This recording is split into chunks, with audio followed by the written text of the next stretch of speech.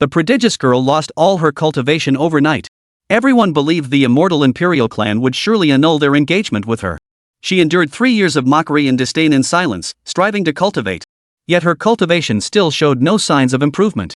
Sure enough, the family order now sends you, her fiancé, to break off the engagement. After sorting things out, you couldn't help but twitch at the corner of your mouth. Aren't you just the textbook villain here? The thought of being trampled by your once downtrodden fiancé after her resurgence made you instantly resolute. Upon arriving at the Xiantian sect, you slowly spoke. I came today primarily to discuss the marriage arrangement with Miss Xiao. As your words fell, everyone present became certain that your visit was undoubtedly to call off the engagement, bringing mixed emotions. Some were delighted while others were dismayed. Over these years, we have never met, and our feelings are lacking. Moreover, I've heard some rumors about her. Upon hearing this, Xiao Yener clenched her teeth tightly and balled her fists in frustration. She felt deeply ashamed before her father. After becoming a useless waste, not only had she dragged her father, Xiao Zhan, into immense disgrace, but now she was even about to be publicly humiliated by having her engagement broken. Although Xiao Zhan had anticipated this outcome, when it actually happened, he still found it hard to accept. Unexpectedly, you suddenly shifted your tone, your gaze burning intently at Xiao Yener. But no matter what, Miss Xiao remains my fiancée. I came here today precisely to put an end to all these malicious rumors. After speaking, you scan the entire hall and declare, today, I make my stance clear here. Even though Yener has lost her talent, I still stand by her side. If anyone dares to humiliate her again, they must be prepared to face my wrath. Your domineering declaration echoes through the hall, leaving Xiao Yener utterly bewildered. Didn't you come to annul the engagement? How did it turn into backing her up in the Xiantian sect?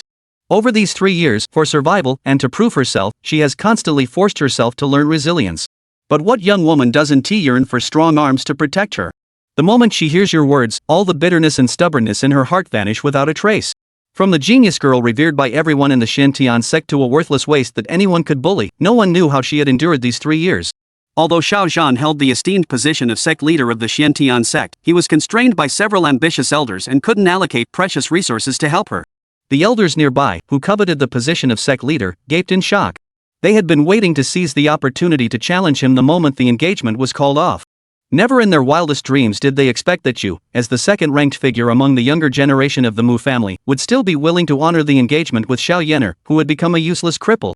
Xiao Zhan pinched his thigh hard to confirm he wasn't dreaming, then stammered, "Nephew, why you're serious about this?" You chuckled lightly. Of course, my visit to the profound heaven sect this time is precisely in hopes that the marriage contract can continue to be honored. Xiao Yener mustered her courage to look at you, her delicate face slightly flushed, a hint of sweetness welling up in her heart. This arranged marriage with someone she'd never met before didn't seem so bad after all. At least the impression you gave her was quite favorable. The elders present, however, were plunged into confusion. As a subordinate sect of the Mu family, they were well informed about its affairs. It wouldn't be long before the Mu family's 5 great lineages would compete for the position of young master.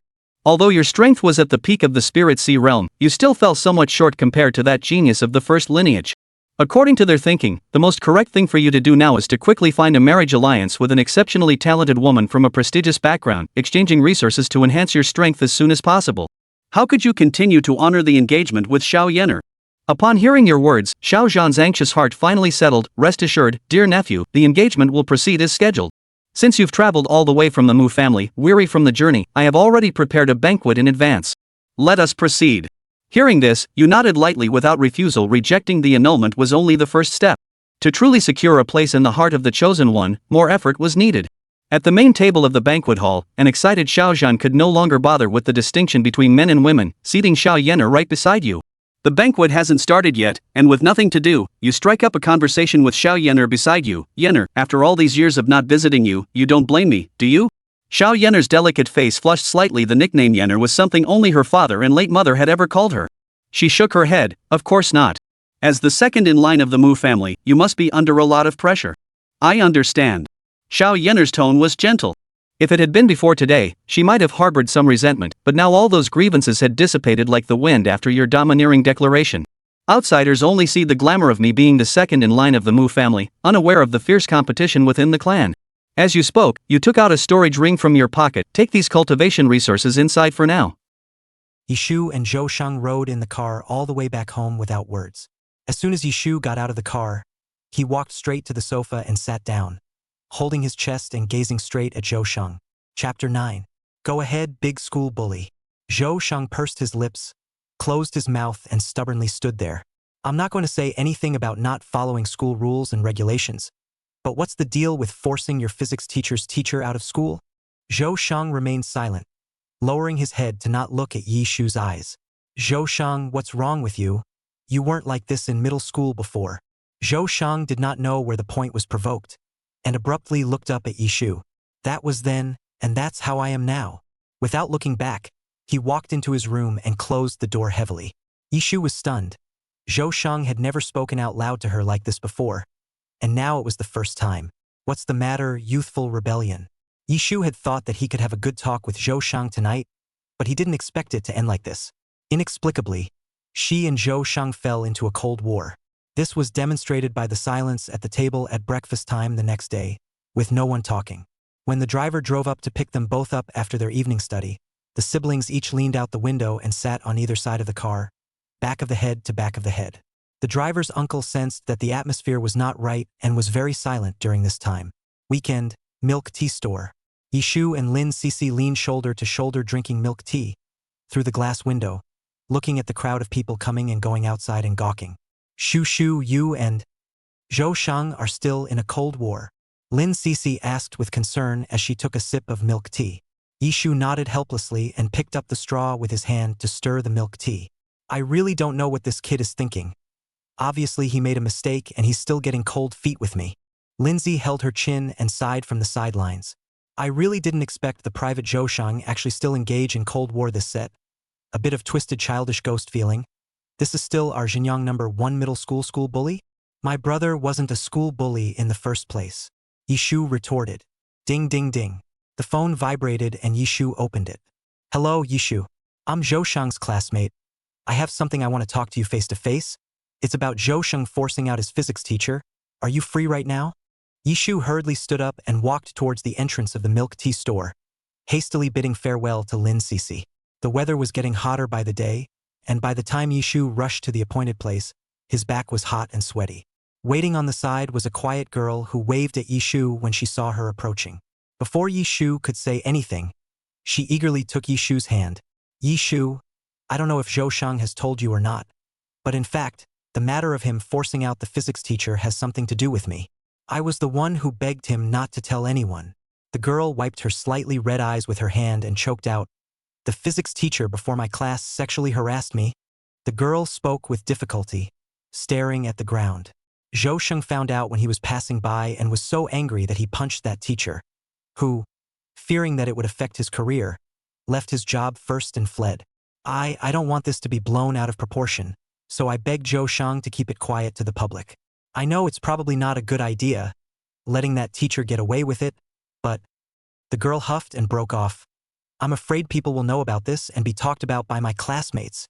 After saying that, he covered his face with his hands, not daring to look at Yi Shu again. Zhou Shang all took on such a stigma because of me, and I'm grateful to him. I really am a coward. Yi Shu didn't expect things to be so twisted, and after hearing the girl finish, his heart was inexplicably a little sad. Girls always have it much tougher than boys, and when things like this happen, they are obviously victims, but they are afraid to speak up. Fear of the victim guilt theory, fear of having one's reputation affected, fear of being subjected to strange stares from others. The public always focuses too much on the girls too. Yi Shu patted the girl's back and softly comforted. It doesn't matter. It's not your fault. Zhou Shang, he said nothing, is the best thing to do for you. After all, that teacher has fled, but it is you who remains in the school. Yi Shu gently held the girl's hand. Now, even if the truth is exposed, the one who will be discussed in the school is not that scum teacher, but it will be solely you who is the victim. Thank you. Thank you for understanding me. The girl held Yi Shu's hand tightly and shook it gently. Yi Shu, don't be misled by those messages on the posting bar. Zhou Shang, he's always been a kind and gentle person. He's not some ferocious school bully that other people talk about. Well, I know. Yi Shu's peach blossom eyes curved and she looked up at the sky, her brows filled with tenderness. I've always trusted Zhou Shang. Even after reading about it on the posting, I still believe him as always. I think there must be something else going on when that happened.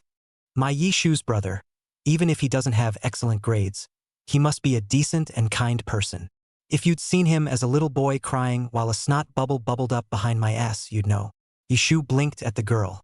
Ah. Zhou Shang was actually a little crybaby when he was little. The change is really great. The girl burst out laughing in surprise.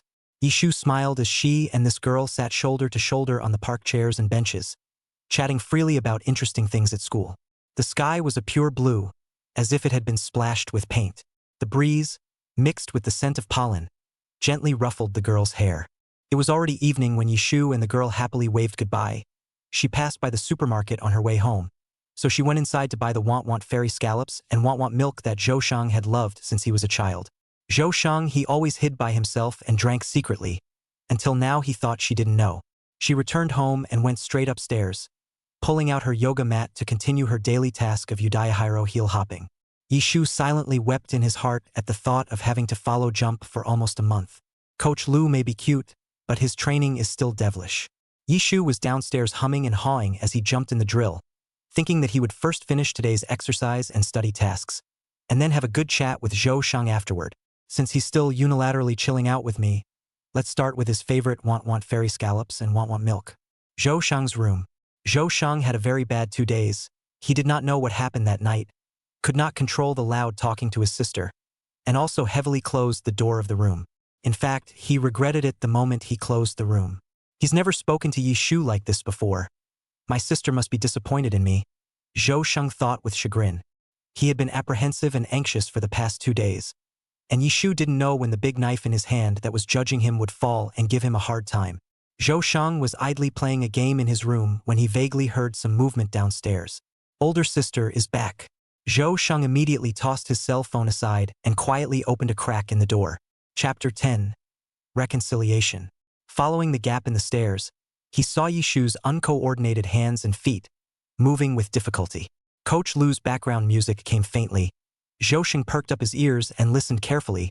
It was Dragon Fist.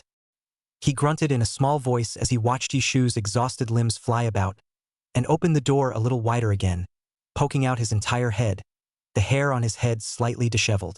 Zhou Shang silently spat in his heart. The basic jumping drill has not yet learned to go to the challenge of the Dragon Fist. It would be strange if he did not die of exhaustion. He stared slyly at Yishu's back, grudgingly touched the doorknob, and thought hatefully. There is this time to follow the practice with Coach Lu. Why don't you have time to come over and speak to me? Although he did do very wrong, but the old sister cannot first say a word to give him a step down well, each other so not on the Cold War. He really cannot stand it. Zhou Shang grumbled hatefully in his heart, not paying attention to the widening doorway of his room. At this time, Yishu was a bit tired from jumping and bent down to catch his breath. Slightly inclining his head, he met Zhou Shang's gaze. Yishu. Zhou Shang. The siblings were silent with each other, and for a moment it was as if the world had stood still. At this time, Zhou Shang's appearance was comical. Most of his body was tilted, his neck was stretched out, and his chin was slightly lifted, as if he was reaching for something. Yishu looked at Zhou Shang's comical appearance, and for a moment he couldn't hold back and burst out laughing. Zhou Shang came back to his senses, realizing his hilarious posture, and scratched his head with some chagrin, his eyes wandering around, just not looking at Yishu. Come down, let's have a chat. Yishu smiled helplessly and took the lead, patting the sofa and signaling Zhou Shang to come downstairs.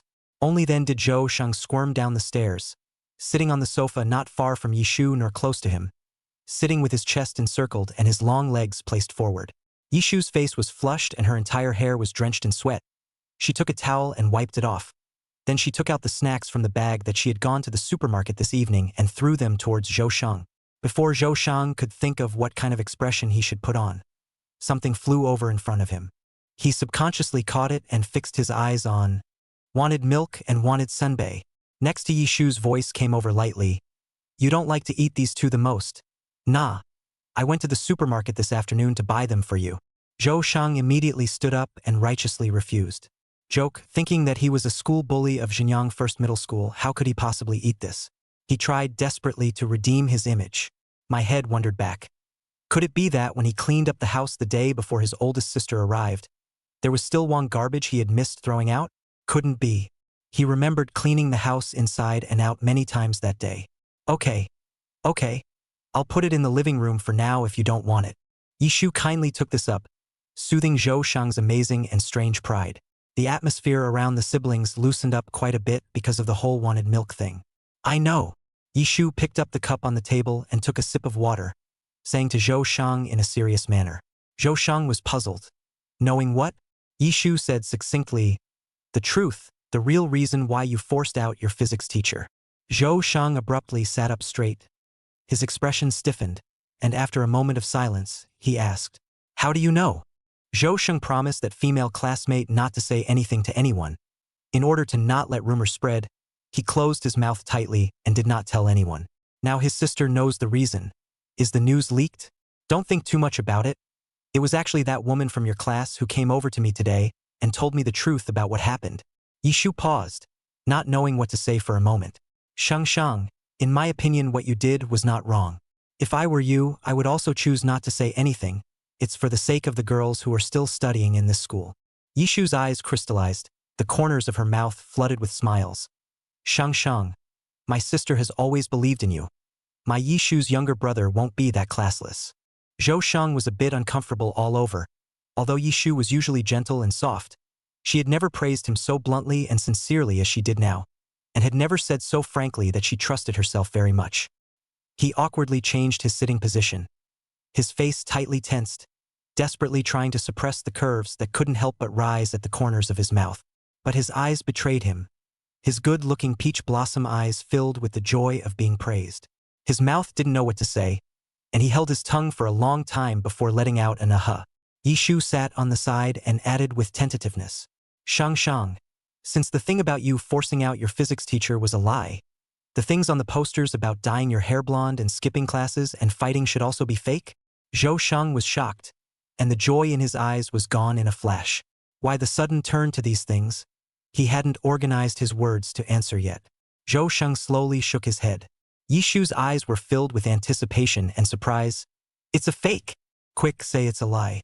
It's a lie. My brother must still be the same docile and coquettish teenager he remembers. Yishu prayed in his heart that the ones on the posters were all fake. Zhou Shang spoke with difficulty. It is true. Immediately after saying that, he rushed back to the room in a lightning-fast manner. Yishu's hopes were dashed, and as she looked at Zhou Shang's back, she puckered her face in anger and stood on the sofa, thrusting her waist and yelling at him. Zhou Shang, you little brat. You can't escape for a while. I won't let you school bully turn into a school bully. This lady won't be surnamed Yi. The next morning, the siblings ate at the table, and Zhou Shang yawned as he ate. Pa Yishu took out a pile of information from his school bag and slammed it in front of Zhou Shang's eyes. Yishu couldn't sleep last night in bed thinking left and right, and felt that he couldn't let Zhou Shang continue to play things like this. The fact that Zhou Shang has not turned bad now, has not lost his 3 views, and is still a human being does not mean that he will still have 3 views and be a human being in the future. She pondered over it for half a day, and felt that it was better to put Zhou Shang in front of her eyes to watch. So she made a series of plans last night to help Zhou Shang improve his studies. Yishu stood in front of Zhou Shang with his chest hugged and pointed to the thick study materials on the table. These, you have to show me all of them before this monthly exam. This monthly exam, I want to see your grades improve. Don't give me the bottom again. Xinjiang No. 1 Middle School is divided into 2 classes. 1 to 6 are science classes and 7 to 12 are arts classes. 1 and 7 are experimental classes for science and arts respectively. And Zhou Shang is in the 6th class is the legendary slag class, as the name suggests, is the results of the rotten to the dregs. Yishu thought of Zhou Shang's grades and felt that she had no eyes, thinking that she took the first place in her grade every year. How could she have a bottom-feeding brother? She and Zhou Shang are dragon and phoenix children. There shouldn't be such a gap. Zhou Shang silently swallowed a mouthful of buns, looked at the amazingly thick information and persuaded, Sister, not so much, we really don't. Chapter 11 English Speech Contest. Not to. Yishu crossed his eyes. I'm going to reform you from today. Mom and Dad are busy, so this young lady will personally supervise you. Zhou Shang shrunk his head and secretly winced. Why did he have a very bad premonition? When they arrived at school, the 2 siblings went back to their respective classes, and before they left, Yishu threw Zhou Shang an I'm watching you expression. Zhou Shang sighed in his heart, how he felt that his old sister was a bit gradually cranky in the past 2 days. The gentle sister is not going to be gone from now on. Zhou Shang stepped into the classroom with heavy footsteps, carrying a large pile of materials that his old sister had given him in the morning. Yi Ziming was rushing through his homework, and seeing the mournful aura on Zhou Shang, he patted him on the shoulder. "Brother Shang, what's wrong? Still in a cold war with our sister?" Zhou Sheng shook his head. "Nope, talked it out last night. But my sister seems to be trying to reform me after she knows about my school bully status." He took the thick pile of study materials out of his book bag and heaved them on the table. Zemin was lying on the table laughing so hard that he was about to go off the deep end. Bitchily, he came over to Zhou Shang's side. "Brother Shang, I didn't expect you to have today." Zhou Shang reached out and pushed Zeming's shoulder, laughing and cursing. "Get the hell out." After that, he silently picked up his pen and began to write the homework his own sister had assigned him. A long way to go. Sophomore class. When Yishu walked into the classroom, it was quiet inside. The English teacher was leaning on the podium. She saw Yishu come in and nodded towards him. Seeing Yishu sitting in her seat, the English teacher scanned the faces of the students around her. She clapped her hands and said, "Okay, everyone's here. Next I'll say one thing." The class looked up at this and stopped what they were doing. In order to practice our school students' ability to express themselves in English orally, our school has decided to organize an English speech contest. There are 2 places for each class. The English teacher knocked on the table. It's worth noting that the English speech contest is a school-wide organization, and every grade is put together to compete. The students on the stage began to whisper as they listened. "I can't believe I'm going to be competing with the seniors and juniors. This scene must be exciting." "It's really exciting, but we can outfox the other grades. For one thing, our grade's liberal arts lab class is tough to deal with. Not to mention the big boys in the senior class." The students under the stage were talking a lot. The English teacher saw this, patted the table and laughed. "Our class should be cheering ducks.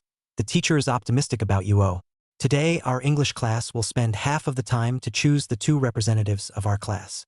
After saying that, she stepped on her high heels and walked out of the classroom with a slender figure. Strange as it may seem, Yishu found that since childhood, the English teachers who have taught her have all been very beautiful. An everyday address does not carry a repetition, and the body also has a very good smell of perfume. I didn't realize that when I came to be city, the English teacher was also like this. Seeing such a teacher is really pleasing to the eye, and you can concentrate a few points more in class. After all, who doesn't love beautiful women? Because of the English teacher's remark, after the morning study period, the students in the neighborhood gathered to discuss the matter. "I don't know if you guys have gone to the senior floor to see it." Wang Yen made a pretense at the back of the classroom as a bunch of people gathered around him. "I was bored once, so I dragged Lu with me to see what the big boys of the senior class were up to. You guys should really check out the outstanding people in that corridor of the senior class. Their battle scores are really amazing.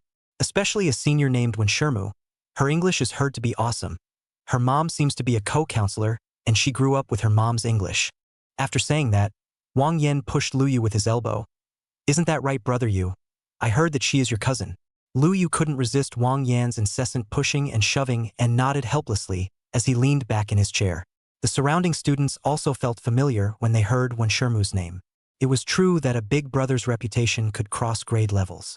Because of some words of Wang Yan, the surrounding students are a little nervous. Fighting spirit is also a little lower. According to this, our class has no chance of winning. I still fantasize about our class to kill the 4 sides. Which can Wang Yan waved his hand, pointing his finger in the direction of Lin Cece. "Nah, that one is our class representative of the English class. The strength of the bar at least can be into the final round." The crowd nodded as they followed the direction of Wang Yan's finger and looked at Lin Cece, who was laughing with Yishu and didn't know what they were chatting about. Indeed, the English class representative in their class is also very strong. "If you really can't, there's still our brother Lu." Wang Yan patted Lu Yu's shoulder and flirted.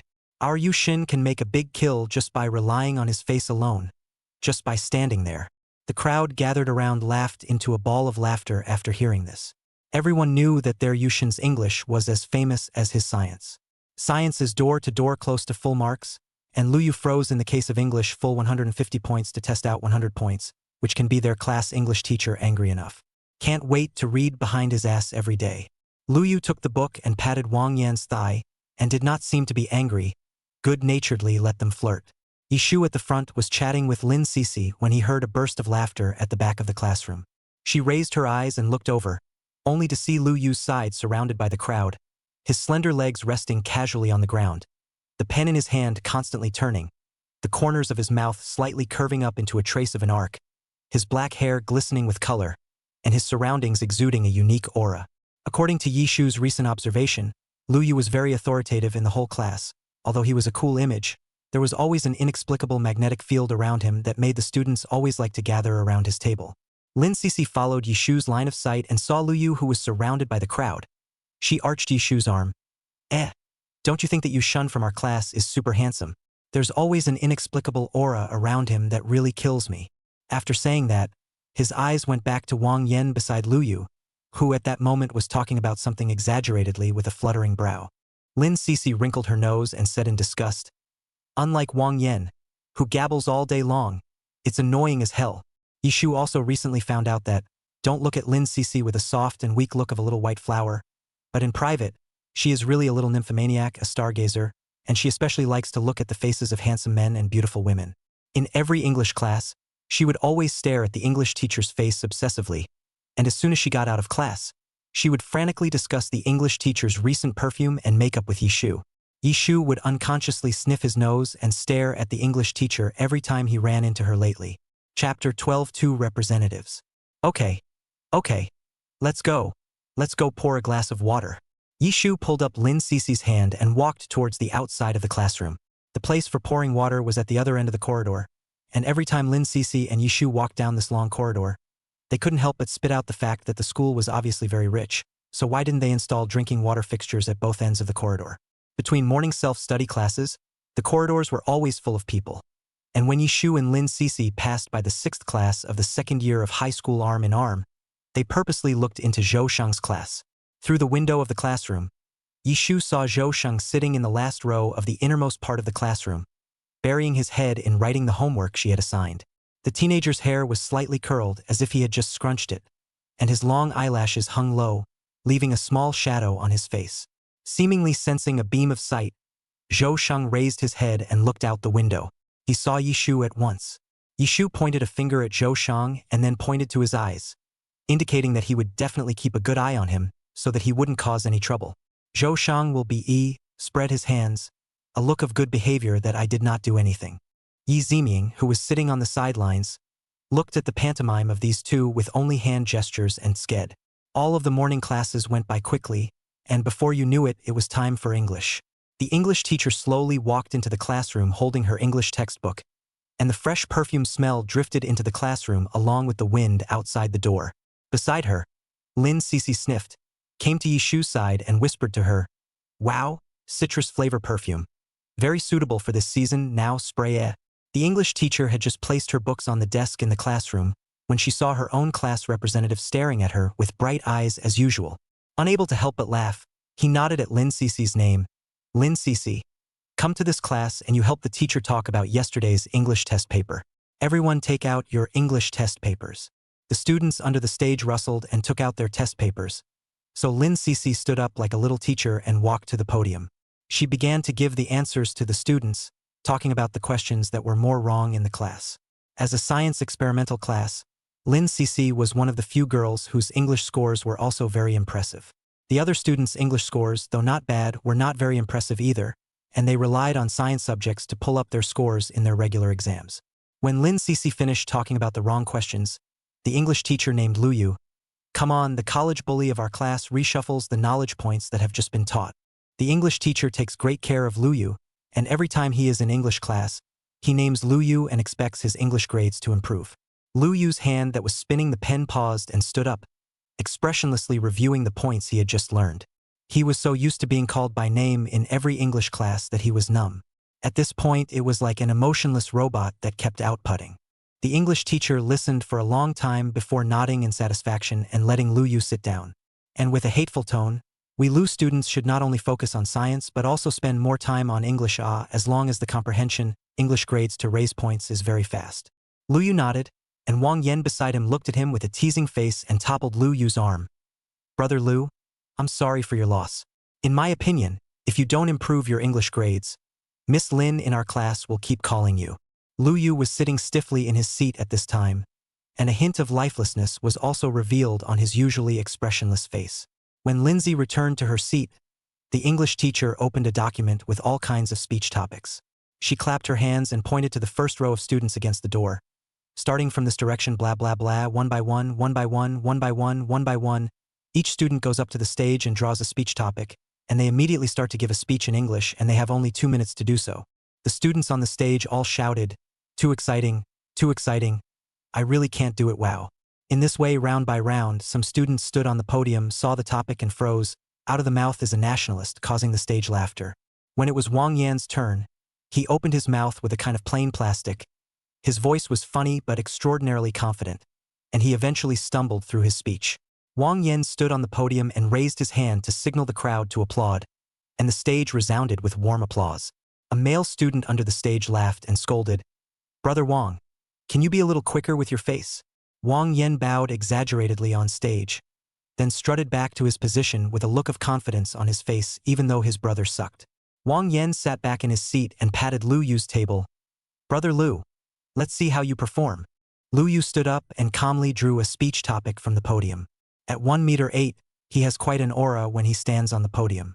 The crowd stared at Lu Yu, curious as to what he would say.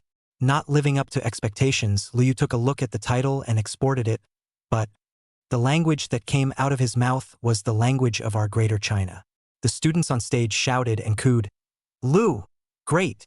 After finishing his eloquent talk for exactly 2 minutes, Lu Yu went off the stage in a handsome manner with the posture of a male model walking.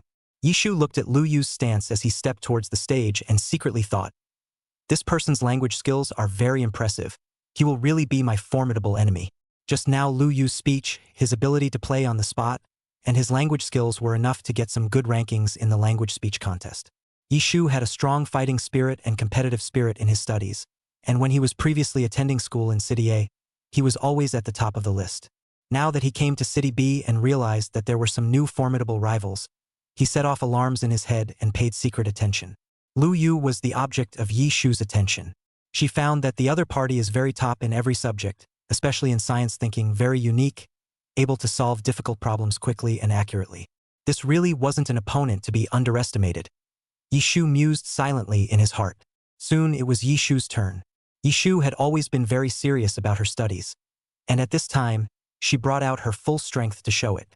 Yishu drew out the speech topic on the podium, quickly drew a mind map and a clear chain of logic in his mind, and opened his mouth with a fluent American English.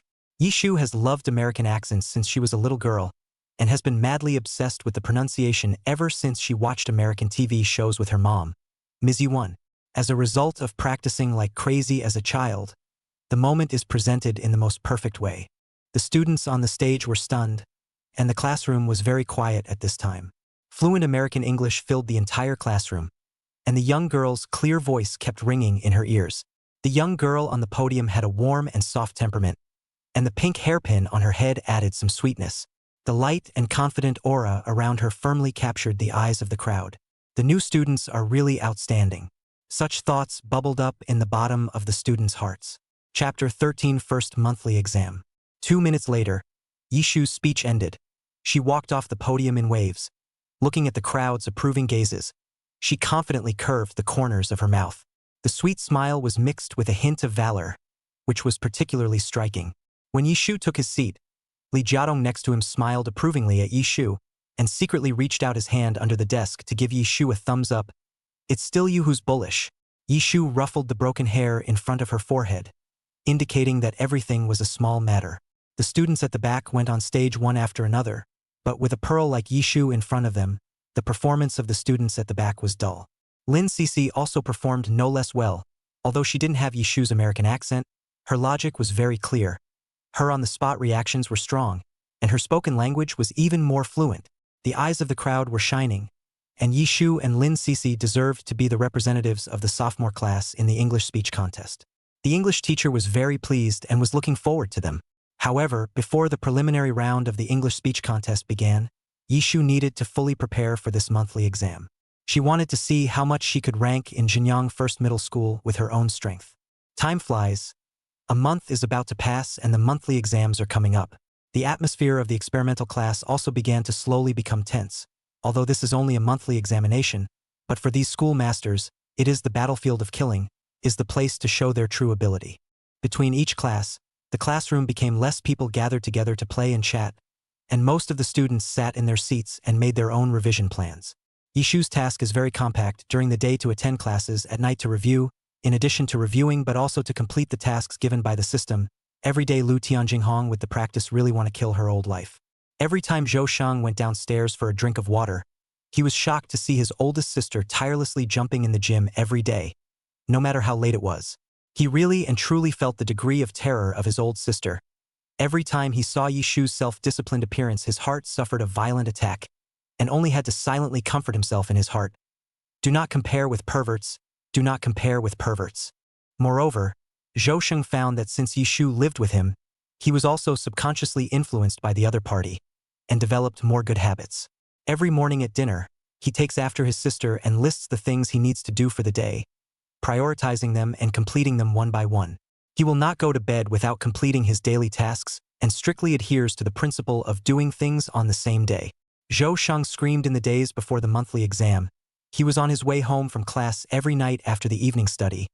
Yishu will be pumped to memorize some of his knowledge points. Even when he got home, his sister would give him extra kicks in the pants, highlighting exams and topics that might be on the test. Yishu had really gone to great lengths to get Zhou Sheng out of the bottom one position. Yishu often silently sighed in her heart. Just what she did for Zhou Sheng is Zhou Sheng's class teacher of their class have to be moved to tears when they see the extent. Just like that, day by day, the days were full and fast-moving, and the monthly exams were just around the corner. The school schedules 3 days of monthly exams in the order of math, English, physics, language, chemistry, and biology. After Yishu and Lin Cece parted at the classroom door, they stepped into the examination room with the scribbling pens, water pens, and test passes.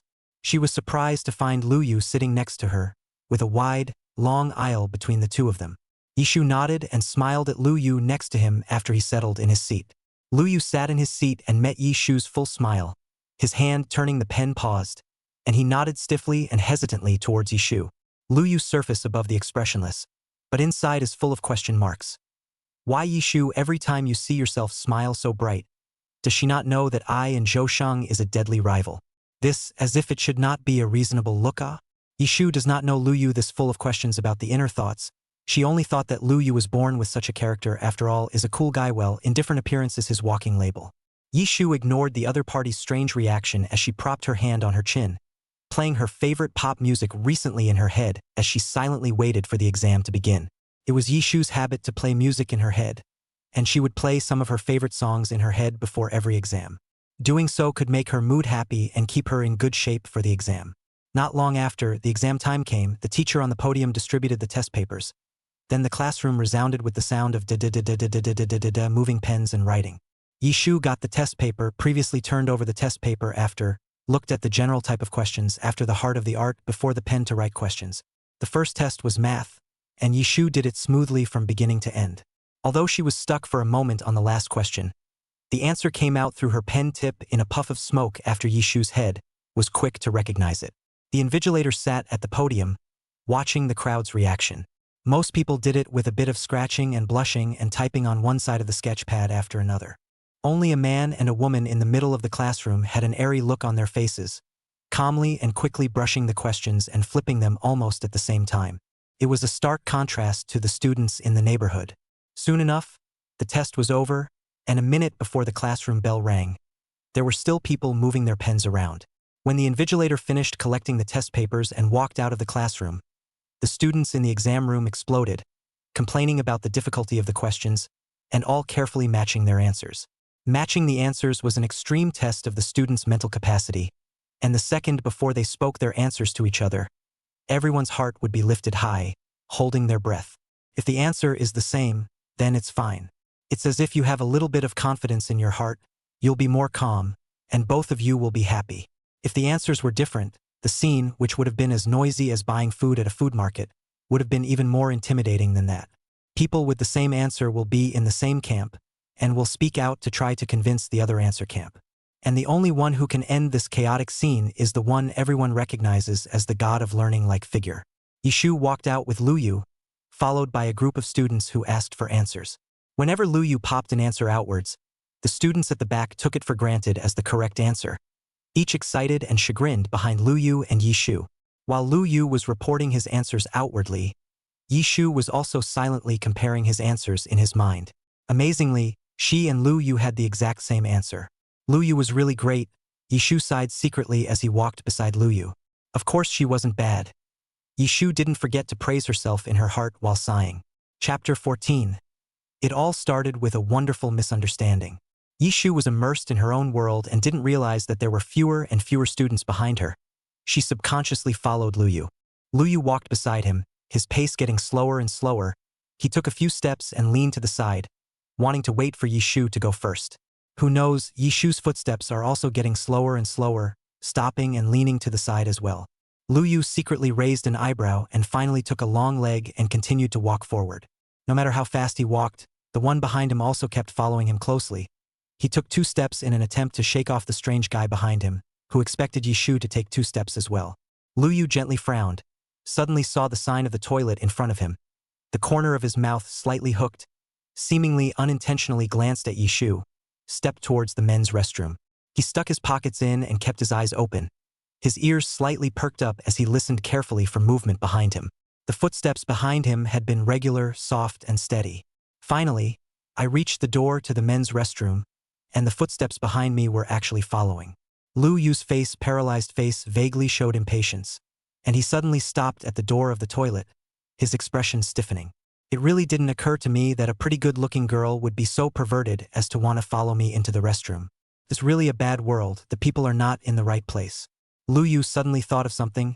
Oh yes, recalling the way she smiled especially brightly at herself every time. Even though she knew he was Zhou Shang's nemesis, the way those eyes still looked at him fondly. Luyu couldn't help but shiver. Could it be that Yishu she secretly loves me, or even wants to explicitly love me? Luyu's cold face finally broke. He knew that he had a handsome face and a good body, and his academic performance that goes without saying that it is normal for many people to secretly like him. But Zhou Shang, his sister, is really unique. Actually followed him to the men's restroom. Such a perverted like is still the first time to see. Yishu was not aware of what was going on in Luyu's head in 7 thoughts. She was still immersed in her own world when suddenly her head hit someone's back. I hadn't realized that someone's back was actually so strong that it hit her head raw.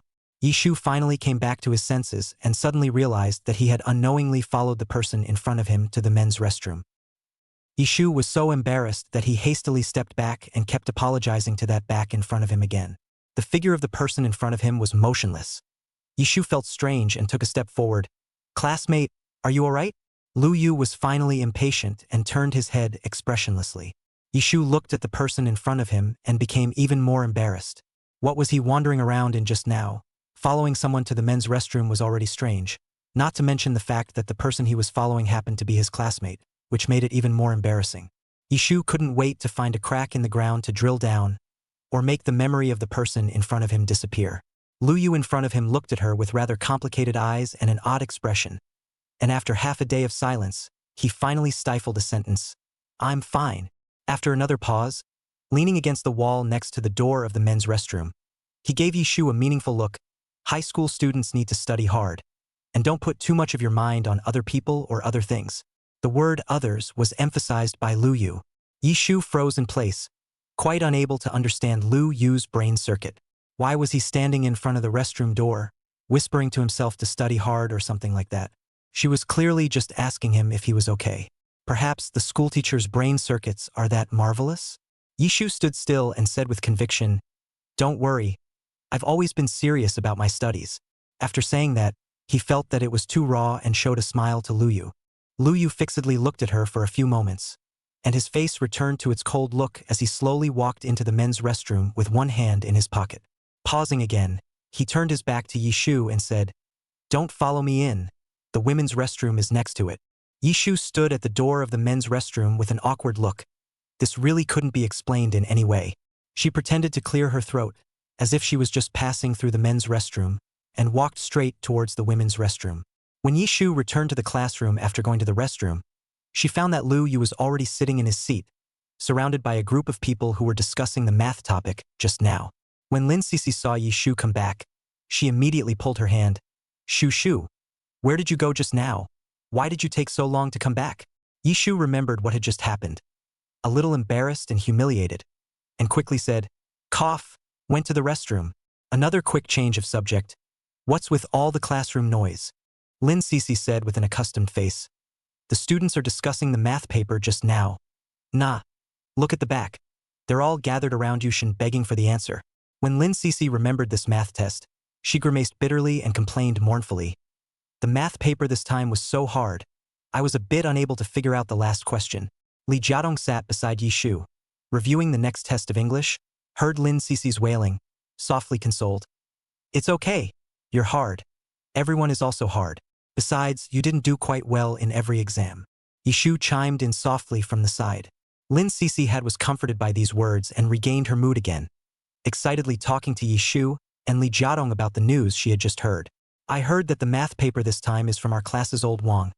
It really can't be seen at all. The old Wang usually smiles and lectures. I didn't expect this out of the paper out so hard. Yi Shu patted Lin Cece's shoulder. Simple waif. You didn't realize our old king's dark attributes. It's not strange at all for him to come up with difficult papers. Li Jiadong nodded. That's right. Have you forgotten how old Wang abused us in class every day? Lin Cece thought back to one of the perverted questions that old Wang gave out in every class and was deeply moved. Yi Shu realized that the days of each exam, time flew by. After all, a few hours passed after the exam. Exams always consume too many brain cells. Yi Shu was so hungry that his chest was stuck to his back, and he ran to the cafeteria with Lin Cece to frantically dry rice and replenish his energy. Zhou Shang and Yi Ziming were looking for a seat with their dinner plates, when they suddenly saw his sister. Their eyes lit up and they led Yi Ziming to sit down at Yi Shu's table. How was the exam? Yi Shu swallowed a mouthful of rice and asked with concern. Don't mention it, old sister. This paper is also too difficult. Zhou Shang sighed as he poked at his plate. But sis, you're really gotta. There were a few questions that you got right. Give you more than a compliment. Yi Shu curved his eyes. Small meaning. Small meaning. Next to him, Yi Ziming took the opportunity to greet Yi Shu and Lin Cece. The meal was enjoyable for everyone, forgetting the stress of the morning's exams. Back in the classroom, Lin Cece came over to Yi Shu and said, Shu Shu. Zhou Shang is not at all like what is rumored in the posters. Yi Shu raised his chin and said affirmatively, That's right. My brother has always been a polite and good boy, although he skipped class and fought before, violating school rules. The more Yi Shu spoke, the more he sweated and paused. Anyway, I'll make him behave no matter what. And not forgetting to affirm himself when he finished. Lin Cece snickered at the side. She realized that Yi Shu was really cute. Superscript 3C. Chapter 15, Meeting at the Amusement Park. Yi Shu answered the next few exams very well. Although she didn't know exactly how she would do on the exams, she felt that she had already played to her basic strength. It's just that she didn't quite dare to get too close to Lu Yu on her way to the exam room and back to the classroom. Almost walking into the men's restroom with Lu Yu that day was so embarrassing that as soon as she recalled that image in her head, she could have stubbed her toe in a 3-room apartment. After the monthly examination is a double holiday, Yi Shu felt that after the examination should be relaxed to relieve the pressure, so that they can be full of energy to meet the next study. Zhou Shang's eyes lit up when he heard his sister's proposal, and he completely raised his hands and feet in favor of it. You know how badly he was repressed by his sister 2 weeks before the monthly exams, holding his head down every day to make him study hard. Yi Shu almost wanted to pry his head open and pour a brain full of knowledge into his head. The siblings made a date with Yi Ziming, Lin Cece, and Li Jiadong to go to a recently opened playground. Amusement parks have been very hot in B City recently, and many internet bloggers have posted publicity and given many tips on how to play the amusement parks. Getting this little group of friends is also very heartwarming. Saturday morning, the sun was just right. The sky was as blue as a transparent blue paper, and a few thin and light white clouds moved slowly with the gentle wind. The few people arranged to meet at the entrance of the amusement park. Yi Shu and Zhou Shang then rode towards their destination on their shared bicycles, rejecting the offer of the driver master who wanted to drive them there. The siblings stick to the inside lane of the road, marching forward and backward toward the amusement park. Zhou Shang rode in front of Yi Shu, playing navigation to lead the way. The teenager had a white tee and black pants. His hair was blowing in the wind, and his clothes were slightly bulging. The balsam camphor trees on both sides of the street also grew very happily at the end of September, with spreading branches and flourishing leaves. Along the street to look forward is a large thick green. Yi Shu followed behind Zhou Shang, his brows stretching as he felt the free and happy air, letting the gentle wind run through his hair. It didn't take long for the siblings to stop the shared bike in front of the amusement park. Lindsay and the others were so excited that they were standing at the amusement park entrance early before the appointed time. Yishu and Zhou Shang parked their shared bicycles and saw Lin Cece's waving hands in the distance. The siblings and their buddies finally managed to gather at the entrance of the amusement park. The entrance to the amusement park was bustling with colorful bubbles floating in the air along with the wind, and people had big smiles on their faces. Little children ran wildly on the ground, occasionally letting out silver bells of laughter. Vendors selling toys with all kinds of toys attracted a lot of people's attention. In short, an amusement park is a candy jar of happy feelings. Anyone who comes to an amusement park will be infected by the pleasant atmosphere around them, and their hearts will always be drenched with a touch of sweetness. Yishu and Lin Shishi were also attracted by the stall selling toys and pulled the remaining 3 boys along to take a look at the stall. The teenagers, who kept yelling "these toys are too childish," were eventually compelled by something to leave the toy stall with a toy in each hand. Looking at each other's toys held in each other's hands, they kept spitting, but the movement of playing in their hands didn't stop. After a few moments of frolicking, Yishu and the others chose a more comprehensive route based on the garden tour guide to start today's journey. At this time, Lu Yu and Wang Yan were also standing straight at the entrance of the amusement park, and there was a kawaii-dressed little girl in the middle of the two. Lu Yu was ready to sleep at home after the exams, but he couldn't help the crazy bombardment of Wang Yan's phone calls, begging Lu Yu to go with him to the recently opened amusement park to have fun. Of course, Wang Yan stated that the main purpose was to bring his cousin. Cousin was put in Wang Yan's house today. Wang Yan's mom and dad are very busy, only Wang Yan himself to bring. He could not stop the little devil has been clamoring to go to the newly opened amusement park to play, but also feel a person with a little kid to go a little boring, only to beg his brother Yuel. At that moment, the brothers stood quietly at the entrance to the amusement park, both holding a sweet little girl in their hands. The combination of 2 handsome teenagers and a cute baby is very eye-catching. Wang Yan a hand on Lu Yu's shoulder. Walking brother, as an early exercise with the ability to bring children well. Once again, thank you for your company. Lu Yu raised an eyebrow and took the first step towards the amusement park. My little cousin was so excited the whole time, her short legs never stopping, her eyes shining and drenched in the happy factor. Lu Yu and Wang Yan never thought that bringing up a baby would actually be so tiring. The two of them used an ice cream to temporarily pacify this small group of people, and then sat on a chair by the roadside to rest. Lu Yu's eyebrows showed some lifelessness, and he glanced at Wang Yan. Wang Yan immediately understood, threw him a bottle of water, and knocked on Lu Yu's arm. Brother, it's fortunate that you're here, or else I'd be paralyzed from carrying this baby all by myself. Lu Yu didn't have the time to talk, and nodded, pouring water down his throat one by one. Wiping away the sweat, the brothers leaned their backs against the backs of their chairs, and Timmy sat between them, licking his strawberry-flavored ice cream, his big eyes blinking. Brother, you're so pretty. When the little group finished eating the ice cream, they pouted and heavily kissed Lu Yu's face, leaving behind a cloud of strawberry-flavored wet drool marks. Lu Yu's expression stiffened slightly, and his body leaning against the back of the chair sat slightly straight, not moving at all.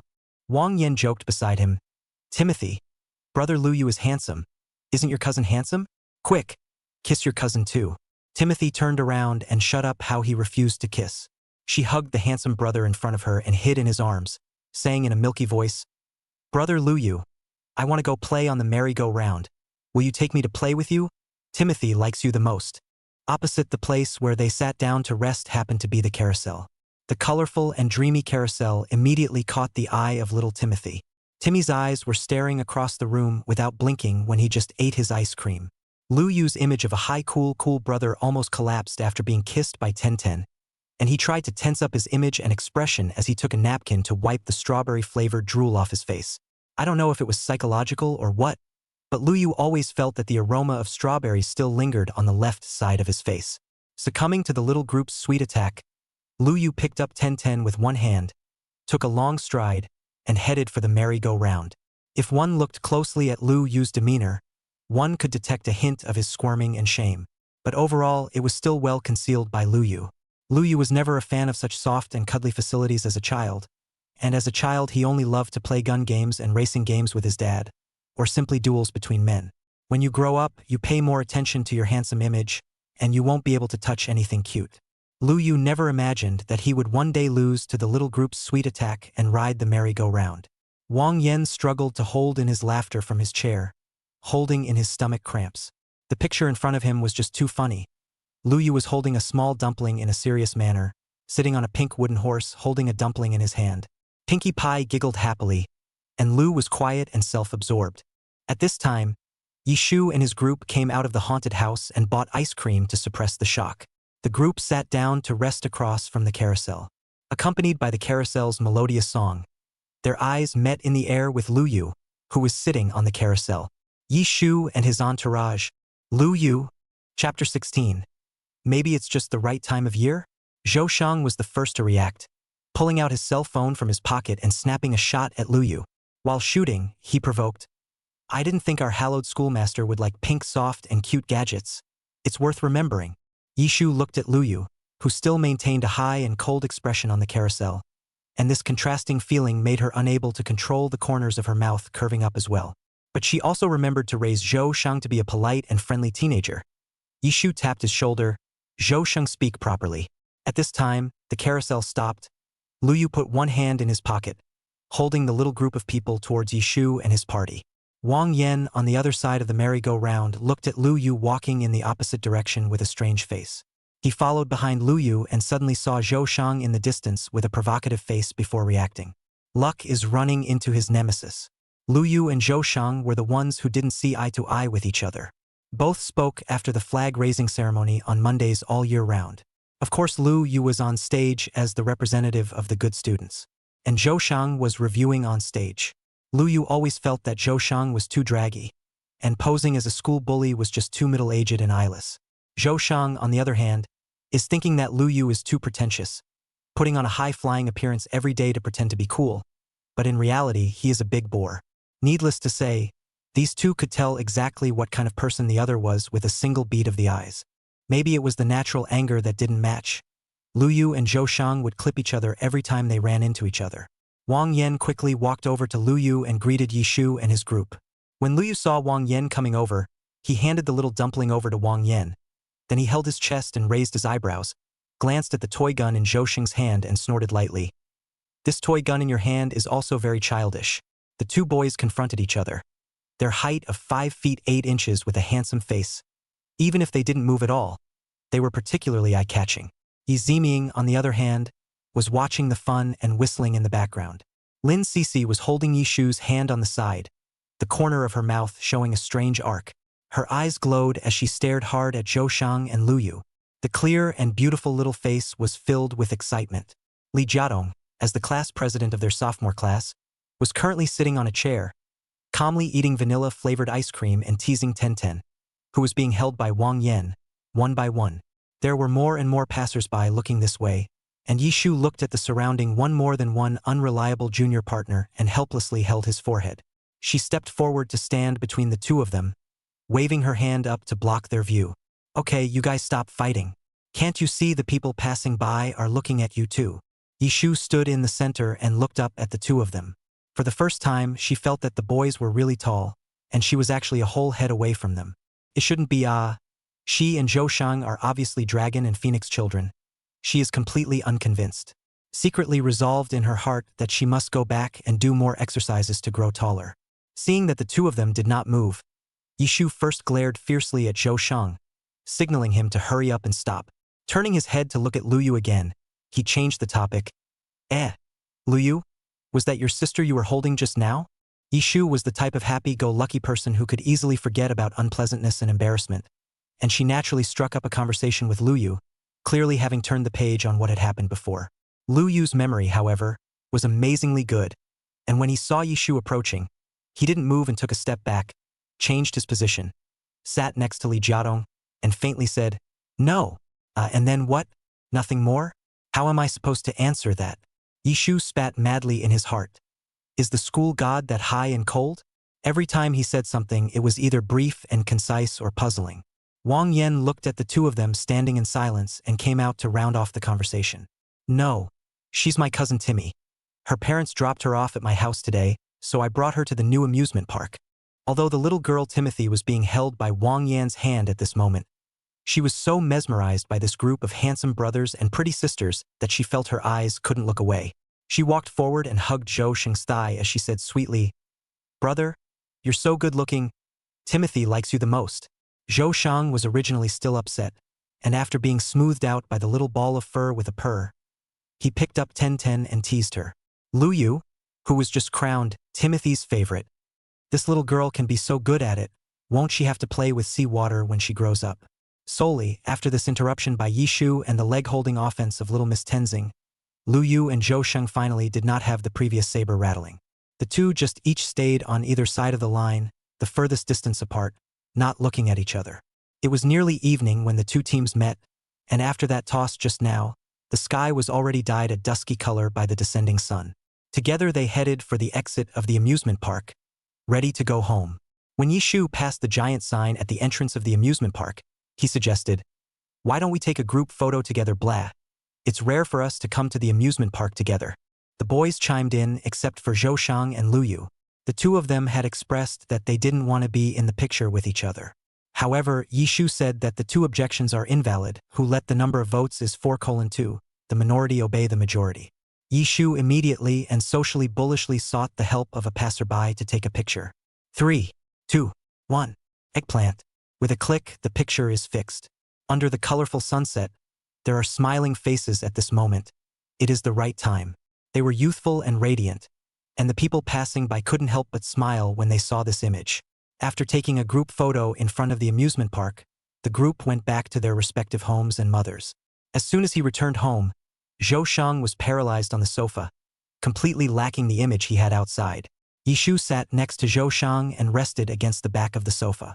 Zhou Shang buried his head into the sofa and said breathlessly, "Sis, who's cooking today? Auntie had something to take off today." Yishu drank some water and slowed down. "Let's order takeout. I really don't have the strength." Once they had their fill, the siblings leaned back on the couch and watched a comedy movie together. I don't know what it was. Maybe it was because the movie was so funny, or maybe it was the small joy and happiness of the moment. Zhou Shang and Yishu both laughed especially hard. Chapter 17. The greatest fear of all students. After a good relaxation on Saturday, Yishu dragged Zhou Shang to the library to study on Sunday. Yishu still always remembers the miserable look of Zhou Shang in the future fragments when he grew up and went to jail. Although she didn't know what had happened yet, Yishu decided that she would pull Zhou Shang first into the sea of learning, to feel the joy of learning, and to accept the trials and tribulations of learning. Yishu firmly believes that learning can well hone one's will, exercise one's patience, and refine a strong heart by 1,000 strokes. In this way, you will be able to think twice before you act, stop acting impulsively, and distinguish between pros and cons. Moreover, with this busy study work, Zhou Shang would not have time to learn bad things. Zhou Shang was sitting across from Yishu at this time pondering over the topic. If he knew Yishu's mental thoughts, he would have shouted something like God to show his dissatisfaction of being suppressed by Yishu. Yi Ziming also sat next to Zhou Shang and pondered over the topic. He realized that since Yishu returned to Be City, he had less and less time to ask Shang to play games. The two of them used to be able to stay in their room and play games all day on their double days off. But now it's harder than hell to ask Zhou Shang out.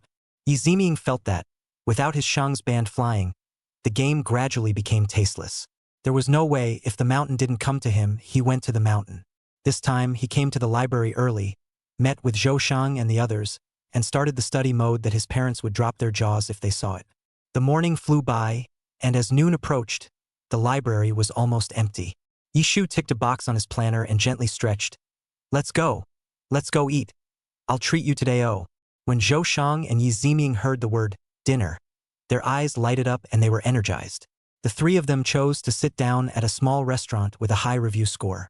As soon as they entered the store, they could smell the fragrance of meat, and several people's stomachs became even hungrier. Yi Ziming and Zhou Sheng gulped, and Zhou Sheng tugged on Yishu's arm. "Sister, let's hurry up and order. I'm about to starve to death." Yishu they found an empty table and sat down, shouting for the waiter to order. The food was served quickly at this restaurant, and the trio began to enjoy their dry meal. Yi Ziming ate pleasantly, swallowing a few slices of meat in 3 bites as he carefully savored the deliciousness of the dish. Ice casually looked around. He suddenly froze and made to touch Zhou Shang beside him with his arm. Zhou Shang was eating vigorously and didn't have time to pay attention to him. "Clip it yourself." Yi Ziming saw that Zhou Shang didn't get his point and frantically poked him with his arm again. The mouth whispered, "Quick, looked diagonally across the room. When Yishu heard Yi Ziming's words, he looked in the direction he said. What's so strange about it? It's just a middle-aged man shivering noodles and eating them. Zhou Sheng really couldn't resist Yi Ziming's inexplicable reaction, slowly swallowed a mouthful of meat, and turned his head to look in the direction Yi Ziming was talking about. He was also dumbfounded, and immediately turned his head to join Yi Ziming in arching his back, shrinking his head, and sitting in a very bizarre position. There was no longer any of the school bully's aura that had been wildly rumored on the posting bar. Yishu face full of question marks. What's the matter with this is? The two of them jerked off? Zhou Shang carefully glanced over there, turned his head, and whispered to Yishu, that person is the homeroom teacher of our class. Classroom teachers are the nightmare of all naughty children, and being at school is scary enough.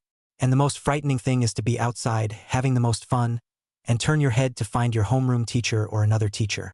The scene would be like a mouse meeting a cat, and there would be no peace of mind. After making a major discovery, the two of them, Zhou Shang and Yi Ziming, didn't have as much of an appetite. They absent-mindedly chucked in their rice, always glancing at the figure in the corner with their afterimages. Yishu was still happily eating with a big mouthful, looking at the two goons in front of him, helplessly said, as for that, the teacher won't do anything to you.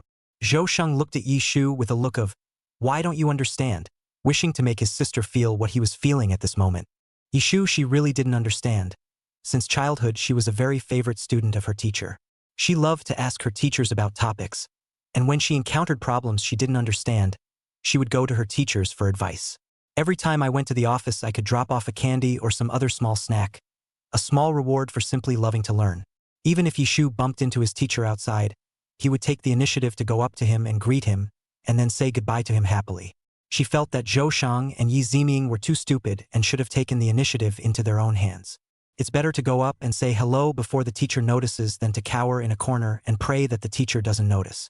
Because I don't know if it's metaphysical or what, but the more you pray not to see yourself, the more the teacher finds out, the more you see. Just like the teacher draws students to answer questions in class, if there is a person the more in his heart muttering never to draw him, then the last to stand up to answer the question of the lucky one will be him. There's no way to explain this kind of metaphysics, so I can only say that the teacher is too divine. Seeing that the figure at the diagonal corner had the intention of finishing the meal, Zhou Shang and Yi Ziming slowly sighed in relief, and their slightly tense shoulders slightly stretched. Slightly lowering his hanging heart, he lowered his head and took a bite of his meat. Right at this moment, Zhou Shang and Yi Ziming heard a familiar and shiver-inducing voice calling their names. Well, after all, it can't be avoided. Zhou Shang and Yi Ziming called out to their teachers in a regular manner, looking obedient. When the teacher walked over to Yishu and their table, he opened his mouth to praise Zhou Shang and Yi Ziming. He patted Zhou Shang and Yi Ziming's shoulders and laughed. You two boys are good. Your grades in this monthly exam have improved a lot. Keep up the good work. Zhou Shang and Yi Ziming were flattered and nodded their heads. Yishu also sat on one side and took the opportunity to greet the teacher. The middle-aged teacher also smiled and nodded at her. After chatting with Zhou Shang and the others for a while longer, the homeroom teacher left first. Zhou Shang and Yi Ziming looked at old Ben's departing back and breathed a sigh of relief. Yi Ziming was puzzled again. Did the results come out that early? It's only Sunday, eh? Zhou Sheng swallowed a mouthful of food and calmly said, it's time to come out as well. Tomorrow will be Monday, and today I guess it's just a matter of organizing the data. Don't underestimate the teacher's speed in grading papers. The smile in the teenager's eyes hadn't dissipated since he'd just been praised by the teacher, and was very different from the wimpy look he'd had a moment ago. Yishu raised the cup filled with drinks and bumped it with the two people on the opposite side of the room with a bright smile. Come on. Cheers to improved grades. After a twisted lunch, Yishu's trio went back to the library to study until the sun went down. After the siblings separated from Yi Ziming at the entrance of the library, they hit the road back home. Yi Ziming walked home, unconsciously humming a song in his mouth. Maybe it doesn't feel so bad to learn. Chapter 18 More than a full 20 points minor revisions. On Monday, early in the morning, before Yishu walked into the classroom, he heard noisy sounds coming from the classroom. Yishu frowned. The discipline of the sophomore class had always been kept quite good. Why was it so noisy today? She stepped into the classroom and walked to her seat and sat down. As soon as she sat down, she realized something wasn't right. Why was everyone staring at her today? Yishu subconsciously had to look at his school uniform. Well, it wasn't worn backwards. Taking out the mirror again, he looked at his face and, well, there was no breakfast residue on it. What's going on in the end? Yishu was full of questions. Lin Cece at the back saw Yishu's movements and snorted out a laugh. Yishu, you're so cute. Yishu uncomfortably touched the pink barrette in her hair. Of course she's cute. What's going on? Yishu asked in disbelief. Next to her, Li Jiadong looked at her with an admiring expression. The results are out. Yishu, you're number 1 in your grade. Lin Cece at the back had an excited look on her face and patted Yishu's shoulder. Shu, you're really bullish. It's the first time I've seen someone who can surpass Lu Yu by 20 points. Lu Yu was a god-like figure in Jinyang First Middle School. He entered Jinyang number 1 middle school with the top score in the city. After again in the first year of high school in the perennial domination of the list, when the arts and sciences have not yet been divided into different disciplines, all subjects are excellent, of course, except for the English more vulnerable. In the whole year of senior year 1, all the students knew Lu Yu's name, including the seniors who were preparing for the exams. They had also heard of Lu Yu's name. And this time the monthly examination, Yishu's big name high on Lu Yu's name, to pull Lu Yu's score gap of 20 points thoroughly in the whole school. Yishu was quite calm about the first place in Li Jiadong's mouth. She sat on the table as usual and took out her books to prepare for morning reading. Lin Cece was quite surprised to see Yishu's calm face. Yishu, aren't you happy? You've surpassed Lu Yu by 20 points in life. Yishu flipped a page of the book and smiled gently. I've long been used to the title of first place. It's just from City A to City B. No big deal. Lin Cece looked at Yishu with a fangirl face. Shu is really too cool and handsome. The surrounding students were all perking up their ears, intending to eavesdrop on the big brother's testimonials. And when they heard Yishu's cloudy words, they almost vomited blood. Sure enough, a big man is a big man no matter where he is. They offered their knees and excused themselves. In the last row of the classroom, Wang Yan came to Lu Yu's side. Sister Shu is really bullish. I know she's bullish, but I didn't expect her to be so bullish. Wang Yan bumped Lu Yu's arm. How about it, Brother Lu? What does it feel like to be surpassed for the first time? Lu Yu kept turning his pen on the side, and when he heard Wang Yan's words, he looked up at Yishu, who was calmly reading in his seat. Faintly, he said, I don't feel anything. I'll just surpass it next time. Lu Yu realized that this girl really had 2 skills. Her academic performance was just as perverted as her last attempt to follow him into the men's room. He had a strange feeling within him that it had been a long time since anyone had surpassed him. It had been too long since he had been the undefeated East, and now Yishu had popped up, causing Lu Yu to suddenly ignite his fighting spirit again. Wang Yan glanced at the indifferent drag brother next to him and sighed. It seems that his strong enemy of Lu has really appeared. Yishu's grades came out not only shocked his classmates, but the teachers were equally surprised. In particular, Ms. Pan, who had taken Yishu for the placement test last time, was very pleasantly surprised to see another good seedling in the sophomore class as her homeroom teacher. Teachers of various subjects also spoke well of Yishu. The school also included Yishu in the list of key training seedlings. After Yishu got her report card, she carefully analyzed her grades. She was pretty good in every subject. It was the physics section that she lost a few more points. She also made it a point to analyze Lu Yu's scores. Lu Yu's English scored 106 this time, 33 points lower than her. However, Lu Yu's science comprehensive was a full 13 points higher than her. Yishu frowned, realizing that Lu Yu's science was really strong, and if his English grades improved, he might not be worse than her. Yishu's sense of crisis was strong, and he immediately set improving his physics score as a goal and arranged it into the back schedule. After lunch, the school posted the results of this monthly test on the sophomore bulletin board. Although many students knew that the age first this time was Yishu, they were still shocked when they saw the name at the top of the age list. Geez, this score is really something that a human being can test out of, and it's even 20 points higher than Yushin's hard. This girl is a real bully, a werewolf. A crowd of students gathered under the bulletin board as they exclaimed. In the classroom, Lin Cece was extraordinarily happy today. She got the 9th grade. She had thought that according to the results of this monthly examination, she would have to fall out of the top 10 of the grade. But God blessed her. She stabilized. Li Jiadong sat next to Yishu, looked at his grades, sighed helplessly, and joked to Yishu, after coming to you, the great Buddha, I can't keep the top 3 of my grade soon. Big brother, beg for forgiveness. He was in 3rd place, just behind Yishu's back. Yishu listened and arched her eyebrows. Letting each other off the hook is the only way. Next time the 1st place position, There's no telling which one will fall. Ding dong. The system that hadn't popped up in a long time popped up in his head. Shoo shoo, great job. Now you have completed a task. When you practice the Lu Tian Jinghong's heel jump tonight, this month's task will be completely completed. Tonight, the 007 system will reach its activation value and will start updating. And there will be new precognitive dream fragments appearing. Oh, Yishu nodded with some excitement. Finally, she could unlock another precognitive dream fragment. And, after a month of following Yuda Ahiro's practice, she noticed that her body muscles were firmer and she had an overall sense of definition. Yishu felt as if, through the system, she had somehow unlocked a new hobby, which was fitness. After a month of working out, she kind of fell in love with the feeling she gets when she sweats, and it's a real stress reliever. After the evening self-study, Zhou Shang took the car home with Yishu as usual. The entire car ride, Yishu kept feeling that Zhou Shang had been watching himself. Yishu turned his head and wondered, "What's wrong?" Zhou Shang's eyes shone brightly, his face full of admiration. "Sister, you're really too good. You actually ed over that Lu Yu guy." Another serious, parent-like pat on Yishu's shoulder. "Keep it up next time, ah. Hurry up and take the opportunity to destroy Lu Yu's prestige." Yishu smiled helplessly and nodded. After the siblings got off the bus and returned home, Zhou Shang nimbly went to the bathroom to take a shower. And Yishu was again in front of the TV, skillfully practicing with the last Lu Tianjinghong training. Chapter 19. Lu Yu and Zhou Shang. At night, Yishu washed up and returned to his room when the system in his head jumped out. Congratulations to Shu Shu for completing the mission. Drop 2 panels appeared in front of Yishu's eyes. Learning Values section. Current value, 10.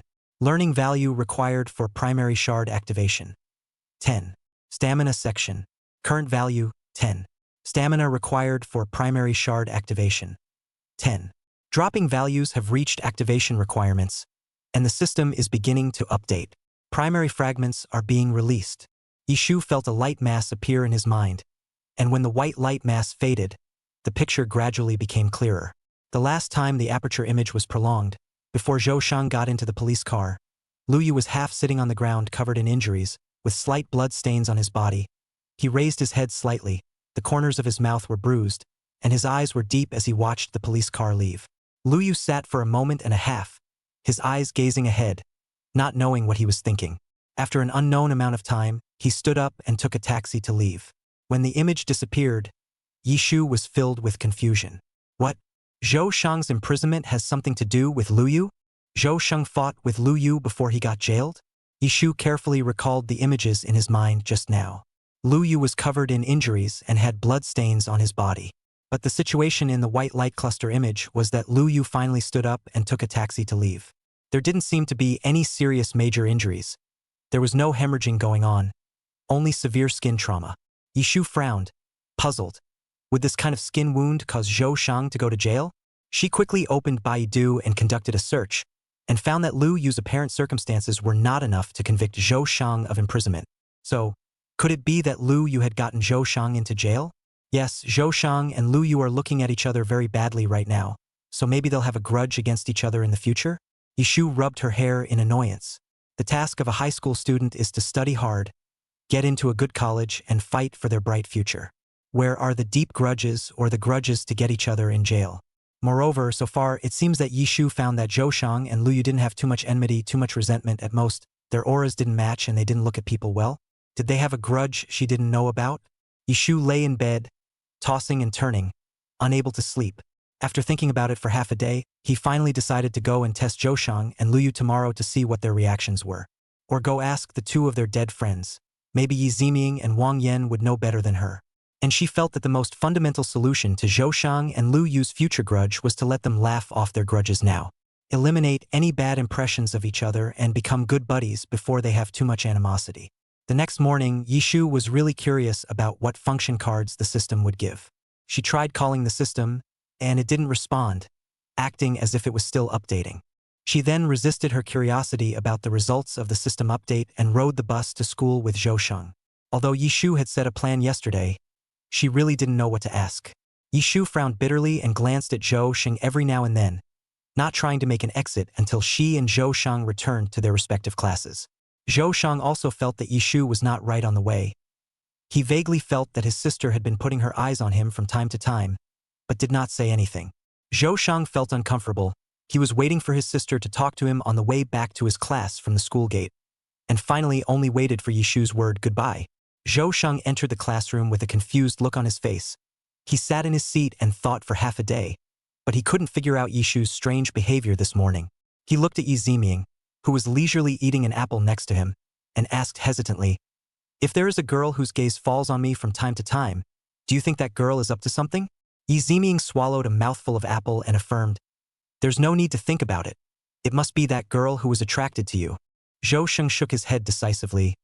"How can that be? That girl is my sister." Yi Ziming was busy patting Zhou Sheng's shoulder. "Brother Shang, why didn't you say so earlier? Then I guess you might have messed with our sister. Quickly think about whether you've done anything wrong recently." Zhou Sheng thought back in his mind, but he couldn't figure out when he had messed with Yishu. It was clear that he had always been at his sister's disposal, and as his studies had also improved more significantly recently, Yishu had even less room to talk about him. Zhou Shang couldn't make heads or tails of it.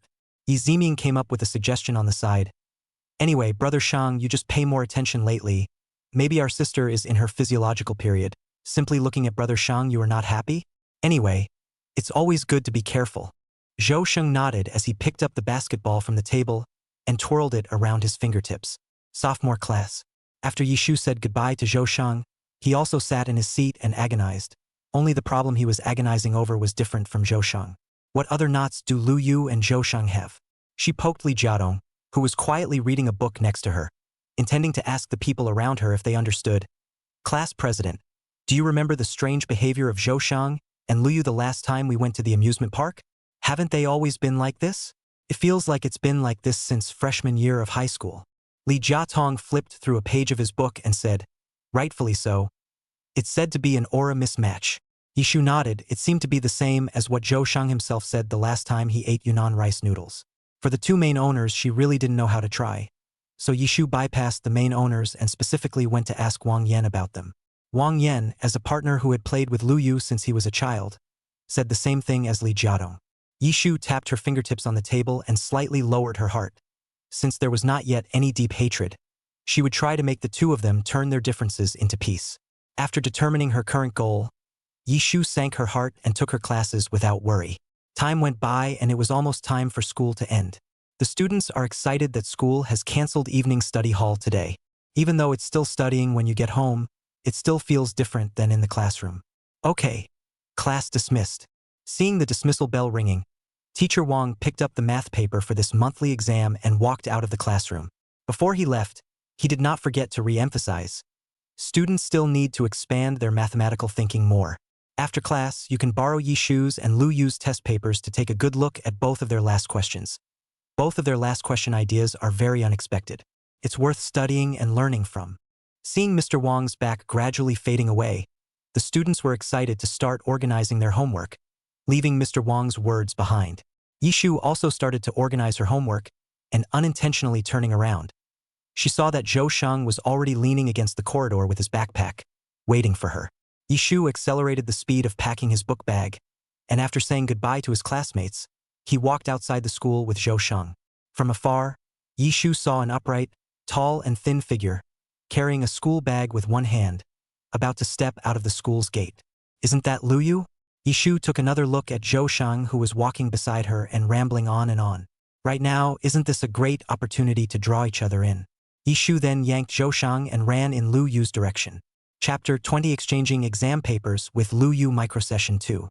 "Lu Yu, wait for us." Yishu pulled Zhou Shang and jogged all the way to Lu Yu's side, smiling brightly at him. "What a coincidence, we ran into each other here." Yishu casually pulled a topic. "Just now, in the last math class, didn't Lao Wang say that our last question was very worthy of reference? So can I take a look at your test paper tomorrow?" She also pointed to Zhou Shang, who was next to her with his mic closed, and said casually, "Zhou Shang especially wants to see it too." Zhou Shang was shocked to hear Yishu's mouth full of nonsense. He raised his neck and was just about to open his mouth to retort when he noticed his sister's threatening gaze. Then he abashedly closed his mouth, only daring to open his eyes wide to express his dissatisfaction with Yishu. Zhou Shang didn't want to get too close to the one surnamed Lu, so he walked on the other side of Yishu, resulting in the strange trio being a concave zigzag. which was equivalent to Yishu walking in the center, and Zhou Shang and Lu Yu walking on both sides of Yishu respectively. All three of them had super high face value and were paired like this, which was very eye-catching, causing passers-by to turn their heads to look at them. But all three of them were used to such stares and walked down the street at ease. Lu Yu was silent for a moment and nodded. He wanted to refuse, but he couldn't help that the attraction of the last question of the test paper was also very big for him. He was also very curious about what kind of thought process Yishu used to write the last question. As for Zhou Shang also wanting to see it, Lu Yu didn't care. After the test papers were exchanged, the siblings would definitely analyze it on their own. It's not like they would be with him. I can't believe it went so well. Yishu snickers, secretly happy. It seems that the first step to bring Zhou Shang and Lu Yu closer to the relationship carried out very smoothly. Lu Yu walked beside Yishu, somewhat slightly uncomfortable. He had politely refused her before in front of the men's room, and now he had promised her to borrow his math papers to read. Even he had just agreed to do it extra fast, so why did it feel a little less good? Lu Yu had just finished agreeing, but then he regretted it a little. However, the words had already been said, so he could not change his mind and refuse. He sighed helplessly in his heart and continued to walk forward expressionlessly with his pockets inserted, peeking down at Yishu's expression as he walked. At this moment, Yishu's peach blossom eyes were amazingly bright, and the corners of his mouth were also filled with the slightest hint of a smile, which was exceptionally moving. Lu Yu quickly retracted his line of sight, forcibly suppressed some strange feelings in his heart, and with no expression on his face, he continued to walk forward. Zhou Sheng walked beside Yishu in a stupor the entire time, and he was so surprised to hear Lu Yu's response that he doubted his own ears for a moment. And so the three walked on in silence, each with their own thoughts. The atmosphere around them was very strange and had an indescribable sense of harmony. Yishu secretly observed Zhou Shang and Lu Yu's expressions. They didn't choke each other, just one left and one right on either side of her, walking in silence. It's a really good sign that they're looking at easing up a little bit. Yishu, seeing that she had accomplished her purpose, pulled Zhou Shang to say goodbye to Lu Yu at the traffic light at the intersection in front of her. Back home, Zhou Shang suspiciously asked, "Old sister, why are you dragging me to look at Lu Yu's test papers? What's so good about his test papers?" Yishu patted Zhou Shang's shoulder in an adult-like manner. "Just go and watch it. Isn't it good to receive more math inculcation? You don't realize that this affects your future trend." Huh? Zhou Shang didn't know when Yishu had started to study Destiny Future. Forget it, his sister's will was so strong. So he just went along with her. What else could he do? His sister, only he can spoil it. After dinner, Yishu went upstairs to prepare for his homework. The system popped up in his head. Ding dong 007 system update is complete. Loading function panels. Abruptly, two function panels appeared in front of Yishu's eyes, on which were written learning value and physical strength value. The new study assignment is to get the first place in the English speech contest. And the new sports section had a slight transformation, becoming a bit more free and flexible. Yishu could choose a sport on his own and practice it for a month. Yishu newly discovered that there were a few function decks in the corner of the panel. At that moment, 007 opened his mouth to introduce himself to her. Function cards have been opened. Shu now has one chance to extract them. Every time you complete a task assigned by the system, you will have one chance to draw a function card deck. In addition, the system will also arrange random tasks at any time. It is beneficial to help the host explore where the future is headed. After Yishu understood the rules, he randomly drew a function card from the panel. This is an athletic strength enhancement card. This enhancement card can be used on any of the athletic skills to greatly increase the talent, which can quickly increase the athletic prowess to full level. Yishu was quite surprised and had a plan in mind. The next day, the third period of the afternoon for the sophomore class and sophomore class 6 happened to be a free activity class, and Yishu caught Zhou Shang, who was about to go play basketball with Yi Ziming, to find Lu Yu. At this time, there were only 2 or 3 people in the classroom of the second year of high school, and Yishu dragged Zhou Shang to Lu Yu's table, holding the test paper of the monthly exam in his hand. Lu Yu was sitting at his desk brushing up on today's homework when he felt a shadow in front of his desk and looked up to see a smiling Yishu and Zhou Shang with a stiff expression. He understood and took out the monthly math test paper from the hole in his desk and handed it over to Yishu.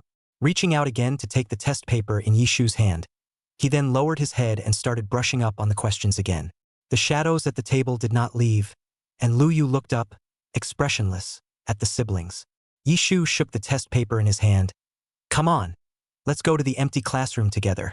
Lu Yu put down his pen and looked at Yi Shu with his chest clasped, not expecting her to come to this. There is my process of doing the questions on the paper. Just take it and look at it. Who expected that Yi Shu shook her head and said with special sincerity, I really can't read it, school god. Lu Yu, believe her. Lu Yu had no choice, so he got up and followed Yi Shu and Zhou Shang without making a sound, pulling a distance of 1 meter from the two of them till the end. The front girl's footsteps are light and fast, her short ponytail slightly swaying, her skirt slightly raised, in a very happy mood. Lu Yu was secretly observing from behind, the corners of his mouth pursed lightly, and his eyes involuntarily looked toward the small handful of quivering short ponytails at the back of the young girl's head. She is so happy. Yi Shu's mood was indeed very pleasant at this time. She couldn't stop humming inwardly. Everything was going perfectly according to her plan. Zhou Shang's mood at this moment was diametrically opposite to Yi Shu's, as he followed behind Yi Shu numbly and with a tired heart. Strangely enough, with Yi Shu around, he and Lu Yu were now too lazy to even choke, directly treating each other as air. Before it was not wanting to be in the same space as the other person, now it was hard and raw and numb. Zhou Shang followed Yi Shu expressionlessly, his eyes powerless and empty. The three found an empty classroom, pulled out their papers, and prepared to take their seats. Chapter 21 Lecture Questions English Speech Contest Materials. Yi Shu took his seat first, and Zhou Shang naturally sat to Yi Shu's left. Lu Yu, who was 1 meter away from them, tangled and hesitated for a moment, and finally slowly sat down next to Zhou Shang. He thought for a moment that he was determined not to give Yi Shu the luxury of hope when he wasn't going to fall in love right now. I hope that at this time his actions Yi Shu can understand. Just like that, the three of them sat in rows with Zhou Shang sitting in the center, and Yi Shu and Lu Yu sitting on either side of Zhou Shang. Zhou Shang expressionlessly turned his head to look at Lu Yu, while Lu Yu expressionlessly looked at the test paper in his hand, ignoring Zhou Shang's gaze that seemed as if he could freeze to death. Zhou Shang twisted his head to look at his sister again, his face full of incredulity. Yi Shu smiled at him. Good boy, this is a good position, duck. You're in the middle of us, so you can see the two ways of doing the problem more clearly. Isn't that good, Shang Shang? Yi Shu's smile was terribly gentle, and Zhou Shang swallowed his saliva and nodded. After stabilizing Zhou Shang, Yi Shu glanced at Lu Yu approvingly. I didn't expect Lu Yu, who was quite on board, to sit next to Zhou Shang, which was just what she wanted. Just like that, the three of them began to happily exchange questions. To be precise, it was Yi Shu and Lu Yu who calmly exchanged their respective thoughts with each other, while Zhou Shang, holding the last question on the almost blank paper, listened quietly in the center. The trio's thoughts were connected through a final math problem. Yi Shu and Lu Yu were sort of thoroughly immersed in the topic, and the more they talked, the more energized they became.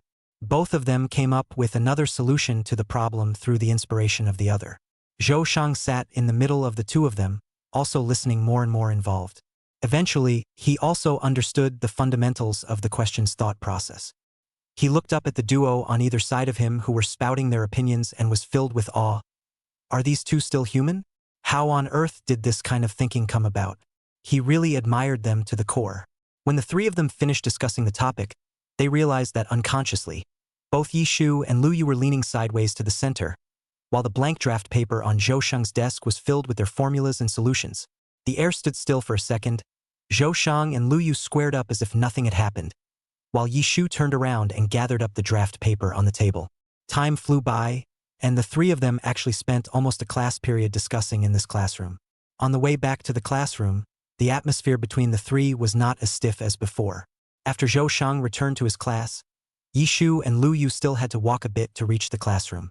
At this time is about to end the class, the sophomore class who went to the gym activities one after another back to the class. After they sweatily wiped off their sweat, they bumped into Yi Shu and Lu Yu who were walking down the corridor with test papers and draft papers full of formulas.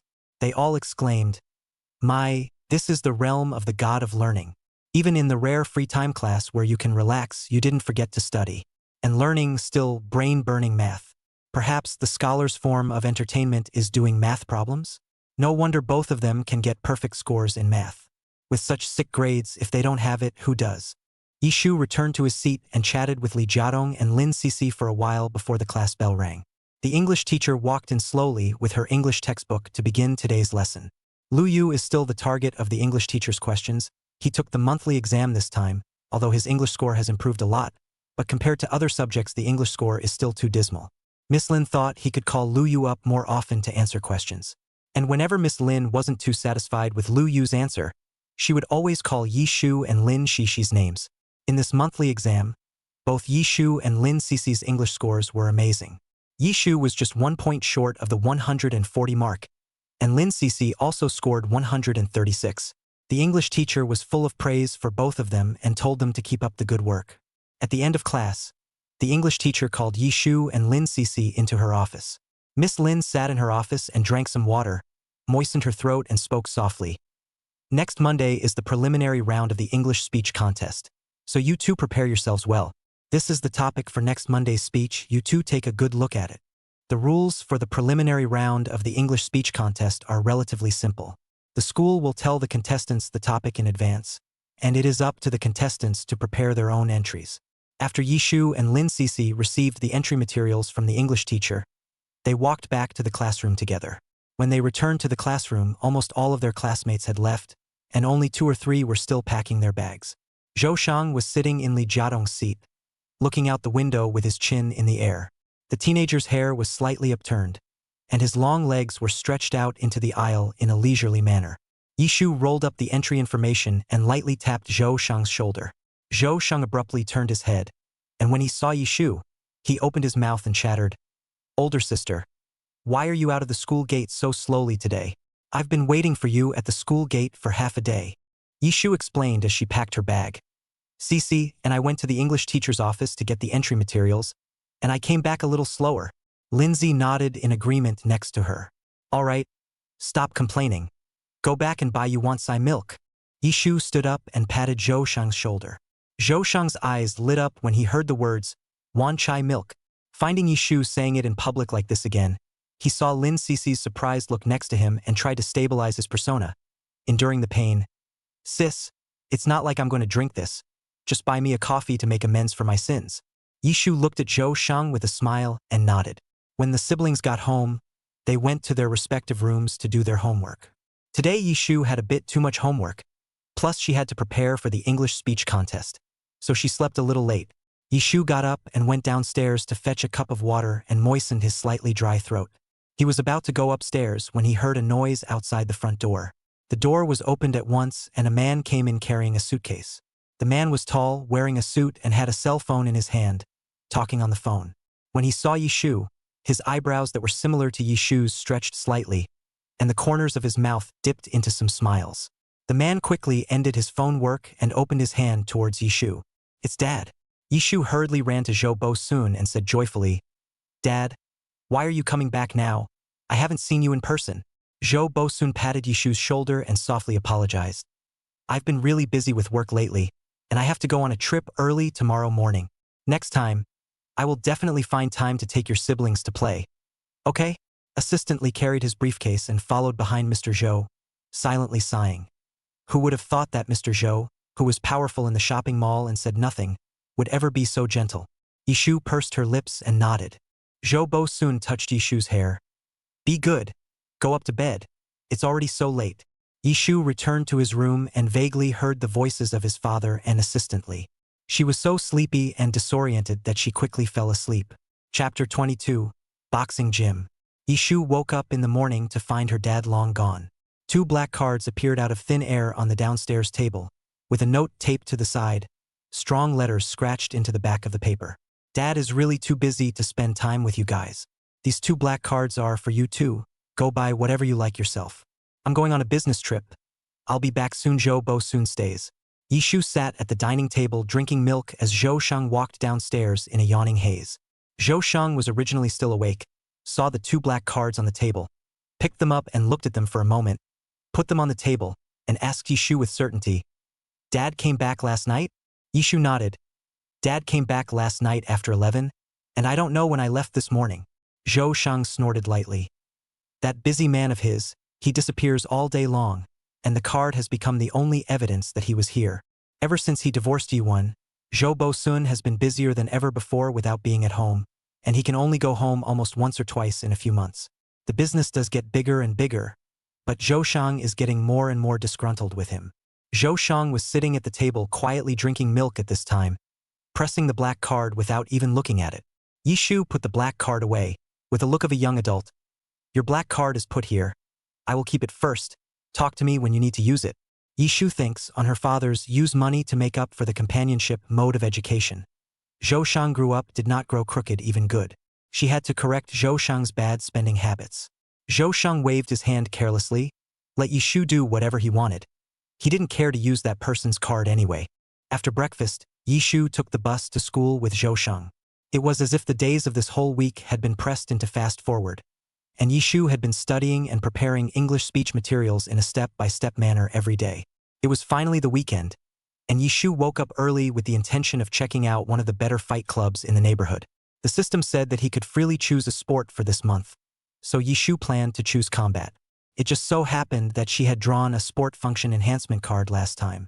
The sport of combat is perfectly suited to get the maximum benefit of force. Coach Wang was in the ring at the moment, teaching his staff fighting moves, when he saw a girl in a white dress at the doorway looking in. The girl's bangs on both sides were gently secured with 2 pink hair clips, and her bright peach blossom eyes were filled with wonder. Coach Wang looked at the girl in the doorway for a few moments, and realizing that the other girl had no intention of leaving, assuming that she was up to something, he stepped down from the ring and tried to squeeze out a kind smile as much as he could as he asked, "Little girl, is there something you want? Or is there someone you're looking for inside?" Yishu looked at the uncle in front of her, who was covered in muscles and had a very twisted smile, stepped back slightly, curved her lips and said politely, "Hello, I would like to sign up for free sparring." Coach Wang momentarily suspected that he had heard wrong, and he asked again, "Who would have guessed that the girl in front of me, who had a sweet aura surrounding her, would open her mouth once again?" I said, "I'd like to sign up to practice free sparring." Coach Wang froze for a moment, then quickly reacted, upholding a professional attitude, leading Yishu in and showing her around the fighting hall. The wrestling gym is wide and boasts an area for equipment. There were also many sandbags hanging from the top of the walls on the sides. A large area in the center is where the usual training takes place, and the facilities are very well equipped. Coach Wang led Yishu around the combat hall for a week. Yishu nodded in satisfaction and asked cheerfully, "Where do I get a card to enroll?" Yishu had already learned a lot of information online before coming to the fight gym. Star Dragon Combat Gym has a strong team of coaches, many of whom are world champions. It also has very specialized training tutorials. Coach Wang was surprised, but on his face he led Yishu to enroll. The surrounding trainees stopped their combat training, wiped their sweaty bodies, and came together to mutter, "I'll be damned. Finally a girl is coming to our wrestling gym. Yeah. Seriously, it's full of big old men and I'm getting sick of looking at them." Long Xing ignored the spitting of the neighboring trainees and kept boxing in the training area. The movement was sharp with a strong wind, and his sword brow was slightly twisted. A black sportswear slightly drenched in sweat, with a slender figure. 2 sleeves were pulled up high upwards, revealing lean, well-muscled arms. His hair was slightly short, and a little bead of sweat broke out on his forehead. A head of yellow hair came to Long Xing's side. "Brother Xing, look, there's a girl coming. She's pretty." Long Xing faintly said, "Step aside," continuing to throw sharp punches. A kick skews the sandbag. Yellow hair looked at this brutal, fighting robot in front of him, slightly sighed in his heart. How can a sandbag be cuter than a girl? Xing brother does not understand. Yishu had already registered his information at this time and successfully enrolled. She changed into the suit provided by the combat gym and followed Coach Wang into the training grounds. There were a lot of people training on the training grounds, and there were people sparring in the ring, which was very intense and exciting. Yishu began some basic combat training under Coach Wang's leadership. She worked out the strength of her upper limbs, lower limbs, and waist successively. Coach Wang corrected Yishu's movements from the side. Time passed quickly. 2 hours passed in the blink of an eye. Yishu sat paralyzed on the ground, his hair already soaked with sweat, his face reddened by the heat from his body. Yishu was sitting on the ground resting when a boy with yellow hair appeared in front of him. "Hello, Mississippi." Golden Hair had been observing Yishu from the sidelines for a long time, and realized that this girl was really serious and cute, and he felt a little heartbroken. "I'm a participant of this combat gym. I see that it's your first day to train here today, so if you have any questions in the future, you can come and ask me. Coach Wang has a lot of trainees to take. Sometimes he's too busy." Yishu nodded and smiled at him. "Thank you. Coach Wang came back from drinking water and saw Li Chumpeng peacocking again. So he went forward and dragged him to the side and warned him softly. This little girl is still underage, so pay attention to me and don't affect the little girl. Lee Chungpeng opened his mouth wide and scratched his hair. Ah, I thought. The words were interrupted by Coach Wang before he could finish. Ah, what do you think? Hurry up and train. Lee Chungpeng ran away in a puff of smoke and waved his hand at Yi Shu before leaving. In the future, you will be my Lee Chungpeng's little sister, and I'll cover you in the wrestling hall, haha. Coach Wang raised his fist threateningly towards Lee Chungpeng, then turned his head and tried to squeeze out a smile to Yi Shu. Come on, let's continue. There's still an hour left. Yi Shu nodded and got up from the ground to continue training. After Lee Chungpeng was driven away by Coach Wang, he nestled in Long Xing's place and secretly spat with him. Look at that smile of Coach Wang. If he doesn't know how to smile, don't squeeze it out. It's going to scare his little sister. Chapter 23, Fighting in the Ring. Long Xing didn't bother with Lee Chungpeng and kept practicing sweeping his horizontal legs on the side. Lee Chungpeng spat to himself and Long Xing from the side. That sister turned out to be an underage. Luckily Coach Wang reminded me about it, or else I would have lost my face. Long Xing responded perfunctorily from the sidelines to show he was listening. In fact, it was no wonder that Lee Chungpeng misunderstood. Nowadays, when a small child enrolls in an interest class or something else, they are usually accompanied by their parents. And the people who come to a large fight gym like this one are usually adults too. Suddenly, the cell phone alarm clock placed aside rang. Long Xing stopped his movements, picked up his cell phone, and glanced at the time. Lee Chungpeng, who was on the side, also stopped clamoring and looked at Long Xing with eyes full of excitement. Brother Xing, it's about to start. Long Xing nodded and got up, heading for the center ring. A cadet was already standing in the ring, and the perimeter of the ring was surrounded by cadets.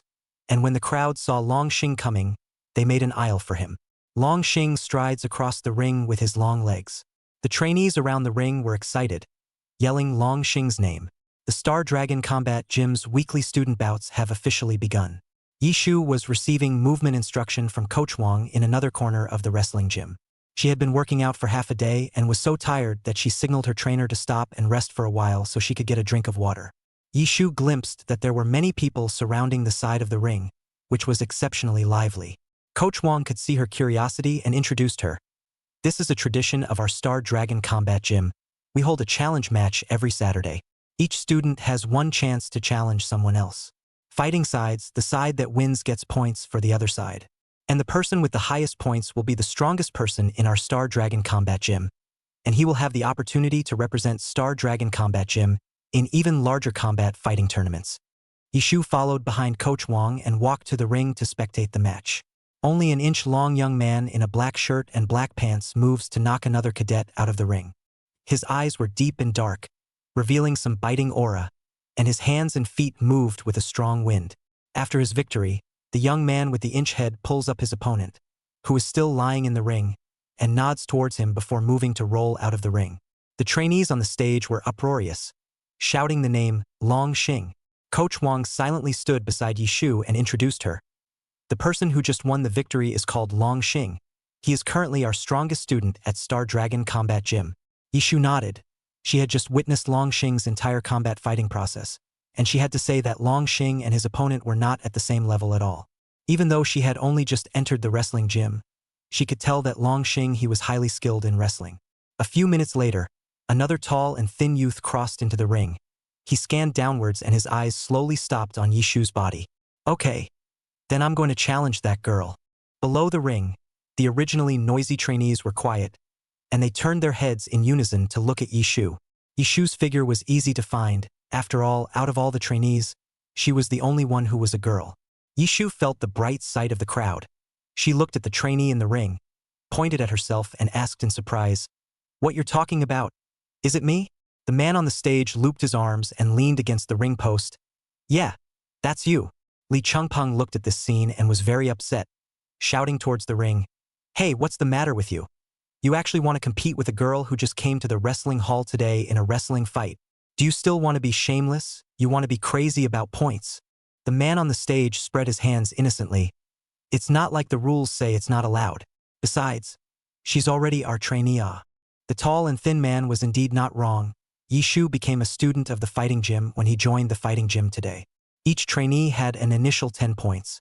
Chun-Li is also too shameless, actually bullying the only sister in our pavilion. The trainees around the ring whispered underneath. Longxing stood in the middle of the crowd with his arms wrapped around him and glanced in Chun-Li's direction. Li Changpeng stood beside Longxing, his face full of anger. He rolled up his sleeves and shouted at Chun-Li on the stage. She is my Li Changpeng's little sister from today onwards. Let me compete with you. Chun-Li shook his head and was just about to speak when a soft female voice came from the crowd. It's all right. I'll compete with him. Everyone looked at Yishu with great surprise. Yishu raised his feet and walked towards the ring, and the students under the stage saw this and made a path for Yishu. Li Changpeng saw that Yishu really wanted to go up to fight, and when Yishu passed by him, he was busy stopping Yishu. Maisie, I advise you not to go up to fight. Grappling fighting is very dangerous. Yishu smiled at Li Changpeng without stopping and eventually stepped into the ring. Chun-Li ringed his arm and smiled falsely at Yishu. Don't blame me, little girl. The rules are so. Yishu didn't bother to deal with him and assumed a fighting stance. Ready to meet him. The fighting stance was still taught by Coach Wang just now, and Yishu could now standardize his stance. The crowd of trainees under the stage shook their heads as they looked at the two people whose height and size difference was clearly too great. The scene in front of me could really be too ridiculous. A girl who was petite and had just become a student of the combat gym was going to engage in a combat fight with a student who was tall and very experienced in fighting. Chun-Li curled his lips a bit and took up a fighting stance as well. Don't worry, I'll be very light on my hands. Come on, I'll let you have one hand. Yishu returned with an expressionless face and immediately rushed out when the referee called for the start. Li Changpeng didn't want to see that cruel scene and covered his eyes with a twitchy expression, not quite daring to look at the picture. Unexpectedly, just a few seconds later, the referee shouted, Yishu, win! Li Changpeng incredulously moved his hands away, and then he saw Chun-Li fall down in the high ring, while Yishu stood firmly in the ring. Yishu slowly breathed a sigh of relief after hearing the referee's pronouncement of the result. She had just used the athletic ability enhancement card, and to her surprise, it had a very powerful effect. She had just trained just a little bit in simple grappling moves and watched Longxing's grappling fight in the ring. And the second Yishu stepped into the ring, after she used the movement function enhancement card, in an instant it was as if her body was opening up her Rendo 2 chakras. She felt that her body had become lighter, and her movements had become extraordinarily swift. In her eyes, Chun-Li's grappling became full of holes. There was a moment of silence under the ring, and the trainees were now staring blankly at Yishu, who was standing steadily in the ring. I didn't blink my eyes. That girl actually won. A cadet rubbed his eyes and spat out the words hesitantly. Li Changpeng reacted and was the first to applaud, laughing. My sister is just too awesome. Chun-Li was still lying in the ring with a bewildered look on his face. He had not even reacted to how Yishu had struck just now, and he was already lying on the ground, unable to get up. Chun-Li clenched his back teeth darkly for a moment and got up from the ring with difficulty, his face grim. He had thought he could easily get 10 points from this girl, never realizing that the mistake was made. Yishu followed Chun-Li's example at the beginning, wrapped his arms around him and curved the corners of his mouth. Senior brother Chun-Li, don't blame me for taking away your points. The rules are like that. Chun-Li gave Yishu a hateful look and turned around to walk out of the ring. Chapter 24. The Skirt Controversy. When Yishu came down from the ring, he was immediately surrounded by a group of trainees who all wanted to have a few words with Yishu.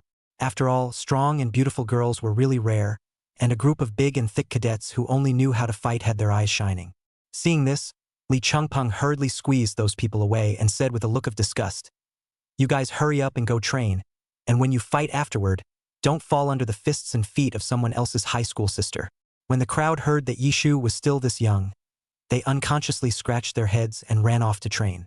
And all of them have been spitting at Chun-Li in their hearts.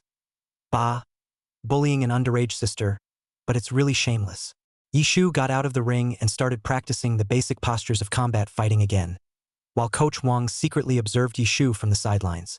This little girl had also changed too much after her fight with Chun-Li. Her posture was now extraordinarily standard, and her hands had become lighter and more agile. Yishu earnestly practiced for the full 3 hours, then packed up and went home. Coach Wang sent Yishu out the door, staring at Yishu's back out of focus. Is this a genius?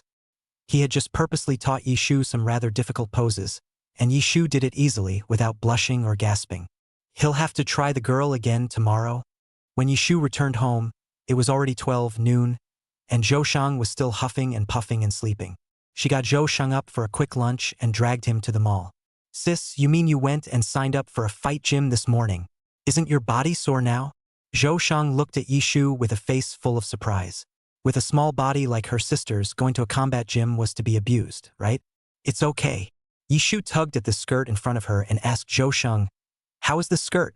Yishu especially liked to wear dresses, and she had almost every color of dress. She originally just dragged Zhou Shang here to buy training clothes for combat fighting. As a result, while shopping, Yishu wandered into the women's clothing store. She was caught by the dresses again. This dress is this year's limited edition. I can bring it to you to try on if you like it, Mississippi. The waitress was warmly entertaining on the side. Yishu was just about to take the skirt handed over from the waiter's hand when a sharp female voice came from the distance. Wait, that dress this lady wants. In the distance walked a pair of girls who were very gorgeously dressed and covered in designer logos. The logo woman approached, looked Yishu and Zhou Shang up and down. Her expression seemed to carry disdain, and turned to the waitress. Come on, wrap this dress up for me. I'm a regular customer of yours, and regular customers always get a discount. The waitress looked a little embarrassed. She hesitantly glanced at Yishu and then at the logo woman. Zhou Shang looked at the extremely arrogant girl in front of him and snorted, Hey, first come, first served, understand ah. The logo woman was a bit mortified to see that she was being made fun of by this little hottie, and her face quickly colored an annoying shade of red. The waiter at his side saw this and busied himself to the side of Ms. Logo, whispering, Miss Wu, this you see others did come first. You. The logo woman quickly glanced at the woman next to her whose face didn't have much of a reaction, and continued to be brash. This dress, this young lady is going to order it today. I'm a VIP customer of this store, so I must have the right to pick first. As she spoke, she gave Yishu and the others a despicable look. Hey, there is not a bit of brand name on his body. How dare he come to this brand store to hang out, not afraid of embarrassment when he pays. Quite a coincidence indeed. Yishu and Zhou Shang casually wore a white tee after lunch today and came out to go shopping, not expecting to meet such a bullish and coaxing guy. Yishu lazily ignored this logo lady and pulled out a black card from his sports pocket, handing it to the waiter at the side. And quoting a string of phone numbers, he said to the waitress, This is my membership number. You enter the number and see. I should have priority over this young lady. After the waitress entered the number in the computer, she immediately changed into a smiling face, attentively shushing towards Yishu, and quickly wrapped up the dress Yishu wanted with fire. Ms. Logo was dumbfounded and questioned the waitress. What? She has to give her the dress just because she's a member? I'm a member too. The waitress lady squeezed out a standard professional smile and explained to Ms. Logo. Sorry, Ms. Wu. This is our brand's super VIP. She has priority to get the dress. I'm really sorry. Miss Logo had nothing to say, and stood to one side with a gray face and a silent voice. Yishu took the garment bag from the waitress and walked out of the brand store with Zhou Shang under the farewell of the shopkeeper. The whole time, they didn't even look at Ms. Logo and the girl next to her. The figures of both Yishu and Zhou Shang gradually disappeared from view, and Miss Logo said very apologetically to the girl who didn't say a word beside her. Han Wan, I'm sorry, Ao. It's so rare for you to come to Be City, and I don't even have any welcoming gifts for you. The only dress you've seen is still taken by those two abominations just now. Or, if you have any other dresses you like, you can pick another one. Han Wan gently waved her hand and whispered towards Ms. Logo. It's okay, Lulu Wu. I don't particularly want that dress, so I'll just give it to that girl. I don't really need the other dresses, so you don't have to break the bank. Besides, I came to Be City to have fun with you, not to have you treat me. Wu Lulu turned her previous chagrined and sad look around and smiled at Han Wan. Then let's go to a Netflix store to hit the spot. I'm telling you, this store has been especially hot lately. Han Wan was pulled towards the Netflix store by Wu Lulu, and a trace of contempt crossed the bottom of her eyes, which she quickly hid when Wu Lulu looked over and smiled gently at her. On Sunday morning, Yishu came to the wrestling gym wearing his newly bought wrestling clothes. Coach Wang waited for Yishu at the wrestling gym early as agreed. When he saw Yishu arrive, he called Long Xing, who was training on the side. Over. I'll spar with Long Xing now, so watch Long Xing's movements carefully. Coach Wang thought back to Yishu's moves yesterday when he defeated Chun-Li, and he felt that there were a few hints of Long Xing in Yishu's bout yesterday. Yishu carefully observed the fighting movements of the two men in front of him. Coach Wang and Long Xing's fighting carried a strong personal style. Their punches carried wind, and the moment their legs kicked out, their explosive power was very strong. After a few round trips, Coach Wang and Long Xing stopped at the same time. Coach Wang walked over to Yi Shu. Come, you and I will have a match. Let me see just how much you understand. Chapter 25. Disciples of the Combat House. Yi Shu nodded and assumed a fighting stance, throwing punches and kicks at Coach Wang. As she recalled Long Xing's actions just now in her mind, she struck at Coach Wang as is. Coach Wang took the move and suppressed the surprise in his heart. This girl-child's speed and reflexes are one of the best. It is the strength that is slightly weaker. Long Xing leaned against the pillar with his arms wrapped around him, observing Yi Shu's movements, a hint of surprise slipping through his eyes. Since he'd entered the grappling gym, there hadn't been a single person who had seen a move once and could remember it and do it all. But the girl in front of me did. Yi Shu and Coach Wang fought for a few rounds, and Coach Wang saw that he was almost done observing, so he stopped. Yi Shu, I see that you were born with excellent qualifications and have strange bones. A good seedling for practicing martial arts. I want to take you as my disciple. How could this plot only found in immortal cultivation novels appear here? Yi Shu propped up his knees and slightly eased his breath. Then he heard such remarkable words. Coach Wang, isn't it a bit too hasty? Yi Shu had only learned some more basic combat fighting positions with Coach Wang, and then he had inexplicably gained a master. Yi Shu had looked up some information on the internet before coming to Star Dragon Combat Gym earlier. Coach Wang is a veteran of the combat fighting world, having won countless championships. After retiring, he worked as a coach at Star Dragon Combat Gym, and also brought out one batch of champions after another. Not rash, not rash. Coach Wang smiled extraordinarily kindly. The flesh on his face piled up in a smile, looking at the good seedling with light in his eyes. This is your senior brother Long Xing. You and the two of him are now my inner disciples. Long Xing nodded slightly towards Yi Shu when he heard Coach Wang's words. As soon as Yi Shu saw that things would be finalized if he didn't speak again, he quickly waved his hand. No, I don't think I have any idea to enter the combat fighting world at the moment. Besides, I'm still in school now. Probably don't have the time. Seeing this, Coach Wang busily said, It's okay. At the moment, the combat fighting training can't take up too much of your time. Our training time is completely based on your academic status. Seeing that the good seed in his hand was going to slip away, Coach Wang hurriedly launched Long Xing. Look at your senior brother.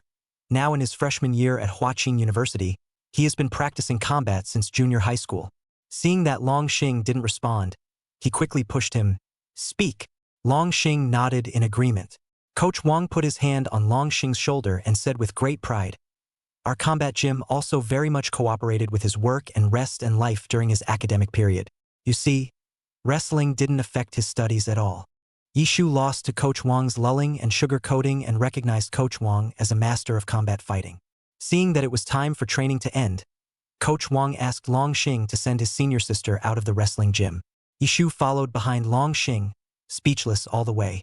When she arrived at the entrance of the fighting hall, Yi Shu was about to say goodbye to her new senior brother when Long Xing stopped and turned to look at Yi Shu. Punch me. Yi Shu. What? Long Xing repeated. I said punch me. Yi Shu tentatively extended his fist and gently touched Long Xing's arm. Harder. Long Xing said succinctly. That's not very nice, is it? Yi Shu thought that her senior brother was crazy to let her give him a punch. WTF? Yi Shu couldn't help it and really punched out hard. Long Xing blocked Yi Shu's fist with one hand and lowered his hand. Your strength isn't quite enough. You'll have to practice more afterward. I'll spar with you then. Without waiting for Yi Shu to react, he turned around and went back inside the wrestling gym. Yi Shu looked at Long Xing's back as he disappeared into the aisle with quick steps and rubbed his wrist. She's a funny one, this senior brother. In the evening, after Yi Shu and Zhou Sheng finished dinner, they went back to their room to prepare for the preliminary round of the English speech contest. Yi Shu went online and watched some videos of English speech contests, and she found that those winners were very good at both the rhythm of their speeches and the organization of their sentences. After summarizing some methods, she started to write English speeches and adjust her speech rhythm. On Monday afternoon, Yi Shu took the last 2 classes and asked the teacher for a leave of absence, and went to the designated classroom to participate in the competition. The classroom was large, perhaps it had been set up before, and a large space in the center was left open for the speaker to take the stage. Behind the clearing, there were 3 large rows of seats, 1 for each grade. Seniors sit in the front row and freshmen sit in the very back row. The table to the far right of each seating row held grade-level logos. When Yishu arrived in the classroom, almost all the students in her row of seats had arrived, and she sat in the empty seat on the far right. Yishu sat down and examined the surrounding area, and realized that there were still 2 empty seats in the row in front of her. Just then, a cool girl with a ponytail walked into the classroom and sat in front of Yishu, followed by a tall, gangly boy with a bit of a swagger. The boy walked into the classroom with his speech in one hand and sat down next to the cool girl. As soon as these two came, Yishu realized that the pill-head girl beside her was a bit agitated, looking at the two in front of her with a kowtow CP expression. Yishu asked in a low voice, "Who are those two? Why do you look so excited?" That's when Mu and Chu Xiao, the senior school gods. Marutu had an excited look on her face, and had the urge to give others an amenity to the CP she was knocking about. I heard that they are childhood sweethearts, and now they are respectively occupying the throne of the first in arts and science.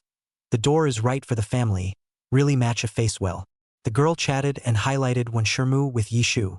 Speaking of which, Sister Wen Shermu's English is really awesome. She even took the first prize back from the national English competition before. How should I compare different grades? I'm not confident at all. Yishu smiled at the girls and comforted them. Forget it. Since we can represent the class in the competition, it's already pretty good. To put it another way, we didn't beat the rest of the class. After hearing Yishu's comforting words, the pill-head girl suddenly didn't feel so nervous and joked, "Forget it. Let's just come to see the big brother fight." The speech contest begins with a drawing of lots. Yishu drew a center position. She frowned. The center position was really a bit unfavorable. And, very coincidentally, the one in front of Yishu was Wen Shermu, who had just been complimented and praised by the pill-head girl. This is a really bad situation, and speaking with a tired judge is not conducive to scoring high marks in the first place. With the great performances of the opponents in front of you, it's even harder to get a high score. Yishu sat on a chair and waited, silently memorizing his script in his mind. Soon it was Wen Shermu's turn to speak, and the theme of Wen Shermu's speech was very appropriate, and the ending also made a great sublimation. Articulate, logical thinking, and well-paced. Yishu secretly sighed in her heart. From her point of view, Wen Shermu's speech could no longer pick any mistakes, and she, as the next speaker, had to do the best she could. Chapter 26. Zhou Shang Dry Fight? Yishu went on stage and brought out his best. The pillbox girl was off stage, her whole body confused. I thought that both of them were rookies, but I didn't realize that Yishu was a big brother. Yishu and senior sister Wen Shermu were at completely equal levels. After Yishu finished her speech, she paid attention to the judges and teachers and knew that she should be secure in the preliminary round of this speech contest. There didn't seem to be any problems with her content, speed of speech, or ability to express herself on the spot. When Yishu returned to her seat, the pill-headed girl next to her came over and complimented, "Classmate, you're really great. It seems that awesome people don't distinguish between grades." Yishu smiled and waved his hand. It was late in the day when the English speech contest ended. The judge-teacher announced the results after the last student finished her speech. As expected of Yishu, she entered the rematch of the English speech contest. But to Yishu's surprise, she and that Wen Shermu senior sister were tied for first place. Yishu hummed in a happy mood and went to the classroom to pack her bag and prepare to go home. Because of the English speech contest today, Yishu had already let Zhou Shang leave first in advance. Zhou Shang called, "Sis, I'm going to Yi Ziming's house tonight to do my homework." "Why?" Zhou Shang stood in the alley and glanced at Yi Ziming, who was leaning against the wall and looking at him with innocent eyes. After a pause, "Nonsense. His parents are not in tonight. His own homework at home is particularly afraid, insisted that I accompany him. I told him I wasn't going, and he insisted I go." The long string of words confused Yishu a bit. "Yishu.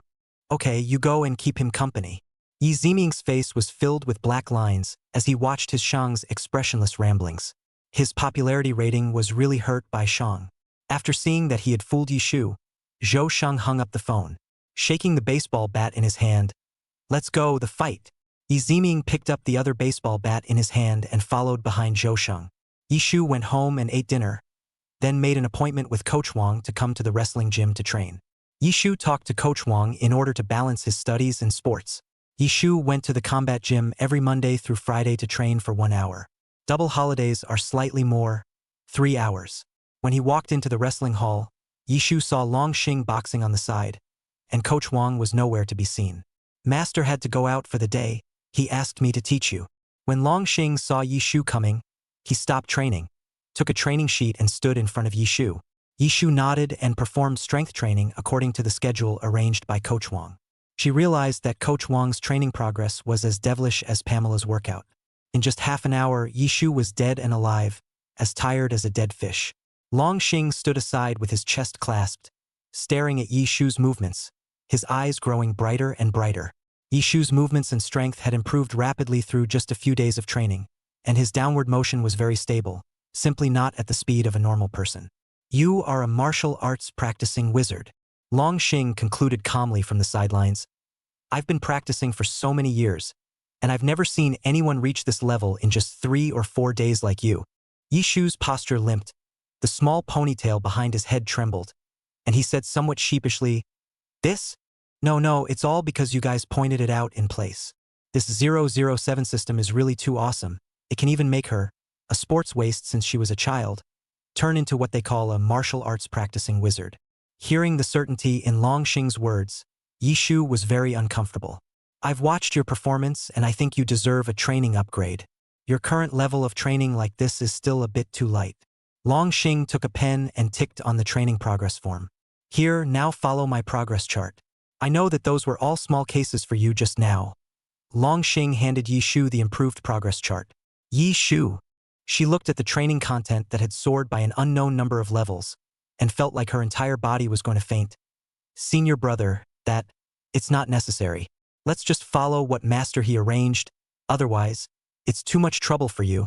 She really couldn't do this kind of hellish level of training. Yishu felt that if she trained tonight according to Longxing's arrangement, she might not even be able to walk tomorrow. Looking at Yishu's face full of resistance, Longxing looked at Yishu with a very regretful expression. "Well, then we can only have a pleasant wrestling session a few days later." Yishu. Could it be that Longxing increased the intensity of her training in order to fight her? Yishu asked tentatively, "Are you eager to engage me in a grappling fight?" Longxing's eyes were amazingly bright at this time. "Well, you'll be strong." Longxing was now at such a high level that he could rarely find anyone comparable to him in a grappling gym anymore. At this time, Yishu, the martial arts training wizard, appeared, and she was progressing at an amazing speed. It was feared that within a few days, Yishu would reach the same level as Longxing, or even surpass him. Longxing was extra excited at the thought of a good fight. Yishu. Her senior brother's little scheme was pretty slick. In this way, Yishu spent the hour at the fighting gym in pain and soreness under Longxing's strict training. The fight gym wasn't too far from home, so Yishu found a shared bicycle from the side of the road and rode it home. At this time, the cool wind gusts, Yishu riding in the aisle, the shadow in the street rows of street lamps shine. Sometimes far, sometimes close, sometimes long, sometimes short. The cell phone kept ringing. Yishu took out his cell phone. It was Lin Cece's call. "Shoo. I was just browsing the posting bar, and someone said they saw Zhou Shang and the school bully of the 13th middle school having a date." Lin Cece's urgent voice came from the phone. "Where?" Yishu abruptly stopped the car and quickly turned the car around after knowing the address. Zhou Shang and Yiziming were holding baseball bats, leaning against a nearby pillar, with a group of minions standing behind them. Across the street, a boy with dyed silver hair, leading a couple of thugs, walked towards them. Zhou Shang looked at the few black-clothed men in front of him, who looked like professionals, and frowned. "Hey, what's the point of calling extra people over for the entanglement of our 2 school basketball games?" Silver Hair raised an eyebrow and laughed. "I heard you're a good fighter, so I'll call someone to try." The minions behind Silver Hair also shouted from behind, looking extraordinarily imposing. Yiziming came to Zhou Shang's ear and whispered, "Brother Shang, the situation is not good. It looks like that 13th grade school bully is going to come for real today." Zhou Shang pursed his lips, his face unchanged, and his hand kept playing with the baseball bat. "Do it for me." Silver Hair gave the order with a gloomy expression. The line behind him was about to take a step forward. A clear female voice in the distance yelled, "Slow down for me." Both school bullies were stunned. Zhou Shang saw a woman pedaling a bicycle in the distance, flying towards them at breakneck speed. The voice and its sound were familiar, and the figure became more and more familiar the closer he got. Holy, it's his sister. Chapter 27. Be a good boy. Yishu parked his bicycle quickly between the 2 groups of people. In the midst of the crowds, the light pink figure of Yishu was extremely obvious. "Sister, why are you here?" Zhou Shang went forward and pulled Yishu, whispering, "I heard someone say that you were in a fight, so I didn't just come." Yishu glanced hard at Zhou Shang and whispered, "Go back and settle the score." The 13th middle school bully stuck his hands in his pockets and said in a dangling manner, There's a sister to the rescue. Zhou Shang, you're very popular." Yishu was too lazy to explain his long legs, and his aura was 2 meters 8. "Hey, silver hair. It's not a good boy to gather a crowd for a fight." Zhou Shang stood behind Yishu, and when he heard Yishu's overbearing speech, the baseball bat he was turning in his hand almost spun off. The 13th form school bully pulled out his ears and said carelessly, "Silver hair? It's really the first time I've heard such a title. Little sister, I advise you to leave quickly. You don't get involved in a fight between men." "Hey, then I'll really manage to the end today." Yishu re-tightened her ponytail with a stance of going for it. "Little sister, then don't blame me for not being compassionate." Silver hair gestured, and the 2 big burly men behind him stepped forward. Zhou Shang wanted to go forward to protect Yishu, but then he saw that his sister had already swooshed and kicked the 2 big burly men to the ground. Zhou Shang. His sister is not just enrolled in the wrestling fighting class. See the effect of such a cow. The 13th middle school bully's smug smile froze on his face in a split second. Looking at the girl in front of him punching a burly big man, his eyes revealed some scorn. Yishu patted the dust on his hands and looked faintly at Silver Hair and the minions behind him. "What, are you still looking for a fight one by one?" These few actions of Yishu caused Silver Hair to quickly change her face and call sister towards Yishu with a smile on her face. "Sis, you'll be my boss from now on. We'll do whatever you tell us to do from now on." The junior brothers behind him also nodded their heads one after another, their eyes looking straight at Yishu with admiration in their eyes. Silver Hair's face was so attentive and flattering that Yishu really didn't have the eyes to see it. "You guys hurry back." Yishu waved his hand disgustedly, letting that Silver Hair lead his minions to disperse. Zhou Shang and Yi Ziming stood right behind Yishu, looking dumbfounded at the Silver Hair that ran away in a puff of smoke. Yi Ziming lowly exclaimed with Zhou Shang, "She's really our sister." Zhou Shang nodded silently. The person in front of him with a pink hair clip, wearing light pink short sleeves, favoring all things pink, but able to kick the big man into the sky, was his sister. At this time, Zhou Shang brought the small eyes are bright. "Have Sister Shu," called. One of the junior brothers was extraordinarily curious. "Sister Shu, how did your body skills become so strong?" "Star Dragon Combat Gym. I've been training with them for the past few days." "Star Dragon Fighting Gym? Oh, that sounds awesome at first." Some of the resourceful ones secretly take a little notebook in their mind to jot down this key point. Seeing that the matter was resolved, Yishu asked the minions behind Zhou Shang to disperse as well. At this moment, in this open space, only the siblings and Yi Ziming were left. "Say, what's going on? Aren't you two studying at home?" Yishu leaned against the stone pillar, looking at the two of them with a smile on his face. Yi Ziming was energized by this and hurriedly explained. "Sister Shu, it's actually all about the last inter-school basketball match. Shang brother, he won the school bully of the 13th middle school, and also won the heart of this school bully's girlfriend. This is not the other side to fight up." Zhou Shang at the side of a good nod. Cannot be helped.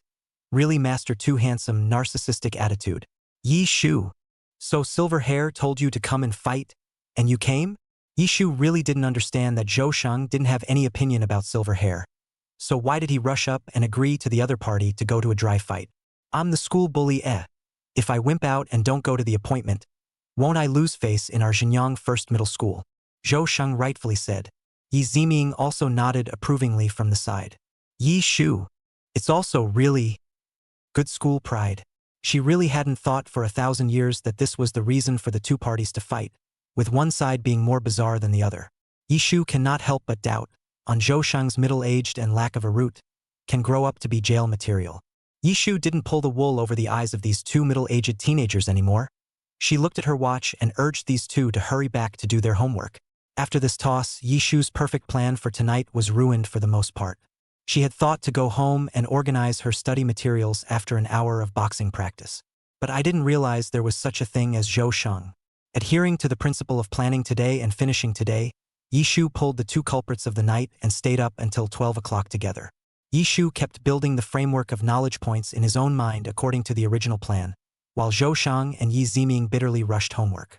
In the middle of the day, Yi Ziming tried to find an excuse to sneak back to his house and escape the misery of homework. His sister Shu then sweetly rebuffed him and said to him in a tone that was so thoughtful it was over the top. Your parents aren't home today? Don't you feel scared to go home and do your homework all by yourself? It's okay tonight, Chao Shang, and I will stay with you. Stay at our house tonight. Looking at Yi Shu's meaningful eyes, Yi Ziming was squatting on the wall in his heart. 呜，舒姐真的太恐怖了. The kid will never dare to conspire with Shang to go to a fight again. Zhou Shang also adheres to the principle of brothers should share the same suffering, pulling Yi Ziming not to slip, together with a taste of learning. The three of them swam happily in the sea of learning for a while. The next morning, Yi Ziming went to school with his siblings. Number 6 in the second year of high school. Zhou Shang and Yi Ziming returned to their seats and sat down, looking at the students who were frantically catching up with their homework in the morning study. A sense of satisfaction and happiness unconsciously rose in their hearts. Yi Ziming stretched a big lazy waist and grunted with a sigh. It's rare that morning study is so free. Zhou Shang spun his pen, his hand propped up his chin, the corners of his mouth curved slightly, and he lazily said, in the future, when you're scared of doing your homework alone, you're welcome to come to my house to play. I guess Yishu must welcome you. Yi Ziming waved his hand as he recalled the joy of studying last night. Next time for sure, next time for sure. Sophomore class. When Yishu and Lin Sisi returned from pouring water outside, they saw Li Jiadong handing out a piece of paper in class. Yishu took a look from Li Jiadong. It was a registration form for the games. Ah, it's just until the field day. Lin Sisi came over next to Yishu. I have a strong gut feeling that we both ironically have to sign up for this. Lindsay had a certainty on her face. Yishu was puzzled. Why do Daoneng? Since elementary school, for the matter of the games, Yishu had held a respectful attitude and had been meticulously in the audience. Chapter 28. Athletic Registration. Lin Sisi gave Yishu a count of the number of girls in the class. The sophomore class, as an experimental science class, had a mere 8 girls. Yishu knew that there were very few girls in their class, but never counted them in detail. Looking at the game's registration form in front of him, Yishu raised his head at a 45-degree angle to look up at the sky. She silently put the enrollment form aside for now. Let the pain come a little later. At noon, when Yishu and Lin Sisi came back from the cafeteria, they saw their homeroom teacher leaning next to the podium, and Li Jiadong stood on the podium, looking like she was going to talk about something. Classroom people are one after another to eat dinner back to their seats. See, the students are all here. Li Jiatong tapped the table to start this time the theme. Our sophomore year of sports is about to begin, and everyone needs to sign up. Teacher Pan, who was leaning next to the podium, also nodded on the side. And this should be the last sports meeting of our session. Everyone should cherish the opportunity of this sports meeting. Our class will be able to participate in even fewer collective large-scale activities later on in our senior year. According to the tradition of Xinjiang First High School, senior is not to participate in the games. Only the New Year's Day party, kind of the largest activities, can go to see as a spectator. After all, senior year is really busy, especially for students in the experimental class, who also need to be busy taking all kinds of competition exams. As soon as the students heard that it was the last sports meeting of their 3 years of high school, they got into the spirit. Wang Yan sat in the back row of the classroom with a yogurt in his mouth and raised his hand. Then I'm in. Lu Yu also raised his hand and faintly said, I'm in. With the class scholars taking the lead, other students joined in. Li Jiadong was at the podium recording the specific projects that each person was participating in, and before long, the boys' group was full of entries. Everyone in the girls' division had signed up for a few events, but none of them had signed up for the 800-meter run yet. Yishu saw that the scene in the class had gone a little cold and was somewhat embarrassed for the scene. So he raised his hand with one eye open and one closed. I'll sign up. Teacher Pan nodded approvingly, and the class continued to coo. Sister Shu is great. Sister Shu is great. Li Jiadong wrote down Yishu's name on the list and soothed. It's okay. This 800 meters is just important to participate. It's great to be able to participate. You don't need to put too much pressure on yourself. Lin Sisi saw Yishu sign up at the back and also bit the bullet and arranged an 800-meter race for herself. Just in time, their sophomore class for the games was filled. Yishu sorted out his entries, 800 meters, 100 meters, and the shot put throw. She checked the times of her entries. The preliminary 100-meter race was on the morning of the first day of the games. The shot put throw was on the afternoon of the first day, and the 800-meter run was on the afternoon of the second day. Li Jiadong finished organizing the list, walked down the podium, took a look at the items Yishu had signed up for, and clasped his fists. "Woman, I'm impressed. Looks like you were a busy man on the first day of the games." Yishu helplessly glanced at the entry time again and wrinkled her nose. "It can't be helped. The girls in our science experimental class are shouldering the burden." Lin Cece poked Yishu's back. Shu, are we going to go for a practice run together tonight?" Yishu gave an okay gesture. "Okay. Then I'll stay for the first night study tonight and practice with you." Ever since he had enrolled in the combat fighting class, Yishu had canceled his evening study sessions with his teacher. According to the physical tasks set out by the system, Yishu needed more flexible time to organize his schedule. Zhou Sheng saw that his sister did not go to the evening study, but also followed Yishu home to study, in the name of letting Yishu tutor and supervise him. Zhou Sheng's homeroom teacher heard Yishu's great name and let go, and really canceled the evening study for Zhou Sheng. After Yishu made an appointment with Lin Cece, it suddenly occurred to him that practicing before the games would not be a bad way to bring Zhou Sheng and Lu Yu closer. She'd been so busy studying and wrestling and fighting lately that she hadn't found the opportunity to bring those two closer together. Yishu poked her deskmate's table with a pen, wanting to find out what competitions Lu Yu was participating in. "Class president, can you show me the list of participants in our class?" Li Jiadong was taking the time to do the homework assigned by today's teacher, and when she saw Yishu asking for the list, she readily handed it over to Yishu. Yishu roughly scanned the competition programs of all the participants and found Lu Yu's name. Lu Yu participated in two events. One was the 1,000 meters and the other was the men's 400 meters. Yishu secretly noted it down, and then sent a message to ask Zhou Sheng about his game's entry. Zhou Sheng seconds back. "Sister, I signed up for a 400-meter run. I tell you, don't look at 400 meters as shorter than 1,000 meters. This is an extreme test of explosive force and endurance. You just wait for my game's Dafeng glory. I'm talking to you." Yishu automatically ignored Zhou Sheng's long string of large sections of nonsense at the back and picked the key points to look at. Zhou Sheng only signed up for a 400-meter run. Great, Zhou Sheng and Lu Yu's competition programs don't overlap at all. How else was she going to find excuses to get the two of them to practice their programs together to increase their bond and bring them closer together? Zhou Sheng, this indisputable guy, how come he only signed up for one event? Shouldn't a school bully be active and participate in the games? Yishu typed angrily. "You don't deserve to be a school bully." The short ponytail behind her head also twitched slightly as her hands typed harder. On the other side of the phone, Zhou Sheng, who was still gushing about the difficulty of 400 meters to Yishu, was confused. What? Did his sister take dynamite? Yishu ignored Zhou Sheng and continued to think about countermeasures. Thought for half a day, really did not think of anyway, so just break the pot. Really cannot be should be put together? Yishu picked up his phone and started to rainbow fart on Zhou Sheng, coaxing Zhou Sheng to agree to go to the playground to practice 400 meters during the first evening study session. After solving Zhou Sheng, Lu Yu was left. At this time, it was the end of class time. Lu Yu was sitting in his seat with a light expression and the corners of his mouth were slightly raised as he chatted with Wang Yan. Wang Yan's exaggerated laughter could be heard from a long distance away. Yishu walked over to Lu Yu's table and said with a natural look, "Great God, I heard that you signed up for 1,000 meters. How about calling the other boy who signed up for 1,000 meters to practice with us at night?" The girl's smile was bright.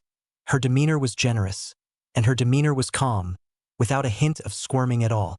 Lu Yu looked at the Yishu in front of him who had two cute hair clips, and for some reason, his heart was completely free of the discomfort of staying with other girls. He felt that he was very strange. Obviously, he was determined to distance himself from Yishu every time. But as soon as Yishu asked him to do something, he would unconsciously agree. Lu Yu looked at Yishu's sweet smile, paused for a few seconds, pretended to straighten his books, maintained his cool guy image, and gave a twisted light him. As soon as Yishu heard that Lu Yu had agreed to her invitation, her eyes lit up and she smiled joyfully and secretly. "That's great. She's so resourceful. See, it's not hardwired to work." Lu Yu peeked at Yishu's eyes that lit up when he saw him agree, and secretly admonished himself in his heart. She must be seriously rejected next time. High school students are not allowed to fall in love. Chapter 29 Pre-Athletic Practice 1. Wang Yan propped up his chin and looked at Yishu's back as he returned to his seat to chat with Lin Cece. He also turned his head to look at Lu Yu, who was burying his head in brushing up on the questions. Why did he feel a little off? But looking at the two of them, it was normal. Jin Yen in the front row heard Yishu and Lu Yu's conversation, secretly poking and skimming. Monster at heart, she knew to approach Lu Yu like this. No, she had to go see what Yishu was up to tonight. The last section of the afternoon was a self-study class. Yishu's task tonight was rather heavy. She used her free time and the time of the self-study class to frantically finish the homework assigned by the teacher. When the bell rang for the end of class, Yishu stretched and turned around to pat Lin Cece's desk. Come on. Let's go eat at the little diner across the street from the school. Lin Cece's eyes lit up when she heard that she was going to eat at a small restaurant, and she was busy holding Yishu's arm. Yeah, let's sneak in some more milk tea. They have a spicy meal there, and it goes best with milk tea. Yishu's mind quickly conjured up images of food and quickly picked up her cell phone and Lin Cece to pick out milk tea. Li Jiatong packed his school bag and looked at the two of them with this gluttonous look. Scared a few times and said, "Look at the way your eyes are glowing. Those who don't know will think they've met something happy when they see it." Yishu chose a glass of her favorite starry grape and picked up the conversation in a good mood. Eating good food is supposed to be blissful. Yishu helped Lin Cece place her order and raised her cell phone. Class president, will you have dinner with us? I've also asked my brother and the others to join me. Li Jiadong waved his hand and smiled apologetically. My dad is coming home today, and my mom asked me to come home for dinner with her. Let's get together next time. Yishu nodded and went to the campus entrance to wait for Zhou Shang and the others with Lin Cece arm in arm. It was the end of the school day, and students in 2s and 3s were walking out of the school building with their backpacks. In front of the campus, there was a vendor selling sugar gourds, looking like business was good, surrounded by students. The sky was tinted golden yellow by the sun, and the slightest breeze whipped across the ground, slightly rolling up a few fallen leaves. Seeing Zhou Shang and Yi Ziming's figures, Yishu waved at them from afar. Seeing this, Zhou Shang and Yi Ziming jogged over. Why do you two have thermoses in your hands? Yishu strangely glanced at the cups in their hands with some amusement. What's the matter? Have you guys started to take care of yourselves recently? Zhou Shang straightened his slightly disheveled hair, shook the cup in his hand, and looked at the two girls with a proud face. The two of you definitely don't know what's in our cups. This is the new drinking method that Yi Ziming and I came up with recently. It wouldn't be Fat House Happy Water with lots and lots of ice, would it? As Yi Ziming couldn't help but announce the answer, Lin Cece came in lightly on the side. Looking at Zhou Shang and Yi Ziming's surprised faces, Lin Cece's soft and quiet little face was filled with smiles and spread her hands. My brother used to drink like that. I've long since seen it. Yi Ziming patted Zhou Shang's shoulder in an exaggerated and middle-of-the-road manner. Brother Shang, it looks like we both still want to be one step too late. I thought we could be the founders of this drinking method. Come on, Les, you too. Yishu held Lin Cece's hand and pointed to the small restaurant across the street. Let's go, let's eat. The small restaurant's food lived up to its name, and the four of them ate heartily. The bubbling cold drinks were paired with a cool, spicy meal. When Yishu and Lin Cece returned to the classroom, the first period of evening study had not yet started. The classroom was quiet, and the students who stayed for the evening study had already sat down in their seats to do their homework. Yishu and Lin Cece gently returned to their positions and also quieted their minds to immerse themselves in their studies.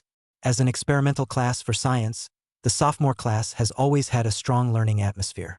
Add to that the tradition of Xinjiang No. 1 Middle School. Every time there is a major exam like the midterm and final exams, the school will regroup the classes based on grade rankings. Students are then very competitive in their studies. Although this week's school will hold sports meet on Thursday and Friday, and after the sports meet there will be a 7-day-long vacation for the National Day, the students of the sophomore class already have a vague sense of crisis. Because after the 4th of July, it won't be long before midterms are held. After the bell rang for the first evening study period, Yishu gently knocked on Lin Cece's desk and gestured with Lu Yu at the back of the classroom. Lu Yu looked up towards Yishu when he heard the bell and saw Yishu's strange gestures. He put down his pen, stood up, and followed Yishu behind them. What were you just comparing me to? After walking out of the classroom, Lu Yu looked down at Yishu and spoke in a puzzled whisper. The gestures Yishu had just given him were similar to those of ninjutsu. His fingers were flying around, and he didn't understand what it meant at all. Ah, just a reminder that it's time to go to the playground and practice. How's that for vivid imagery? Lu Yu. Well, it's pretty vivid. Image or forget it. Hey, where's the other boy who ran 1,000 meters?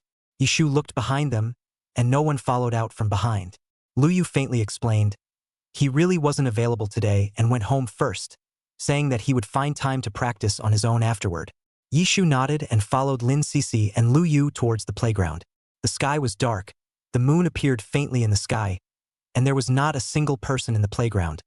Only a giant light source illuminated the playground extraordinarily brightly. Lu Yu pulled his stretches and prepared to start running when he heard a frowningly familiar voice from behind. "Sis, I'm coming. I'll show you my excellent 400-meter talent now." He Zhoushang has arrived too. Lu Yu did not turn his head, and Woody was doing preparatory activities on the side. As Zhou Shang ran closer, he saw Lu Yu on the side, and his voice ended abruptly. Yi Ziming looked at the scene in front of him and quietly asked Yishu, "Why is Lu Yu here too?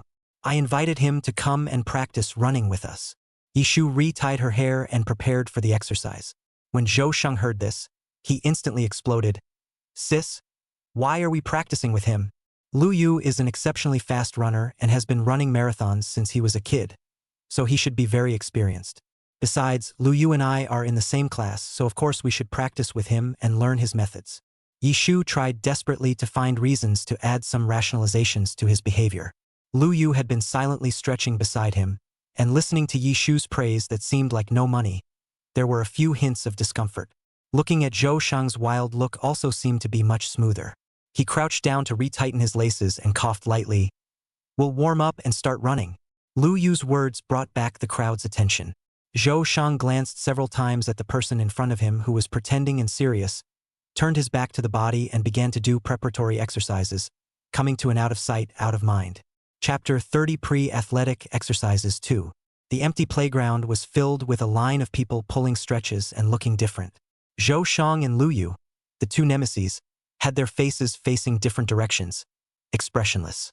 Yishu and Yi Ziming, on the other hand, secretly observed the whole scene.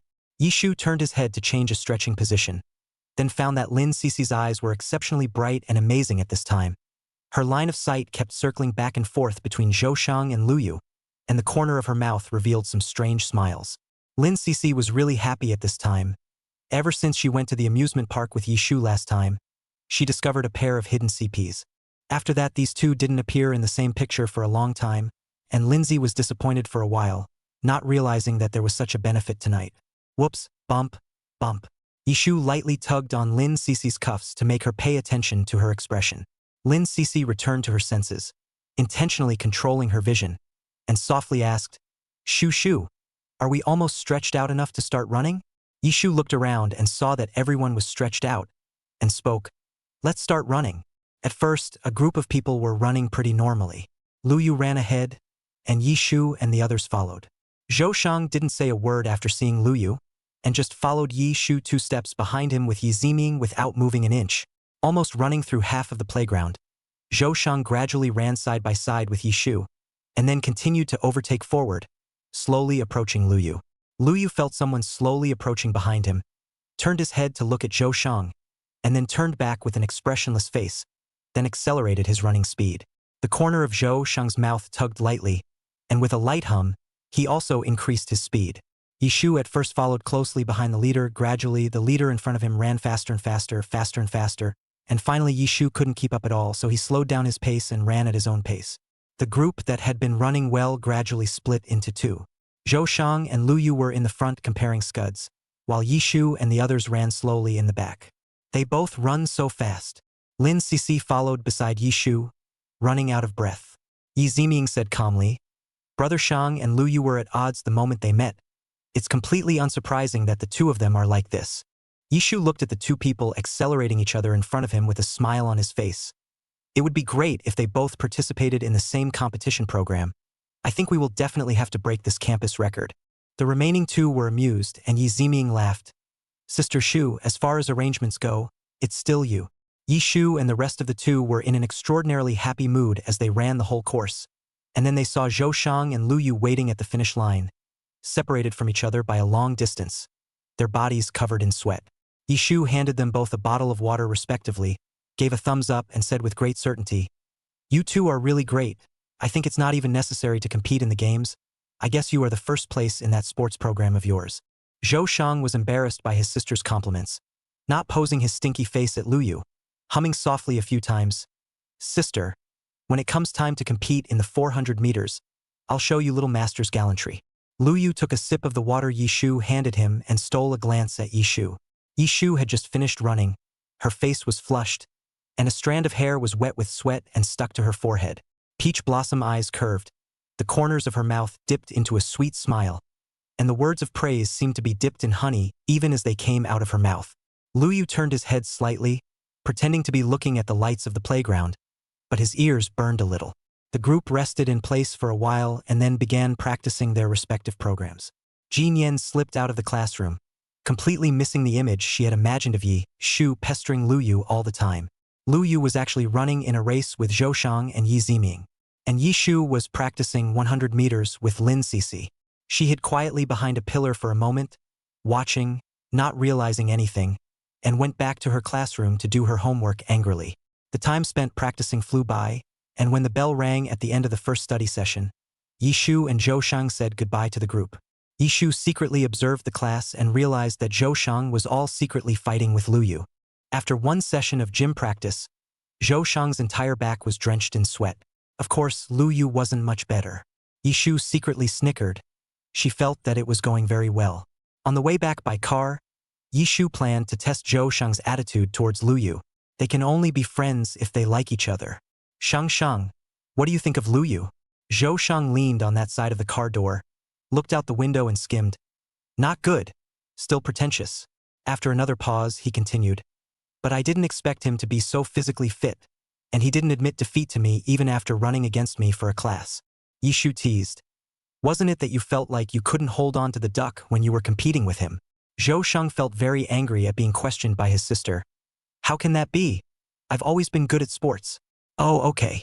Zhou Shang was irritated by his sister's obviously perfunctory attitude and secretly made up his mind. Didn't Lu Yu practice marathons since he was a kid, so he would have to run at night every day after that?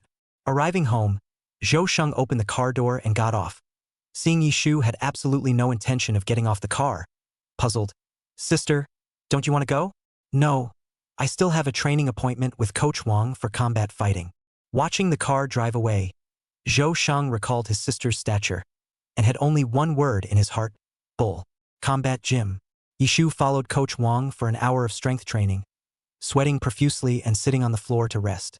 Coach Wang, who was on the side with a form to record Yi Shu's data, nodded his head and said, well, not bad.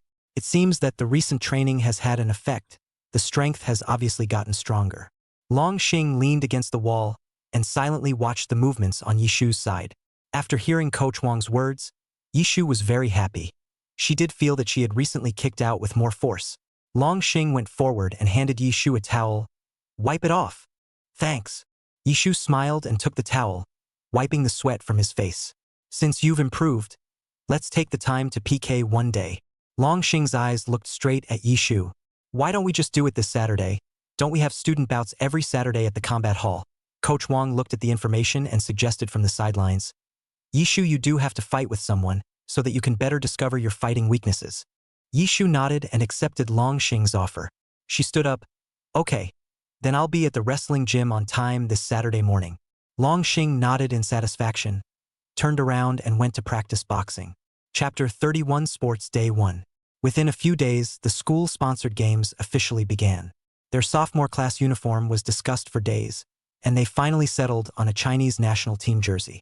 The scheme of this set of clothes was proposed by Wang Yan. To borrow his words, the red and yellow color matching sportswear is very spirited. Not to mention, wearing the same clothing as the Olympic champions signifies victory.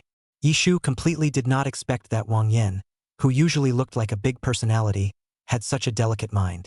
The class uniform full of symbolism proposed by Wang Yan was unanimously approved by the class. At this time, Yi Shu was chosen as the class representative and held the sign in front. The whole class, dressed in the uniform of the Chinese national team, walked towards the podium in a neat and tidy manner. The experimental class of each grade is already very eye-catching, and the sophomore class attracted many people's attention with their original costumes this time. I'll be damned. They actually even came up with the national team's uniforms. Really, they look like they're going for first place when that dress comes out. The other classes were talking as they watched the brightly colored costumes of the sophomore class. The whole opening ceremony was the time for each class to let themselves go. Large dolls, women in costumes, and all kinds of middle-aged, hot-blooded cosplays came out in full force, and it was hilarious. Zhou Shang and his class cosplayed the whole class as characters from Naruto, which was eye-catching. They even gestured some signature ninjutsu hand signals as they walked to the podium to display them. The soul of middle age 2 was burning brightly. After a very tedious, lengthy speech by the principal, one of the seniors came up to the stage and led the Pledge of Allegiance for sports. Soon, Xinjiang No. 1 Middle School began its 2-day campus sports meet with the sound of salutes. The stadium at Xinjiang First High School has a superb grandstand adjacent to the track. Every grade level sat in the bleachers to watch the games. Li Jiadong and the PE member were in their class squares handing out number plates to those who were going to participate in the PE competition. A few volunteers brought a case of mineral water from the water supply for the class to drink. The weather was beautiful for the 2 days of the games, with the sun bobbing straight down to the ground. Even though it's now fall, it's still hot as hell. Many students have brought umbrellas from their classrooms to shield themselves from the hot sun. Yishu hadn't been in his position for long when he heard the radio station start broadcasting, asking the participants of the 100 meters for the senior 2 girls division to go to the designated place for check-in. Yishu stood up, drank some water, and prepared to leave for the competition venue. Lin Cece cheered Yishu from the side. "Shu Shu, cheer up. I'll wait for you at the finish line." Yishu nodded and took off his off-duty uniform, revealing the short sleeves and athletic shorts inside as he walked toward the runway. She left the house this morning and made a point of reading her horoscope, which said that pink was a good color to wear today. And pink happened to be Yishu's favorite color. The black and pink tracksuit showed off the soft curves of the young girl's body, weighing her long legs down to white and straight. A short ponytail tied high with an energetic stride attracted a lot of attention. "Holy, this girl is good-looking. What class is she in? Want Missy's contact info." Wang Yen volunteers on campus, specializing in capturing the athleticism of sportsmen and women. He fiddled with his camera, and when he saw this scene, he was busy pressing the shutter and said, "Yishu from our class is really pretty. She can totally be the school flower of our Xinjiang First Middle School." Liu quickly glanced at Yishu's back, was stunned, abruptly removed his gaze, and patted Wang Yan's shoulder. "All right, don't be idle. The sportsmen on the other side need you." Yishu was a little nervous before her run. She clenched her fists slightly and waited for the referee's instruction. There was a bang and the gun went off. Feeling a little light on his body, Yishu stormed out of the starting point, a long way ahead of the girls around him, and soon reached the finish line. "Here." Lin Cece handed a bottle of water to Yishu and complimented. "Shu Shu, you run so fast. First place in the group, eh? It's also too good." Yishu also felt strange. She felt that her body was light and airy when she was running, and she soon reached the finish line very smoothly. She had been a gym wreck since she was a kid. How come running felt so easy now? She called the 007 system in her head. 007. Were there any props dropped on me just now?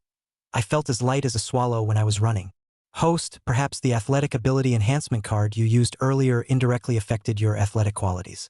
Plus Shu Shu, you exercise every day now. It's normal for your stamina to rise. Yishu felt that it made sense and walked back to her class square on Lin Cece's hand. "How was the run?" Li Jiadong handed Yishu an orange. Before Yishu had a chance to speak, Lin Cece couldn't wait to tell the happy news. "It can be." Li Jiadong gave a thumbs up towards Yishu and sighed as he looked over the results of the various participants he had tallied so far. "Our class has maintained its momentum pretty well, and now that we have a certain number of points, there's a good chance we can squeeze into the top 3. Yishu finished the competition in the morning and had nothing to do, so he and Lin Cece went around to watch the competitions in various places. Soon it was time for the 400-meter race that Zhou Shang had been bragging about his awesome running. Yishu saw Zhou Shang from afar through the competition fence. He was wearing a full set of extraordinarily flirty and eye-catching red sportswear. After the line of sight with Yishu also madly waved at Yishu, smiling a little silly, completely without the appearance of the school bully. Soon the race began, and Zhou Shang's red figure outran the second-place finisher by 100 meters the whole way, running fast.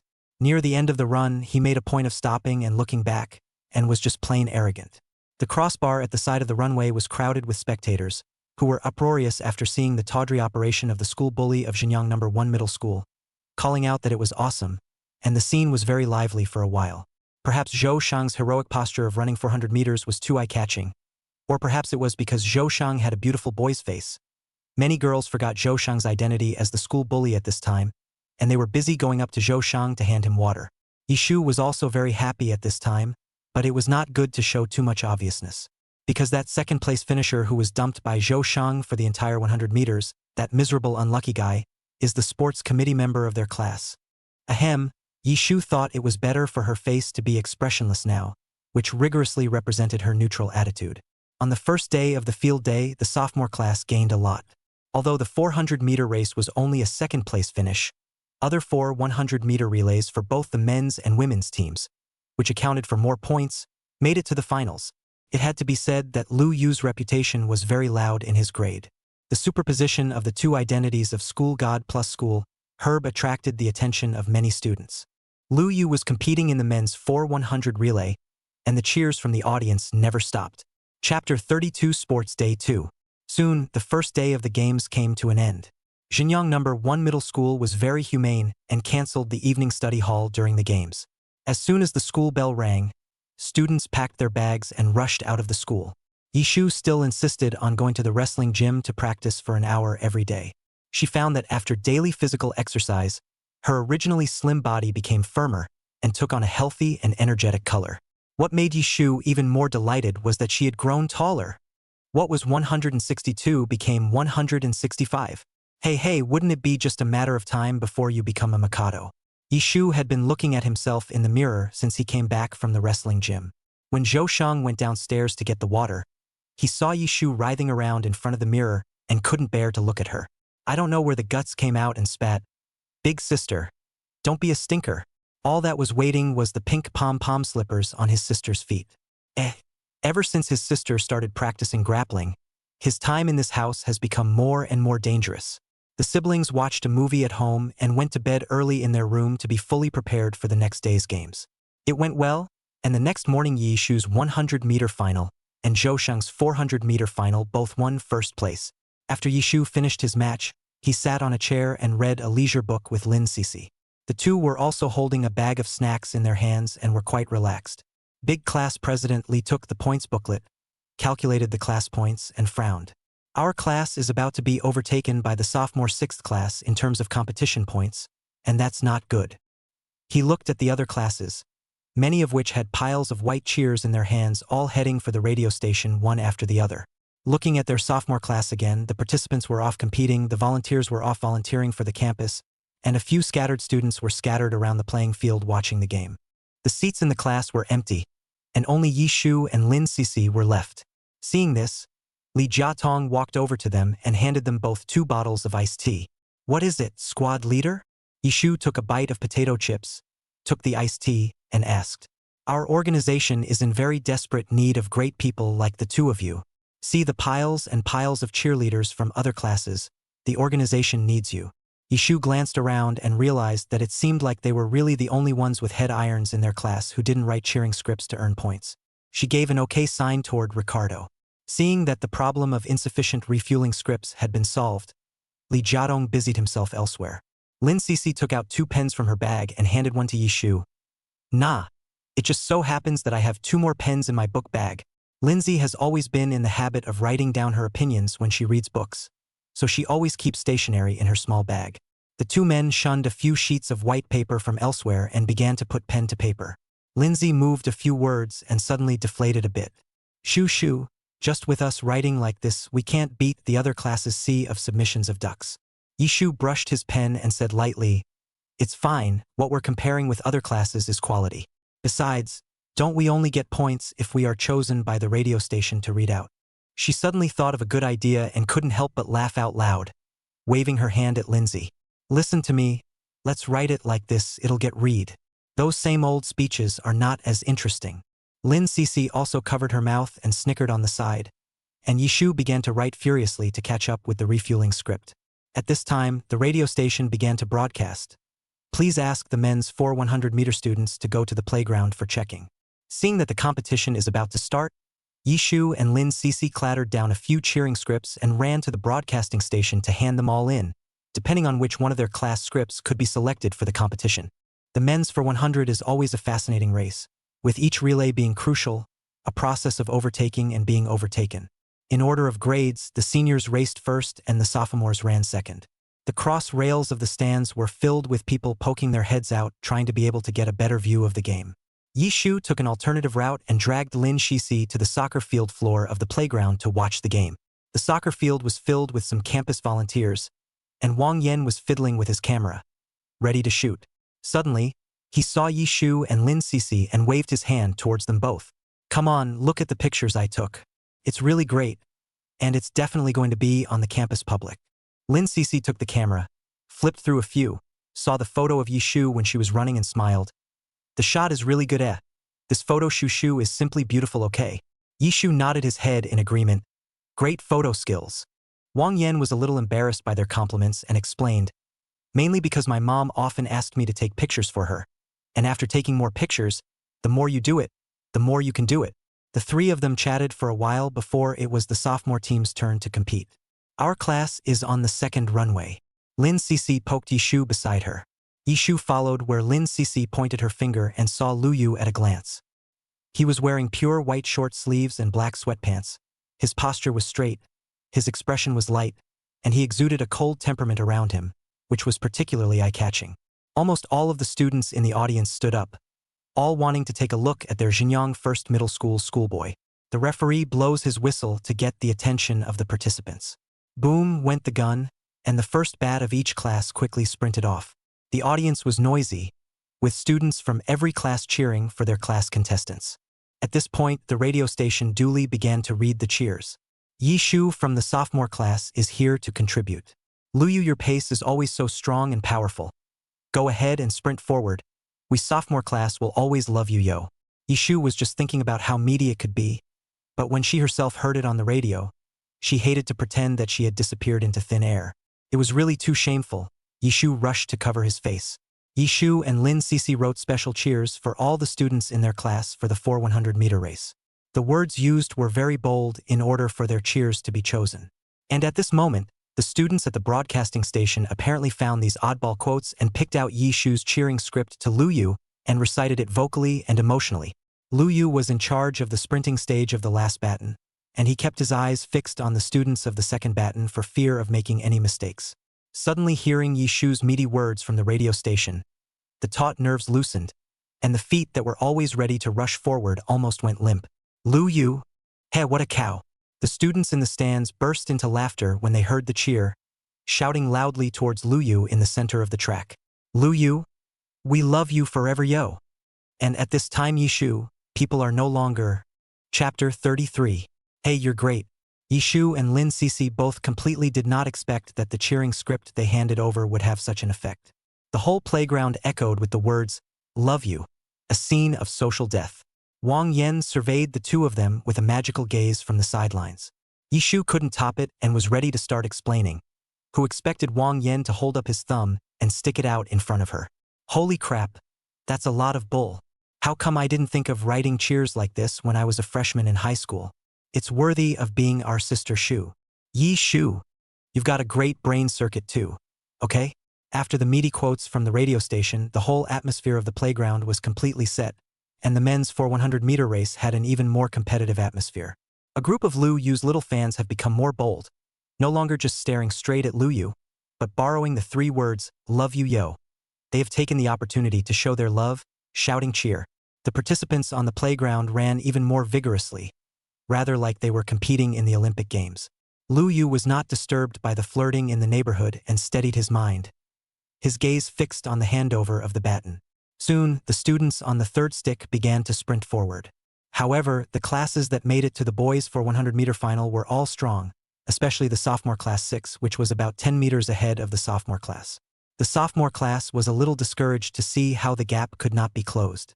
Suddenly, the scene turned around as the third student handed the baton to Lu Yu. Lu Yu's strong and powerful thighs quickly powered up and surged out, closing the gap to first place extremely quickly. Black hair fell back from running too fast, revealing a delicate, cool brow. He ran like the wind at the end, a few meters away from the finish line, and quickly made it to the finish line as the first-place finisher. The sophomore class was cheering and excited. There were many little fans in the stands who were overwhelmed by Lu Yu's stance just now, and they were snapping pictures with their cell phones. Wang Yan looked around and said, "It looks like the ranks of our land god's backup group are getting much bigger again."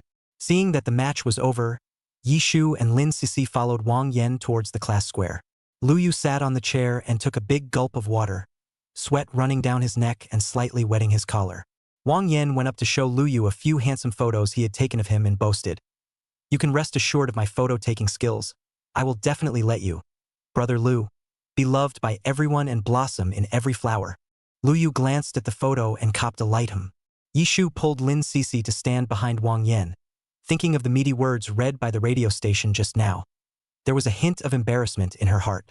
But with a thick enough skin, the embarrassment wouldn't be hers but someone else's. Yi Shu went up to congratulate him in a big way. "Lu Shen, congratulations on getting the first place. That sprint you ran at the end was just too fast." Lu Yu looked at the bright young girl with a natural demeanor in front of him, and thinking of the quotes from the radio not long ago. His lips unconsciously pursed, and the tips of his ears were a little hot. "Does she like me that much?" Lu Yu really couldn't cope with such a passionate attack. His head tilted to the side and he unnaturally said, "Thanks." The second day of the games was a great morning of competition. The sophomore class was very strong. The boys' 4 100 meters took first place and the girls' 4 100 meters took second place. These two runs added a lot of points to the sophomore class and managed to overtake the sophomore class of 6, who were originally a point ahead of them. After lunch, Yi Shu dragged Lin Sisi to the playground to stroll around. They were both a little nervous about running the 800 in the afternoon. 800 meters is actually just a relatively short distance, a minute or two for biking, or a 5-minute slow walk for walking.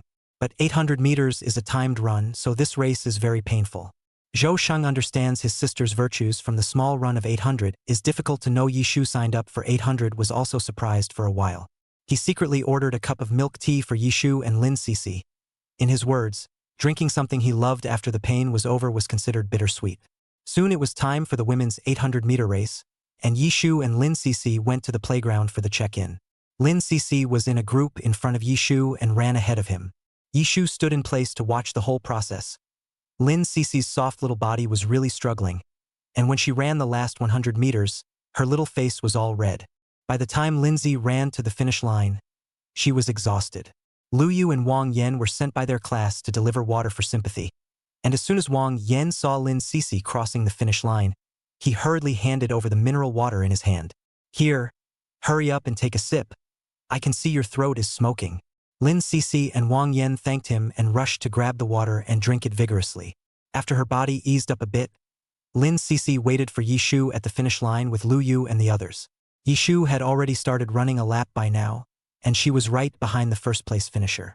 She adjusted her breathing and footing, trying not to get too tired. Almost there, with the last 200 meters left, Yi Shu gritted his teeth and held on. On the soccer field next to the runway, there were also quite a few people watching. Watching these contestants running 800 meters, they did not feel a little nervous and tired. Jin Yen mingled in the crowd, looking at Yi Shu, who had made a big splash at the games. His eyes sank slightly and he clenched his fists. Because of Yi Shu's arrival, her light was suppressed raw. The object of the teacher's praise changed from her to Yi Shu. Lu Yu has always maintained an attitude of don't get close to girls, but he is quite different with Yi Shu. Jin Yen's lips pursed, biting his lip reluctantly, and secretly threw a small stone into the aisle when Yi Shu was about to sprint towards the finish line. Seeing Yi Shu running closer and closer, Jin Yen's heart lifted high. She didn't know what was going on in her mind, both wishing that Yi Shu would fall and that Yi Shu would cross over. Last 100 meters to go. Yi Shu glanced at the people in front of him, wanting to grit his teeth and charge forward a bit more. "I don't know what I stepped on, but suddenly my body lost its center of gravity and lurched forward." "Shoo shoo!" Lindsay shouted in surprise at the finish line. Lu Yu's brows wrinkled slightly, instinctively wanting to run forward to help Yi Shu. The change happened in this instant, and everyone was not expecting it. However, to everyone's surprise, the second Yi Shu lunged forward. He supported the ground with one hand, sharply flipped over, and continued to sprint forward. "I'll go. Sister Shu is also too handsome." Wang Yan held a camera and clicked pictures. Lu Yu's brows slowly stretched, and his eyes hid a bit of a smile that he hadn't even realized. Because of the change just now, Yi Shu delayed a little bit of time, gritted his teeth and sprinted, but also did not exceed the first place. Yishu was a bit lost and ran to the finish line, propping up her knees and panting slightly. "Hey, you're great."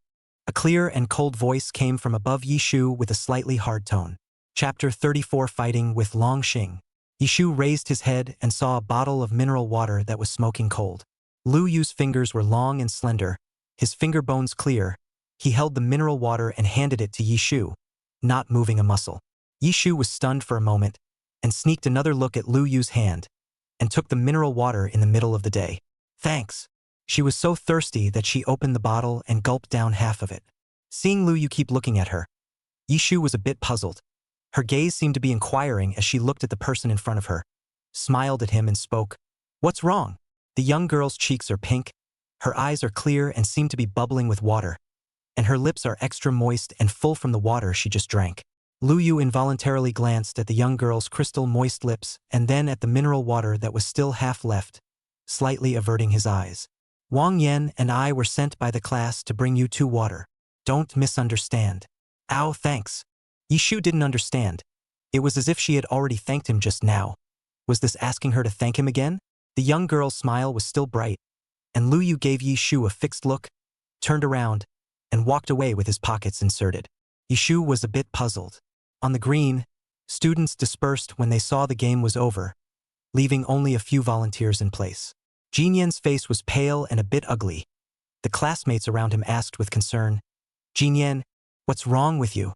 Why is your face so white? Let's go back to class and rest." Jinyan nodded, and before he left, he turned back to look at Yishu, who was chatting with a friend at the finish line, with a complicated expression. Shu, what happened to you just now? You felt like you were going to fall?" Lin Cece walked up and asked with concern. "I think I stepped on a rock just now." Yishu glanced toward the runway just now. Strange, it stands to reason that the field would have been inspected before the game. There couldn't have been small rocks. Lin Cece felt that something didn't make sense, so she and Yishu looked toward the runway. As a result, the stone is gone. "Let's go watch the other matches first, and we'll talk about this matter then." Yishu took Lin Cece to other venues to watch the matches. Soon, the field day was drawing to a close. The principal summarized the contents of the games from the podium and said the points for each of the top 5 classes. After a great effort by the entire sophomore class, their class had the highest point total for the competition, surpassing second place by a full 10 points. Mr. Pan was so happy that he stood at the front of the class queue. His eyes narrowed into slits with a smile. The day the field day ended happened to be a Friday afternoon, followed by 7 consecutive days of National Day vacation, and Mr. Pan called the students back to the classroom with something to explain. A cliché is the safety issue of holidays. Every time when schools go on vacation, they have to emphasize again and again that they should pay attention to personal safety. After Mr. Pan rambled on for a long time, he focused on studying. Don't play too crazy on your vacation and forget about your studies. According to our school's tradition, the midterm exams will be held 2 weeks after the end of the National Day. The results of the midterm exams will determine whether or not you can still stay in the lab class. This 7-day vacation gives us just enough abundant time to check in. The students' hearts, which had been restless because of the 7-day vacation, were completely calmed by the midterm exams. Mr. Pan nodded in secret satisfaction as he saw that the passage just now had had a crisis effect. "Well, that's a whole lot of talk, and it's all the same old stuff. Let's just wish everyone a happy 4th of July and dismiss the class." Mr. Pan walked out of the classroom, leaving the brats behind, humming happily in his heart. "Ah, National Day, I'm here." In the 2 days since the games were held, there has been no end to the conversation on campus postings. Yishu's photo in a black and pink tracksuit received high likes. The following attracted a large group of fanboys and fangirls who were engaged in posting with the beautiful woman. The 2 of them, Lu Yu and Zhou Shang, already had the reputation of being the school grass and the school bully, and because of the handsome photos at the games, the backing club was growing. What surprised Yishu even more was that when she browsed the campus posting bar, she also found that there was a post dedicated to kowtowing to Zhou Shang and Lu Yu's CP, and the heat was not small. If that guy Zhou Shang saw this, wouldn't he be so angry he'd go up in smoke? The first day of the National Day holiday, which is Saturday, Yishu woke up early and prepared to go to the combat gym to participate in the cadet bout held every Saturday. As soon as she arrived at the entrance of the fighting hall, she saw Long Xing, dressed in a black power suit, leaning against a large stone pillar. The 1-inch hair was slightly longer, adding a touch of wildness to the circumference. head tilted back against the stone pillar, eyes closed tightly, long eyelashes lowered, seemingly faking sleep. Hearing footsteps, Long Xing abruptly opened his eyes. Upon seeing that it was Yi Shu, his eyes brightened slightly. Come on. Change into your practice clothes and we'll both compete. Before Yi Shu had a chance to greet Long Xing, he was pushed into the locker room by this fighting maniac to change his clothes. After changing his clothes, Yi Shu arrived at the ring designated by Long Xing. The surrounding area was buzzing with activity. Almost all the disciples of the wrestling gym had come, and they surrounded the ring in a circle. And the coaches of the fight gym were all present as well. They were holding a few forms in their hands, standing on the coach's exclusive viewing platform, not knowing what they were chatting about. You're here, so let's get started. After Long Xing saw Yi Shu change his clothes, he moved sharply and rolled into the ring, assuming a fighting stance with a look of eagerness to try. Yi Shu came to the fighting gym every night to train, and her progress was rapid.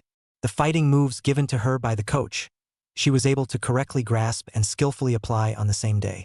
Coach Wang looked at Yi Shu's data, and the smile in his eyes was growing day by day.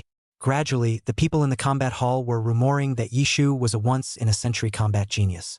Long Xing had been looking forward to this day for a long time. Okay, let's get started. Yi Shu also quickly prepared his movements, just waiting for the referee to call for the start. As soon as the whistle sounded, Yi Shu and Long Xing both made their moves, wanting to strike first. The punches and kicks were all very quick and in place, making the nearby wrestling gym disciples a bit dazzled. Long Xing observed Yi Shu's movements. His eyes flickered slightly and narrowed as he made a big move. Yi Shu's heart sensed the danger and dodged, turning the danger into a safe haven. The strength of the hands and feet has improved greatly and the body shape is very flexible. Coach Wang stood on the tournament stage, looking at the fight scene in front of him, secretly nodded and ticked the box on the form. Another coach beside him looked at him with envy and sighed. Old Wang, I didn't expect this good seedling to be taken by you first. Coach Wang's mouth modest. Where you do not also have a few good disciples. The triumph in his eyes, however, could not be stopped. What a competitive kid. One more hope for the contest in the future. Chapter 35. Female Chaperones. In grappling combat, there are significant differences between men and women, both in terms of muscular strength, muscular speed, and neural reflexes. Because of physiological differences in hormone production, women are inherently weaker than men in combat fighting. That's what everyone knows. But on the contrary, Yi Shu appeared. It was amazing that she could go back and forth several times with Long Xing, the #1 ranked grappling demon in the grappling gym. It was important to realize that the other wrestling gym disciples could only last 4 rounds under Long Xing at most. Below the ring, the onlookers were dumbfounded as they looked at the slender and beautiful figure in front of them. This is really a genius, and it is actually a girl who seems to be soft and weak. In the ring, Yi Shu and Long Xing fought for more than 10 rounds and gradually couldn't hold on any longer. Their physical strength had reached its limit. She stopped moving, gave a pause gesture, and gasped, "Elder brother, let the match end." Long Xing reacted extremely quickly and withdrew his fist, nodding silently. He so loved the feeling of the fight just now. Long Xing felt as if he and Yi Shu had entered some kind of strange magnetic field during the fight just now. The two of them were going back and forth, seeing each other's moves and fighting extraordinarily fast, as if they could never stop. He took a step forward, excitement in his eyes. You still need to improve your stamina and endurance a bit more. When you've improved, we'll have another match. Yi Shu. It's not necessary, really. She's a female grappling fighter. Shouldn't she be fighting girls as a matter of course? Why is it that all the people she fights with now are her older brothers and sisters? Yi Shu secretly rubbed his arm, which was sore from the fight just now, and squeezed out a smile. Next time for sure, haha. Li Chengpeng ran to Yi Shu, with an incredulous face, praising, "Sister, you are really too good. You can actually fight with Brother Xing for several rounds without losing." I don't know what came to mind again, but I laughed out. Now our pavilion's arch-rival, the Subterranean Dragon Fighting Pavilion, is going to have a green face again. Subterranean Dragon Fight Gym is the #1 ranked fight gym in a city. It often had friendly exchanges with their fight gym. In some large-scale combat tournaments, Subterranean Dragon Combat Gym and their Star Dragon Combat Gym competed fiercely. Now that a talent like Yi Shu has emerged among the female grapplers, the allocation of spots in the big tournaments will be broken up and reorganized. After the match was over, the people around dispersed, and Coach Wang looked at Yishu with a loving face as he held the form. Coach Wang's face, like that of a triad boss, squeezed out a smile, causing Li Changpeng, who had been scolded every day, to shiver in the cold as he kindly suggested to his dear coach. That? Coach Wang, let's not laugh, it's not your style. Coach Wang's originally strange smiling face stiffened even more, and he kicked Li Changpeng lightly in annoyance. Go and train for me. Don't be cheeky all day long. A senior brother has to look like a senior brother. After sending Li Changpeng away, Coach Wang looked at Yishu with great relief and encouraged him. Xiao Shu, keep it up. The coach is very optimistic about you. In 4 months, the junior combat tournament will begin, and our Qmite is planning to send you. Yishu, coach, I only signed up for a month. What 1 month? Coach Wang was a bit confused. Yishu explained dryly. It's just that I only paid for a month's wrestling enrollment. Coach Wang slapped his head and suddenly reacted. He had forgotten about this since the last time he took Yishu as his disciple. Afraid of missing out on a good seedling, Coach Wang hurriedly explained. Since you've become my disciple, you don't need to renew your registration fee. All the expenses for your training go from the account in the wrestling gym. Now you just need to train well. Nothing else needs to concern you. Yishu nodded in understanding. Coach, so are there any other girls in our grappling gym? I'm supposed to be in the girls' division for the youth grappling tournament afterward, so do I have to practice with female grapplers? Coach Wang looked a bit embarrassed and coughed. No, you're the only girl in our wrestling gym. Yishu was full of surprise. She just thought that the girls in this wrestling hall were a bit less before, but it turned out to be completely absent.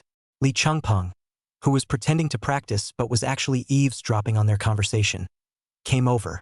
Senior sister, if you want a girl sparring partner, I have a way. You're guaranteed a strong and beautiful sparring partner. Wait for me for 10 minutes and I'll bring it to you. After saying that, he ran off in a puff of smoke to who knows where. Coach Wang and Yishu both confused. They wrestling hall is not no girls, where to chaperone ah. About 10 minutes later. Bam bam look, senior sister. The chaperone has arrived you. Li Changpeng was pulling a girl with long black hair towards here from a distance. The girl was tall and thin, and her long, silky black hair fell on either side of her shoulders, making her extraordinarily beautiful.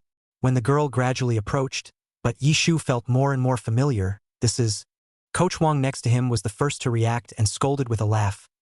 Li Changpeng, thanks for thinking of it. Seeing that he was recognized so quickly, Li Changpeng really didn't hold back and snorted out a laugh. The girl with the long black hair next to her closed her eyes, clenched her fists, punched Li Changpeng, and quickly took the wig off and threw it in Li Changpeng's face. Ew. Brother Xing, rest in peace. Brother Xing, rest in peace. Long Xing leaned against the wall with his arms wrapped around his chest, not saying a word. Yishu was completely flipped out by the operation of the two of them, his eyes looking straight at Long Xing. Do not say her senior brother dressed up in women's clothing is simply good-looking to death. Really do not give girls a way out ah. Completely have the gift of women's clothing, big brother. Long Xing noticed Yishu's direct gaze and silently sidestepped. Usually a silent nature, now completely autistic. Cough cough. Coach Wang came out to round up the situation. Shu ah. I think if you want to find girls to spar with, you can totally find Long Xing ah. Look at your senior brother just now, that outfit, it's totally enough. Yi Shu. Why is it that this Coach Wang can manage to say such things in a serious manner? Next to him, Li Changpeng even used an expression of watching the fun, nodding his head repeatedly, his face stifled red, as if he was about to laugh out loud. Yishu's training ended. Coach Wang still let Long Xing go to send her off. Before leaving, Coach Wang was still full of regrets. Although we, Xinglong Combat Pavilion, only have you as a female disciple. But if you need a female chaperone, our Combat Pavilion, even if we don't have one, we can change countless of them for you. Looking at Coach Wang's serious expression of wanting to provide her with a better playing environment, Yishu waved her hand back and forth, stealing a glance at Long Xing's expression. Long Xing still had a paralyzed face, with no expression on his face whatsoever, and when he heard Coach Wang say this, he didn't object, as if he had acquiesced. Yishu couldn't help but get goosebumps as she imagined all her senior brothers dressed as women and fighting against her. These beauty grace.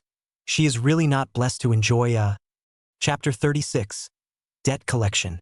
Long Xing silently sent Yishu out of the door of the fighting gym, his face still unable to see any emotion. Yishu stole a glance at him and whispered, "Senior brother, you won't have to make such a big sacrifice next time. We're fine without girls in the fighting gym. Long Xing nodded and suddenly raised his head, looking straight into Yi Shu's eyes. So you're not quitting the wrestling gym? What? I didn't say I wanted to quit. I just asked Coach Wang if there were any female students in the combat gym. Yi Shu looked at Long Xing with a strange look on his face. Where did he hear the news from so indiscriminately? Long Xing fixedly looked at Yi Shu's eyes, found that she did not seem to be lying, lightly then turned his head and continued to walk forward.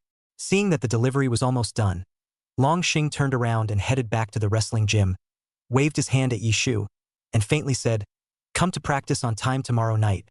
It was already noon when he came out, and the sun was particularly strong and harsh.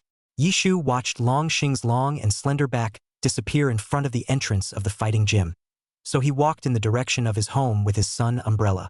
For the next 3 days, Yi Shu pulled Zhou Shang to study with him and dried out all the homework assigned by the teacher.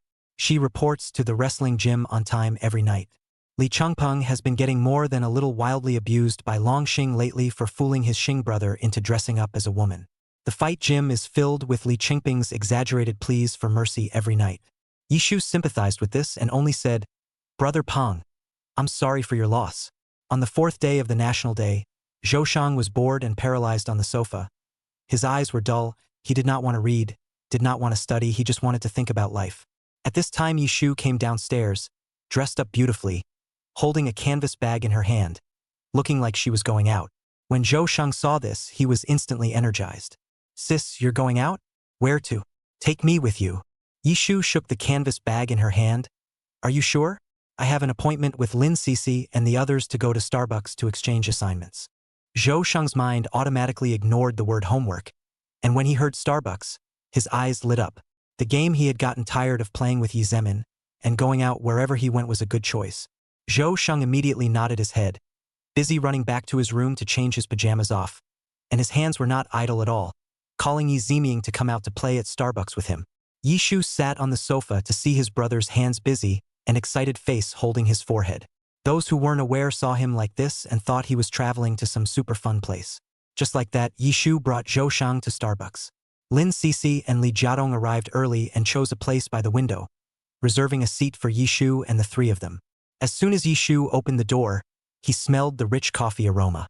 Once a few people were seated, they ordered a couple cups of coffee that had recently exploded in popularity with the intention of trying it.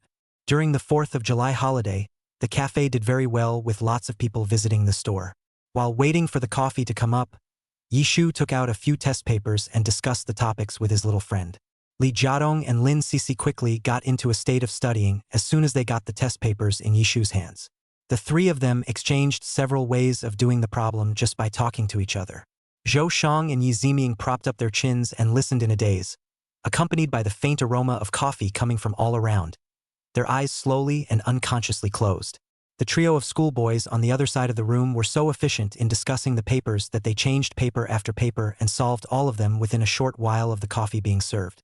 The sun's position slowly shifted with the time, and the warm sunlight poured down from the gap between the clouds, shining through the glass window of the cafe to the table in front of Yi Shu and his party. It rained for the first 2 days. Today is a rare good day. A group of people drinking coffee in their hands, resting their chins to look out the window at the pedestrians coming and going, lazy, let the sunshine on their clothes. Perhaps because the atmosphere was too laid back and relaxed, Li Jiadong stirred the coffee in her hand with a small spoon, hesitated for a moment, and spat out her recent annoyance. "Do you guys know how to collect a debt?" The word debt immediately attracted everyone's attention. Zhou Shang's sleepiness was immediately driven away, and he probed his body, suspecting that he had misheard, and repeated it again. "Demanding a debt?" Li Jiadong nodded, looking at the eyes of his little friends that were wide from surprise, and continued. 2 years ago, my dad's former close ex-colleague borrowed a not-so-small amount of money from my dad for an emergency. These days my dad calls to ask for money, and at first the coworker answers the phone, but as soon as he hears where my dad is coming from, he hangs up perfunctorily. Now my dad's phone calls have gone unanswered. Li Jiadong was a bit stifled at the thought of this matter. He scratched his head and sighed helplessly. "There's no such thing as owing money in this world, and I really don't understand what's going on with that uncle. My dad's been all worried about it lately and has no idea what to do." Lin Cece held her cup and couldn't stop worrying when she heard Li Jiadong's words. What should be done about this? The guys sat around for a long time thinking about it, and they couldn't come up with a solution. Does your father know that coworker's home address? Zhou Sheng thought for a moment and looked at Li Jiadong. Zhou Sheng's state at this time was very different from his usual playful appearance. He straightened up and sat on the chair with a look of doing business. Yi Ziming, hearing Zhou Sheng say this, slapped his thigh and his eyes lit up. Brother Sheng is right. If the other party calls and refuses to answer, you can go to the door to ask for the debt. Lin Cixi nodded and softly said, yes. I think that if Li Jiadong's father had gone to the door to ask for the debt, that colleague would probably feel embarrassed and pay back the money. Li Jiadong frowned and sighed. But our family doesn't know that coworker's home address. The scene froze for a moment, and everyone's heads ran out of ideas at this point. Zhou Sheng glanced at the expressions of the people around him, thoughtfully, and waved his hand. That's fine. I have a friend who's a big hacker. As long as there's a phone number and a name, I'm sure it shouldn't be too hard to find out. The crowd was all overjoyed to hear the good news, and Li Jiadong and Zhou Sheng came to a fist-bumping ceremony. Their faces full of smiles. Dude, thanks. Yishu held his cup and sat in his seat, listening to the group speeches without speaking the whole time. Seeing that the matter of the home address was settled, Yishu made his point. I think since that coworker pulled the plug on Li Jiatong's dad, it shows that he has made up his mind to renege on his debt. If we go to the door when we know the home address, is he bound to pay it back? Yishu smiled wryly and signaled everyone to come over. I have a good idea. Maybe you guys know about the blood spit capsule. Chapter 37. Time to fight for acting skills. On the 5th day of the National Day, Yishu's group gathered at the park early in the morning. The park was deserted at the moment, and there was silence all around. Yishu and the others chose a corner of the park and formed a circle to discuss strategy. Zhou Sheng pulled a group of people into the group and sent out the detailed address of that colleague's residence. That friend of mine checked it out last night, and looking at the location, it's not too far from this little park. Zhou Sheng is dressed in black today, also wearing a mask. He quietly passed the message to the crowd. His voice is very small, and he deliberately looked around when he spoke. It's rather like going out on a mission. Yi Ziming and Zhou Sheng were dressed in the same outfit and couldn't stop the excitement in their eyes. Let's go. Now that we know the location, let's call Papa Li Jiatong and go to the door together. Not quite, we can't go in together.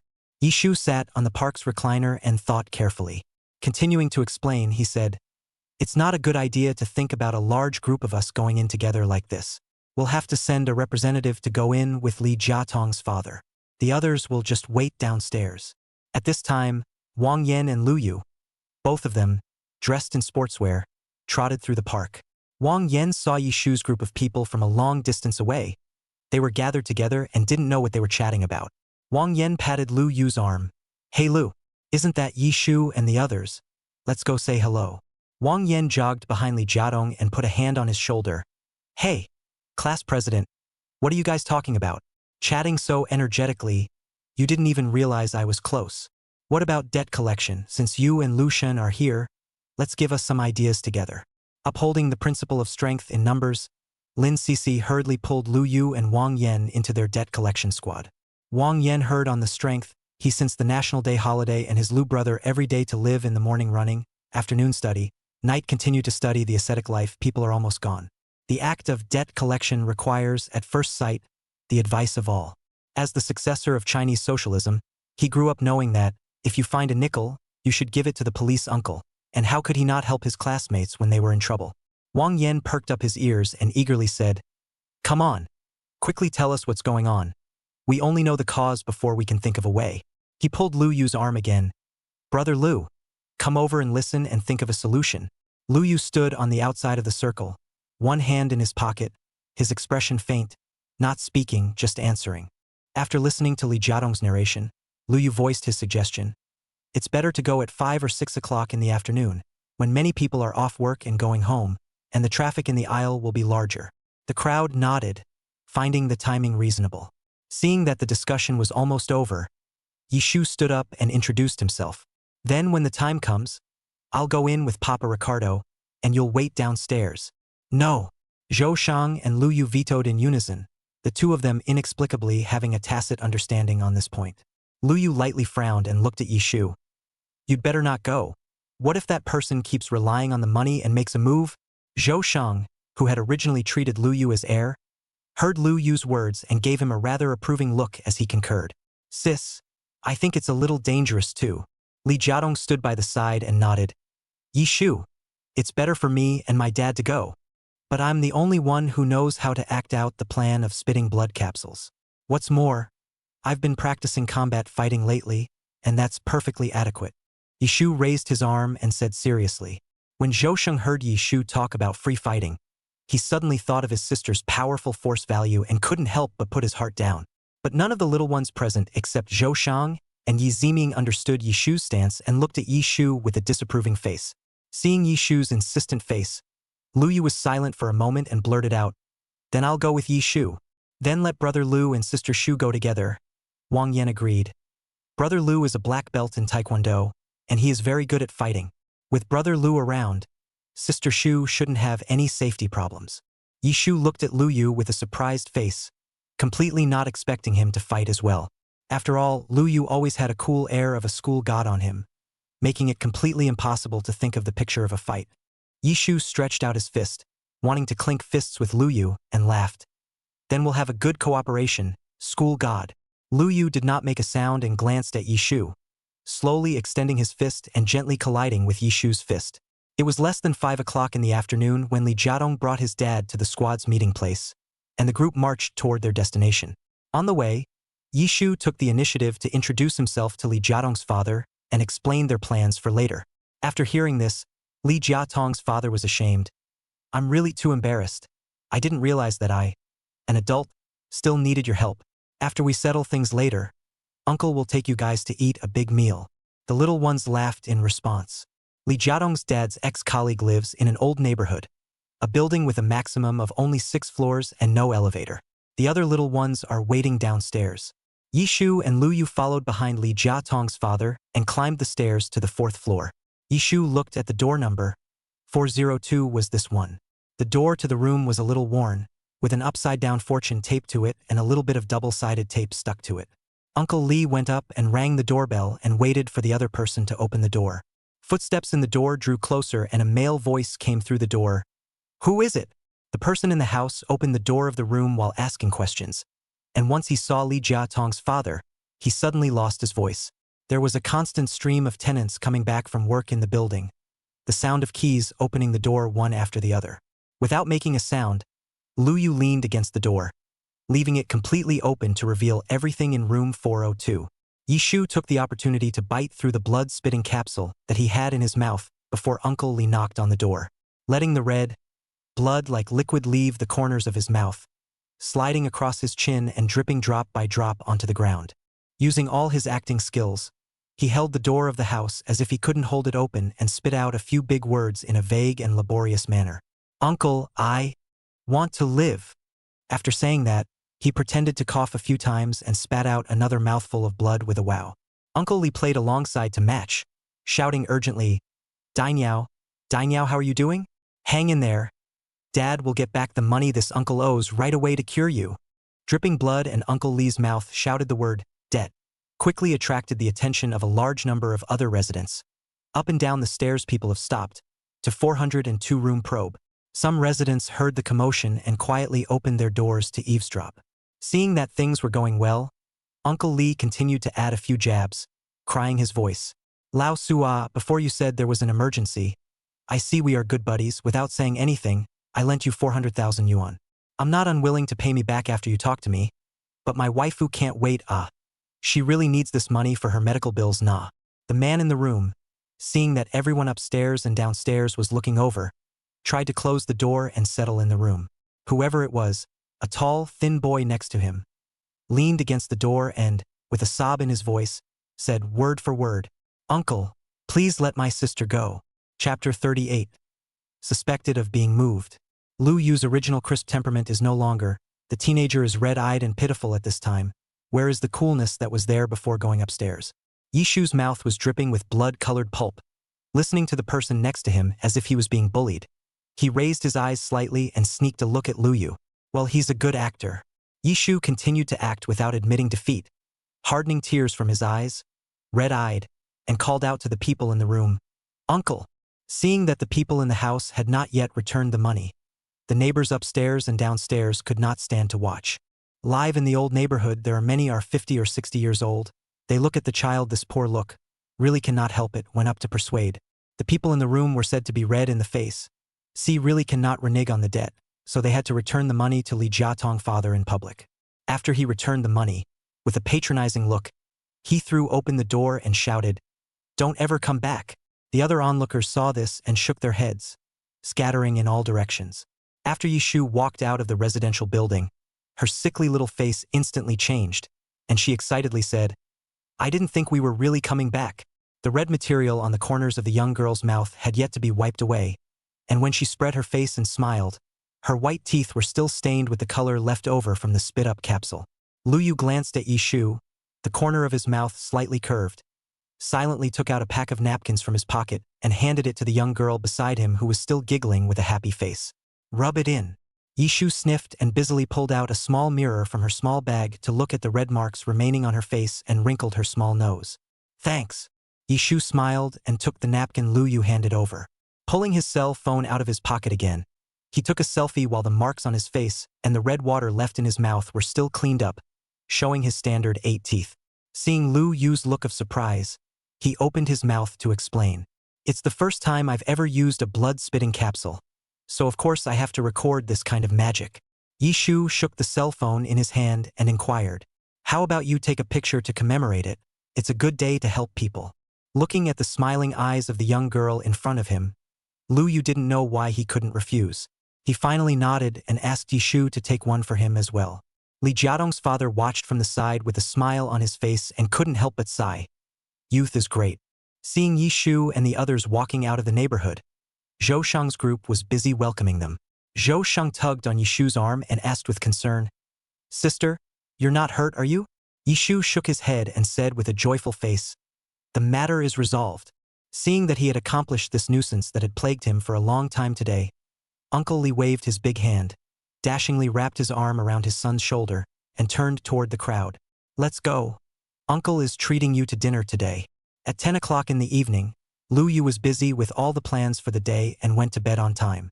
Before going to bed, he opened his cell phone to browse through the messages, and a message came in the dynamic. Lu Yu clicked on the red dot. It was a dynamic uploaded by Yishu. "Today's new experience, the blood-spitting capsule, is really realistic." In the photo, the young girl is ghostly and playful as she reveals her teeth reddened by the spit-up capsule and her moon brow and starry eyes. The comments section was buzzing underneath. All of them were simmering boys who had been blown out by Yishu's beauty and had been posting with the beauty. There were also people who were so curious about the blood-spitting capsule that they inquired under the comment section. Lu Yu tapped on the photo and looked at it for a few seconds, and when he was about to turn off his phone and go to sleep, he ghosted the photo and secretly saved it. A few days of vacation after the National Day, Yishu called out a group of people to go to the library to study together. Seeing that the plan of pulling in the relationship between Zhou Shang and Lu Yu is gradually moving forward, the smile on Yishu's face has never faded. In the discussion room, the group was seated at a large, long table, each with several sets of papers in their hands, writing. Zhou Shang on the side poked Yishu's arm. "Sister, tell me about this question. I don't know much about it." Yishu's off-the-cuff answer came to a screeching halt, handing the test paper across the room. "Lu Xin, can you give me and Zhou Shang a lecture? Neither of us are very good at it." Yishu secretly thought she should give Zhou Shang and Lu Yu more chances to get along. Lu Yu on the opposite side nodded and naturally took the test paper. Ignoring Zhou Shang's tugging cold face, straightened out the thoughts in his head, and stated the solution process in a clear and organized manner. Wang Yan looked at this Lu Yu next to him, who had a faint expression on his face and felt very wrong. Beside the person's voice is clear and crisp. The solution answer said in extraordinarily detailed and meticulous. Even the other ideas for solving the problem are also listed. Extraordinarily patient. Lu Yu's expression did not change, but the aura around him inexplicably became softer, no longer a lifeless appearance, as if a piece of ice had been dipped into a feather in the sun. Wang Yan stroked his chin, observing Lu Yu's every move. Good Lord, there's really too much wrong with this. This big young master had never given him a question so patiently. In the past, when he asked Lu Yu about a question, this big man would always report the answer extremely quickly and let him stay on the side and think slowly. Only when he gets tired of being asked will he open his golden mouth and give a thought or two on how to do the problem, and that's it. Then look at the present. Wang Yan scared in his heart. This one still boasts of being a cool guy. I am afraid that he will soon become a sweetie. Yi Ziming, who was sitting opposite Wang Yan, was still struggling in the sea of questions, and when he raised his head to catch his breath, he also saw the movement on his Shang's side. Zhou Shang was still impatient, hanging his head and listening patiently to his nemesis's questions. However, Lu Yu was not his usual demeanor towards Zhou Shang. His brows were stretched, meticulous and patient, directly ignoring Zhou Shang's existence, and discussing with Yi Shu as you and I talked about each other. Yi Ziming suddenly discovered some shocking secret. Does the land god like Sister Shu? Yi Ziming was afraid that he would be wrong and secretly observed Lu Yu's expression again. His eyes gradually collided with Wang Yan beside Lu Yu. Both of their eyes were filled with incredulity, and they both instantly understood the meaning in the other's eyes. Wow, that's some news. The two kicked their guesses to the curb and silently watched from the sidelines. Over the past few days of library trips, the squad gradually split into 3 areas: the eating area, the studying area, and the discussion, each with their own heart area. Everyone in the group was rewarded with a sense of accomplishment on the 4th of July. In addition, the date for the final of the English speech contest organized by the school before had been set, and it was scheduled for the day after we came back from the National Day holiday. Yi Shu turned on American dramas again during the National Day vacation to develop a sense of English. Chapter 39 Speech Contest Finals. After the 7-day National Day vacation, students' idle minds are almost all collected, focusing on the next schoolwork and preparing for the midterm exams in half a month. In the language class, the class teacher, Mr. Pan, announced the notice issued by the school after he finished the text. Classmates, the preliminary round of the English speech organized by our school earlier has finished, and Yi Shu from our class has successfully entered the rematch. Wang Yan is the king of first-class hilarity, screaming his head off in the background. Teacher Pan laughed. Yi Shu and Lin Cece students are really great. Come, let's all give them a round of applause. Yi Shu listened to the applause around him and wondered why there was some inexplicable embarrassment. Li Jiadong, as Yi Shu's desk mate, clapped especially vigorously. Jin Yan glanced at Yi Shu in the back, skimmed his mouth and said in his heart, "Cut. Really know how to make a splash." Seeing that they were both a bit embarrassed, Mr. Pan returned to the main topic and continued on. The finals of the English speech contest will be held in the activities auditorium from 3:30 to 5:30 this afternoon. The school has decided to have the whole school there to watch the competition. The students were excited to hear the news and there was a commotion on stage. Although the National Day has a 7-day-long vacation, but after the vacation you still have to go to class for another 7 consecutive days, this long week of classes is exhausting to think about. The students were really satisfied to be able to have half an afternoon without classes. The sports committee wailed a couple times offstage before it died down. Mr. Pan tapped the table when he saw that the discussion on the stage was getting more and more excited. Our class will all be cheering for our students Yi Shu and Lin Cece when the time comes. Got it, the students said in unison. One of the classes before the English speech contest in the afternoon was a math class, and Mr. Wang, perhaps knowing that his students' minds were about to fly away, took out the National Day's math paper and gave them the questions. But instead of the teacher speaking, the school number is drawn, and the person who draws it becomes a little teacher and goes up to the stage to talk about the problem. Ginger is indeed still old, and as soon as this rule came out, everyone looked at their test papers, found their mistakes and started asking each other, even borrowing test papers offstage to look at them. This is when Yi Shu's and Lu Yu's papers are especially popular. The last few puzzles of both gods were filled with all sorts of solutions, seriously. All in all, neither of them had much time in their own hands for the rest of a math class, and just as soon as their classmate returned the papers, another classmate borrowed them.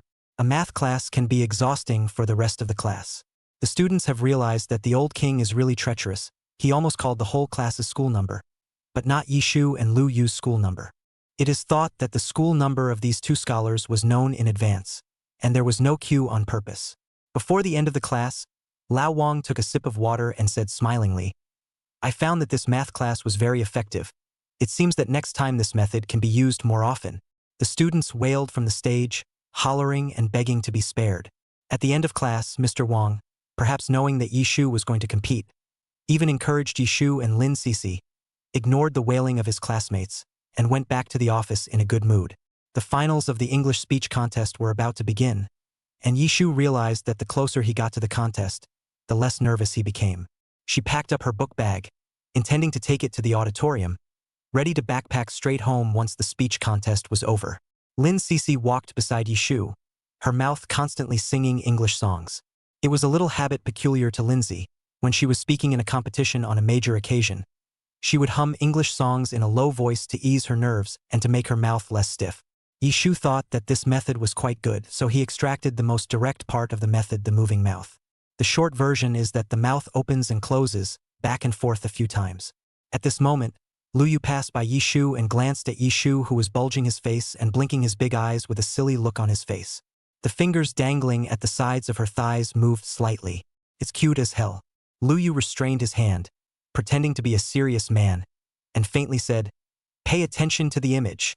Then he took a step and hitched on the shoulder of Wang Yan, who was holding a camera on the side and laughing non-stop, and walked in the direction of the auditorium. Yishu on the surface calmly stopped moving his mouth too. Holding Lin Cece continued to walk. Heart, ah, ah, ah. He was in a state of shock. She and Lindsay walked at the end of the class line, expecting no one to see them. 111. Really good social death. The expression of hopelessness on Yishu's face amused Lin Cece. She tugged on Yishu's sleeve and laughed softly. "Shoo shoo, you're really too cute." Yishu and Lin Cece followed the class line and soon arrived at the school's auditorium. The school's auditorium is newly built and is large enough to accommodate the entire school. The seats of the sophomore class are in the 6th, 7th, and 8th rows in the center position. It is an excellent and good location to watch the speech contest. Yishu and Lin Cece didn't sit with the class. They sat behind the first row of judges and teachers as contestants. After the preliminary round of the last English speech contest, a total of 5 students entered the final round. In addition to Yishu and Lin Cece from the sophomore class, Wen Shermu and Chu Xiao, who were particularly famous in the senior class section, and another boy whose name was unknown also made it to the finals. The entire English speech final was a competition between the sophomores and juniors. The final of the English speech contest is more than an impromptu speech. The contestants draw their questions 20 minutes before they go on stage, and their impromptu speeches are 2 minutes long. This time, Yishu's luck was very good and drew the last appearance, while Lin Cece drew the second appearance. The two gave each other an encouraging look and went about adjusting themselves to get ready for the stage. The facilities in the auditorium are very advanced, with a giant screen next to the lectern, where cameras will be pointed at the contestants, projecting their expressions and movements on the screen. Sister Wen Shermu played as well as ever. Her condition was stable, and her cool face projected on the screen was particularly eye-catching. Yishu quietly realized that everyone in the senior class seemed to be kowtowing to the CP of senior sister Wen Shermu and senior Chu Xiao. The moment sister Wen Shermu stepped down from the stage after her speech and senior Chu Xiao went on stage, Yishu could clearly hear the small screams of many of her classmates in the row behind her. Yishu, as the last person to speak on stage, drew the topic 20 minutes before going on stage. When senior Chu Xiao finished speaking as the 4th speaker, Yishu went on stage. The lights spread out, and the young girl on the screen had red lips and white teeth, and her eyes were amazingly bright in the light. The round table has been a symbol of the Chinese sensation. It is, and will always be a fluent American English with a drop-dead gorgeous demeanor. The young girl on the screen was dazzlingly amazing at the moment. The students in the audience were staring straight at the big screen. Confident girls are really attractive. A number of students at the bottom were whispering, "Oh my God, this student is really outstanding. Never thought that she's only a sophomore in high school and she can be on par with her senior siblings." Luyu sat in the audience and watched the big screen with unblinking eyes. His eyes reflected the glowing figure of the young girl on the screen. Chapter 40, The Beating of the Heart. Wang Yan sat next to Luyu and took crazy pictures with his camera. "I'll go. I have to say that Sister Shu is really too good." Immediately turning around again, he quickly took a picture of what Luyu looked like at this moment. In the photo, the corner of the teenager's mouth slightly curved up an imperceptible arc. His eyes were brightly illuminated by the large screen, and his eyes were extraordinarily focused. Wang Yan looked at the pictures in the camera and sked. "Our Lu Xin isn't quite right. Look at those eyes. Didn't you say that listening to English speeches makes you sleepy? Hurry up and close your eyes to recuperate." Luyu stretched out a slender leg and lightly kicked Wang Yan's foot. "Don't talk nonsense. Okay. I won't tease you anymore, and I'll also enjoy our Sister Shu's speech again." Wang Yan resumed sitting upright in his chair and looked at the contestant area in the second row in the distance. Lin Cece sat in her seat, looking at Yishu with great admiration, a trace of sadness vaguely crossing her heart. Wang Yan glanced at Lin Sisi and didn't make a sound. Soon, Yishu's speech was also finished, and the next step was the judges' scoring time. Yishu returned to the contestants' seats to wait for the judges' scores. Students in the audience were also discussing who the first place would go to.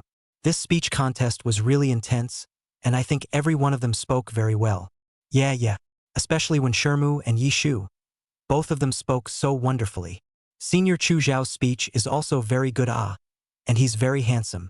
10 minutes later, the judge's teacher announces the rankings. Yishu and Wen Shermu both won first place. Lindsay West finished third. On the podium, Yishu stood next to Wen Shermu, holding up the first place trophy with an extraordinarily bright smile. Applause from the stage. After the speech contest, Yishu said goodbye to Lin Sisi and went home with Zhou Sheng. Lindsay sat on a recliner at the school and stared at the sky. Here, a cup of milk tea appears in front of you. Lin Sisi raised her head and saw Wang Yan's smiling face. What's wrong? Who has upset our Miss Lin? Lin Sisi took the milk tea in Wang Yan's hand as soon as she could, sucked a mouthful of it fiercely, and did not make a sound, propped up her chin and looked at the grass next to her. Wang Yan sat next to Lin Sisi in a flash and glanced at her small face. Slowly, he said, I know even if you don't say it, it's because of Yishu, right? Lindsay denied it. No, it's not because of her. Besides, I'm not upset. Wang Yan grunted, leaned his hand on the armrest and looked straight at her. Don't pretend. We've known each other for so many years. You're sad that I can't see it. Lin Sisi glanced at Wang Yan, rested her chin and said quietly, I feel so good at cooking. Lin Sisi stared at the ants moving on the ground, paused, and continued. I just think they're all too good. Especially at today's English speech finals, the seniors were so good. And Shu, the first time I've seen a girl like this. She's very pretty, and her academic performance is top-notch, even surpassing Lu Xin. You know Lu Yu, he's been dominating the #1 position in our grade since elementary school. It turned out to be surpassed by Shu as soon as she transferred. Lindsay's toes lightly touched the ground, her head lowered. Today I sat in the contestants' seats and watched them speak on stage. They just seemed to glow. And I. Lin Sisi gently curved the corners of her mouth. Her soft and quiet little face was full of despondency. And she whispered, It's too much of a failure. According to you, wouldn't those who didn't qualify for the English speech contest, those who didn't make it into the top 10 of their grade, wouldn't they be lowered to the dust? Wang Yan sneaked a look at Lin Sisi's complexion and said softly, Lin Sisi, you're good enough. Good enough. Wang Yan looked fixedly into Lin Sisi's eyes and affirmed, It's not comforting. It's the truth. Wang Yan looked up at the already dusky sky with a serious look, unlike the playful look Lin Sisi remembered in the past, and said seriously, There are a lot of bulls in this world, and one mountain is still higher than another. So if you think about being #1 every time, won't you die of exhaustion? He smiled and patted the armrests on the recliner. Look, you said it yourself. Lu Yu has always dominated the #1 position in the grade, but Yishu came. Our Yu is still coolly moving on. Pressing on. As soon as Wang Yan thought of Sister Shu, he also let out a long sigh and said quietly, At one time, I was the oldest 3 for 10,000 years, but now that Sister Shu is here, I've fallen out of the top 3. Lin Sisi listened to Wang Yan talk a lot, seeing as how he now seemed to be talking himself emo, and somehow got in a much better mood. She smiled softly and whispered, Wang Yan, thank you. From now on, she's going to keep moving forward and upward, comparing herself only to the person she was a minute ago. Seeing that Lin Sisi was finally happy, Wang Yan stood up and said cheerfully, All right, I'll treat you today to celebrate our Miss Lin's 3rd place. You're not eating with you. Nah, I'm ditching my buddy for a while. Besides, he might not go to night study today and go home for the long haul. The driver didn't come today, so Yishu and Zhou Sheng decided to follow the old rules and walk home in pairs. Coincidentally, Lu Yu was not far away from them, carrying his school bag and walking at a distance of 10 steps away from them. Yishu's eyes lit up. This is not a coincidence. Schoolboys and schoolmarms can meet again. Yishu laughed in his heart, tugged Zhou Sheng, and ran up again in a flash. Hey Hokage, what a coincidence, we meet again. Yishu flashed a friendly and polite smile at Lu Yu, and secretly tugged on Zhou Sheng, signaling him to be polite and say hello. Zhou Sheng looked at Lu Yu expressionlessly, originally looking at anyone amorous peach blossom eyes and blind, perfunctory greeting. Lu Yu glanced at Zhou Shang and answered with an expressionless face. Nodding towards Yi Shu, he softly replied back, very coincidental indeed. Taking out another piece of chocolate from his pocket, he handed it to Yi Shu. By the way, congratulations on winning first place in the English speech contest. Thank you. Yi Shu joyfully took the chocolate. Zhou Shang let out a snort from the side, looking at Lu Yu in a very unhappy manner. Humph, pretending to be number one.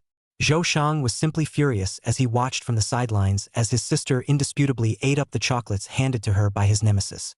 Pushing Yi Shu forward quickly, he didn't want to stay with Lu Yu anymore. Yi Shu couldn't resist, so he could only politely say goodbye to Lu Yu, and Zhou Shang hurriedly headed for home. Lu Yu stood in place, looking at Yi Shu's silhouette, somewhat helpless. How did Yi Shu's attack on him feel a bit weakened recently, only for him to send himself to the door? Chapter 41. I'm not the Grand Madonna. Yi Shu returned home, finished the day's homework, took a shower, and beautifully lay on the bed to browse the campus posting. Someone uploaded a video of the English speech contest to a posting with a fair amount of heat. Yi Shu hadn't seen her give a speech on her own yet, so she curiously clicked in to take a look. At this time, Wang Yan sent her a message. Wang Yan, Shu, I'll send you the photos I took recently about the field day and the English speech contest. Choose 5 for yourself. You'll need to use them for the school's public number. Yes, Shu. Okay. Wang Yan sent a series of photos at once, and the beeps on Yi Shu's cell phone kept ringing. Yi Shu opened the photos one by one and slowly picked them out, his eyes gradually locking onto one photo.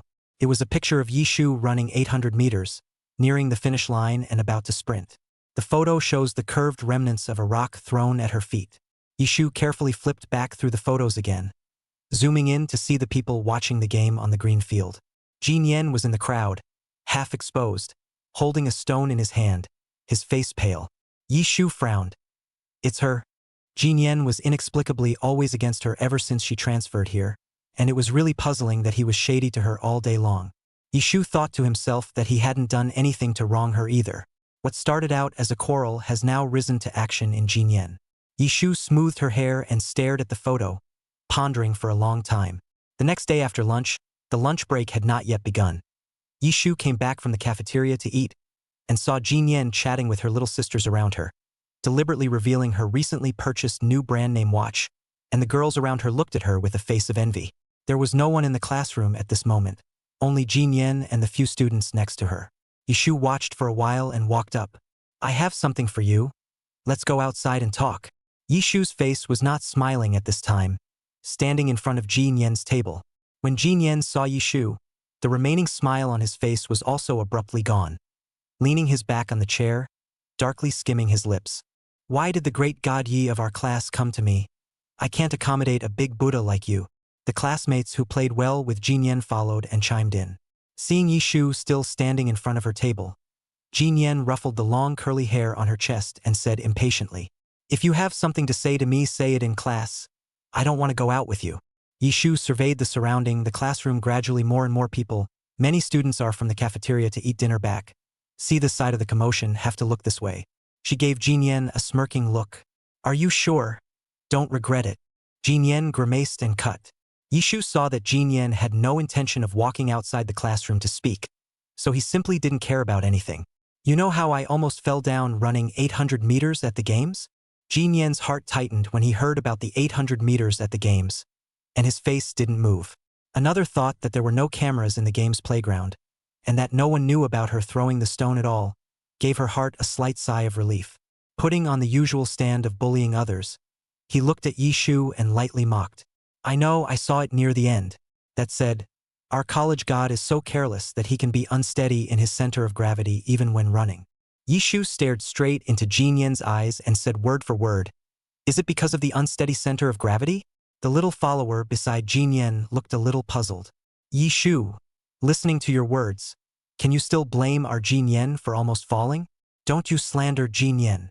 Yi Shu stood in front of Jin Yen's table with her chest ringed, her complexion getting colder and colder, completely different from the usual soft girl look with a sweet aura around her.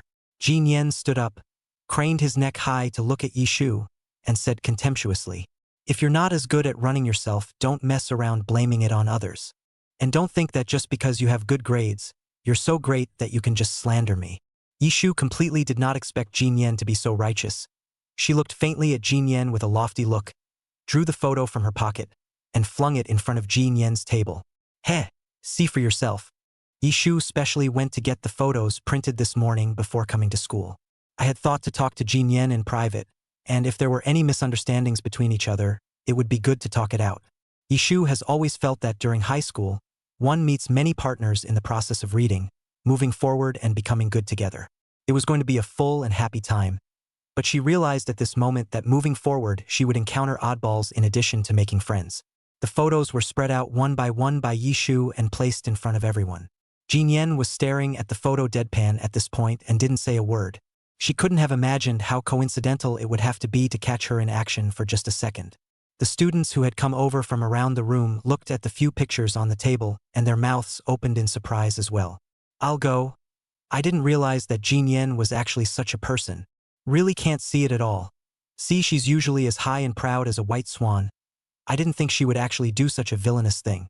Listening to the sounds around him, Jin Yen's face gradually turned white, lowered his head, and ran out of the classroom. Yishu looked at Jin Yen's figure running out without caring, packed up the photos, put them back into his pocket, and went back to his seat to write his homework. Lin Cece realized that the atmosphere in the classroom was completely different after she had just gone to pour some water. She listened to the topics from the mouths of the students around her and came over to Yishu with a surprised look on her face. Man, did Jin Yen throw that rock? Yishu looked down at his book and nodded calmly. Yesterday Wang Yen sent me pictures of him during the games and asked me to choose. By special coincidence, the image of Jin Yen throwing a rock unintentionally caught him on camera. Tian. Lin Cece didn't know what words to say now and turned her head to look at the back of the classroom. It was discovered that Lu Yu and Wang Yan's seats were still empty. Don't look for it, Lu Yu and Wang Yan should have gone to play basketball with our class president. At that time, I should treat Wang Yan to a cup of milk tea to thank him for revealing the secret to us. Seeing that Li Jiadong didn't come, Lin Cece sat in his place and chatted with Yishu. Let's see, Wang Yan. He knows about his photographic miracle, so he's probably going to look up to the sky and laugh and brag about himself again. Lindsay really didn't have eyes when she thought of that image. She paused and looked at Yishu's calm appearance at this moment and asked curiously, "How come you're not angry when Jin Yen does this to you?" "I'm angry for you." Yishu slowly turned a page of the book, propping up his chin. "Of course I'm upset, but I'm guessing it's going to be hard for a long time when I look at Jin Yen's condescending demeanor and he's being talked about by others. When she's hard, I'm happy. I'm not some great saintly mother, overseeing all beings without waves." Chapter 42, joining the math competition course. The whole afternoon, Jin Yen didn't come back. The news that Jin Yen had thrown a rock and tried to trip Yishu was spreading more and more. Post after post about the incident popped up on the campus posting board. The comments under each post rose high. What's more, I don't know which one of the students with great powers sent the photo of Jin Yen trying to frame Yishu to the campus posting bar, and it even aroused the attention of a very large number of students.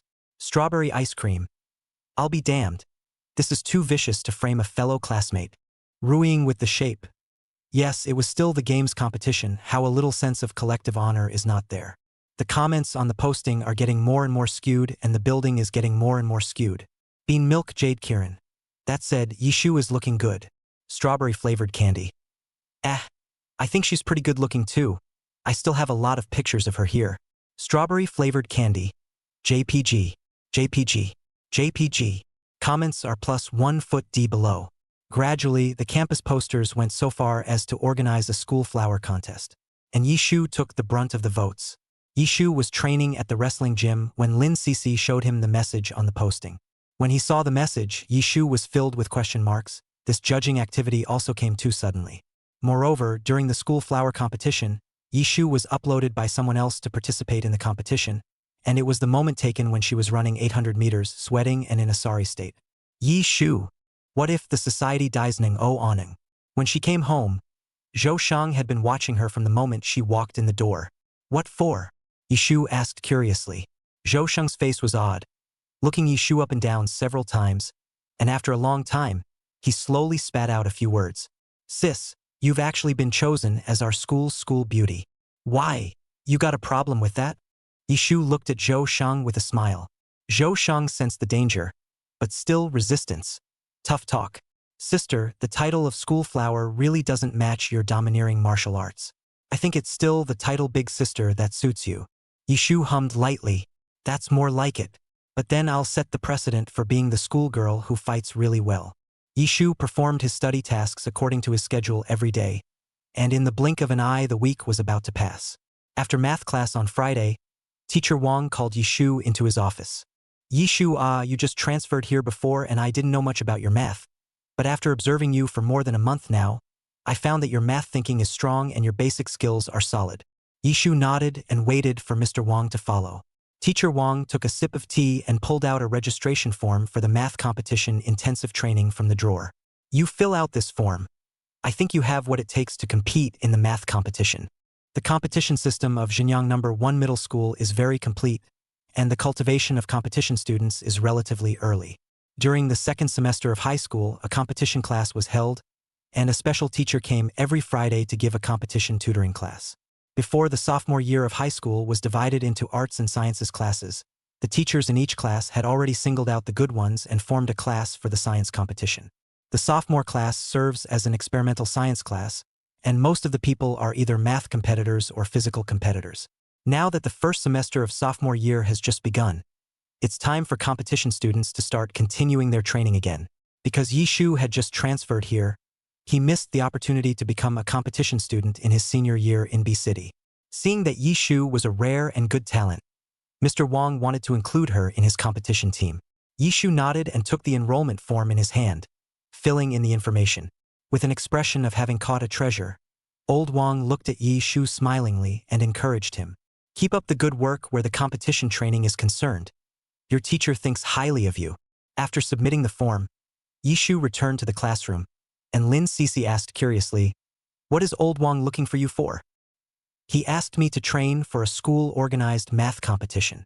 Hearing this, Li Jiadong also came over and looked at Yishu with an expression of, "You have to be mentally prepared." Lindsay had the same expression. Yishu felt very strange and asked busily, "What's wrong? Is there something bad?" Lin Cece explained from the side, Shu, you only transferred here in your sophomore year, so you probably haven't heard of our Old Wang's reputation. He is a gold medalist instructor in math competitions and has taken many students who have won national gold medals." Yishu was surprised. Old Wang is actually so powerful, he usually has a kind face and can't be seen at all. That said, isn't it great that the old king is leading the team? Li Jiadong affirmed next to him. It's indeed very good, but Old Wang is notoriously harsh when it comes to math competition training. It can be called devil training, so you have to be psychologically prepared. Seeing the two of them with this expression, Yishu asked curiously, "Aren't you two math competition students?" Lin Cece shook her head. "I'm a chemical competition student, but our class president is a mathematical competition student. Of course, there's also our Lucian, Wang Yan, and the others are." The sophomore class, which is a science lab class, has about 2-3 of the students who want to participate in the competition. The 4 competitions, physics, chemistry, biology, and mathematics, and then spreading out the number of students participating in the competitions, the sophomore class didn't actually participate in the math competitions that much. Yishu clasped his fist towards Li Jiadong. "Class president, you'll have to take care of me in the math competition class in the future." Li Jiadong waved his hand. "I'll rely on our Yishun to take me flying." After the last class of the afternoon, Yishu was ready to pack up and go home. Li Jiadong called out to her, "Yishu, I almost forgot to tell you. Our competition tutoring for this semester starts this Saturday at 8 a.m. Remember to come to school tomorrow." Yishu nodded and returned an okay gesture, heading towards the school's main entrance. Before leaving, Yishu looked again at Jin Yen's position, and there was still no one. It had been many days since the last time Jin Yen had run away from the classroom. Her desk was piled high with assignments handed out by her teacher over the past few days. After nearly a week of time precipitation, the post on the bar discussing the seasonal year gradually reduced, the heat slowly reduced, gradually faded out of everyone's vision. Only Jin Yen's little follower would now quickly slink away every time he saw Yishu, just like a mouse seeing a cat. At the entrance of the campus, Zhou Sheng stood waiting in front of the school's iron gate as usual, and when he saw Yishu come out, he waved at her. The driver came to pick them both up today, so Yishu and Zhou Sheng didn't have to walk home. Yishu sat in the car, propped up her chin to look out the car window, and talked to Zhou Sheng about the math competition training she was going to tomorrow. Zhou Sheng calmly, "Oh, not surprised. He remembered that Yishu seemed to have told him when she hadn't transferred over that she had also participated in the training for the math competition when she was in the experimental class of a city in her first year of high school. Sis, I'm optimistic about you. Strive to compare Luyu. Yishu nodded confidently. I strive to be his nemesis. Chapter 43 Competition Papers. On Friday night, Yishu purposely talked to Coach Wang, and in the future, because he had to participate in the math competition training, he couldn't participate in the student competition every Saturday morning, and he could only find time to compete with other students again. Coach Wang said on the phone that everything is in accordance with Yishu's study program and will not delay her study. In fact, Coach Wang silently wept in his heart when he heard the news. He received this disciple learning is also too good point. He as a wrestling fighting master in Yishu before the college entrance exams are too embarrassed to call Yishu to train, for fear of delaying her learning. A humble. Coach Lee, who was next to him, watched the expression on Coach Wang's face change, similar to that of a chameleon, and asked, "What's wrong? My female apprentice told me she's not coming to the fight training competition tomorrow." Coach Lee guessed, "Yo, does this little girl think that grappling and fighting is too tiring to hold on to?" Coach Wang recently accepted the female disciple looked watery. I heard that the family is also very rich. The last time to pay the registration fee with a black card, it seems to be a pampered upbringing. It is estimated that cannot eat the pain of wrestling fighting. When Coach Lee thought of this, the heart that was originally envious and jealous of Coach Wang during this period of time was much calmer all of a sudden. Coach Wang looked at Coach Lee's flurry of nonsense. Versailles said, It's that the girl's qualifications in math are so good that she was called by her math teacher to participate in a math competition intensive training. She'll be a really busy person now. On Saturday day, she'll just have to make time. Coach Lee, this little girl is really excellent. Hiss. How can he not receive such a disciple? Coach Lee couldn't help but sigh inwardly at the thought that he was holding trainees with underdeveloped limbs and simple minds. He didn't bother to look at Coach Wang's Versailles face, took his glass of water, and walked away. Coach Wang looked at Coach Lee's gray back, humming and sighing silently in his heart. It's worth it to have this apprentice. On Saturday, Yishu ate breakfast and went to school early. She happened to meet Li Jiatong at the entrance of the school who was heading in, and went with the other to the classroom where she was attending. Classes are not held in the sophomore class. Mr. Wang has opened a new empty classroom as a place to train for math competitions. The empty classrooms should have been restructured. A classroom with a total of 16 desks, 4 rows and 4 columns, with each position separated by a long distance. Yishu and Li Jiatong both arrived early, and there was no one in the classroom. Yishu saw that the tables in front of him were all filled with other people's study materials, and only one seat on the far left of the 4th row was empty, so he sat down there with his backpack. Class time was almost up, and the students attending the competition training came in one after another. Yishu found that most of the sophomores participating in the math competition were students from their sophomore class science lab class, and only 3 or 4 were unfamiliar faces. Many of Yishu's classmates froze for a moment when they saw that Yishu had come to participate in the competition training, and then felt that they deserved to do so. They greeted Yishu and sat down in their seats. A minute before class started, Lu Yu and Wang Yan stepped through the classroom door. Seeing Yishu's figure, the corners of Lu Yu's mouth unconsciously curved upwards. Wang Yan made it a point to observe Lu Yu's expression when he saw Yishu. TSK. Is this still his high and cold Lu? No matter how much he pretends to be calm, he can't escape his fiery eyes. At this moment, the old king walked in with a bunch of competition test papers, and when he saw these 2 stamping devils, he smiled and handed the test papers in his hand to both of them, and said smilingly, "Since you 2 just walked in the door, help me hand out this stack of competition papers.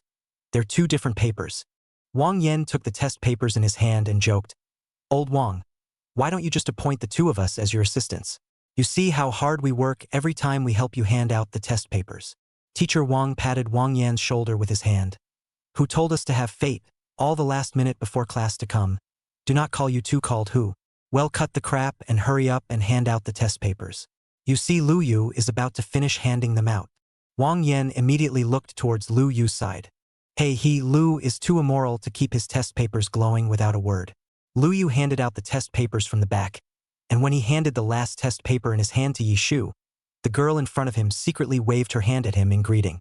He nodded condescendingly to Yishu and headed for his seat. Lu Yu had just secretly observed Yishu's expression, and the happiness in the young girl's eyes to see him did not seem to be faked. Heck, Look at her happy. Lu Yu turned the pen in his hand and glanced at Yi Shu again with his afterglow. The tip of his heart seemed to be tickled by a feather, soft and itchy. Lu Yu and Wang Yan's seats were both in the last row, and Wang Yan's position was on Yi Shu's right, while Lu Yu's position was on Wang Yan's right. Seeing Wang Yan handing out the test papers, Mr. Wang looked at the clock from the podium. It's now 8:05, so you have 1 hour to work on these 2 papers. The rest of the hour, we'll grade them on the spot and talk about them on the spot. The students didn't have time to complain. Glancing at the clock, they picked up their pens and swished them around. The competition paper was very difficult in the end, and many people scratched their heads as they thought about it. The question paper was flipped over and over, picking exactly what they could do in writing it. Mr. Wang took a sip of water on the podium and looked at the crowd on the stage with a smile. He had specially picked several questions from previous year's competition papers for the students to write on, having guessed what the hell they would write on, just so the pups could collect themselves. Teacher Wang put his eyes on the 4th row, saw Yi Shu and Lu Yu both writing like a god, slightly surprised, and secretly nodded. Soon, an hour was up. Mr. Wang tapped the podium and asked the students underneath to exchange corrected papers. The papers of the students in the 1st row are swapped with those of the students in the 3rd row. The 2nd and 4th rows swap. Seeing that the test papers were almost exchanged, Mr. Wang turned on the projector and threw the answers on the big screen. It didn't take a minute for the answers to be answered, and many of the students sucked in their breath as they thought back to their answers. I think I'm going to die. Who isn't? I don't even feel like there are many right. Mr. Wang smirked. Have fun, everyone.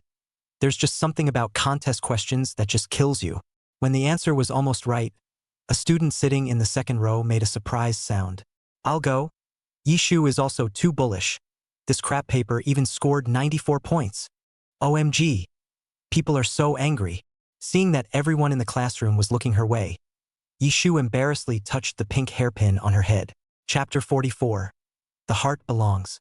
Teacher Wang stood on the podium and inquired, is there any test paper in your hands that has a higher score than Yi Shu's 94?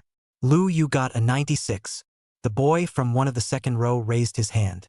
The students have inhaled after hearing this. 1 or 2 of them are taking such high scores, still let people live. Lu Yu turned his pen and raised his eyebrows slightly. This achievement was within his expectations. In the back row, Wang Yan gave an exaggerated awesome gesture towards Lu Yu. Yi Shu was on the side and curved her lips when she saw this scene. She felt that Wang Yan was really a living treasure who couldn't stop for half a moment. After the papers were corrected, Mr. Wang asked the person who graded the papers to return them to the original owner. The one who graded the test paper for Yi Shu was a boy from another class. He was a little shy when he returned the test paper to Yi Shu, stood still for a while, stammered and held back a few words. Yi, classmate Yi, you're really great. Can I ask you about competition topics later? Of course, in fact, it's just a coincidence that I got this score this time, La. Yi Shu replied with great surprise. The boy's face turned even redder as he looked at Yi Shu's kind face. Old Wang stood on the stage and saw this scene. Gently coughed. Jiangku, where's the lesson? What are you doing with your humanoid pole motionless in front of the girls' table? Several students in the front row heard Mr. Wang's flirtation and looked to the back row and burst out in low laughter. Seeing this, Jiangku scratched his head, his cheeks reddening even more as he took back the test paper Yi Shu had corrected and returned to his seat. The score of the paper that Yi Shu had just corrected wasn't low, and Jiangku scored 88 points, going close to 90. Yi Shu secretly sicked. It seemed that all the students in this competition training course were really good. She felt as if she didn't score much higher than the other students. Once everyone's papers were in hand, Mr. Wang began to explain. Yi Shu swept up and down the marks of the test paper and found that the entire test paper was pressed with no 4 marks worth of questions. That is to say, Lu Yu he merely deducted only the process points for the big questions. Yi Shu crossed over Wang Yan, who was separated in the center, and glanced at Lu Yu, secretly saying, she really met her match.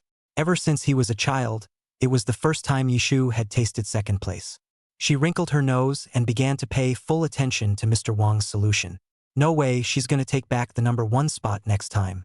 When Mr. Wang took the competition course, he especially liked to call students up to answer questions.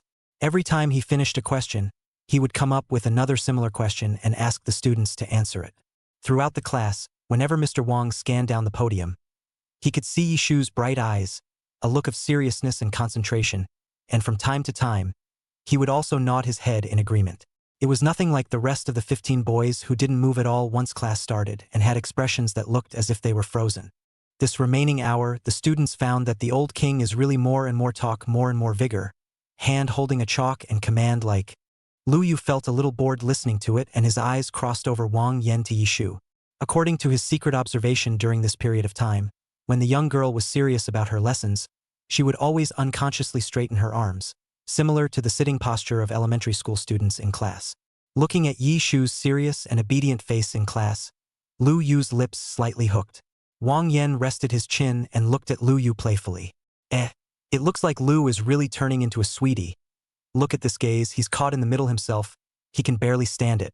However, it looked as if Lu was the one who had a one-sided love. Wang Yen turned his head to look at Yishu, who was seriously attending the class, and Shu's periphery didn't feel any pink bubbles at all. After class, Mr. Wang assigned a few competition questions and went back to his office. Yishu packed his book bag and prepared to go home. Jiangke walked to Yishu's table, stuttered a little nervously, clutched his pants, and asked, "Yishu, can I borrow your test paper? Is it okay if I go to your class on Monday and return it to you? I'm Jiangke from sophomore class 2, in the class next to yours."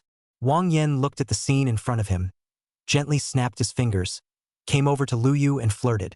"Lu, it looks like you need to hurry up. Our sister Shu is very popular." Lu Yu stared closely at the movement on Yishu's side and let out a light hum. She had her heart in the right place a long time ago. Her heart is in his. At this time, the heart belongs to Yishu is very quick to take out the test paper from the school bag and hand it to Jiangke. "Nah, here you go. You can just yell for me at the door on Monday." That said, "You did great on your test today too." Yishu is very approachable and knows how to compliment each other, and many people have a great time talking to Yishu. Watching Yishu praise that boy non-stop, Lu Yu pursed his lips, picked up today's test paper, and walked past Yishu without moving. Pretending not to notice, he touched Yishu's shoulder with his school bag. When Yishu saw Lu Yu, he remembered his perverted paper that only deducted points for the major process today, and his curiosity reached the extreme, and he was busy calling out to Lu Yu. "Lu Shin, can I borrow your math competition paper to have a look at it and return it to you on Monday?" Sure enough. Lu Yu turned his back to Yishu, the corner of his lips slightly hooked, slowly turned around, and in an extremely pleasant mood, handed the test paper to Yishu, and also especially kindly said, "If you need a lecture, keep coming back to me when you can." Lu Yu said the word "continue" in a slightly heavier tone. Sweeping a glance at Jiangke's slightly stiffened expression next to him, Lu Yu was in an extremely good mood. Yishu did not notice the subtle feeling of these two people around him, and was busy putting the test papers into his book bag and politely refused. "Thanks, but I shouldn't need to explain it. The old king made it pretty clear in class. I just wanted to take a look at your thoughts." Wang Yen, who was eating melons on the side, especially wanted to laugh and tried his best to hold it in, echoing, "Right, Sister Shu. Didn't you notice that old Wang was particularly good and detailed in class today?" Yishu nodded and glanced at the time again, and busily said, "I'm leaving first. I still have things to do today. Let's see you on Monday." After also saying goodbye to Li Jiadong, Yishu picked up his school bag and rushed towards the bus stop. Wang Yen sked a few times, glanced at Lu Yu and sighed, "The heart belongs to you." Lu Yu lazily ignored Wang Yan's flirting, picked up his school bag, took long strides, and went home.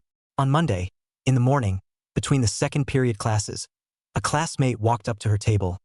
"Yishu, there's someone at the door looking for you." "Okay." Yishu put down the pen in his hand and walked towards the door. To Yishu's surprise, the one who came to find her was not Jiangke, who came to return the test papers, but a pair of strange middle-aged men and women. Before Yishu could open his mouth, the middle-aged woman in front of him took the lead and spoke forcefully. "Yishu, right, we have something to tell you. Why don't you talk to us in an empty classroom?" Looking at the middle-aged woman in front of him with her overbearing appearance, and Jin Yen's faintly similar eyebrows, Yishu put away his smile, glanced at the time, and faintly said, "Yes, this class is a big recess. There are 20 minutes to talk." Chapter 45, Two Fools. Arriving at an empty classroom, Yishu had just closed the door of the classroom when an unquestionable female voice sounded from behind. "You go apologize to Jin Yen." Yishu didn't make a sound and sat down on the chair, face to face with the couple. After taking a closer look at the opposite side as if he wasn't joking, Yishu didn't feel a bit incredulous and amused. "This aunt, are you mistaken? It shouldn't be me who apologizes anyways." The middle-aged woman on the opposite side was a bit agitated when she heard Yishu say this. "Why not you? Because of you? My baby girl is now bored in her room every day and refuses to go to school at all." Yishu really had never seen such an unreasonable person before. She adjusted her sitting position and wanted to show Jin Yen's parents the picture on the posting of Jin Yen trying to trip her, who expected the middle-aged man to speak. "You don't have to show us, we all know." The middle-aged woman ruffled her delicate curls. Her brows furrowed gently as she said lightly, "I heard our family Nyen Yen say that she didn't trip you up at all, you just almost tripped." She had a look of charity, straightened the clothes that sat down and wrinkled. "This thing is making a big fuss, causing our family Nyen Yen to be sad all day long. Didn't come to find you to settle the score, you're content." The middle-aged man next to him nodded and said in a deep voice, "Now all you need to do is go over and apologize to our family Nyen Yen and let her go back to school." Yishu looked at the couple in front of her, speechless to the extreme. Where was this oddball from? This was really the first time she had seen it. Clam, what a family. The arrogance on their faces is a real likeness. Well-deserved and condescending. Yishu frowned and just wanted to retort. The middle-aged woman in front of him looked at Yishu contemptuously, took out a pile of cash from her bag, put it by the table, and looked Yishu up and down. "Little girl, over here is $50,000 in cash. Seeing that you're still a student, you shouldn't normally see this much money. This pile of money is for you. Stay away from our family Nyen Yen from now on. She is going to be a rich wife in the future. She is not from the same world as you. Hey, it's really rare. When I was a kid, Yishu often saw in the TV series, 'Give you 500,000 to leave my son,' the main mother. Now, she's in her sophomore year of high school and someone actually dumped $50,000 on her to stay away from a girl. Yishu, of course, she did not hesitate to accept the money law. Think for a second more, that is disrespectful to Grandpa Mao." The middle-aged couple looked at the speed with which Yishu accepted the money and gave Yishu a contemptuous glance. Surely a poor student. Seeing that their purpose was accomplished, they didn't even bother to look at Yishu again and walked away in a high and mighty manner. Looking at the thuggish aura surrounding the couple, Yishu secretly sighed. It turned out that people in this world are stupid and rich regardless of age. In the future, this kind of wrongdoer can come to her more often. She merely promised the big oddball to stay away from Jin Yen, but she didn't say she was going to apologize to that little oddball. Getting a windfall, Yishu was happy. Great, now she can take Zhou Shang to the mall and spend other people's money without heartache. At this time, the stupid money husband and wife team in the parking lot, ready to send the car home. The middle-aged woman sighed and complained, I thought that I could still go and meet the young master of the Liu family on my trip to school, but it turned out that I didn't actually see anyone else. If we'd known we'd only see the poor student, we both would have come to the school without much trouble and just had the secretary come." The middle-aged man frowned. "All right, cut the crap. After that female student apologizes to our Nyen Yen, hurry up and let Nyen Yen go back to the compound. Staying in her own home every day, won't the previous efforts be in vain?" The woman was also mildly distracted and smoothed her hair. "Over at the compound, the old lady is also asking about it. Thanks to the fact that we have pleased the old lady year after year. Otherwise, we really can't live in the compound and get close to those powerful and noble children. It's time to go back and give that girl a good talking to, so she doesn't get a big girl's temper and forget what her mission is." Yishu wasn't sure what Jin Yen's mission was, but her own study mission was heavy. After getting the unexpected fortune, Yishu put it away properly and rushed back to the classroom to study. Time always flies, as if the 4th of July has just passed. And in the blink of an eye, the midterm exams are already creeping up on us. With only 3 days to go before the midterm exams, the atmosphere in the classroom of the sophomore class was conspicuously completely different from that of the previous monthly exams. Because the results of the midterm exams determine whether or not you can stay in the sophomore class, the students around you are also reading and reviewing carefully between classes. However, the students who regularly took the top 10 exams in their grades were less nervous about having fun and chatting when they needed to. No. Yishu had just sat down when the gossipy little diva at the back poked Yishu's back and asked, Shu, who were the 2 middle-aged couples who came to you just now?" Looking a bit overbearing. Li Jiatong, who was originally studying next to him, also put down his pen and looked over. Yishu blinked and pretended to be metaphysical.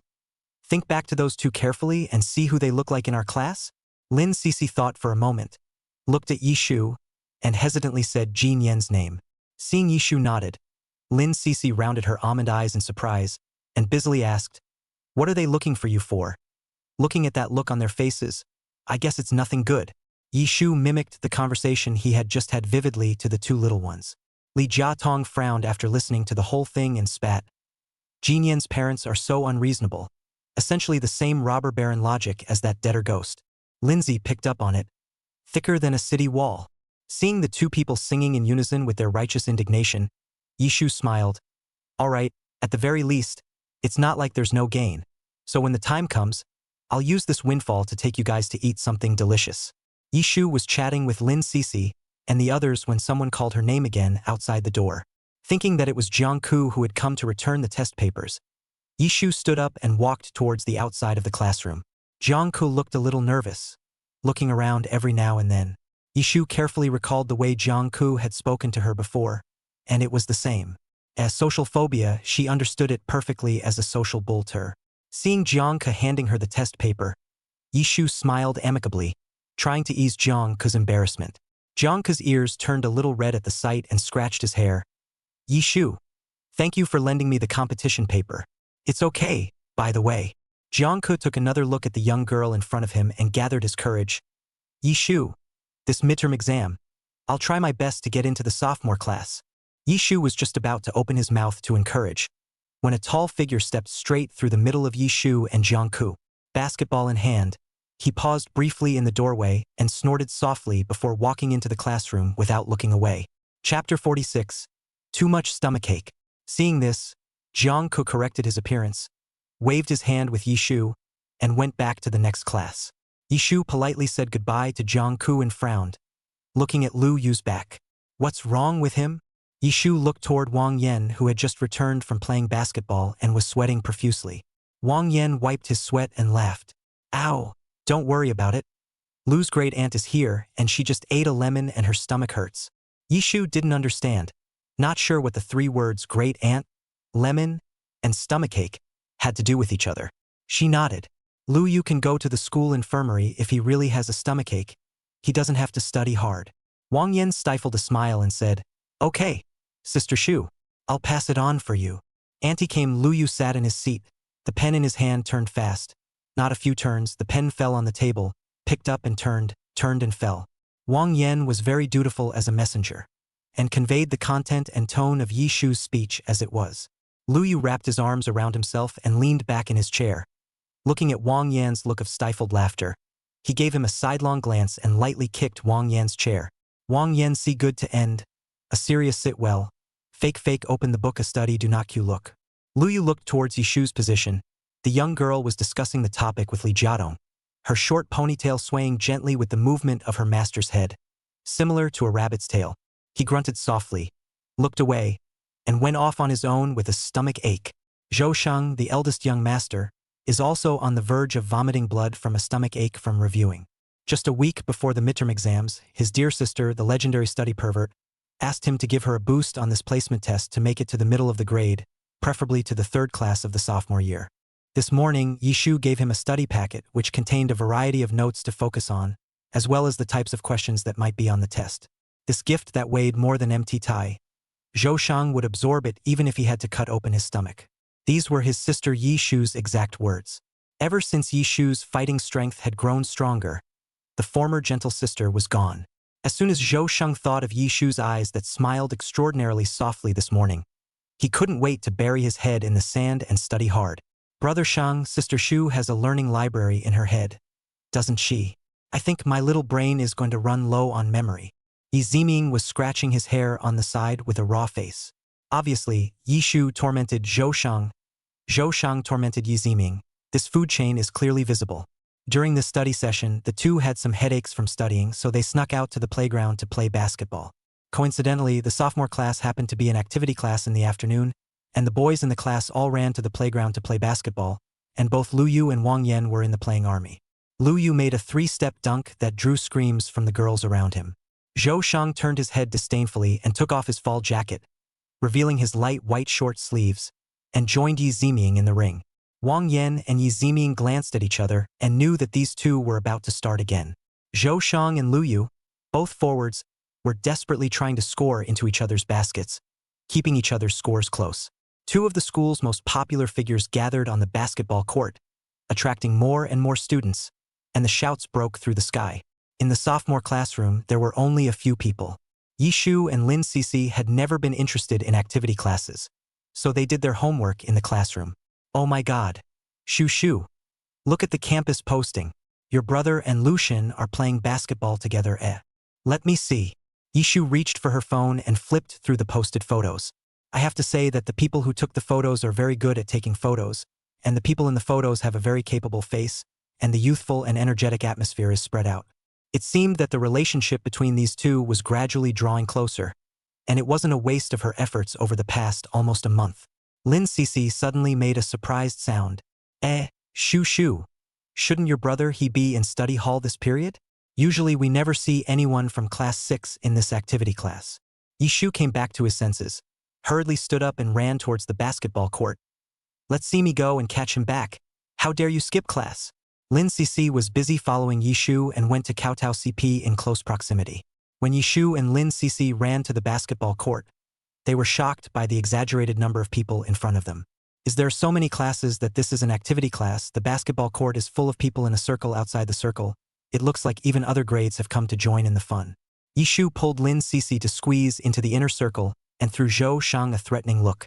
Unfortunately, this rage-filled look was not received by Zhou Shang, who was playing basketball and had to say that it had been a long time since he had met an opponent of comparable strength. Zhou Shang and Wang Yan exchanged glances and played with each other, trying to break through the opposite side's defense.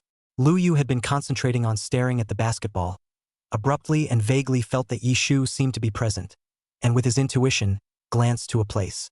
The young girl stood there in her school uniform skirt, standing at attention, her cheeks pink and white to the point of glowing in the crowd. Her watching a basketball game. As soon as this thought popped up, Lu Yu felt as if the cells in his body were dancing. He glanced at Yishu with his afterglow, ruffled his bangs on his forehead, and continued the basketball game. Lu Yu's team didn't know what kind of madness it was pumping, and its offense was getting more and more fierce. Lu Yu, as a striker, scored 2 goals in a row at once, even juggling his throwing position. The surrounding Lu Yu's little fans formed their own cheerleaders on the side shouting to cheer. The scene was unprecedentedly lively. Zhou Sheng saw Lu Yu attacking more and more fiercely, and also made every effort to frantically enter the ball into the opposite basket. Lin Cece stayed by Yishu's side, her eyes glowing as she watched the rare image of the school bully and the school bully in the same frame. Great, more fodder for the CP article. The people on the basketball court were quite happy and excited, but Yishu was not driven by the atmosphere. She stared at Zhou Shang dead in the face, obsessing over how to get the brat back into the classroom. There were too many people in the basketball court, and Yishu was too embarrassed to execute Zhou Shang on the spot in front of everyone.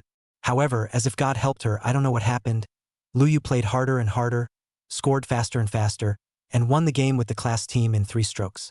At the end of the game, Lu Yu, as the MVP of the game, surrounded by people crowded to give him water, while Zhou Shang at this time, sitting in a chair in anger and Yi Ziming chagrin. I'm telling you, we should have used tactics like this at the time.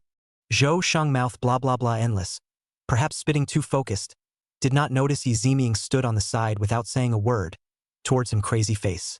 Shang, what are you doing at the playground? A familiar and overly gentle voice entered Zhou Shang's ears. Young Master Zhou's complaints came to an abrupt end. His body shivered, and he violently turned his head to look at Yishuha and laughed awkwardly. Haha. Sis, what a coincidence. We had a friendly rendezvous on the basketball court. Yishu spread her smile and waved her hand towards Zhou Shang, softly saying, since we've all met amicably, let's have a friendly exchange. What's the point of stepping back? Come here. Chapter 47. Effective raiders? Seeing that the situation was not right, Zhou Sheng hurriedly spread his legs and ran away. Yishu nodded towards Yi Ziming, who was fighting to be transparent at his side, and went forward to apprehend the fugitive. In the crowd, Lu Yu wiped away the sweat on his forehead, coldly and mercilessly refused the female students who brought water one after another, and looked at Yishu's back that ran away from him by chasing and beating Zhou Shang, slightly lost in thought. She just ran away. With a few clicks, Wang Yan pulled out a camera from somewhere and snapped at Lu Yu's face. Tisk, tsk, tsk. It's the first time I've seen such a forlorn expression appear on your paralyzed face. I have to hurry and take a picture to commemorate it. Lu Yu ignored Wang Yan's flirting, turned the basketball in his hand and said lightly, "Let's go first." Yi Ziming was also very addicted to the fight just now, and when he saw Lu Yu going back to the classroom, he was busy retaining him. Wang Yan, like a good buddy, put on Yi Ziming's shoulder and laughed. Lu Xin just failed to open the screen and is depressed. Let's have a game. He also called out to Lin Cece, who was straightening her skirt and about to leave. It's rare to come down from the activity class. Help me buy a bottle of water. Brother is dying of thirst. Bah, who's your sister? Lindsay softly spat out a mouthful, but still stood up and silently went to the kiosk to buy water. Forget it. Consider it as Wang Yan's thanks for inviting her to dinner last time. At this moment, Yishu left the crowd behind and chased Zhou Sheng back under the teaching building. Zhou Sheng propped up his thighs and bent over to catch his breath. Sister, you can run too much. Yishu inserted his waist. Little boy, you are still tender compared to me. Hurry back to the classroom to study. Zhou Sheng had no choice but to be forced to return to the bitter sea of learning. When Yishu returned to the classroom, there was no one in his seat. Lindsay had just messaged her that she was going to watch the basketball game on the playground, so she wouldn't return to the classroom first. At this moment, there was only Yishu sitting quietly in his seat reading a book. Yishu is always quick to get into the swing of things when he studies. At this time has entered the autumn, the weather is gradually turning cooler, the temperature in the classroom is suitable, accompanied by the rustling sound of the autumn wind rustling through the leaves outside the window. Yishu feel comfortable. Seeing that there was no one in the classroom, Yishu softly hummed a song, his good mood showing. When the beat going like that, girl, I want put you up in my room. As Lu Yu walked to the door of the classroom, he heard Yishu's cat humming like Diddy. His footsteps paused, and his eyes glanced meaningfully at Yishu. Spinning the basketball in his hand, he purposely walked expressionlessly through the aisle on Yishu's seat side. Ah, Lu Yu, you finished basketball so quickly. Yishu heard footsteps and looked up before noticing Lu Yu and greeting him.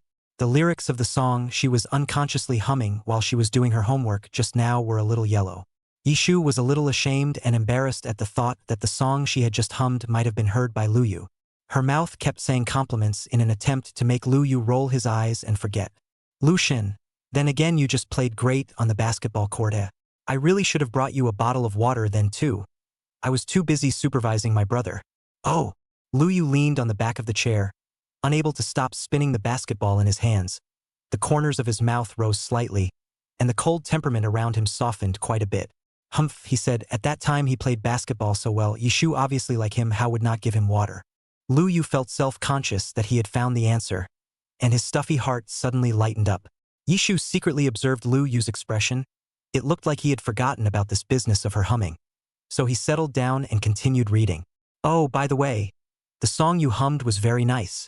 Lu Yu looked at Yishu sincerely. Since Yishu kept praising him, he had to reciprocate and praise back. It was a strategy he had recently read online, and girls always love to hear sincere praise.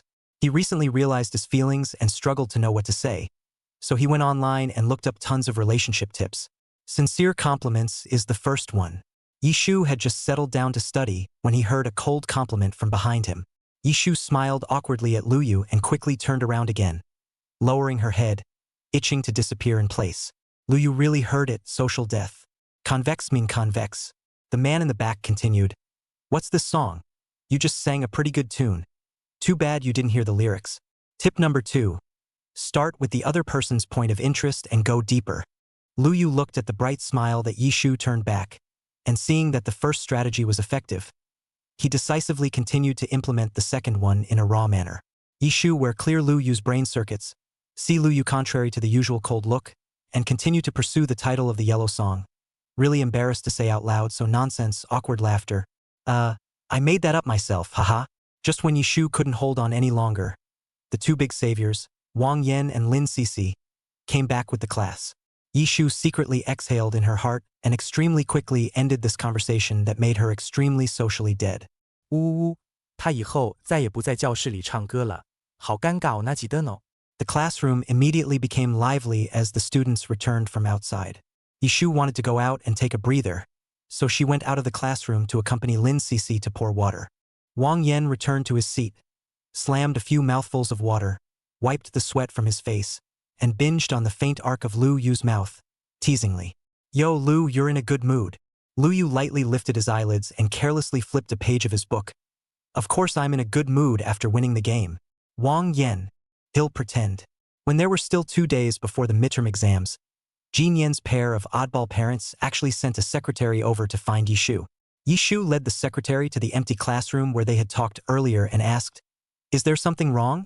Miss Yi, it's like this, the boss put me in charge of delivering a message. He wants to know when you're going to apologize to Miss Jin Yan.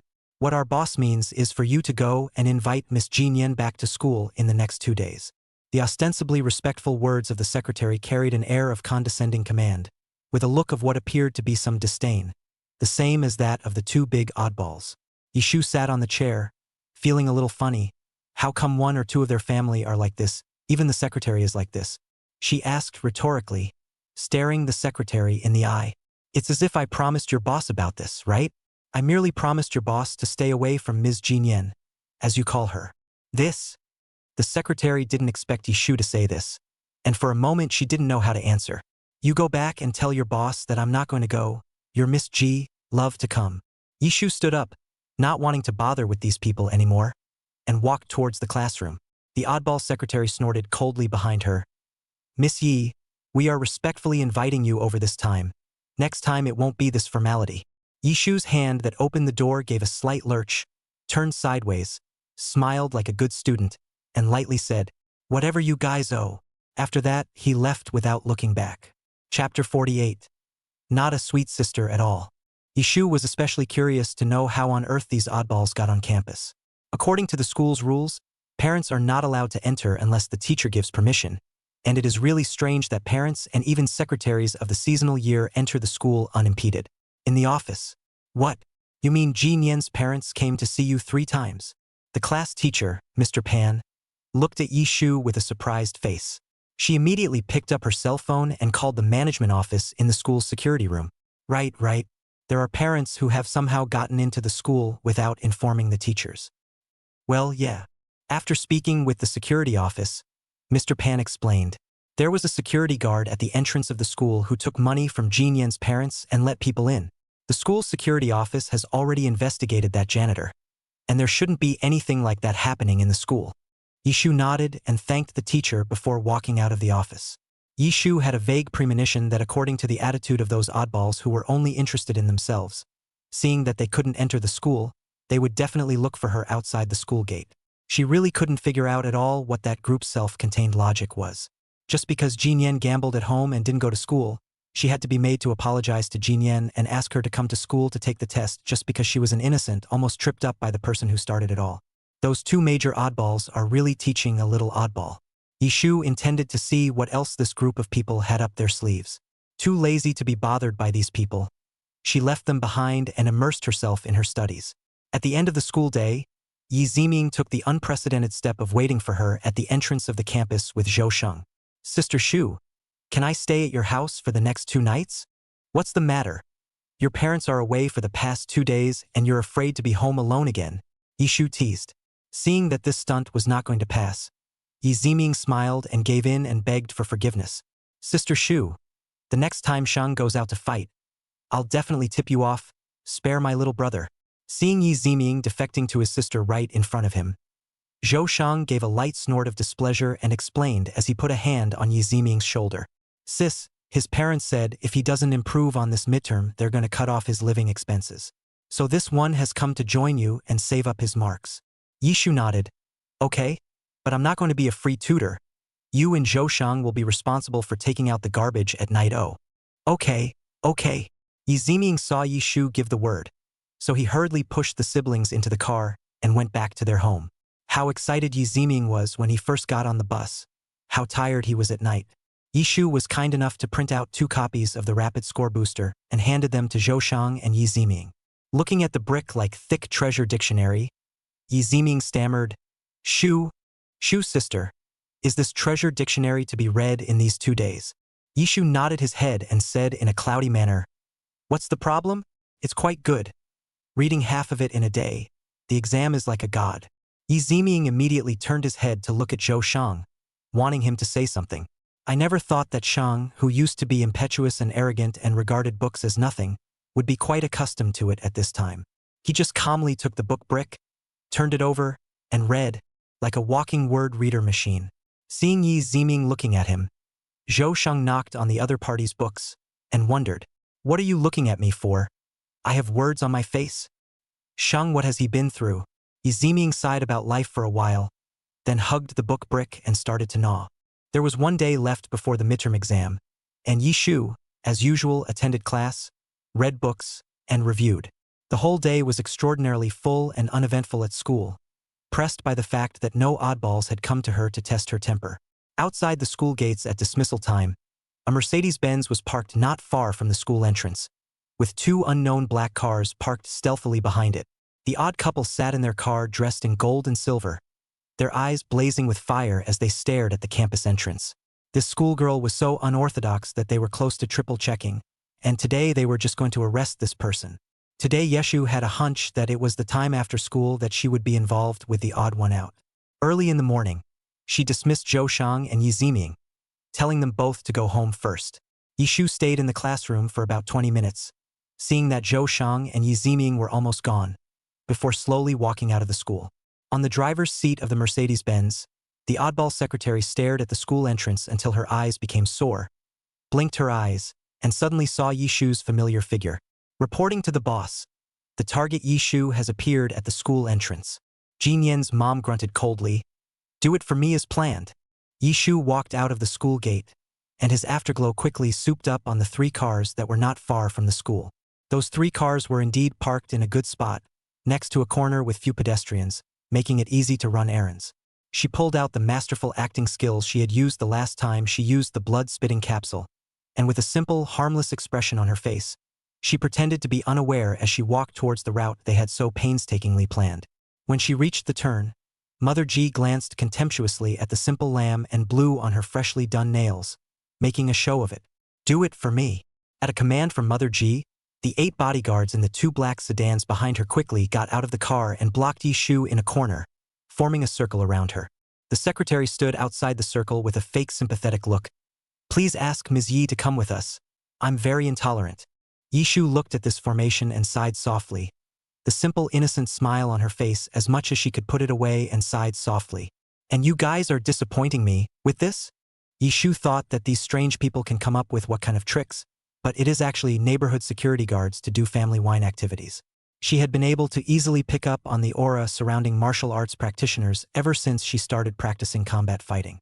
As for these 8 black-clothed men, the posture of the besieged people was quite like that, but their lower body was unsteady, and their eyes even fluttered a little when they met with her. "Oh, scaring the kittens." Yishu hooked his hand and laughed lightly. "Hey, you guys, look here."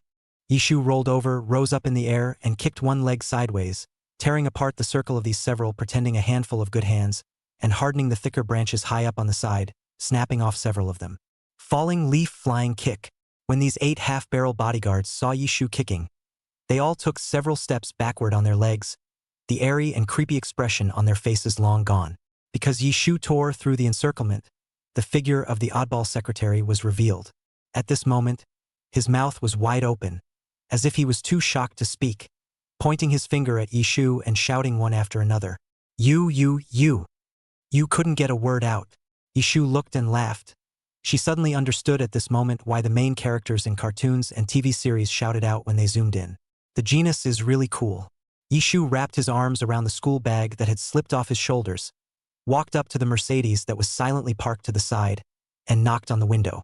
In the middle of the day, the window slowly moved down, revealing 2 faces that were horrified and reddened. Yishu lightly laughed a little, completely unlike her usual sweet sister appearance, looking at their eyes that were wide with anger, and said word by word, "Hey, if your Nyan doesn't come and apologize to me tomorrow, she can stop coming in." Chapter 49, Before the Exam. After lightly letting out his harsh words, Yishu hummed a song and slowly walked towards the road home. As he passed the secretary, he even tapped him on the shoulder that couldn't stop shaking and spat. "Big brother, it's so late and you're still working extra shifts. You keep working. I'm leaving, haha." Yishu at this time resumed the state of a little sweet sister, with an extraordinarily bright smile, waved at this oddball family, and left in style. The secretary forced a smile on her face, as if she had been stabbed violently in the heart. Wage earners hate overtime work, and secretaries weep silently in their hearts.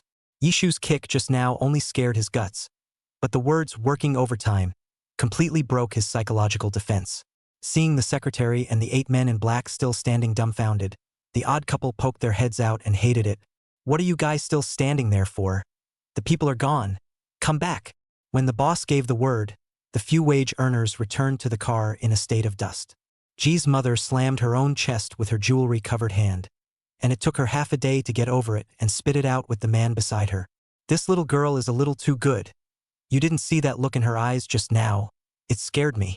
Ji father forced himself to be calm, exhaled darkly, and glanced at Ji mother. "Look at that little bit of talent of yours." He loosened his tie and looked out the window and said faintly, "Let Nyen Nyen go back to school tomorrow. She can't be allowed to fool around." "What, are we going to listen to that little ninny? This, where are we going to put our faces?" The mother of the season is very dissatisfied. If you let Ji Nyen back to school, is not a disguised show that they are afraid of that little niece. Ji's father coldly rebuked. "Ji Nyen is fooling around and you as a mother follow suit? Don't forget, tomorrow is the midterm exam. That girl just won't come to apologize and I'll kick Ji Nyen out of school." He took an annoyed drag on a cigarette, exhaled softly, and looked out the window. Over at the compound, the old lady is extraordinarily attached to the quarterly yearly results. "If we can't please the old lady, you see what our company should do." Ji mother was instantly dumbfounded. She knew that once the one beside her called out Ji Nyen's full name, it meant he was angry and impatient. She understood the priority of the matter and tried her best to suppress the fire that she had just been exasperated by that little ninny, finally nodding her head. Seeing that Ji's mother understood, Ji's father twisted his cigarette and slowly said, "Tomorrow, it's just a matter of tying Nyan over for the midterm." Over here, Yishu returned home humming a song, and Zhou Shang and Yi Ziming looked up at her in surprise. "Sis, you're in a good mood today." Zhou Shang carefully looked at Yishu's complexion. "I thought she said she was called to the office by her math teacher to write math problems. Why is she still so happy?" Looking at the two truly simple little lambs in front of him, Yishu was even happier, twisting his ankles that were a bit stiff because of the side kick just now, and laughed. "Just made it to a couple of oddball topics that were pretty rare. But it was a piece of cake. I got through them all." Yishu's mouth was dry and he immediately went to the kitchen to get water. Looking at Yishu's cheerful back, Zhou Shang and Yi Ziming glanced at each other and sighed softly with a tacit understanding. Sure is a pervert. It's the first time they've really seen someone who can be so happy doing a puzzle. Yishu finished reviewing all the subjects with extreme efficiency, and with the newly purchased clothes he wore during combat fighting, he prepared to go to the combat hall. Before leaving, Yishu pointed at the two people who were buried in their books and urged, "The two of you finish reading my treasured secrets before I come back. When I come back, we can draw each other's memorization so that the efficiency is the hottest and the effect is the most obvious." In front of the table, the two people who were hugging the bricks of books and kept nibbling on them looked at Yishu and nodded their heads in unison. When Yishu left the house, Yi Ziming looked at Zhou Shang with a surprised expression. "Brother Shang, the midterm exams are going to be tomorrow, and Sister Shu is still going to the combat hall to train." Zhou Shang had an accustomed look on his face, propped up his chin and said lightly, "Of course, my sister goes every day, rain or shine." Yi Ziming staggered. "On Shu's sister this self-disciplined kung fu. She is not powerful. Who is powerful? She is not against the sky. Who is against the sky? Yi Ziming is completely and utterly convinced." After a night's baptism of knowledge, the trio confidently headed toward school to take their midterm exams. I heard from Mr. Pan that this midterm exam was very large. In the entire city of B, teachers from several key high schools worked together to produce papers that served as exam papers for several key high schools. When the results come out, the rankings of students from each major high school will also be put together for ranking and comparison. In the words of Mr. Pan's class, this midterm exam is not only about individual honor, but also about the honor of the school. Xinjiang First High School, as the best key high school in B City, the 7th class of Senior 2 and the 1st class of Senior 2, as the best experimental class of arts and sciences in the grade, have to show their strength to take the test properly. Sophomore class.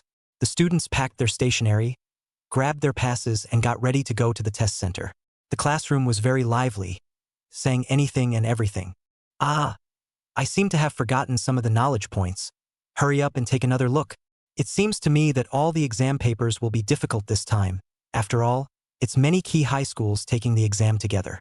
Do you guys guess this question will be on the test? Many students were chatting about the exam, and the most outrageous ones were Lu Yu and Wang Yan at the back of the classroom. The two of them, as academic gods who had always been steadily ranked in the top 5 of their grades, were not at all nervous at this moment. As soon as Wang Yan properly placed both of their precious basketballs, he put a hand on Lu Yu's shoulder. Lu, there's still a whole lot of time left after the math test this morning. The afternoon test was physics, and there wasn't much to review for either of those. How about going to play ball in your free time? Lu Yu packed up the stationery on the table and answered.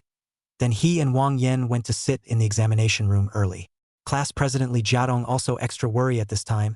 He stood on the podium over and over again to remind students not to forget to bring the permit and scribbling pens. Yishu listened to the class president's notes and checked her stationery again. Lin Cece in the back row then poked her gently. Yishu turned his head and asked in confusion, "What?" Lin Cece signaled Yishu with her eyes to look at Jin Yen's position. Her eyes full of surprise, and whispered, "I thought Jian wouldn't be coming to the midterm. After all, before that, she didn't come for so many days. With that condescending look she had before, she definitely won't come back voluntarily without getting her face back." Yishu swept a glance in the direction of Jin Yen's position, smiled faintly, and did not speak. It had to be said that Lin Cece, as a gossip diva, was quite accurate in reading people. Miss Ji hasn't been here for so many days, but she's just waiting to get her face back. Only, with her here, Miss Ji's face is afraid that she won't be able to bring it back. Chapter 50. Someone is trying to screw her dad. Lin Cece took her stationery and went to the front of the classroom with Yishu to look at her exam class. With a casual sweep of her eyes, she saw her name. Lin Cece poked Yishu's arm and said happily, Shu, don't look for it. You and I are in the same exam room, in the 3rd class of sophomore year." Yishu was at this moment looking up the densely packed, name-filled examination room schedule, name by name. Who would have thought that after only a few seconds of searching, Lindsay found it? Yishu. Looking for so fast? The most annoying thing before every exam is to find out which exam center she is in, and it takes ages to find it every time. Sometimes, all of them were read once without finding her own name, and she had to look for it again. Seeing that she found the exam room in a flash, Yishu looked at her watch and took Lin Cece's arm. "Let's go. The exam is about to start." "Okay. We'll have to hurry. It's only 10 minutes away." When Yishu and Lin Cece walked to the examination room, the seats were already filled with people, leaving only 2 empty seats. Yishu found her seat to find Jin Yen sitting diagonally across from her. Dressed up as usual, very sophisticated. Still with the "I'm noble" look. Jin Yen similarly saw Yishu, and she gave Yishu a hateful look before turning her head away. Yishu propped up his chin and looked at Jin Yen's back, the corners of his mouth rising slightly. She had to say that Jin Yen was also too funny. She just loved the way Jin Yen looked at her and couldn't do anything about it. It was exam time, and the invigilator in the exam room began to hand out the papers. After Yishu got the test paper, he flipped it back and forth and roughly looked at the questions on the paper. Unsurprisingly, most of the points and ideas for doing the questions were similar to the one she had summarized earlier to raise her score. Hopefully, both Zhou Shang and Yi Ziming can compete and try to have a parent-teacher conference without having a bad time. Yishu put down his pen like a god and counted the questions as fast as he could. Before the surrounding students had finished the first side of the test paper, Yishu had already flipped to the second side very smoothly. Diagonally opposite Jin Yen heard the sound of Yishu's test paper turning over at the back, secretly gritted his teeth, answered the questions with a somewhat disorganized mind, no matter how well the first side of the question was answered, also turned over the surface haphazardly. Time passed minute by minute, and soon, the exam bell rang, and the invigilator came to collect the test paper. Yishu took one last look at the answers he had written and calmly put down the pen in his hand. After the invigilator finished collecting the test papers, Yishu went back to the classroom in company with Lin Cece. Looking at Lin Cece's frown as she stretched her brows and lightly hummed a small tune, Yishu asked with a smile, "It seems that this test paper is very much to your taste." Lindsay nodded and frowned again.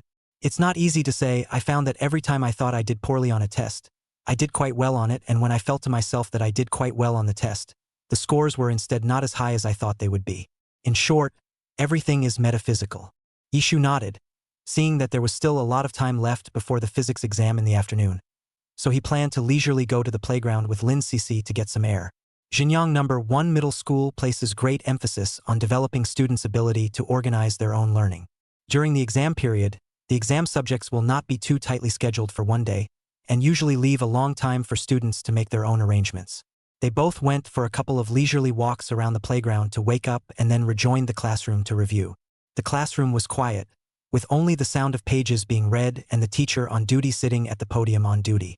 Perhaps because he drank too much water earlier, Yishu got up and spoke to the teacher, then went to the restroom. However, when she came out of the restroom, she struck up a fight with Jin Yen. In the past, Jin Yen always sneered when she came across her frame set high. Now she was still arrogant, just pursing her lips tightly with indignation in her eyes.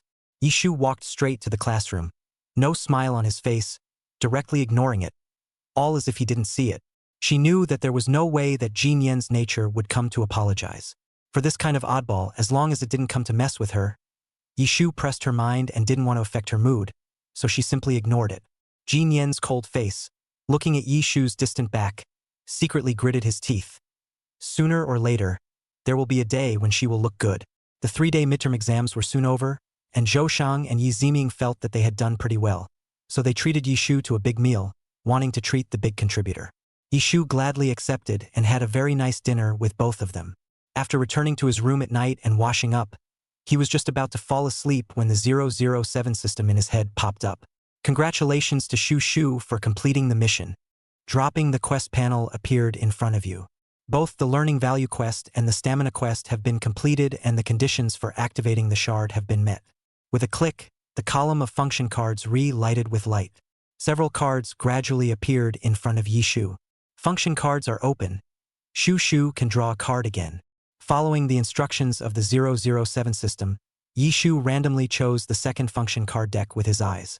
The second function card was the Memory Ability Enhancement card, but the function of this card was not permanent. The effective time was only half a year.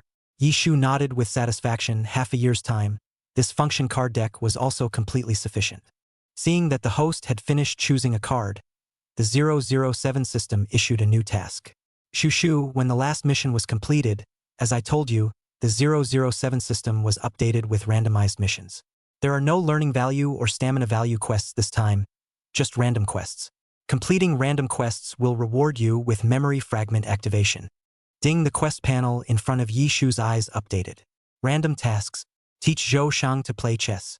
Chow Fest chess degree. You can play chess with the best chess-playing grandpa in B City's downtown park and win. What? Yishu's face was full of questions when he saw this random quest. Random? Isn't this a little too random? Yishu vaguely have a bad premonition. This task she has never finished. Yishu was somewhat speechless. 007? Are you a proper system? 007. Shu Shu. Please don't carry out the unification attack. 007 has helped several hosts to change their future miserable destiny and move towards a happy life. Okay, Attomaku. Yishu gave herself a pep talk.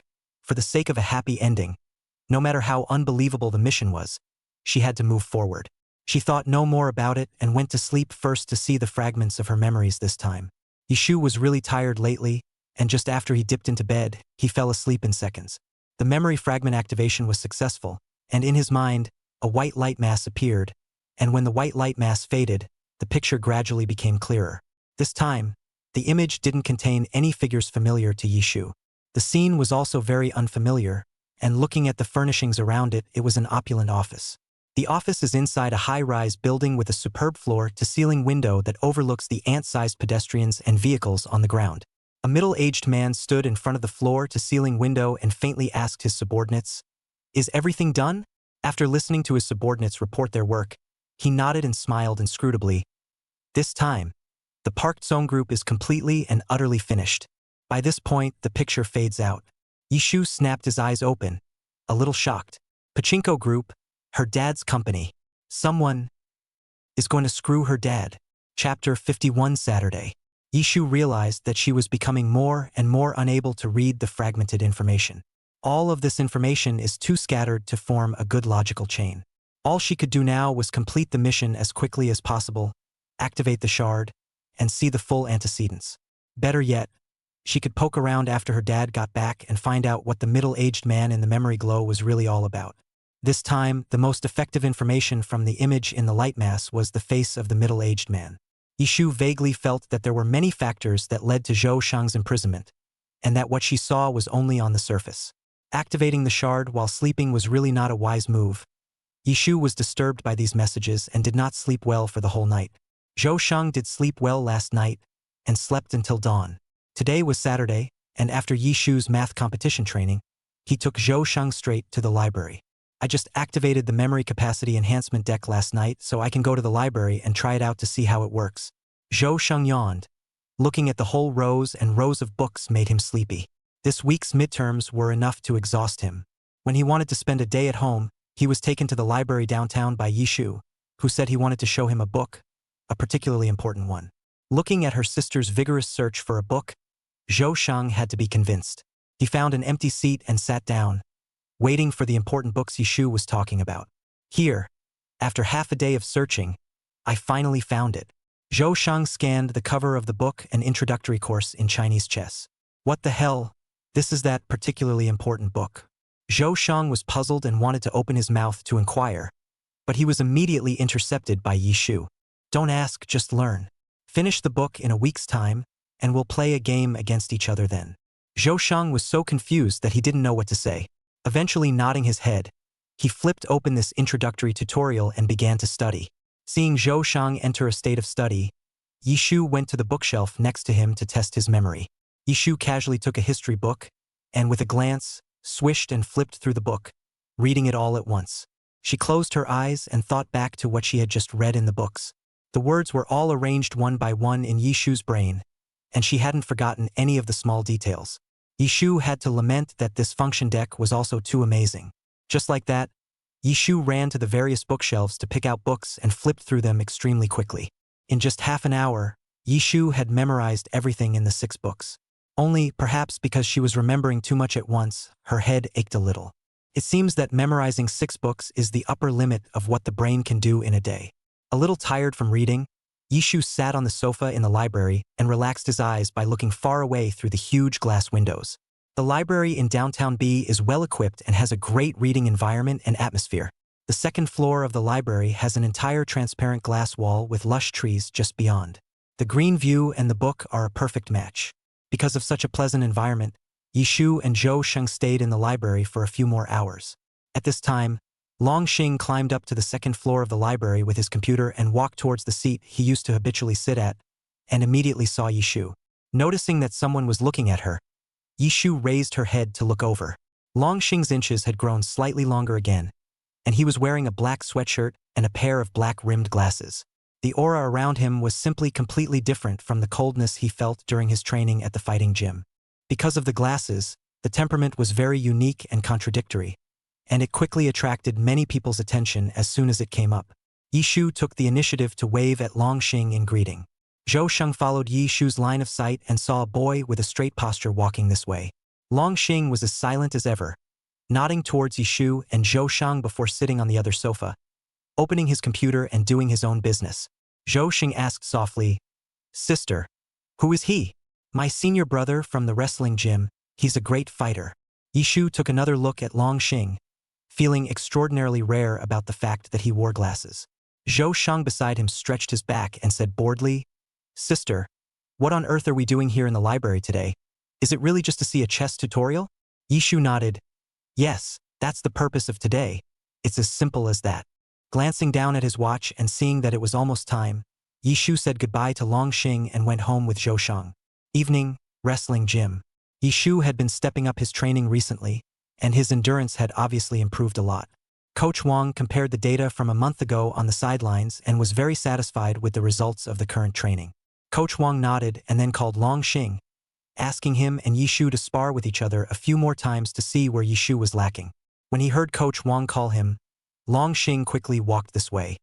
He was still dressed the same way he was when they met in the library in the afternoon, except that he had taken off his glasses.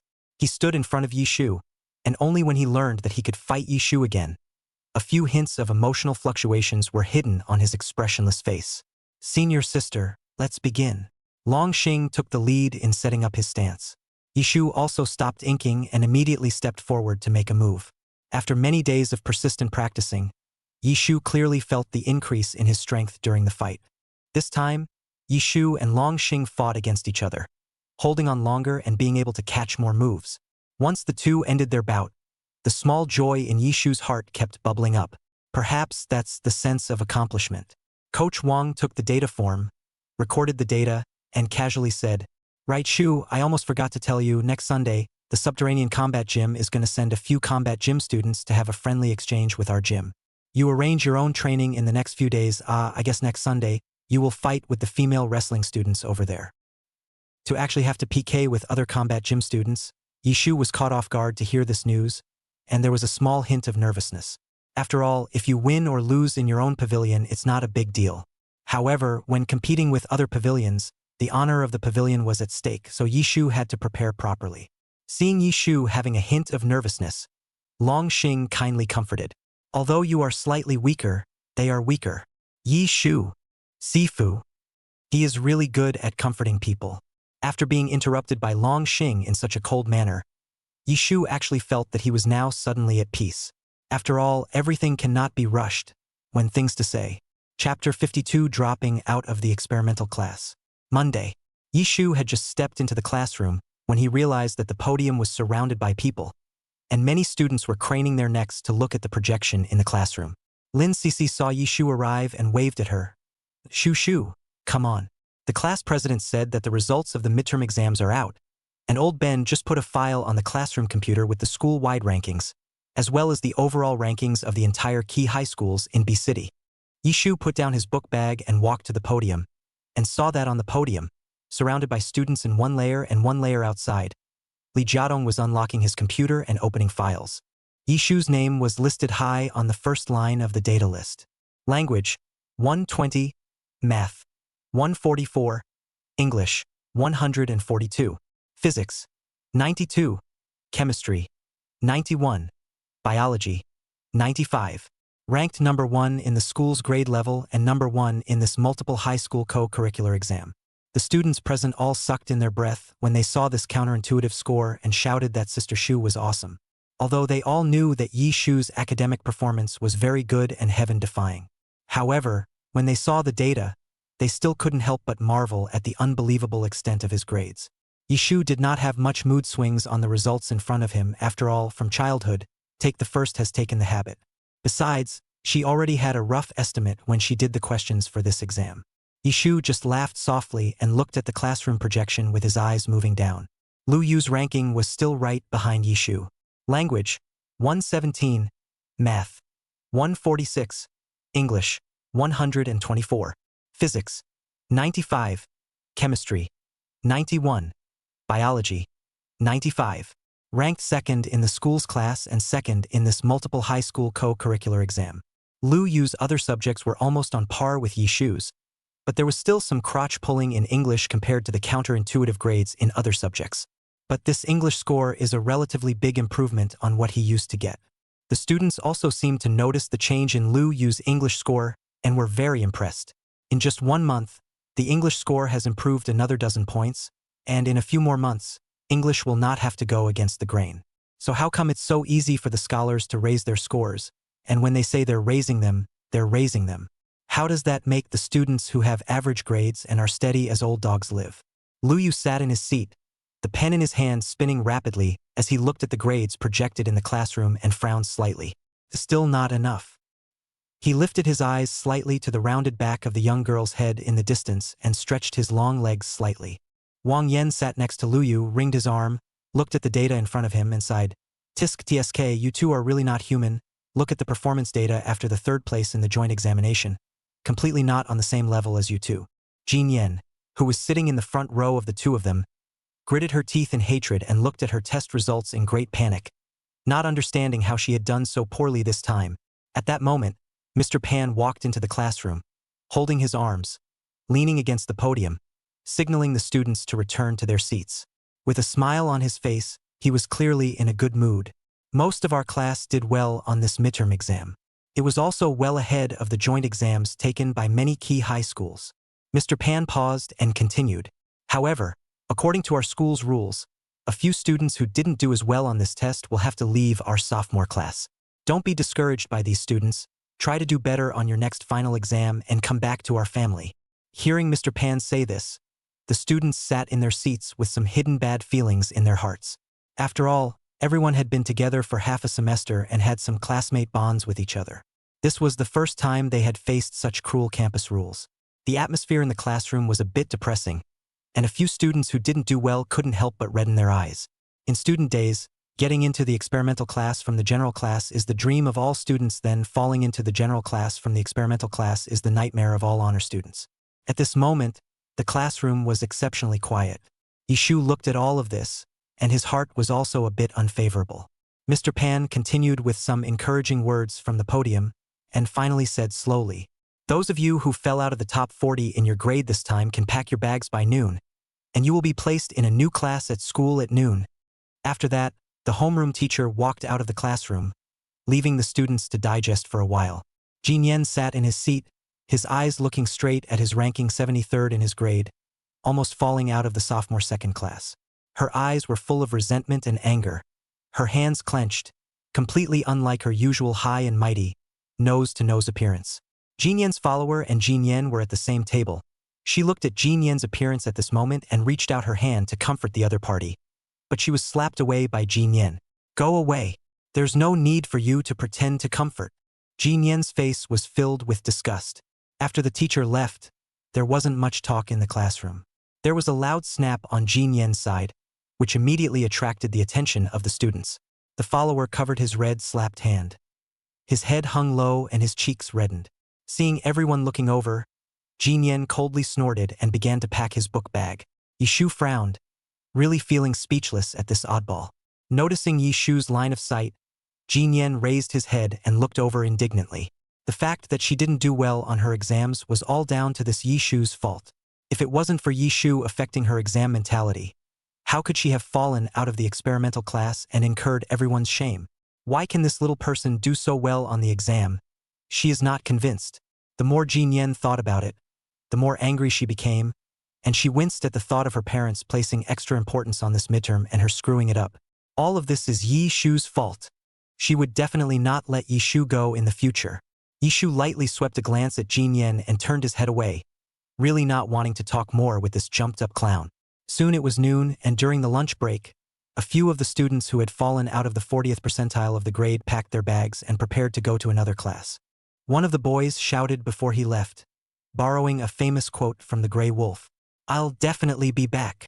All at once, the stagnant atmosphere in the classroom flowed with this shout, and the students eased up quite a bit and burst out laughing. "Okay. See you next semester, bro."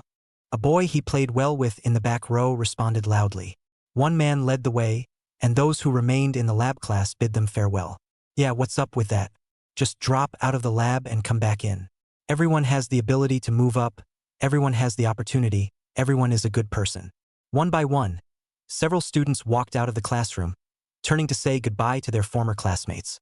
When it was Jin Yen's turn, she just walked out of the classroom condescendingly carrying her backpack, cold-faced and full of resentment, without looking back. Lin Cece poked Yishu's back and whispered, "You saw the way Jin Yen looked at you just now. It was too scary.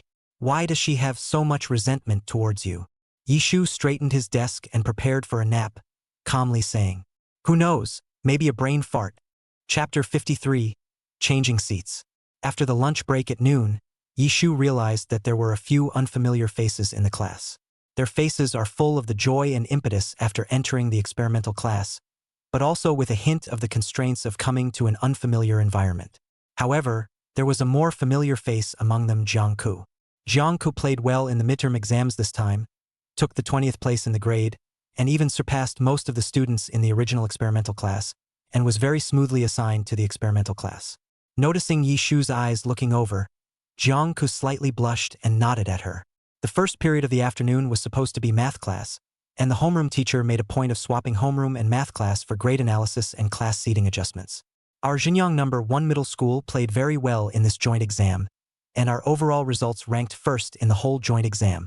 Students Yishu and Lu Yu ranked first and second in the whole joint exam respectively, which is very good. Our middle performing class also ranked higher on the full co-curricular exams, So keep up the good work, students. After analyzing the grades of each subject and each band, Mr. Pan asked the students to stand outside the classroom and re-select their seats according to their grades. There's going to be a seat change. It's exhausting just thinking about it. You come less often. Are you afraid you won't get the seat you want? I got used to it a long time ago, the tradition of Xinjiang First Middle School for many years. The students gabbled on, and their hands didn't stop, straightening their desks, grabbing their book bags, and lining up outside the door by name. Yishu, Lu Yu, Li Jiadong, Wang Yan, Lin Shixi. The order of the top 4 in the sophomore class remained unchanged, but Lin Cixi played well on this midterm exam and scored in the top 5 of the class. Yishu stood at the front of the line holding his school bag and jestingly clasped his fist towards Lu Yu. God, Lu, I apologize. I'll go ahead. Carrying his school bag in one hand and leaning across the railing of the corridor with one hand, Lu Yu looked down at the small swirls of hair on the top of the young girl's head and answered softly. At the back, Lin Cixi saw that Yishu was going to go in, so she booked a spot with Yishu beside her. Yishu received Lin Cixi's signal, dashingly gave an okay gesture, and took his school bag to the classroom to choose a seat. This time, the transfer over was rather rushed, and the seats were assigned by Mr. Pan at random. According to Yishu's habit of going to school in a city, she usually sat in the classroom's innermost window seat, that is, the penultimate row. Yishu put down his book bag and slightly organized his drawers. Lu Yu then stepped into the classroom with the teacher's permission. Seeing Yishu sitting in the penultimate row of the classroom, Lu Yu was slightly stunned. I was thinking of sitting back in my original position, but with a turn of the foot, I sat behind Yishu. Yishu was packing her book bag when she saw Lu Yu sitting behind her, leaning against the back of his chair, leisurely turning his pen. Yishu was a little surprised. Didn't Lu Yu always like the position near the classroom door side? I have heard Wang Yan say before that the location of the back door is very convenient for spying on the enemy and judging the teacher's orientation, and it is a feng shui treasure place for them to sneakily read idle books in their study sessions. Seeing Yishu looking straight at him, Lu Yu slightly inclined his head and looked out the window, pulling a random excuse. There are groves of trees out this side window. And Yishu nodded and also followed Lu Yu's line of sight. The weather was already turning cooler, but outside the window, cypress trees were in clusters. Their main trunks were upright, their branches and leaves were flourishing, and their greenery was still abundant. Good eye, I must say. The lush greenery is also one of the reasons why Yishu loves the window seat. She smiled at Lu Yu. Then, back table. Won't we be able to discuss topics together afterward? Looking at the young girl in front of the pair of watery eyes, Lu Yu eyelashes fluttered. The pen in his hand kept turning slightly pause. Aha! At this moment, Wang Yan and Li Jiadong walked in together. Wang Yan looked at Lu Yu's position and then looked at Yishu in front of him. He understands that. He sat down beside Lu Yu and gave him a playful glance, turning his head to Yishu with a smile. Sister Shu, it looks like I'll have the thighs of 2 college gods to hug from now on. I'm totally the concentration of the essence of knowledge points here. Don't you dare. I'm the one in this position. Lin Cixi carried her school bag and walked with great strides towards the seat beside Yishu to sit down. Eyes curving, she softly said, the class president is sitting in front of me. Shu is next to me, and there are you guys sitting behind me. I've chosen this position wonderfully. Wang Yan took a look at it and said with a poor mouth, then you're really lucky, young girl. I'll be generous and let you absorb a little bit of the schoolmaster's chi. Lin Cixi skimmed her mouth with a look of disgust and hugged Yishu's arm and said, I don't care. I have Shu and that's enough. Shu is the one who's a blessing to me. I feel like my head is so much clearer on exams after I'm done with Shu. The corner of Yishu's mouth curved as she watched Lin Cixi and Wang Yan fight. With these two around, it looks like it's going to be a lot of fun learning from now on. It didn't take long for the students to enter the classroom one after another and choose their seats. However, everyone seemed to want to sit closer to the scholars, near the core of the class's study circle, so they all took seats around Yishu and his group. When Director Pan walked into the classroom, he was also a little surprised to see the distribution of seats in front of him and secretly sighed. Looks like these kids have a heart for upward learning. After the students changed their seats, there was not much time left for the class meeting.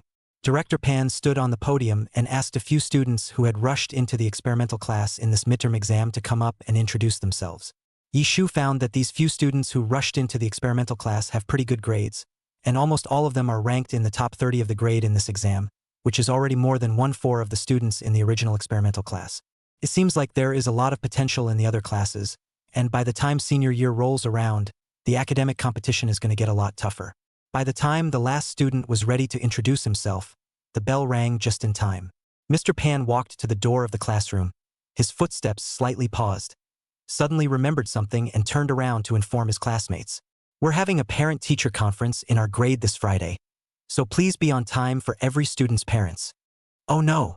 The physical committee drama queen clutched her head and wailed. One look from my dad could destroy me if I regress on this midterm. Condolences, brother. The students around him looked at him with sympathetic faces and sighed softly at the thought that they themselves were no better. It's time for the once-a-semester parent-teacher conferences. It's a nightmare for students who have failed their exams. An experience transferring lecture from a schoolteacher. An afternoon of sadness and joy. Yishu, whose grades were perversely excellent, also launched a worry at this time. Will her father be available at Chapter 54, Lifting the Spirit. A Bentley was moving fast on the highway. In the back seat, the man in a suit and tie slightly loosened was leaning back in his chair and lightly pressing his brow, his eyes closed. At the front, Assistant Lee reported in a whisper, Mr. Zhou, the important trips this week are pretty much done. There are only a few smaller-scale events left in B City. There is also an exchange meeting to attend in B City tonight. You can rest for a while in these 2 days. Zhou Bo soon craned his neck, the knot in his throat rolling slightly, and gave a soft hum. Remembering something, he opened his mouth and asked, How have those 2 little ones been doing? I heard from Director Jiang that both Miss Yishu and young Master Zhousheng have been behaving very well lately. And since Miss Yishu came, young Master Zhousheng hasn't even broken any more school rules. Zhou Bo soon grunted lightly, opening his peach eyes, which were just like his siblings, and straightened his tie. That boy will just play nice in front of Shu. Assistant Lee stole a glance at his boss through the rearview mirror. Ever since Mr. and Mrs. Zhou divorced, there hasn't been much of a smile on his face, and only when he talks about those 2 children again will he reveal a little smile between his eyebrows. Assistant Lee sighed secretly in his heart and dutifully drove the car, quickly heading towards B City. Jinyang First High School, sophomore class. At the end of class time, as everyone's seats were adjusted, many of the students were excited and chattering together. Yishu, that moment people but extraordinarily quiet, lowered his head, swish moved the pen, the volume turned over quickly. I have to say that they are very consistent in their habits and like to try to use their free time to write all the homework assigned by their teachers in school. Before, these schoolboys had their seats scattered everywhere and hadn't noticed anything.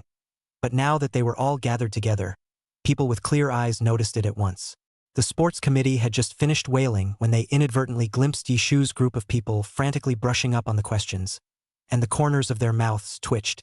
They're all so rolled up at the end of class. They're not even allowed to live anymore. Perhaps it was Yishu's group of people whose test papers were flipping over that blinded the eyes of the neighboring students. One by one, they silently took out their homework, dutifully closed their mouths, bowed their heads and moved their pens. Just then, Old Wang walked in smiling with his midterm exam paper in one hand and his usual customary glass of water in the other. He stood at the podium, swept down the room, and said joyfully, Yoo-hoo! The atmosphere of learning is so much thicker after everyone's seats have changed drastically. The students at the bottom were silently weeping in their hearts. Lao Wang you do not understand our inner pain involution to involution. After Mr. Wang handed down the exam papers to the students, he picked up the chalk and stood in front of the blackboard. The old rules. First the questions. One of the students frowned. Mr. Wang, isn't this the last question of our midterm exam? Right? Start doing it. The final question on this math midterm was discussed by the math teachers of all the joint schools, and contained many math points and was quite difficult. Throughout the JE, very few people got all of the last big question in math correct. The students still can't figure it out now, even though they've already done it once on the test.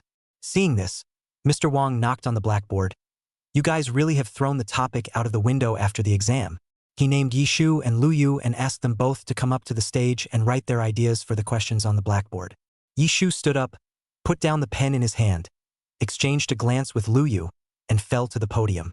Lu Yu followed behind Yishu, looking at her with downcast eyes. The young girl's hair was slightly longer, dark and shiny. Her spine was straight, Her ordinary school uniform looked different on her, and she exuded a confident and dazzling aura around her. The corners of Lu Yu's lips curved slightly. The two men stood left and right in front of the podium, one half of the blackboard, and picked up the chalk and swished it around. It was mid-afternoon, and the sun was slowly setting over the mountains, the offset light slanting through the classroom windows onto the blackboard, and the drifting chalk froth flying through the air. Seeing that Yishu and Lu Yu had written their answers, Mr. Wang told the two to return to their seats and picked up the chalk to start the lecture. This big question is indeed a bit difficult. We have to memorize some ways to do it. Yishu and Lu Yu both have different ways of doing the questions, so let's analyze them next. Yishu returned to his seat and looked at Lu Yu's ideas for doing the questions on the blackboard and was secretly staggered. She didn't even think of applying this method when she took the test at that time. It had to be said that Lu Yu always had his set of ideas on how to do the questions, and this method was quicker than her own. Every student benefited from the entire class, admiring the thinking of those two men and exclaiming at the end of class, "How in the world do the brains of the school gods grow? I see this question bright-eyed black. How come they write as if they have God? Nonsense. How can they be called school gods if they're not great?" Jiang Ke sat in his seat and sorted out his math papers. Hearing the exclamations of the students around him, he slightly turned his head sideways and looked in Yishu's direction. Yishu at this time is chatting with Lin Cece. Recently opened a new restaurant outside the school, intends to go together one day to try the water. Both of their eyes light up when they talk about food. After the math class, perhaps moving his brain too much, coupled with the conversation about delicious food just now, Yishu felt that his stomach was empty and his head was empty. She plopped down on the table with a hungry look. "Sissy, you've got me all gluttonous. My stomach's all growling now." Lin Cece looked on and covered her mouth to snicker. "Endure 2 more classes and you can go home." Yishu took a few sips of water in a row. "Looks like next time I'll have to bring some small snacks to school just in case." She was talking to Lindsay when a chocolate candy fell on the table with a pop. Lu Yu held a glass of water and took long strides, walking past her table with a pale expression. "Eat." Yishu froze, took the chocolate candy, turned around, looked at Lu Yu, and asked suspiciously, "Is this candy for me?" "Well, I thought you said you were hungry." Lu Yu looked at the girl in front of him with a stretched brow and took an uncomfortable sip of water. Yishu smiled and thanked him, tearing open the candy paper and taking the chocolate in his mouth. Wang Yan put down the comic book in his hand, propped up his chin, and teasingly glanced at Lu Yu. "Lu, you don't like candy. Why do you always have candy in your pocket these days?" Seeing Yishu also looking back at him curiously, Lu Yu straightened the books on his desk, glanced at the watching Wang Yan, and said in a serious manner, "Refreshing." Wang Yan, Lu really can pull any excuse. Every day the spirit of the people actually have to lift the spirit. Let him pretend. Let's see how long he can pretend. Chapter 55. The Zhou Group. After the last lesson in the afternoon, Yishu organized his book bag and went to the school gate to meet Zhou Shang as usual. Today, not on the evening study students are also more. Yishu along the way met many students, but also saw some cannot name but very familiar faces. Since the founding of Xinjiang No. 1 High School, every student has never been forced to study at night. This is especially lenient compared to other major high schools. The school pays special attention to the development of students' self-arranging ability and self-control, respecting each student's individual arrangement and not interfering too much. Yishu especially liked this, otherwise all the arrangements she had planned for herself every day would have been limited, and the completion of the tasks enacted by the system would have been greatly reduced. Yishu followed the flow of people together toward the campus entrance, and from afar, he saw Zhou Shang in the distance. Zhou Shang seems to have grown a little taller recently, his figure straight and similar to a small poplar.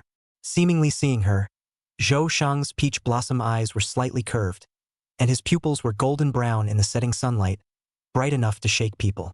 The soft autumn breeze of the evening blew away the teenager's hair, revealing his delicate forehead and eyebrows. He raised his hand, signaling Yishu to hurry over. Yishu quickened his pace and walked to Zhou Shang, wondering, "What's wrong? Look at how happy you are." Zhou Shang busily pulled out the neatly folded report card from his pocket and handed it to Yishu, the corner of his mouth revealing a suppressed arc. "Nah, see for yourself." Yishu quickly scanned through the prefixes on the transcript and landed directly on the last line of the rankings. 102nd in the grade. Yishu looked at the mixed-up kid in front of him with a face of surprise and muttered, "That means you've entered the 3rd class of the sophomore year?" Zhou Shang tried to control his worthless smile, tilted his head, perked up his ears, and quietly waited for his sister's praise. For some reason, since childhood, Yishu had an excellent knack for complimenting people. Praise words and phrases can simply do not carry the same. The person can be from the inside out all the way down the hair once. Let a person floating leisurely, all the pores of the body are opened as if, Shang, you're really great. Yishu was full of smiles, her eyes overflowing with sincere blessings. Perhaps too happy, Yishu's voice was a bit loud, and the word Shang instantly attracted the attention of many students around. Seeing that his nickname was heard by the surrounding people, Zhou Sheng manically reddened his ears and hurriedly pushed Yishu into the car, complaining in a small voice, "Sister, don't call me by my nickname in public. It extremely affects my image as Zhen Yang's first bully." "I'm sorry. I was so happy I couldn't keep my mouth shut." Yishu suddenly thought of something and patted Zhou Sheng's shoulder. "How did Yi Ziming do on the exam?" Zhou Sheng leaned against the back of the rear car seat and snorted, his eyebrows filled with mirth. "He got into the 3rd class of sophomore year as well. Sis, you didn't even see him when he saw the results. He just left me behind and went home on his ass to report the good news to his mom and dad." Yishu immediately imagined the picture as soon as he heard Zhou Sheng say it and cried and laughed. At this time, Yishu leaned on the back of the chair, and since he encountered the 007 system, the moment was hanging high, and the heart of the non-stop agitation was slightly relaxed. Fate is just too elusive and ever-changing. A butterfly in the rainforest of the Amazon River Basin in South America can cause a tornado in Texas, USA, 2 weeks later with a few occasional flaps of its wings. She wasn't sure if the tiny decisions she made from moment to moment would create a storm that would make the ending worse. But now, everything seemed to be progressing in a good direction, and Zhou Sheng's excellent change made Yishu secretly exhale. She didn't know if she could change her final destiny, but Yishu knew that she had to seize every single, tiny moment that everyone took for granted and set it right. Zhou Sheng sat beside Yishu, vaguely feeling that there was something wrong with her at this moment. He carefully observed Yishu's expression, attempting to see something. When Yishu came back to her senses, she realized that Zhou Sheng came up to her like a big dog and stared at her. Yishu lightly pushed Zhou Sheng's shoulder. "What for? Sis, what's wrong with you?" Zhou Sheng couldn't describe what he felt just now. Clearly his sister's expression hadn't changed much as usual, still propping her head up to look out of the car as usual. But he just knew it was different. Yishu didn't expect Zhou Sheng to be so perceptive, instantly catching the moment when her mood fluctuated. She adjusted her mindset and instantly returned to her old self, smiling. "I was wondering whose parent-teacher conference Dad should go to." Seeing this, Zhou Sheng reclined lazily back into his chair and lowered his mind. After all that, his old sister was actually thinking about this. Young Master Zhou snorted and waved his hand generously. "What's there to get hung up on? That Cho Pak Hun guy can just go to your parent-teacher conference. I don't want him to come anyway. If parents have to attend, I'd rather have Uncle Lee than him." Yishu frowned. "Zhou Sheng, don't keep calling out Dad's name without a big deal. It's not good." Zhou Sheng skimmed his lips and didn't say anything else. At this moment, Yishu's cell phone rang. She opened her cell phone and saw that the caller ID was Uncle Lee. Yishu and Zhou Sheng looked at each other and opened the speakerphone, and Secretary Lee's voice came from the cell phone. "Mr. Zhou has returned to B City this evening. Miss and young master can go to Zhou's group to wait for him. Mr. Zhou means to take the 2 of you to a delicious meal after he finishes his business later." Yishu agreed and hung up the phone, the joy in her eyes almost overflowing. "Dad actually came home tonight." Zhou Sheng turned his head disdainfully and gave a light humph, but his eyebrows also vaguely showed some surprise. The Zhou family's driver was very up to speed, and when he heard Assistant Lee's words just now, without Yishu's instructions, he consciously turned the car around and drove towards the Zhou Group. Zhou Group is located in the most prosperous place in the center of the city, where high-rise buildings are gathered. It's extremely famous in a city, is very powerful technology company. When Yishu and Zhou Sheng arrived at their destination, there were only the last few splashes of colorful clouds left in the sky, and night was approaching. On the road, vehicles are coming and going, and pedestrians on the side of the road are in a hurry. Most of them are office workers, holding a cell phone in their hands, constantly making calls and chatting about official business. The 2 siblings rode the elevator to the president's office under the guidance of Secretary Lee. The office was large and spacious. Behind the desk was a large floor-to-ceiling window, with an unobstructed view of everything outside. "Mr. Zhou's meeting is still a short while away, so you 2 can wait here for a while." Yishu nodded, and after seeing Assistant Lee leave, She stood in front of the floor-to-ceiling window to look at the scenery outside. And so on. The view outside this floor-to-ceiling window was extraordinarily similar to the view in the middle-aged man's floor-to-ceiling window. Him. Right here in the neighborhood. Chapter 56. A very different evening. At this moment, the office door was opened and Zhou Bo-soon walked in, with Secretary Li following behind to report. The man was tall, with a straight spine and peach blossom eyes that seemed to be shrouded in a layer of mist, making it impossible to see the emotions in his eyes. He wore a white, upscale shirt without a single wrinkle, his collar slightly open, his black suit hanging from his arm, and an unknown, powerful aura around him. "Dad, you're finally back." Yishu trotted up to Zhou Bo-soon, his eyes filled with joy. Zhou Shang stood by the desk, hearing the commotion. He immediately raised his head, glanced at Yishu, and then looked at the tall man in front of him. His lips pursed lightly, and gave a light hum. "What's this so excited about? How long has it been since this guy's been back?" No need to put a hot face on a cold ass. When Zhou Bo-soon saw the two of them, his normally unsmiling demeanor changed in an instant, and the coldness in his peach blossom eyes quickly dispersed, revealing some warmth and warmth. Seeing this, Secretary Li very sensibly exited the office and gently closed the door. Yishu was happy. She hadn't seen her dad for a long time. Ever since she and her mom went to a city, the number of times she stayed with her dad had decreased a lot. Most of them were WeChat chats and video calls. Zhou Bo-soon lightly patted his siblings on the shoulder, full of apologies. "I'm sorry. Lately Dad has been too busy with work. He hasn't had time to spend with you guys." He rearranged his slightly open collar with one hand, took his car keys out of the drawer, and jiggled them. "Come on. I'll buy you guys a big dinner." Yishu obediently nodded and followed beside her dad. Zhou Shang glanced obliquely at Zhou Bo-soon, then helplessly at his sister, and silently followed Yishu. Yishu looked around the interior of the company and suddenly realized that the wall next to the front desk of the company had many pictures of the company's patriarchs as well as senior partners. Based on the only clues in the memory glow, the middle-aged man was in a high position in the company, so perhaps he was one of the people in these photos? Yishu's footsteps slightly paused, shocked by the idea that had popped up in an instant, and she busied herself by running to the front desk to look at the photos. Yishu saw her dad at a glance. The man in the photo had cold brows and eyes, clean facial lines, a high nose, and a light look ahead. With just a photo, one could easily feel the powerful aura of the person in the photo. Yishu scrutinized the other photos hanging on the wall. To her dismay, none of the faces of the people on it matched the middle-aged man in the memory glow.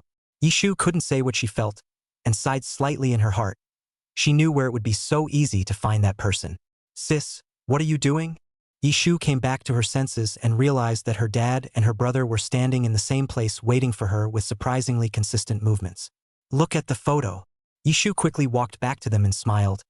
"Dad, I didn't realize you were so handsome. You're so conspicuous in those photos." The corners of Zhou Bo-soon's mouth curved slightly, being amused by his daughter. "Okay. Then handsome dad took you two to eat delicious food." Zhou Shang cut out. "Sister, what kind of vision do you have? Obviously, I'm much more handsome than him. Okay?" Yishu smiled and complimented. "Yes, you're handsome too." Seeing this, Zhou Shang was satisfied and honestly went to eat with them. Zhou Bo-soon took the two children to a VIP private room and ordered many dishes for them that they had loved since they were young. The siblings are dragon and phoenix babies, and their favorite dishes are extraordinarily similar. When the dishes were served, Zhou Bo-soon leaned back in his chair and silently watched his siblings eat with their heads down, their eyes soft and not at all sharp like they usually were at the negotiation table. "By the way, our school's midterm exams are up. Shang Shang has made especially great progress this time, going straight from the 6th class of sophomore year to the 3rd class of sophomore year." Yishu suddenly remembered this matter and said happily. Zhou Shang was still happily munching on the meat when he heard his sister cue his name. His hand clamping the meat froze slightly, and he lowered his head, not wanting to look at the man in front of him. He was never used to begging for compliments in front of Cho Pak-hun. It wasn't the way men got along with each other. Not to mention the fact that the guy in front of him traveled almost every day, and you usually didn't see him around. His eyes were pressed to work, and he didn't care about him or his sister at all. He doesn't care to listen to Cho Pak-hun's praise, but no matter how much Zhou Shang spat at Zhou Bo-soon in his heart, his ears still quietly perked up uncontrollably, wanting to hear what Zhou Bo-soon was going to say. A large hand landed on the teenager's still tender shoulders at this point and gently patted them, and the voice belonging to Zhou Bo-soon resounded above his head with a smile. Good boy, well done. Zhou Sheng raised his head uncomfortably, glanced at his dad, and busied himself with a few bites of meat to chew in his mouth, as if tender shoots were sprouting up in his heart. Heck! Really, that's not manly at all.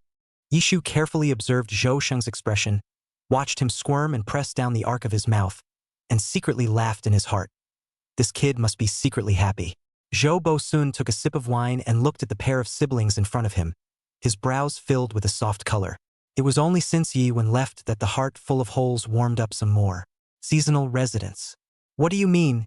You fell out of the experimental class? Ji's mother shouted out incredulously when she heard the news.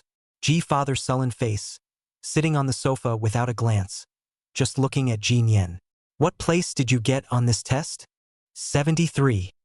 Seasonal mother heard the results and was busy holding her forehead, being a little dizzy from the anger. How the hell did you do on the test? You usually hover around the 20s in your grade. How did you get so far off all of a sudden? Ji Nian lowered his head and didn't say anything. What about Yi Shu? That little lunatic? Ji Nian clenched his teeth, held his tongue, and slowly spoke. She got first place on the exam. What? Ji's mother felt even more stifled in her heart when she heard this, and she couldn't stop walking back and forth in the house. After Ji's father heard Yi Shu's grades, his face also looked even more unsightly, and he said in a deep voice, Tell me about you. You didn't even go to school to study that week before the midterm. What are you going to say to the old lady's side when your grades regress now? Ji Nian hung his face and didn't say anything, a far cry from his usual condescending appearance.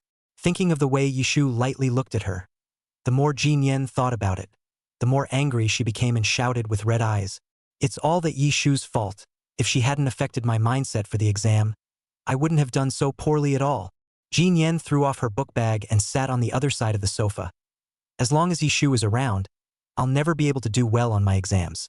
Dad, Mom, I don't want to stay in the same school as Yi Shu anymore. Let her take her backpack and leave. Ji mother didn't know what kind of strange brain circuits she had, but she also felt that Ji Nian had a point. Ever since Yi Shu came, her daughter's path to learning hasn't been as smooth as it was before, and Yi Shu is presumably Ji Nian's bogeyman. Or let that crazy girl backpack away better. Anyway, not a rich and powerful family. Their Ji family this relationship and power still have. After Ji's mother voiced her opinion, Ji's father sat on the sofa without saying a word, and after a moment of silence, he nodded his head. That girl is indeed a little too evil. Chapter 57. Ji Nian's eyes filled with a gloating smile as she watched her parents agree with her. Yi Shu, let's see who can finally have the last laugh. Ji's father took a sip of tea, stood up and said, Then wait for the day of the parent-teacher conference. I'll go to the school and mention it to our relative, and he'll have a solution. He glanced at Ji Nian and continued, Don't be capricious. Tomorrow night after school you'll hurry back to the compound. Pleasing the old lady is the main thing. Ji Nian, next time, I want to see you back in the lab class. Seeing her dad call her by her full name, Ji Nian guessed that he was really a bit angry, and busily lowered his eyes and nodded.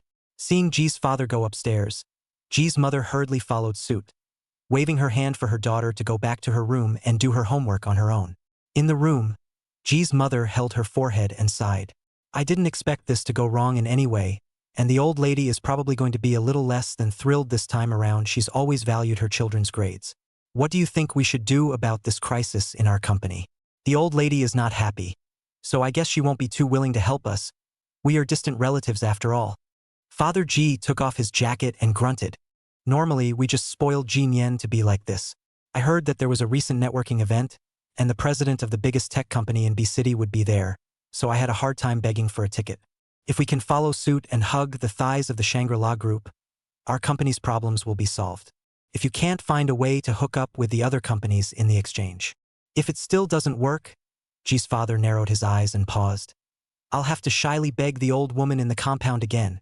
Mother Ji nodded. On Wednesday night, the exchange meeting in City B was about to begin. Secretary Li sat in the driver's seat and reported the exchange meeting process to Mr. Zhou. Mr. Zhou, you will be required to speak on stage at the exchange session later, and after that it will be time for free exchange. The organizer said that if you have something to do, you can leave early. I heard that the boss of Hank Group is present today. Zhou Bo-soon leaned back in the back seat to recuperate, and slowly opened his eyes when he heard that the old Hank boss was also present. In a deep voice, he instructed Secretary Lee, "See what happens later." Secretary Lee glanced at Mr. Zhou through the rearview mirror and nodded, "Okay."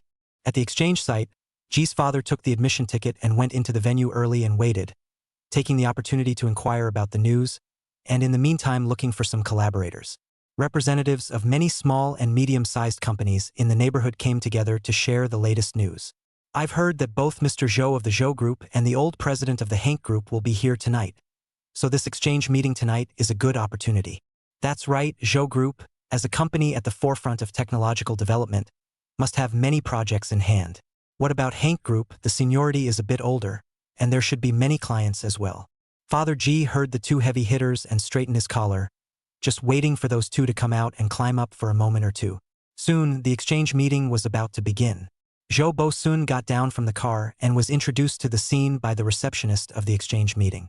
The networking event was huge, with unlimited supply of drinks and fruits, and many company representatives gathered at the site early, wanting to expand some contacts and promote company business cooperation. As soon as they saw Mr. Zhou come in, they picked up their glasses to welcome him and exchange pleasantries. When Father Ji saw the tall man who came in at the door, he was secretly staggered, not thinking that Mr. Zhou looked so young. He immediately unfolded a smile and walked quickly towards Mr. Zhou with his wine glass. Unfortunately, the man's perimeter was surrounded by people, and he couldn't really squeeze in, so he had to secretly look for an opportunity. When the host finished his opening speech, the staff came to welcome Zhou Bo-sun to the stage. Zhou Bo-sun stood up, straightened his suit, took the microphone from the staff's hand and stepped onto the stage. Secretary Lee stood in a corner of the stage, keeping an eye on the movements on the stage in case something unexpected happened. Zhou Bo-sun is serious and conscientious when working in a meeting, with a strong aura around him. And when speaking in public, it is always easy to catch the eyes of many people, drive the atmosphere and rhythm of the scene, and the slight humor in the words can always cause people to laugh. Just as the atmosphere of the scene was relaxed and active, the veteran president of Yankee Group was led by the staff to sit on a special seat in the front row. After Zhou Bo-sun finished his speech, Mr. Yen stood up and went forward to shake hands with Zhou Bo-sun. Mr. Han was nearly 50 years old. His hair was a little white, with a hint of a smile on his face. He exchanged pleasantries with Zhou Bo-sun for a while, and then picked up his wine glass and walked to the side. Representatives of many of the smaller companies in the neighborhood took the opportunity to come forward and toast these two. Zhou Bo-sun chatting a little bored, at this time just as the phone has a work message came, so he loosened his tie, politely said sorry to the surrounding people, and then stepped away from the leg to the outside of the house. Secretary Lee followed General Manager Zhou, checked the specific documents sent by the company, and said seriously, "General Manager Zhou, there are some problems with the latest project carried out, so I'm afraid I'll have to call some of my colleagues back to the company with us tonight for an extra shift." Zhou Bo-sun pinched his brow, glanced inside the exchange hall, and faintly said, "Speak to the staff at the exchange. We'll leave immediately now."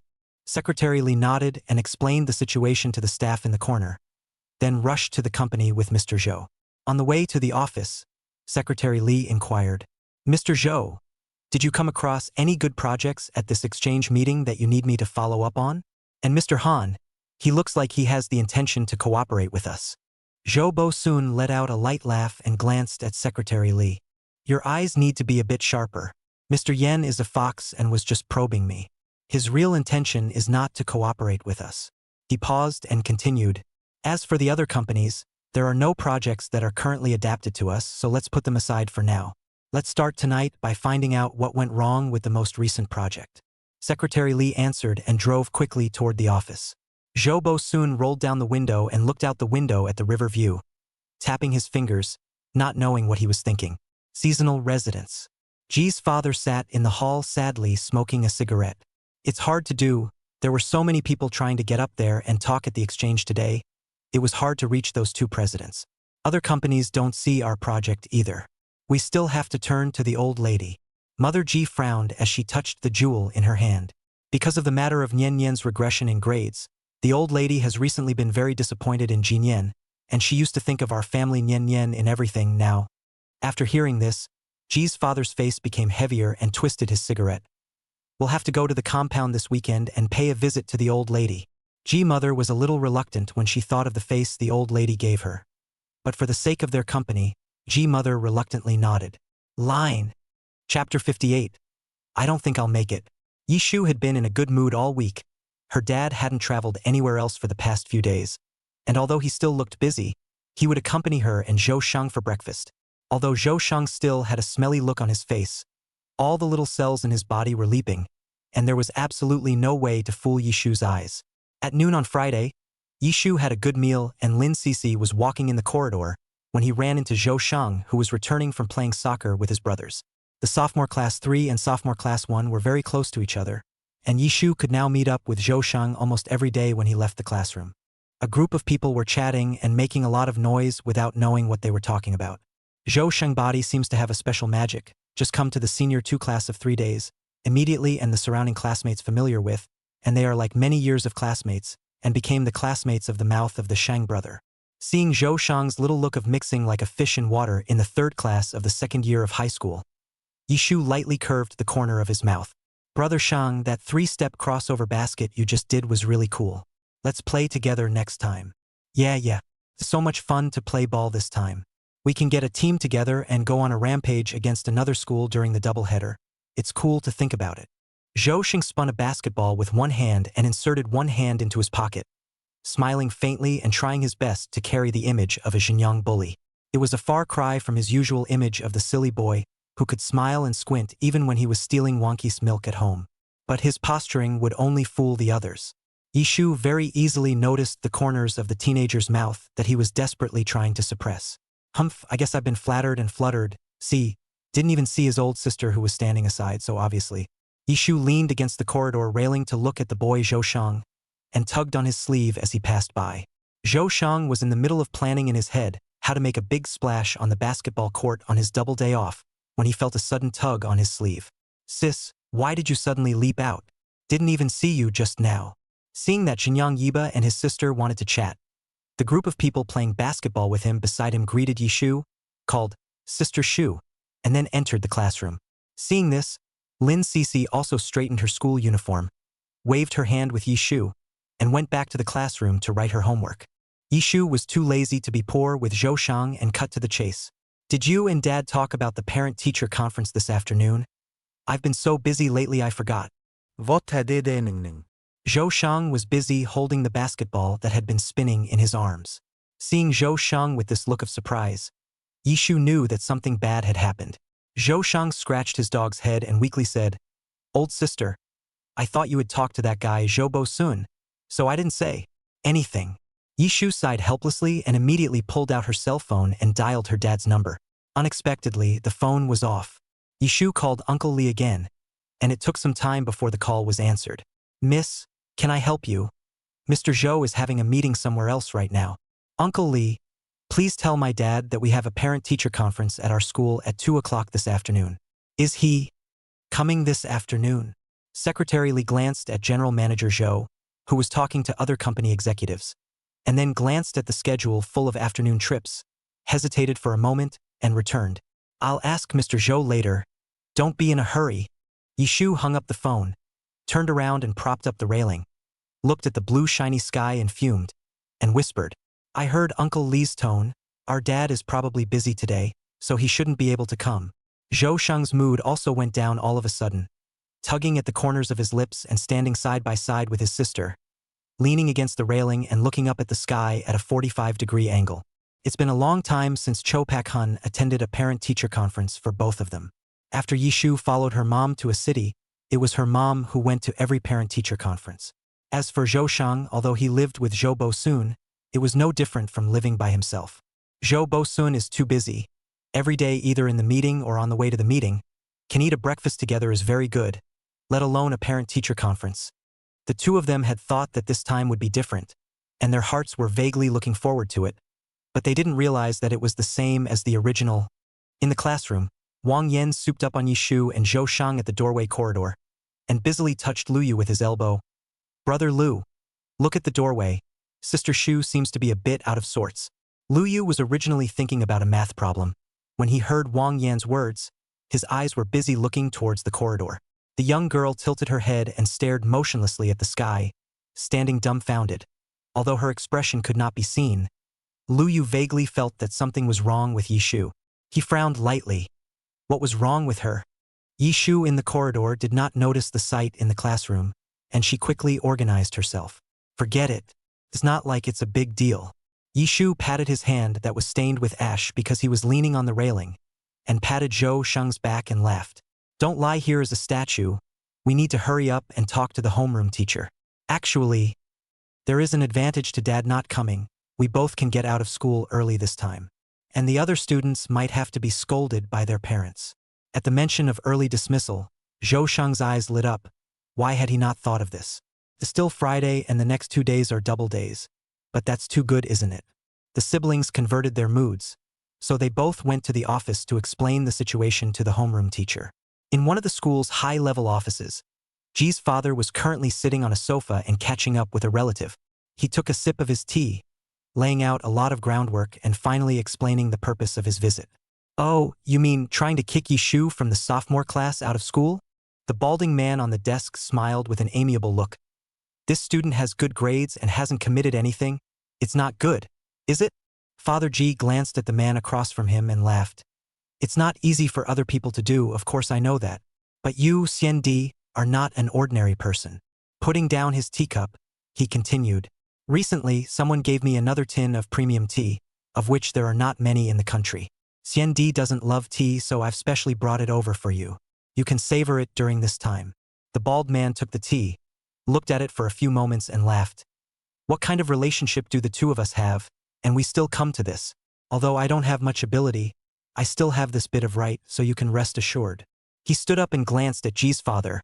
We have many students with deep backgrounds in Xinjiang No. 1 middle school, and this Yishu. Ji's father took a sip of tea and let out a light laugh. Don't worry, I've checked it out earlier. That female student doesn't have much of a background, a penniless one. The bald man nodded and gently touched the tea canister. Okay, as soon as I can get you sorted out. Chapter 59. Unskilled Comfort. Office. Teacher Pan was correcting her language homework, and when she heard Yishu say that her father might not be able to come, she looked up, waved her hand, and smiled gently. It's okay. It's okay if your dad really can't make it.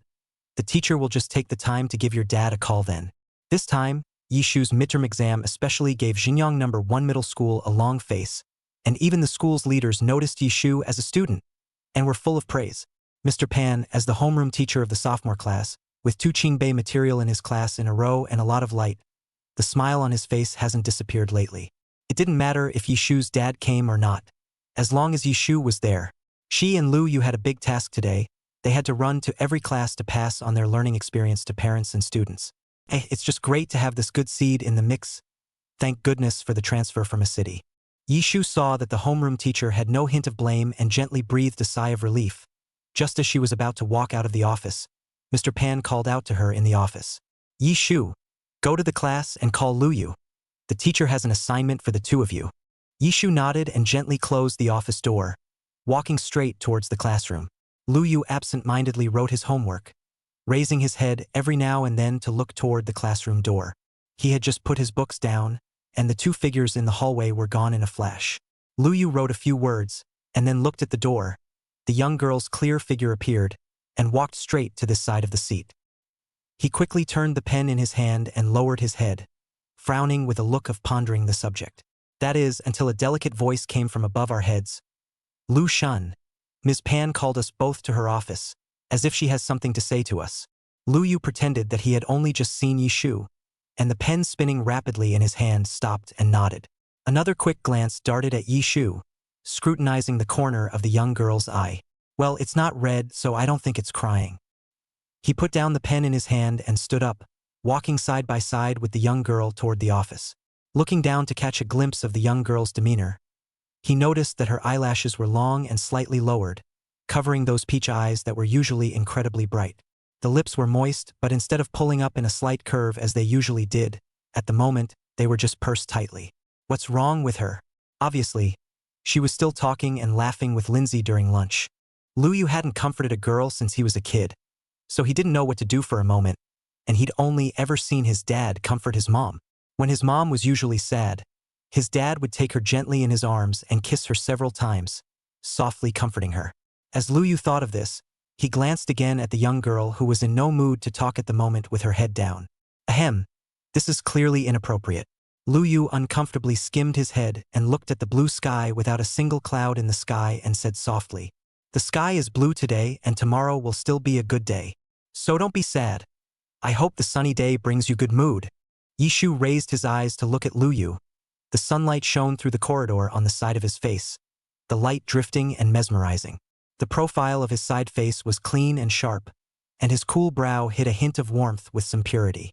Seeing Lu Yu admiring the blue sky, Yishu also raised his head slightly to feel the warm sunlight. The sky was so open that it couldn't be seen, and Yishu's little worries blew away gently with the slightest breeze. She curved the corners of her mouth, smiling eyes, dimples all in full force. Lu Yu sneaked a look, and in his heart, he was relieved and lightly hooked the corners of his mouth. When Mr. Pan saw the two coming, he busily put aside the language homework he was correcting and smiled as he got straight to the point.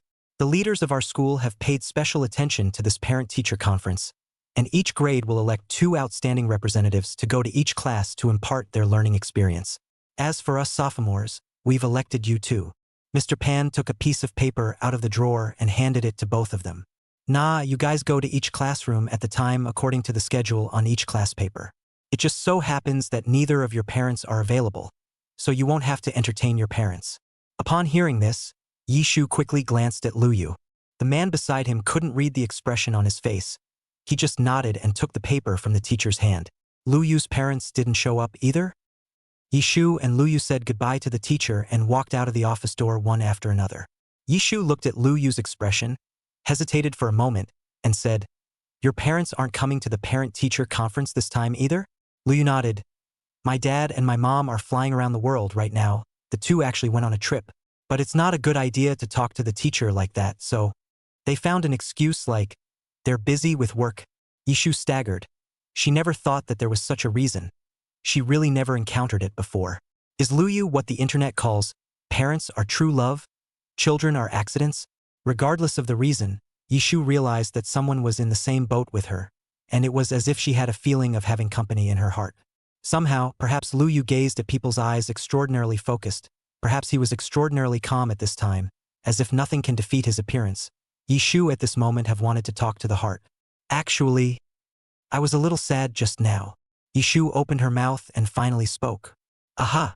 Lu Yu responded faintly from the side to show that he was listening carefully. Perhaps knowing that she was being a little melodramatic, Yishu smiled and touched her pink hairpin. "Because of something as small as the fact that Dad might not be able to attend my PDA meeting. I was vaguely sad even though I knew it was nothing. It's not trivial." Yishu looked up in surprise. Seeing Yishu looking at himself, Lu Yu looked at Yishu with a focused expression, a faint gentleness hidden in his eyes, and repeated, "I said, this is not trivial, though how insignificant the things that are upsetting are in the eyes of others. But only you know what kind of emotional connotations and soulfulness lies beneath the simple nature of things that are uniquely your own." Lu Yu saw Yishu's appearance of holding back her sadness and trying to smile at this moment, and couldn't help wanting to touch Yishu's soft hair. He raised his hand, hesitating slightly in the air for a few moments before finally changing direction and tapping the young girl on the shoulder. "There's no shame in being sad. Everyone is sad at times, like me." Lu Yu tried to be comforting, using himself as an example, raising the paper given by Mr. Pan in his hand, looking a little stiff. He was a bit unaccustomed to showing his mood in front of others, but looking at Yishu's bright eyes, Lu Yu just paused and said uncomfortably, "I'm just so sad about Mr. Pan's temporary assignment." Yishu looked at the paper in Lu Yu's hand, and the helpless look on his face, and snorted out a laugh. "Well, they're all miserable children." Chapter 60 Parent-Teacher Conferences. Yishu didn't know why, but she wanted to laugh a little when she watched Lu Yu say these words with a serious face. She thought that the always cool Lu Yu student was calm in everything he did, and that his heart would be just like the expression on his face without a ripple.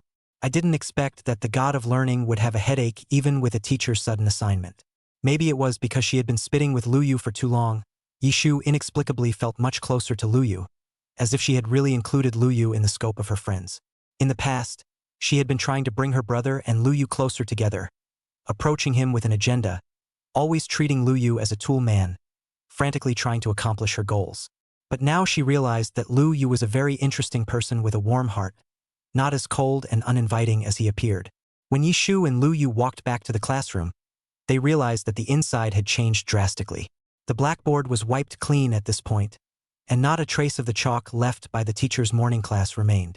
Li Jiadong had specialized in calligraphy and typography and wrote on the blackboard this afternoon's theme, Senior Class Parents Meeting, in 7 large letters.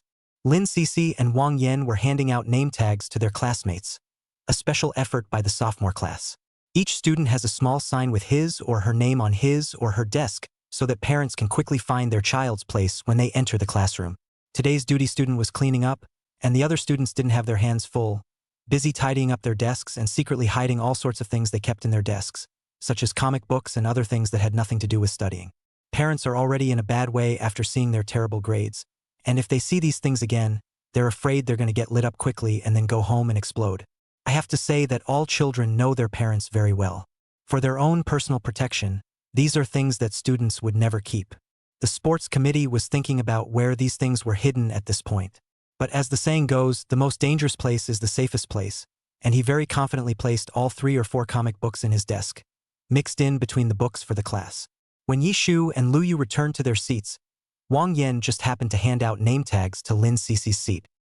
He looked at Yishu's mood as if he had recovered and secretly exchanged a glance with Lu Yu with derision in his eyes. I didn't realize that he, Lu, had the ability to coax people to be happy, so it's true that real people don't show their faces. He was really curious about how his brother Lu, with his cold face, coaxed people to be happy. As soon as Lu Yu saw Wang Yan's eyes, he immediately understood what kind of nonsense he was thinking about, glanced at him helplessly and sat down straight away. When Lin Cece saw Yishu come back, she also came over. Shu, why did the teacher ask you to go to the office? Yishu pointed to the form on Lu Yu's desk, spread his hands and sighed. It looks like we won't be able to stay idle during this parent-teacher conference. Mr. Pan temporarily gave Lu Shun and I the task of having to go to each class to share some of our own learning experiences. She wrinkled her nose lightly and said with some distress, going to speak to so many classes and looking at all those parents feels like it's going to be a touch awkward. Wang Yan smiled as he put a hand on Lu Yu's shoulder. It's fine. Don't we still have our Lu God? He can accompany you in your embarrassment. Seeing Yishu looking over, Lu Yu lightly nodded his head, paused for a second, and slowly opened his mouth. Well, I'll keep you company. The corner of Yishu's mouth curved slightly and touched the pink hairpin. Why did it feel like such an ear-splitting statement? But then she thought back carefully on the logic of the conversation and saw nothing wrong with it. Suppressing the strange feeling in his heart, Yishu accompanied Lin Cece to go to the restroom together to prepare for the parent-teacher conference. Shu, your father can't come? Lin Cece asked in surprise after washing her hands and hearing Yishu's words. Suddenly thinking of something again, she took Yishu's arm and said enviously, Shu, you are also too happy. Then won't you be able to go home early today? Together with the weekend, it's equivalent to 2.5 days off. Extinct. How could Yishu not expect such an idea to pop up in Lin Cece's little head? Exactly what she thought when she was self-congratulating. Yishu smiled and walked back to the classroom with Lin Cece. Soon, the parent-teacher conference was about to begin, and the students organized their belongings and headed to the stairwell. The latter classroom was large enough to accommodate several classes. Except for a few class officers who were handpicked by their teachers to stay in the classroom to greet the parents, the other students were on their own in the stairway classroom. Li Jiadong, Lin Cece, and Wang Yan are all standing at the classroom door at this very moment, smiling and greeting the mothers and fathers of all the students and leading them to their seats. Mr. Pan stood in front of the podium, saw that the parents had all arrived, and after a short welcome, he responsibly began to introduce the class to the parents, as well as the future learning priorities and some notes for parents. The two of them, Yishu and Lu Yu, stood outside the classroom door and could clearly see the scene inside through the glass window. Ms. Pan prepared a very detailed PPT to answer the questions for the parents one by one. Parents on the stage looked different. Some listened attentively and took a pen and made notes in a small notebook. But a few of the parents drew a very wrong picture. Yishu shifted his eyes back and realized that one of the classmates' father actually lowered his head. His eyes seemed to be closed, as if he was about to fall asleep. Yishu carefully recalled in his head the distribution of each student's seat in the class, and corresponded the parents with the students in the class. This uncle is the father of the Recreation Commissioner ==. Well, it's understandable, after all, parent-teacher conferences are kind of a practice for parents, both for the body and the mind. Mr. Pan was almost done speaking, and walked out of the classroom to wave at Yi Shu and Lu Yu, signaling that they could enter the classroom to share their learning experience. Walked into the classroom, looking at a grand piece of parents, Yi Shu heart a little embarrassed, but the action and expression is still comfortable, a look of a generous look. Yi Shu and Lu Yu stood in front of the stage, and after briefly introducing themselves, they began to share their learning methods. The two of them have excellent temperament and outstanding face value, and when they stand together, they make people's eyes light up. Li Jiadong's father also came to the parent-teacher conference today, and when he saw the two of them, Yi Shu and Lu Yu, on the stage, he smiled at the two of them on the stage. Many parents are extraordinarily concerned about their children's grades. See the bully on the stage to talk about ways to improve their grades, hate to have 4 ears, and immediately are all pumped up. At that moment, in front of the school, a Bentley gradually stopped. The man, dressed in a suit, stepped out of the car with long legs. Chapter 61 Glimpse. Zhou Bo-sun had just finished the high-level meeting when he heard the news of the parent-teacher conference from Secretary Li's mouth. He hadn't attended these two children's parent-teacher conferences for a long time, so he instructed Secretary Li to push the next schedule back as far as possible, explained things, got in the car, and quickly drove back to Xinjiang First Middle School. The gates to the school entrance were closed because they missed the parents' entry time. 2 security guards dutifully kept an eye on the monitor and the doorway so that this parent-teacher conference wouldn't go awry. One of the security guards was a thick-browed young man who had just arrived at the security office not long ago. When he spotted the man standing in front of the school's main gate, dressed in a suit and looking down at his silver wristwatch, he pulled open the window of the guardhouse and asked, "What are you here for?" Zhou Bo-sun saw the security guard at the security office and went up to him to explain his purpose. The bushy-browed youngster strictly adhered to the school's rules and signaled this parent to call the teacher, explaining, "Because it is not the time when the school is set to open its doors. Any person from outside the school who enters the campus has to inform the relevant leader or teacher in the school. There have been precedents of parents coming in and out of the campus at will and disturbing other children, and the school has been taking this piece extra seriously lately and catching it very hard, so please understand." Zhou Bo-sun nodded understandingly and slowly walked to the side, pulling out his cell phone and dialing a number. Principal's office. Principal Wang was sitting leisurely in his soft leather chair reading the document, sipping his tea and preparing to move his pen to sign it. At that moment, the cell phone rang on the table, or an exclusive ringtone music he had set up just for special contacts. The principal hurriedly stood up and answered the phone, a smile pocketing his entire face. "Mr. Zhou, what is the reason for your call today?" He had a beer belly and was walking back and forth across the office, uncomfortably agitated. I really have to thank you for investing in our school last time. Recently a few experimental buildings will soon be built. You can come and take a look if you are free." On the phone, a clear, moist and magnetic voice spoke briefly through the thin screen of the cell phone, clearly reaching Principal Wang's ears. "I'm at the school entrance of Xinjiang No. 1 Middle School. The security guard told me about the current school rules, and I don't have the phone number of any other teacher, so I can only trouble you, Principal." Principal Wang froze for a moment and quickly reacted, hastily pushing open the office door and striding towards the school's entrance, busily saying, "No trouble, no trouble. I'll be right there." Strange, why is Mr. Zhou free to come to the school today?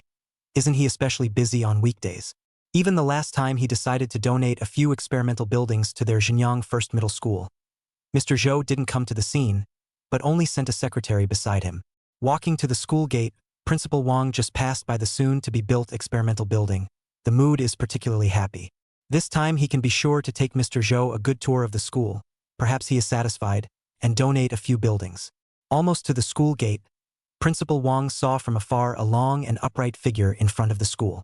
The man stuck one hand in his pocket, quietly standing next to the security office and waiting, looking up at the name of Xinjiang First High School. His expression was faint, not knowing what he was thinking.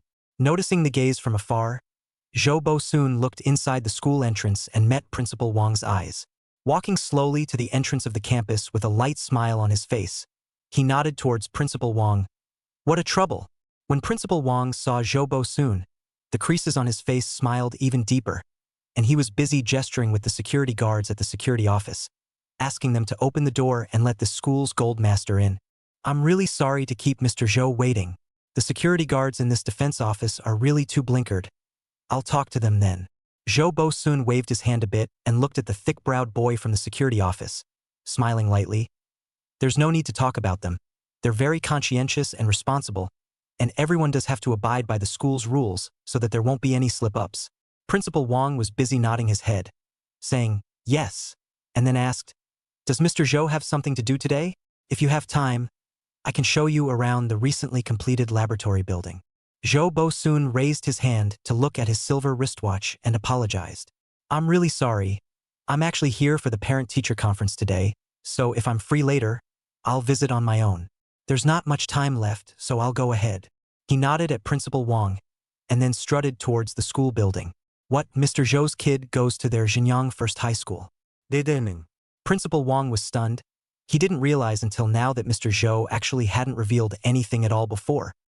He hurriedly caught up with General Manager Zhou, who was about to enter the school building with a big stride in front of him, and laughed. Mr. Zhou, you may not be too familiar with our school building, so tell me your child's class and I'll take you there, so it's faster and you can catch the parent-teacher conference. Zhou Bosun nodded and replied briefly, Sophomore Class 1 and Sophomore Class 3, go to Sophomore Class 1 first. Principal Wang was stunned for a moment, not expecting that Mr. Zhou actually had 2 children. He answered and immediately took the campus gold master upstairs. At this point, Yishu and Lu Yu's mission was about to be completed, and Sophomore Class 2 was the last class they shared their learning methods with. Yishu now has a dry mouth and tongue, and there are 12 classes in the second year of high school in Xinjiang First Middle School. She thought at first that she only needed to talk about it in her science class, but what she never expected was that it would be needed in her arts class as well. After sharing their learning experience in their own class, Yishu and Lu Yu hoofed it through the classrooms. Before seeing the crows of parents on the stage, Yishu still had a small trace of embarrassment. But now Su has spoken more, face cultivation in place, the heart is not a ripple. Yishu was standing on the podium of the second class of the second year of senior high school at this time, with a light smile on her face, working in tandem with Lu Yu beside her to share the learning experience that had already been said 11 times. The parents on the stage listened more attentively than those of any other class, perhaps because their children were in the second class of the sophomore year, and with a little more effort, entering the experimental class would be just around the corner. Except for one person, the dad of Jin Yen, who just dropped into his sophomore second year of high school. Father Ji hugged his arms and frowned with an extraordinarily disdainful look, looking at Yishu with impatience and contempt in his eyes. He really wasn't sure how this female student had gotten to the top of her grade, and he hadn't heard of her big name before, so he guessed that she had gotten lucky in some way. Listening really a little impatient, Ji father forced down the annoyance and inclined his head to look out of the window. Suddenly, a man in a suit was seen passing through the front of the sophomore classroom, accompanied by the principal of Xinjiang First Middle School.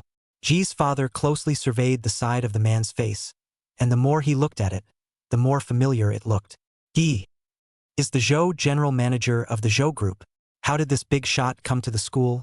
And Principal Wang followed him around. Is he working with the school? This might be a good opportunity at this time, and Ji's father's eyes showed joy. I didn't expect that coming to a parent meeting he could run into Mr. Zhou. It seems that he really has a good fate with this one. When this broken learning method sharing meeting is over, he will immediately go to find Mr. Zhou and the principal. Yishu unintentionally also saw her father passing by and her eyes immediately lit up. Dad actually arrived, greatning, amazed face Nung. Chapter 62. Cancellation of Plans. Lu Yu was standing beside Yishu at the moment, mechanically memorizing the script that he had long since learned by heart. Seriously, he doesn't have that many learning methods. His method of learning boils down to one thing: reading the textbook. Master the knowledge points in the books, cite one, integrate on the line. There is no such thing as a redundant and complicated set. However, he couldn't just say the words, read the textbook, at the learning sharing session, which would have been too perfunctory, so he racked his brain to make up a script to fill up 800 words. When he was halfway through memorizing, Lu Yu vaguely felt the mood fluctuation of the person beside him and quietly glanced to the side with his afterglow. The young girl at this time between the eyebrows vaguely threw some smile. A pair of peach blossom eyes, exceptionally bright, dimples shallow. He followed Yishu's line of sight and looked out of the sophomore class 2 window, and saw a tall and handsome man with eyebrows and eyes extraordinarily similar to Yishu. Seeing how happy Yishu looked, Lu Yu vaguely guessed that it was probably Yishu's father who had come. See beside the young girl cannot wait to want to her father's side of the appearance. Lu Yu maintains the original speed of speech, silently streamlined the back of a large paragraph of the script, and finally briefly point the title. Reading the textbook is the foundation of learning, and reading the textbook is the only way to get twice the results with half the effort. The learning sharing session between the two ended quickly, and under the warm applause of the parents on the stage, both Yishu and Luyu immediately walked out of the classroom. At the entrance of the sophomore classroom, before Yishu had a chance to explain the situation to Luyu, Luyu propped himself up on the railing of the corridor and faintly said, "Go on, your father is here." There was a hint of imperceptible gentleness in the teenager's always crisp voice.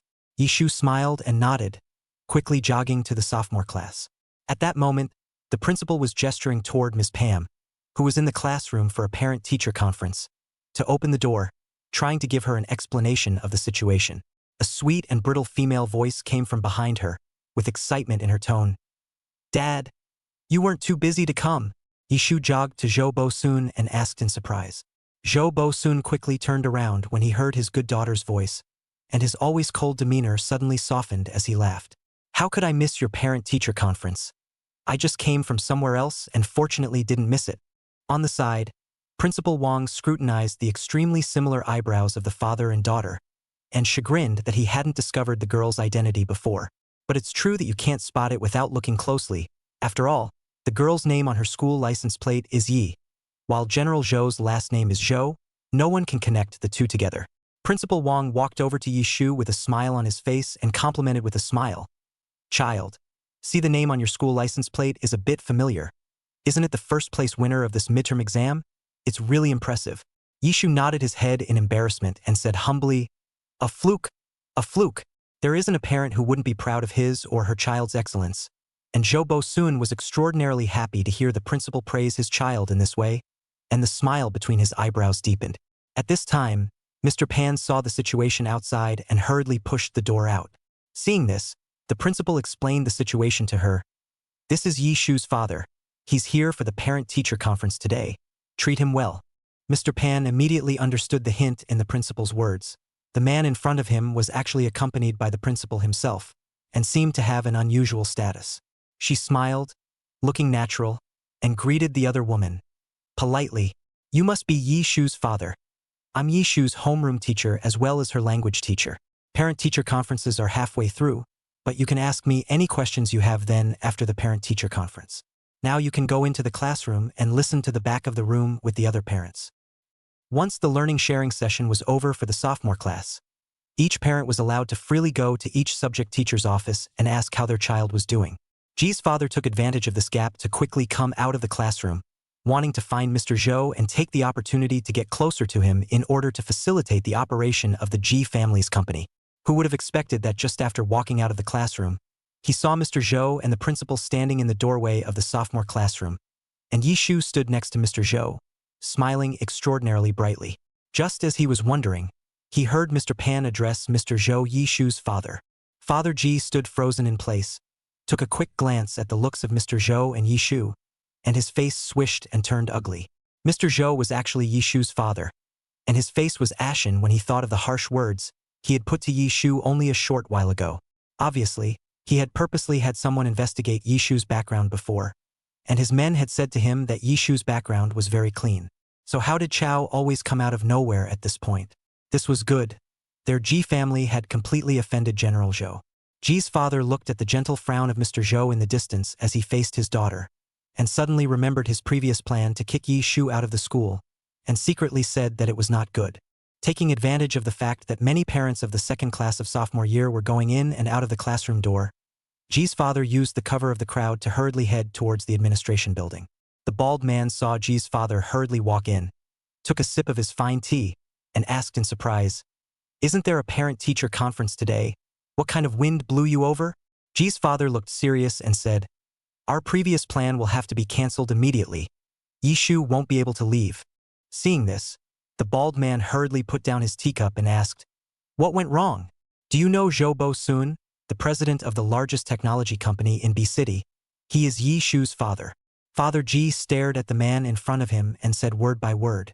The balding man's teacup was knocked over with a shaking sound, and he exclaimed in surprise, "What? Didn't you say she doesn't have any family background?" Ji's father sat helplessly on the sofa and sighed. "Luckily we haven't started yet. It's not too late to stop." He looked around the room, saw the jar of fine drinking tea on his desk, coughed lightly, and trailed off. "Oh Hyun-bai, since our plans have been cancelled, Then I'll return the jar of fine tea I gave you.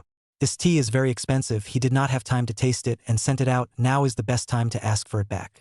After receiving the tea from his sage brother, Ji's father hurried off again. The office was quiet for a long time, and suddenly there was a crisp ringing sound of a falling teacup, and an indignant voice came from inside. Bah, a poor man! The parent-teacher conference for the sophomore class ended quickly, and Zhou Bo sought out the homeroom teacher's office to find out how Yi Shu was doing.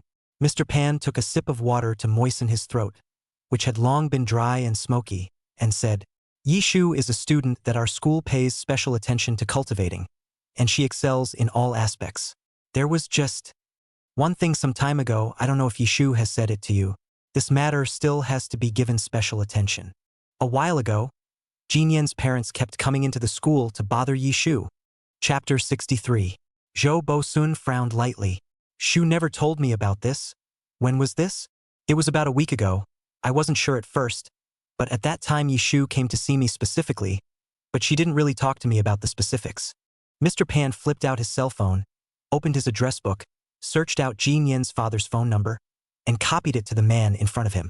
She always had a good habit of keeping the contact numbers of each classmate's parents in her address book. In case any of the students has a headache or other emergency, parents can be notified immediately. It's a responsibility to each of her classmates, to each of her parents, and even to herself. At this moment, this good habit comes in handy.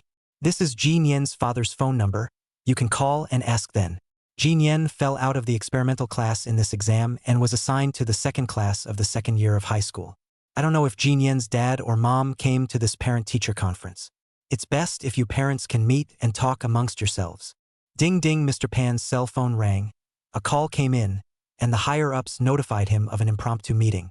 Teacher Pan smiled very apologetically at Yi Shu's father. I'm really sorry, it's an emergency meeting this time, so I'll leave first. If you still want to ask something else about Yi Shu, you can contact me by phone then. Zhou Bosun nodded and said a polite goodbye to his teacher. After walking out of the office, his eyebrows quickly converged, no expression on his face. His thin lips pursed into an arc. There was a cold and powerful aura emanating from all around him, and the airy and gentle image he had created just now in the office by deliberately restraining himself was instantly broken. If Secretary Li was present, he would have realized that this was the president's expression as he tried his best to control his temper. Zhou Bosun's memory was very good, and he instantly recalled what the janitorial security guard had said just now at the entrance of the campus. So, one of the students who was disturbed by the parents of her classmates entering the school door 3 times was Yi Shu, his daughter. Seeing as how the school now has a strict in and out system, I guess things were more serious back then. At that moment, 2 or 3 students passed through the hallway in front of the teacher's office, mouths agog with excitement about the contents of the many postings. Zhou Bosun vaguely heard the word posting and immediately remembered the magic of posting. He also experienced his student days, when all the major events happening on campus would appear in the posting threads and be discussed enthusiastically by the students. Perhaps there are some answers and clues to this whole Shu thing right here on the posting board. The man joined the campus posting and found the campus posts from almost a week ago. Looking at them one by one, his face gradually becoming more somber. Zhou Bosun immediately pulled out his cell phone, found the contact information that the teacher had just sent, and dialed it.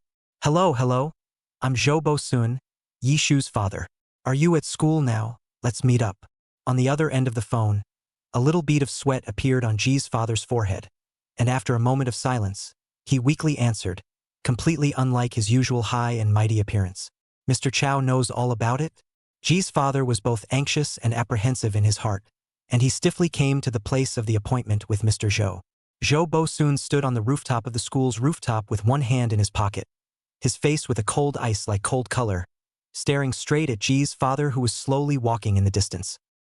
His memory had always been good, and looking at the somewhat familiar faces in front of him, he immediately thought of the last exchange. The exchange was surrounded by a circle of people, but he still remembered the faces of those people clearly. Zhou Bosun's peach blossom eyes narrowed as he coldly said, Mr. Ji, what a coincidence. Ahaha, Mr. Zhou. I didn't expect you to remember my name. It's really coincidental. I didn't expect you to be at this school for a parent-teacher conference as well. Ji's father gave an awkward laugh, his voice trembling slightly with nervousness. Zhou Bosun took a step forward and stood in front of Ji's father, lightly chortling with a cold color between his eyebrows. There is indeed a destiny, after all. Your family has bullied my daughter. I didn't ask you to come over here to talk and laugh with you.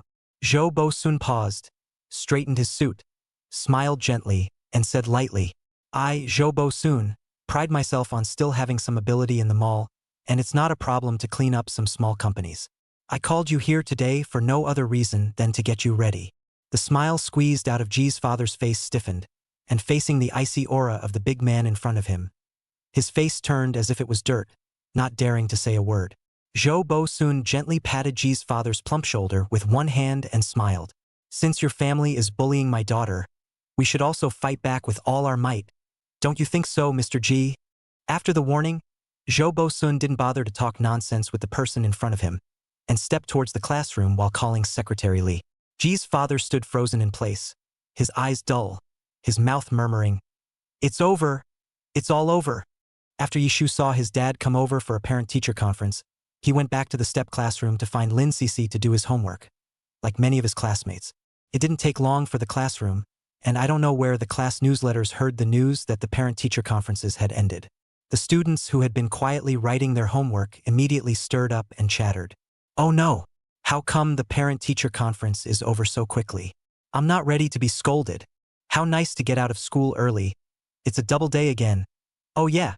Yishu was also very excited at this time, quickly sorted out his school bag, said goodbye to Lin Cece and ran to the classroom door. From a distance, she saw her dad, and it just felt a little strange. The man in the distance stood at the entrance of the sophomore classroom, his expression faint, as if there was a thin layer of black fog in front of his eyes, puzzling. Yishu's trotting forward paused and hesitantly called out, Dad, what's wrong with you? Zhou Bosun heard his daughter's voice and returned to his senses. Immediately easing his face, he revealed a gentle smile. Yishu once again carefully observed her dad's expression and did not find anything strange, so she wanted to take her dad to Zhou. Dad, hurry up and go to your brother's parent-teacher conference. It doesn't seem to be over for their class. Every classroom teacher has their own pace and the end of parent-teacher conferences will be different, and Zhou Shang's class is still having parent-teacher conferences at this time. Yishu couldn't stop snickering when he thought of Zhou Shang's expression when he saw his dad later. Heck, that kid is probably secretly dying again. Zhou Bosun did not move. He bent down, gently patted his daughter's shoulder, looked at his daughter's obedient and coquettish little face, stretched his eyebrows, and softly said, Shu, in the future, if you encounter any difficulties, you have to tell Dad. Okay. I'll take care of it all for you, don't be afraid. Chapter 64. A ridiculously long parent-teacher conference. Tired of feeling unloved. Yishu touched the pink hairpin on her head and nodded obediently, feeling a little strange in her heart. How Dad was a little weird after the parent-teacher conference. What was difficult or not, Yishu was a bit puzzled.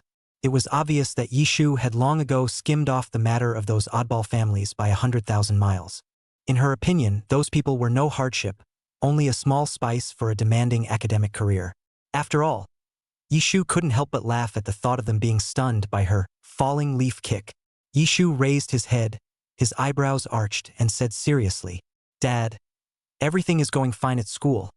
I'm not having any trouble, and the new friends I've made are great. Listening to his daughter's well-behaved and understanding words, Zhou Bosun's heart was suddenly a little sour.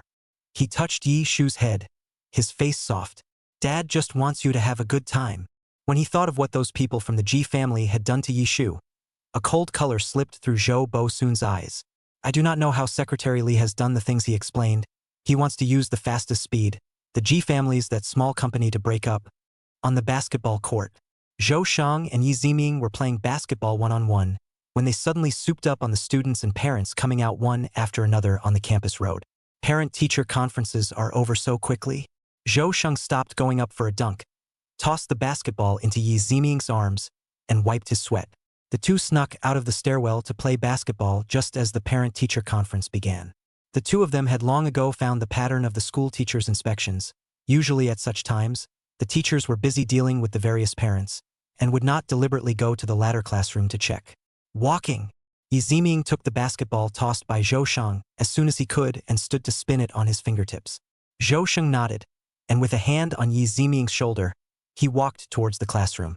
Brother Shang, why are you distracted playing basketball today? Parent-teacher conferences are probably over. Why aren't you happy? It's only logical that you should be happy enough to buy your buddy a Coke when it comes to early dismissal. Zhou Shang glanced at Yi Ziming, who was giggling at the side, and pretended to be old-fashioned. You haven't grown up yet. You don't understand brother's troubles. Yi Ziming lightly laughed and pushed Zhou Shang's arm, tossing the basketball upward in a pretend shooting motion. All right, brother Shang, then tell me about your troubles. Buddy might be able to help you out. Zhou Shang's words reached his mouth, and then abruptly stopped. Saying that he was sad because that guy Zhou Bosun didn't come to the parent-teacher conference seemed a bit too pretentious and unmanly. Zhou Shang simply digressed and asked, "Who's coming to the parent-teacher conference today? Your parents?" As soon as we talked about this, Yi Ziming got excited and was busy laughing foolishly. Brother Shang, I'll tell you something particularly funny. Thanks to our sister Shu's blessing, my academic performance has improved, and I've been admitted to the 3rd class of the 2nd year of high school. It made my parents so happy that they both fought to come to my parent-teacher conference this morning. So who's coming to your parent-teacher conference today? Zhou Shang inquired silently from the sidelines. Yi Ziming was so excited about the conversation that he completely failed to notice the flash of sadness and envy on Zhou Shang's face and scratched his head with a smile. That goes without saying. Of course my mom is here. According to my mom, she's the one who has to go when it comes to receiving praise like this and not being embarrassed. Zhou Shang also slightly curved the corners of his mouth when he thought of Yi Ziming's mom's bright smile. Every time he went to Yi Ziming's house to play, Yi Ziming's mom would prepare many delicious food for him and treat him very well. Sometimes, he was envious.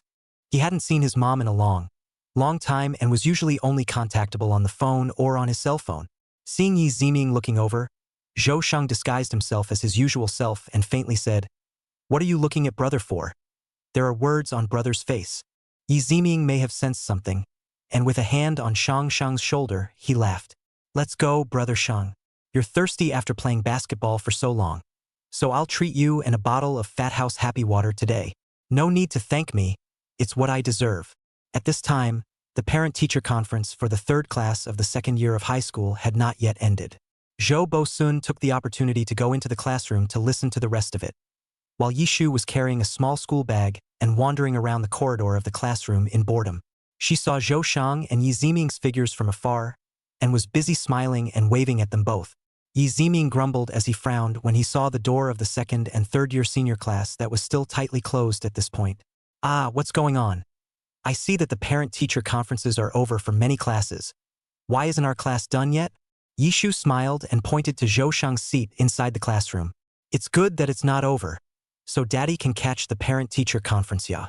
Zhou Shang turned his head violently and looked at his position through the classroom window. At the moment, the man sat in his seat in a suit, looking up at the big screen in front of him, pen in hand, remembering extraordinarily carefully. Zhou Shang's heart of the small lump suddenly disappeared in a flash, peach blossom eyes with the bloom of light like, the corner of the mouth quietly curved up, twisted. What's a busy man like him doing here, delaying my early return home? Yi Shu lightly patted the hard-mouthed star beside him and pointed to the PPT in the classroom inside. I guess it's probably over inside too. Don't worry, it won't take you long to get home. At this time, it was already nearly 4 o'clock, and the parent-teacher conferences of many classes had already ended early, leaving only Yi Shu and the 3 of them in the corridor on this floor. Suddenly, the door to the classroom of the 3rd class of the sophomore year opened, and the parents inside all came out one after another. Zhou Bosun walked at the end of the line and took the opportunity to inquire with the homeroom teacher about that boy Zhou Shang's studies. Out of Zhou Bosun's expectation in the class teacher's mouth, Zhou Shang is a person who has made particularly great progress in his studies, and the few steps out of the classroom, the class teacher praised Zhou Shang again and again. Zhou Shang, a child who is extraordinarily intelligent, missed too many points of knowledge before because he didn't study properly. Now that he's sneakily made up for it on his own and knows how to learn by example, I'm very impressed with him now. Zhou Bosun glanced at the brat crouching at the edge of the corridor looking at the scenery outside and nodded with a smile. He made a rare trip to his sibling school and took the opportunity to talk to all the classroom teachers for a while. Too much time had passed, and Yi Zemin had long since abandoned them to go home with his dear mother. The siblings crouched in unison in the hallway aisle, staring out at the trees through a gap in the bars. Yi Shu sighed with his chin propped up and said quietly, "Shang Shang, I take back the statement that we'll be home soon. It was me who was overconfident. She never thought that her dad had actually met all the teachers of the two of them, and it had been, really, as long as Hyunmai had been, so ridiculously long that she just couldn't stop. Zhou Shang looked up at Yishu and also sighed softly. This parent-teacher conference is very good. But, next time the parent-teacher conference or let Uncle Lee come. Too hard for that guy Zhou Bo-sun. Chapter 65, Mom's Appearance. The two siblings grew mushrooms in the corner for a long time until a clear voice came from overhead. Come on, we can go home. Zhou Bo-sun straightened out the creases in his clothes that he had just made from running around the various teachers' offices, lightly patted his siblings on the shoulder, and laughed. Come on. Daddy's taking you guys out for a big dinner. You've both been doing well lately, and this is a reward for you both. Yishu arched her eyebrows and happily answered. Zhou Shang, on the other hand, had some embarrassment. His head slightly cast to the side, nodding stiffly. I don't know why, ever since Zhou Bo-sun went to the offices of various teachers today to ask him about his studies and life, he had the feeling that his old ways had been overturned, and he always felt a little uncomfortable. As the trio walked happily to the entrance of the campus, they saw a red BMW parked on the curb. A slender, tender white hand rested gently on the car, the red nail polish glowing slightly under the light of the falling sun, setting off that hand even more delicate. Yishu was surprised to see the familiar car on the side of the road and jogged to the car. Mom, you're back. I missed you so much. The woman slowly got out of the car, tall and lithe, dressed in a long, slim red dress with a pair of black high heels. Her long, curly black hair, half of it slightly resting on her chest and half of it falling behind her shoulders, was shiny and silky. I waited outside the school to surprise you and Xing Xing, and I guess I did. The corners of Yi Wen's mouth curved up faintly, revealing dimples just like Yishu's. She turned to look at the father and son who were staring blankly at this side in the distance, as if they were nailed down and unable to move, and waved at Zhou Shang, directly ignoring the man in the suit in the distance, and laughed. Shang Shang, come over here and let mommy hug you. Didn't you clamor and tell me you missed mommy the other day? Come over quickly. Zhou Shang looked a little silly at this moment. He walked dully to Yi Wen, gently embraced by his mother in her arms, and it took him a long time to react. Mom actually did come back. Zhou Shang's stature had grown very tall by now, and as a child he had always tilted his head to look at his mom's gentle, smiling face.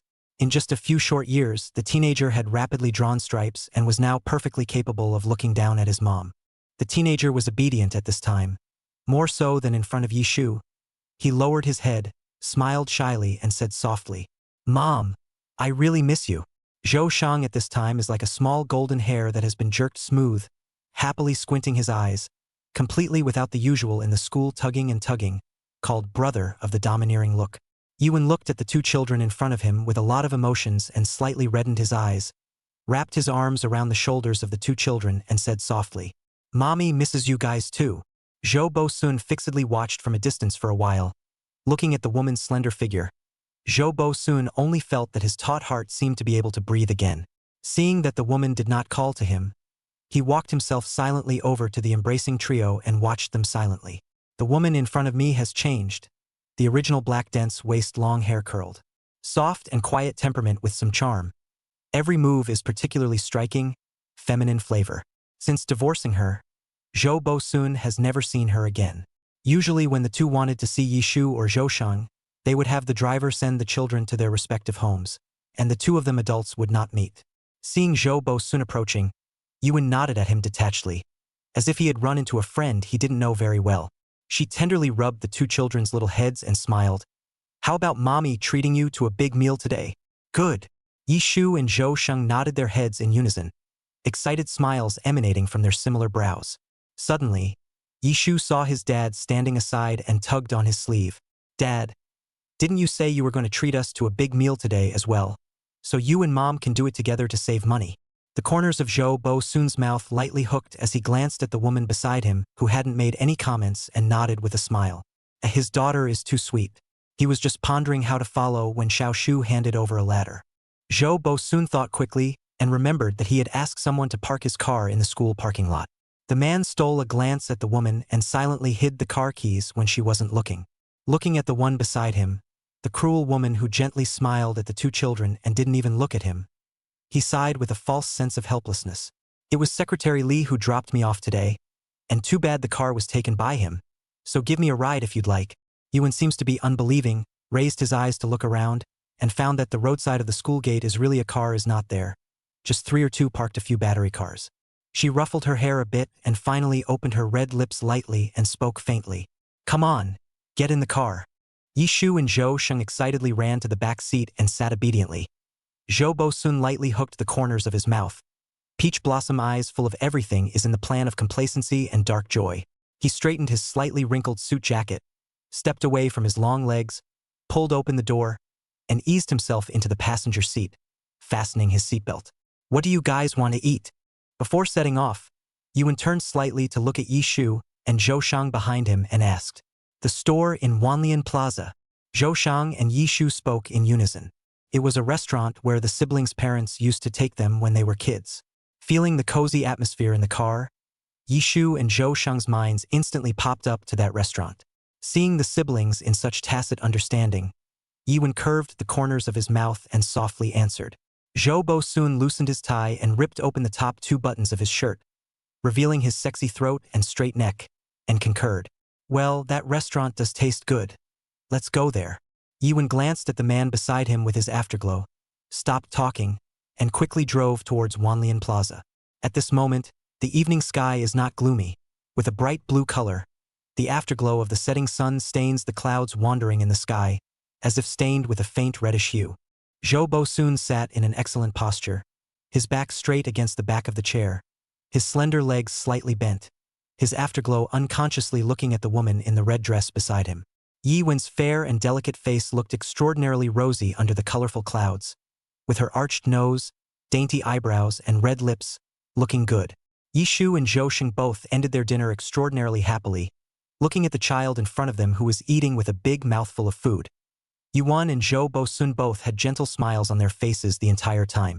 The BMW slowly parked in front of the entrance of the Park Zong Junting. The 2 children reluctantly said goodbye to Yuan and went home in unison to catch up on their homework. I had so much fun at dinner with my mom and dad tonight that I lost track of time for a while. Yishu and Zhou Shang hurriedly ran back to the study to complete today's plan, the so-called today's things today. Looking at the backs of the siblings, Yuan lightly curved the corners of his mouth. Suddenly, she realized that the man beside her had not moved a muscle and had no intention of getting out of the car. Why don't you get out of the car? Chapter 66 Leaving. It was quiet in the car, no sound of 2 kids yakking. A faint, if not unmistakable, scent of rose perfume lingered throughout the car. Zhou Bosun straightened his white shirt collar, glanced at the woman beside him, slowly unbuckled his seatbelt, and turned sideways in a gesture to open the car door. Ewan placed one hand on the steering wheel and tapped his index finger on the steering wheel, making a rhythmic clacking sound. The car did not turn on the lights. The dim light of the roadside through the windshield fell into the car in strands, only vaguely illuminated half of the woman's delicate side face and chin and the man beside the vaguely outline. In the darkness, Zhou Bosun's throat rolled not very noticeably, and the inky black and quiet mist in his peach blossom eyes rolled over. You go, I... Before the woman could finish her sentence, Zhou Bosun immediately turned around and circled her into his arms. One hand gently skimmed away the stray hairs that were in the way by her cheek, and the other cupped her jawbone and covered her lips with a hard, passionate, and eager touch. Ewan's hand attached itself hard to the man's thick chest, trying to push away, but in vain, and eventually softened feebly, resting gently on the man's chest. The carriage was quiet, with only the sound of clothing gently rubbing together. At this time, Zhou Sheng saw that his father had not yet returned, walked to the outside of the house to look and shouted, "Daddy, aren't you coming back yet?" Hearing the brat's voice, Zhou Bosun's intense kiss suddenly stalled, only to hear a boing sound. He slowly removed from the woman's soft lips, breathing a little roughly, gasped lightly and said gently, "Zhou Shang is here. I'll leave first." Zhou Bosun opened the car door, took a step and quickly got out. The man's hand paused slightly the moment he closed the car door. A clear, low voice came faintly through the tiny cracks of the car. "Yevon, I missed you."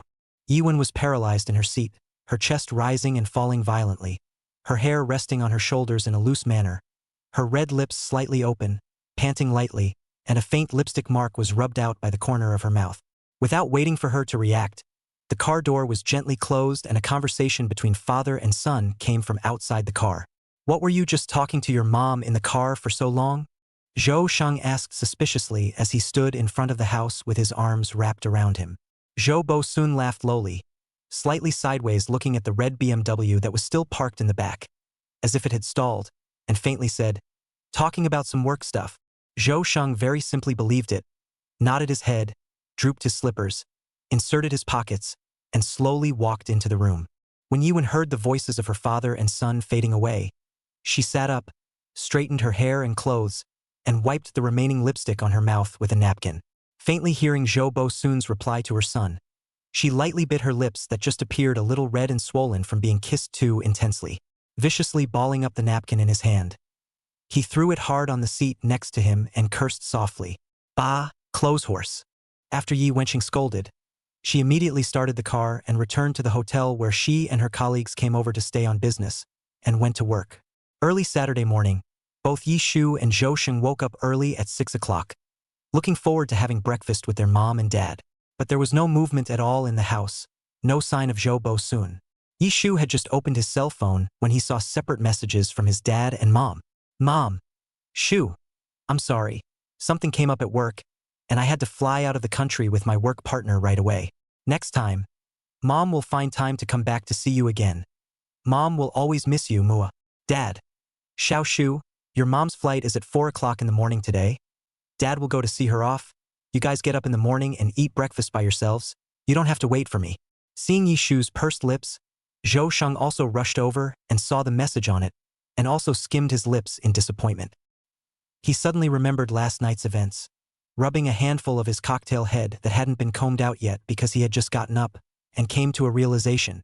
No wonder that guy Zhou Bosun stayed in Mom's car for a long time yesterday, saying that he was talking about work stuff. Mom flew so fast this morning, so it seems like work is really busy. Yishu looked up quickly in surprise and asked softly, "You mean Mom and Dad talked about work for a long time in the car?"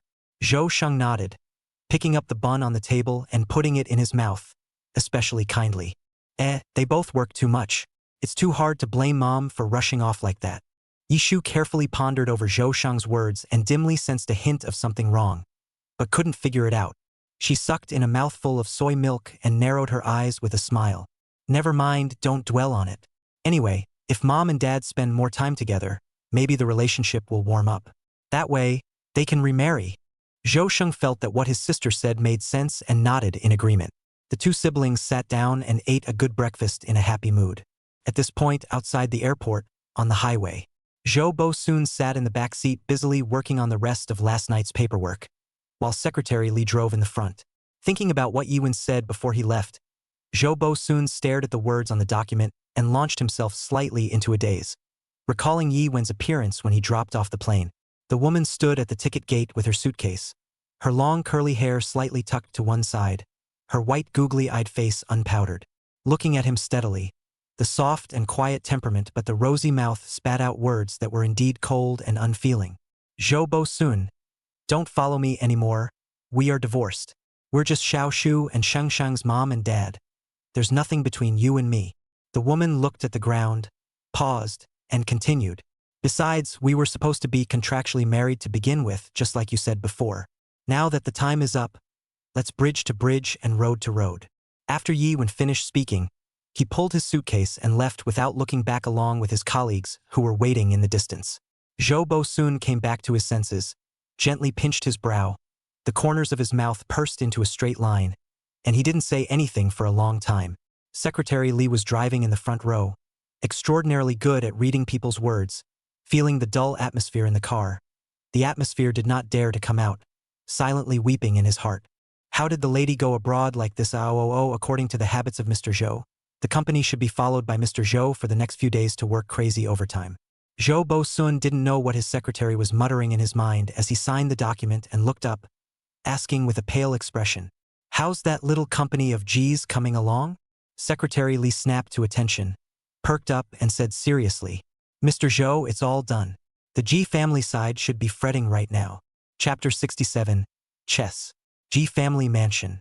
G's father sat bearded and slumped in his chair, silently smoking a cigarette and frowning tightly. The secretary stood in front of her boss, sweating coldly, her voice getting lower and lower. "Mr. G, Our company's originally encountered some small problems.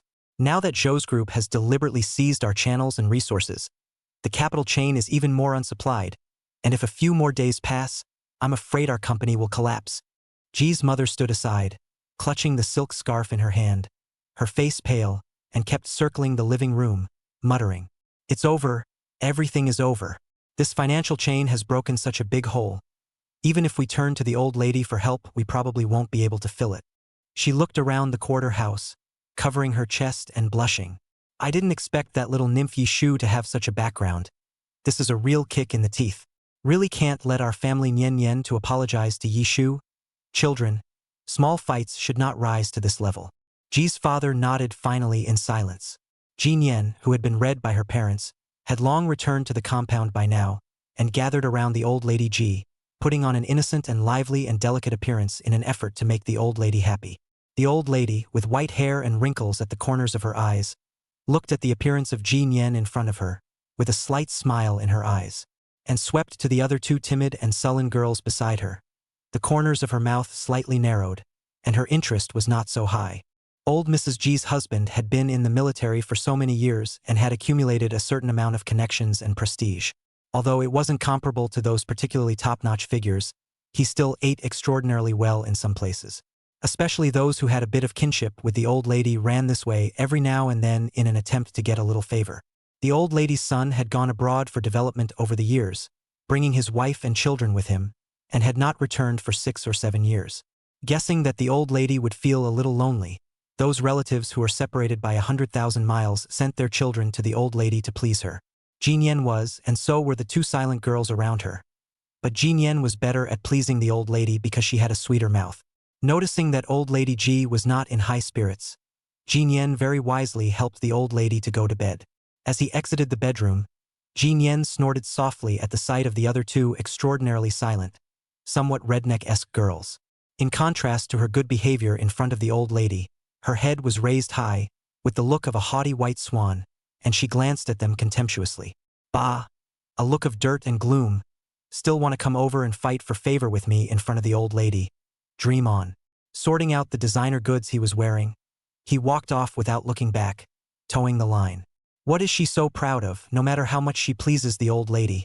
She is not her own grandchild. This compound is someone else's home, and she's actually enjoying her life as a parasite. One of the little girls looked at Ji Nian's departing back and opened her mouth suspiciously. Ji Nian, who was quite enjoying himself, was not aware of the spewing behind the back of those two Earth girls, and had just stepped out of the compound when he saw Lu Yu, who had just returned from running with Wang Yan-chun. Both Lu Yu and Wang Yan had exceptionally good family backgrounds, and should be considered the top set of people in the military compound. Ji Nian, because he was sent to the old lady's side at an early age, knew many of the big names in the neighborhood, and Lu Yu and Wang Yan were the children of those people. It had to be said that the Ji family had really played their cards right. From a young age, Ji Nian was sent to the old lady to cultivate a relationship and profit from it. And taking advantage of this compound environment as much as possible, more and more contact with the children of some big shots, trying to hook up with one, a step to heaven, and Lu Yu is the target of the Ji family. Ji Nian agreed with her parents, not to mention, she had a huge crush on Lu Yu from the first time she met him. It's gotten even deeper and deeper over the years of silent observation. Ji Nian's eyes glowed, and he trotted forward to greet Lu Yu and Wang Yan with an extraordinarily gentle look. But unfortunately, Lu Yu and Wang Yan quickly ran past her, without even glancing at Ji Nian. Ji Nian paused for several seconds and did not lose his head, looking straight at Lu Yu's back for a while before hurrying back to the Ji family. Lu Yu and Wang Yan ran to the door of their house and slowly stopped. Wang Yan touched Lu Yu's shoulder and said, "Brother Lu, did you see that look on Ji Nian's face just now? She used to pester you every day, and after you sternly rejected her, she still did so." Wang Yan wiped his sweat, looked in the direction of the Ji family compound, and continued, "Which one of us in the entire compound doesn't know the little minds of the Ji family? Buddy, you need to be more careful about catching on." Lu Yu nodded carelessly, took off his sports jacket and said expressionlessly, "Don't you know where my heart is?" Wang Yan sniffed and looked at his brother Lu's serious face, trying to hold in his laughter, full of teasing. Of course, Shu is the centerpiece." The corners of Lu Yu's mouth curved as he lifted his leg and walked towards his home, waving at Wang Yan with his back turned. Off to the shower. How about other people's hearts? Zhou Shang does not want to know. He only knows that at this moment his heart is so tired that he cannot wait to lie on the ground. On the round table in the park in the city center, Zhou Shang, under Yishu's gentle and somewhat terrifying smile, opened the long untouched introductory Chinese chess tutorial and read down the page with a stiff upper lip. Yishu, on the other hand, sat across from Zhou Shang, propped up his chin and looked around the park, searching for the group of people playing chess in the park. She suddenly remembered the random task set out by the system this morning, and when she saw the sign on the system layout that the progress of the task was 0, Yishu felt a pang of heartache. She had clearly asked this kid Zhou Shang to finish this book on Introduction to Chess within a week's time, but it turned out that he had long forgotten all about it. The chess book was as good as new and showed no signs of having been turned. In desperation, Yishu could only take it upon himself to press the boy to read the book. Watching Zhou Shang's slow progress in reading the book, Yishu frowned. No, you're also too slow to learn efficiently like this. You'll learn a bit faster with someone in real combat. And... who? Zhou Shang looked up dully. That goes without asking, of course you'll get off with me first. Yishu took the chess guide in Zhou Shang's hand as soon as he could and quickly flipped through it. Zhou Shang scratched his head, puzzled. Sis, I thought you didn't know how to play chess? Yishu sniffed and raised his eyebrows lightly. Soon, the chess book in his hand turned over quickly, the wind from the turning pages gently blowing the tiny scraps of hair from the young girl's head. About a minute had not arrived. Yishu snapped, closed the book. A look of readiness, said lightly. Begin. Sis, you learned that. Zhou Shang was stunned and slowly looked down at the chess book that had just been quickly closed. This is not to learn also a little too fast. He has always felt that his sister is very perverted, but did not expect actually so unlike people. Chapter 68 Chess App. The siblings opened the $20-something chess set they had last bought at a small store and sat down to play chess at a small round table in the park. As expected, practice is much more useful than reading a chess guidebook. Zhou Shang, who was still rusty at first and didn't know how to start, had memorized the rules of chess in no time at all. While the siblings were concentrating on their game of chess, many people were casting their eyes this way. They were amazed at the two overly young faces. After all, early in the morning lively park, mostly out of the morning exercise of the elderly, young people are few, almost no, probably still lying in bed huffing and puffing sleep. Gradually, a circle of people gathered around the small round table, almost all of them grandpas who knew how to play chess, and they stretched their necks and squinted at the humble chessboard on the round table. Yishu looked at the situation on the chessboard in front of him, raised his head, smoothed the hair that fell on the side of his cheeks, smiled gently at Zhou Shang, and directly dropped his son to eat the opposite side of the handsome. Before Zhou Shang could react, the surrounding grandfathers, as if they were playing chess themselves, sighed. You lost this chess should have been placed here, pity, pity. Zhou Shang jerked his head up and scratched his hair, chagrined. Man, my handsome has been eaten again. I'm not convinced.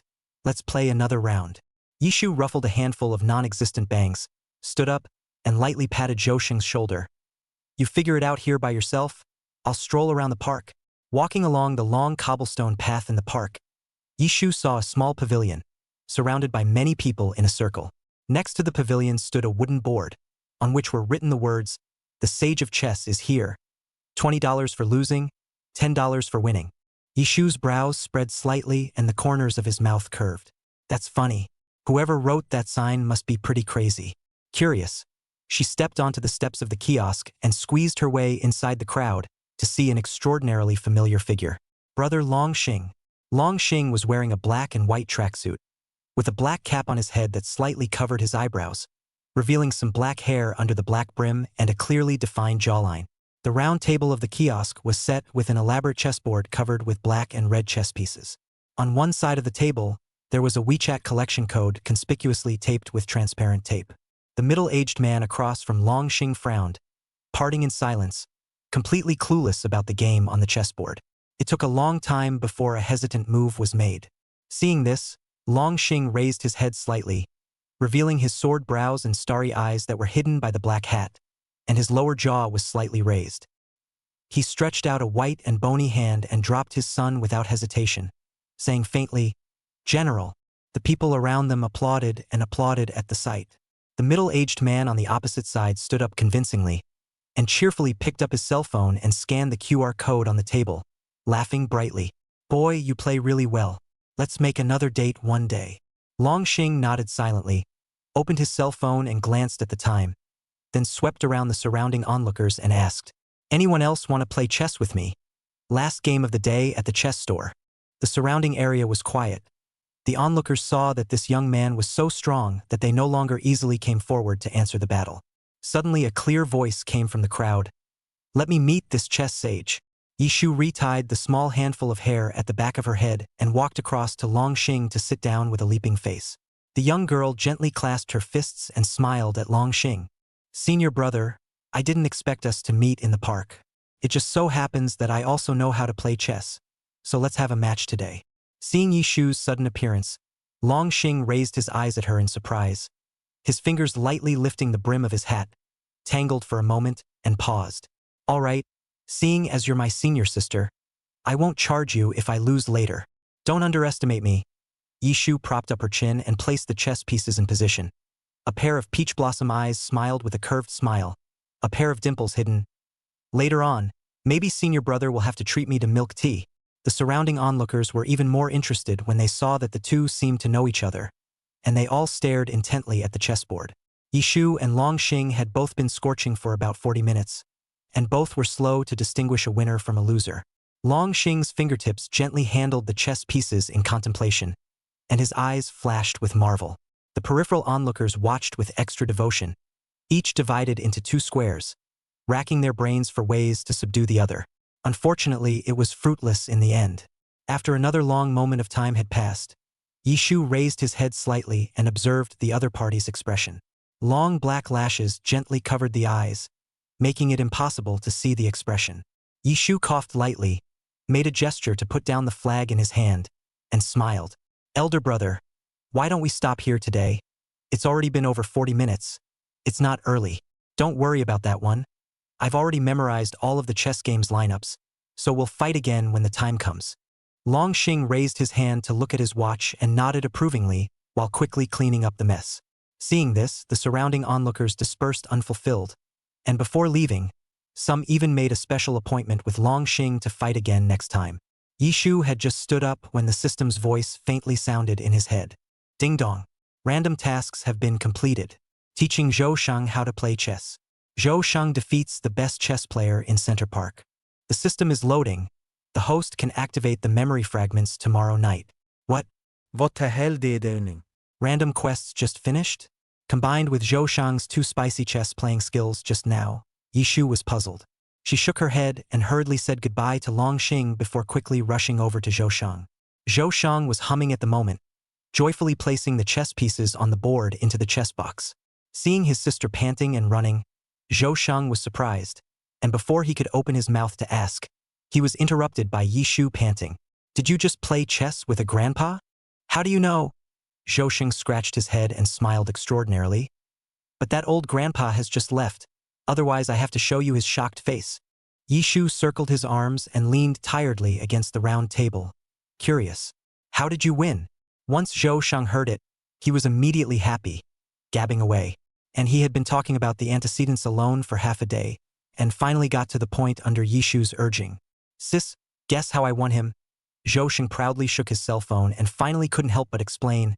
"With the guy in my hand." "Cell phones?" "The chess app on my phone to be exact. That old grandpa probably still doesn't understand who he's really playing chess with." Next time if I meet up with him again, I'll definitely recommend this app to him." Yishu froze, and when he saw the way Zhou Shang couldn't stop talking, he abruptly laughed out loud.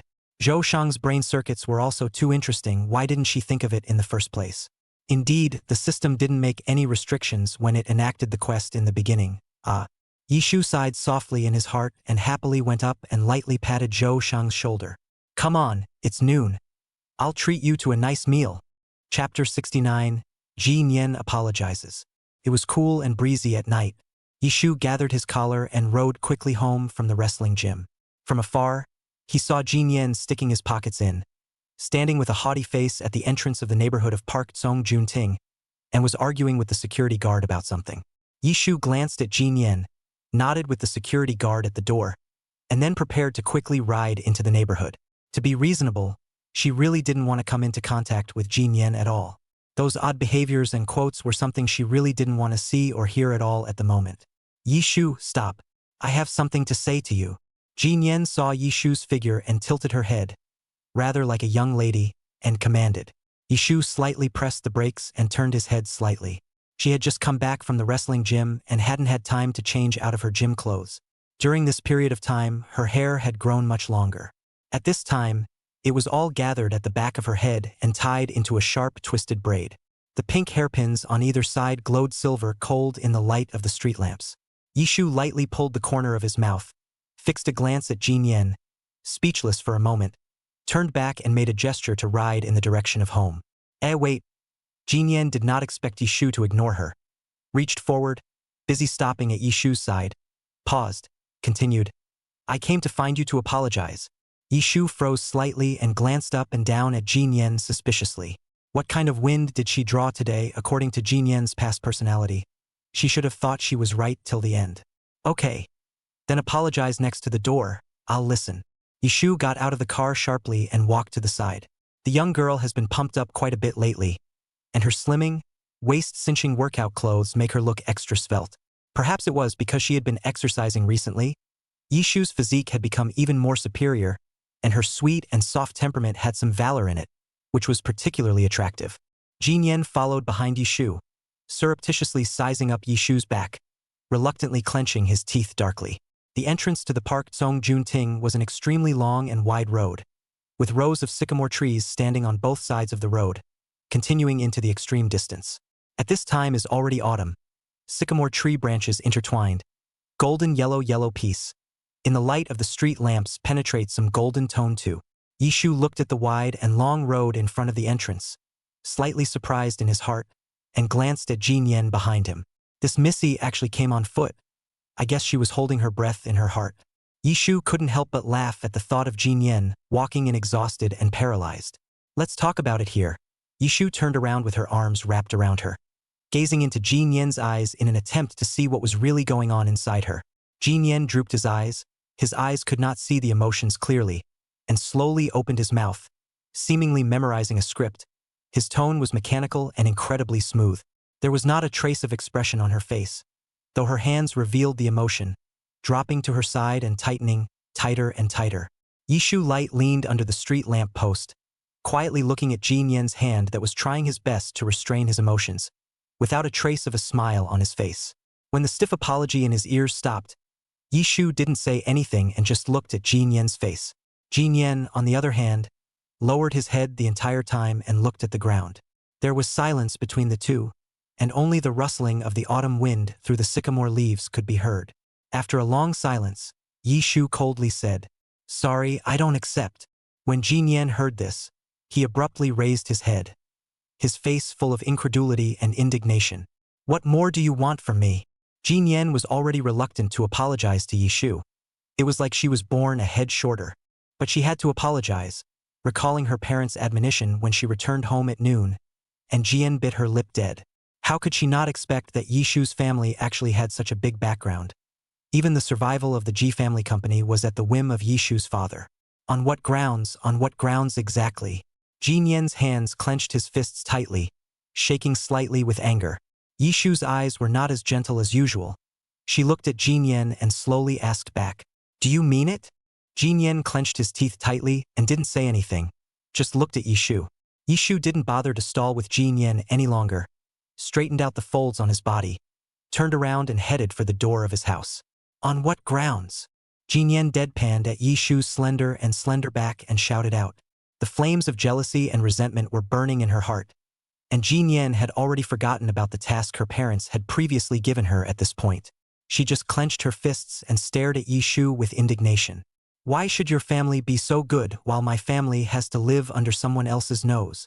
Why is it that you study better than me and easily get first place while I now fall out of the lab class? Why did you steal all the halo from me as soon as you arrived? Why you can easily get everyone's favorite? Listening to this large section of hysterical words from Jin Yen behind her, Yishu stopped in her tracks and turned around to meet Jin Yen's twisted expression. She smiled softly, but there was a coldness at the corners of her mouth. By what? just by the fact that I work hard enough and am disciplined enough. And so are both my parents. Yi Shu continued in a calm tone. Studies, sports, and a whole bunch of difficulties and stresses you can't even fathom weigh heavily on my shoulders at this point, keeping me on my toes at all times. But I never complain, I just try to balance it all. I pare down my time and maximize my efficiency just so I can take a slight breather. I worked as hard as I could, and the excellence and honors were well deserved.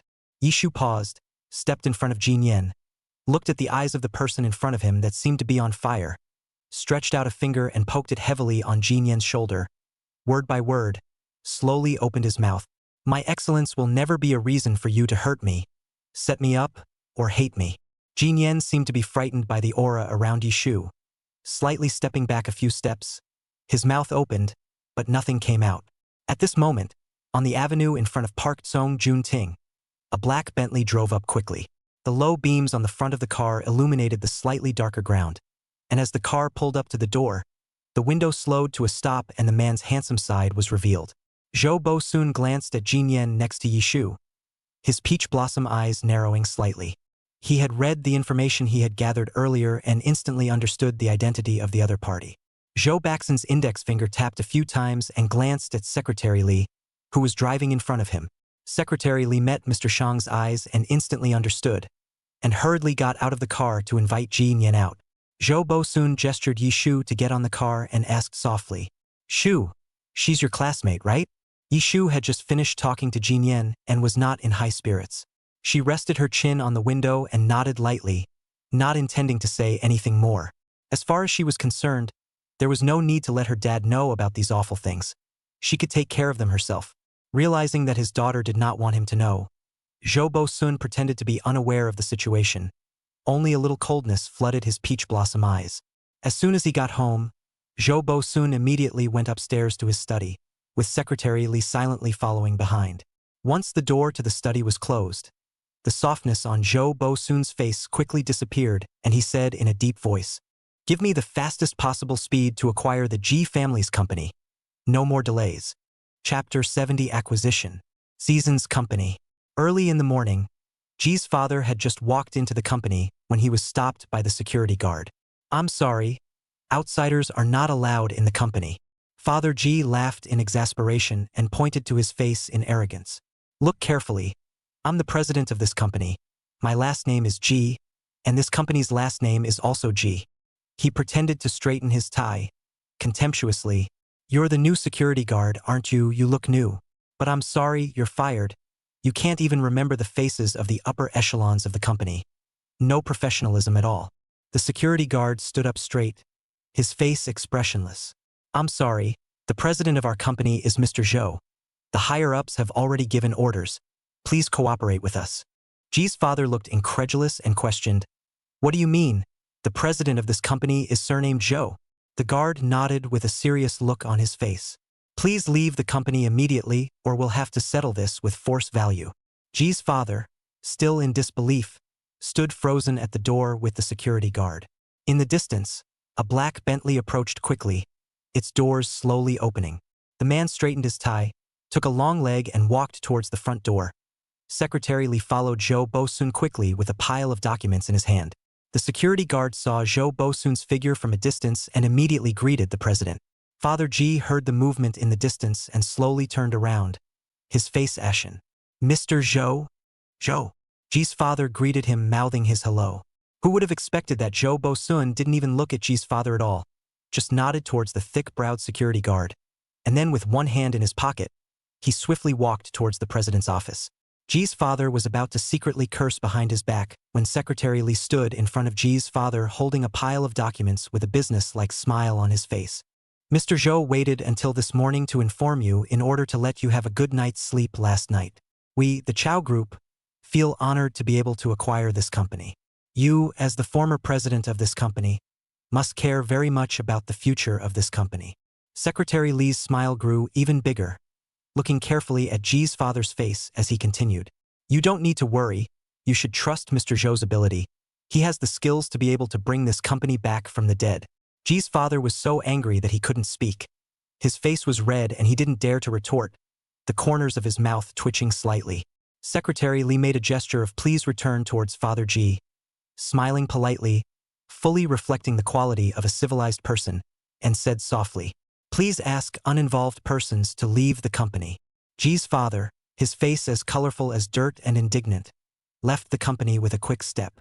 He stepped to the curb and quickly took out his cell phone and dialed his secretary's number, which took a while to connect. The secretary's lazy voice came over the cell phone.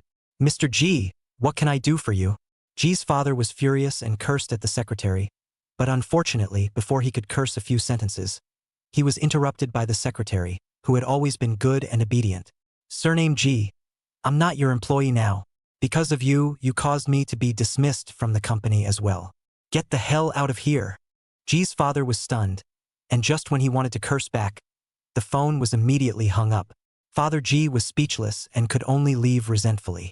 Seeing that he had accomplished all the tasks set out by Mr. Zhou, Secretary Li slightly lowered his mind and smiled at the security guard standing upright at the door. "Mr. Zhou poached you from the guardhouse of Xinjiang First High School. You must do a good job." The bushy-browed boy grinned excitedly and scratched the back of his head. "Thank you for Mr. Zhou's trust. I will definitely do a good job in the future and won't easily let any idle people in." Secretary Li nodded and hurried toward the president's office.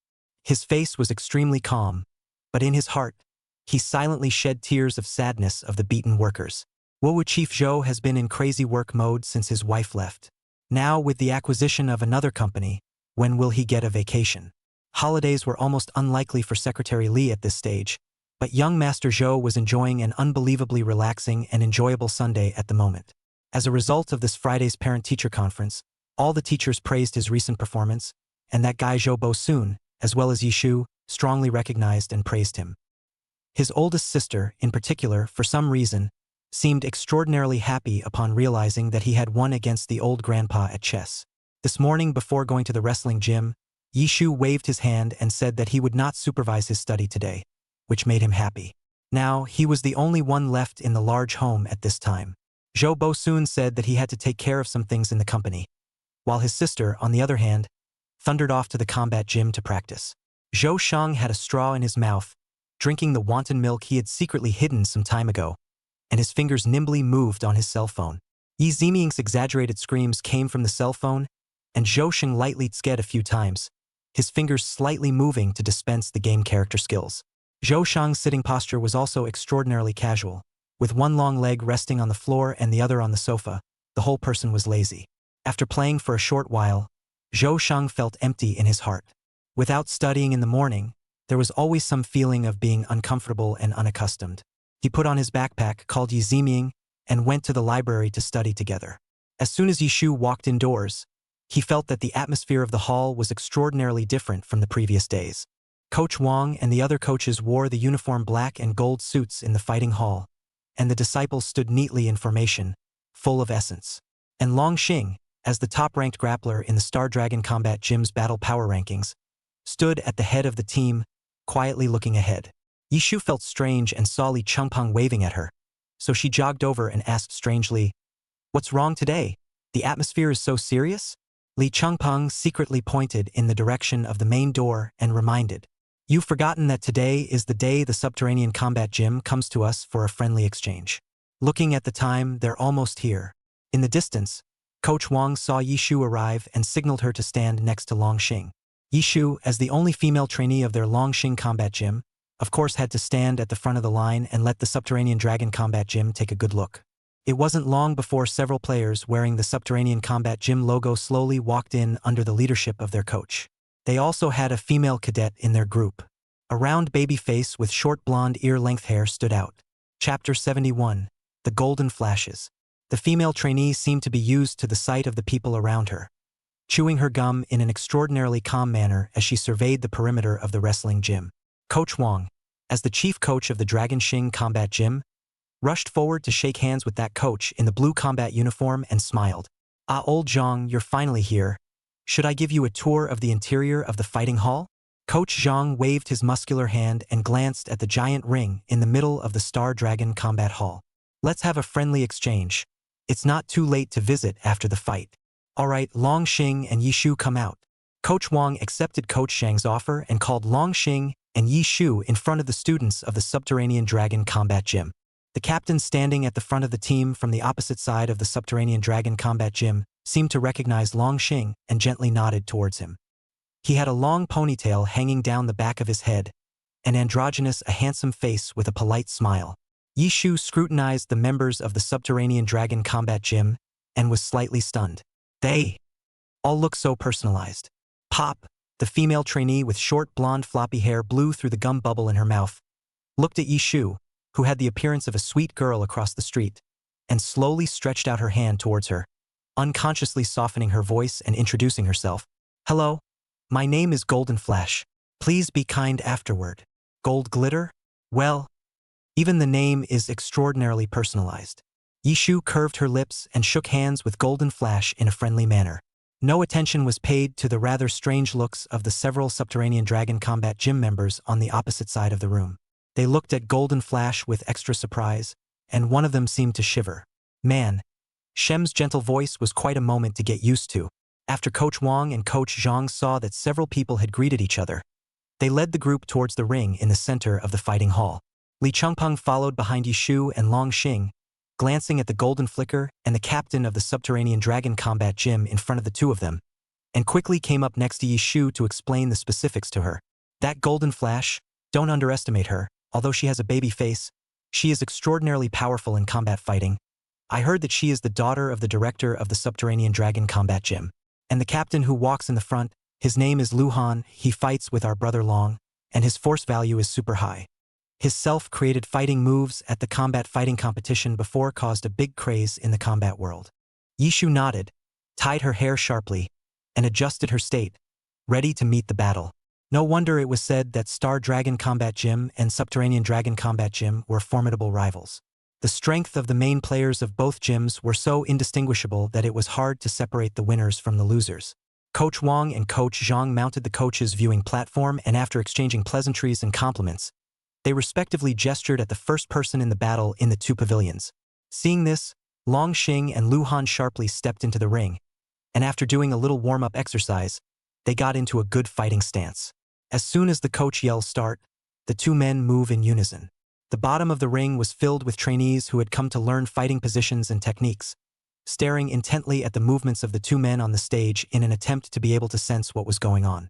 Perhaps it was because both of these two people's fighting postures were too valiant, and their strengths were too powerful, and the entire atmosphere in the wrestling hall was immediately fired up.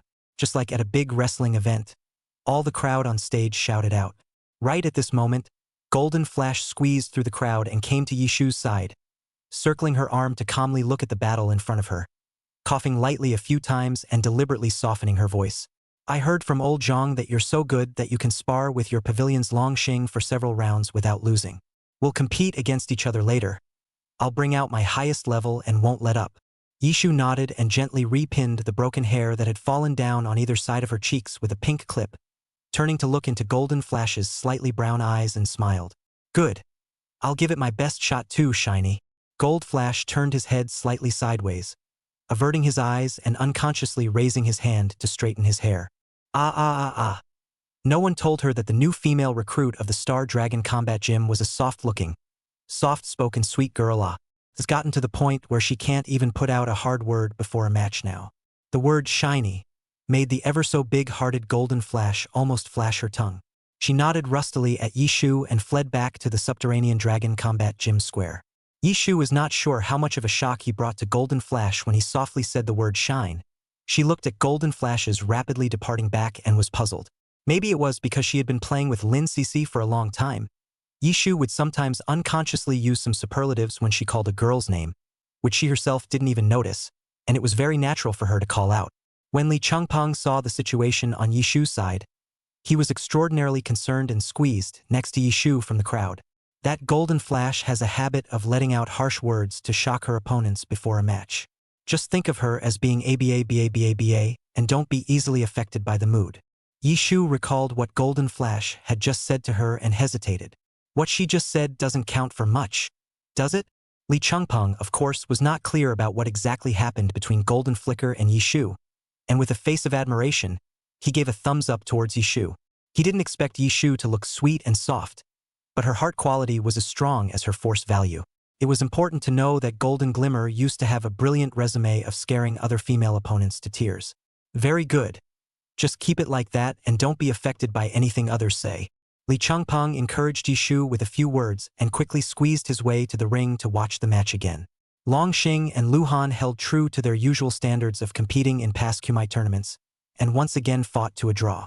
Seeing that the match was over, Lu Han shook her slightly messy ponytail at the back of her head, rather regretfully, and reported a punch towards Long Xing. It seems like you've improved a lot more in this time. Let's fight again at the Kumite this winter vacation. Long Xing nodded at Lu Han in response, and then quickly rolled over and got out of the ring. Li Changpeng put on Long Xing's shoulder and sighed. I didn't expect this Lu Han to have improved so much recently as well. Long Xing took a towel and wiped the sweat from his head, looked at Lu Han who had already returned to the team, and said indifferently, I'm going to go on a retreat for a few days to train for the next few days, and I'm going to end this tie once and for all at the February Kumite. Li Changpeng nodded with extra approval and continued. The next round is Yi Shu and Golden Flash's match. Brother Xing, let's both hurry up and grab a good spot. Just then, the whistle blew on the coach's viewing platform. Coach Wang and Coach Zhang told Yishu and Golden Flash to get on the stage and get ready. Yishu pulled a good stretch at the bottom of the stage. Then, with the encouragement of his senior brothers in the pavilion, he jumped onto the stage with a light posture. Chapter 72, Hank Group. Seeing this, Golden Flash also flips sharply into the ring, fixing his hair and getting into a fighting stance. As soon as the coach's command went off, the Golden Flashes quickly stepped forward and initiated the attack. Yishu, on the other hand, kept defending and dodging, as if there was no place to return to. Li Changpeng couldn't help but close his eyes from the stage and couldn't bear to watch. What's going on with Yishu's sister? It feels as if she has no power to fight back. Long Xing wrapped his arms around himself, his eyes closely observing Yishu and Golden Flash's movements, and said succinctly, You should have faith in Yishu's strength. We'll see later. Yishu and Golden Flash fought several times back and forth, still without result. The short, shiny blonde, ear-length hair was slightly damp with sweat, sticking to the side of her cheeks, and her breathing became a little more rapid. She carefully observed Yishu's face and the movements of his hands and feet. Surprisingly, he did not blush or gasp, and his evasive posture was extraordinarily swift, pressing down without any tendency to slow down.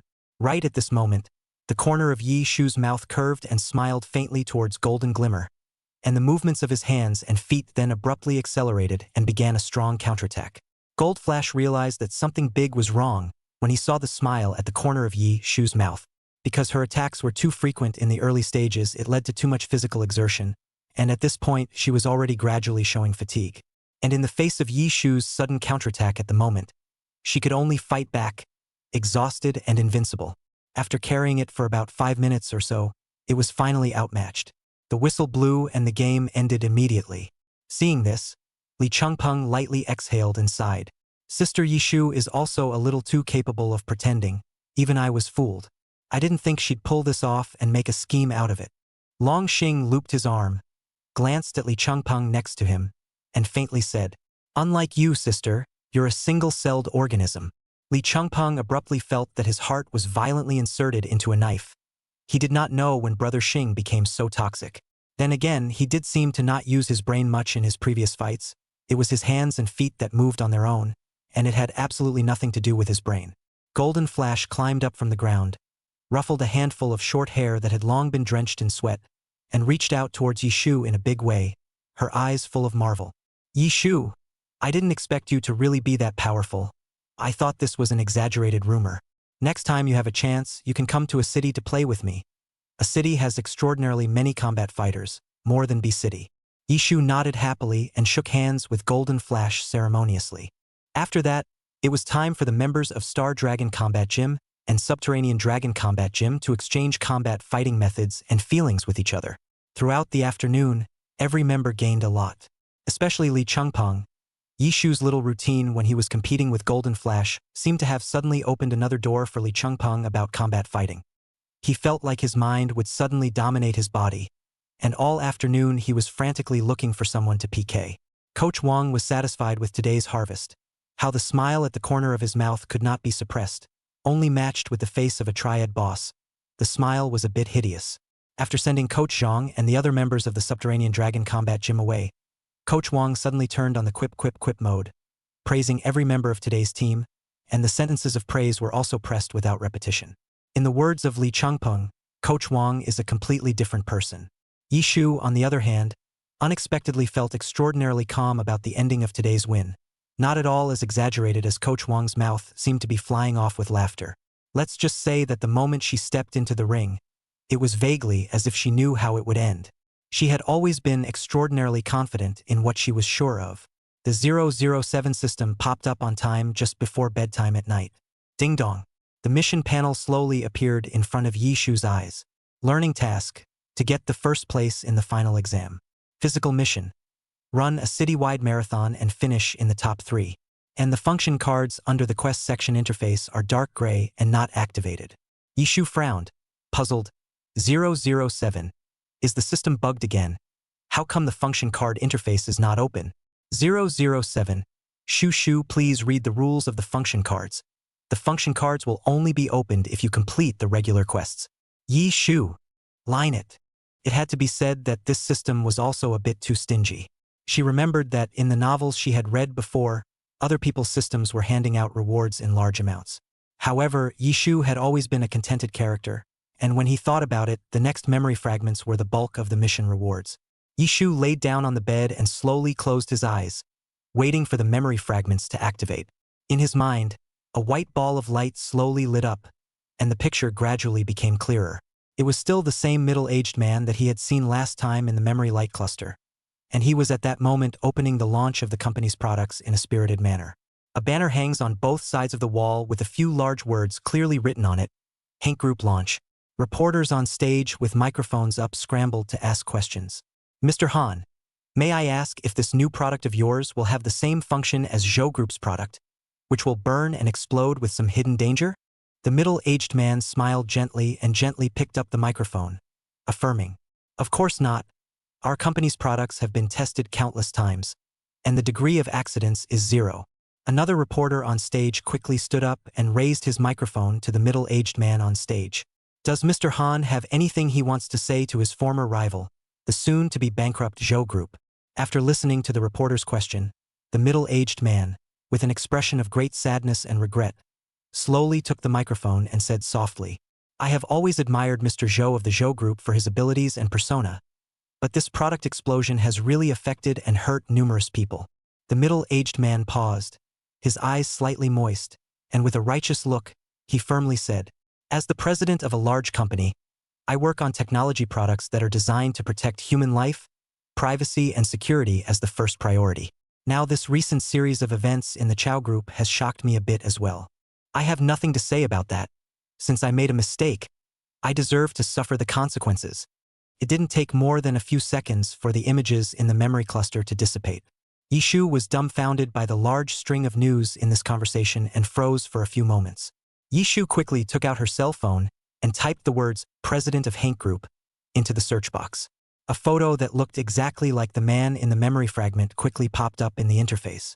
Yi Shu wrote down all the key information that he had so far derived from amongst the memory clusters in his head on a piece of paper and contemplated for a long time. Chapter 73, Eating. Zhou Shang, Lu Yu, Hank Group boss, dad. Combined with the images in the memory glow, this Hank veteran is presumably doing something to dad's company. From the information revealed in the memory light cluster, the explosion of Zhou Group's products might have had Hank Group's hand in it.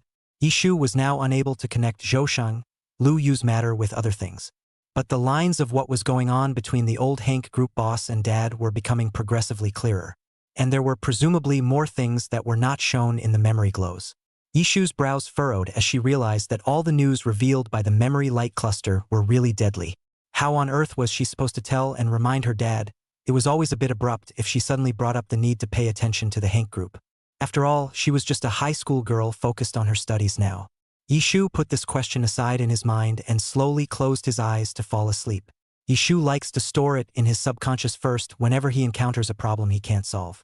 While doing many ordinary things, inspiration will suddenly flash in your mind and the problem will be solved naturally. Early the next morning, Yi Shu straightened up her mood and looked as usual as she went to school with her brother. The math competition tutoring session was moved to the evening due to the fact that Senior King had something going on last Saturday that canceled the competition session. At the end of the last class in the afternoon, Lin Cece said goodbye to Yi Shu as usual, only to find that Yi Shu showed no signs of going back at all. Shu, why don't you go home today? Yi Shu organized the things on her desk, arched her eyebrows towards Lin Cece and smiled. I'm staying with you tonight because you've been talking about the new restaurant across the street from our school for a long time. Lin Cece was excited when she heard about the food, and her eyes lit up on her soft and quiet little face. At this time, Wang Yan took his loose shoulder and was about to go to dinner. Seeing Lin Cece's face that she could happily sell herself if she went to dinner, she was speechless and spat. Come on, our sister Shu stayed for dinner with you because she had a competition class at night. Aren't you too easily satisfied? Lin Cece opened her eyes round and glared at Wang Yan, then quickly turned her head to Yi Shu and smiled, holding her arm. The process and whatnot is not important. Shu staying and going to eat delicious food with me is the most important thing. Wang Yan looked helpless, sighed lightly and turned to Lu Yu. Brother Lu, seeing that Lin Cece is such a foodie, I think that the recently opened new restaurant must taste good as well. Let's go and try it together. Lu Yu stuck one hand in his pocket and stood on the diagonal side of Yi Shu's desk, his eyes unconsciously looking at the slender figure of the young girl. The girl's hair had grown a little longer recently. The bunny tail-like chirp at the back of her head was gone, and a thin, black, shiny twisted braid hung tenderly over her shoulder. The ends of the hair are slightly tousled and look extra slim and lazy in the warm yellow light of the evening sunset. Seemingly amused by Lin Cece's words, the girl's collagen-filled face was permeated with some pinkness, and her peach blossom eyes were crystal bright. Wang Yan saw Lu Yu inexplicably wandering off and gently touched his arm with his elbow. Let's go eat with Shu and the others. Wang Yan deliberately added some accents to the word Sister Shu, and looked at Lu Yu's eyes with a bit of teasing. Lu Yu gently raised his eyebrows, understood for a second, coughed lightly, looked at Yi Shu, and asked, Is that okay? Yi Shu nodded briskly and laughed. Of course. Then again, we don't think we've ever had dinner together as a foursome. When Lu Yu saw that Yi Shu readily agreed, the corner of his mouth quietly hooked up, and with one hand in his pocket, he slowly followed Yi Shu and Lin Cece together with Wang Yan, and together they headed to that very delicious store. Why does it feel like something is wrong somewhere? Lin Cece held Yi Shu's arm, her eyes were downcast in contemplation, and she turned around to sneak another glance at Lu Shun and Wang Yan. With her years of experience of being in the same class as these two behind her, she could be considered to have a better understanding of Lu Yu and Wang Yan's character. Don't they both like to make a quick run to the cafeteria to eat and then save time for basketball? Moreover, the two of them have never liked to eat with girls, especially Lu Shun, who simply demonstrated the meaning of the words, do not get close to strangers clearly. Strange, really strange. Could it be that her love for food had infected them? After all, there should be almost no one in this world who isn't captured by food. What's wrong? Seeing that Lin Cece had her head bowed in deep thought along the way, with an expression on her face as if she was overwhelmed by the world's greatest problem, Yi Shu gently shook Lin Cece's hand and asked with concern. Sister Shu, you don't need to mind her. This foodie Lin Cece is probably obsessing over what to order later. She's always like this. Hearing Wang Yan's dangling voice, Lin Cece immediately turned her head to glare at him again. Humph, Wang Yan is always like this. Annoying. However, seeing Wang Yan's look, Lin Cece suddenly felt that she should have perceived it wrongly. It seems that the power of food is really great, duck. Lin Cece withdrew her mind and immediately threw all her attention on the food again. Shu, I think the chicken wings at that restaurant look great, and, seeing the way Lin Cece was quickly pulled back to her sight by the food again, Wang Yan gently sighed in relief and silently gave an okay gesture towards Lu Yu. It was so close, it was almost going to be sniffed out by Lindsay's nose. After all, with Lin Cece's gossipy nature, once she knew about this matter of Lu liking Sister Shu, she would definitely tell Sister Shu immediately. This kind of love thing, or let Lu first confess to the matter. By the time the four had eaten and drank their fill, the sky had darkened and the last rays of the sun had completely disappeared over the horizon. Yi Shu raised his hand to glance at the time and hurriedly jogged up. Crap. Our math competition class is about to start. Gotta get back to class. Sister Shu, there's no rush. Old Wang usually comes in a minute after the bell rings. Wang Yan was busy calling out to Yi Shu. Lu Yu and Wang Yan, two people who were also going to the competition class, were at this moment in stark contrast to Yi Shu's hurried appearance. Lu Yu glanced at his watch and calmly said, "Isn't there still 15 minutes left? This distance? It's completely enough." Seemingly infected by the leisurely atmosphere of these two people, Yishu's impatient heart suddenly calmed down, slowing down his steps and joining the two people in the after-dinner elimination action. According to Yishu's previous habits, she would arrive at the classroom 5–10 minutes earlier almost every time. And this time, driven by these two stamping demons, Yishu suddenly experienced the joy of stamping. Halfway through, Lin Cece and Yishu waved goodbye and went back to the sophomore class to study. Yishu, on the other hand, kept up with the pace of these two long legs and walked into the competition classroom a minute earlier. Chapter 74. The competition classroom was very quiet at the moment, and when Yishu's three walked into the classroom, all the students looked up at them in unison. Yishu was a little slightly uncomfortable, smoothing her slightly disheveled ponytail. She was still a little uncomfortable with the treatment of this stamping king. However, she vaguely noticed something was wrong as she walked towards the location. Scanning around the classroom, the surrounding students are holding pens to do a math paper, while Lao Wang is nowhere to be seen. Li Jiadong was sitting in Yishu's front row, and he secretly turned around and whispered, "Old Wang went to every class half an hour ago to notify all the competition members to come and take the math competition exam he put together. Only there's been no sign of any of you." Li Jiadong turned to look at Lu Yu and Wang Yan again and continued, "Hurry up and write all of you. There's only an hour left now." Right at this moment, Mr. Wang slowly came back from the restroom, and seeing Yishu's trio, he walked to the three of them with a smile on his face. "What kind of good food are you going to eat tonight?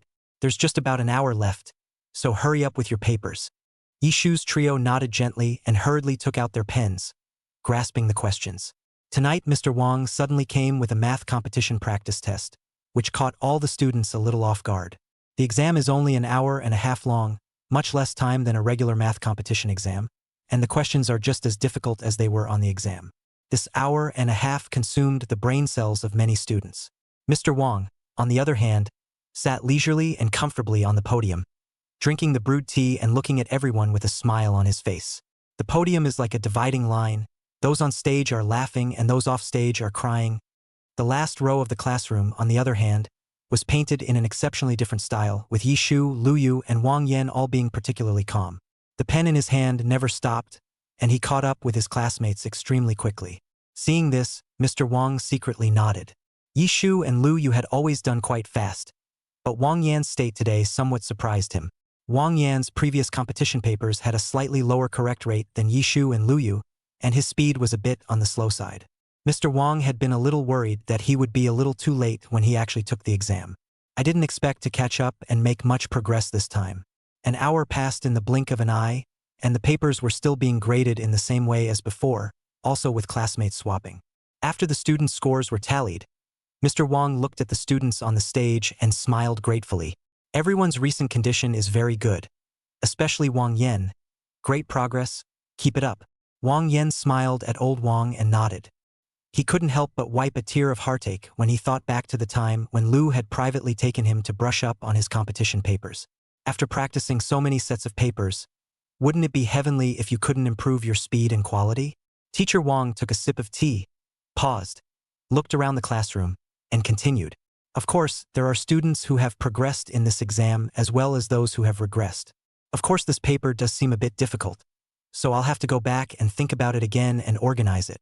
Yishu listened to old Wang's words, and his gaze abruptly turned to Jiangku. This time, the exam papers are still Jiangku and Yishu exchanging papers and correcting each other. And this time, Jiangku's exam results were slightly worse, obviously not as smooth as the last exam. After class, Yishu was ready to pack her book bag and go home when she saw Jiangku stand up from his position and walk over in her direction.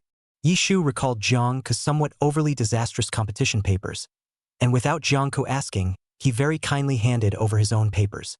"Thanks." Seeing this, Jiangku took the test paper in Yishu's hand and left silently without saying anything more. Lu Yu saw this scene and his heart lightly sked a few times, glanced at Yishu, stood up, carried his school bag with one hand holding the competition paper with a perfect score, walked to Yishu's desk, and faintly asked, "Do you still want this exam paper?" Yishu was immediately caught by the 100 points on the test paper, and hastily spread his hands and said, "Yes, of course." She silently sighed inwardly, It seems to be true that there are people outside of people, and there is a sky outside of the sky. This math competition paper is quite difficult to come up with. She has already tried her best to get 94 points, but she did not expect Lu Yu to actually create 100 points. She smiled thankfully at Lu Yu and took the test paper from him, secretly resolving in her heart that she would surpass Lu Yu next time. She still has some slack in her studies lately. No progress is regression. Yishu again slightly tensed the rope of study in her head. Looking at the young girl's eager eyes as she looked at the test paper, the corner of Lu Yu's mouth curved lightly. Not in vain, he has been frantically working on competition papers lately to improve his abilities. Seems like a pretty good ploy to continue next time. Yishu took the test paper from Lu Yu and stuffed it babyishly into his book bag. Wang Yan watched from his seat for a while before slowly walking over, a hand on Lu Yu's shoulder, hanging on for dear life. Brother Lu, the test papers have been given, so we can go now. Looking at Wang Yan's teasing expression, Lu Yu readjusted the straps of the backpack on his shoulders and said indifferently, "Go. Wait.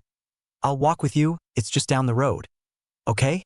Yishu hurriedly called out to the two of them, the corners of her lips slightly raised as she carried her own school bag. Wang Yan was slightly surprised and secretly patted Lu Yu's arm, giving him a suggestive look. "Luck, why don't you get on it? It's a great opportunity." Lu Yu's brows hid tenderness as he gently answered. Competition classes are supposed to be long, and tonight's exams plus lectures took a long time, and the study sessions organized by the school in the evenings are long over. The corridors of the campus were dimmer at night, and the faint silver-white light mixed with the silvery moonlight beyond the railings spilled lightly onto the floor in a clear shimmer. Yishu and the three of them walked quietly down the long corridor, the silhouettes of the three of them slightly elongated under the light. Wang Yan purposely didn't walk in the center, leaving the position to Lu Yu. Yishu walked on Lu Yu's side, curved her lips and asked, "Lu Xin, when you competed in the games before, I heard people say that you had participated in a marathon?" Yishu race class suddenly remembered the task issued by the system when the class was dismissed. The physical task of competing in the city's marathon and finishing in the top 3 made Yishu slightly dizzy. Although she had been practicing combat fighting lately and her stamina and endurance values had gone up, her legs were still slightly weak at the thought of this kind of running. After all, she was a weak woman who would have been apprehensive before running an 800 meters before. Chapter 75, The Rooftop. Lu Yu raised his eyelids lightly with some surprise and looked at Yishu and nodded. Wang Yan lightly patted Lu Yu's shoulder and laughed. "I didn't realize that the school was well informed, even knowing about our brother Lu having participated in a marathon. Sister Shu, I'm telling you, you're asking the right person when you ask Lu. He and his dad have been running together since they were kids, and he hasn't participated in many marathons." Wang Yan boasted that his mouth was a bit dry, and after a pause, he continued, "Our Lu is the recent first-place winner of the marathon program." Seeing Yishu slightly marveled and kept looking at his appearance, Lu Yu's always cold expression was a bit untenable. The edges of his ears were slightly hot, and he uncomfortably coughed lightly a few times and softly asked, "What are you asking for?" Yishu curved his lips and explained, "Recently, I suddenly became interested in marathons and wanted to participate in some marathons. So I thought I'd come and ask you about it after hearing from others that you're very experienced." Wang Yan looked at the slender and soft limbs of Yishu in front of him and slowly stretched out his thumb to sigh. "Sister Shu, you really are a well-rounded moral, intellectual, physical and aesthetic person, eh?" What was wrong with each of these schoolboys? He had always thought Lu was curly enough and perverted enough to work out like crazy on top of his studies. I didn't realize that even Yishu was like this. Sudden interest in the marathon, and I have to say it's very sudden indeed. If Yishu heard Wang Yan's heart OS will definitely retort loudly. She was forced to suddenly Yishu chatted with Lu Yu and Wang Yan all the way on the matter of the marathon. And very much to Yishu's surprise, I did not expect the seemingly extraordinarily cold Lu Yu to agree to help her find a marathon together this weekend. At the intersection, Yishu and Lu Yu parted ways with them. Looking at Yishu's back that was lightly going away, Wang Yan put a hand on Lu Yu's shoulder. "Lu, I have to say, you and Shu are the only high school students who enjoy running marathons so much." The corner of Lu Yu's mouth lightly hooked as he carried his school bag with one hand and walked in the direction of the compound. However, Lu Yu's good mood was maintained for just one night before it was immediately broken. During the lunch break, when Lu Yu walked out of Lao Wang's office with a bunch of competition papers, he saw Jiang Ku and Yishu walking towards the rooftop, holding the competition papers from last night's test. Lu Yu gave a dark TSK. His footsteps back to the classroom lurched, separated from Yishu and the rest of them by a long distance, and lifted his feet to the rooftop. Tendai is a particularly beautiful word, and in many TV shows and anime, it represents youth and hazy love. The rooftop of Xinjiang First High School is always open, unlike other schools. At noon, the sun was spilling through the clouds onto every brick and tile of the campus, and the rooftop railing was baking a little hot from the sun. Why do we have to come to the rooftop to talk about the problems? Can't we use the empty classroom next to us? Yishu surveyed the surroundings of the rooftop and asked out in confusion. Yishu also loved the rooftop. It was the closest place to the sky in the school. There are many graffiti on the walls of the rooftop, and in the graffiti are hidden the little secrets, sweet and astringent, of the hearts of many unknown students. When she came to the rooftop, Yishu was worried that she didn't have the heart to lecture on the topic herself. Looking at Yishu's leisurely and comfortable appearance, Jiangku was extraordinarily nervous at this time for some reason, clutching last night's competition paper tightly in his hand. Seeing Yishu's doubts, Jiangku pretended to calmly blabbered over, casually pointing out a big question. Yishu, how did you come up with this question? I feel like I've never been able to think of this idea. Ow, this question is like this, you have to use. Yishu was pulled back by the question and explained the question very patiently. Ever since she was a child, there were many people who liked to ask Yishu about topics, and Yishu was happy to answer them. She feels that the process of giving someone a lecture is a process that helps her consolidate her own knowledge points, and why not get a win-win result? However, most of the people who had asked Yishu questions before were the girls in the neighborhood, and after thinking back carefully, Jiangku was still the first boy to come and ask her questions. Well, the topics are finished. Shall we go back to the classroom? Yishu handed the test paper back to Jiangku and prepared to head to the classroom. Jiangku did not expect a question to be spoken so quickly. He nervously clutched the test paper, held his breath, and finally opened his mouth. Yishu, like you. I'm really sorry. I have no desire to fall in love in high school. Yishu froze when she heard Jiangku's words and politely refused. In her heart, she was so embarrassed that she couldn't wait to quickly flee the scene. Jiangku was not discouraged at all when he saw that he himself was rejected. The heart that was so tense just now that it was about to jump out abruptly quieted down and fought for himself one last time. So, can I get in line first, when we both get into college? Sorry, I'm really sorry. Yishu looked up at Jiangku in front of her, smiled apologetically at him, and turned around to walk towards her class. Yishu, so do you have a favorite now? They say that girls have a keen heart, and so do boys. Jiangku only took one look at Lu Yu and realized Lu Yu's small mind towards Yishu. For some reason, after being rejected by Yishu, Jiangku said the sentence that had been hovering on his lips for a long time, only deliberately hiding Lu Yu's name. When the young girl in front heard Jiangku's question, she shook her head decisively, and then walked towards the classroom in large strides, attempting to escape from this environment that embarrassed her. Study, hurry up and study. Yishu muttered in her heart that only studying could ease her awkward mood at this moment. Jiangku looked at Yishu's distant back, silently folded the competition papers, and walked to a less noticeable corner. Don't hide. I know you're here. A few seconds later, Lu Yu, with one hand in his pocket, came out from the corner with a light, unreadable expression, and no gesture of being caught in the bag at all. She doesn't like you and she doesn't like me. We're all on the same page, fair enough. Jiangku tapped Lu Yu's shoulder with his competition roll and quickly walked towards the classroom. Lu Yu turned to look at Jiangku's back. The corners of his mouth tugged lightly, and then quickly pursed into a straight line. Heh, so, she doesn't like me? I got ahead of myself after all. Lu Yu quietly leaned against the rooftop wall and looked up at the endless blue sky. White clouds were blown by a soft wind, slowly blocking out the sun. The rooftop was instantly much cooler, not as hot as it had just been. Lu Yu's eyelashes fluttered lightly, and after a long period of silence, he took a long leg and walked back to the classroom. It's a bad day for rooftops not to come. Chapter 76. Human Peace. When Lu Yu returned to the classroom, the students were on lunch break.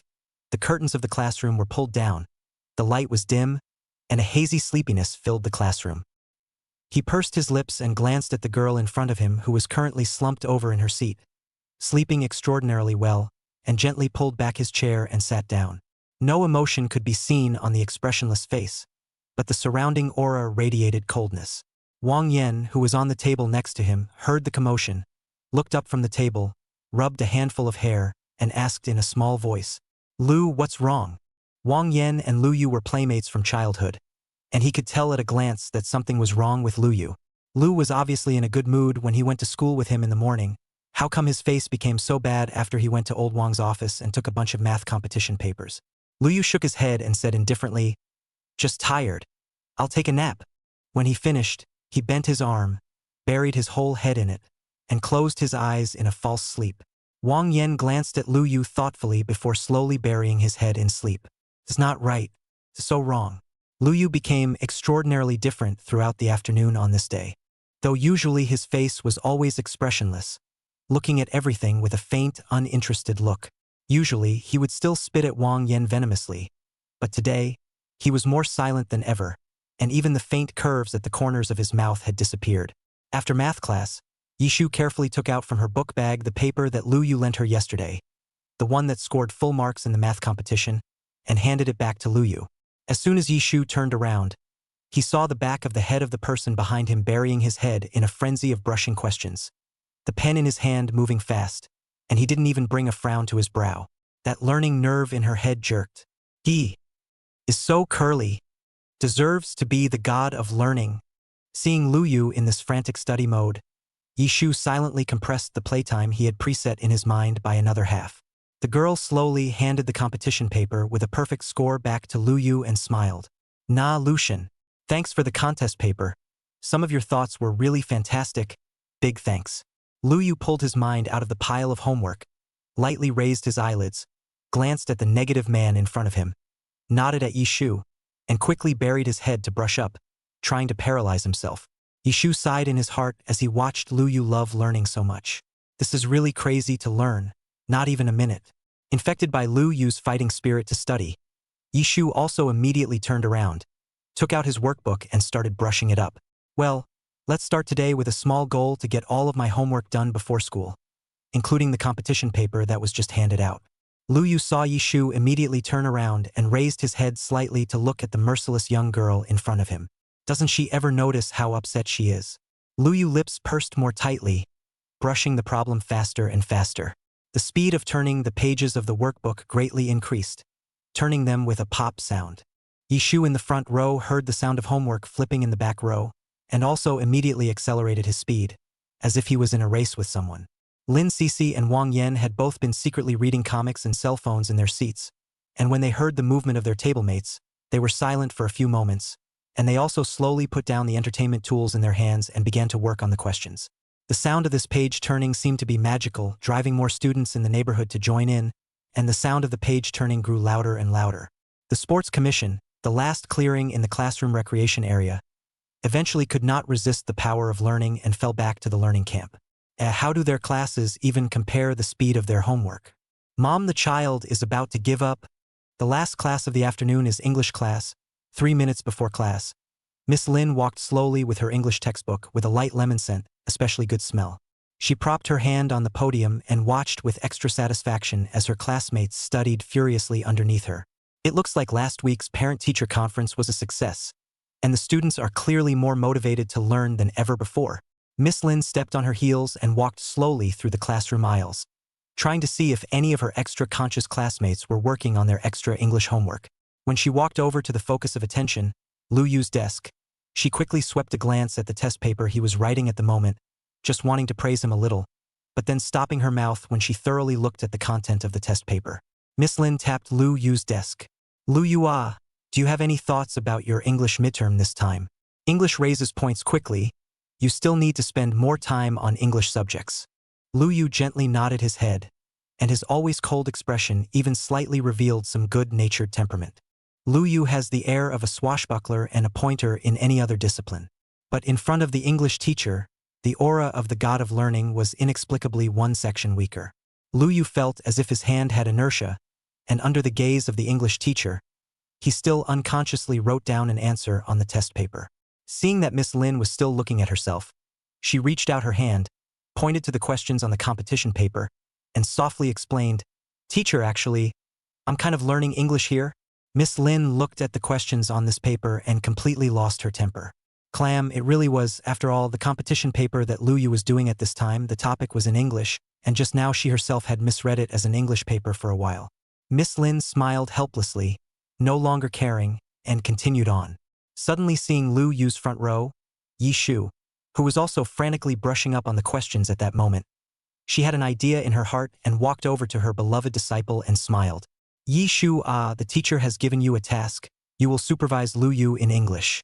Lu Yu's classmate is not too keen on English. It just so happens that you are sitting at his front desk, and the teacher has sent you to supervise and monitor him. Yi Shu, who had been cued by the English teacher, pulled himself out of his homework, nodded slowly, and smiled kindly at Lu Yu again. Lu Yu and Yi Shu exchanged glances, nodded slightly, and quickly glanced away. The English teacher was at this point still delighted with the brilliant idea that had suddenly occurred to her. Yi Shu has always been a reliable and self-disciplined child, and her English grades are exceptionally good. With her supervision, Lu Yu can definitely be on the next level. Seeing that this annoyance was resolved, Miss Lin returned to the podium and began teaching today's lesson. Seeing this, Wang Yan secretly touched Lu Yu's arm with his own elbow and whispered, "Man, this is just perfect timing. You've been spending significantly more time with Shu lately." Lu Yu lightly lifted his eyelids and glanced at Wang Yan, not making a sound, just silently flipping open his English book to start the class. Heh, people and, the hell with people and. Lu Yu had an urge to hold his forehead when he thought of all the mental activities he used to do when facing Yi Shu. Fortunately, Yi Shu does not know what he thinks in his heart, otherwise would not have to hit the label of perverted narcissist. Lu Yu looked up at the slender back of the young girl in front of him, paused, and silently plunged into the sea of English. Chapter 77. Everyone's Troubles. After the last class of the afternoon, Lu Yu organized his book bag and was ready to go home. Wang Yan was a bit puzzled by the situation and looked up at the clock and asked, "Lu, aren't you going to study late today?" Lu Yu lightly sidled over, carrying his book bag in one hand, and nodded. "I have some things to do today, so I'm going to head back." With his back turned, Lu Yu raised one hand and lightly waved it before striding towards the campus entrance. "It's not right, it's so wrong." Wang Yan looked at Lu Yu's distant back, gently stroking his chin, and bowed his head in deep thought. He narrowed down the time frame in his head. In the entire classroom at that time, only 3 people were absent. Lu went to get the competition papers, while Jiangku asked Shu for advice on the problem, and the two went out. By all rights, Lu should have been back soon with that competition role, but he was the last one to come back. And Shu and Jiangku didn't come back together, but came back one after another. The 3 of them must have happened something. But just now look at Shu's sister turn to return Lu brother race roll look, and it seems that nothing happened. Wang Yan pondered for a long time, looking at Yi Shu, who was packing his book bag with a calm face in front of him diagonally, and still had an empty head. He sighed softly and muttered silently in his heart, Lu's Love Army division can be too bad. I didn't realize that he had to find time to be Sherlock Holmes." The Lu family. When Lu Yu returned home, he found the house exceptionally lively. His mom, Su Lin, was primping the meal in the kitchen, while his dad, Lu Zhang, whose uniform had not yet been removed, stood behind Miss Su Lin to help out, and occasionally fed Miss Su Lin some fruit. Hearing the movement at the door, Miss Su Lin turned around, and seeing her precious son, she immediately left Lu's father behind and greeted him. "Baby son is back. Why did you come back so early today? It just so happens that Mom specially cooks today, and will give you a delicious meal later, haha." Lu Yu nodded silently, carrying his school bag with one hand, and went upstairs to his room with his head down. Why is your son so off today? The expression of previous vigor is gone. He even took time off from studying late today and came back so early.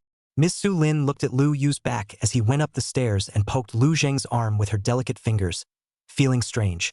Lu Zhang peeled off a piece of orange and gently fed it into the mouth of the woman in front of him, saying particularly calmly, "It's okay. I guess the kid is probably reaching puberty.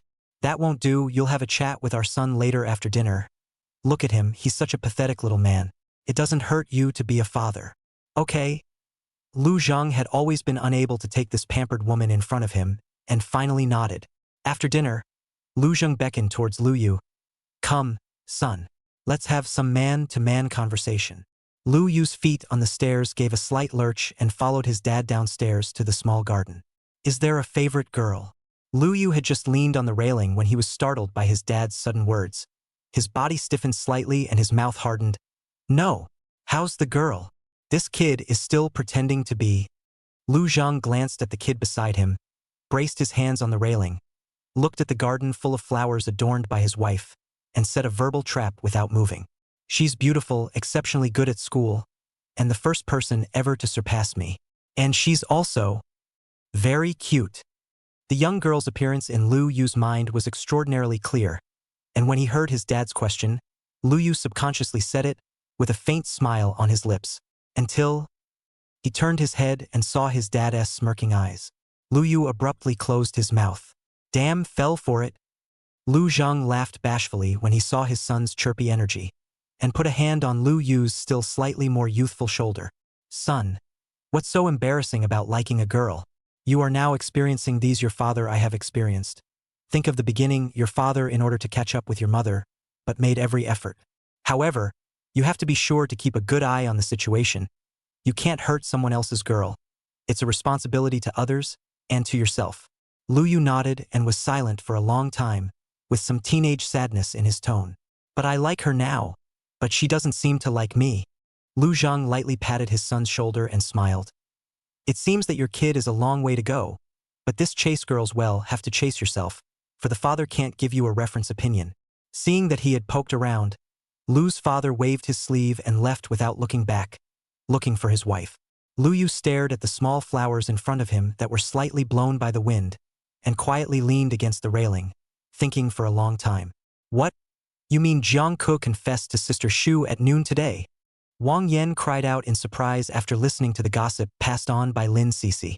Tonight's evening study session was over, and since Lindsay's parents had something to do tonight, they couldn't come to pick her up. Wang Yan then volunteered to take on the role of flower delivery messenger. It never occurred to me that on the way to send Lin Cece home, I had actually inadvertently gotten a piece of news that was so informative. Lindsay nodded and continued. I was surprised to hear it this afternoon when Shu Shu and I went to the bathroom together. Look at Shu Shu's reaction at that time. She must have felt embarrassed. A less familiar boy somehow suddenly confessed, and that boy is still in the same class. The thought of meeting again in the future. That scene. It's also too embarrassing. Wang Yan nodded in agreement and began to silently analyze this whole thing in his mind again. It's not right. According to reason, Lu should be happy to see Shu reject Jiang Ke. Why did he come back with a face like that? Wang Yan upholds the professional ethics of Lu's relationship counselor and continues to pry for information. Unfortunately, to no avail. That's a bad position to be in. Yishu was not aware of the little things in the hearts of these little friends. After she finished her heavy study tasks for the day, she started to go online to collect all kinds of news about the Hank Group in order to find some inspiration for her solution. Hank Group, which started by selling small smartphones, then slowly developed the business and began to sell other explosive technology products, and then a few years ago carried out a new field, ready to research technology products themselves, but so far nothing came out of it.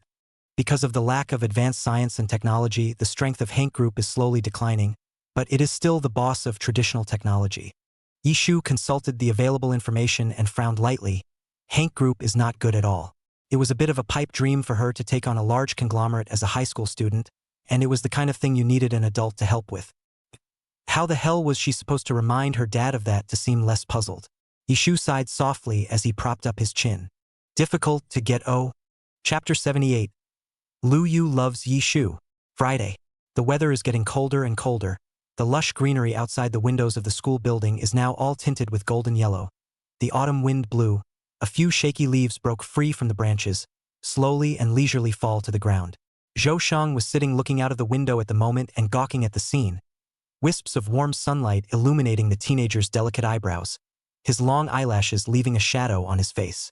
Yi Ziming looked up from his homework, saw Zhou Shang in this state, and lightly patted his shoulder. Brother Shang, what are you doing? Not moving a muscle. Do you understand photosynthesis? I'm sucking the essence of heaven and earth right now. Zhou Shang was baked a little lethargic by the sun's rays, stretched his waist and lazily said, Okay,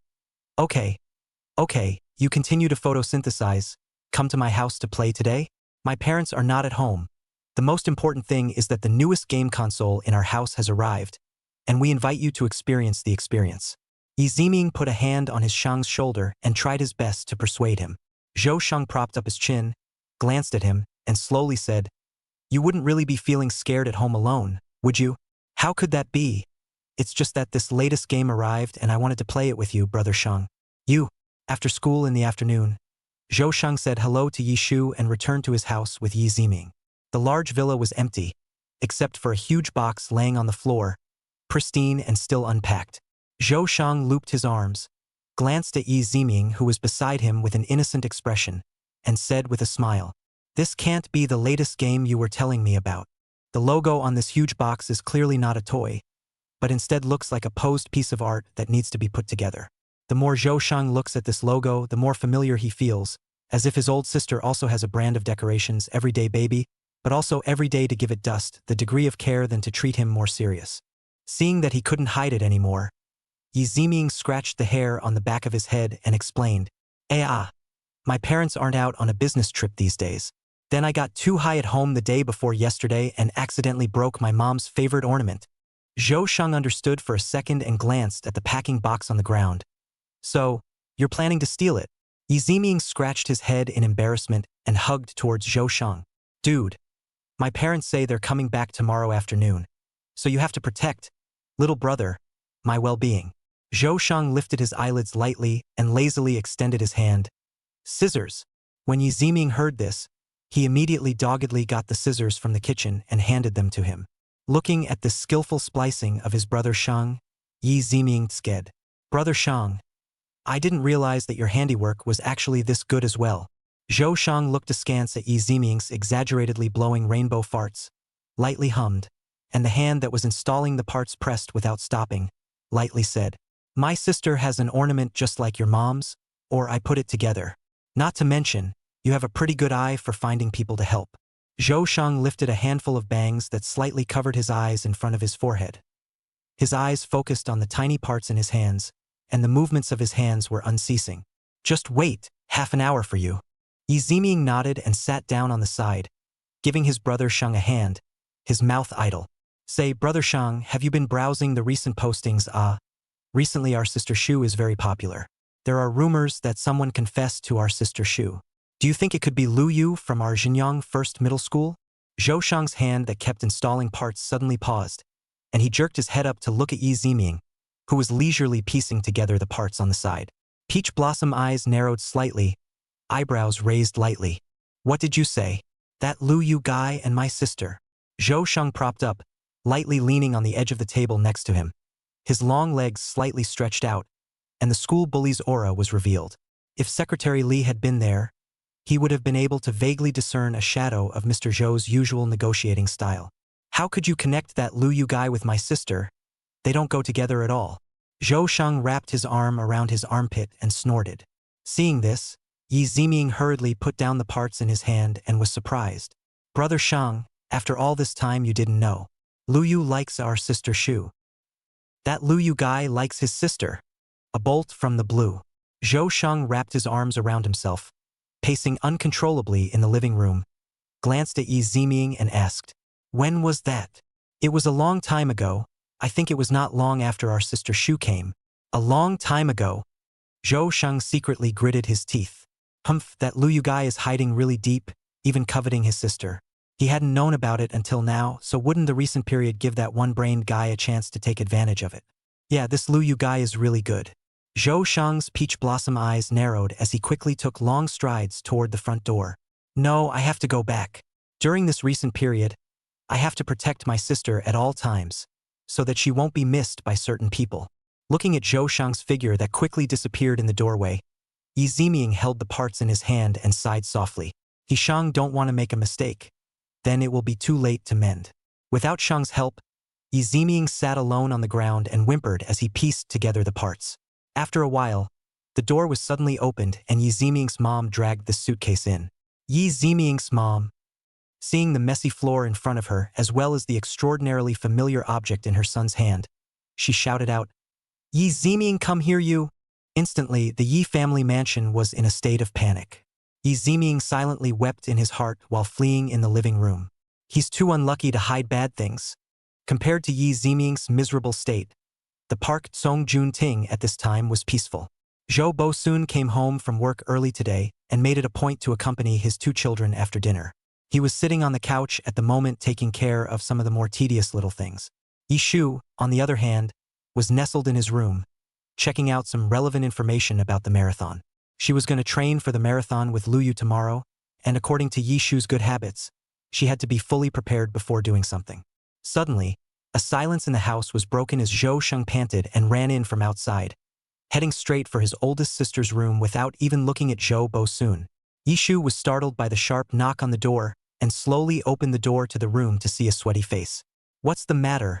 You look in a hurry. Is it hard to believe that you've gotten into some trouble again?" Yishu circled his arm and carefully observed the boy's expression, full of skepticism. Zhou Sheng hurriedly shook his head, his pair of peach blossom eyes looking closely at Yishu. "Sis, I heard someone at school confess to you? Isn't that true? Who is it?"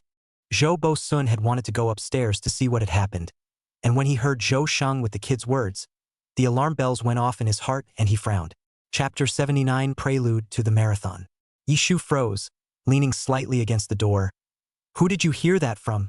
It's all over the posters. Sis, did someone really confess to you?" Yishu smoothed out the broken hair around her ears, nodded lightly, and said calmly, "But I've already refused. I don't intend to fall in love in high school." Zhou Sheng secretly breathed a sigh of relief after hearing this. Fortunately, his old sister has a strong self-defense. However, not more than a few seconds later, the heart quickly raised again. "Sis, who confessed to you? It can't be that Luyu guy, right?"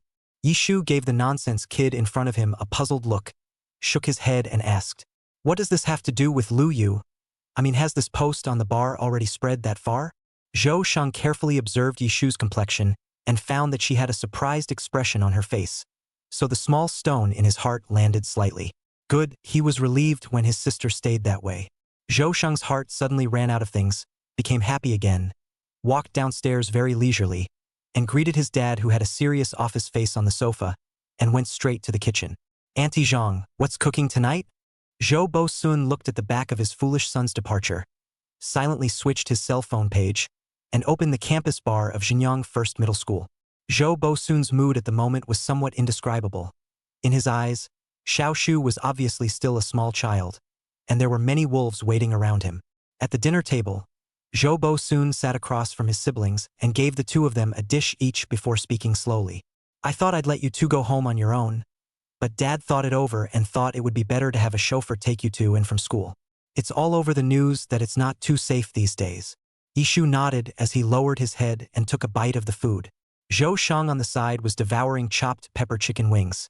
Hearing his dad's words, he thought for a moment and raised his head to ask, "Isn't it peaceful lately? I didn't see the recent news push. The security guards in front of our school have been very responsible lately too. Dad, you can rest assured. Cyber Seek. The son is way out of his league." But as expected of Mr. Zhou, he wore a serious look on his face and spoke as if it were true. "Then you must have missed it. Besides, your sister is a girl.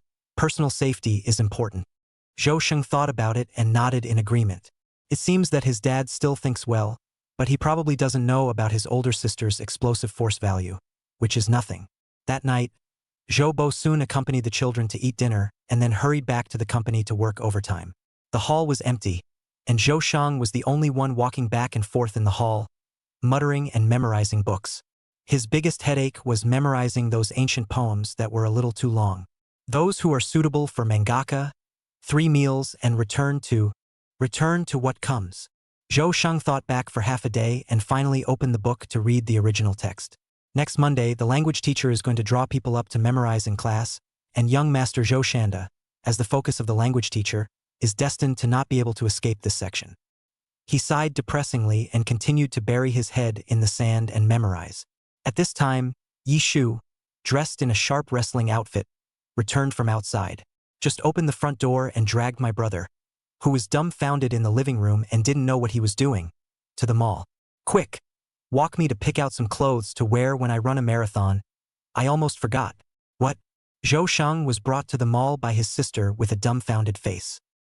He turned his head to look at Yishu's face full of excitement and fighting spirit and silently sighed in his heart.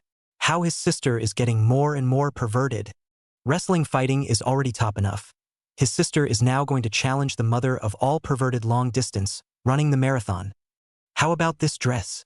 Yishu was so picked over by the sportswear in the store that he was torn and wandered around for a long time. Sis, don't you have a pink and black sweatshirt already? Zhou Shang paralyzed with exhaustion on the sofa that was reserved for guests and took a look at the dress.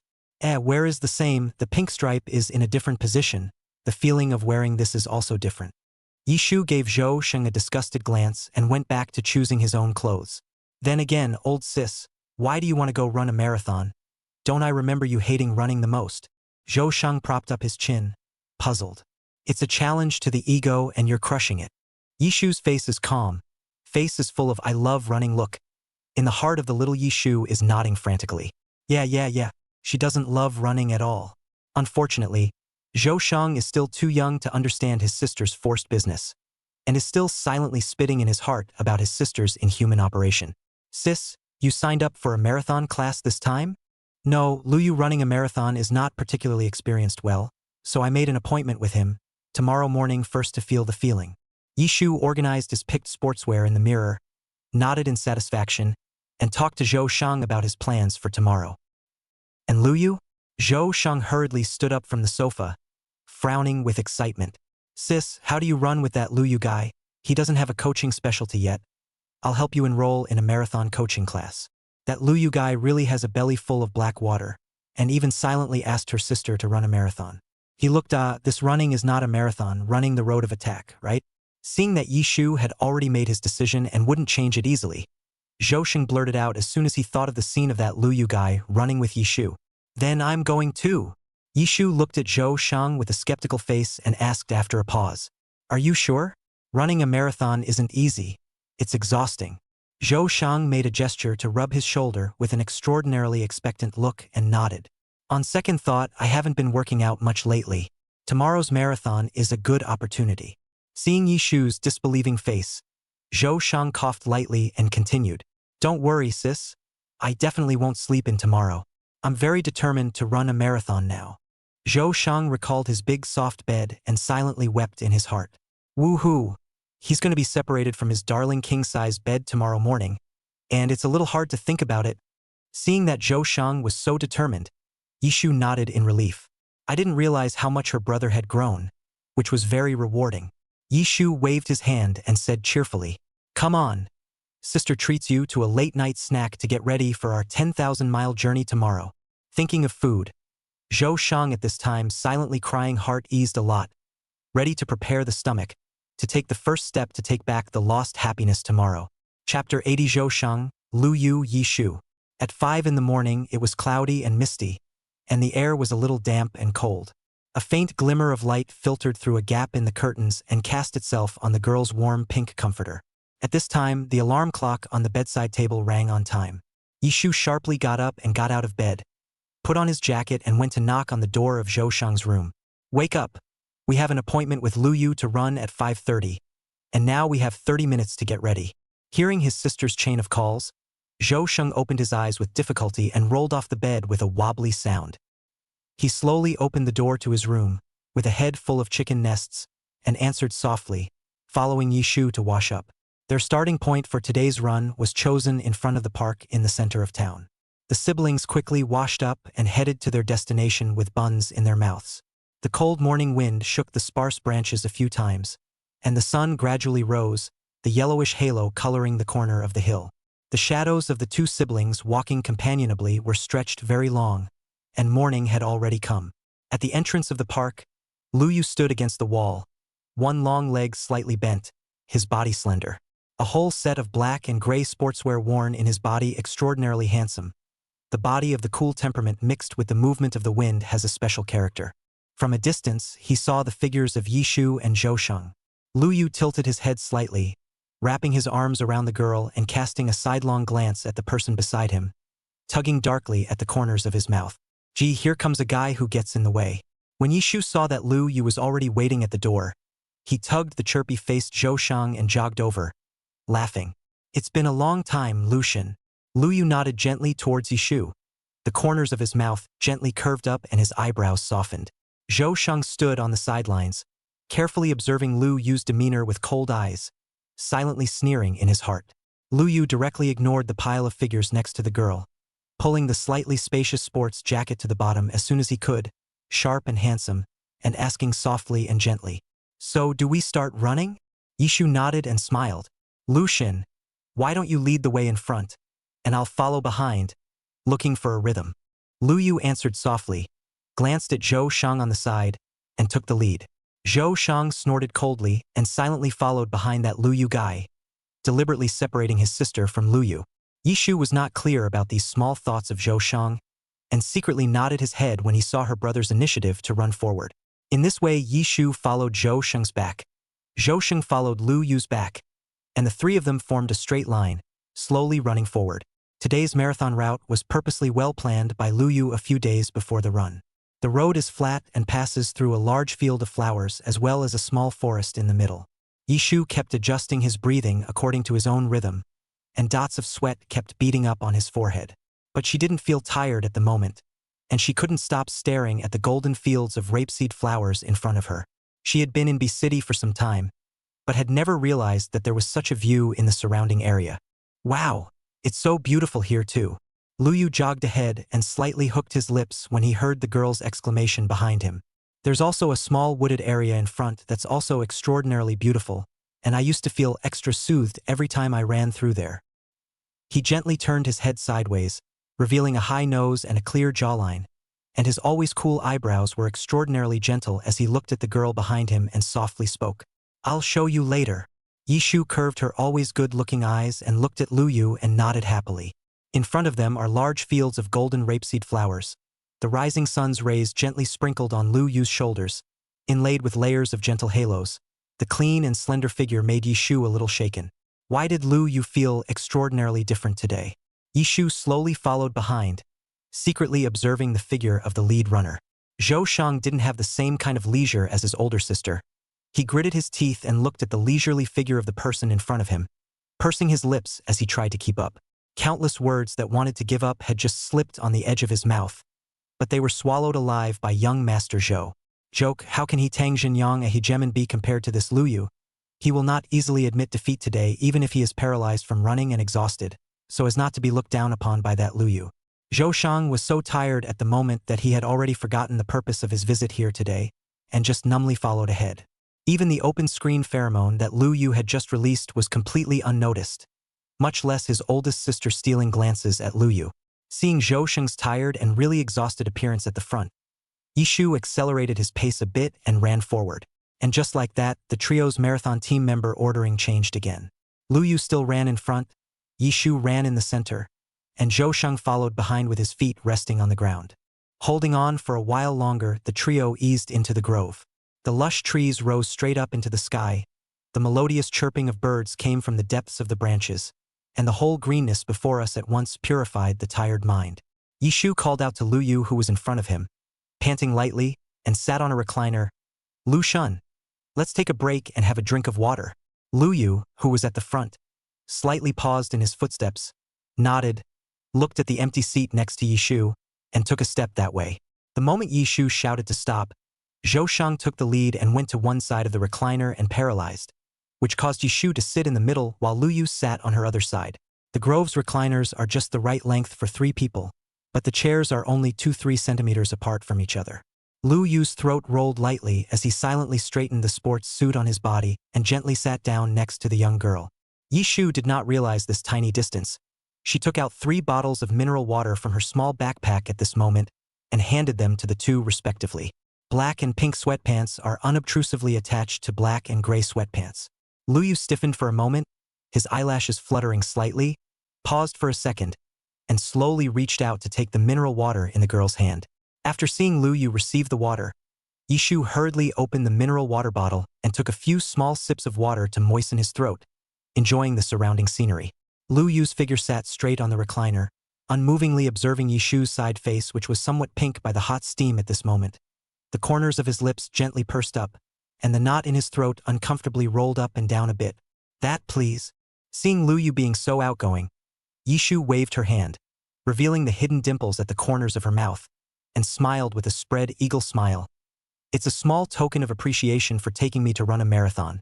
Zhou Sheng slammed a few mouthfuls of water next to him and instantly slowed down. And when he saw Lu Yu's fake polite demeanor, he let out a light snort as he wrapped his arms around him.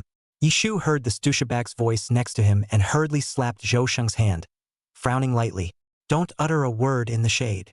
Zhou Sheng spread his hands, quickly glanced at Lu Yu, and said helplessly, Sis, I was just trying out the tightness between my tongue and my teeth. I'm afraid I just broke my tongue running. Chapter 81 Yishu's Method of Endorsement. Yishu looked askance at Zhou Sheng and took another sip of water. Heck, he better be. Seeing that the resting place was almost ready, the three of them continued on their original prescribed route. By the time it was almost a full run, it was completely and utterly light. Although it was now fall, the weather was still extraordinarily warm as the sun coaxed down. And Zhou Sheng wiped a handful of sweat from his head and breathed a sigh of relief. This long marathon was finally over, and with a few more steps, he was afraid that he really wouldn't be able to hold on. Yishu's face was particularly red from the heat at this time. She used the back of her hand to touch the temperature of her face and hurriedly drank a few mouthfuls of water. Lu Yu sneaked a glance at Yishu and stood next to her, lightly lifting the collar of his shirt and dispersing the hot air. Seeing that Yishu's breath was almost slowed down, Lu Yu softly opened his mouth to inquire, Shall we, make a date next time? Of course. I will definitely train well since I am determined to run this marathon in the city. Yishu poured a few more mouthfuls of water into his smoking throat and looked at Lu Yu, asking with a sincere face, Lucian, do you still run marathons on weekends these last few months? If you do, we can get together, yeah. The corner of Lu Yu's mouth lightly hooked and he nodded. Zhou Sheng, on the other hand, stood on the side, listening to his sister and this Lu Yu guy's arrangement in stupefaction the entire time, and after a moment of silence, he opened his mouth with difficulty. I'm in. Yishu was extraordinarily satisfied to see her brother's energetic appearance and gently patted Zhou Sheng's shoulder as a sign of encouragement. Not bad, keep it up. The corners of Zhou Sheng's mouth twitched lightly, and the smile on his face was extraordinarily stiff. He really gave so much to protect his sister Omega. Lu Yu stuck one hand in his pocket and glanced at Zhou Sheng without moving. Gee, let's see how long he can hold out. And so it was that the trio, with their different minds, broke up in place at the finish line after a bit of wind and heat dissipation. When Lu Yu returned home, he saw Wang Yan eating breakfast at his house in his tracksuit. Yossi, Lu is back from his appointment? Wang Yan, as Lu Yu's hairdresser for many years, knew Lu Yu's micro-expressions particularly well. Although Lu Yu's face was pale at this moment, he couldn't hide the smile between his eyebrows. Wang Yan handed Lu Yu a towel and looked at him with a teasing face. During this period of time, Lu Yu's father and mother were busy working and didn't have time to go home. Lu Yu was always eating with Wang Yan. Lu Yu didn't retort to Wang Yan's flirtation, but just lightly raised an eyebrow and took the towel from Wang Yan's hand. You two should have a great time running today. After all, Lu, did you specially plan the route 2 days ago? Absolutely beautiful. 想想那个场面，应该就很了不得。 Wang Yan swallowed a mouthful of buns and asked with particular curiosity. Lu Yu lightly nodded, the corner of his mouth lightly hooked. It's really nice. She looks like she's in a good mood today, and she seems to be quite happy with the field of flowers and the grove. Lu Yu's mood this morning had become extraordinarily good because of this morning run, and he gently leaned against the dining table, reviewing in his head the time he had spent with Yishu today. However, after thinking carefully for a moment, Lu Yu frowned lightly. All told, the time he spent alone with Yishu this morning accumulated to a maximum of 1 minute. And the ultimate culprit is Zhou Sheng. Lu Yu rubbed his brow helplessly at the thought. He had to find a way to get that douchebag Zhou Sheng to quit on his own accord. When would his heart-teasing endeavors ever see the light of day with that obstructionist in the way? Kashiwagi Juntin. When the siblings got home, they immediately went to their room and took a shower. The siblings were extraordinarily similar in that respect. Neither of them liked the feeling of sweat sticking to their clothes. After Yishu took a shower, he immediately started today's study program without stopping. School has been getting busier and busier lately, as the final exams have been slowly approaching and all the teachers have been handing out all the papers in one go as if they were trying to run out of papers in their inventory. The papers issued for all subjects are stacked together and almost make a heavier book. However, one of the more humane aspects of Xinjiang No. 1 middle school's teachers is that they give their students a great deal of study flexibility. As long as you brush up on your papers before the final exam, the teacher won't care. Yishu took advantage of the time he had now, so he held his breath and spent the afternoon quickly brushing through this whole set of hodgepodge. When she was about to go downstairs for a drink of water to catch her breath, Yishu saw Zhou Sheng with a language book in his hand, pacing back and forth in the living room, with no idea what he was muttering on his lips. In what? Yishu put down the water cup and took the language book from Zhou Sheng's hand, lightly curving the corners of his mouth. The Getaway? Zhou Sheng sighed lovelessly and stared at the title of Getaway leisurely. Our classroom language teacher is definitely going to whip me into memorization next Monday, and it's a little too hard to memorize. Suddenly thinking of something, Zhou Sheng jerked his head up, trying to find some spiritual comfort, and asked hopefully, "Sister, have you memorized this piece of The Getaway yet?" To Zhou Sheng's dismay, his dear sister gave a slight nod of her head and gave him a huge blow. "I memorized these ancient poems and literary texts when I was still in a city idly." Zhou Sheng, sure enough. He couldn't turn to his oldest sister for comfort. Yishu lightly patted Zhou Sheng's shoulder and continued, How do you memorize so hard? Your sister teach you a way I guaranteed to memorize." Zhou Sheng's eyes glowed as he looked at his sister inquisitively. What? Yishu took the language textbook and lightly said, "You read the article from beginning to end and then look at the original meaning." "Aha!" Zhou Sheng lightly responded a few times, waiting for Yishu's next words. But after waiting for half a day, his sister didn't have the intention to continue on. Zhou Sheng hesitantly opened his mouth. "No? Yeah." Yishu smiled and nodded, saying seriously, "This is the way I've always memorized my books. This method is super fast. Who asked you to be my brother? Today I'll impart this method to you completely and utterly. No need to thank me too much." Zhou Sheng is a really simple method, but he simply can't do it wow. Convex mean convex.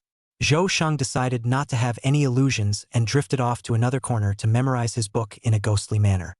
He sighed lifelessly at the thought of having to pump his back on Monday. I really hope the language teacher forgets about this by then. Chapter 82 Miss Hank Group. Monday.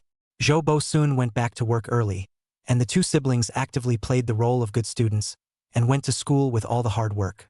In the car, Zhou Sheng buried his head and muttered as he memorized The Prosperous Journey, while Yishu was bored and opened his cell phone and browsed the campus bar. A new thread had just been made and it quickly caught the attention of the crowd. Strawberry jam, super sweet, : There seems to be another transfer student at our school, and he's a big deal. Even the bald director personally came to the school gate to pick him up. It seems to be the daughter of the chairman of the Hank Group, the first handsome in the universe. This is a really big battle, but how come you're just transferring here now? It's almost time for the final exams. Confused, we don't understand the things of the luxury family. They probably have their own reasons for it. It seemed like there were a lot of students swiping through the campus postings in the morning, and the thread was soaring in popularity, causing a lot of gossiping crowds to gather around. Maybe you believe in the light. After all this discussion, don't you guys want to see a picture? I want to see it anyway. I'm begging for a picture. Being reminded by the layer above, the people behind them all deducted +1, saying that they wanted to see what that $1,000 lady looked like. After a while, someone really did steal a photo, but perhaps it was taken too quickly, and the photo was a bit mushy. But the face and body were still clearly visible. Loves to eat big cakes. I go. This Han family's daughter looks very good. It's like a gentle, soft type of lady. As the photos were revealed, the term transfer student became even more talked about. Many of my classmates took a huge liking to the transfer student. Yishu immediately sat up straight when he saw the words, Hank Group. Quickly clicking on the photo that had just been uploaded and posted, I took a long hard look at it. Yishu's memory had always been very good, and she was surprised to see the familiar face in the photo. She is the one that Yishu met last time when he went to buy clothes. Only it wasn't the logo lady, but the one who was next to the logo lady at the time and didn't say a word. Yishu frowned lightly and closed the campus posting. This big miss of the Hank Group was probably not as innocent and harmless as she appeared to be. However, this Miss Han's transfer to Xinjiang First Middle School was not without its benefits for Yishu. It might be possible to find some clues to Hank Group's dealings with Zhou's group through this one. When young Master Zhou was finally able to recite the easy ride fluently and skillfully, he turned his head and saw his oldest sister's tightly furrowed brow. What's wrong, old sis? Aren't you usually the happiest when you go to school? What? Now you can finally appreciate the misery of going to school as much as I do. Zhou Sheng asked in relief as he leaned back against the cushions of the rear car seat and rested his hands behind his head. Yishu lightly patted Zhou Sheng, flipped out the photo discussed in the posting from his phone and handed it to Zhou Sheng, asking, "Do you think this person looks familiar?" Zhou Sheng stared at this photo carefully for a long time, but finally shook his head and looked at Yishu in doubt. "Who's this, your friend? Why haven't I seen him before?" There weren't many girls in total that Zhou Sheng had an impression of in his mind, let alone the ones he had only met once. Yishu sighed lightly and prompted, "The clothing store, the time someone looked at that dress we picked out." Zhou Sheng scratched his head and "I remember that girl seems to be covered in logos. This photo is obviously not her style, right?" "Yeah. She's the one next to Ms. Logo. She seems to be transferring to our school today." Young Master Zhou frowned, scanned the comments under the posting, and snorted lightly. "In my opinion, this Hank group's eldest young lady is probably not as innocent and harmless as she looks on the surface. After all, she is surrounded by friends like Logo girls. Old sister, it's better for you to deal with her less in the future." Zhou Sheng relaxed his arm and continued his speculation. "This bald director has always tended to follow the trend. I guess this Hank group must have given him some kind of favor. Sister, you just wait and see. This bald director may have to wear all kinds of watches recently. It seems like this big miss of the Hank group will definitely be transferred to your class." Yishu slowly eased up his arms and leaned on the back of the chair, not saying a word, looking at Zhou Sheng with an approving face. "Hey, I didn't realize that her brother usually looks silly. But in fact, his heart is clear." Soon arriving at the school, the siblings got out of the car at the entrance to the campus and each walked towards their classes. As expected by Yishu, this Missy of Hank group really condescended to come to the sophomore class. The classroom was divided into 4 major groups, and Yishu's squad was in the 4th major group in the innermost part of the classroom. And this uninvited guest was sitting in the last row of the 3rd largest group, which was next to Lu Yu and Wang Yan. There was a wider aisle between them. The class teacher, Mr. Pan, stood quietly on the podium with his hands on the desktop, waiting for his classmates to come together. When she saw Yishu walk to her seat with her book bag on her back, Miss Pan clapped her hands, signaling everyone to stop what they were doing. She had something to say. Miss Pan waved the transfer student up to the stage to introduce herself. "Hello, classmates. I'm Han-Wen. Please take care of me from now on." After Han-Wen introduced herself, she also scanned the classroom, smiled softly, and made a bow towards the classroom crowd. Apparently, Han-Wen's gentle temperament endeared her to many students in the classroom. A few of the more mischievous boys were still down there exclaiming about Han-Wen's goddess-like demeanor. Lin Cece sat next to Yishu, staring straight at Han-Wen on the podium, and came to Yishu's ear to say quietly, "Shu, my intuition tells me that there's something weird about Han-Wen. We'd better not spend time with her." When Lin Cece saw Yishu looking at her with an amused face, she busily tugged on Yishu's sleeve and said softly, "Really, Shu, you have to trust my instincts. I've always been a good judge of character." Yishu smiled and nodded, and began to prepare the things he would be teaching this morning. Thinking about what Lin Cece and Zhou Sheng had whispered in her ear, Yishu felt particularly amused. "I didn't realize that the two of them, Lin Cece and Zhou Sheng, who usually smiled and laughed, were still quite accurate in reading people, and discovered Han-Wen's nature with a single glance." At this point, after Han-Wen introduced herself, she kept the curve of the smile on her lips, maintained her ladle-like posture, and gently walked back to her seat. As she sat down, she even made it a point to smile kindly at Lu Yu and Wang Yan. However, Lu Yu and Wang Yan's performance was out of Miss Han-Wen's expectation. Her soft smile, which had always been lethal to boys, had failed to work on them. Lu Yu, who had always been a stranger to the outside world, saw the new transfer student's inexplicable smile, frowned lightly, and expressionlessly lowered his head, brushing up on the super difficult competition papers of recent years. Wang Yan, on the other hand, was looking down and secretly reading a comic, not even noticing Han-Wen's little thoughts. Chapter 83: Evacuation of Onlookers. Han-Wen's smile faltered slightly as she gently tousled her long, carefully tousled hair to get ready for class. There is a 10-minute break after the morning reading session in Jinyang's first class.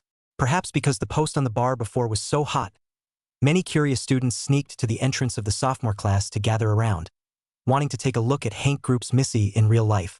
The entrance of the second-year class hadn't been so lively for a long time, as the second-year class was the gathering place of many great gods in the grade. Many students from the ordinary classes would sneak a few glances when they passed by, but they wouldn't be sprawled out one by one at the entrance to watch as they were now.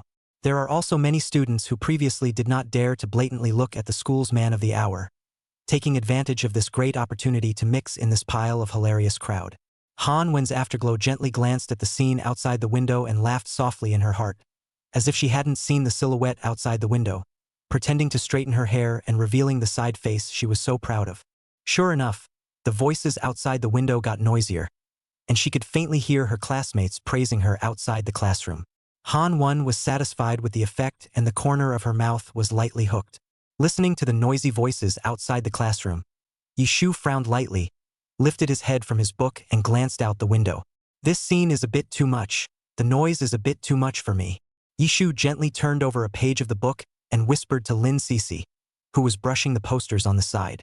Lin Cece lightly nodded her head, quite agreeable, and gave a finger to point out the message on the posting bar, sighing helplessly. Isn't this Hank Group's eldest young lady coming to our sophomore class making everyone extra curious? After all, it's not like we've had any big melons in our school lately. And it just so happens that with news like this, people aren't just coming over to join in the fun. Yishu glanced at the culprit with her chin propped up, holding Lin Cece's hand. Let's go get a water together. By the time we get back, the people in front of this classroom will probably have dispersed. Lin Cece very much agreed with Yishu this proposal, picked up the cup, and Yishu together extruded out of the classroom to have a look. Who expected the whole morning, every class, the classroom door are crowded with onlookers. The door is simply not clean. A group of students left, another group will come again. Yishu breathlessly propped up his chin and silently glanced at his classmates outside the window. Even though she was not the one that these people were surrounding, Yishu always had a sense of the animals in the zoo. The continuous cacophony of voices outside the door made Yishu feel uncomfortable. After a few seconds of pause, Yishu didn't want to hold back any longer and braced herself, ready to communicate with her classmates outside the door and return her own cleanliness. Coincidentally, the second before Yishu propped herself up, the Lucian in the back seat, as if he had a telepathic connection with her, quickly got up, inserted one hand into his pocket, and took a piece of paper with words in stride toward the door. Lu Yu could be considered a man of the hour in the second year of high school. Seeing him slowly walking towards the door, the onlookers who were still a bit noisy unconsciously quieted down and just stared at the school bully's face carefully. Lu Yu scanned the crowd, oblivious to the sights cast over by the people around him. The slender fingers picked up the piece of white paper with the words in his hand and waved it in front of the crowd with a pale expression. There was a second's pause to speak briefly. Please return. The crowd of onlookers took a close look at the words on the paper and were actually very good-tempered and gave face to go away. One of the girls even turned to sneak a peek back as she headed back to class with her little sister.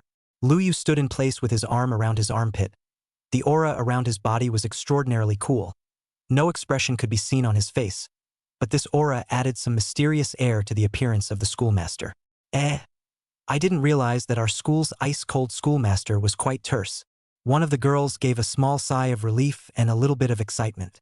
Yeah, and Yishu. In the past, I could only look at her picture on the bar.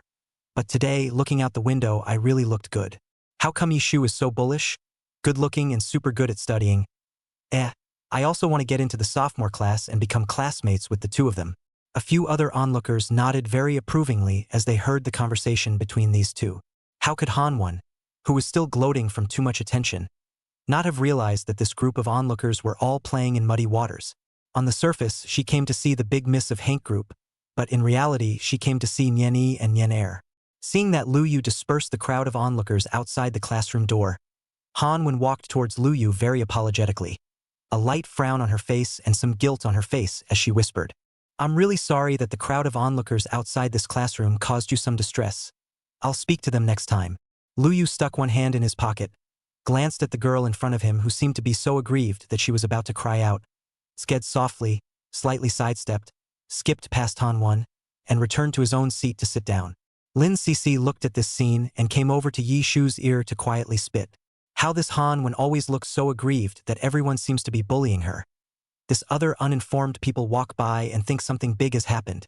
Yishu propped up his chin, glanced at Han Wen, who was still standing there with an aggrieved face, and lightly said, She's probably addicted to acting.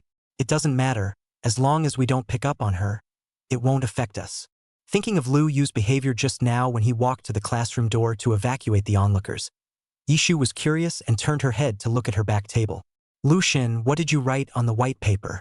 They actually all left so cooperatively once they saw the white paper. Lu Yu lightly lifted his eyelids and silently pushed the white paper in front of Yishu, on which were clearly written a few large letters. Teacher calls you home for dinner. Yishu froze and snorted out a laugh at Lu Yu's look at the moment.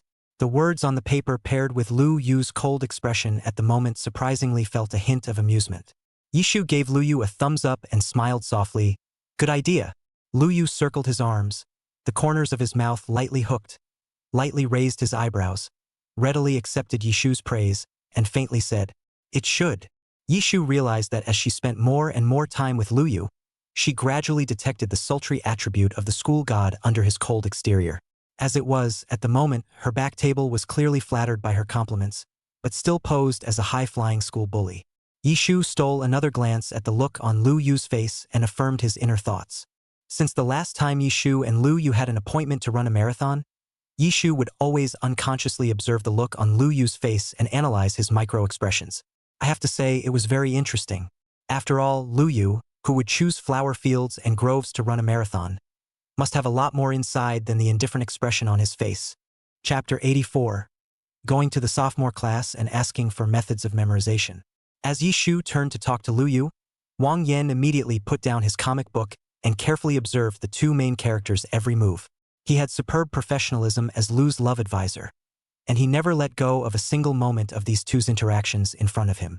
Wang Yan carefully observed Lu Yu and Yishu's expressions like before, and something that made him very excited appeared. Shu sneaked a few glances at Lu. Obviously, though, looking at the sulky one next to him, I guess he didn't realize that. Gee, that's funny. Wang Yan propped up his chin and stifled a smile in his heart. It seems that Lu has seen the first results. Young Master Zhou Shanda didn't have the same leisure as Wang Yan at the moment. The next class was the language class, and there were still 2 minutes left before the class time. Zhou School Bully maintains the cool and tugging that, as if he doesn't care at all, lightly opened the language book, glanced at the textbook, as if it just means even. It had to be said that Zhou Shang maintained his school bully persona very well, bluffing the neighboring students. They were so nervous because of the part of the language class later where they would draw people to memorize their books that they stared down at the language textbooks on their desks and mouthed the words. Unintentionally looking up, he souped up on Zhou Shang's relaxed and lazy look. Students. Not bad for a school bully. So calm. Yi Ziming was also bluffed by Zhou Shang's lazy look, and he looked at the prosperous journey with a glance, holding the Buddha's foot temporarily. Seeing Zhou Shang's unhurried appearance, he sighed as he put a hand on Zhou Shang's shoulder. Brother Shang, aren't you nervous? I feel that this piece of easy travel is also a bit too long. Our language teacher better be able to spare me. Yi Ziming's words just hit Zhou Shang's heart. Only the school bully should have the school bully's yazzie. Zhou Sheng nodded his head calmly on the surface, but his eyes were staring tightly at the textbook. Just as Yi Ziming and Zhou Sheng's chatting, the class bell rang, and the language teacher walked slowly with a small bee, still holding the language book in her hand. All the students heard this class bell and wailed madly in their hearts. They glanced at the gentle-faced language teacher on the stage, and then quickly lowered their heads in unison, staring at the contents of their language textbooks and reading furiously. Okay, let's get started with the first session of the day. Last Friday I said I'd draw people up to memorize their books for this session. So now you can all close your books. The language teacher's usually warm and soft voice seemed very different at this moment. All of them slowly closed their books and kept their heads down, dead set on not meeting the language teacher's eyes. Zhou School Bully at this time cannot maintain the style of the school bully, the so-called knowledge of the times for the wise. At this moment he allowed himself to cater to the environment at this time. However, Zhou Sheng was nervous for a while, but the gentle, kind and beautiful language teacher did not call him, and Yi Ziming became this unfortunate, unlucky person. After class, Yi Ziming then lay down on the table in a lifeless manner and said breathlessly, I hate so much. I am sorry for your loss. You are welcome in the language teacher's office. Zhou Sheng patted Yi Ziming's shoulder sympathetically and silently added another stab. Yi Ziming's whole body was bad when he thought of going to the language teacher's office to memorize his books.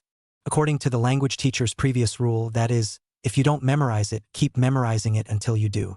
Before Zhou Shang and Yi Ziming were transferred to the third class, There was an unlucky man in the 3rd class who became a regular visitor to the language teacher's office for a whole week, running to the office all the time, running until all the teachers in the language office knew him.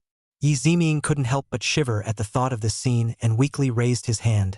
Midway through, Brother Shang, the river and lake rescue little brother is going to fail. Perhaps you could ask my sister?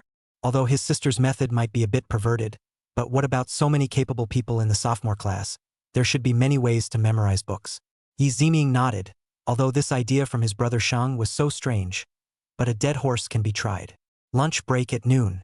Zhou Shang took Yi Ziming and slipped to the 1st class of the 2nd year of high school. At this time, the classrooms hadn't quieted down, and many students were coming back from the cafeteria one after another, leisurely sitting in their seats and chatting. Yi Shu and Lin Cece were discussing the food with their eyes glowing at the moment. Although they had both already had lunch, the food was still extraordinarily appealing. Just chatting vigorously, Yi Shu felt that there was something wrong in the classroom. Originally there were sparse speech around the seat, but at this time it was extraordinarily quiet. Following the gazes of the crowd, Yi Shu then saw Zhou Shang, who walked in from the classroom door, and Yi Ziming, who followed behind him. Zhou Shang walked in very naturally, just as if he were returning to his own class, and very self-consciously patted the boys in the back row of the classroom door to say hello. What brings you two here? Yi Shu propped his chin with one hand and asked suspiciously. Zhou Shang tugged Yi Ziming behind him, signaling him to speak. Sister Shu, this time I came here. I have an unfavorable request. The sophomore class was usually extraordinarily quiet during lunch break, and the arrival of Zhou Shang and Yi Ziming both attracted the attention of many students. Many of the schoolboys in the class were not usually of a gossiping nature, but it was the first time that the classroom had been tampered with by someone from another class, and they all looked over at the two. Yi Ziming scratched his hair. Seeing so many people around him looking at him, he was a little embarrassed and whispered, I just thought I'd come and ask if there's any way for you guys to memorize the getaway? Come over here and soak up some of the methods. Zhou Shang chimed in, looking to the schoolboys in his sister's neighborhood. Lu Yu saw Zhou Shang come in and lightly raised his eyelids, leaning back in his chair with his arms wrapped around him, glancing at Zhou Shang, who was diagonally in front of him, with a pale expression. Zhou Shang immediately noticed the line of sight from diagonally behind him, and turning slightly, he saw Lu Yu's paralyzed face. He glanced at Lu Yu and his sister's position with great surprise and frowned lightly. This guy actually sat behind his sister. Is this front and back table a little too close? Good lord, it looks like this Lu Yu guy wants a close attack. But by the looks of it, this Lu Yu guy and Yi Shu had been front and back tables for a while now, and his sister didn't look like she meant anything else at all. Zhou Shang thought of this and slightly lowered his heart, glancing at Lu Yu and humming lightly in his heart. The schoolboy squad in the front row was also very enthusiastic about Yi Ziming's troubles and gave their own methods. If you really can't memorize it, maybe try listening to the song? There are some more songs about ancient poems on the internet these days. Maybe it would be easier to sing them than memorize them. Lin Cece pulled out her cell phone, searched for the song Getaway, and shared it with Yi Ziming. Chapter 85 Invitation to the New Year's Day Party. Li Jiadong also turned to join in the discussion. Perhaps you could use the time before you go to bed each night to go over the verses in your mind, and then memorize them again the next morning. The impression will be much deeper. Zhou Shang leaned against his sister's desk. Listening to the methods of these schoolboys is also a kind of eye-opening. Good lord, it was really true that everyone had different methods of memorizing, but they were all quite practical. It's always not as odd as his sister's whatever method. Yi Ziming originally thought to listen to Brother Shang's words to casually come to ask. I did not expect to really learn some methods, completely worthy of this trip. Seeing that the problem of memorization had been solved, Zhou Shang and Yi Ziming, upholding the spirit of coming all the way, took advantage of the fact that the lunch break hadn't formally begun yet, and relied on Yi Shu's side to nag very naturally. Looking at the time, we're about to release New Year's Day, right? Do you guys plan on attending the New Year's Day party then? During the school year, there are only two things that students care about: food and vacation. New Year's Days was the last holiday taken during the semester, and all students were full of anticipation and made a series of plans for the holiday early on. As soon as Yi Ziming talked about the topic of the New Year's Day festival with the people around him, the students around the sophomore class also immediately came into the spirit and discussed it in a variety of ways. Yi Shu has never been interested in the New Year's Day party. Since she was a child, she doesn't know how many times she has performed at the New Year's Day party, and she is already on the verge of vomiting blood. She was just propping her head up on one hand at the moment, quietly listening to the crowd's respective thoughts. Right at this moment, Han walked into the classroom in a graceful manner, and at a glance, she saw Yishu, who was surrounded by the crowd, and was vaguely uncomfortable in her heart. Since she transferred to the sophomore class today, she hadn't been treated like the star-studded class she had been in before. Han suppressed the strangeness in her heart and smiled extraordinarily gently as she walked over to Yishu's side, slightly tilting her head sideways and smiling. "What are you guys talking about?" "New Year's Day Gala." Yi Ziming heard the voice and subconsciously answered. Yi Ziming was a hot field-capable person, and under the influence of his Shang brother, his originally somewhat introverted nature had changed completely and utterly. But just as soon as he had finished his reply, he was particularly keenly aware of the atmosphere around him that had vaguely changed somewhat. The crowd's discussion stopped in just a few seconds, and they all looked at Han, who was all smiles. "New Year's Day party, I can participate. I'm pretty good at playing the piano and violin, so I'd like to enroll in a few more events to make my class look good. Yishu, what do you think?" After Han finished talking about her specialties, her words suddenly turned and pointed at the exceptionally quiet Yishu. She had just noticed that Yishu had just pressed on not joining in the conversation when everyone was discussing the program for the New Year's Day Gala, and had just sat in silence and gawked. I suppose Yishu has nothing to say because he doesn't have any specialties. As Han thought of this, the smile on her face became even more gentle, and she looked at Yishu, who was surrounded by the crowd, with a caring and concerned gaze. "That's fine, I think it's pretty good. Then you should sign up for more programs up there, for the glory of our class." Yishu raised his head, put down the arm that was propping up his head, and slowly leaned on the back of the chair, smiling as he looked at the big miss of Hank group with some amusement in his eyes. Yishu didn't expect that this big miss of Hank group would cue her so suddenly. She hadn't even taken the initiative to do anything yet, and this Han was inexplicably slightly hostile to her, which was pretty funny. Girls come with a specific magnetic field. Although Han had a gentle smile on her face, that last inquiry took on something else. Lin Cece also keenly sensed the meaning of Han's words and frowned lightly. Han smoothed down her well-groomed hair, carefully observing Yishu's expression when she answered, and snorted lightly in her heart. This Yishu is quite a small-minded person, talking dripping with water." A hint of displeasure slipped through Han's eyes, and with a gentle smile, she continued, "I just came to this class and I'm still a little unfamiliar with it, and I'm really nervous about going on stage at the New Year's Eve party." She took another step forward, closer to Yishu, and smiled helplessly. "Yishu, can you participate with me? Having a companion when attending an event should make me less nervous, and the probability of making a mistake should be greatly reduced. Wouldn't it be nice for us to work together to make the class proud? Mr. Han, why bother just looking for Shu? I can accompany you on stage. It just so happens that I know both the violin and the piano you mentioned." Lin Cece spoke out at the right time, interrupting Han's semi-compulsive invitation. "Humph, don't think she can't see that this new transfer student is holding back her bad feelings." Shu obviously had no interest in the New Year's Day Gala, and this Han was still hardened under the guise of fighting for the honor of her class. Seeing the gentle smile on Han's face stiffen, Lin Cece pretended to be very hurt and sad. "What? Don't I deserve to be on stage with you?" Seeing that the topic was getting more and more skewed, rather like questioning her character, Han hastily waved her hand in denial. No, it's just that the first time I saw Yishu-san, I felt extraordinarily good-looking." Good blah. Looks like I'm not being facetious enough." Lindsay sighed falsely, propping up her chin and saying lightly, with a very sad look on her face. Han continued to smile and explain the roundup, secretly gritting her teeth in her heart. This Lin Cece can be really difficult to deal with. Yishu leisurely sat on the sidelines, watching this Han being circled in by Lin Cece. How to explain cannot explain clearly. A look of distress gently curved the corner of his mouth. Seeing that it was almost time, Yishu slowly opened his mouth. She was smiling with the same extra gentleness as Han at this moment, the dimples at the corners of her mouth hidden, one eyebrow lightly raised, and her fingertips tapped the desktop. "Of course it's good. How can you not do something to honor your class? Since Han just transferred to the school, he must not be too comfortable yet. Understand. Since this Han wanted to perform with her on the same stage so badly, she fortunately went along with it." Yishu looked at Han's demeanor and speech this morning, She should be a character who likes to secretly show off. It was estimated that in this next period of time with Han Wen, it was estimated that she would slightly be able to pry some edges about the Hank group from this Miss Han.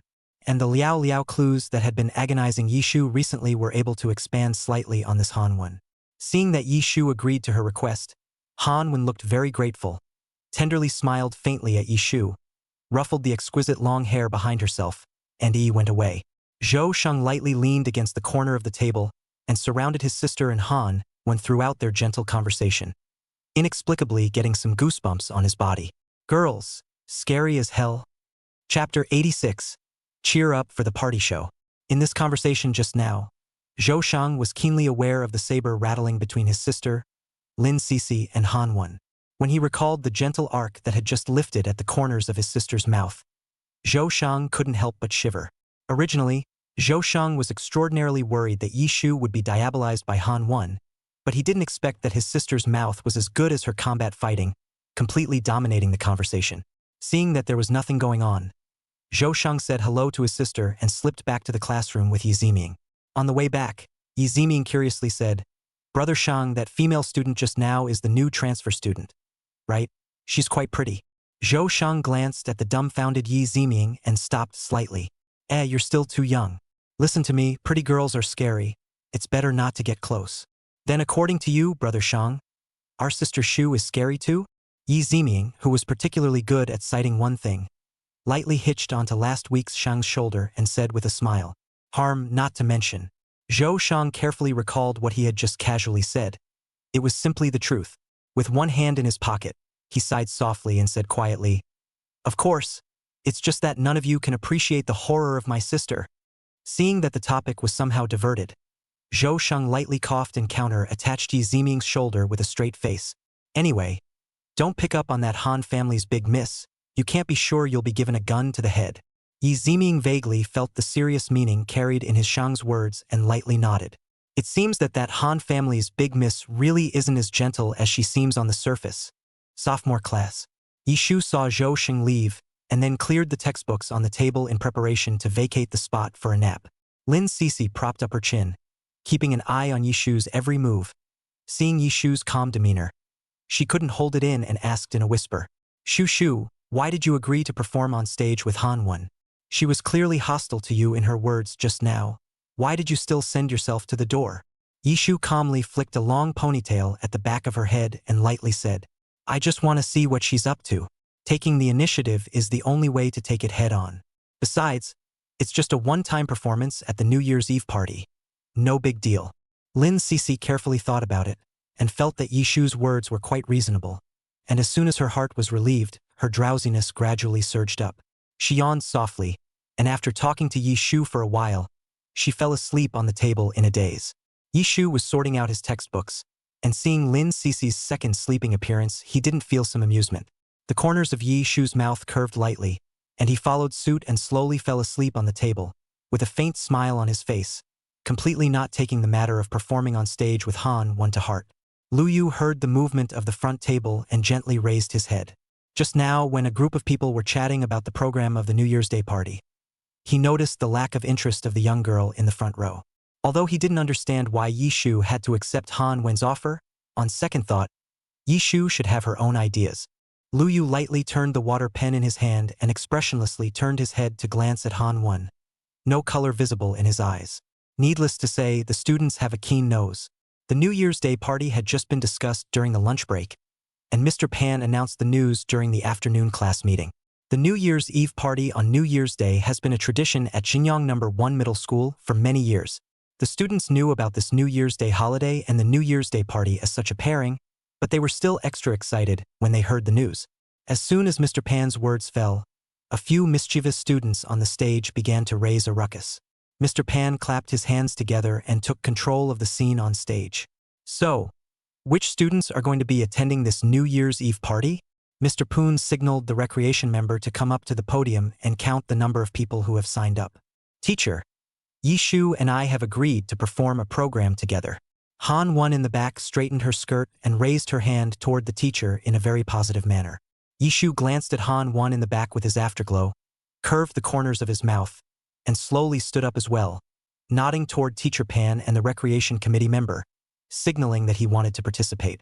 Teacher Pan stood on the podium, glanced at Yishu and Han Won with great relief, and smiled. It seems like you guys are very excited about this New Year's Day party. Much more positive than the previous field day. Any more students want to sign up? The rest of you grab your hands and raise them. It went well, because Yishu and Han Won started it off, and the other students signed up one after another to form another chorus program. Mr. Pan was so pleased with the results of the class meeting that he went home from work very happily after the bell rang. The last class was a class meeting class, and Yishu started to pack her bag to go home after seeing Mr. Pan walk out of the classroom. Lu Yu at the back looked at Yishu's busy figure, touched the chocolate candy in his pocket, hesitated for a moment, and gently threw it in front of Yishu's table. Seeing Yishu turn his head with a puzzled look, Lu Yu coughed lightly, uncomfortably averted his eyes, and said with a bland look, "That, and cheers for the New Year's Eve performance." Yishu carefully observed Lu Yu's complexion. His eyebrows arched with a light smile. She took the chocolate candy in her hand and waved it in front of Lu Yu, laughing softly. "Then thank you." Lu Yu lightly raised his eyelids, unconsciously glanced at his front desk again, nodded, and silently averted his eyes again. The Han family. Han Wen returned home and had just sent down her book bag when her cell phone rang. She glanced at the caller ID and slowly picked up the phone. Not a bad job. Quite effective, judging by the heat on the Xinjiang number 1 middle school campus postings today. I've always been quite honest, so send me your bank card number and the money will be transferred to you later. Han Wen paused. The situation of today's noon flashed through her mind, and when she thought of Yishu, who was surrounded by stars at noon today, Han Wen's eyes narrowed slightly, and unknown emotions flashed through her eyes. However, there is one more thing here that I would like to leave to you as well, and if it's done right, the money won't be a problem. Settling things, Han Wen all of a sudden lay down on the sofa and launched herself into a daze. I really don't know why her father suddenly asked her to transfer to Xinjiang number 1 middle school for school. A whole lot of things in front of her, really troublesome. Han Wen rubbed her hair lightly, not at all the gentle lady she was at school, and went upstairs to do her homework in annoyance. Han Wen felt that she had a vague premonition that Yishu would be magnetically incompatible with her since the moment she locked eyes with him. Chapter 87. Another campus posting. The next afternoon, the bell rang for the end of class, and Mr. Wang very cheerfully put down his chalk, tapped the board on the blackboard, and smiled. Today's math methods are important, so you all write them down and you'll use them a lot on the test afterward. After saying this, Mr. Wang slowly walked out of the classroom as soon as he picked up the thin textbook on the podium. Yishu was very serious about his studies, and when Mr. Wang gave advice, Yishu would always carry it out carefully.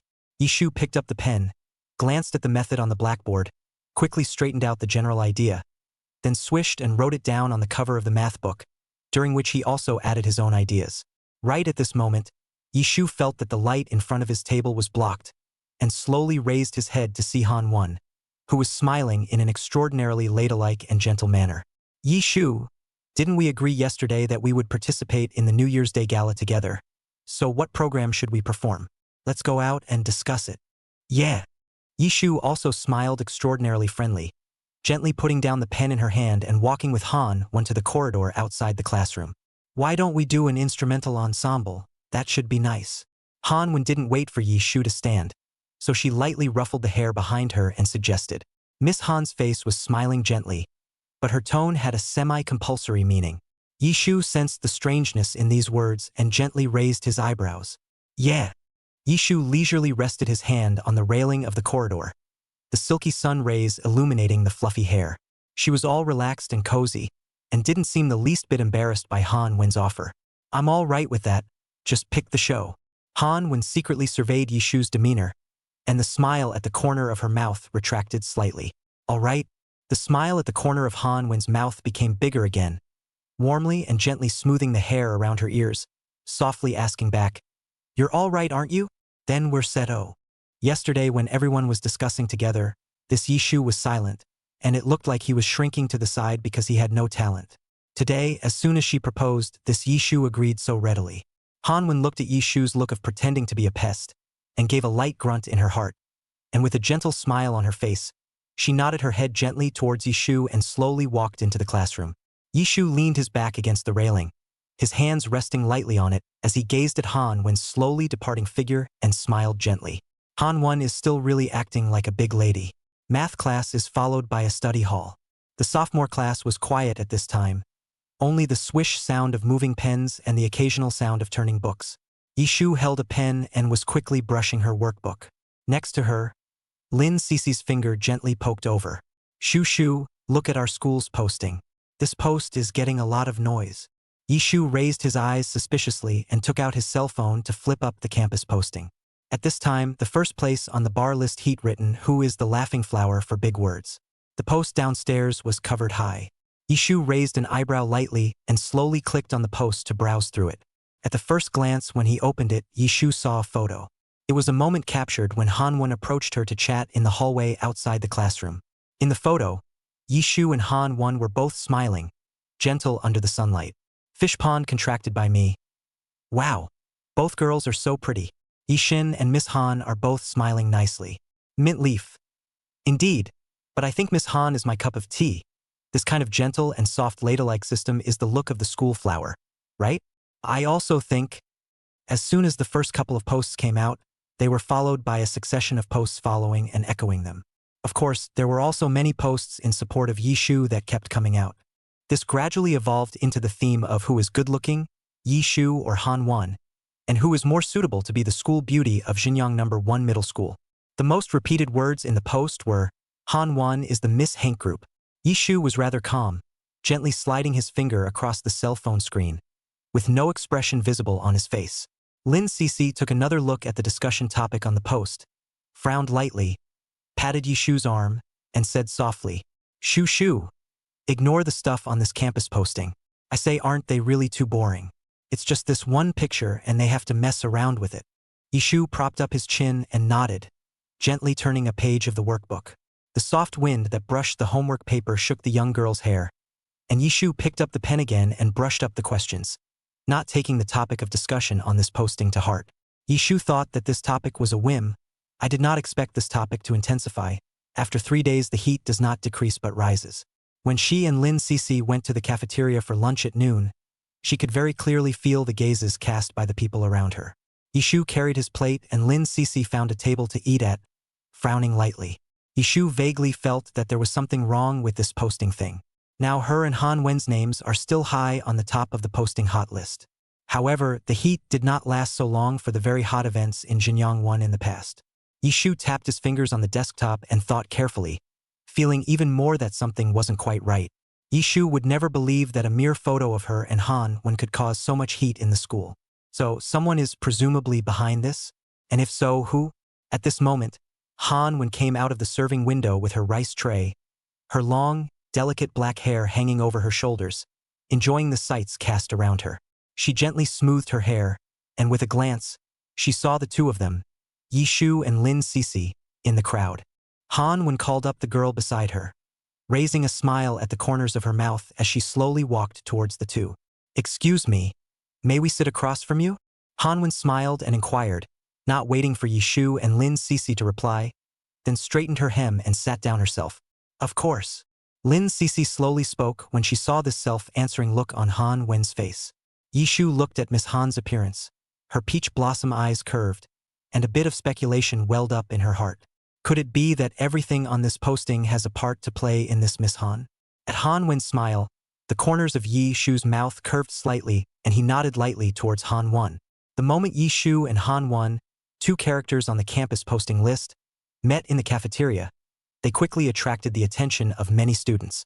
Pictures of the girls eating together were constantly uploaded on the posting boards, with posts bubbling up underneath one by one. Han Wen returned home, tapped her cell phone, was extraordinarily pleased with the situation on the campus posting, and very quickly transferred the money. Chapter 88, 2 hours before the New Year's Eve party. For tonight's evening study, Yishu had to stay for the math competition class, so he let Zhou Shang go home first early. When Yishu returned home, it was already around 9 o'clock. Zhou Dazhong had all washed up at this time, leisurely sitting on the sofa and drinking water. Seeing his oldest sister come back, Zhou Sheng lazily waved his hand and laughed. Back! The big name on our campus posters. When Yishu saw this, he smiled helplessly and put down the school bag in his hand. You saw the post too? Zhou Sheng skimmed his lips and went up to hand Yi Shu a cup of water, explaining. With Yi Ziming, the little wizard, by my side, what is it about our school that I don't know? Yi Shu took the water and took a sip. Right, I remember you had a hacker friend before. Let him help me check this campus posting. I always suspect that something is not quite right about this. Zhou Sheng's movement of drinking water in his hand lurched. Dashingly gave an okay gesture and returned to his room with his pockets inserted. Okay, that friend has jet lag. I'll give you an answer tomorrow at noon. Yi Shu sipped his water and took a look at Zhou Sheng's back. Straight away he felt that there was something strange about her disciple, but he couldn't put his finger on it. Taking another look at Zhou Sheng's room, Yi Shu quickly finished the last sip of water and went back to his room to write his homework. The next room. Zhou Sheng, uncharacteristically, did not play the game with Yi Ziming, but lazily sat down in front of the computer table, gently moved his fingers and opened the computer. The teenager's hands flexed on the keyboard, typing in string after string of code, the silver light from the computer screen illuminating the teenager's delicate face. Seeing the final result, Zhou Sheng gently raised his eyebrows, his peach blossom eyes slightly narrowed. It had to be said that his sister's intuition was really accurate. This post on the campus bar was really a ghost. This Hank Group's Missy really directed herself to put on a wonderful show. Zhou Sheng propped up his chin and contemplated for a moment before a brilliant idea suddenly came to mind, and the corners of his mouth hooked up slightly.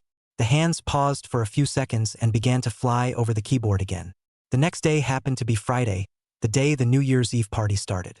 It was the penultimate class in the morning, and after Mr. Pan finished the textbook article for the day, he saw that there were still a few minutes to go before the end of the class, so he gently closed his language book and looked at his classmates on the stage. Have all of you involved in this New Year's Eve party rehearsed with each other? Okay, teacher. Han smoothed her hair around her ears and responded positively, softly. Yi Shu sniffed and glanced sideways at Han. Her peach blossom eyes, which were always full of smiles, had little emotion at this time. She and this Miss Han had never rehearsed together at all until last night, when Han sent her a tune. It said that the two of them could play the tune together as an ensemble. Noticing Mr. Pan's inquiring gaze, Yi Shu curved the corners of his mouth and gently nodded his head. This Miss Han doesn't know what she's up to. Yi Shu touched the pink hairpin on her head and slowly leaned back in her chair, her fingers tapping on the desk. But the soldiers come to stop the water to cover the earth.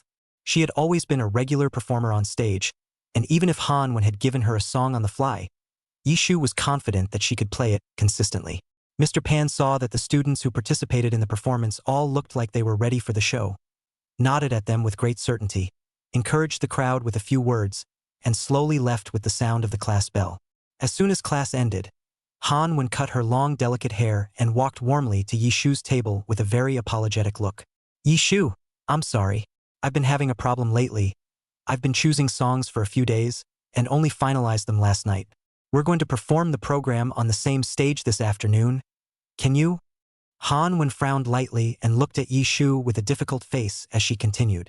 Yi Shu, it's really not possible. We can rehearse together after lunch.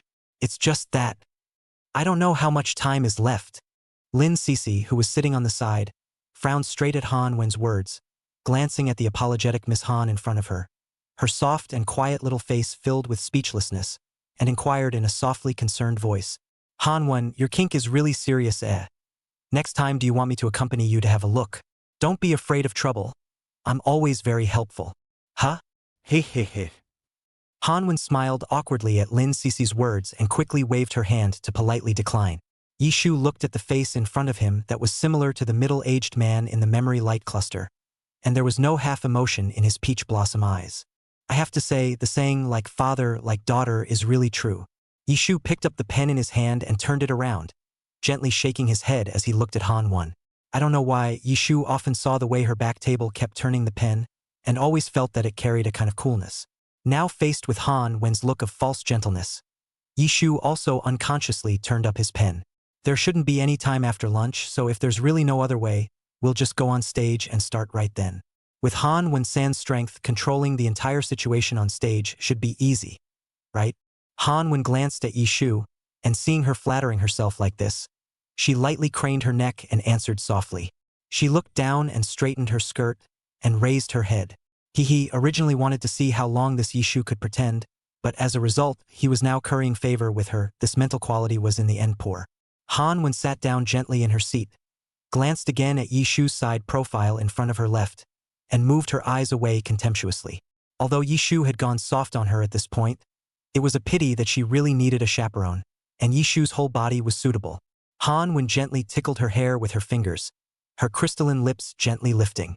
This Yishu also really cannot blame her. By her Han stared at the people, can only recognize their own bad luck. This is also really no way thing. The heat on the posting remained high today, reaching its peak during the last class of the day at noon. Yishu clicked into the campus posting once more under Lin Cece's reminder. After the last few days of fermentation, the hostility on the posters is getting worse. The posters gradually divided into 3 teams. One team demanded that Han be elected as the school flower. One team strongly supported Yishu, and one team was filled with many unknown eaters who were leisurely passing the time. Koi, koi, koi, koi, favor me. Our Miss Yishun is so beautiful. Her studies and character are so good. Who will she be if she is not the school flower? Universe first. Miss Han doesn't look too bad, and her father is the chairman of the Hank Group, so a small civilian shouldn't be able to compare. The first thing I'd like to talk about is the fact that I'm not sure if I'm going to be able to get a good deal on this. This Miss Han at this time into the experimental class, I do not know whether there is a real talent. Candy is super sweet. Come on, the schoolgirl looks good on the line. Learning is secondary to it. Besides, Hank Group's Missy looks like a beautiful and kind-hearted young lady. How attractive she is. Chapter 89 Things That Puzzled Han.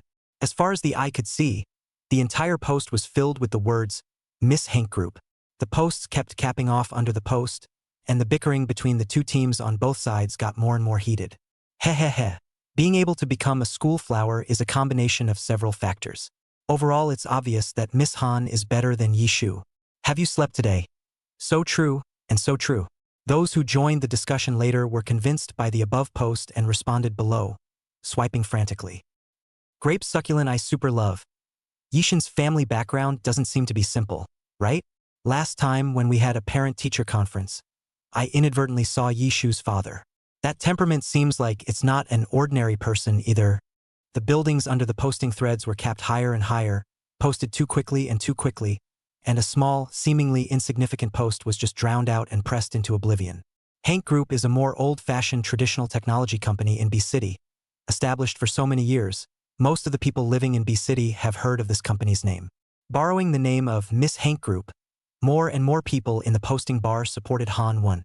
Yishu propped up his chin, slid down the posting a few times, flipped through it for a few seconds, and slowly closed his phone. To be honest, there is no one behind this post. Yishu will never believe it. This post is really hotter and hotter recently. Yishu has never had much interest in the topics on the post, and usually just laughed off when he saw some interesting topics. But someone is trying to capitalize on her constant hype, and it's affecting her life at school. This kind of wrongdoing for others, Yishu is never willing and will not agree. Yishu already had a candidate hidden in his mind. Often, the person who benefits the most from an event is the mastermind. And the one who benefits the most from this posting incident is not Miss Han. Yishu's fingers brushed the screen of her cell phone, waiting for the news that she had her brother's hacker friend check out last night. At present, all kinds of things are still just Yishu's own speculation. Only knowing the final answer, she can fight back without reservation. Yishu, come and tell us about this question. The last big question in our class, only 2 people, Yishu and Luyu, got it right. Everyone listen well to the 2's thoughts. The last class of the morning was a math class. Lao Wang held the test paper in his hand and gently put down the chalk to signal Yishu to go on the stage to talk about the problem. Yishu heard the math teacher's voice and immediately pulled herself out of her thoughts. Seeing old Wang's smiling eyes, she hurriedly got up and went to the stage. Honestly speaking, Yishu's current mood was genuinely somewhat chagrined. For the teenage girl whose attention span is usually extraordinarily high in math class, this time she went off the deep end because of the posting incident was a terrible thing. Yishu secretly resolved in his heart to sharply resolve the matter on the posting as soon as possible and return himself to a peaceful study environment. Although the young girl's heart was chagrined, her face was calm and composed. When she went on stage and took the chalk from Lao Wang, she turned sideways and introduced her thoughts on how to do the problem for the students on stage. First of all, we should analyze the question first. What about the origin of my idea which is derived from this condition? The young girl's thoughts were clear and articulate, and her figure was slender and straight. The appearance of serious lectures seems to be glowing, and the smell of knowledge seems to emanate from her body. The classroom was quiet. Only the sweet voice of the young girl and the sound of chalk writing on the blackboard, da-da. All the students tilted their heads, accepting the baptism of knowledge from the god of learning on the stage with admiration and appreciation in their eyes. The post that had recently caught fire all over the school was also known to all of them in Jinyang's first class. But they have always scoffed at the mindless comments on posts they have made. I really should show those posters what Yishin looks like when he lectures. Totally awesome. Okay.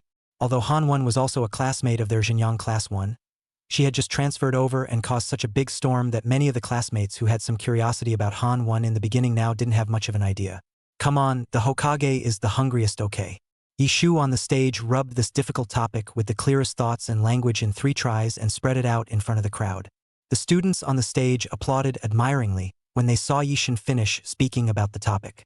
The sports committee, the class living treasure, collapsed on their desks with exaggerated exclamations throughout. Yishin really isn't a human being. This kind of thinking comes to mind. The surrounding students nodded their heads in agreement with one another, turning their brains vigorously to memorize the questions and answers on the board. I don't know when it started, but the students in the class have also called Yishu Yishin, and the class Lushin has become an inhuman existence in their eyes. In the words of the students, the brains and thoughts of these 2 gods were not at all on the same channel as their ordinary counterparts, and they should be called by an exaggerated alias. Miss Han sat in her seat, her fingers constantly entangling her carefully groomed hair. Looking at the young girl with the extra attention on the podium, she lowered her eyes slightly and grunted inwardly. I don't know why, on the posting bar it was clear that her popularity had slowly overshadowed Yishu. But in this sophomore class, Yishu was obviously extremely popular with her classmates. In this class, she was not treated at all like she should be as Miss Han. Yishu didn't care what Miss Han thought anymore. For the applause from the students on the stage, Yishu arched her eyebrows and took it very confidently. After handing the chalk back to Old Wang, the young girl's spine straightened, the long ponytail at the back of her head flicked lightly, and she returned to her seat with brisk steps.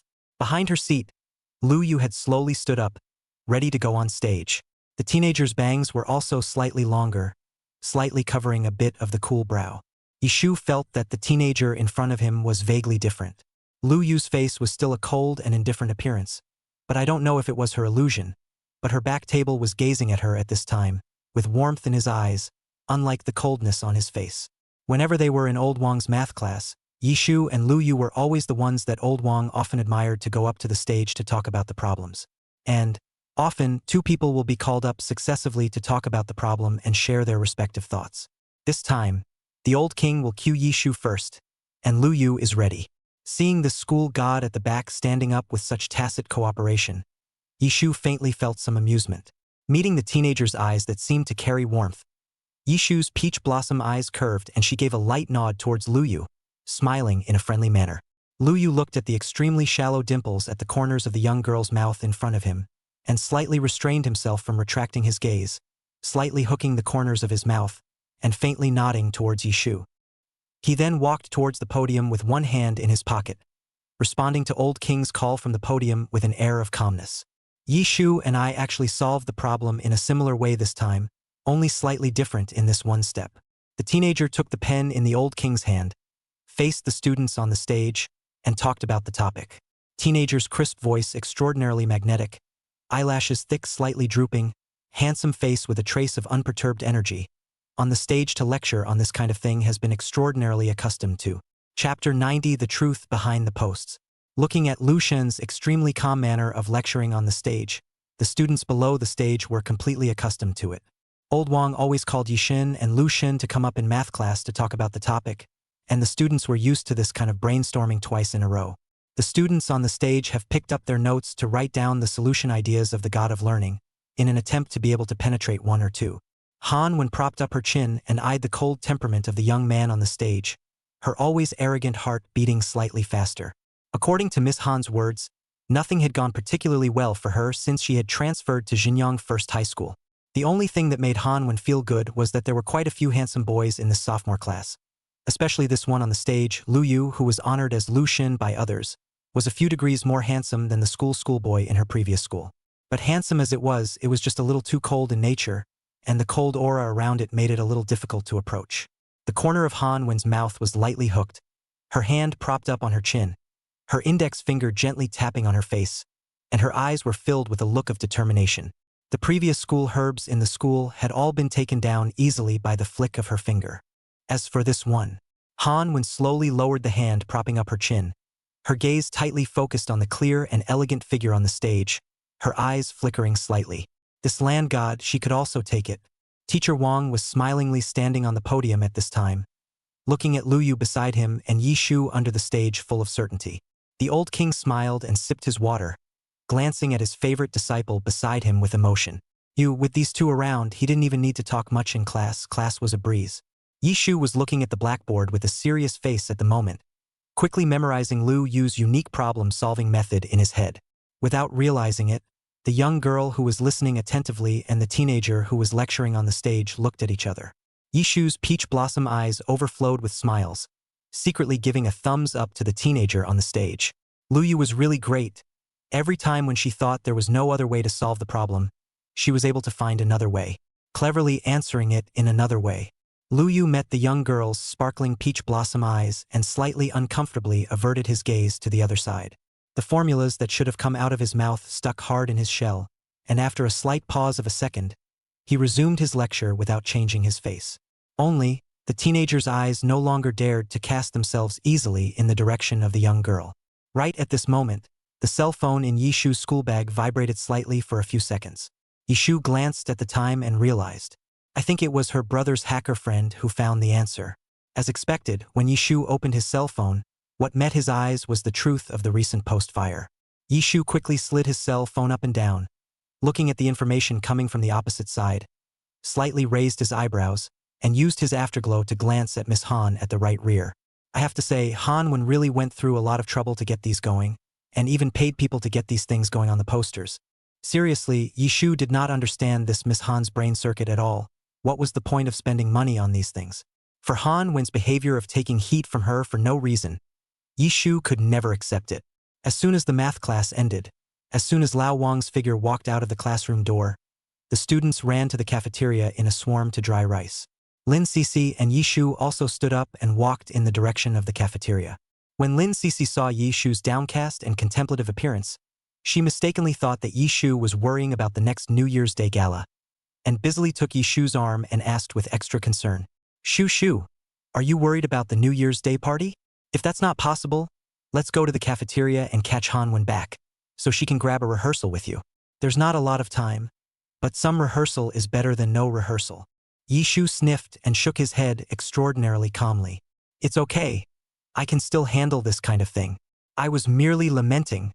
Yi Shu paused for a second, looked at the tall and straight trees on both sides of the road, and muttered, why is it that there are always people who love to get into some crooked business? Isn't it good to make a serious effort to refresh yourself? Why do people always like to focus on others? Jin Yan is, even Han Wen is, looking at Yi Shu whose air pressure was slightly low in front of her. Lin Sisi gently patted Yi Shu's shoulder and comforted her. That's because they're all too idle. It's a sign that they don't have confidence in themselves. Shu, don't pay any attention to those people on the post. They're only as good as their mouths. Lin Sisi frowned at the thought of the pandemonium of posts on the posting bar and fought for Yi Shu. When Yi Shu saw Lin Sisi's righteous indignation, a warm feeling rose up in her heart. She had just been thinking about how to solve this Han Wen thing. As for the things that her classmates were talking about on the recent post, Yi Shu looked at it extremely lightly. But seeing Lin Sisi's appearance in front of her as she fought for her, Yi Shu still felt very happy. She lightly shook Lindsay's arm and spoke in an excellent mood. Sissy, thank you. Let's hurry to the cafeteria to eat. If we don't hurry, the cafeteria will be emptied of food by these hungry people around us. As soon as Lin Sisi heard the words robbing all, she immediately quit and was busy pulling Yi Shu towards the cafeteria. Lu Yu and Wang Yan were in the team of hungry ghosts, and the two of them quickly rushed to the cafeteria as soon as they got out of class and very smoothly solved the noon lunch.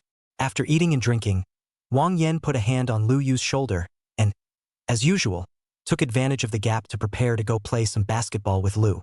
Come on, Lu. Go play basketball with your buddies. Who would have guessed that Lu Yu, however, walked in the direction of the classroom with his long legs and extremely ruthlessly rejected the daily basketball activities between their brothers. Nah. I'm not available for basketball today. I'm obviously free today at noon. There's going to be a New Year's Day party in the afternoon. There shouldn't be anything going on. Wang Yan lightly tapped the basketball and looked at Lu Yu in great confusion. Lu Yu looked pale and didn't say anything as he lightly waved his hand towards Wang Yan and continued to walk towards the classroom. New Year's Eve party?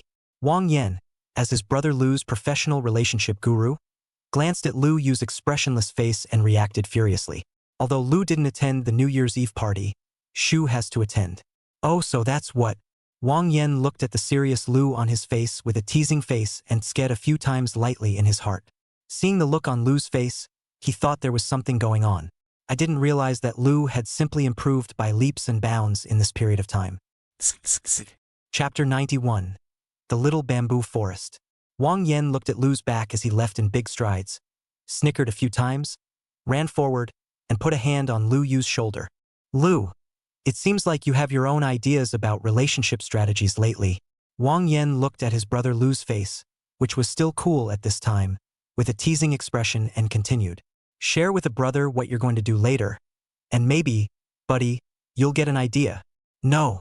Lu Yu indifferently refused his brother's request, inserted one hand into his pocket, took a long and slender leg, and walked forward. Wang Yan looked at the cold back of his brother Lu's rapid departure, lightly whistled, not discouraged, stepped behind Lu Yu, ready to step into the first scene of melon eating. When Yishu and Lin Sisi walked into the classroom, most of the students had already returned from dinner. Several students gathered in small groups, excitedly discussing the afternoon's New Year's Day party. It's not so much the New Year's Eve party as it is the long afternoons of not needing classes. The entire classroom was filled with the excited and happy laughter of the students. Yishu was driven by the surrounding atmosphere and his mood became extraordinarily beautiful.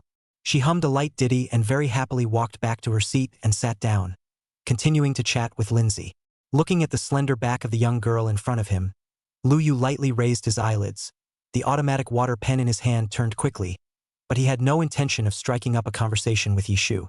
Wang Yan was sitting on the side, propping up his chin, was trying to watch a good show. But then he waited for such a usual scene. Wang Yan, just this? Incredulously, he touched Lu Yu's hand with his elbow, his eyes wildly suggestive. Who would have thought that his brother Lu pressed directly ignored his gesture and instead looked down and brushed up his questions. Looking at his tablemate's smooth and distinct, serious study-side face, Wang Yan lightly stroked his forehead and helplessly sighed in his heart. Thanks to his excitement for so long, nothing happened. Lu's road to love is a long one. At this rate, when can I break the window paper with Shu? On top of that, his daily basketball playtime is kind of a total bust today, Omega.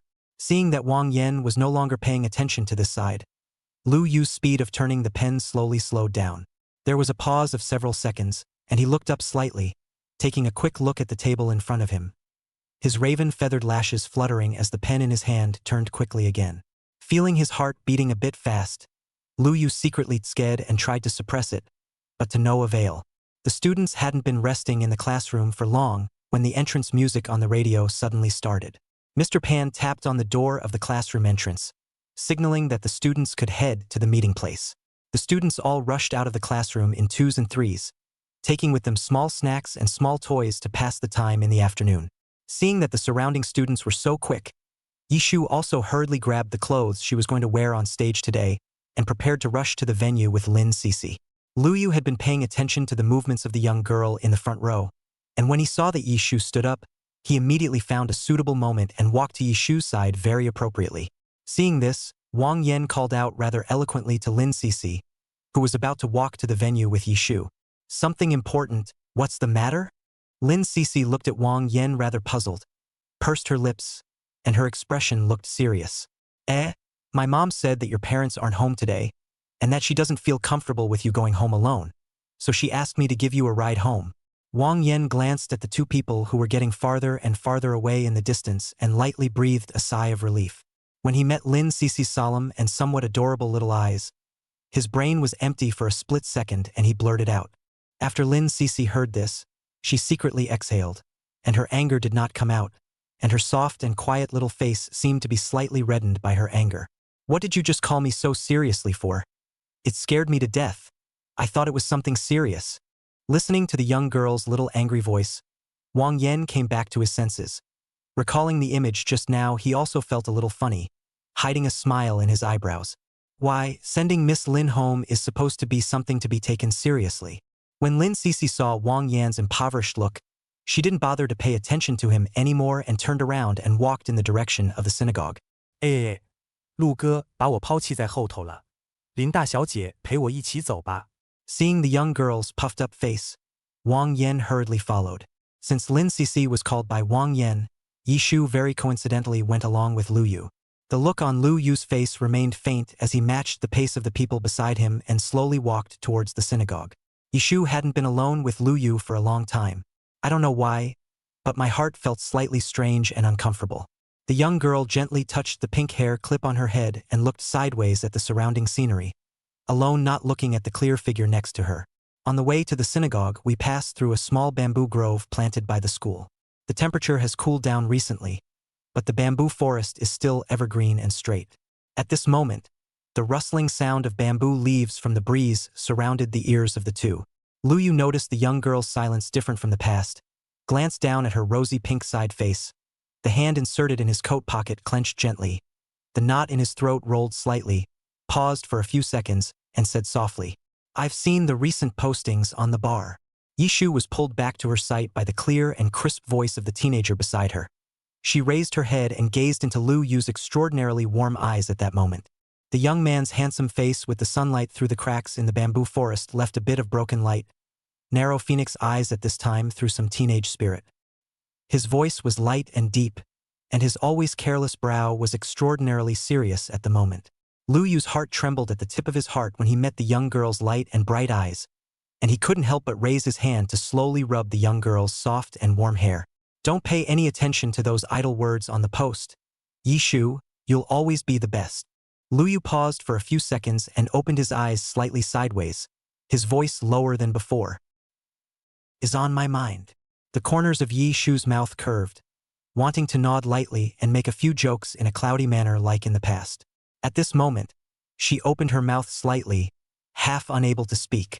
All she could feel was what seemed to be a slight tickle on the top of her head, as if she could still feel the warm body heat of the hands of the person in front of her. The warmth seemed to have some kind of magic, softening her otherwise extraordinarily strong heart slightly. At this moment, Yishu realized that, also, there was still some part of her that cared about the comments on the post. Magically, strangely, it was as if the annoyance factor that had been constantly bouncing up and down in her mind lately had been instantly wiped out at this very moment. The little heart, in the rarefied sound of this bamboo forest, calmed down for a moment. Yishu looked towards the green bamboo forest next to him, and the hand hanging at his side unconsciously clenched the hem of his coat.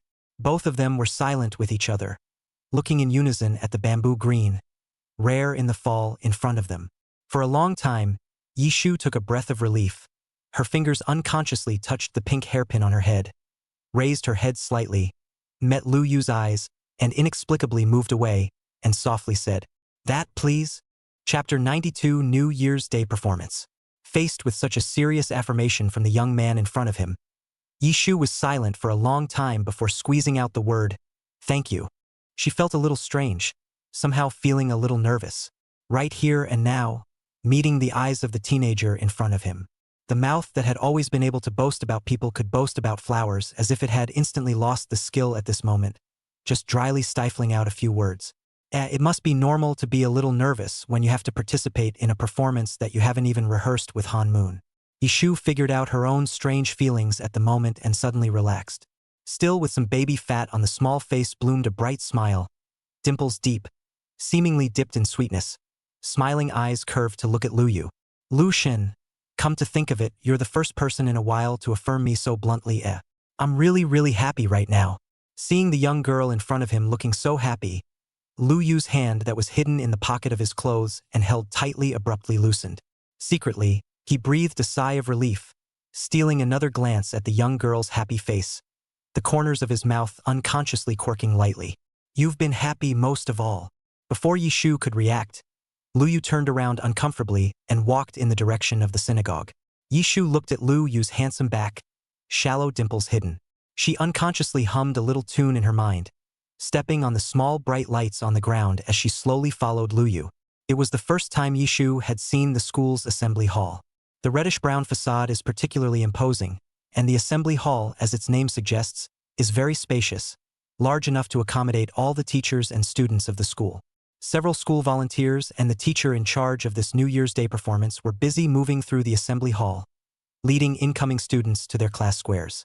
Yishu and Lu Yu had just stepped inside the assembly hall when they ran into Mr. Pan, who happened to come out from inside. "Hurry up! The New Year's Day show is about to start, so hurry back to your seats." Teacher Pan suddenly thought of something else and looked at Yishu. "Yishu, it seems like you're going to be performing a program later, so hurry to the backstage side. The backstage seems to be gathering." After Yishu heard this, he hurriedly nodded towards Teacher Pan and Lu Yu, and then hurriedly ran towards the backstage. Just after pulling open the curtain backstage, Yishu saw Han Won, who was surrounded by the crowd and had an exaggerated smile on her face. "Yishu, you're finally here. I've been waiting for you for a long time. Luckily you made it to the show. There's no need to be scared or nervous. I've performed many times before. With me to back you up, just don't worry." Not to mention, Miss Han's eyes weren't bad. She had only just entered the backstage when Han Won spotted her. The smile on Yishu's face faded slightly when he thought that the recent fiery post was made by this Miss Han in front of him, who paid someone to make it happen. Looking at Han Wen's extraordinarily gentle and concerned eyes, Yishu silently sighed in his heart. It had to be said that, in a certain perspective, Yishu particularly admired this Miss Han in front of him. How on earth did Han Wen manage to keep a gentle smile on her face at all times? Even when she was facing her, the gentleness in her eyes seemed to be dripping out. After observing for so many days, Yishu also roughly guessed Han Wen's shallow and easy-to-understand little mind. With Han Wen being such a publicity seeker, pulling her to perform on the same stage was probably because she wanted her to be a chaperone. Yishu didn't know at what point she was mistaken by Han Wen as a white boy without any skills though, but later she was going to open Han Wen's eyes. She, Yishu, has not been anyone's chaperone since she was a child. "Okay. Then we'll cheer together for the show later." Facing Han Wen's gentle eyes, Yishu also smiled extraordinarily gently. Those who don't know what's going on will mistakenly think that the two are in love with each other. While waiting for the stage, the teacher arranged the order of appearance for the students participating in the performance, and Yishu and Han Wen performed second to last. Just a few minutes before the New Year's Day party was to officially begin, Yishu heard an extraordinarily lively commotion at the front desk. A few of the students backstage attending the show were so curious that they poked their heads out to see what was going on. Yishu pulled back the curtain of the backstage and saw a familiar figure at a glance. The middle-aged man, wearing a black suit with a kind smile on his face, walked to the front row of the audience and sat down, surrounded by the school leaders. The chairman of the Hank group. What's he doing here? Yishu was just wondering about it, when Han Wen's more exaggerated and helpless voice came from his ears. "You, really? I just told my dad I was going to be in the school's New Year's Day show, and he actually came over today to be an audience member." When the surrounding students heard this, they immediately gathered around Han Wen, trying hard to climb into conversation with Miss Han. Xinjiang First High School, as the most famous key high school in B City, there are many students who are children from ordinary families, and there are also a group of students whose families are extraordinarily rich and powerful, only that they are extraordinarily low-key. Only Han Wen is extraordinarily high-profile, only transferred to Xinjiang No. 1 Middle School not more than a few days. The identity of the Hank Group's First Lady will be known to everyone. It was the first time many of the students backstage had seen Han Wen in such an exaggerated capacity, and they were all curious about her. Yishu leaned against the wall with his arms wrapped around him, glancing lightly at the smug smile on Han Wen's face, and was speechless for several seconds. Luckily, the New Year's Day performance didn't take long to start, and the surrounding students who were going to be on stage were nervously making preparations before going on stage, and didn't have the heart to gather around Han Wen. Without the feeling of being surrounded by stars, the exaggerated smile at the corners of Han Wen's mouth tightened a little, and she walked over to Yishu's side to find a sense of presence. Yishu was really too lazy to attach herself to Han Wen and walked to the side to wrap her arms around herself and close her eyes.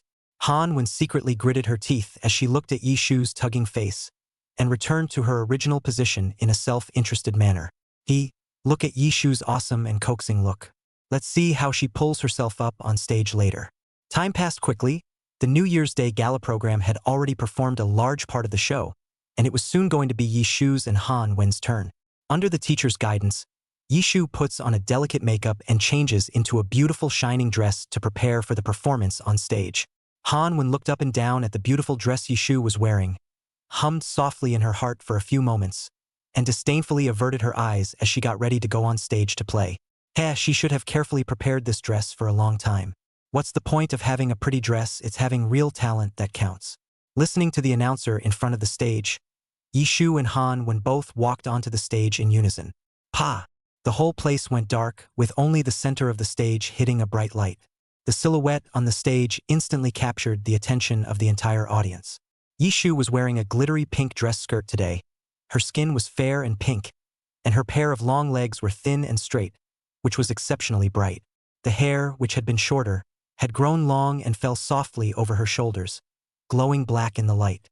Totally looks like a $1,000 lady dressed for a ball. Chapter 93. The stage that belongs to Yishu alone. The moment the stage lights came on, the noisy auditorium was silent for a split second, and the exclamations rose again. The way Yishu and Han stood on the stage seemed to glow, extraordinarily different from their usual school uniform outfits. Wow!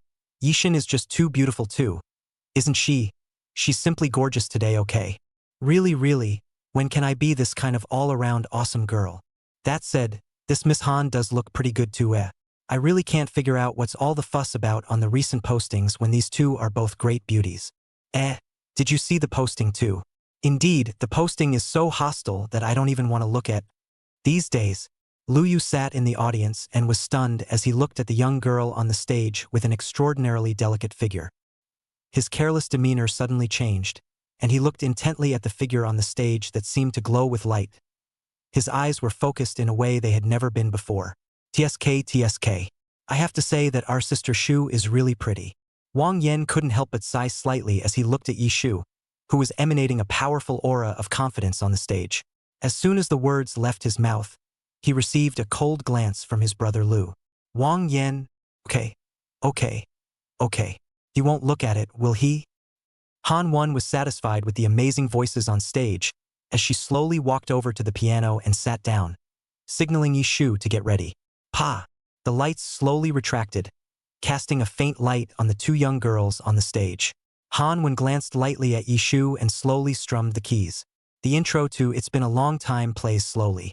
Yishu saw that Han simply did not cooperate with her to start.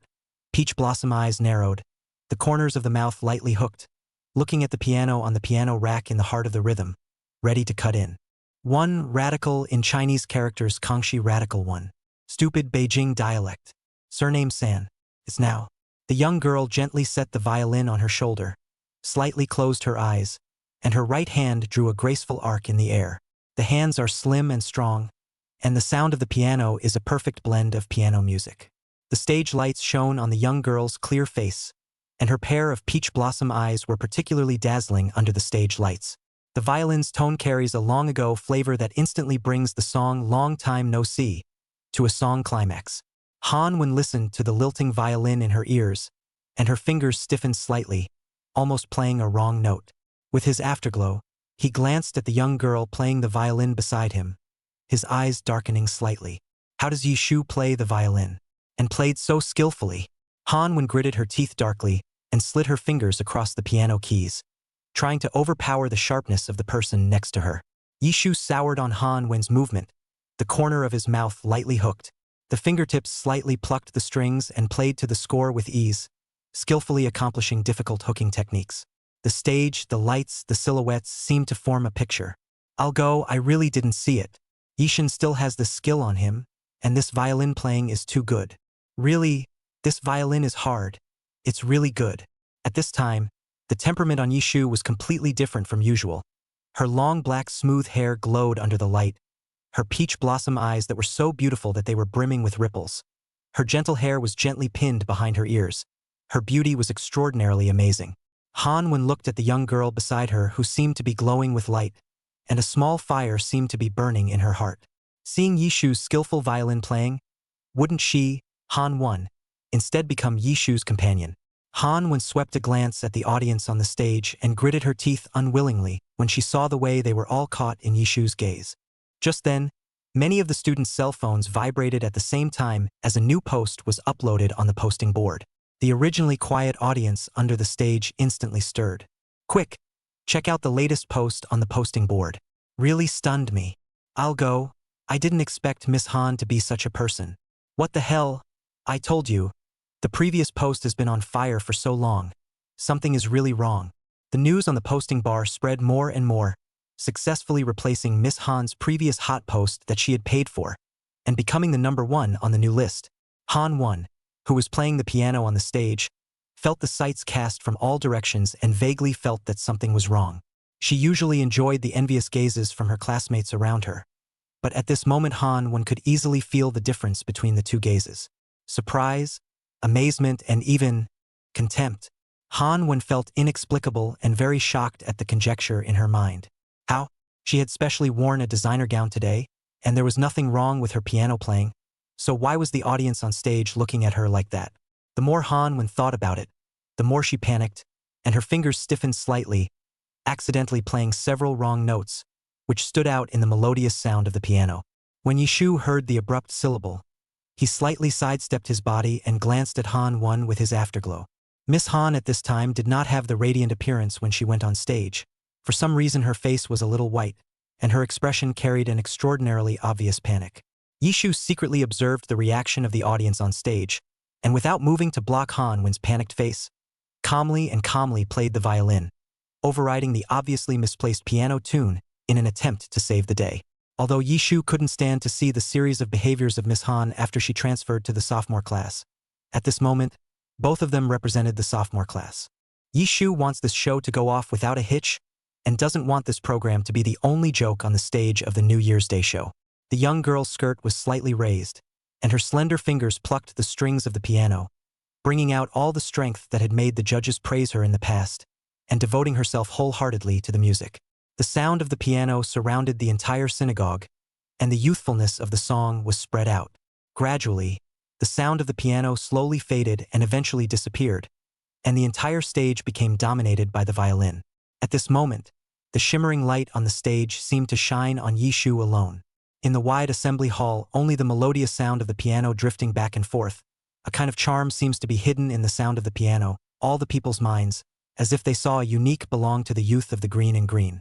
The audience under the stage, which was originally in a commotion, was extraordinarily quiet at this time, and they all watched the smooth movements of the young girl's fingertips on the stage with rapt attention. Someone in the crowd murmured softly, "Yishin, it really has to be the school beauty of our Xinjiang First Middle School." Just as the crowd was engrossed in the music, some sharp-eyed students suddenly spotted a rather mature and attractive figure in the aisle. The man was wearing a light gray suit today, with some detached smiles in his peach blossom eyes, and slowly settled into the seat next to the chairman of Hank Group under the thoughtful guidance of the principal. Wow, who is that person? He looks like he has an unusual status. It's actually the principal of our school who received him personally. Really, and he's sitting next to the chairman of the Hank Group, coming from a big place.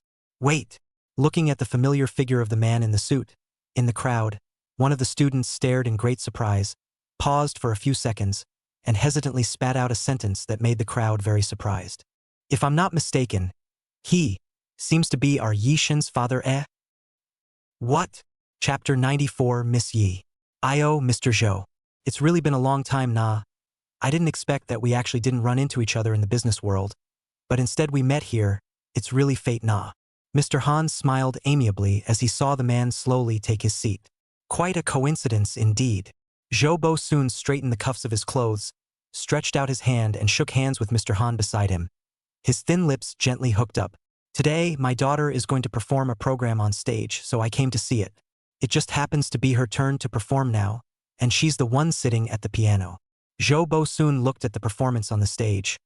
His peach blossom eyes flickered slightly, and his eyes, which had always been puzzling, swung out with some smiles. Coincidentally, the person playing the violin on stage is my daughter. Aya, Mr. Zhou's daughter plays the violin very well. Seeing how well these two children play together, we can have frequent exchanges in the future. Zhou Bo soon nodded faintly without saying anything and turned his head to look at the stage. The man's face was half sunk into the shadows, with a straight nose and thin lips, long black eyelashes gently falling down, and long slender legs idly folded. The sound of the piano on the stage is still melodious, Zhou Bosun looked at his daughter on the stage seriously playing the piano, peach blossom eyes with a pleased smile. On the other end of the room, the students had exploded as they watched the man in the first row of the audience. I think I've seen him before when the school held a parent-teacher conference. The teacher was shouting the words Yishu's father out of her mouth at that time. A girl in the audience scrutinized the looks of the man in the suit and said as much. Man, no wonder Yishin looks so pretty. It turns out that her father is actually so handsome. At this moment, the campus posting bar is particularly lively. The students are still indignant at Miss Han's previous series of operations, and then by the posting bar one after another handsome photos to the dumbfounded. Ha ha ha ha ha ha ha. Is this actually Yishin's dad? So handsome. Strawberry bear. Ah, uncle is a little too handsome.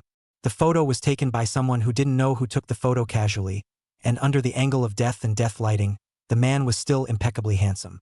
In the thin photo, a reserved and mature aura came out. The set of photos instantly attracted a lot of attention when they were posted, and the downstairs post covered a lot of ground. Fresh taro fairy delicious. Wait, this person looks so familiar. Simon Schuster. Of course he looks familiar. I guess you might have seen him at the parent-teacher conference at school before. Is fresh taro fairy good? No, I remember. I've seen him online. Zhou Bosun, the chairman of Zhou's group. When this thread came out, it instantly stunned a bunch of students. A fat pigeon. Holy, it's true due to Onung. Searching online for a photo JPG. It's really in person. Many students, in disbelief, Googled the word Zhou Bosun and were amazed by the photos and biographies that popped up on Baidu's encyclopedia.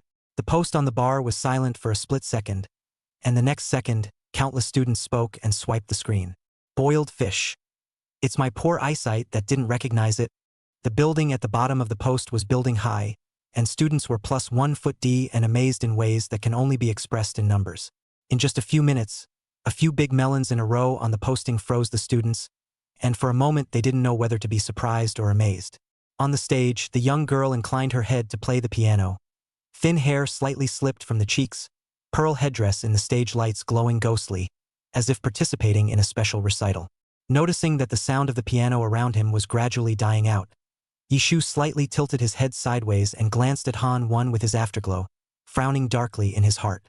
Miss Han was sitting uncomfortably on the piano bench at this time, her hands hanging stiffly at her side, with a look that she had completely given up playing, and her eyes were slightly drooping, making it impossible for Yishu to see the colors in them. Yishu sighed slightly in his heart as he looked at Han Wen's capricious, occasion-less pose. This is great, the instrumental ensemble has completely turned into a violin solo. Missy had never experienced such an embarrassing scene before, and when she had performed on stage in the past, she had tried to do her best without any mistakes. And today's New Year's Day performance is considered to be a complete entry into Miss Ye's Black history. Yishu heart extraordinarily helpless, but on the face is still a calm and confident look. The girl's long and slender hand lightly plucked the strings, bringing the music into the final climax part. Yishu swept a glance toward the stage, originally wanting to see the audience's reaction. Who would have expected? Found a familiar figure. Her dad had arrived at the school at some point and was currently sitting in the first row of seats. When the man saw Yishu finally discover his arrival, he looked at his daughter with a soft face, a warm smile at the corners of his mouth, and secretly gave his daughter a thumbs up. Mr. Han, who was beside him, noticed Zhou Bosun's actions and raised his eyebrows in secret surprise, slightly raising his head to look at Yishu on the stage, silently making up his mind. His eyes, which had always been amiable and smiling, carried a slightly deeper glow in them. It seems that this general manager Zhou is extraordinarily pampered and attentive to his daughter, so perhaps this girl on the stage can be of some use in the future.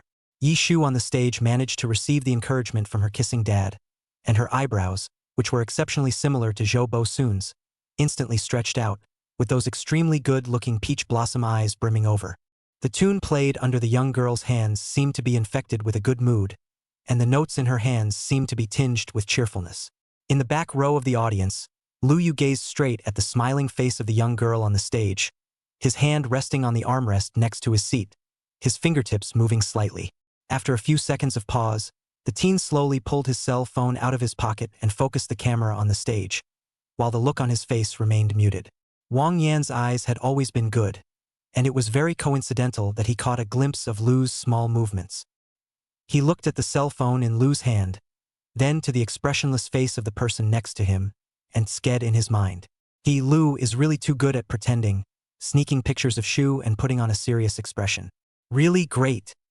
At this moment, the students who were already speechless with shock from the news on the posting all looked at the young girl playing the piano on the stage in unison. From the crowd, I don't know whose voice rang out. Yishin, this look. Where is it like a big lady?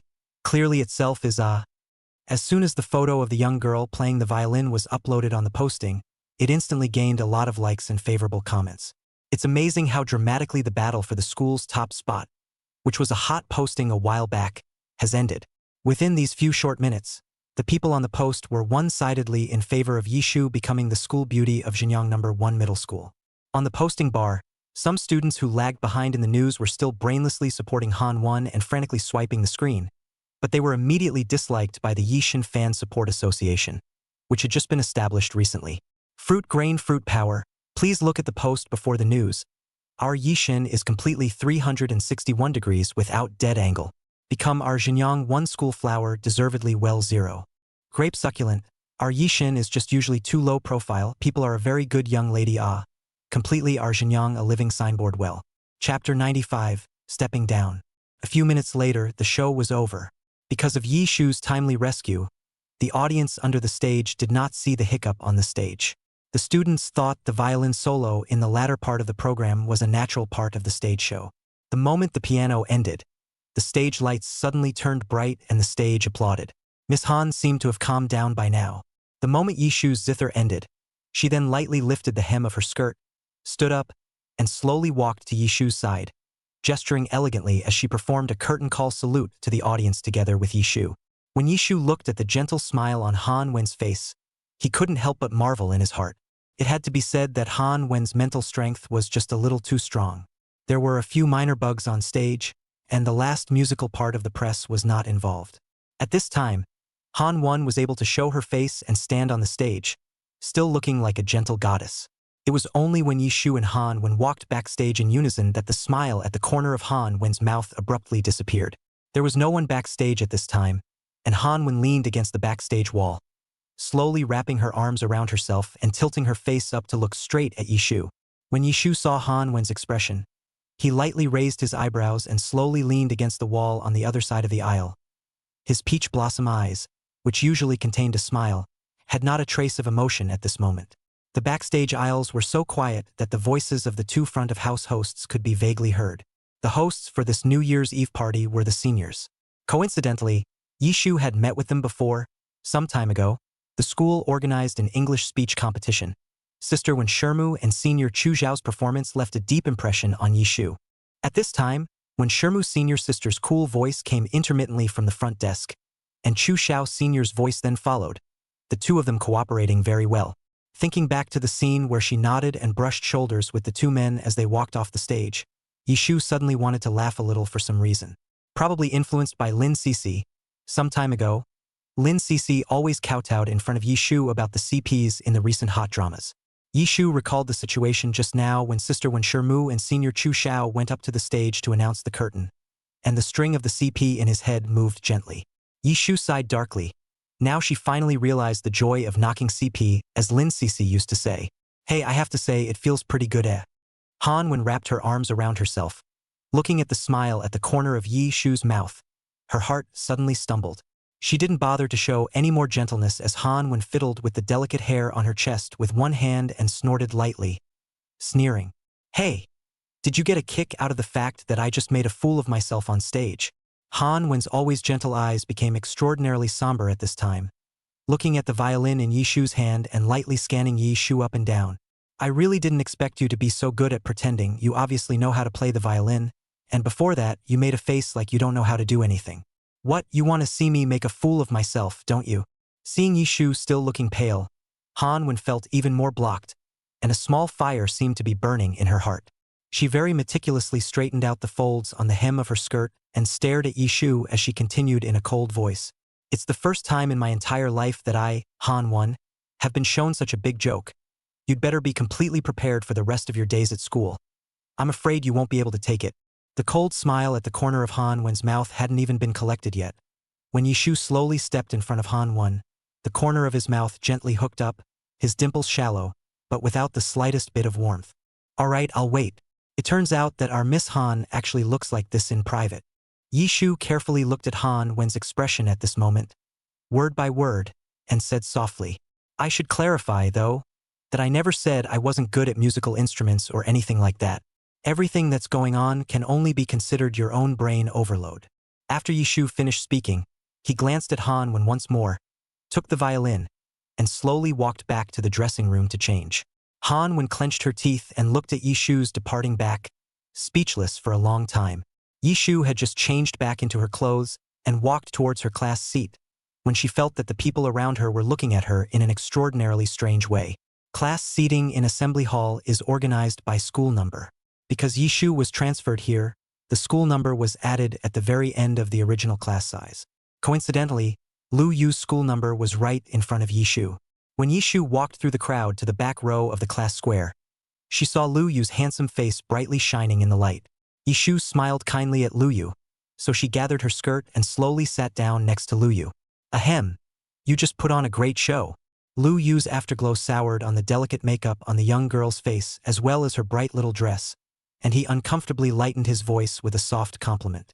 Thanks, the show will just end well. Yishu straightened her hair, which was very delicate today, and was in an extraordinarily happy mood. It had to be said that other people's compliments were really a good medicine. Yishu's original bad mood from the confrontation with Han Wen suddenly drifted away at this moment. Wang Yan looked at Yishu with a look that Yishu didn't understand very well since she returned to her seat. Yishu looked down at his outfit today and wondered, what's wrong? Why are you looking at me like that? When he saw Yishu opening his mouth to ask, Wang Yan seemed to have opened his words and looked at Yishu with great excitement. Sister Shu, your father is actually the chairman of Zhou's group. The cover-up is also too good. Our class didn't find out at all. And how did you know that? Yishu straightened up and looked at Wang Yan, very surprised. Since transferring to Xinjiang First High School, Yishu had never revealed anything about his family to the students around him. Posting Now these posts are all over our school. Wang Yan shook the cell phone in his hand, signaling that Yishu could take a look. Good guy. As soon as Yishu opened the bar, he was surprised by the screen full of post messages. Campus posters were picking up on her dad's identity. The screen is full of words like, chairman of the Zhou group. What's more, someone had put a picture of her, Zhou Shang and Zhou Bosun together and posted it on the bar. Yishu looked at the various news about her family history on the posting bar, and her showy eyebrows frowned lightly. Looking at the heat of this post, Yishu was already able to foresee the campus life afterward. I have to say, are these classmates Sherlock Holmes? How can each one of them have such great eyes? Chapter 96. Who's that next to his daughter? In the backstage aisle, Han Wen lightly leaned her back against the wall, inclining her head to look in the direction Yishu had left, her expression obscure and unknown, her quiet and gentle face slightly mean at this time. In the backstage aisle, the vague sound of a few students chatting came faintly, the sound of footsteps getting closer and closer, the sound of the conversation becoming clearer and clearer. Han Wen tried to suppress the depression and indignation in her heart. The corners of her mouth recurved into a gentle arc, and her originally gloomy eyes instantly softened, as if a fresh breeze had brushed past. Smoothing her hair and straightening her skirt, Han Wen walked towards the exit with elegant steps. Did you see the news on the posting? I really didn't expect Han Wen to be such a person, thanks to the fact that I kinda liked her before. Really, how could she do something so classless when she's no longer the daughter of the chairman of the Hank Group? It's really shocking to drop my jaw. It feels a bit too hypocritical somehow. But it's really unexpected. Yishin is actually the daughter of the chairman of Zhou Group. Usually too low profile, completely missed it. Today is considered to have eaten too many melons. Once these two things are blown out, instantly the highs and lows can be seen. Originally I thought that Yishu is the kind of nerd who only reads books, who thought that people actually all kinds of proficiency so excellent. Alas, and then look at themselves, instantly to wither. Well, why the gap between people and people to be so big? Okay, don't be poor. It's almost time for our show, hurry up. Just now we took too much time to go to the restroom. Before the female student could finish her sentence, she saw Han Wen walking head-on with her skirt, and the words on her lips came to an abrupt end. The entire aisle was instantly quiet. Only the sound of Miss Han's high heels on the floor, da-da-da-da. A few of the students quickly glanced at the look on Miss Han's face, and with their eyes on their noses and their mouths tightly shut, they quickly walked away. After rubbing shoulders with these students, Han-Wen walked forward for a while. The gentle smile on her face instantly disappeared. Her face was extraordinarily gloomy, and there seemed to be a thick layer of fog in front of her eyes, which made it hard to see her color. Han-Wen strides to the door of the fitting room, pulls it open and quickly closes it, pulls her cell phone out of her backpack and opens the posting to check it out. The more you read on the posting, the more alarmed you are. Han-Wen Zwujing's face became extraordinarily ugly at this time. She switched the page and quickly dialed a number, and coldly said, "Someone on the posting board leaked me. Get me on it." An apologetic voice came over the phone. "I'm sorry, Ms. Han. There's no news found. The other party is quite strong, and there's no trace left behind. So what do you think I should do? Now that all this news is all over the posting boards, how am I going to spend the rest of my 2 years at this school after this? Give me a review." As soon as Han-Wen remembered the words of those people when she was just in the aisle, her heart was stifled, and at this moment, she was somewhat unable to control her missy temper. "Ms. Han, since this matter has been blown out of proportion, the best solution is to take the initiative and admit your mistake." "What? Admit your mistakes? I, Han-Wen, never admit mistakes." Han-Wen clenched her fists. The thought of that image was extraordinarily unbearable. The person on the phone, with a calm, extraordinarily calm voice to calm Han-Wen's temper, continued, "Listen to me, analyze the situation." Han-Wen listened for a long time, and after a long silence, she finally agreed. "Right now, the most important thing is to get through this public opinion crisis, and we'll talk about anything else when the time comes." Han-Wen's eyes slipped through a dark aura. These things cannot let her father know. Because of the hot topic and attention on the posting bar, Yishu's popularity in the school further expanded, and even attracted the attention of some people from outside the school, who left comments under Yishu's post. The entire assembly hall seemed to have become a large melon-eating scene at this time, and many students noticed where Yishu was, picking up their cell phones to secretly take pictures and typing comments with their heads down. Yishu was extraordinarily uncomfortable as he felt the line of sight, if any, around him. As for the comments on the posting bar that praised her, Yishu just glanced at them and calmly put them aside.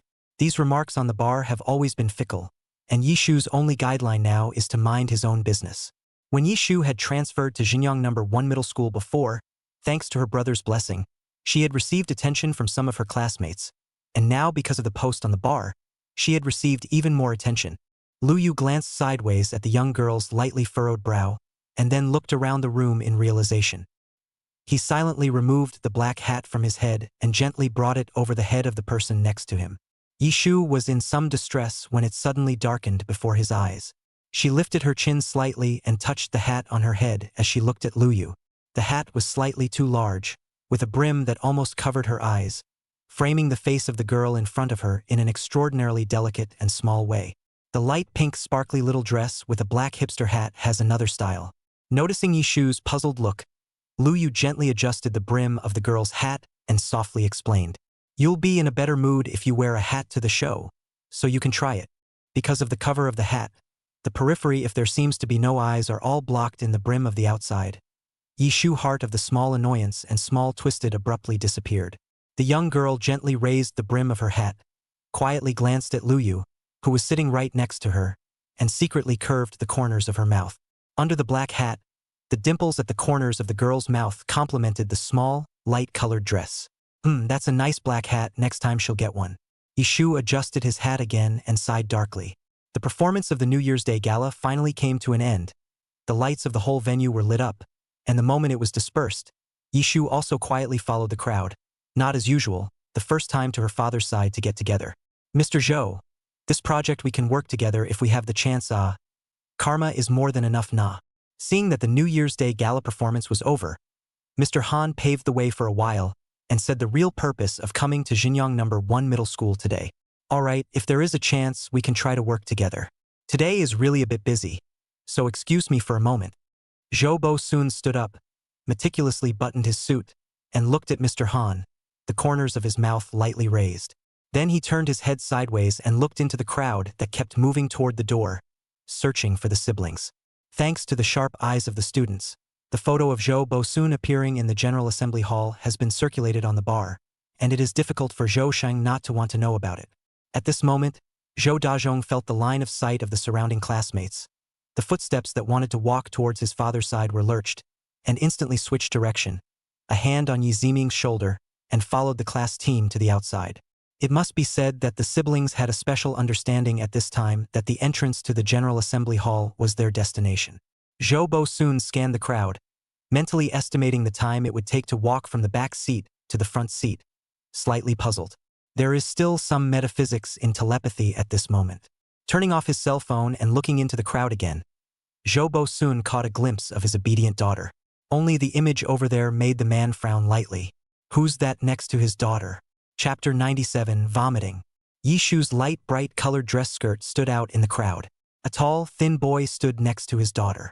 Noticing the black hat on his daughter's head, Zhou Bo soon's peach blossom eyes narrowed, and a certain nerve in his brain twitched slightly. The man looked around and coincidentally saw his son's cool, goofy look again. Seeing that Mr. Han did not leave, Zhou Bo soon politely declined Mr. Han's invitation to continue chatting, took a step and caught the siblings in the crowd, signaling them to follow him. Catching the taciturn siblings in the act, Zhou Bo soon slowly turned around and headed for the specially opened guest passage in the assembly hall.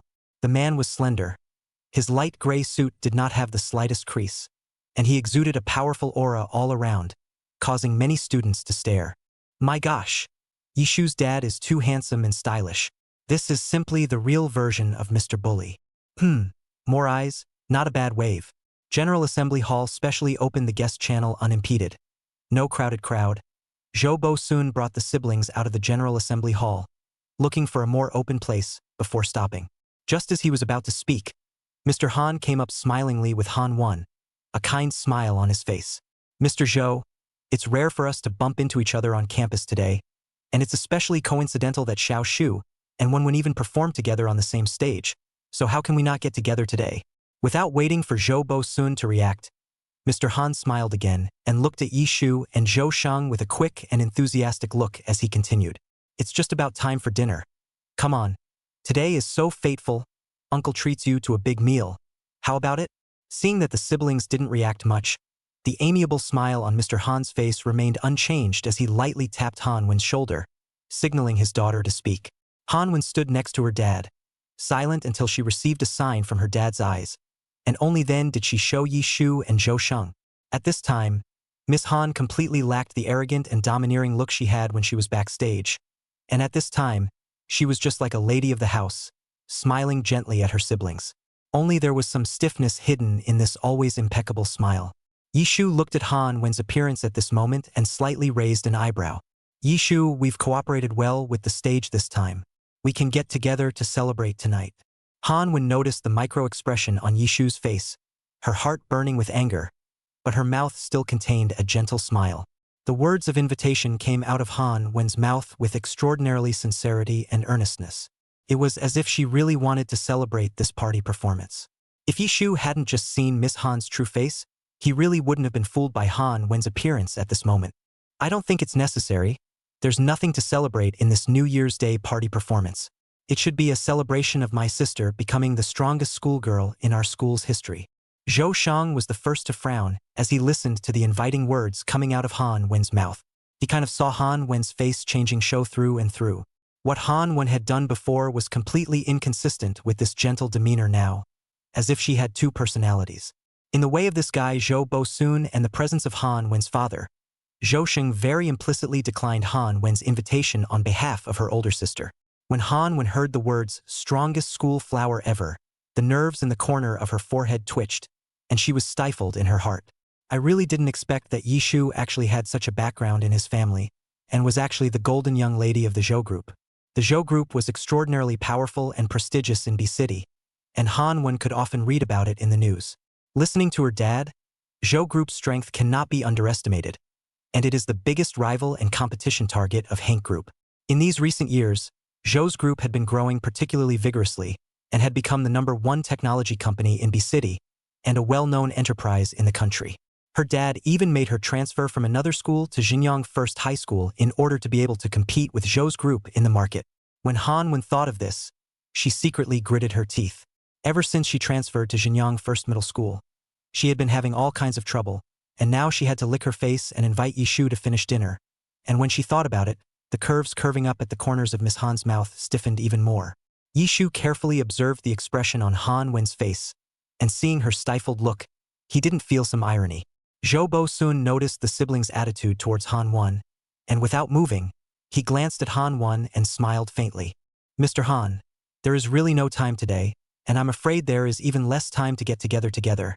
Let's find a chance to make time to get together afterward.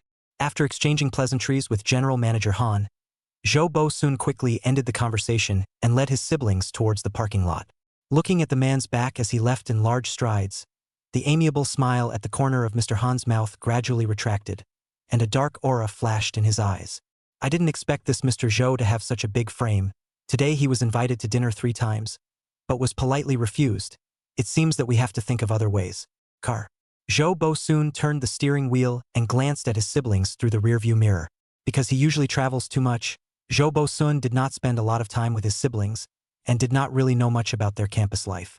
While he hasn't been traveling lately, he tries to make time to come to some of the events held at the school so he can get to know his siblings better. Today he received an invitation from the principal and rushed to attend the New Year's Day party organized by the school this time.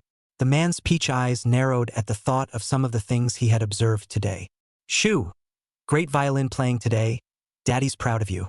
Zhou Bo-sun glanced through the rearview mirror at his daughter who was leaning against the window looking at the scenery and softly opened his mouth to praise.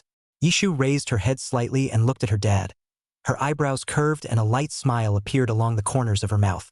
Even though there were just too many hiccups today, it was still a pleasure to be praised by my dad. Dad, why did you come to see the New Year's Day party organized by our school today? The principal invited me over. But, shoo, why did you guys leave without Dad today, so Dad will be sad?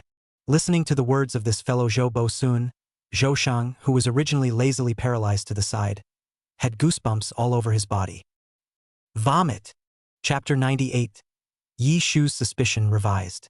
Zhou Shang straightened his body and glanced again at Zhou Bo-sun, who was driving seriously, momentarily suspecting that he had heard the stubble himself. Yi Shu heard his father's tone. Some careful emptiness, small guilt, bent his eyes, lightly arching Zhou Shang, who was rubbing his arms furiously for some reason beside him. Dad, Zhou Shang and I just think it's too crowded inside the Great Hall and wanted to wait for you at the entrance la. Right, Xing Shang? Zhou Shang skimmed his mouth, just about to say something, but under Yi Shu's gentle eye knife weakly closed the wheat and softly answered. Zhou Bo-sun in the front row glanced at the siblings through the rearview mirror, his index finger tapping the steering wheel, a hint of thought flashing through his eyes. Not long after, the car slowly stopped in front of the gate of Junting Park Bush. Siblings opened the door ready to get off and go home. Seeing that Zhou Bo-sun was still sitting in the driver's seat, Yi Shu spoke up suspiciously. Daddy, aren't you coming home tonight? Well, Zhou Bo-sun looked at his daughter, his peach blossom eyes full of tenderness, his clear voice with some apologies. Daddy has to go on a business trip tonight, and it may be several days before he comes back. When Zhou Shang heard his dad's words, his footsteps that were walking forward lurched, and he assumed a young master posture, with his school bag hanging from one shoulder and his arm wrapped around it. Looking at Zhou Bo-sun, his voice without a ripple. So, in that case, you still can't attend my and my sister's birthday next week. Seeing the apologetic expression of this guy Zhou Bo-sun, Zhou Shang understood, and without waiting for his dad's reaction, he quickly walked into the house without any expression on his face. Yi Shu looked back at the back of the teenager who seemed to be bubbling with cold air, and then looked at the slightly apologetic Zhou Bo-sun in the car, and after a long period of silence, he finally opened his mouth. Dad, although Xing Shang didn't say anything about it, he must have been looking forward to this birthday for a long time. If you really don't have the time, why don't you give him a video call? He'll definitely be happy too. Also, Yi Shu saw Zhou Bo-sun nod his head, so he waved his hand and turned around to go inside. It had been a while since Yi Shu had transferred to B City, and the weather was gradually getting colder. Junting Park Bush is a rich neighborhood with a particularly good location in B City, and each villa has a large small garden in front of it. It was late fall and I don't know what kind of plants were planted in the courtyard that are still lush and straight by now. The plant's broad leaves glowed with a small lime green sheen under the silvery silver moon. Before the eyes of the big bright house at this time there is no movement at all. Yi Shu looked up at the silver autumn moon, sighed softly. When will Dad and Mom be available? Only after seeing Yishu enter the house did Zhou Bosun slowly turn the steering wheel in the direction of the airport. Recalling his siblings' very disappointed little eyes, Zhou Bosun pulled out his cell phone and dialed Secretary Li's number. Cutting the last few days of travel quickly, I have to be back next Tuesday for my sibling's birthday. Come to think of it, he had indeed been busy working lately and had really neglected his two children. Even the matter that Xiao Shu was going to perform on stage, he still only knew about it because of the principal of the school. He had to rush back for that kid Zhou Shang's birthday this time. Yes, Mr. Zhou. Listening to such a fast-paced arrangement of the president, Secretary Li responded very calmly on her face, but in her heart, she cried into a small tear. It seems that in the next 2 days, he was afraid that he would have to be as busy as Mr. Zhou until he took off Omega. By the way, as soon as possible, check again about the recent events in Xiao Shu's school and the daughter of the chairman of the Hank Group. It seems like something has happened to those two kids, Xiao Shu and Zhou Shang, recently, and they're hiding it from me. Zhou Bosun's eyes darkened slightly as he recalled the scene outside the assembly hall earlier. When Secretary Li, the batterer, waited for General Manager Zhou to hang up the phone, he immediately picked up the computer and arranged for a follow-up trip. Ding dong, the cell phone beeped. A sizable amount of money figures into his bank card, followed by General Manager Zhou's domineering greeting. Secretary Li was instantly motivated and worked non-stop to prepare the schedule for his kissing boss for these few days. It's really hard to meet this kind of cool and generous boss, which is why Secretary Li has been following Mr. Zhou every day, busy as a dog, but also has been following faithfully. Yishu returned to the house and saw the door to Zhou Shang's room suddenly close, the corner of his mouth curved. She gingerly pulled the wanted milk out of one of the corners and knocked gently on the closed door. After waiting for several seconds, the door to the room opened slightly, and young Master Zhou poked his head out in a very awkward manner. What for? Seriously, Zhou Shang had a slight regret as soon as he recalled what he had just blurted out. Something like, I can't attend my birthday in 2 days. Sounds like he's really looking forward to Zhou Baohong attending his birthday. Totally at odds with his current persona. Nah, here's this can of wanted milk for you. I just found it downstairs. Drink it, don't waste it. Zhou Shang pursed his lips and with a grudging look, reluctantly took Wang Zai from Yishu. Dad said he'll try to make it back in time, and if he can't make it, he'll video call us. Zhou Shang rested one hand on the doorframe and grunted lightly. This young master's birthday doesn't really need him to be present either.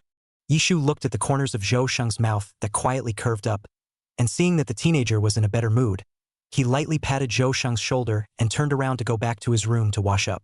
After walking not 2 steps, Yishu suddenly remembered something, stopped and looked at Zhou Shang.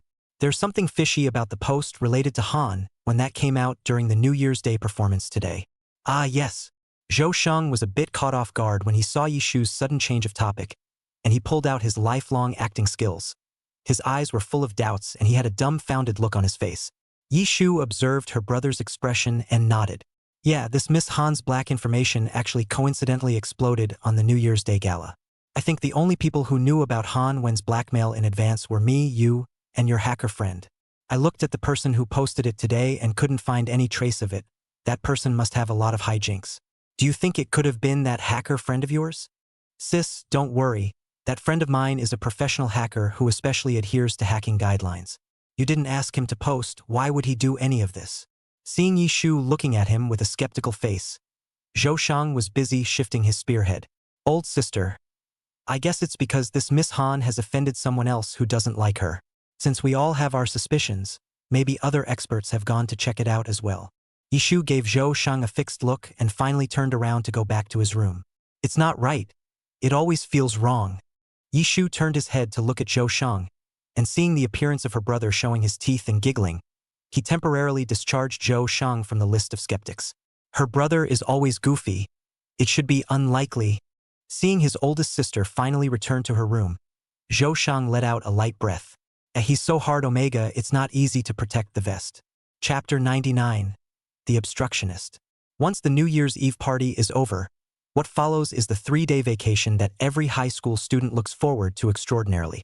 Although the final exams were drawing near and papers were accumulating in piles, every student was extra excited in the words of the academics. These 3 days were the last hurrah before dying. Young Master Zhou was extraordinarily looking forward to this 3-day vacation and had already made an appointment with Yi Ziming to fight fiercely on the King's Canyon. For Yi Shu, a master of time management, the free time on vacation had been extraordinarily full. First day of vacation, liver homework, Cho Shang abuse, combat training. On the second day of vacation, we abused Zhou Shang again, wrestling training and expanding learning. Day 3 of vacation, Yishu propped up his chin, looking at the small green plants outside the window and turning the pen in his hand in boredom. Outside the house, the sun shines through the thin clouds of late fall, shining on the lush greenery in front of the house, flooding it with a different kind of life. Zhou Shang lazily sat on the side, propped up his head, staring dead at the test papers with numbers flying around the table. His long legs slightly stretched out, with a look of deep hatred and pain, and the fluffy and lush hair on his head had long been tormented by the teenager in a messy way.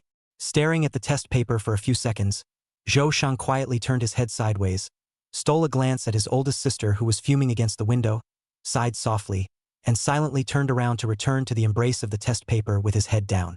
I thought that the New Year's Day holiday 3 days, no Zhoubo Sungai townhouse. He can be dashing and comfortable pain play a few days, who would have thought? Zhou Shang glanced at Yi Shu very accusingly and silently shed tears of knowledge seeping out in his heart. Older sister, the perverted fiend, had not forgotten to bring him along while she was inwardly scrolling herself. I thought I could abuse Yi Ziming a little in the game, but I didn't expect to be crippled by my older sister offline. Why are you looking at me like that?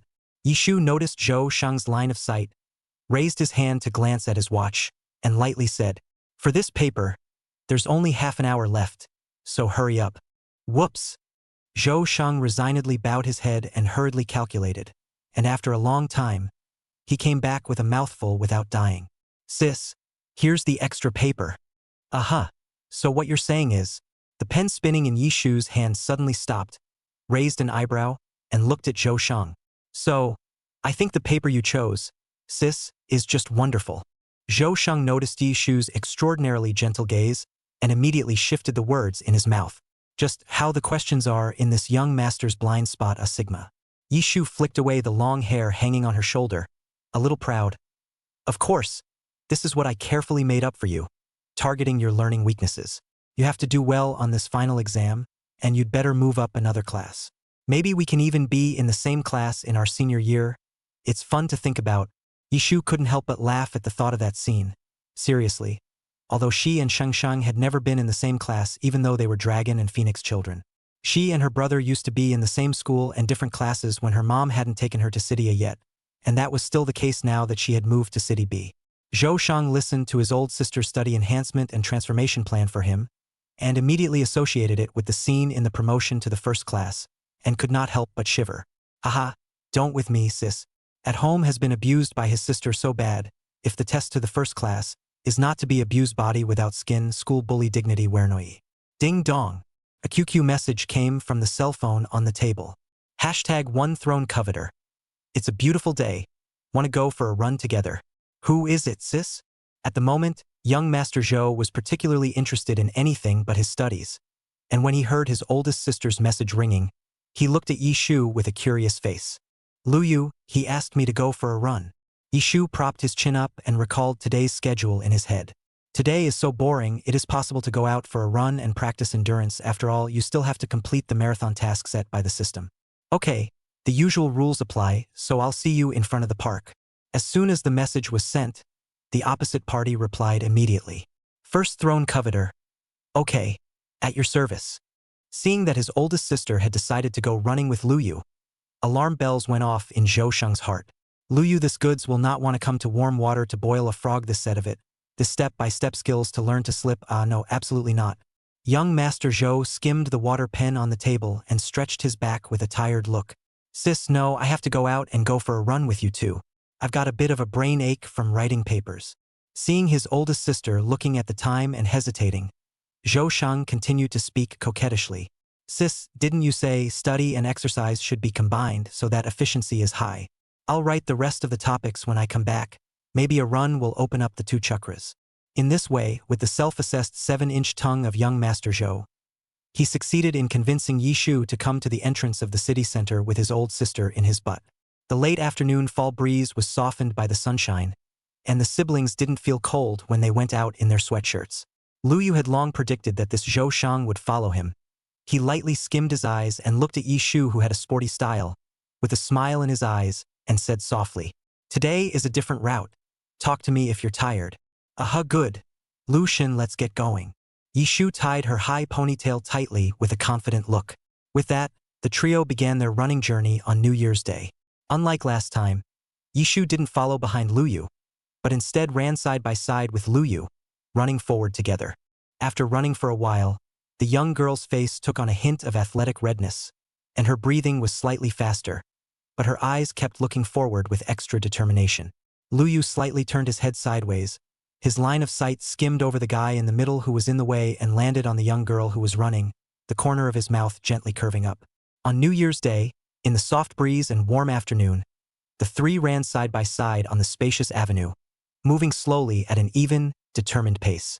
Reaching their destination, the trio slowed to a stop at the exit of Riverside Drive. By now, twilight was falling. A few bright stars were beginning to twinkle in the sky, and the street lights were coming on one after another in rows. Zhou Shang had held on to his breath for this part of the day, running the entire distance side by side with his sister, firmly relying on the two of them to get between them. Yi Shu sipped his water and smiled, giving Zhou Shang a thumbs up, signaling him to keep up the good work. Lu Yu coldly glanced at the obtrusive fellow whose mouth was grinning up to his ears, and pulled the corner of his mouth darkly. Chapter 100. Yes, she's really good. Down Riverside Drive is a lively market neighborhood. The festive atmosphere at night is particularly strong. A red lantern hanging on the roadside, with a festive meaning. The streets were crowded and filled with a crush of people coming from all directions toward Times Square at the end of the street. "Do we want to hang out? I think there's a fireworks display tonight. It should be pretty." Lu Yu didn't move and walked around Zhou Shang on the other side of Yi Shu, gazing into the young girl's eyes. "A fireworks party? Yeah, I heard it's organized by the government, it's huge, and the drones will be out there." Seeing the fish biting, the corner of Lu Yu's mouth slightly hooked as he continued the introduction. "Drones." Young Master Zhou's dark eyes, which had been tormented by the marathon, instantly lit up. Another swift, wary glance at Lu Yu. Lu Yu, the black-hearted guy, usually has 800 heart eyes. It was thanks to his 801 heart eyes that he was able to see through this Lu Yu fellow's disguise. Thinking of this, Zhou Shang snapped out of it. Feelings invited his sister out to run as fake. Together to see fireworks is real awe. But there was actually a drone show tonight, or the extra grand kind. Zhou Shang hurriedly discharged the drone model in his head, suppressed his excitement, and with an expression of "that's it," he was just about to spit out the words, when Lu Yu's clear and crisp voice continued to come. "There are 3,000 drones participating in the fireworks show tonight, and all these people around us heading toward Times Square are probably coming to see the fireworks show." 3,000 frames. The siblings spoke in unison. "Let's go check it out." Zhou Shang had convinced his sister to go home idea has been completely put aside. The heart is all about the heart of the drone. Lu Yu looked at the siblings' excited faces and secretly curved the corners of his mouth. However, Lu Yu's good mood didn't last long, and at the corner of the street, Yi Shu's trio bumped into Lin Sisi and Wang Yan, who were shopping in the bazaar. Shu. As soon as Lin Sisi saw Yi Shu, she left Wang Yan behind and ran over, holding Yi Shu's arm, happy. Wang Yan took a look at the three-person party, and with a hand on Lu Yu's shoulder, he teased in a small voice. "So when our young Lu said he was busy with this. TSK, it seems that our brother Lu has really improved a lot, and will actually take the initiative to raid. Only that there are so many more light bulbs. What kind of mood is brother Lu in at this moment?" Lu Yu stuck one hand in his pocket and slanted an expressionless glance at Wang Yan, letting him comprehend for himself. Don't worry, brother Lu, with brothers around, we can guarantee twice the result with half the effort." Wang Yan, as Lu's relationship military advisor, patted Lu Yu's shoulder rather confidently. And just like that, the trio turned into a quintet as the little ones continued in the direction of Times Square. Because of the arrival of Wang Yan and Lin Sisi, Zhou Shang was suddenly inspired. The more people there are, the time Lu Yu and his sister spend together be greatly shortened. Zhou Shang immediately called Yi Ziming and asked him to come over and have some fun with him. After all, 3,000 drones are not covered. In this way, Yi Ziming, under his Shang brothers' strong amenity, rushed to join the squad's ranks in a row. During this time, the crowd bumped into Li Ka Tong again and the group expanded further. Lu Yu put one hand in his pocket and walked behind the group with Wang Yan, glancing lightly at the small group of friends surrounding Yishu and tugging at the corner of his mouth. Heh. 7 of them. Luck. It's more fun with more people. Wang Yan had also thought of helping Lu to distract Zhou Shang and Lin Sisi from the two of them, so that he could be alone with Sister Shu. But now 7 people are playing together. How happy they are. It was indeed quite happy, and Lu Yu silently raised his eyebrows as he glanced at the cheerful young girl in front of him. Manhwa Street is an extraordinarily famous street in B City. Both sides of the street are filled with all kinds of stalls, the fresh aroma of snacks drifting far down the street. Hooked by the aroma, Yishu's group bought snacks, walking and stopping, eating while walking, and finally, I don't know who brought a crooked step, stopping at a balloon fight stall. The owner smiled at the hordes of people and pointed to the balloons behind him and the prize area. Class, do you want to play? There are prize dolls to be given away if you hit more than one of the balloons. These dolls have been especially hot lately, and it doesn't hurt to play with them. The crowd was somewhat moved by the boss's words, and Yishu once again glanced at the dolls on the shelves and looked at the little ones.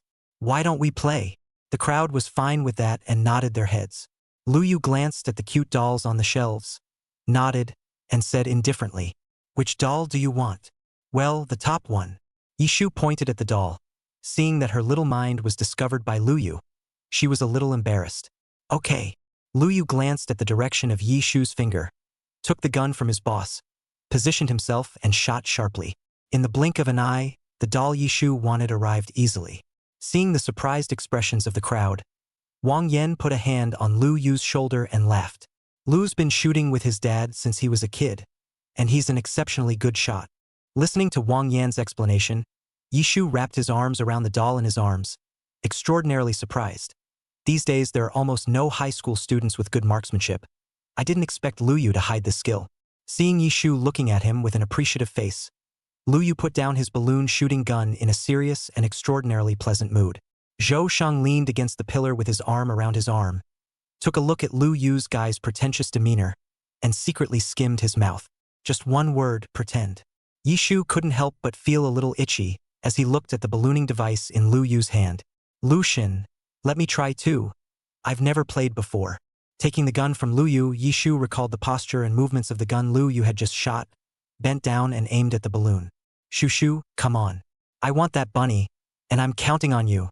Lin Sisi was cheering Yishu on from the side. Her eyes kept looking at the dolls on the shelves. "Good." Yishu made an okay gesture with one hand towards Lin Shi, then, leaning down, his eyes focused, a strand of hair slowly sliding from behind his ear to the side of his cheek. Boom! The shot grazed the balloon, which wobbled slightly. Yishu observed the trajectory, settled down, and bent down again. Any gun that hits a balloon is going to deflect a little bit. You can try changing the angle. In his ears, Lu Yu's crisp voice came. Yishu followed Lu Yu's tip, slightly shifted his angle and pressed the trigger. Snap! Sure enough, the balloon popped. "Wow, Shushu, you're great." When Lin Sisi saw that the bunny had arrived, she hurriedly took Yishu's hand and shook it. "It's a small thing, it's a small thing." Yishu flicked her ponytail. Her peach blossom eyes curved, and her dimples were hidden under the compliments of the crowd. "I'll go. Our sister Shu is really all-powerful." Yi Ziming looked at the gun in Yishu's hand and came up next to his Shang brother, silently sighing. Seeing his oldest sister looking at him, Zhou Shang gave a thumbs up without mincing words, turning his head sideways to Yi Ziming, his tone carrying some small pride. Don't look at whose sister it is." Li Jiadong stood by the side with a skewer, listening to Xinjiang Yiba's words, and wanted to laugh a little. Handing the mouth-poor duo a meat skewer, he silently sighed. Rumors harm people nah." Lu Yu stood with one hand in his pocket, looking at the small smugness on the young girl's face. He couldn't help but curl his lips. "Yeah, she's really good." Chapter 101, Miss Han's reaction. Getting satisfied with their dolls, the 7 continued on down the stream of people. Times Square is the most famous large square in B City, surrounded by buildings. The most characteristic is the front of the square flows through the river. You can see the moonlight reflection of the sparkling river. The countdown to time on the giant screen struck, and a few people crowded to the far end, leaning over the railing to wait. Everyone in Times Square counted down in unison at the top of their lungs. 10, 9, 8. Yishu stood on the small steps under the railing, her hands holding the railing, the wind from the river messing up her hair. Yishu let her hair tumble as she joined Lin Sisi, placing her hands in front of her mouth in the shape of a trumpet, happily counting down with the crowd. 3, 2, 1. The moment the countdown ended, the drone quickly appeared over the river. Almost simultaneously, there was a muffled sound, and the connection between the sky and the river seemed to be connected by a white light, and brilliant fireworks lined the dark night sky with color. It had to be said that compared to the fireworks, Zhou Shang's few people were particularly interested in the drones on the river. This drone is a little too cool. This drone should be doing vertical movement. Wang Yan looked at the drone showing off in the air and associated it with physics for no reason. Well, the navigation system and flight controls are fine. Next time we can buy one and take it apart. Lu Yu stared at the drones flying in the air, wondering what he was thinking. Call us when you tear it down. We'll look at it together. When Yishu heard that he wanted to study drones, his eyes glowed and he brushed aside the gorgeous fireworks in the sky. The surrounding little friends were particularly interested in the matter of analyzing drones, and a pair of bright eyes all looked at Lu Yu in unison. Although young Master Zhou had always looked at Lu Yu with displeasure, because of the drones, he also twisted his tongue and didn't make any proposals about it. Seeing that everyone was looking forward to it very much, Lu Yu nodded his head calmly and made an appointment with his buddies. Surrounding passers-by. Nowadays, children are all so voluminous. Watching a drone actually need to study the principles of physics. The fireworks were over, and the little ones were still a little too excited to follow the crowd back, still chattering about the drones. Drones doesn't talk, but when they do, the 7 of them can't stop talking. Parents who had brought their children to see the fireworks display passed them by and immediately glanced at their own silly children, holding their foreheads. While others are talking about how drones fly, my kids are saying the fireworks are beautiful. Can't help but be impressed. At the end of the New Year's Day vacation, the siblings took the bus to school as usual. Because of the amazing heat on the posting bar, Yishu and Zhou Shang's exalted background had spread throughout the school to a great extent after the brewing of the past few days. The moment Yishu and Zhou Shang appeared in the school, the surrounding passing students immediately looked towards the siblings. The two siblings have extremely similar eyebrows and eyes, but their temperaments are extraordinarily different. The only thing that is the same is the extremely high face value of the two people. In the past, when their family backgrounds had not been revealed, Yishu and Zhou Shang had attracted the attention of many of their classmates because of their sister-brother combination as well as their delicate faces. Now it's attracting even more attention than before. I'll go. How come I didn't realize how unusual the two of them were before? They obviously came in a limousine and had a chauffeur to pick them up and drop them off. Holy really, I have to say we may have been blinded by the hostility of school before. We didn't even notice something so obvious. Yishu saw that if he didn't go, he would be mobbed, lightly patted Zhou Sheng's arm, and the two siblings accelerated their steps back to the class. Yishu sighed lightly in her heart as she listened to the whispered discussions around her. She could only pray that the heat on this posting went down. At this moment, Yishu is incomparably looking forward to the arrival of the school exams. There are exams these small mountain pressure. She does not believe that students will continue to focus on this matter. But Yishu slightly turned his head sideways and looked towards Zhou Shang, who was still walking idly and calmly in a self-contained manner under the measurements of many people. Ahem. There's something I'd like to interview Mr. Zhou Shang. After walking for a while, taking advantage of the fact that there was no one around, Yishu clenched his hand into a fist and used it as a microphone, handing it to Zhou Shang's eyes. May I ask, what are Zhou Shang's thoughts and tips on the overly obvious gazes from the surrounding students, seeing as you're so adapted to it? Zhou Shang spread his hands, with a look of a very indebted mouth. Growing too handsome, accustomed to it. Yishu. Just know it's a waste of time to ask. Speechless for a few seconds, Yishu raised his hand and very sharply gave the narcissistic guy beside him an oyster. When Yishu returned to the classroom, the class had already started today's morning reading.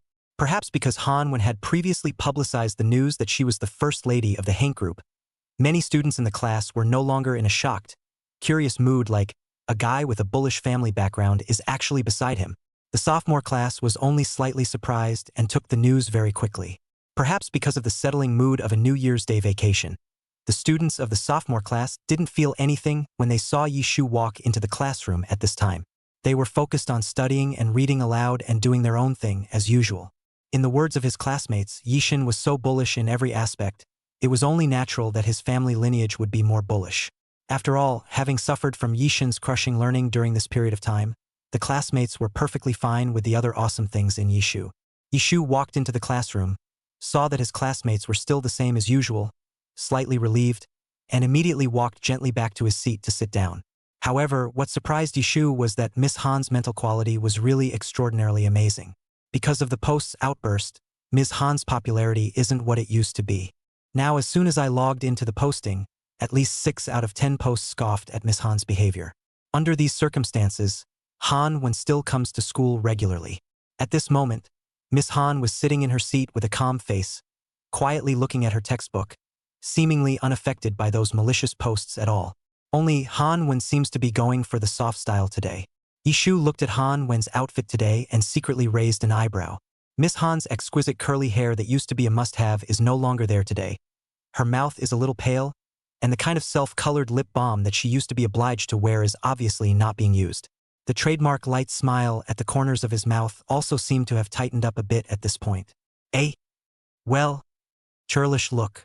Yishu glanced at Han and turned around thoughtfully. What exactly is this Miss Han up to today? Chapter 102, Han apologizes. After the New Year's Day holiday, the whole atmosphere of the class changed all of a sudden.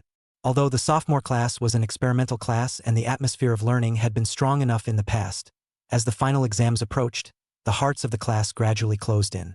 Jinyang First High School, as the best high school in B City, is also extraordinarily famous for its class change mechanism. Each big test is a test of whether or not the students will remain in the lab class. The previous midterm was kind of a complete and utter spreading of the mechanics of the test. For the final exams coming up soon, the majority of the sophomore class is aiming for just do it. Today's recess was cancelled because of the heavy rain outside, and recess became extra long. When Yishu and Lin Cece returned from pouring water outside, they heard the sound of Wang Yan's silky teeth. What topic is so difficult? And it's even hard for our student Wang Yan. Let me have a look. It was rare to see Wang Yan in this miserable state of scratching his head. Lin Cece gloated over, picked up the piece of paper and looked at it for a few seconds, glancing at the English words all over it, and was instantly a bit speechless. Hey, don't despise solitaire, okay? And the one Lu and I play is totally the plus version. Wang Yan noticed Lin Cece's speechless expression and raised the paper in his hand, desperately trying to justify this little game. Yishu curiously took the paper in Wang Yan's hand and swept a glance. It was filled with densely written English words, dragon flying, as if the owner of the pen had written them down casually. The coherent English words filled almost an entire page, eventually breaking off on the last line. Gold director, relax. I have to say, what do you think, Lu? The word relax is a killer. Is this still the focus of our Miss Lin? The object of focus leaned on the back of the chair, long legs against the ground, slightly bent, eyelids lightly raised, glanced at the exaggerated Wang Yan beside him, glanced at the time, slightly raised the corner of his mouth, a look of old age. 30 seconds to go. Wang Yan bowed his head and thought for a long time, while Lin Cece took a look at the word relax, and also frowned her pretty eyebrows. X-ray. Yishu glanced at the densely packed paper and gently blurted out. Lu Yu raised his head, lightly raised his eyelids, his narrow Danfeng eyes slightly raised. His eyes were not like the carelessness of a moment ago, and the depths of his eyes vaguely contained a smile. Right answer. I'll go Shu Cow. Wang Yan was jolted awake with an extraordinarily surprised expression on his face and couldn't help but slap his thigh. Why didn't I think of that? Wang Yan scratched his head and carefully recalled his thoughts again, and was secretly staggered. Feeling Lin Cece's bright eyes, Yishu touched the pink hairpin on her head. The brain is bigger. It must be said that the plus version of Idiom Solitaire is still extraordinarily fun, and Yishu and Lin Shishi are extraordinarily interested in this game. The four of them came together at a table and wrote and drew on the blank sheet of paper. Slanting back, Han straightened her hair, glanced at Yishu, who had his head buried in his hands and didn't know what he was doing, and skimmed her mouth. She stood up, grabbed her cell phone, and headed for the bathroom. Have you written your apology yet? There's time between classes now. It's the perfect time to send it. Han walked out into no man's land and whispered orders into the end of her cell phone. A short while later, a long list of scripts was sent over, and Han skimmed through them roughly for a moment, frowning. The script sent across the street was filled with words of apology. Han closed her eyes and held back for a moment, blushing hard as she posted it on her posting account. During recess, Many students were growing mushrooms in their classes because they didn't have to do drills. Miss Han's apology statement posted on the bar was quickly captured by countless students who were bored and lurking on the bar. Really fake. One of the students, who was originally mechanically brushing up on the problems, screamed out in surprise after hearing the outburst from his fellow classmate. Miss Han brought her own heat because of recent events, and as soon as the apology was posted, it quickly caught the attention of many people, and the heat of the post immediately rose. Brooks. This Miss Han apologized quite sincerely, and actually didn't do anything too much in general. Let's not get too uptight. 7. In that case, it's true. But I hope this Miss Han will stop messing around and study hard. Deba. Han 1 is probably too insecure because she just transferred here and probably wants everyone's care and attention. Because Miss Han's apology was too sincere, the comments below the post didn't go too far. Perhaps because of the influence of the comments underneath the post, most of the students had a slightly better impression of Han 1. After all, in the impression of many of her classmates, Miss Han had always been a gentle and smiling lady, and a smile was always easy to change the initial impression in people's minds. Back row of the classroom. After the final English word solitaire was victorious, Yishu clasped his fists towards the remaining 3 and smiled. Gentlemen, by your leave, by your leave. This champion will withdraw from the battle for now, and you will continue to joust. Lin Cixi and Wang Yan were playing a bit on top of their game at this time, racking their brains at the end of the words, and when they heard Yishu's words, they just nodded lightly. Yishu stretched, then stood up and walked in the direction of the toilet. The restrooms were at the end of each floor, and when Yishu walked through the long corridor to the door of the restroom, he saw Han when washing her hands in the mirror. The toilet was empty, with only the sound of water clattering from hand washing. Watching Yishu walk past her expressionlessly, Han Wen lightly bit her lower lip, her eyes looking straight at Yishu's back. Yishu, how about we don't interfere with well water? Hearing Han Wen's gentle voice from behind, Yishu stopped his steps, turned his head sideways, gave Han Wen an expressionless look, smiled lightly, and put away his smile again. I always do, and I hope you keep your mind on business. Looking at Yishu's back as he turned to enter the inner room, Han Wen gritted her teeth and left with hatred. When Yishu returned to the classroom, it was extraordinarily quiet. The class teacher, Mr. Pan, stood on the podium, wringing his arms and scanning the stage, while a few students in the front row were distributing test papers. There aren't many days left in the final exams, so hand out these papers and pick some of the questions you're weak in and do them yourselves. The final sprint stage, the teacher no longer say anything more, all depends on self-consciousness, how many papers to do, all according to their own feelings. Mr. Pan finished, looked at the back of the classroom, and continued. I've also heard about the recent campus turmoil, so it's better for students not to forget their status as students and focus on their studies. And at this stage, all of them should put their minds at ease. Chapter 103 Birthday Party. After Ms. Pan finished speaking, she scanned the classroom and saw that the students all looked like good pups, nodded with satisfaction, and stepped on her high heels to leave in big strides. The seat of the physical committee is close to the corridor outside the door. Looking at the class teachers far away back, the physical committee looked at the pile of test papers on the table and sighed softly, and said in an old-fashioned way, "It's all about self-awareness. What's the difference between that and the words, better be writing?" The table sighed softly as well, signaling the sports committee to take a look at the academic area of the class. Yishu's few people were currently piecing together on a table, the pens in their hands moving, almost without stopping.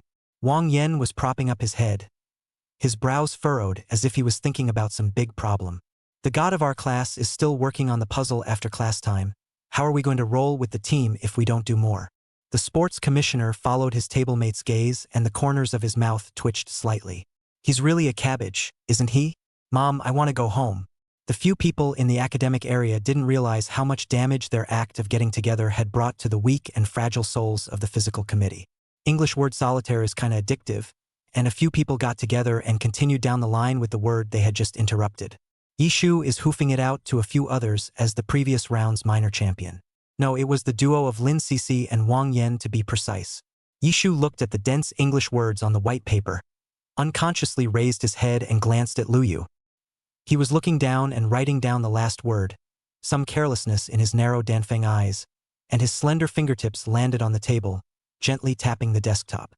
Judging from the density and difficulty of the words on the white paper, Lu Yu's vocabulary didn't look like it was at all at the level of the English teacher's key, focus ah.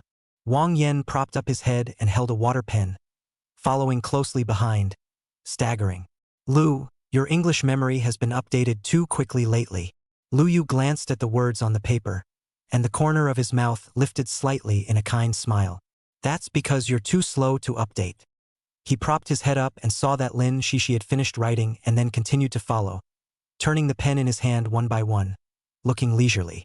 The window at the back of the classroom opened a little, and a cool breeze from outside mixed with a hint of moisture drifted in. The teenager's arms were smooth, resting slightly relaxed on the edge of the corner of the table, his knuckles clearly defined and his fingers extraordinarily long. In this instant, Yishu seemed to have vaguely found a small thread under Lu Yu's icy shell. The lightly smiling teenager in front of him seemed to be a mixture of a little indifference, a little warmth, and even a little bit of venom. Looks like a solid black Persian cat. Kind of cute is going on. Yishu wanted to laugh a little for some reason. The fingertips of her chin propped up gently covered the curve of the raised corners of her mouth and suppressed her laughter as she looked towards the three people who were burying their heads and competing on a piece of white paper. Tonight is mine and Zhou Sheng's birthday. Are you guys free tonight? Come to my house to eat cake and duck. As soon as the words were out of her mouth, all three of them looked up at her.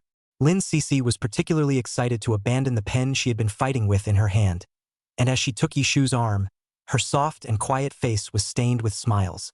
Yeah. Shoo. Then we'll go with you after school. Seeing that Lin Cece had no opinion, Yishu looked at the other two. Lu Yu and Wang Yan both nodded in unison. When Wang Yan heard the words birthday, he was especially interested and nodded his head very quickly. Only Lu Yu's expression at this moment is a bit strange. For some reason, always feel that his surrounding lazy temperament abruptly changed at once. It seems as if there is some uneasiness. Although he nodded his head in unison with Wang Yan, there seemed to be a sense of squirming.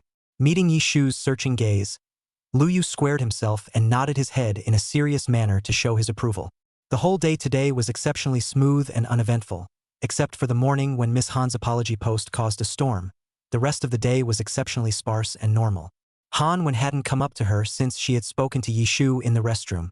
Yishu, as usual, used the time after class to finish the homework assigned by the teacher, attentively attending each of the teacher's lessons.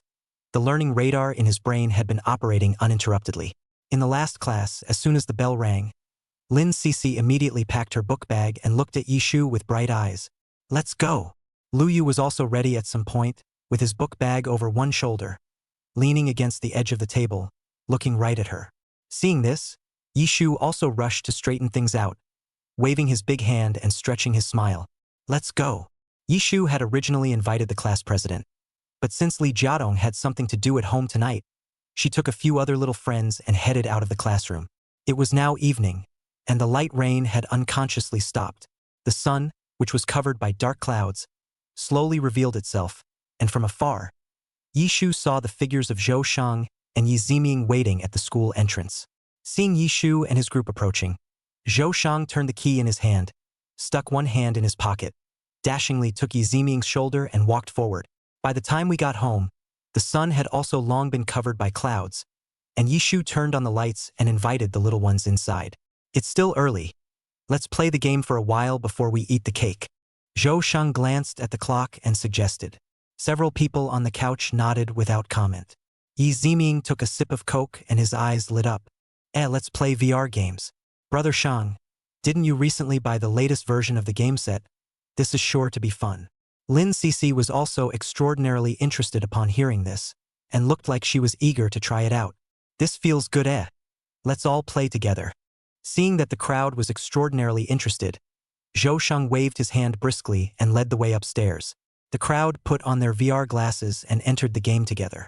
Needless to say, the multiplayer is really something of a thrill. Wang Yan's body fidgeted, laughing and cursing out loud the entire time. Lu, quick! Let's both hurry up and abuse this guy Yi Ziming. This guy is too shady and thieving. Yi Ziming laughed in a good way, and when he saw a few people attacking, he quickly turned to his Shang brother for help. For a while, the always quiet game room became extraordinarily lively. I'll go, Sister Shu. Why are you so bullish? Hurry up, Lu. Hurry up. Wang Yan, you're too cunning. Shu, come and help me. Our game is based on real skill. Lin Cece, do you want your brother Wang to take you?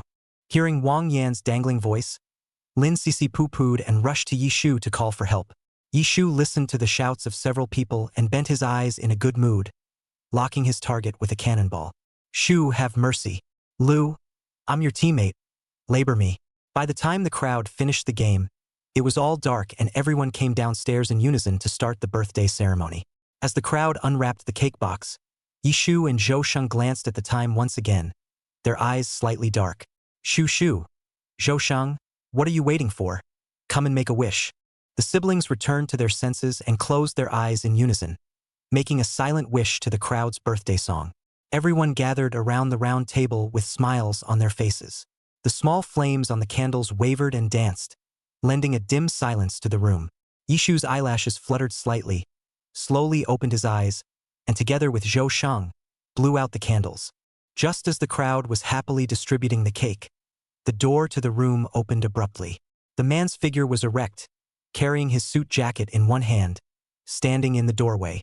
The corners of his mouth lifted slightly as he looked around the room. Chapter 104, Mom calls. Dad. Yishu saw the figure in the doorway and called out happily. Zhou Sheng raised his eyes to look at Zhou Bosun and moved his head away in a twisted manner. Hello, uncle. The small group of friends gathered around the table dutifully greeted Zhou Bosun with extraordinarily polite smiles on their faces.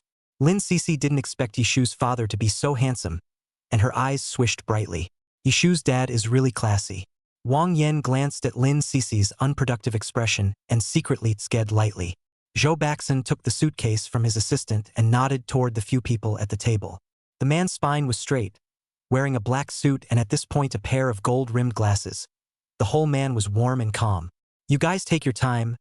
I'm going to go up and take care of some things. Zhou Bosun nodded slightly toward the several children, and his eyes flickered as his line of sight immovably swept over to Lu Yu's side.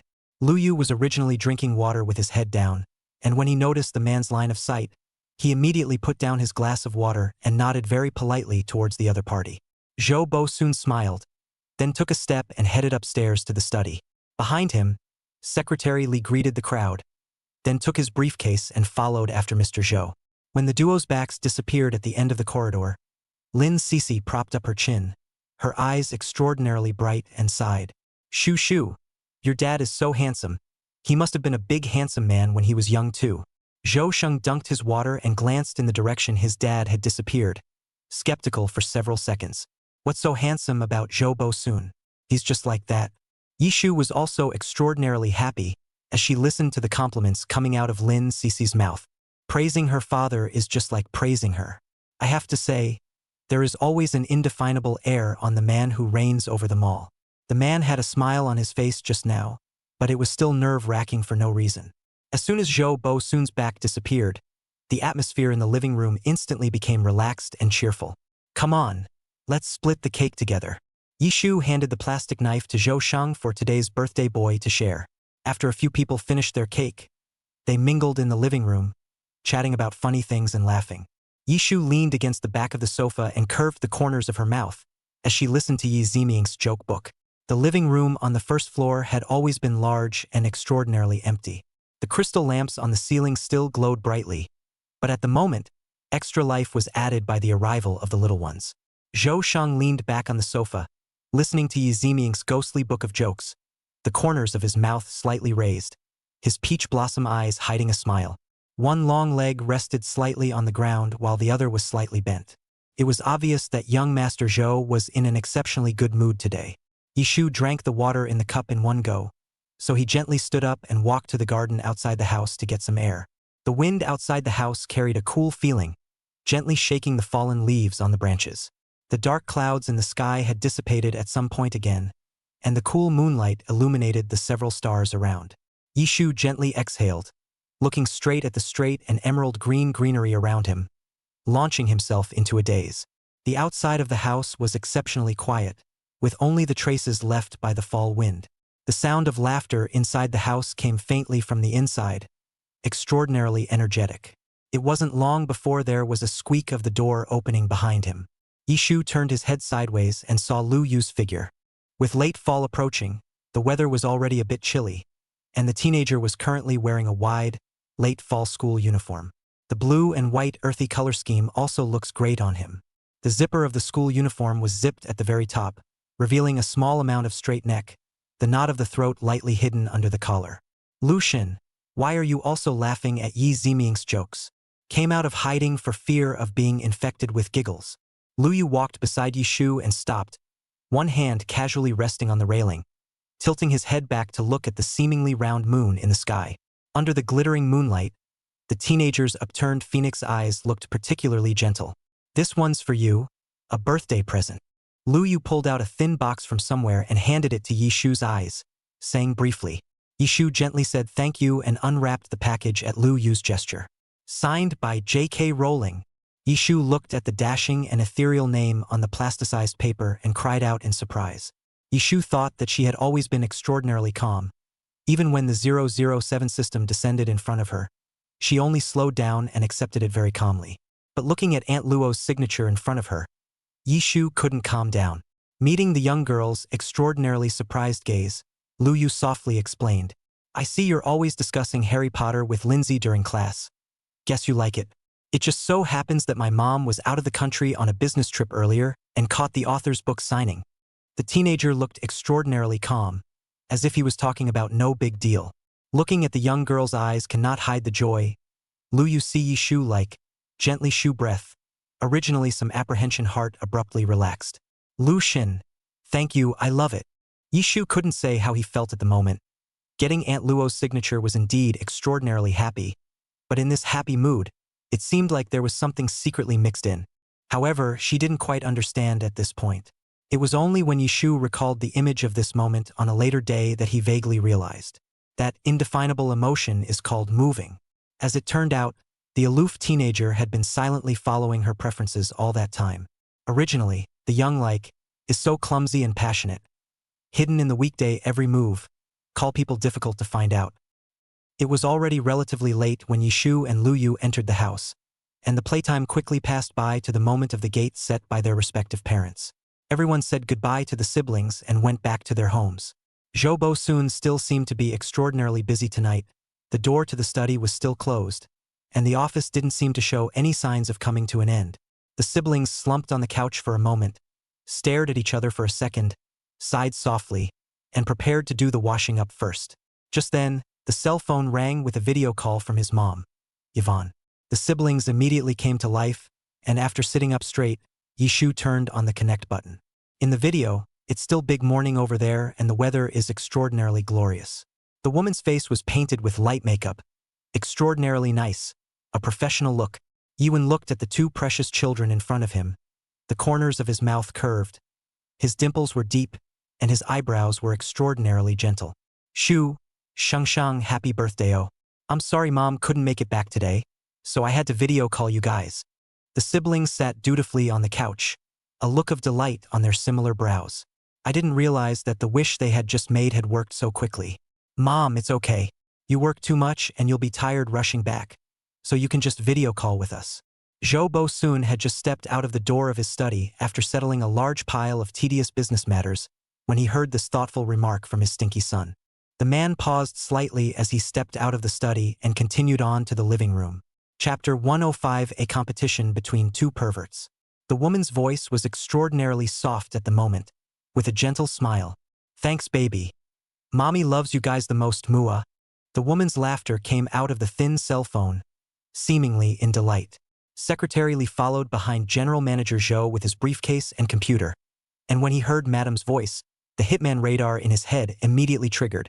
The 6 big words, "This is not a place to stay," immediately appeared in his mind. He nodded towards General Zhou and immediately withdrew from the battlefield. Seeing Secretary Li leave, the man straightened his slightly wrinkled suit and deliberately walked past the siblings, making some noise and walking slowly on his feet to make himself appear on camera for a few moments. Dad, you're done with work.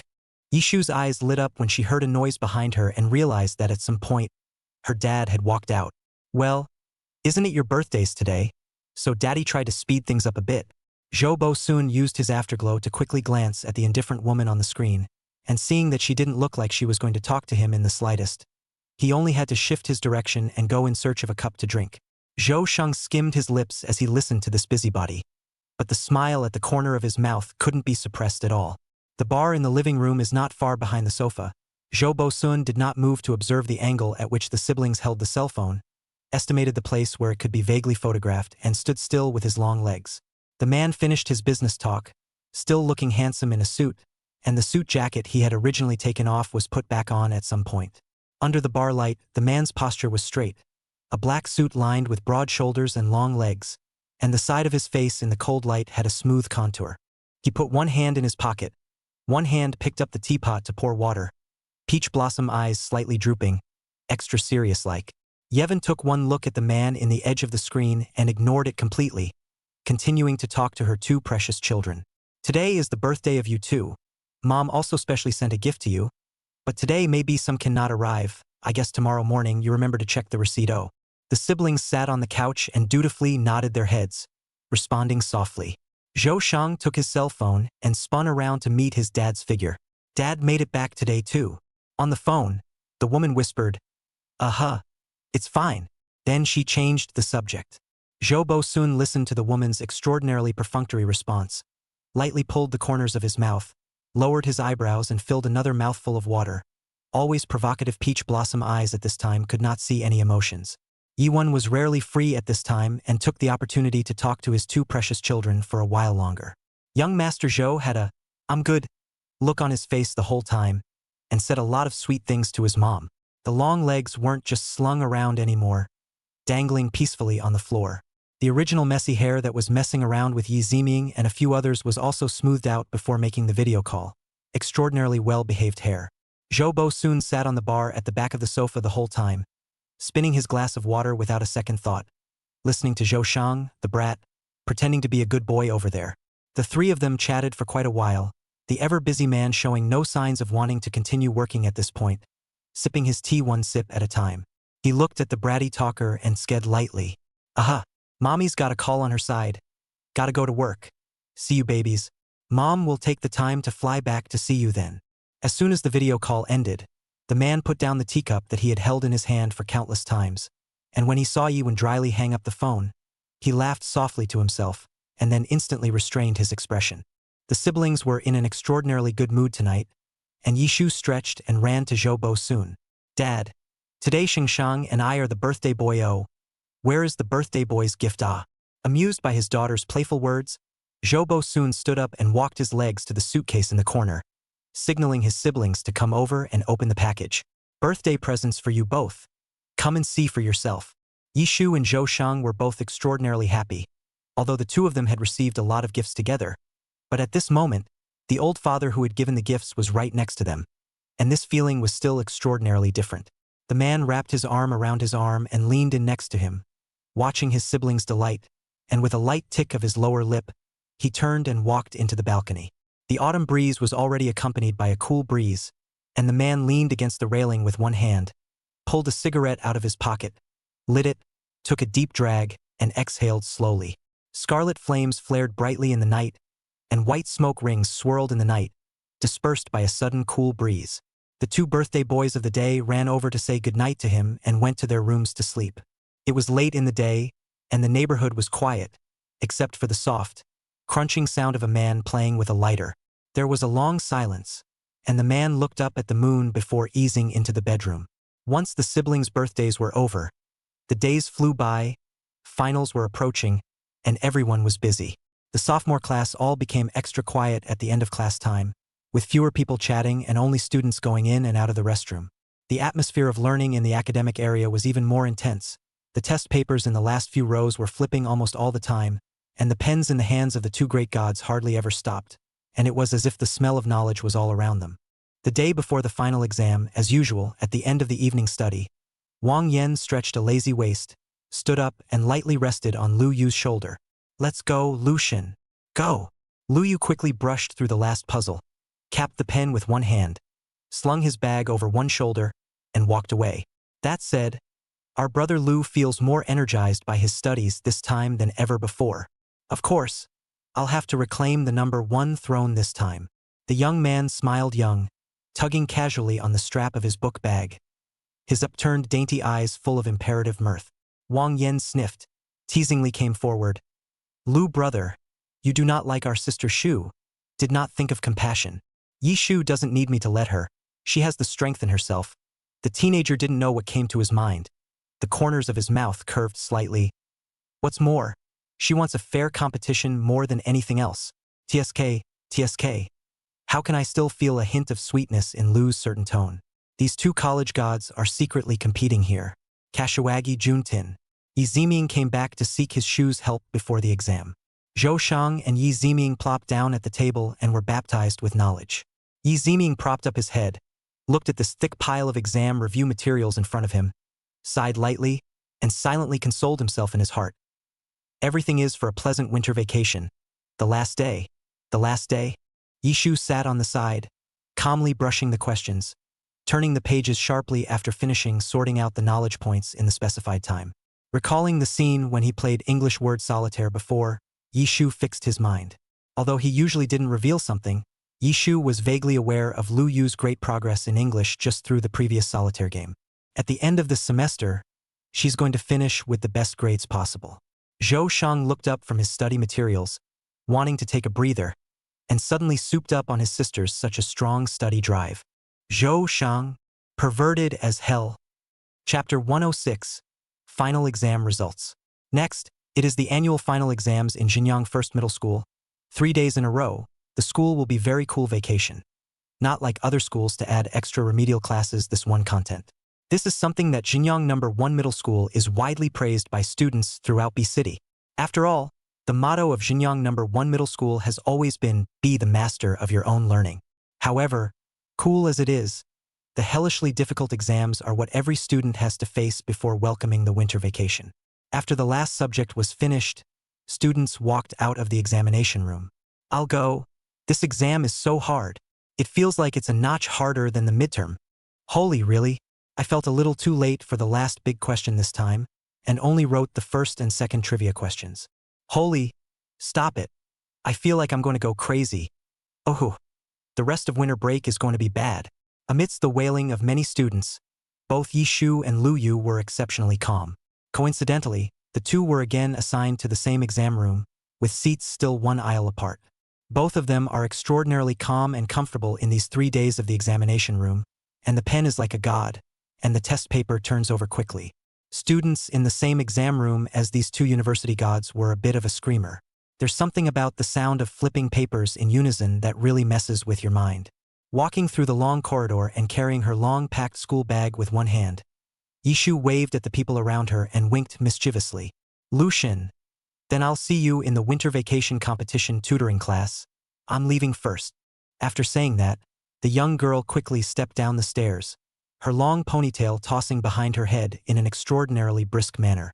Lu Yu, one hand in the pocket, the corner of the mouth with a smile, always looked cold brow vaguely revealed some pleasure. It's been almost a week since the winter vacation, and young Master Zhou looks like he's in a good mood every day. It was a sunny Friday, with soft sunlight spilling lightly through the floor-to-ceiling windows.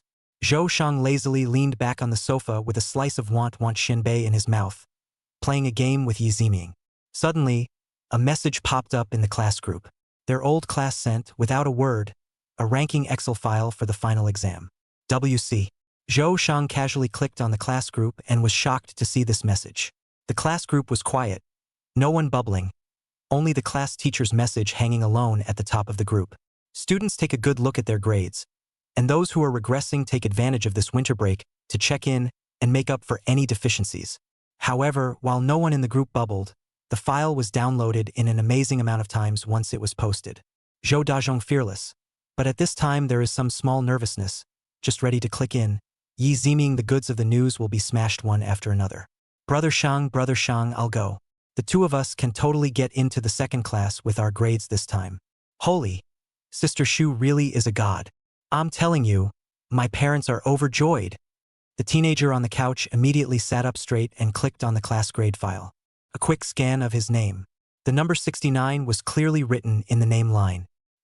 It's done, the new fancy race car is done. Zhou Shang raised his hand and casually ruffled a handful of hair, and continued to lean back against the back of the sofa, humming in an extraordinarily good mood. What are you humming? At some point, Yi Shu walked out of the bedroom and was now leaning on the railing of the second floor watching him. Qing Hua porcelain. Zhou Shang raised his eyebrows and replied confidently. Yi Shu. didn't hear it at all. She should be glad that her brother never hummed at school. Yishu couldn't help but close her eyes and hold her forehead at the thought of that scene. She was really afraid that her sister-in-law would die. But, of course, according to the optimism of her silly brother, it is estimated that the only one who will die socially will be her own sister. When Zhou saw Yishu coming downstairs, he followed his sister with his ass, ready to report his recent learning achievements. Sis, the final exam grades are in. Aha! Yishu nodded. I got 69th in my grade. Aha, not bad. Yishu picked up the cup and took a sip of water. Seeing this uncharacteristically calm attitude of Yishu, Zhou was a bit strange, stealing a glance at his sister's expression as she drank the water and hesitated for a moment. Sis, what's wrong with you? You're not happy. Yishu thought back to his grades and nodded. Didn't do well. What the dude owning his sister the pervert would actually fail the exam. Countless speculations flashed through young Master Zhou's head in this instant. Is it hard to believe that my oldest sister made a mistake this time and fell out of the experimental class? Stealing a glance at Yishu's complexion once again, Zhou scratched his head and dryly consoled. Ahem, old sis, it's fine. One mistake is nothing. Zhou was quite the eye candy at the moment. Seeing that the cup was empty, he immediately picked up the teapot and poured water for Yishu. Sis, so what grade did you get? Zhou had to admire his own cleverness. He had to test his sister's results before he could better comfort. First, the young girl replied briefly. Zhou, honestly, is his sister playing him? Yishu took the teacup from Zhou hand, drank the tea in one gulp, and placed it on the table with a pop, tied for first place with Lu Yu. The young girl brushed her hair to the side, her always sweet voice seeming to have some small bite to it. Yishu hadn't come across anyone who threatened her first position in her grade since she was a child. And in Jinyang First High School, there is one. Yishu lightly patted Zhou shoulder, his eyes full of fighting spirit. Playtime will have to be cut down this winter vacation. By the way, I'll take you to study with me.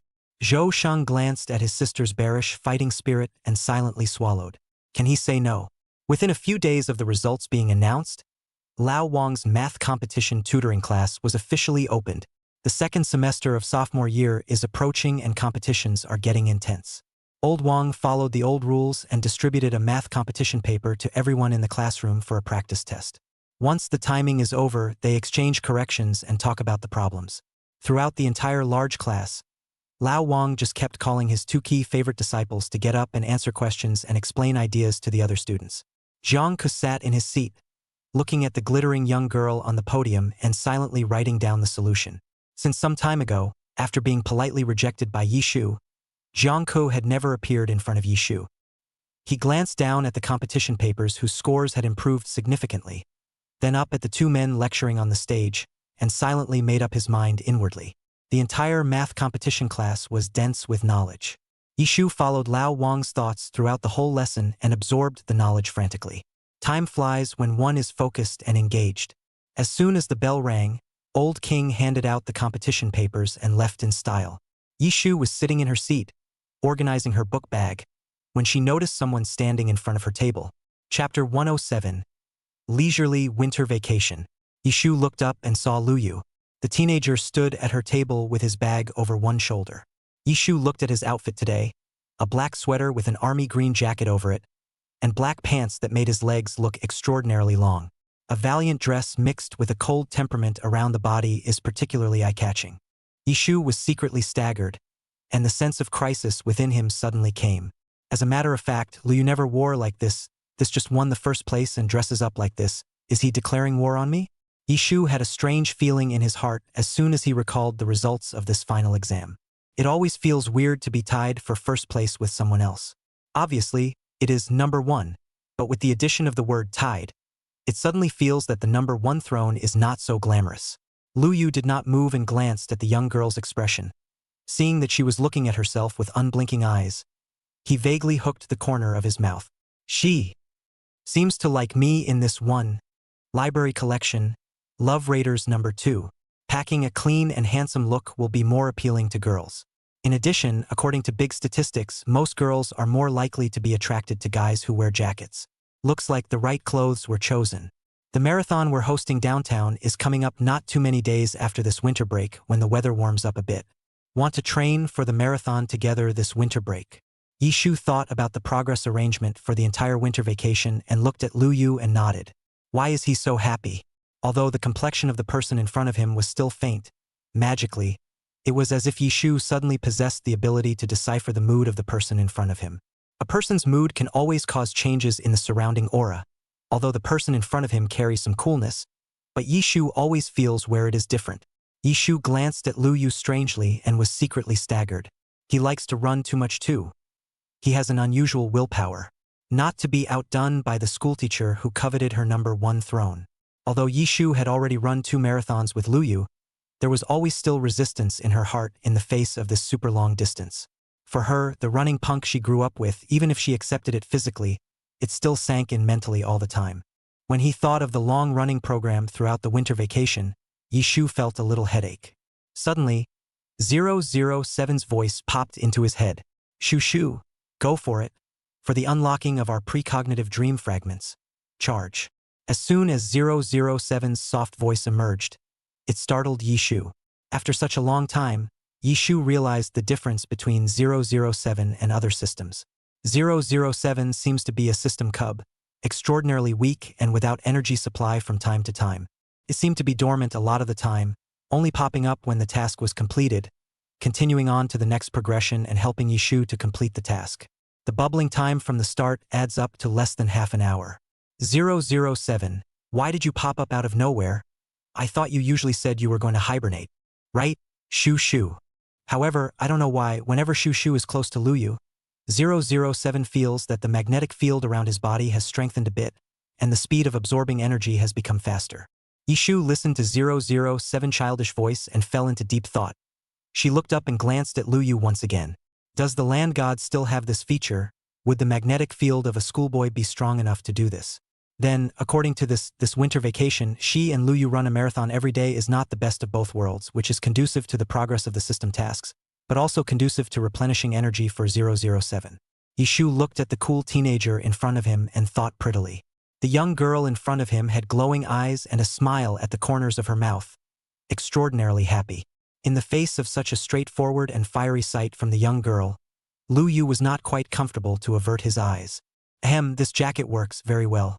Having straightened out his thoughts, Yishu greeted Lu Yu and Wang Yan and went home with light footsteps. Lu Yu glanced down at his army green jacket and straightened the creases. When Wang Yan saw that the two had finished chatting, he put an arm on his Lu's shoulder and teased. Lu, very handsome today. It looks like the beauty plan is going well. Lu Yu lightly glanced at Wang Yan, the corners of his mouth vaguely hooked up as he walked out of the classroom with his book bag in one hand. The winter vacation passed by very quickly. Yishu every day to put their own schedule full, live a very fulfilling. Zhou Sheng originally wanted to be paralyzed for a few days, but looking at his sister's energetic energy every day, he also unconsciously followed his sister's progress. One morning, as usual, Zhou Sheng came downstairs in a daze, ready to run the damn, long and difficult marathon with his sister.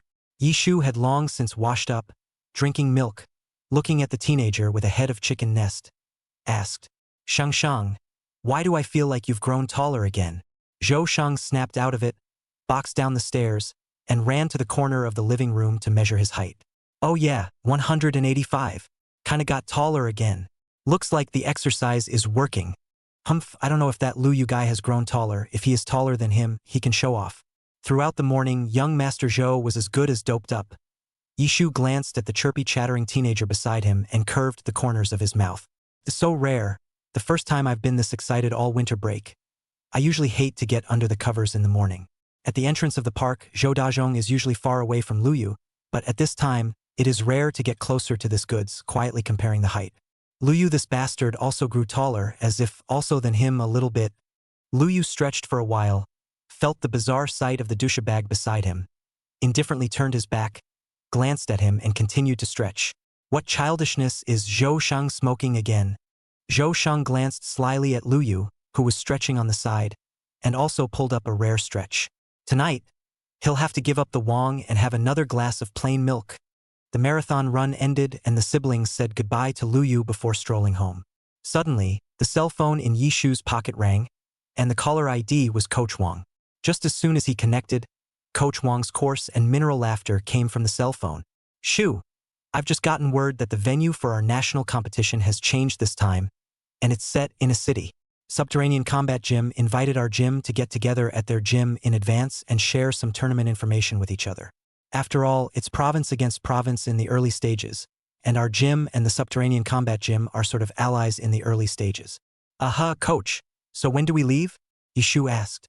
The flight is early in the morning of the day after tomorrow, and all the participating disciples in our pavilion will meet at the airport in downtown B. Okay. Yishu hung up the phone, glanced at the schedule in his cell phone, and changed the time. Ding dong. Another WeChat message came through from Coach Wang. Muscle Slugger. Have your senior help you prepare what you need for the tournament? He's a veteran of the tournament and should know the do's and don'ts better than I do. Yeshu. Okay. Yishu put down the cell phone. Zhou Shengno, his sister, to go to the game suddenly came to interest, 100,000 reasons like chatter. The siblings walked and talked as they strolled home, passing a long street of snacks. Sis, when you come back remember to bring me the special acidity pancakes. It's been a long time since I've had them. Okay. Yishu was afraid that he would be pestered by this nag of her brother and hurriedly agreed. A casual glance around and there it was. Longxing, elder brother, selling roasted sausages? Chapter 108. Arrival in a city. By the time the siblings finished the marathon, it was high noon. When the mealtime comes, the snack street is a bustling scene with people coming and going. As the Spring Festival is approaching, many stores next to the street have already started selling Spring Festival couplets and Lucky Charms. The aroma of barbecue and grilled cold noodles wafted across the long snack street and into the distance. Longxing, dressed in a gray sweatshirt, stood at the stall table, fiddling with the sausages with one hand. In front of the stall was a long line of people. Little brother, add a WeChat. A girl buys starch sausage and looks straight at the handsome inch-haired man in front of her, bravely pursuing her love. These days, inch-haired dudes are really hard to come across anymore, and as soon as the female customers walked into the snack bar, they were mesmerized by this starch sausage guy. Excuse me, ma'am. Longxing seemed to be accustomed to this scene, and without lifting his head, he continued to apply sauce to the starch sausage, calmly and skillfully refusing the other party. The female customer was not demoralized by the rejection, and once again took a look at the cold-looking handsome man in front of her, and sighed with her little sister with a look of excitement on her face. He's really handsome, I told you, it's really handsome, and you still don't believe me. Let's do it next time. Yishu looked at the pair of little sisters who were far away and was secretly staggered. The starch sausage stall of Sifu's seems to be doing very well. It was still extraordinarily warm for winter at high noon, and Longxing rolled the sleeves of his black sweater up slightly, exposing a sliver of his wrist, and propped himself up on the stall table with one hand sharply sprinkling chili powder on the starchy sausage. Senior brother Longxing, I can't believe I ran into you again. The young girl's crisp voice rang in her ears. Longxing lightly raised his eyelids, glanced at Yishu, nodded his head, and continued to do the work in hand. Zhou Shang glanced at the awesome senior brother his sister was talking about and was secretly staggered. His sister, this elder brother, looked a little something, how to have a kind of sweeping monk's vestigial feeling. Senior brother Longxing, coach said that he's going to the competition soon. So he asked me to come to you to get some advice. I was about to look for you, but I didn't expect to run into you here. It's too much of a coincidence. The man in front of the stall spreading the sauce suddenly lurched. Taking lessons from him? Lan Hing, thinking back to the images of several matches where he had arrived 5 minutes before the match and left right after the match. Longxing slowly raised his head and glanced at Yishu, word by word, in a very solemn manner. Be on time, leave on time, and value your time. What? Yishu slowly gave a thumbs up in his heart as he listened to the short string of words. This experience is indeed sufficient and a bit too unique to her heart. Then, senior brother, do I need to prepare anything else? Yishu asked. Just show up to the tournament in our gym's wrestling attire. Longxing fried starch sausage briefly. Yishu looked at the leisurely appearance of the person in front of him, and his heart, which was still a little tense because he was going to the national competition, abruptly relaxed. Like nationals, that's it? At the entrance of the airport, the participants of the Star Dragon Combat Gym gathered together. Their postures were straight, with the unique spirit of martial arts practitioners, and their backpacks and suitcases were printed with the emblem of their combat gym, which attracted countless passers-by to turn around and stop at the gym. Coach Wang stood at the front of the team, wearing a black sunglasses, and with that big man face, it was no different from the look of a gangster. a small child, held in his mother's arms, his eyes looking straight at the burly man in sunglasses in front of him. His little fingers pointing in extraordinarily agitated fashion, turned toward his mother and shouted, "Mom, it's a live gangster eh?" Coach Wang stood straight and grinned as he met the innocent gaze of the children. Who knows? The child immediately deflated and left crying. Li Chungpeng stifled his laughter and came over to Long Xing's side. "Ha ha ha. This should be the 4th time.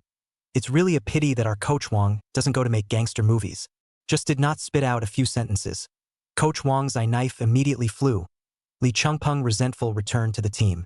In the distance, a black Bentley drove quickly towards the airport and stopped at the airport entrance. The driver turned his head to Yi Shu. "Miss, it's here." Yi Shu nodded, put on her backpack and got out of the car with her pink suitcase. After Yi Shu successfully returned to the team, Coach Wang once again counted the number of people and led the crowd of disciples from Star Dragon Combat Gym to board the plane. The distance between B City and A City is not too far. By airplane just need only 1.5 hours. Yi Shu sat on the airplane and took a nap, then arrived. At the entrance of the A City airport, Yi Shu saw Gold flash at a glance. As her name suggested, her blonde hair stood out in the crowd, and she held a large welcome sign in her hand, chewing gum and blowing bubbles every now and then. Lu Han stood beside Golden Flicker with his arms wrapped around him, his eyes sweeping through the crowd, suddenly settling on Long Xing, who was leading the group at the front. "They're coming." Coach Wang also saw the Golden Flash group of people who came to pick up the plane and led the members of the Star Dragon Combat Gym towards the front with big strides, ripped off his sunglasses, and shook hands with a few people to say hello. "Today, your Coach Zhang isn't here, huh?" Coach Wang asked as he glanced at the receiving team of the Subterranean Dragon Combat Gym. "Coach has gone to take care of some other things at the pavilion, since the national tournament site is located in City A. Coach has gone to help out and asked the Golden Flashes and I to lead the team to the pickup." Lu Han politely smiled at the crowd, representing the Subterranean Dragon Fighting Pavilion to show the landlord's friendship, and led the crowd in the pavilion's bus towards the fighting pavilion. As usual, once in the wrestling gym, the crowd began sparring for friendly sparring and exchanges. In the center ring, Lu Han sharply threw a cross kick at Long Xing before his opponent quickly dodged it. "You've gotten stronger," Lu Han stated as he stared intently at the opposite side's movements. "You're not so bad." Long Xing rubbed his wrist and pulled the corner of his mouth. The two locked eyes and threw another quick, sharp punch. Compared to the bloody storm between Long Xing and Lu Han, the ring next to them was peaceful. "It's halftime over here," and Golden Flash leans against the ring ropes, taking a sharp gulp of water and looking over at Yi Shu, who is sitting on the ground. "I invited you to play in A City last time. I didn't expect it to be so soon. Why? Do you want to go for a stroll later?" The underground combat fighting scene in A City can be old fun. An underground wrestling ring? Although she used to live in A City with her mom for a long time, but never heard of this, Yi Shu suddenly came to be interested, clapped her hands and got up sharply. "Okay, let's go check it out." Seeing Yi Shu's refreshingly agreeable demeanor, Golden Glimmer raised her eyebrows. Yi Shu's friend was really too much for her liking. Gold Flash put on his jacket and took Yi Shu and said go. Li Chungpeng has always been a hilarious nature, from his sister's mouth to know the underground combat arena. This place, which still stayed, immediately ran to the center of the pavilion's ring, towards the two people who were still sparring, shouted, "Brother Xing, our senior sister said she wants to go to the underground wrestling ring. Do you want to go together?"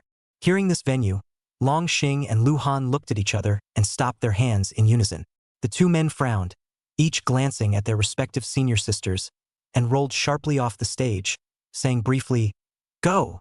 Chapter 109 Tang Chaoyang. The underground wrestling arena is secluded, with the entrance located in a small, hidden corner of the food market. Gold Flash very skillfully showed the card to one of the grandparents and led the crowd to be able to pass through without any problems. The doors to the underground wrestling ring are unassuming, but there's something else going on inside. Although it was winter at this time, as soon as Yi Shu's men stepped into the venue of the underground combat fighting arena, they felt the heat wave coming from their faces, mixed with the smell of sweat as well as a hint of blood. Several huge rings were scattered around the perimeter of the grounds, each with huge beams of light scattered above them, and in each ring, 1v1 matches were taking place, and underneath each ring, the seats were filled to capacity, and the shouting was continuous. This is the largest underground combat fighting arena in our city of A. Let me take you to the top floor to watch the match.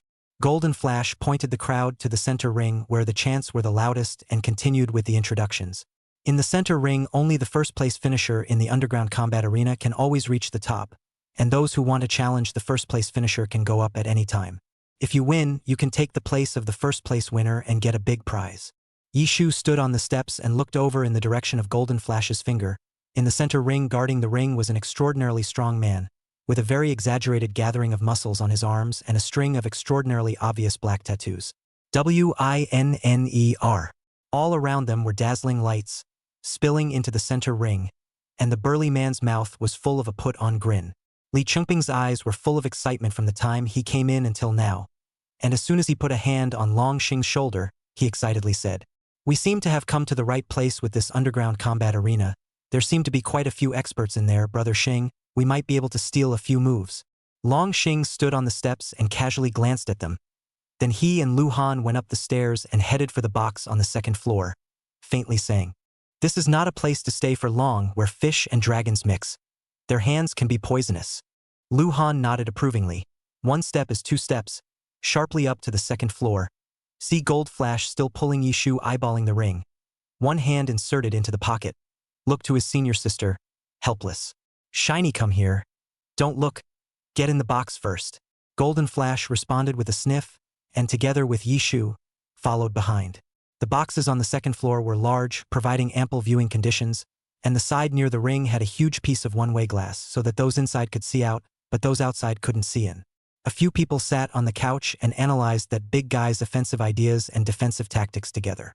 For this national tournament, famous grapplers from all provinces will come over to compete, and in the early stages, our two halls can work together. Lu Han glanced at the various people under the ring, pondered for a moment, and proposed. Long Xing nodded faintly and rose slightly. The captains of the two pavilions reached out to each other and gently high-fived. "Holy! That big guy is going to get beat." Li Chengpeng stares straight out the glass window at the ring and stands up. The bubble that Flash had been blowing in his mouth popped, and he sat up from the couch, walked over to the glass window, and looked at it for a while. Who is this man? Several people stood up when they saw this. In the center ring, a tall figure kicked the burly man to the ground and slowly patted the ash on his hands. Seemingly sensing their line of sight, he raised his head and glanced in this direction. Li Chengpeng snapped, "WC. This person's eyes are so strange." The eyes of the man on the stage were somewhat terrifying and gloomy. Slowly raising his head, seemingly opposing Yishu's and the other's line of sight, the corners of his mouth slightly curved. Long Xing had his hands in his pockets, his eyes slightly narrowed.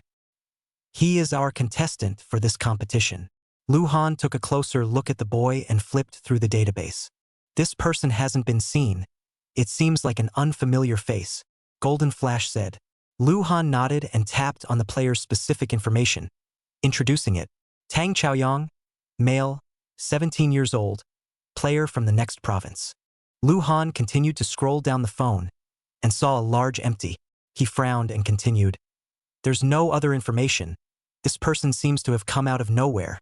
Golden Flash's head came up at the sound. Seeing the anxious look of this girl in front of him, Lu Han helplessly curved his lips and handed the cell phone to her. Gold Flash slid his phone up and down, frowning and stating as if he were an enemy. "Look at his body. I guess the strength is very strong, according to the general set. There is no extra information. I guess there is an inside story. Maybe he's the undercard of some fight gym?" Yishu looked at the tall boy in the ring and guessed. Following the general trope in novels and TV shows, there's usually another article for those who don't have information to show. Long Xing wrapped his arms around himself, glancing at the ring, and said lightly, "This guy beat the original wrestling #1 and is expected to be on stage for a few days afterward to hold the ring. So we still have time to take our time and watch." The crowd nodded. Seeing that it was almost time, the crowd walked out of the box. Ready to leave, Yishu turned back and took another look at the ring, the person standing quietly. Suddenly, in his head, 007's voice reappeared.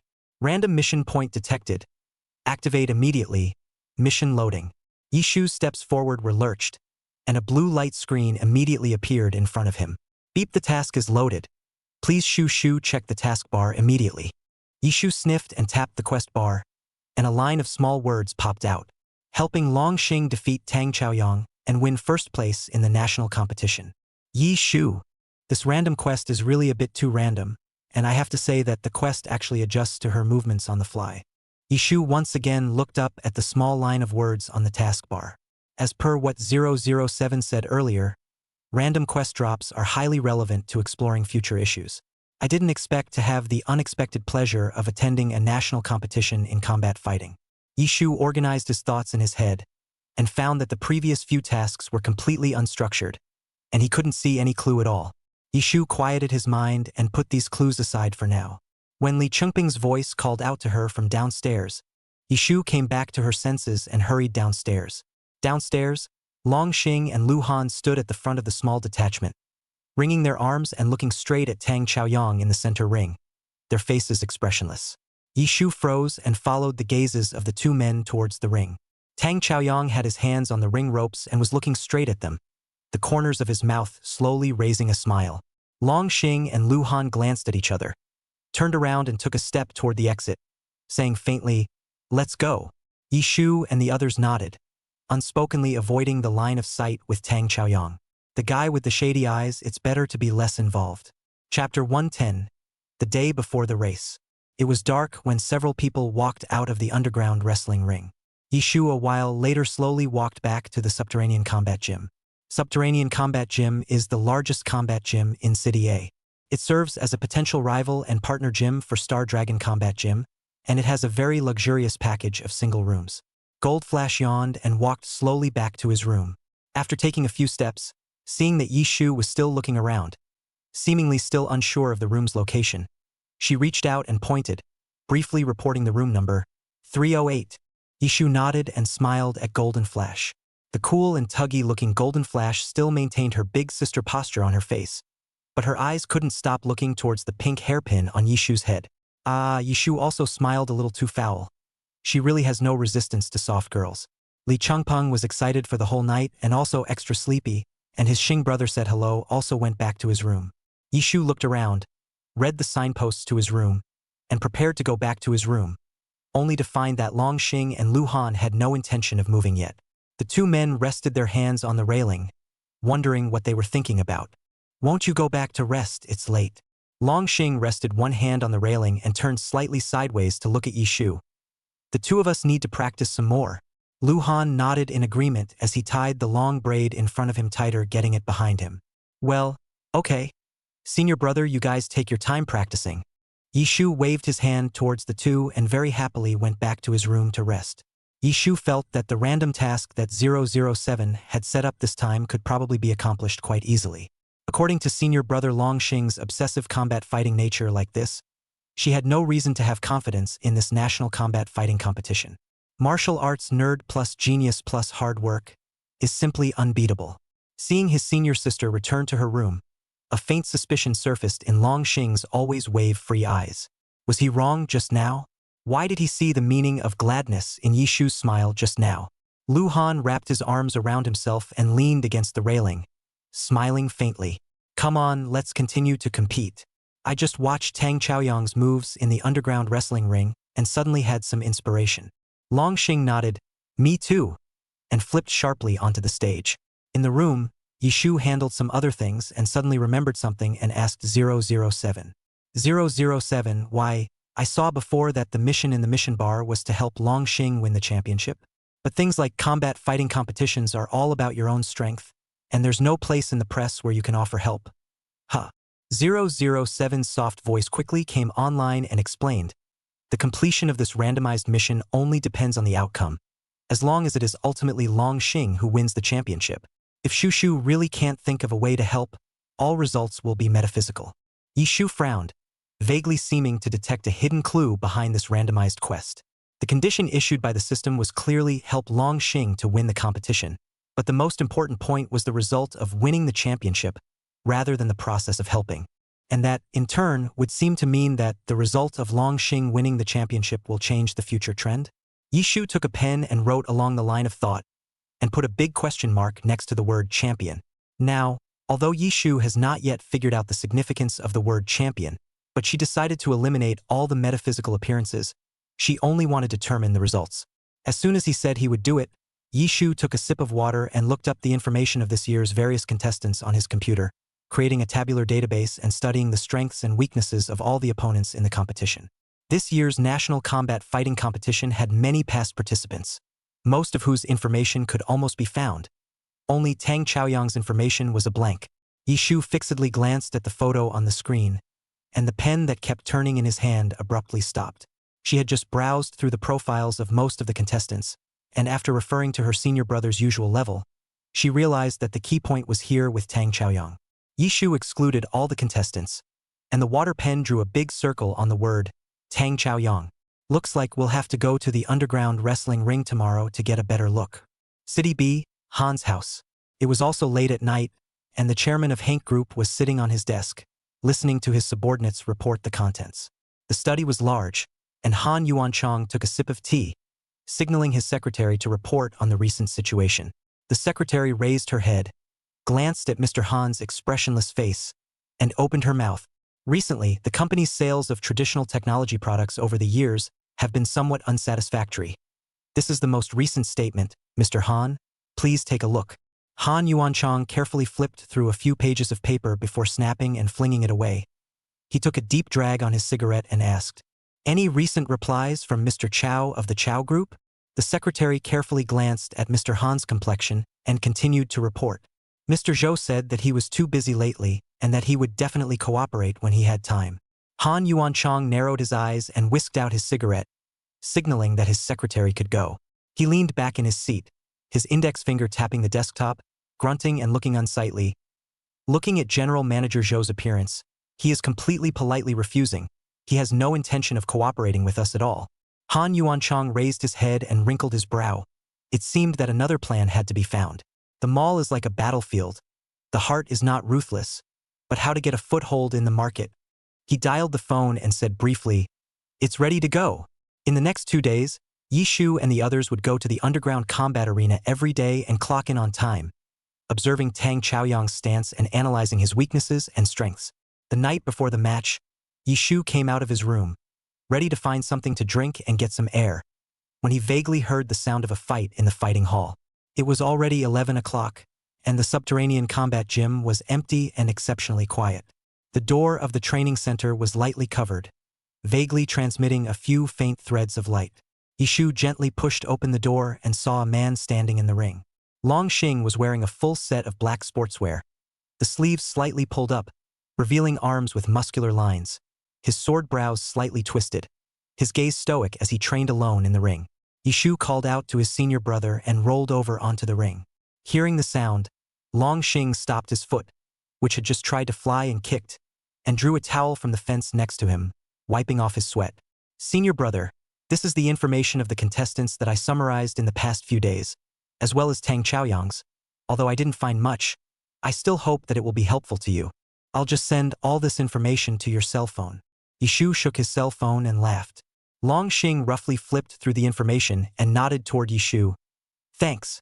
Seeing his senior sister come out for air in the middle of the night, he suddenly thought of something and looked at Yishu, his voice quiet and calm. "It's just nationals. Don't be too nervous before the race. Just do what I suggested to you earlier." Yishu thought of those words of aphorisms from before and nodded his head in disbelief. Seeing his senior brother's calm demeanor, Yishu did not feel a little amused. Sifu's comfort was a bit unusual, but it did have an effect. Yishu suddenly felt confident about tomorrow's match. Chapter 111 Meeting on the Run. Early the next morning, because of the biological clock, Yishu woke up at only 5 o'clock. As usual, wash up, eat breakfast while listening to English songs, put on shoes and go out for a run. Yes, it's running 0. Yishu himself does not know why, obviously before from the psychological resistance to running, but this morning but unconsciously changed into sportswear when back to God, sneakers have also been set up. Now that the shoes are on, it's time to get out the door. Winter in a city is a wet and cold season, and 5 o'clock is the point where night and white meet. Yishu tied the hairband and went out. Then she was mesmerized by the thick fog that came on her face. The cold wind blew over without any trace. Her white face was frozen even whiter, and her upturned nose reddened a little. Yishu took out his cell phone from his pocket, put on his headphones, and randomly chose an intersection and started jogging. Everything in a city is still exactly the same as Yishu's impression, and it's funny to say that she's never seen the street scene at 5 in the morning, but today, She saw it when she briefly stayed in a city. Yishu adjusted his breathing, exhaling white air that blew away with the cold wind, maintaining an even pace and advancing slowly. The street was quiet, almost no people, only a few sanitation workers sweeping the ground when the rustling sound. The surrounding stores are not yet open for business. Only a few sporadic breakfast stores are open, and the aroma of buns wafts everywhere from the stores. I don't know if it was due to practicing marathon with Lu Yu before. Yishu was surprised to find that she didn't see any shortness of breath at all, even though she had already run for 2 kilometers. Curving her lips in an extraordinarily happy mood, she shifted direction and ran towards the park in the distance. However, there seemed to be someone. Yishu's footsteps slowed down slightly. The sun was rising, and the warmth of the light dispelled the fog that had been part of the night. From afar, 2 tall and low silhouettes were getting closer and clearer. Tang Chaoyang? Yishu stopped completely. Tang Chaoyang in the distance seemed to have noticed Yishu as well, a smile hanging at the corner of his mouth. He took a step over, pulling the girl next to him aside. The girl next to him also seemed to be used to Tang Chaoyang's character of talking to herself without regard to the others, and followed Tang Chaoyang. "Hello, Long Xing's senior sister. I remember you." Tang Chaoyang had a smile on his face and reached out his hand from his pocket. "You and Long Xing have been here a total of 3 times, and today is considered an official meeting." After saying that, he even raised his hand, signaling Yishu to come forward to shake hands. Although the person in front of him was wearing a smile, Yishu vaguely saw a hint of contempt in it. "You know my senior brother?" Yishu asked as he briefly shook hands with Tang Chaoyang. Tang Chaoyang nodded particularly perfunctorily and glanced at Yishu. After all, Long Xing's strength is not bad. It seemed that saying hello to Yishu was already the limit as he put on his headphones and jogged away. The girl next to her glanced at her expressionlessly, shouted "sunrise," and jogged to keep up with the pace of the person in front of her, her ponytail behind her flopping as she ran too fast.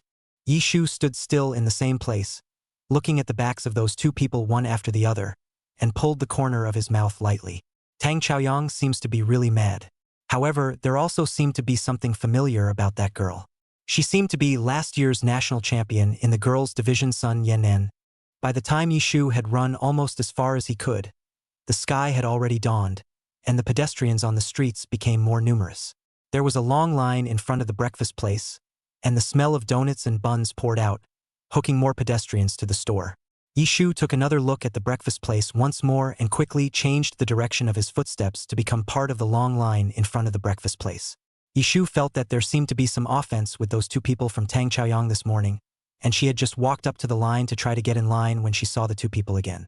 Tang Chaoyang was wearing headphones, one hand in his pocket, striding in front of him without looking away.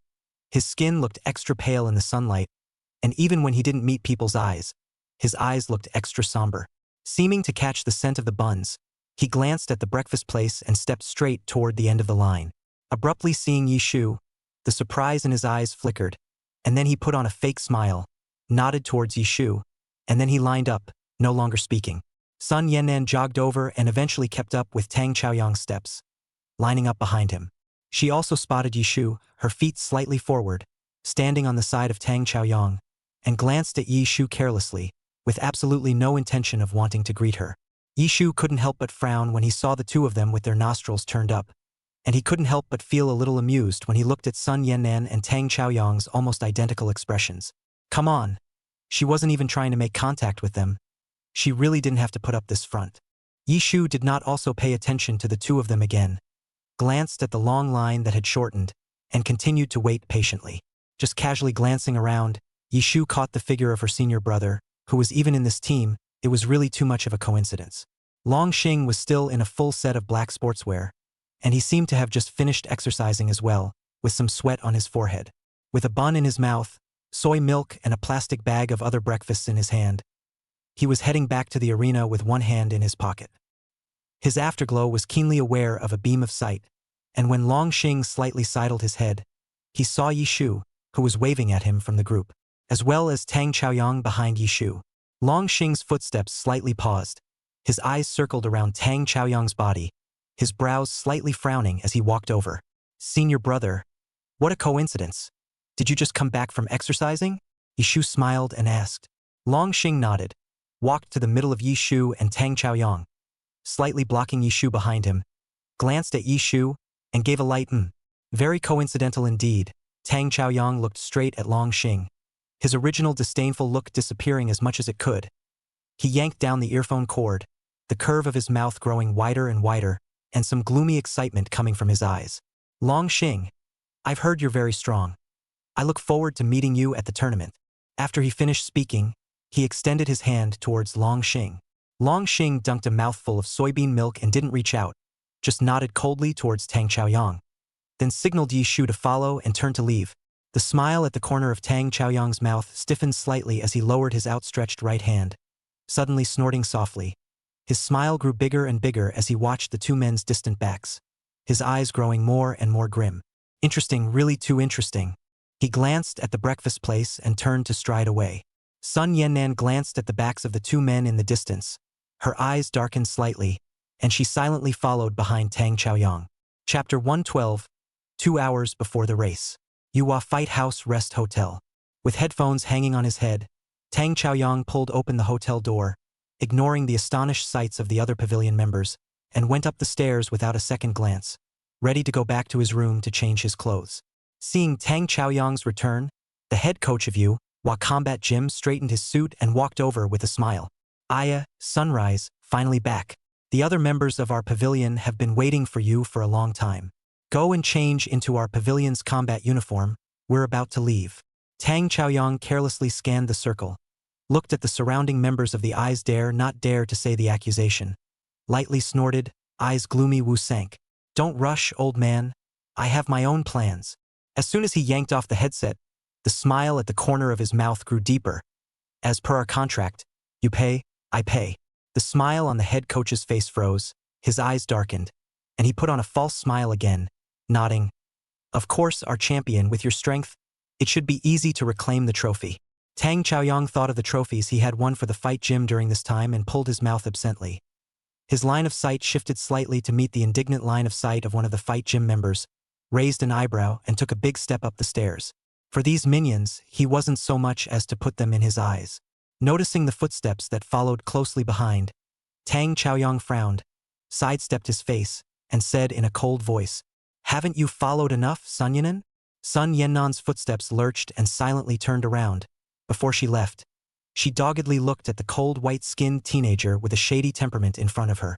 I'm going to be the women's champion at this tournament, just like you. Will you look at me? Sun Yannan looked at the person in front of him and said silently in his heart, So what if I become the women's champion? Tang Chaoyang had to laugh. As far as he was concerned, the women's division of the grappling fighting tournament was just a retarded game of scratching an itch to win the championship. Looking at the person in front of him who was full of concern, Sun Yannan's eyes darkened, and she raised her head again to look at him, her eyes full of obstinacy. She was going to be strong for him. Stop looking at me like that. Stop following me, and I'll say it one last time.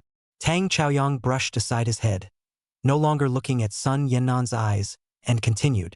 Your father gave me rich prize money to scoop me up. He paid and I paid to get this chance to compete in the national tournament for your Yuhua Combat Gym.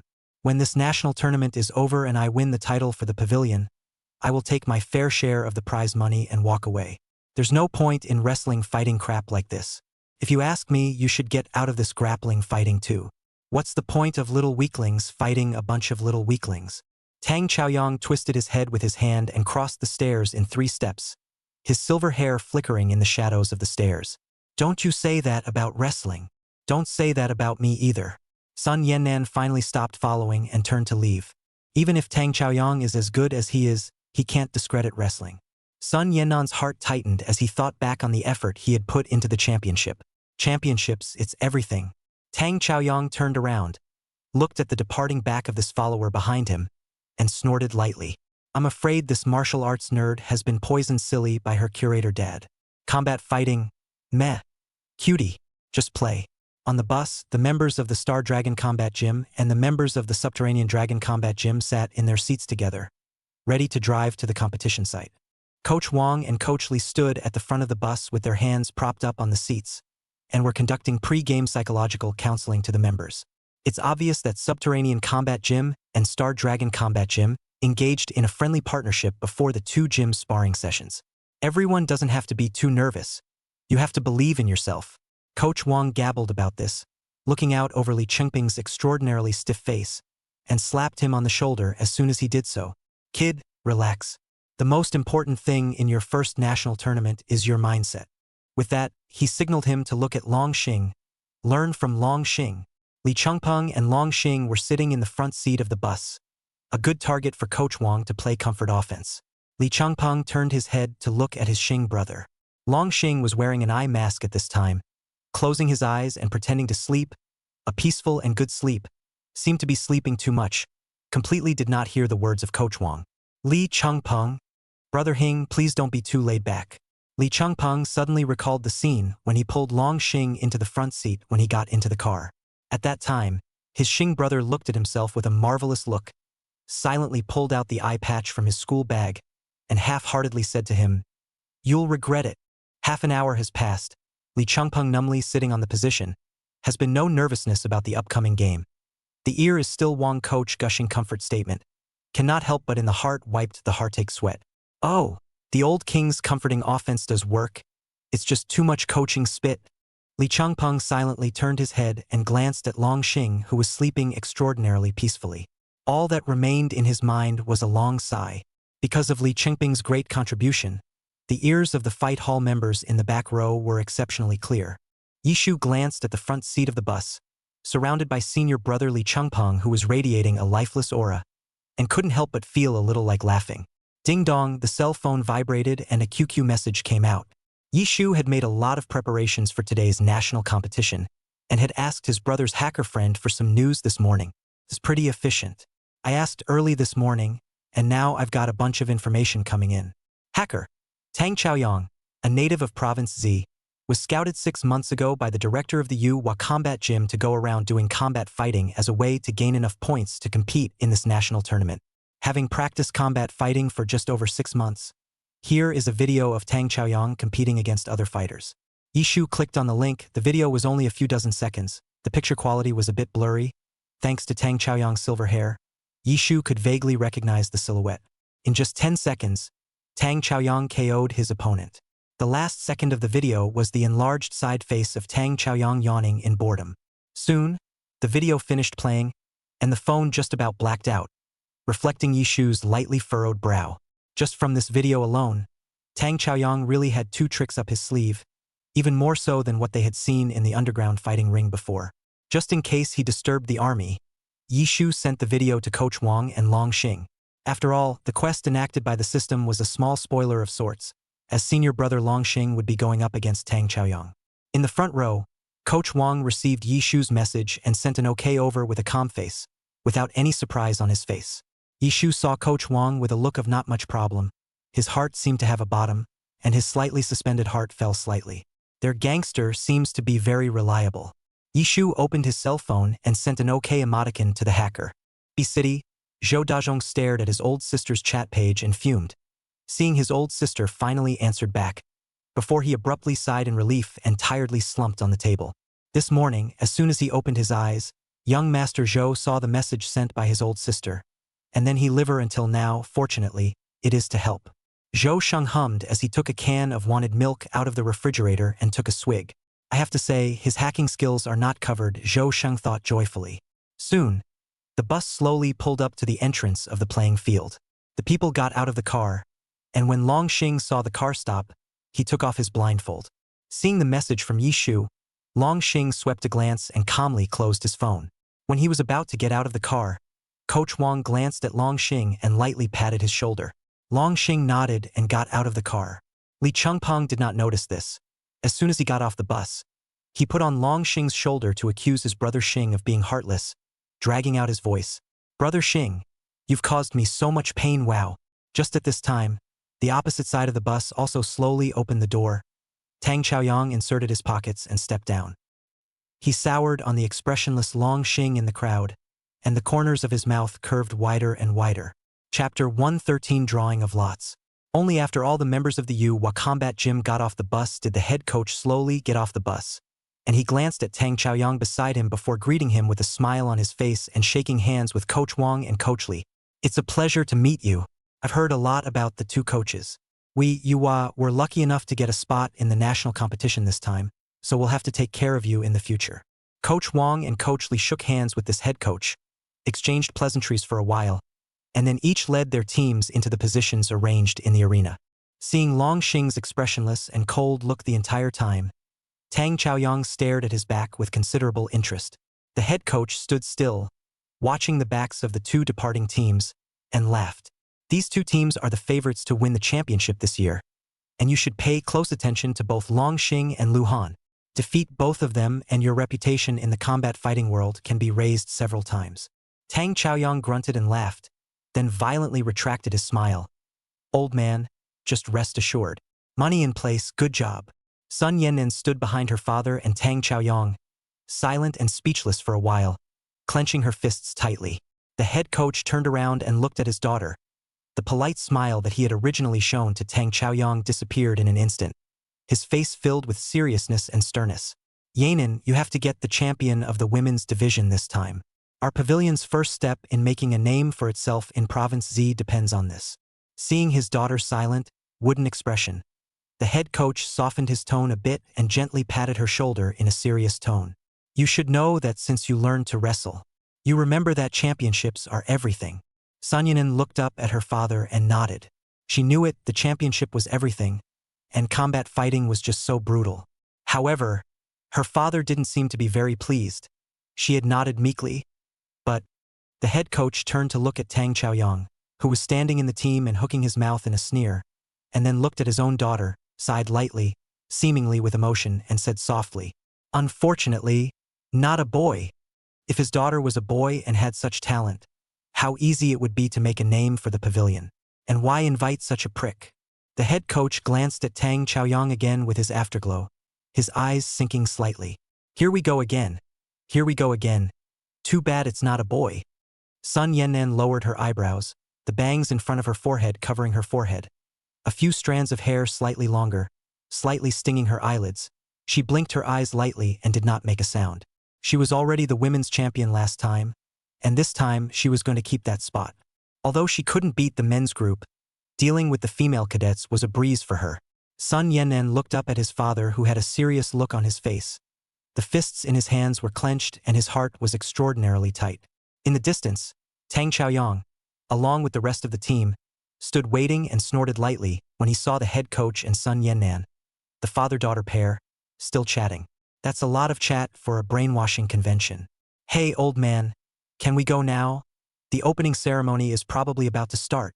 The head coach turned around, glanced at Tang Chaoyang, nodded, and led the large group towards the competition venue. Star Dragon Combat Gym Square. Coach Wang called Long Xing to the side, patted his beloved disciple, and said, "In this competition, Tang Chaoyang might be the dark horse of the competition. Just put your mind at ease and deal with it calmly. It's time to take out the moves you practiced while in seclusion some time ago and practice them." Aha! Long Xing nodded and stepped back into his seat. Seeing this, Yishu asked with extra concern, "Senior brother, you've seen the video I sent you.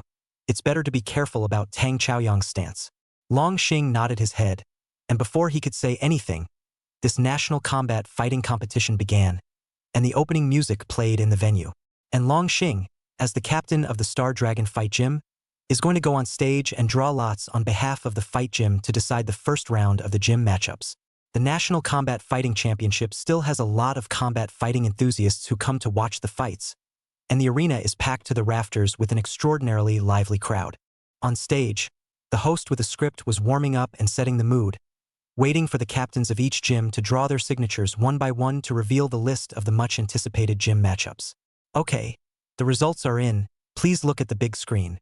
As soon as the host's words left his mouth, the screen that had been flickering slowly lit up. Yishu sat in the player's seat, trying to find the name of Star Dragon Fight Gym. Next to him, Li Changpeng looked at the list and made a surprised sound. "I'll go, this is too much of a coincidence. We're competing against Yuhua Fight Gym in our first match." On stage, the voice of the host announcing follows. "Okay, Star Dragon Combat Gym versus Yu Combat Gym." Everyone should be fairly unfamiliar with the name of Star Dragon Fight Gym, as the top fight gym in the industry. Yishu froze as he looked at the few large words on the screen. Although she knew through the system that their fighting gym would be up against Huayao Fighting Gym, she had never thought that it would be the first match. As is tradition, members of both wrestling gyms compete on stage to draw straws and match opponents. Yishu and the crowd went up to the stage, facing the cardboard box sent by the Miss Manners, reached in and touched a note, which was clearly written with the three big words, Sun Yenen. When the host broadcast the results of the list, Yishu and Sun Yenen both glanced at each other. Okay, Long Xing's matching contestant has also come out, and he is contestant Tang Chaoyang from Yuhua Combat Gym. As soon as Long Xing's name came out, a clamor of support rang out from the stage.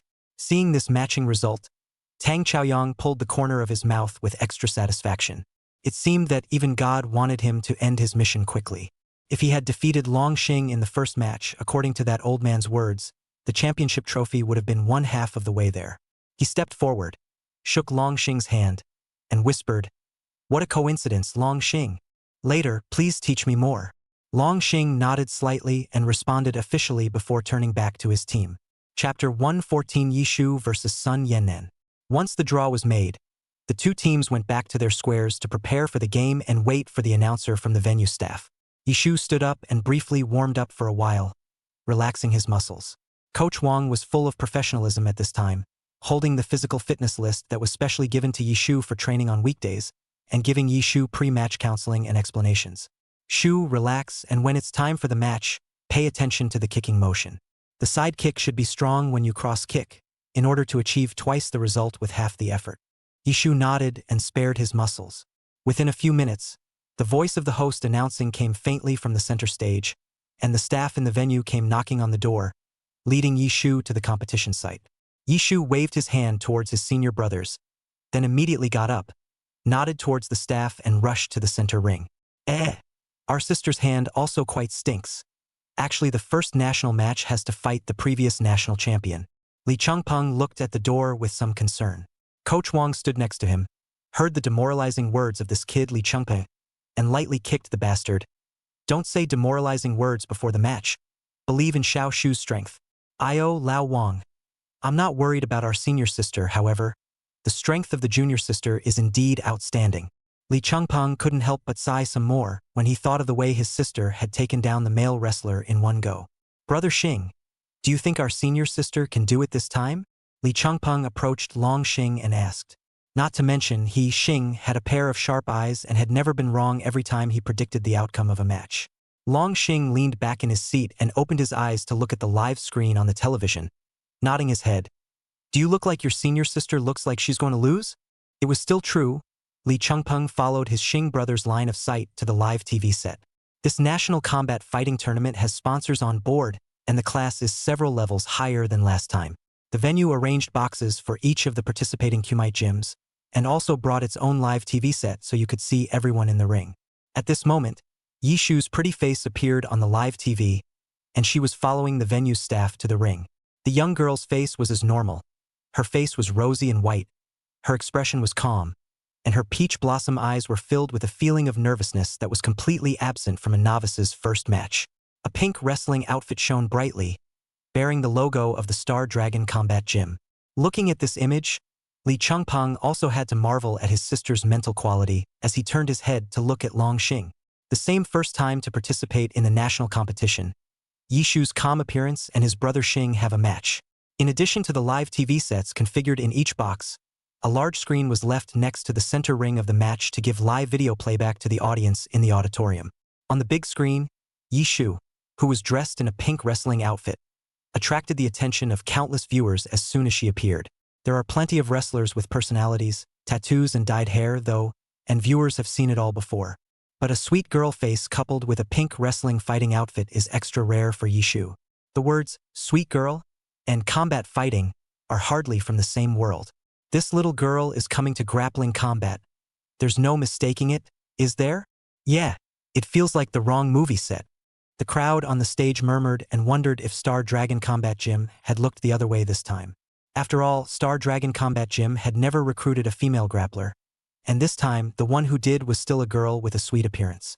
Immediately after the screen's image switched, Sun Yennan's face was also revealed, her ponytail tied high, her mouth pursed, and her expression serious. Most of the spectators who came to watch the National Combat Tournament were true fans of combat matches, and as soon as Sun Yennan's face appeared on the big screen, he was recognized by some veteran combat fighting enthusiasts. Sun Yannan, the winner of the women's division last time, back-to-back for many times. Someone in the audience seats looked at the figure on the screen and blurted out, "Ah, against the champion. Then the girl in the pink dress is probably a bit hungover." In the square box of the Yuwa fighting hall, the chief coach watched the short seconds of broadcast on Yishu on the live TV.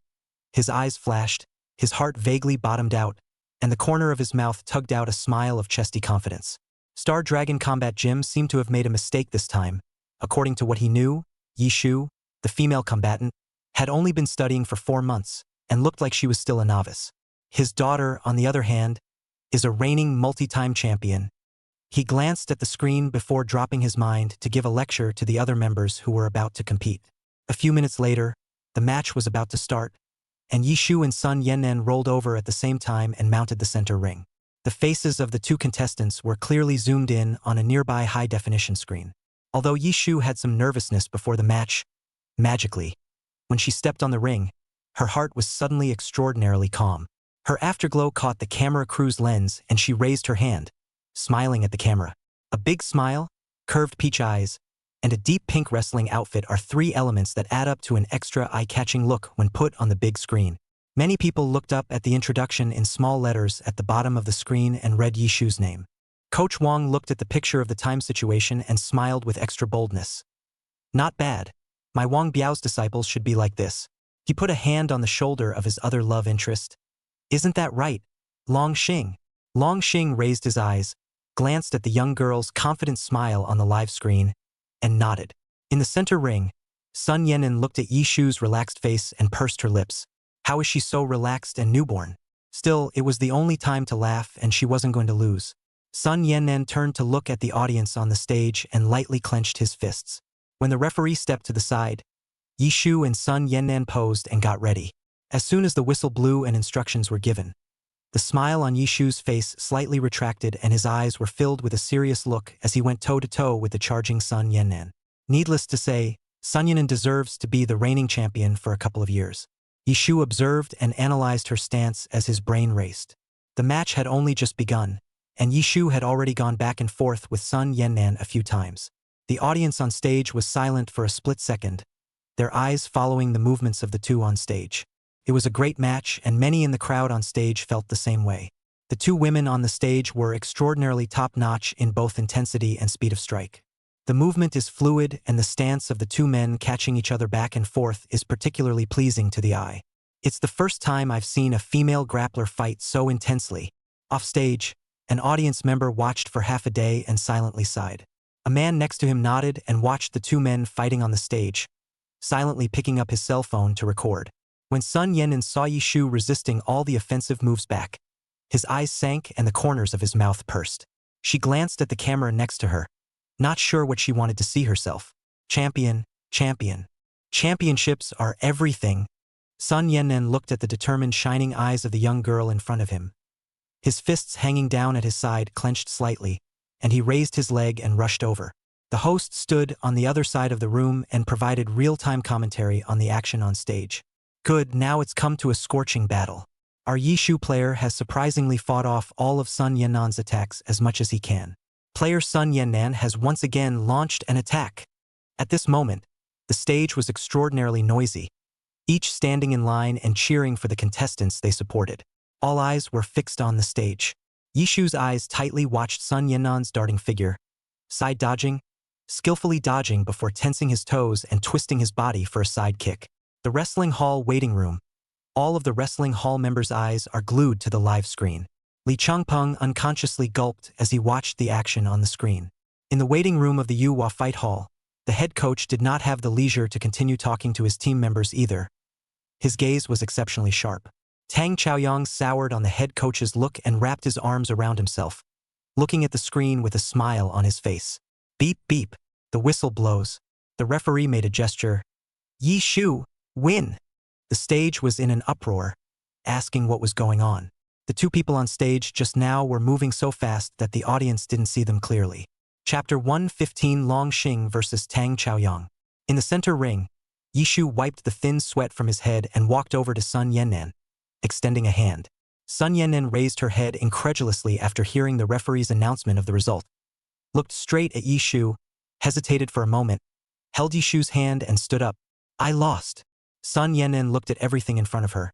There was some kind of trance, the host's voice intermittently ringing in her ears, her eyes blankly looking at the audience on the stage, and then suddenly turned her head to look at the camera uncle who was videotaping on the side. After that, Sun Yanren then slowly lowered her head, the slightly long bangs on her head sticking to her forehead due to the thin sweat from the match, and as she lowered her head, a strand of hair fell down. In the lounge of the Yu Hua fight gym, the head coach watched the final results on the live TV with a grimace, and seeing the loser look his daughter displayed, walked out of the lounge with a series of evaluation forms. It's over. It's all over. The championship is everything. In the lounge, the rest of Yu Hua's fight gym members didn't dare to let out a single breath, and only breathed a sigh of relief when they saw the head coach walk out of the lounge. Seeing the others in this stifled state, Tang Chaoyang curled the corners of his mouth disdainfully, inserted his pockets and stood up, walking out of the lounge in a bored manner. Right now, the plan in this old man's mind is afraid that half of it will have to fall through. Hey! Tang Chaoyang, what are you going for? One of the members saw Tang Chaoyang go out and called out to him. Warming up, Tang Chaoyang glanced sideways at them and tugged at the corner of his mouth.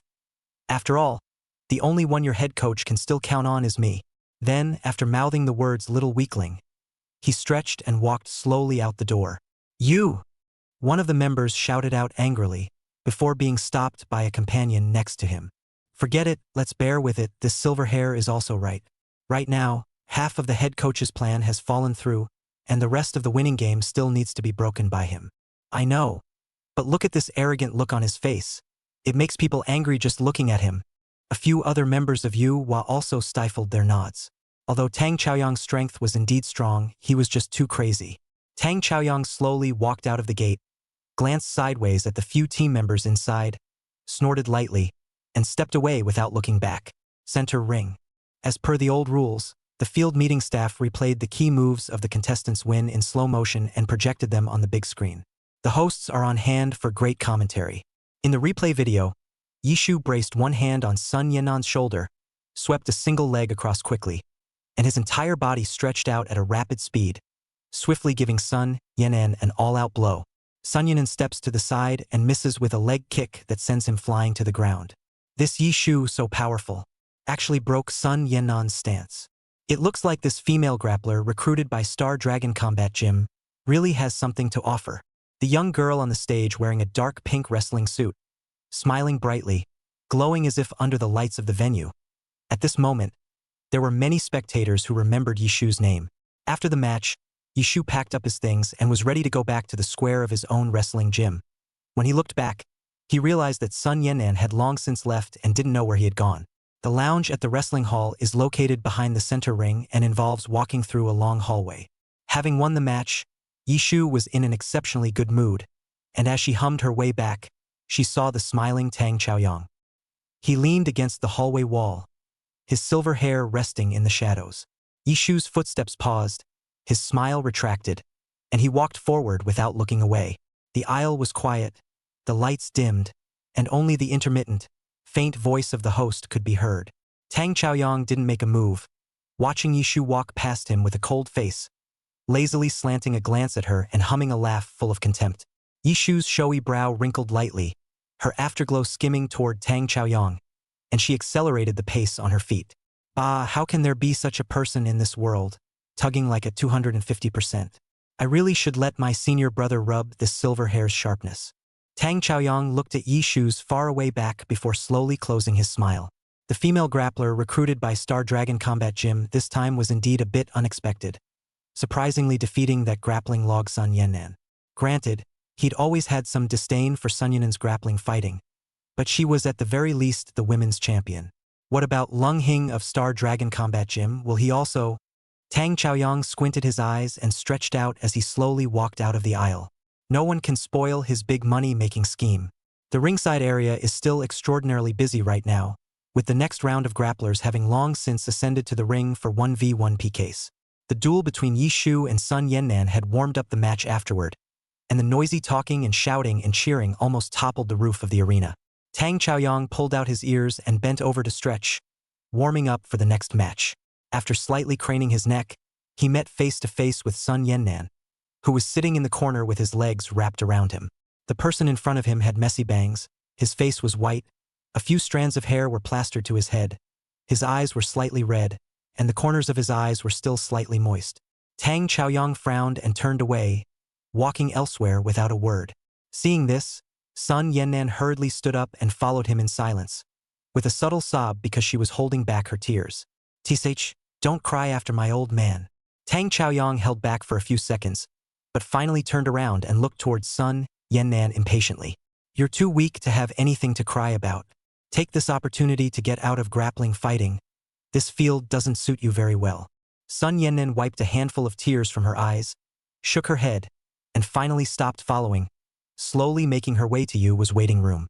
Tang Chaoyang really didn't understand why Sun Yannan was so stubborn. Lightly pulled the corner of his mouth and went to warm up alone. In his opinion, combat fighting was completely unsuitable for girls. Sun Yannan had practiced under that old man for so many years. What could she gain? It wasn't even weak. Tang Chaoyang shrugged and continued to warm up. Forget it, he was too lazy to care so much. When he got his prize money, he would hurry up and leave. Money, that's all that matters. Anything else, it's bull. When Yishu walked into the waiting room, Long Xing just happened to put on his wrestling fighting suit and followed behind the staff to get ready to go out. Seeing his senior brother's calm demeanor, Yishu also slightly lowered his heart. When Li Changpeng saw Yishu come back, he hurriedly waved at Yishu and made an excellent spot for her to watch TV. "Where is Coach Wang?" Yishu looked around and wondered. "Ow, Coach just went to see Coach Li from the subterranean combat gym."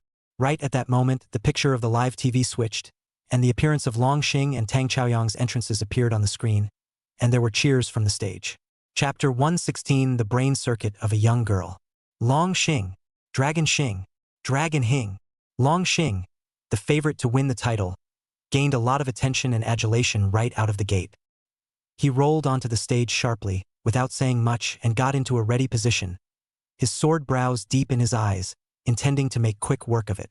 Tang Chaoyang scanned the cheering crowd on the stage, pulled the corner of his mouth, and looked towards Long Xing, slowly getting into a ready position. Beep beep. The whistle blew and it was a whoop and a holler from the field. Combat fighting is an extraordinarily testing exercise in terms of strength, speed, and brain value. Long Xing's sword brows slightly twisted, closely observing the Tang Chaoyang who was rushing over, quickly dodging, sharply throwing punches, and in less than a second, he flexed his leg and kicked forward, sweeping Tang Chaoyang to the side.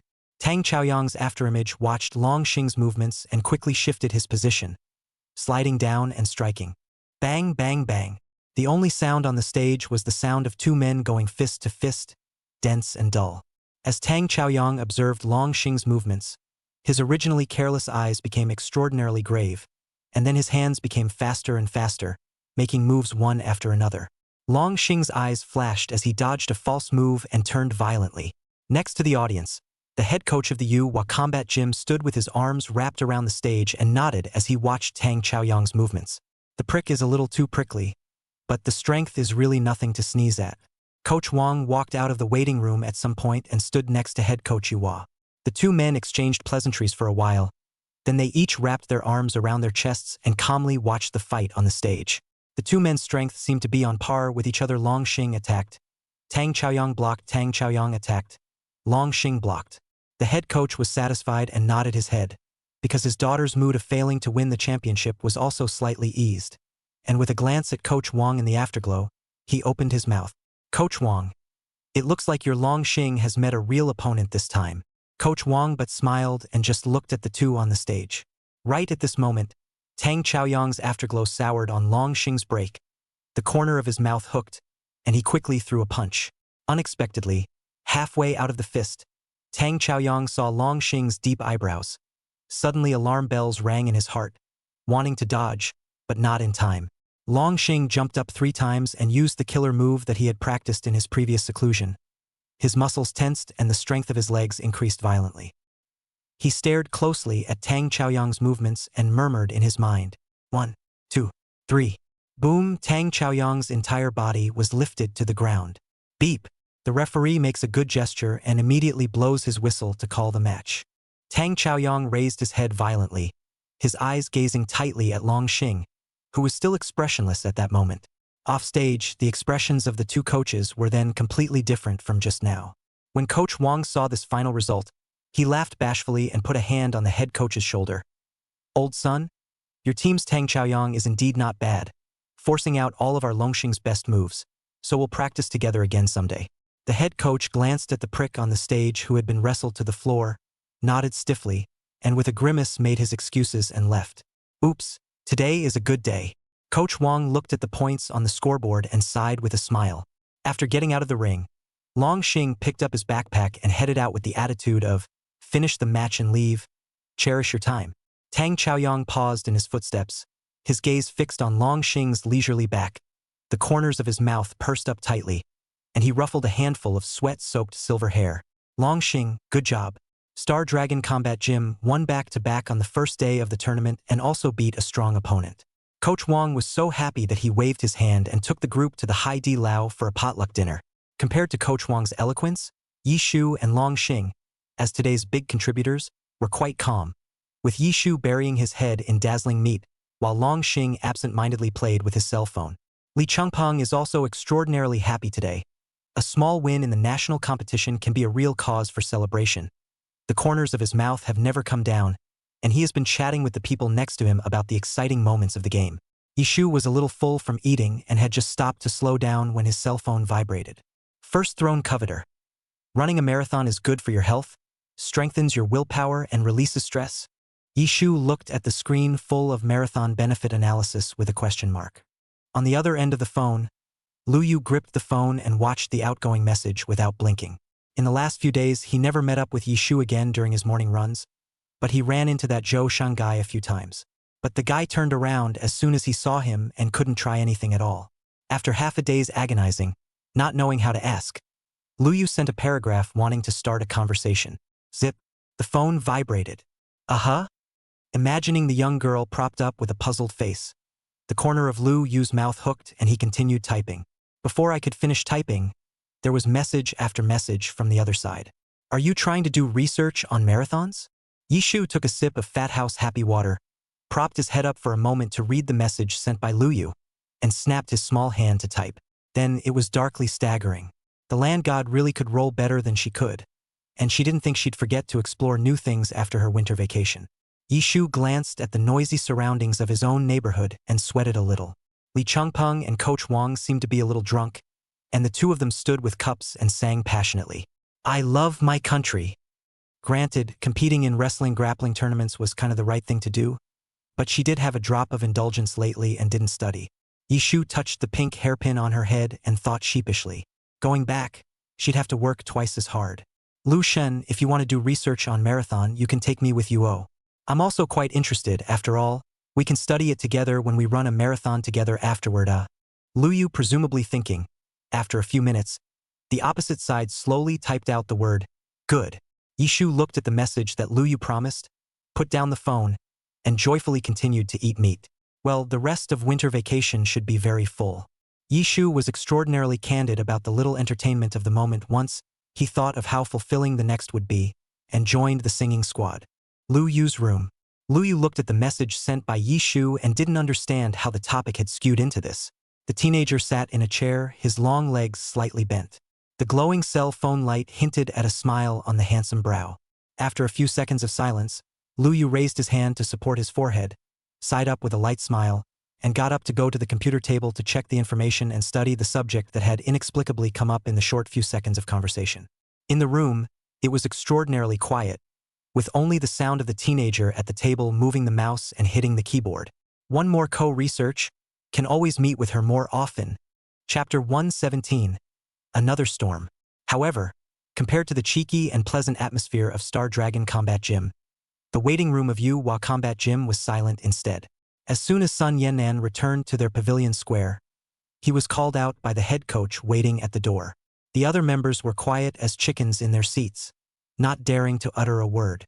In the corner of the square, the head coach looked at his daughter, who had bowed her head and not said a word, with a serious face and a grimace.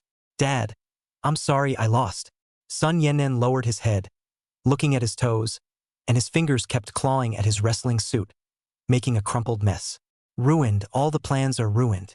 After practicing so hard for so many years, I actually lost to a newly recruited member of Star Dragon Combat Gym.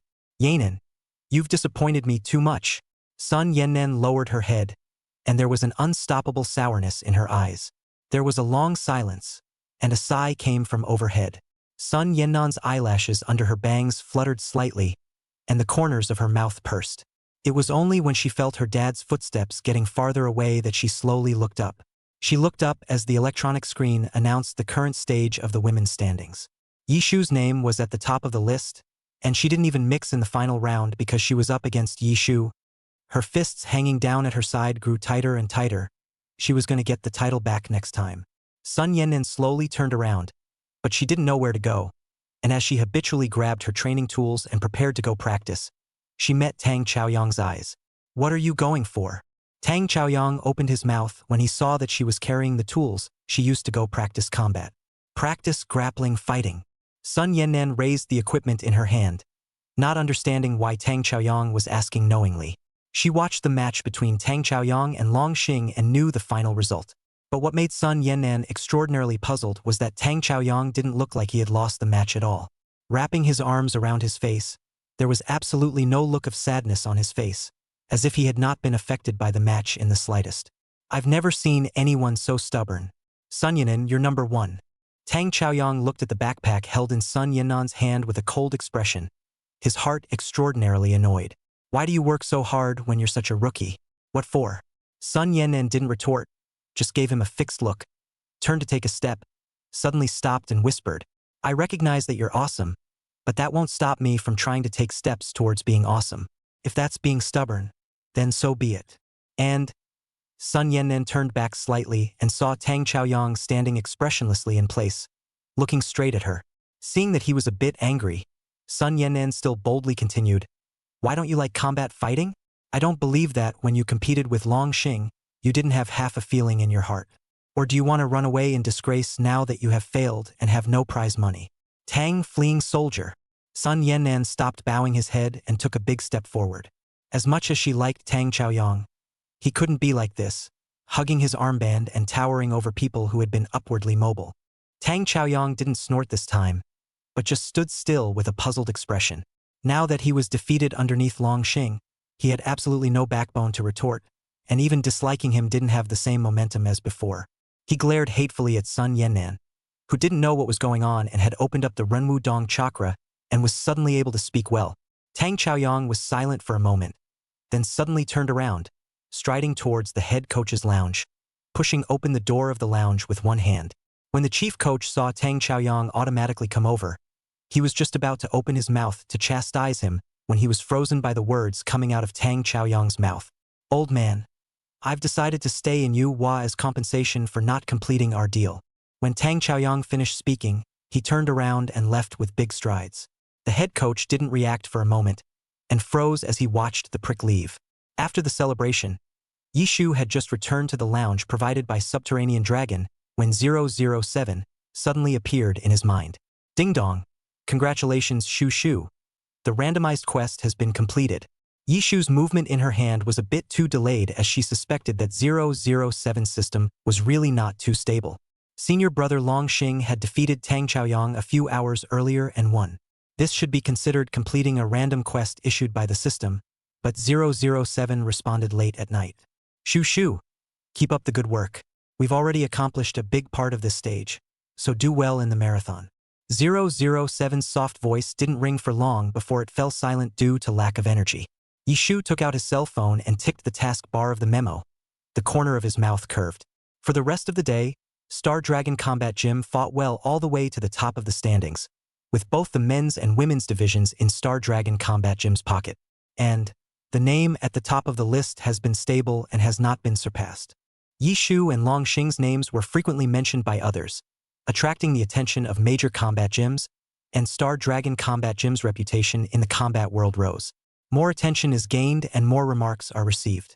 I don't know if it's because Yishu is a newcomer who has just emerged without the roots of his previous achievement rankings, but his recent fiery rise has made people's eyes redden. Whenever Yishu was looking for a venue to train before a match, she always heard some remarks that made her cringe.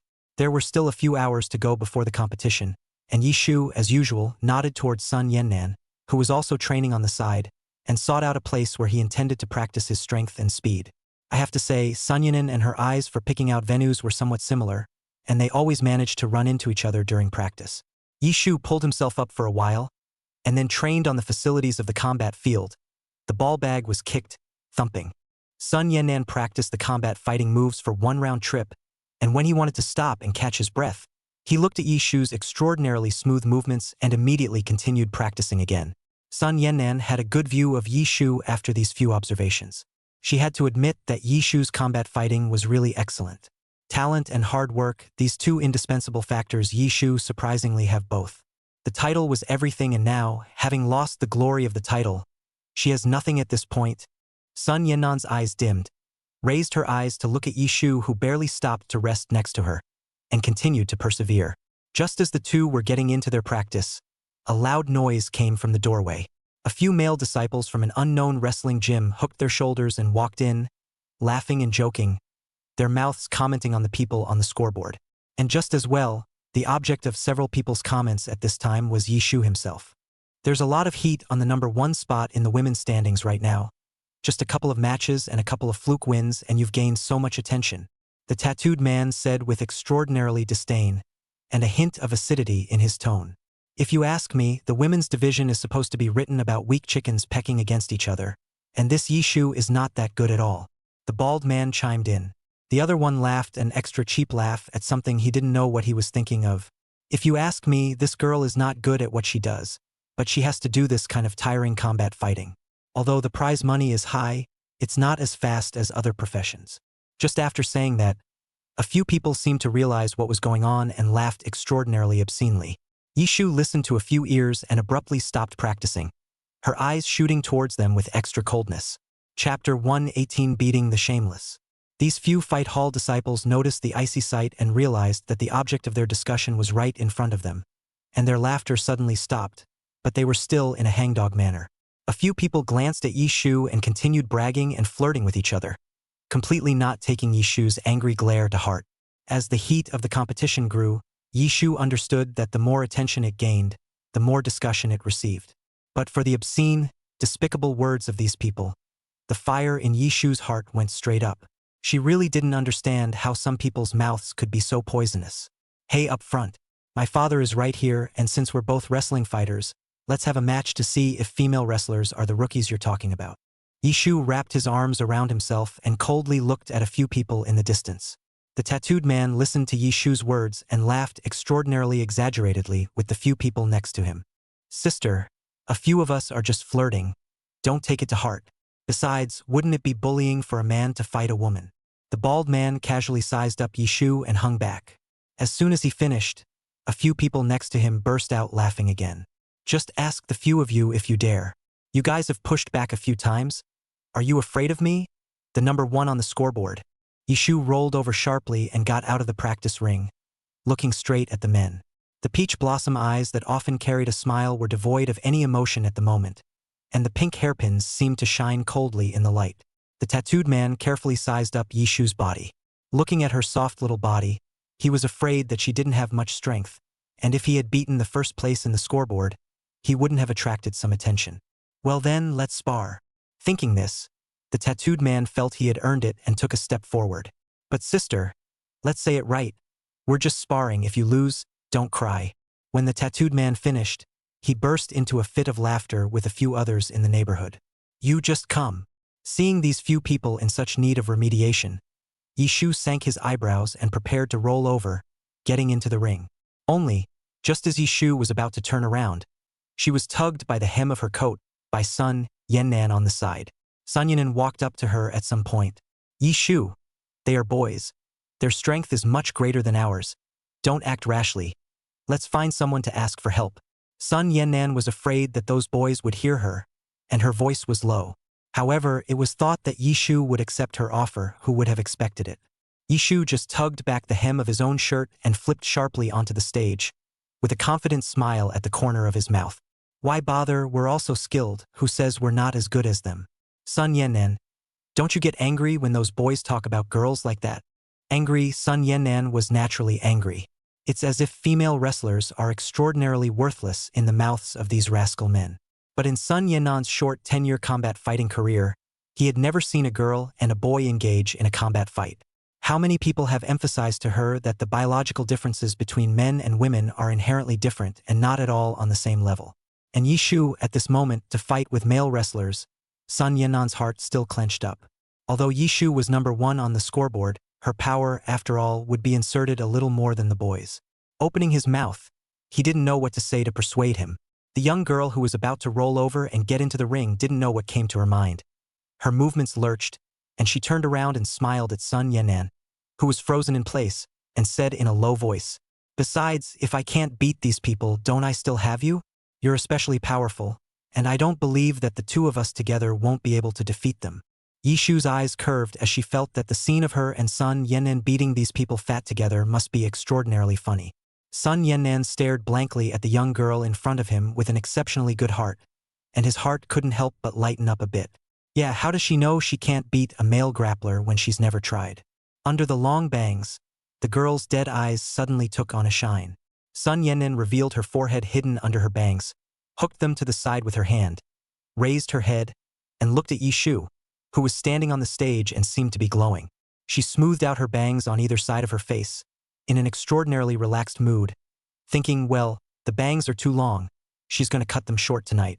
At this point, the tattooed man smiled with his brother beside him and got into the ring with extra confidence.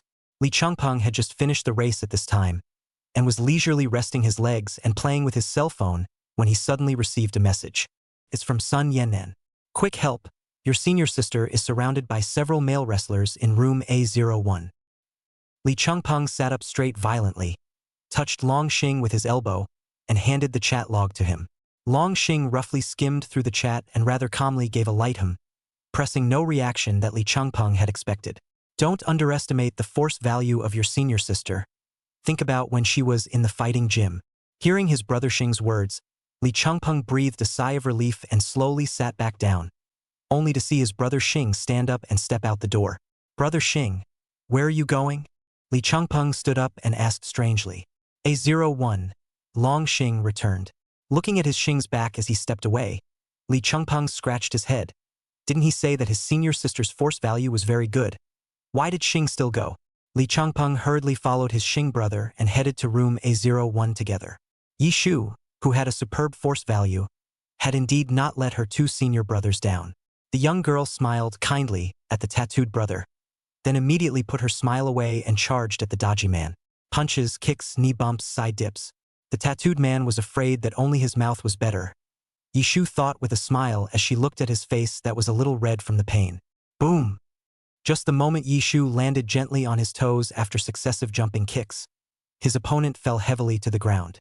Hearing the painful humming, Yishu pulled the corner of his mouth, clapped his hands, blew the dust that wasn't there, and glanced at the person who was moaning in pain on the ground.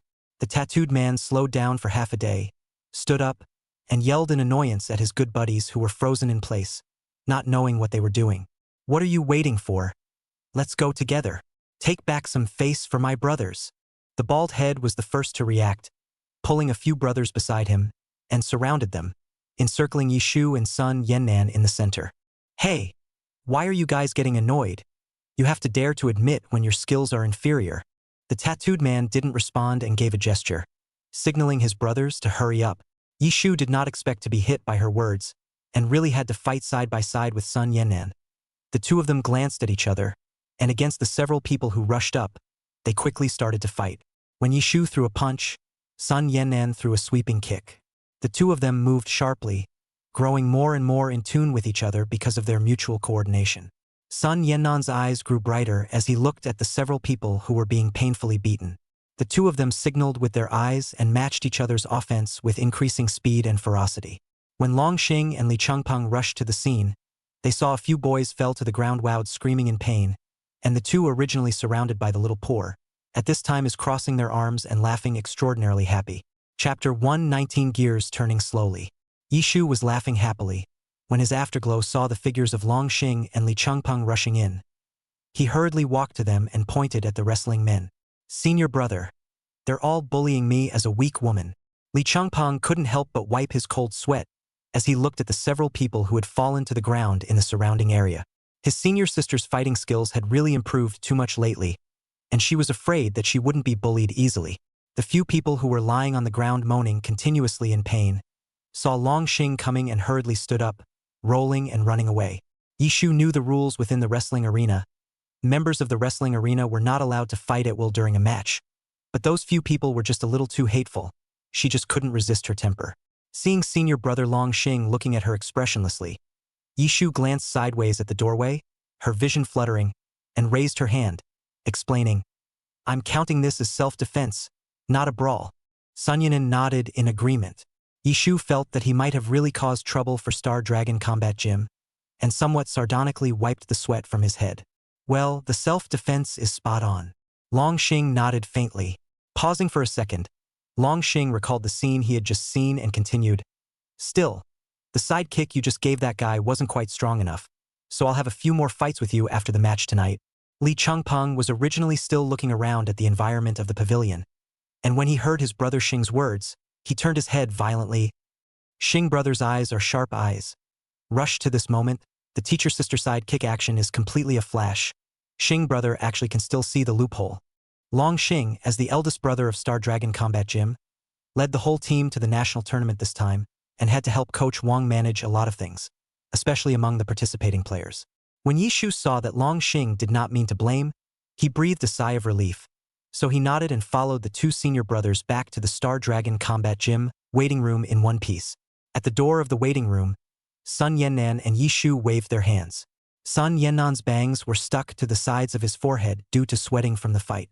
Although the image was particularly wretched, the originally gray eyes under the bangs became extraordinarily different, with a unique light.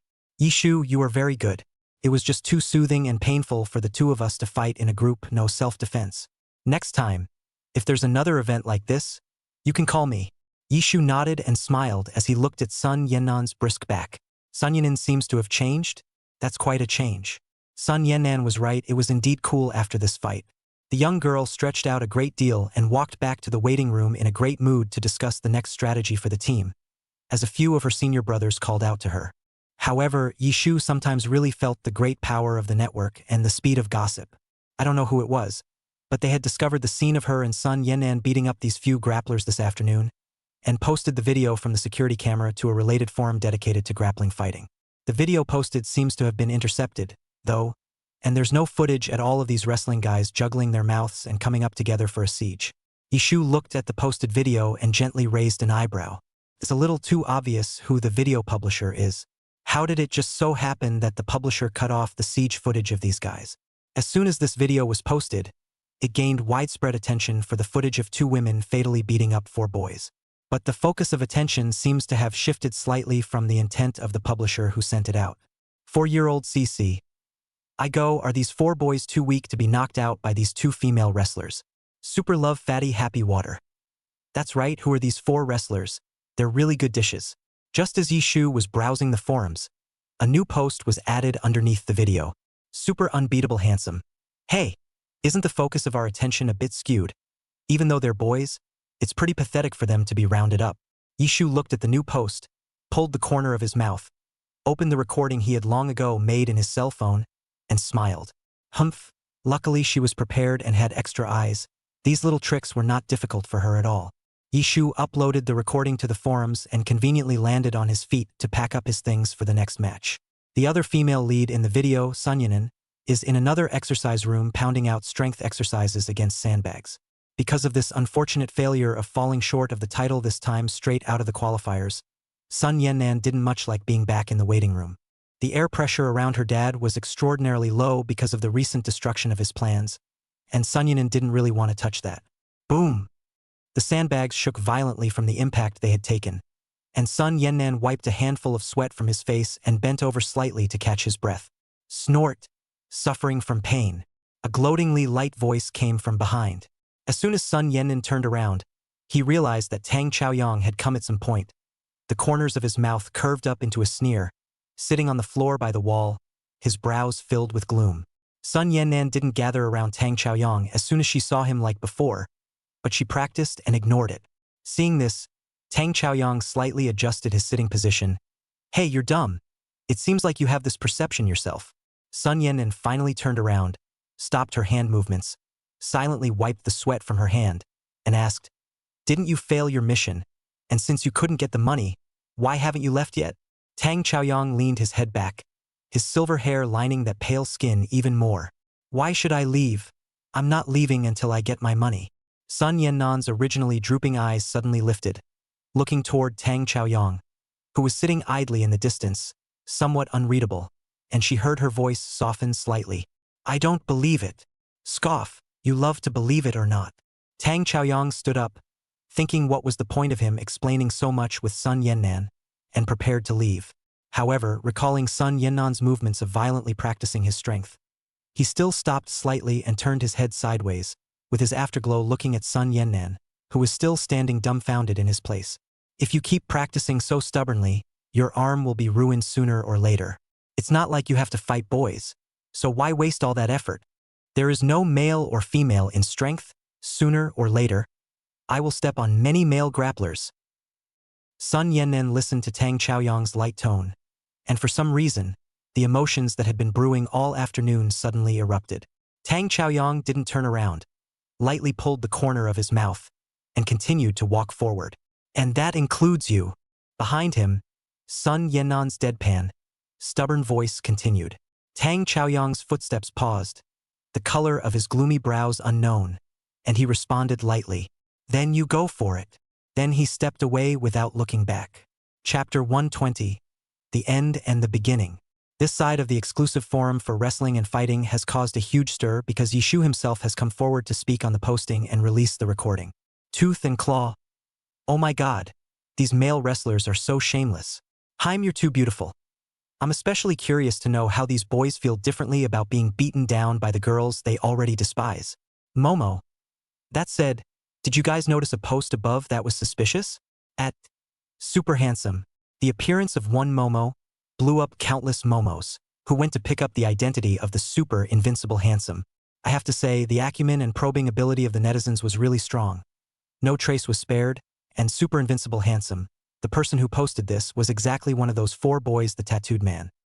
His intentions for this maneuver were not insignificant, and he immediately suffered the mobbing and flogging of a large number of grappling and fighting enthusiasts. On the contrary, Yishu and Sun Yannan's names were also mentioned by others in unison on the forums, and many people had a new perception of their strength.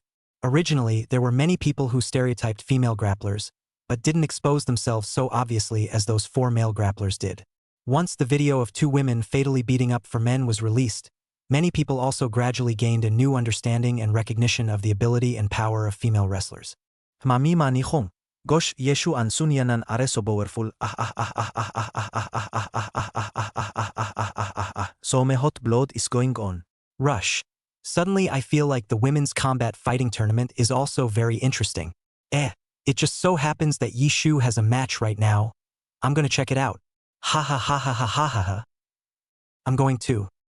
In the center ring, the host was still commentating from the sidelines, and now it was the intermission moment. Yishu wiped his sweat and poured a mouthful of water into his mouth. Then he used his afterglow to look into the audience under the arena and froze. There didn't seem to be this many people in the seats just now in the first round. Did there? At this moment, the already packed stage is filled with another large group of spectators who are crammed into the aisles and the last few rows because there are no extra seats available. When they saw Yishu looking over, they frantically waved and screamed, living as if they had seen some star. When the person in charge of the venue saw this, he also looked puzzled for a while, and then immediately notified the logistics department for site maintenance.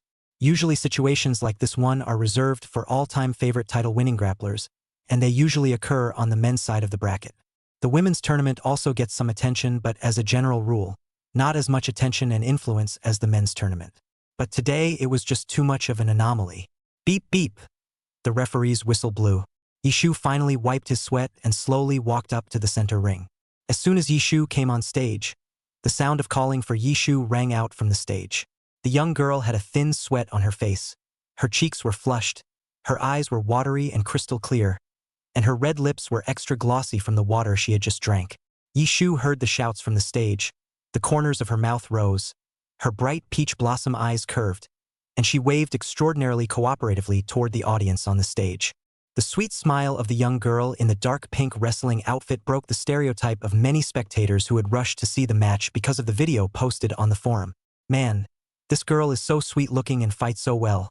It's totally hard to tell. The punches were thrown, the tigers were in the air, and the smiles on their faces lit up as they fought. Yi Shu, Yi Shu, Yi Shu. Throughout the afternoon, Yi Shu played 3 matches in a row, winning one after another, and there were many more points on the list, firmly occupying the first place on the scoreboard. And throughout the afternoon, the audience's chants were unheard, reaching another climax during Yi Shu's final trifecta. Combat practice room. Tang Chaoyang lay on his side, holding his cell phone up to loop the video of his defeat in the match with Long Xing, his face devoid of any expression. After looking at it for a while, I pressed out the cell phone and wanted to close my eyes to fake sleep. But for some reason Sun Yennan's face flashed in my mind. One day, it will be strong enough to trample most people underfoot, and that includes you. Tisk. Tang Chaoyang frowned and opened his eyes, suddenly getting up and walking towards the sandbags. Waiting room. Yi Shu wiped his sweat, prepared his clothes and went straight to the previous practice room, and just opened his cell phone. The messages in the forum came out in a puff of smoke.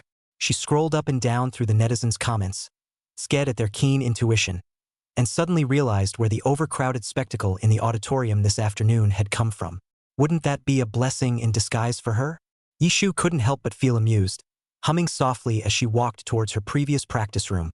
But as soon as she opened the door, the smile on the young girl's lips froze. Senior brother Long Xing was doing strength training on the ring in the practice room, and when he heard the door open, the teenager on the stage paused slightly in his movements, turned sideways, and nodded lightly towards Yi Shu. Come on, do some leg strengthening exercises today. Yi Shu thought back to the past experiences of practicing with senior brother Long Xing, and resisted the urge to close the door again, slowly nodded his head and walked towards the ring. Because of the afternoon match, Yi Shu has long forgotten this. At this time the girl pulled the corners of her mouth, under the gaze of the senior brother. Martial arts training is the greatest, cherish the time. The heart silently shed tears. Yi Shu asked herself that she hadn't been afraid of anything yet. Whether it was a hellish exam or an exciting competition, she only felt excited and fun. But under brother Long Xing, the devilish training, seeing senior brother Long Xing waving at her, Yi Shu silently nodded and began the strength training in pain. After the first 2 days of the competition, Yi Shu was able to deal with all kinds of emergencies in the competition with ease, and his fighting experience had also improved qualitatively. In the last day, Yi Shu and Long Xing had a tough championship fight with Golden Flicker and Lu Han respectively, and finally took the title of champion. When they left, the members of the Subterranean Dragon Combat Gym came to see them off. Lu Han walked up, shook hands with Long Xing, and smiled. I didn't expect you to still win slightly this time, but you have to be careful. I'm going to be in seclusion at the end of this national competition, so you'll have to take it well then. Well, I'll wait. Long Xing returned the grip. On Yi Shu's side, there was also a circle of send-offs surrounding her, and Sun Yannan had also rushed over when she learned that Yi Shu was going back to a city. Yi Shu looked at the small group of friends around him, waved at the crowd under the airport's announcement, and smiled as he ended the 3-day wrestling trip. However, Mr. Han Yuanchang's side can't laugh a bit. The secretary stood at her desk, reporting on recent developments. Mr. Han, I didn't expect Zhou Group's management to be even stricter than the outside world, and our people couldn't even get close to the company's core area. Han Yuanchang took a sip of tea and heavily put down the cup in his hand, wrinkling his brows as he asked in a deep, rhetorical voice. That means zero recent progress? The secretary nodded without making a sound and looked down at the floor. Han Yuanchang leaned back in his chair, his fingers lightly tapping the desktop as he contemplated for a long time before slowly speaking. Wait and see what happens, and find me a breakthrough as soon as possible. The secretary responded and silently retreated. Chapter 121. Still busy after the race. 3 consecutive days of combat fighting matches kept Yi Shu's brain in an extraordinarily excited state. It was already after 6 in the morning when he returned home. Zhou Shang's biological clock had been affected by his old sister, woke up early, and was now sitting on the dining table drinking milk. Suddenly, the door opened, and Zhou Shang's eyes lit up when he saw his sister, and he hurriedly stood up and greeted him with his ass. The young girl handed her suitcase over to her brother in a daze and yawned as she casually pulled the gourmet food that the boy Zhou Shang had been pining for out of her pocket. Nah, your favorite. Then he dragged on his slippers, walked slowly to his room, closed the door behind him and fell back to sleep. When Yishu slept this time, it was heavenly. These 3 days of the National Combat Fighting Competition, Yishu is the first time to participate in the competition. Every day the competition of the nerves are tense. Lying in the soft big bed, the nerves abruptly relaxed and soon entered the dreamland. It was afternoon when I opened my eyes. The room was still dim from the curtains, and the slightest hint of bright sunlight slipped in through a few cracks. The rooms at Parkview Grand Residence are made with high-end materials that provide exceptionally good soundproofing, and the air is tinged with a sense of tranquility. As soon as Yishu opened his cell phone, many concerned messages popped up one after another.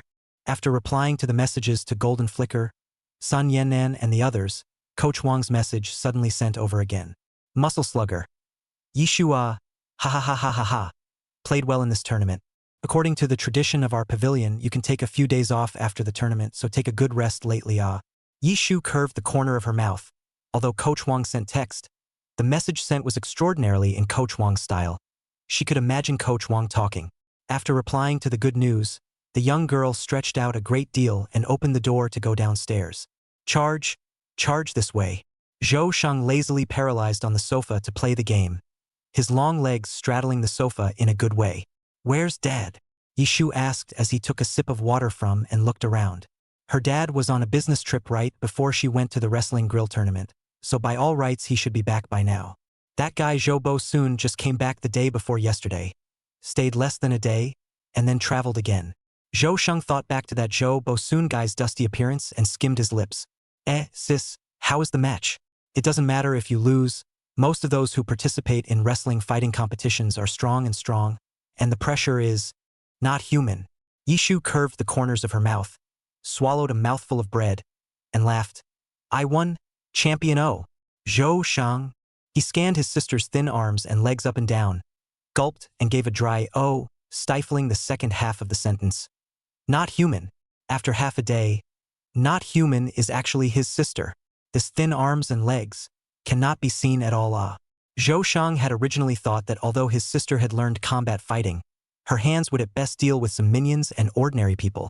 But it turned out that she had actually captured a championship back. Yishu patted his stomach, ate and drank enough, then contentedly went back to his room to make up his homework, leaving Zhou Sheng alone to sit stupidly on the sofa and doubt his life.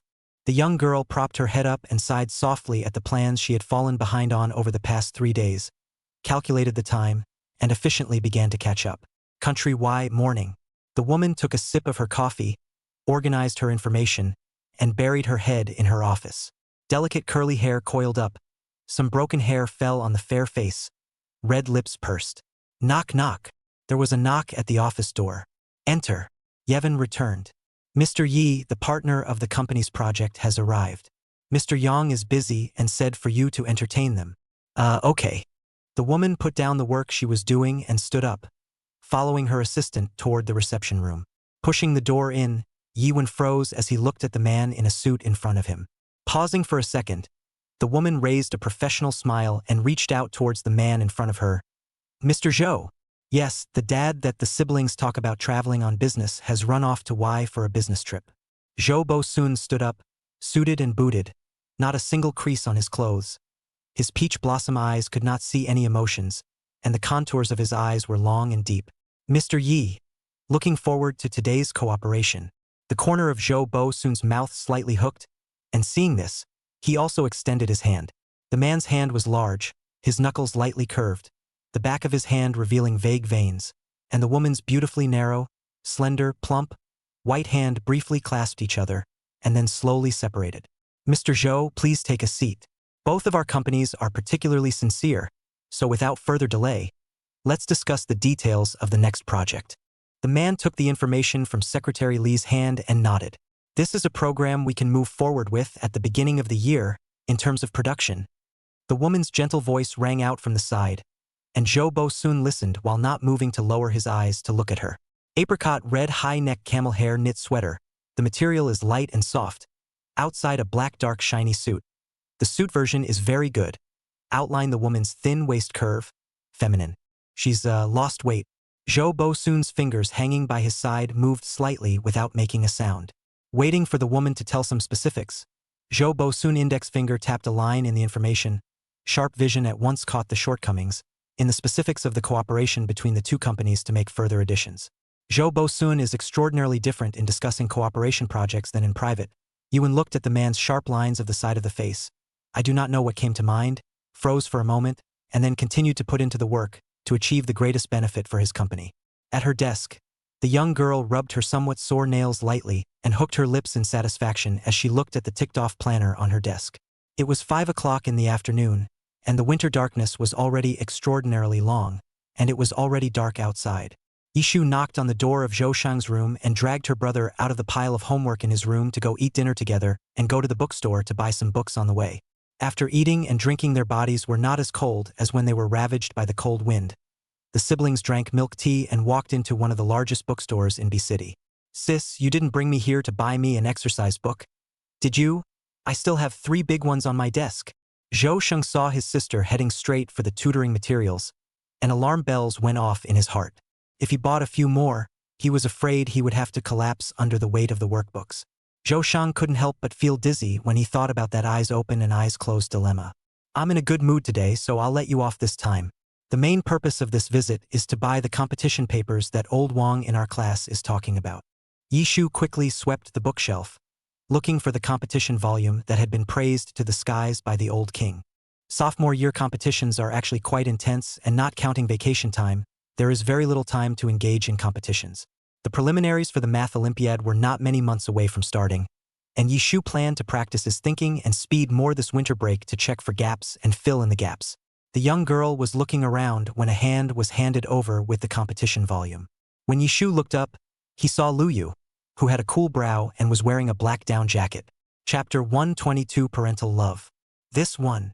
Yishu smiled as he took the competition papers and said thanks, casually flipping through a few competition papers. The corner of his mouth curved. Zhou Shang was originally reading a comic book, souvenir of Lu Yu, who stood next to his sister at some point. So he leaned against the bookshelf and stared darkly. Lu Yu, why is this guy always a ghost? Before, when my sister was not there, I could run into him every day when I was running, and now there is him in the bookstore as well. Oh. Lu Shen. What a coincidence. Did you come to the bookstore to buy any books? Well, Lu Yu walked over to a bookshelf and picked up a book on marathon running, explaining, there isn't enough information about running online, so I came to the bookstore to take a look. Yishu looked at the book, slightly sweating. She said she would research this topic with Lu Yu, but Lu Yu obviously acted one step ahead of her, even searching for a large part of the information. A few people grabbed the books they found and went to the cash register at the front entrance of the bookstore to pay. It took some time to pick out the books. It was getting darker, and the bookstore was heated and extra warm. A glass door blocked the cold wind that raged outside, except that it shifted vaguely, making some sparse rattling noises that made the bookstore even quieter. Opening the glass door and feeling the cold wind, Yishu immediately buried her little face in the collar of her pink down jacket, her nose freezing red. The young girl stretched out her index finger and pointed at the book in Lu Yu's hand. Lu Shun, are you free tomorrow? Why don't we start doing this research tomorrow? Lu Yu carried the bag with one hand and nodded, the corners of his mouth hooked up darkly as he continued to ask, will you run together tomorrow? Doing this research after running should give you a better sense of immersion. Zhou Shang's head was a little big as he listened to the conversation between the two, running and research. Could these two things still be combined like this? These two things are totally huge challenges for the body and mind, and the combination is immensely powerful. Lu Yu stuck one hand in his pocket and glanced with his afterglow at Zhou Shang, whose brow was furrowed tightly and who hadn't shouted to join in for half a day, in understanding. Yishu thought that Lu Yu's suggestion was great. She had always emphasized on high efficiency, and conducting a marathon research after running by the way was a completely half-hearted thing. The young girl gave an okay sign. I'll see you at the usual place tomorrow morning then. Yishu waved his hand towards Lu Yu, and then dragged Zhou Shang, who was wondering what he was wandering about again, home. Country Y. It was late in the evening when the series of papers were talked over. The young assistant entered the reception room during the period and poured numerous glasses of water for the two of them, the warm water getting colder as time went on. Yiwen's mouth was a little dry, and he took a sip of cold water, frowning lightly. She raised her hand to glance at the time, scanned the general contents of the profile, and nodded at Zhou Bosun with a professional smile. Mr. Zhou, the discussion is almost over. Let's have a good cooperation. The man got up, put down the information in his hand, did not move to look at Yi-won, stood up, and shook the hand handed by the woman again. At this time, the company's general manager Yang finally arrived late. This company in Y was founded by Yang Turnip and Yi-won together, and has been growing exceptionally well in recent years. Yang Turnip swept a glance at Yi-won and the man in suit in front of him and winked darkly at Yi-won. Yi-won reacted to the situation, detailedly pretending to glare darkly at Yang Turnip. He stood up, straightened his clothes, gestured to the small assistant on the side and general manager Yang to continue entertaining, and walked towards the restroom. The woman straightened her hair in the mirror and let out a dark breath. Mirror in the woman's slender posture. Red lips in the white face extraordinarily colorful. Negotiation of the afternoon's work has not seen fatigue. Fair and rosy skin. After washing his hands and taking a hand towel to wipe away the water on his hands, Yi-won slowly walked towards the door of the toilet. In the last few years, because of busy work, stomach problems have found their way to me, and I have just taken a sip of cold water and felt some discomfort in my stomach. Time to get a cup of hot water, the woman thought. The restroom was clean and there weren't any footprints on the floor, and the heels made a rhythmic clacking sound as they hit the floor. Yevon loved to hear the sound of heels on the ground. It meant there was still something to do, something to be done, still enjoying life. Gradually, the sound of heels on the floor grew slower and slower, and the owner of the heels stood in the doorway of the restroom, looking over at the still suited and booted man. The man was still holding a cup of steaming hot water in his hand, and behind him, Secretary Lee did not follow. Yi-won raised his hand and glanced at his watch. It was not working time. In this way, she stepped on her high heels and walked straight past Zhou Bo-soon. Zhou Bo-soon's eyes were a bit unreadable as he reached out and tugged on the woman's hand, handing the hot water to Yi-won. Drink it, the water is just warm enough. You need some for an upset stomach. Seeing this, Yi-won sighed lightly, and as soon as he took the cup in Zhou Bo-soon's hand, he drank the hot water in one gulp, shook the paper cup and threw it into the garbage can on the side, and laughed. Thank you, Mr. Zhou. Since we're done with our work, I'll be off. Zhou Bo-soon looked at the soft and hard woman in front of him and decided to change tactics. The man took a calm step, following Yi-won, and walked to the parking lot, seeing the woman stop her steps and look back at him, before he calmly opened his mouth. Secretary Lee is too busy working and doesn't quite make the trip. Give Buddha a ride. Give me a ride. After saying that, without waiting for Yi-won to open his mouth, he familiarly pulled open the door of the front seat of the car and sat straight down, very observant of the rules, and fastened the seat belt. Yi-won glanced sideways at the serious look of the man sitting in the car and secretly gritted his teeth. Bah! When did Zhou Bo-soon's face become so thick? The woman grunted darkly, flicked the black wavy curls that had been spread over her shoulders since the end of her shift, held her breath, got in, and slammed the door behind her. With pleasure. The man's clear voice came to his ears. Yi-won's afterglow caught the lightly hooked corner of Zhou Bo-soon's mouth and did not make a sound to pay attention to it. With no words along the way, Yi-won parked the car at the hotel where Zhou Bo-soon was staying and said with a cold bang, "Here it is." Seeing that the man hadn't moved yet, Yi-won remembered the scoundrel's last move and looked sideways at Zhou Bo-soon with a wary look in his eyes. Seeing that the strong attack plan was seen through, Zhou Bo-soon was not discouraged, and a smile flickered in his eyes. Cat-like.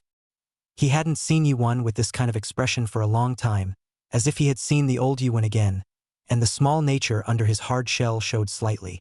Yi-won was a bit annoyed when he saw that Zhou Bo-soon didn't know what he was laughing at. Perhaps it was because of Zhou Bo-soon's cup of hot water. The heat that warmed his stomach seemed to move upward in a warm, lazy way. Yi-won didn't pay attention for a moment, and somewhat in a trance, he did so. It shouldn't be like this, Yevon thought inwardly as he watched the smile at the corner of the man's mouth. Gradually, the atmosphere in the car was no longer the same as it had just been. The car was quiet, like a puddle of frozen water.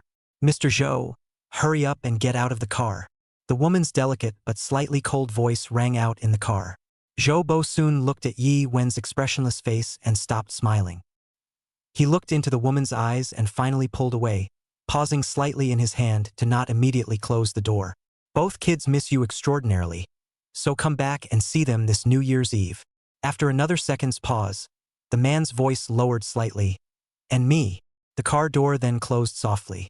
Yi-won looked at the back of the man's lifted posture in a bit of a daze, not knowing what he was thinking, and only after a while did he slowly start the car. Chapter 123 Discussion Room. Discussion Room.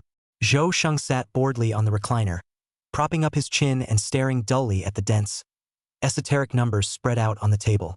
Every now and then, he squinted at Yishu and Lu Yu, who were having a heated discussion. Yes, Zhou Shang had to admit that his sister's energy was totally unbelievably good. Only yesterday I hurried back from a city, and after catching up on some sleep, today I resumed my routine before going to the competition. After waking up early for a run and eating lunch, he hoofed it to the largest self-study discussion room in B. What else could young Master Zhou do, in order to not let this Lu Yu bastard and Yishu have a chance to be alone together?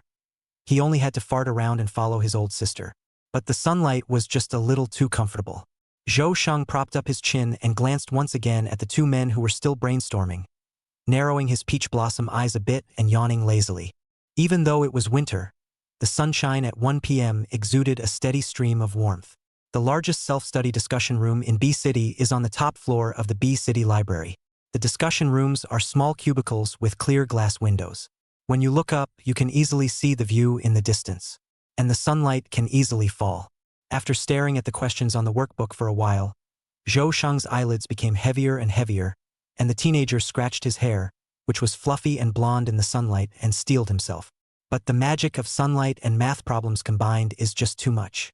The monikers that kept coming out of the mouths of the two in the study group over there were also just too hypnotizing.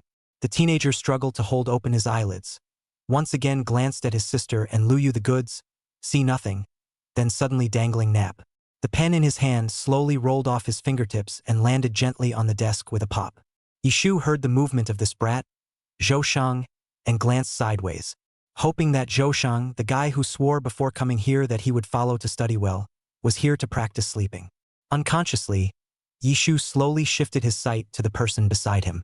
After the two had just chatted with each other about some of their views, Lu Yu seemed to be inspired and opened his computer to look up the information. Tiny dust motes drifted through the air in the sunlight as the teenager's fingers, long and bony, tapped away on the keyboard.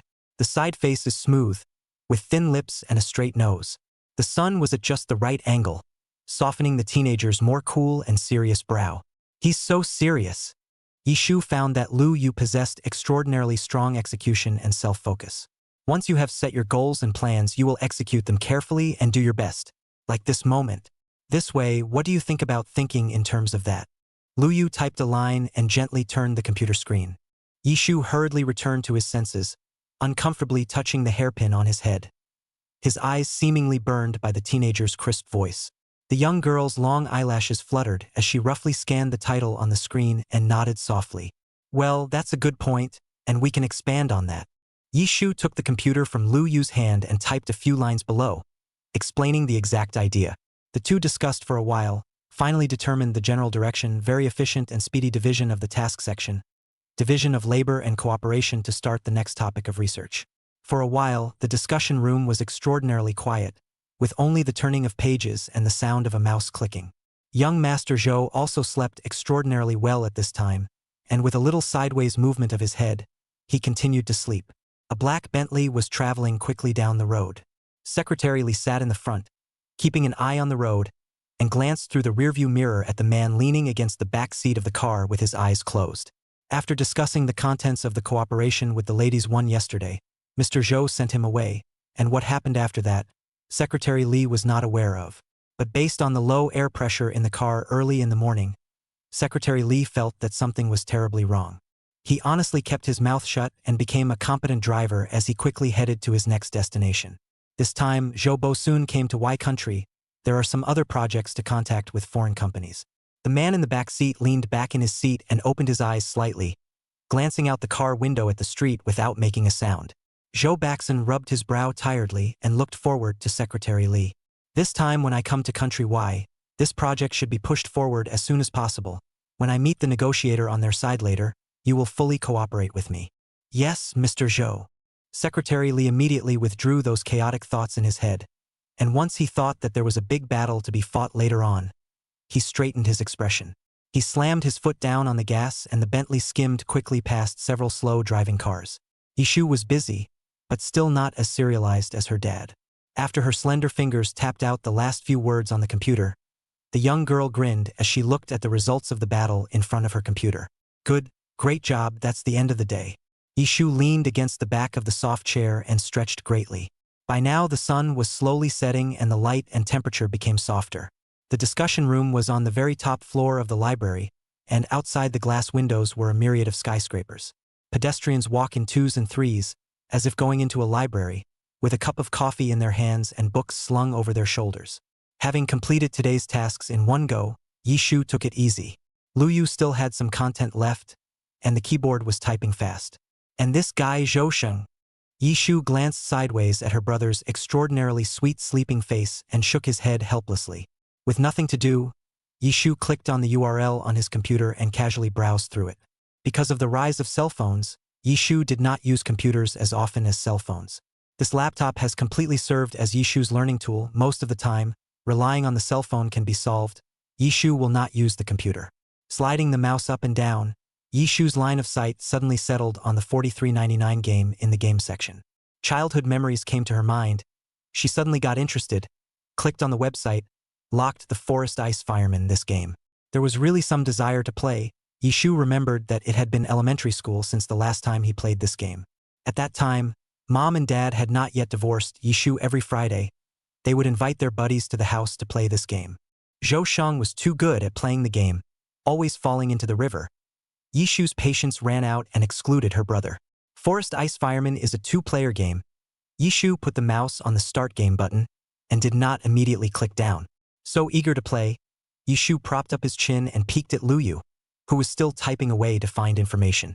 But he should be busy now. But I want to play so badly. Yishu slid the mouse and circled around the Start button.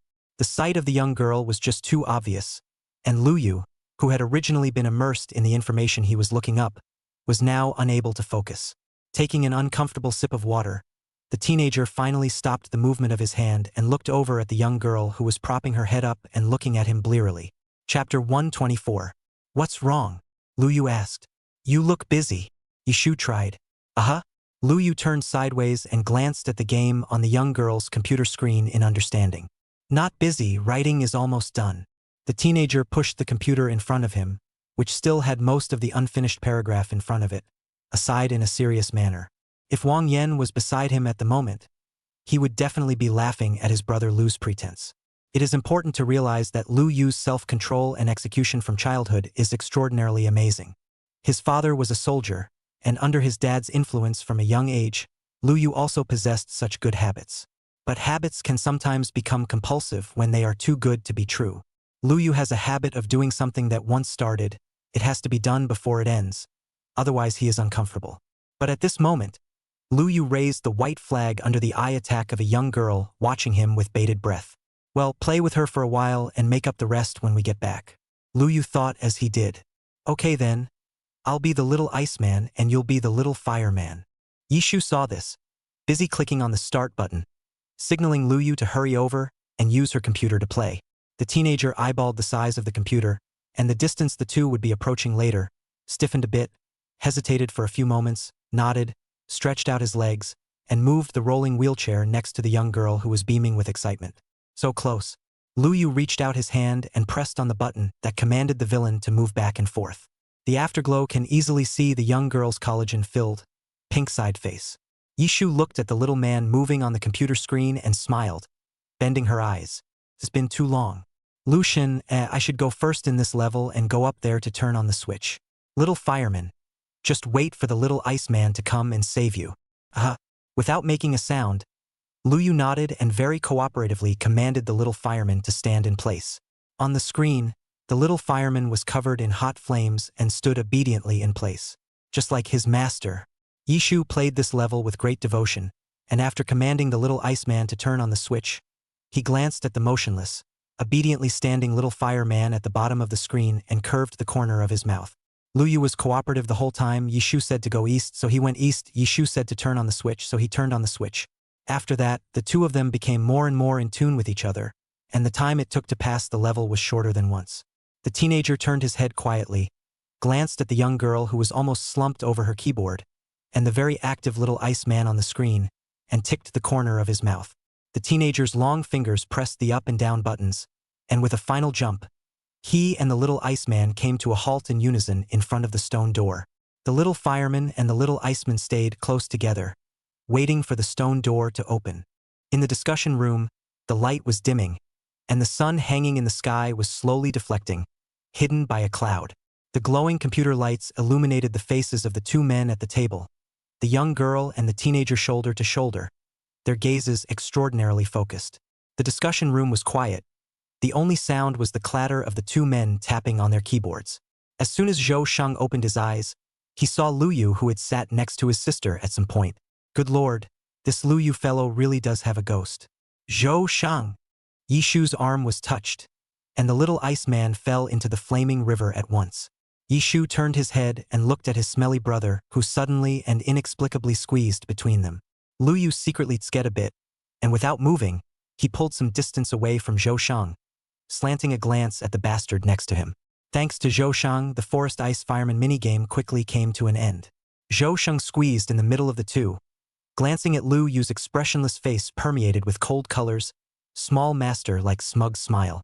And so it went on for several days in succession, with young Master Zhou always sticking to his job.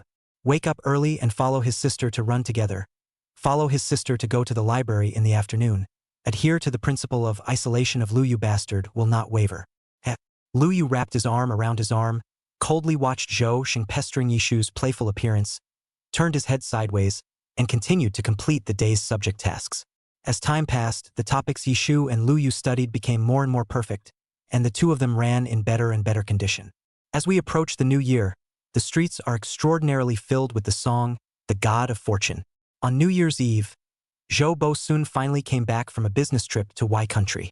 The siblings were sitting on the couch watching TV when the front door pushed open and the man walked in with a suitcase, signaling the siblings to come over and collect their gifts. The siblings turned around in unison, saw the figure of their beautiful mom, lit up in surprise, stood up, and greeted her. Babies, mommy's home. The woman looked at the two children in front of her, a smile spreading across her lips as she stroked the heads of the two children. Seeing this, Zhou Bosun put the gift aside, lowered his eyes, looked gently at the few people in front of him, and gently hooked his lips and smiled. Yishu and Zhou Sheng were happy today. The evening's food was extraordinarily hearty, the television was on, and the voice of the Spring Festival host announcing the curtain came faintly out of it. Yishu lowered his head and tasted a mouthful of what Mom and Dad had chucked, piled up into a small mountain of rice, gently curved his mouth, his heart warmed. Zhou Sheng giggled the whole time, and his little mouth didn't stop blathering as he smugly recounted to his mom his rapidly improving grades and some of his great accomplishments. Yishu rarely didn't poke her brother's stinky ass, propping up her chin, her peach blossom eyes curved and bright. When will it stay that way? The young girl looked at the scene in front of her with great fondness, her heart a little sour for some reason. Fate's hour hand should have moved by now.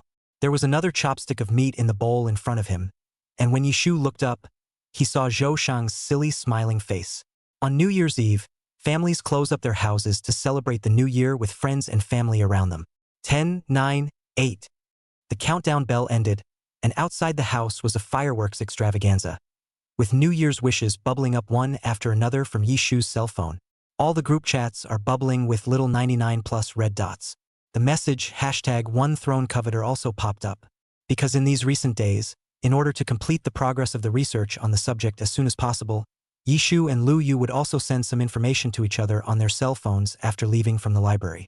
Out of convenience, Yishu then topped Lu Yu's message. First Throne Coveter. Happy New Year, Yishu. Yishu was in a good mood today and cheerfully messaged back everyone who sent New Year wishes. The Lu family. Lu Yu really didn't have eyes for his mom and dad's lovemaking and walked out to the balcony to wait for news from the young girl. Ding dong. The phone vibrated and a message was quickly returned from across the room. Lu Shen, Happy New Year. I wish you the best of luck in the new year. Oh, think big. The teenager rested his hands on the railing and smiled down, a rare color in his cool brow. Well, the heart wants what it wants. Chapter 125, The Return of Jin Yen.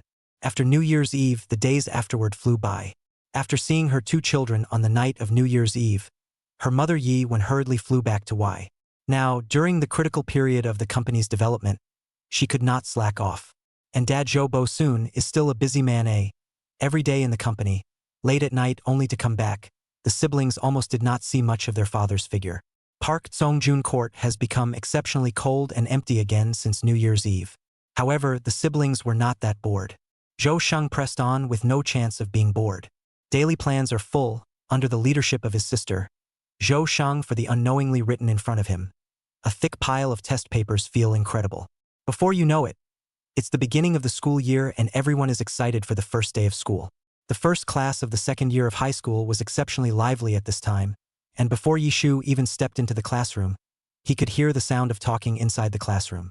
Most of my classmates hadn't seen each other for a winter break, and they all gathered in small groups to talk about some of the great things that had happened around them during the recent winter break. Lin Cece turned around at this time, not knowing what she was talking to Wang Yan about, and the two of them laughed into a ball. Lu Yu, on the other hand, lazily leaned back in his chair, turning the pen in his hand in boredom. What's so funny? Yishu walked over to sit beside Lin Cece, put down his school bag, and asked. Cough, nothing funny. Lu Yu saw Yishu sitting down, and without moving, he straightened his body to cover up.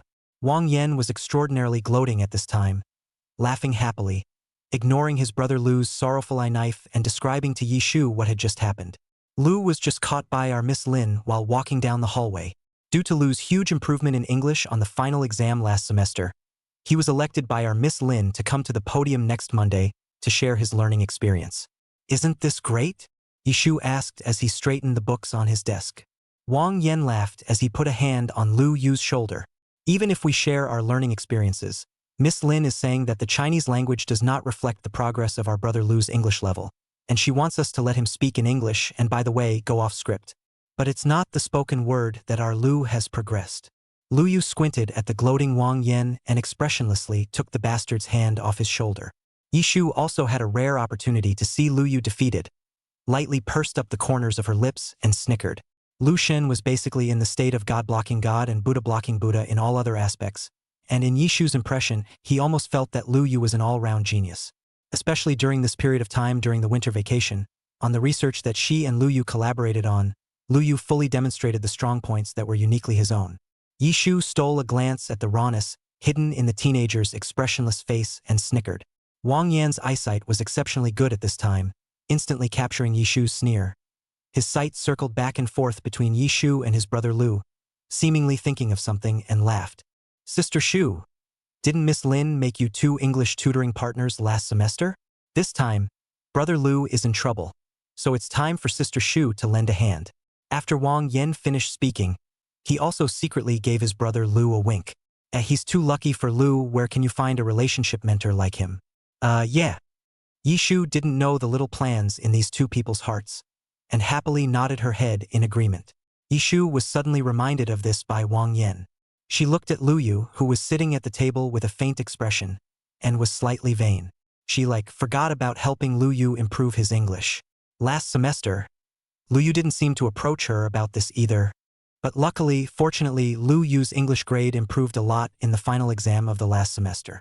Seeing Yishu's promise, the expressionless teenager finally gave a reaction. The pen spinning in his hand stopped and nodded.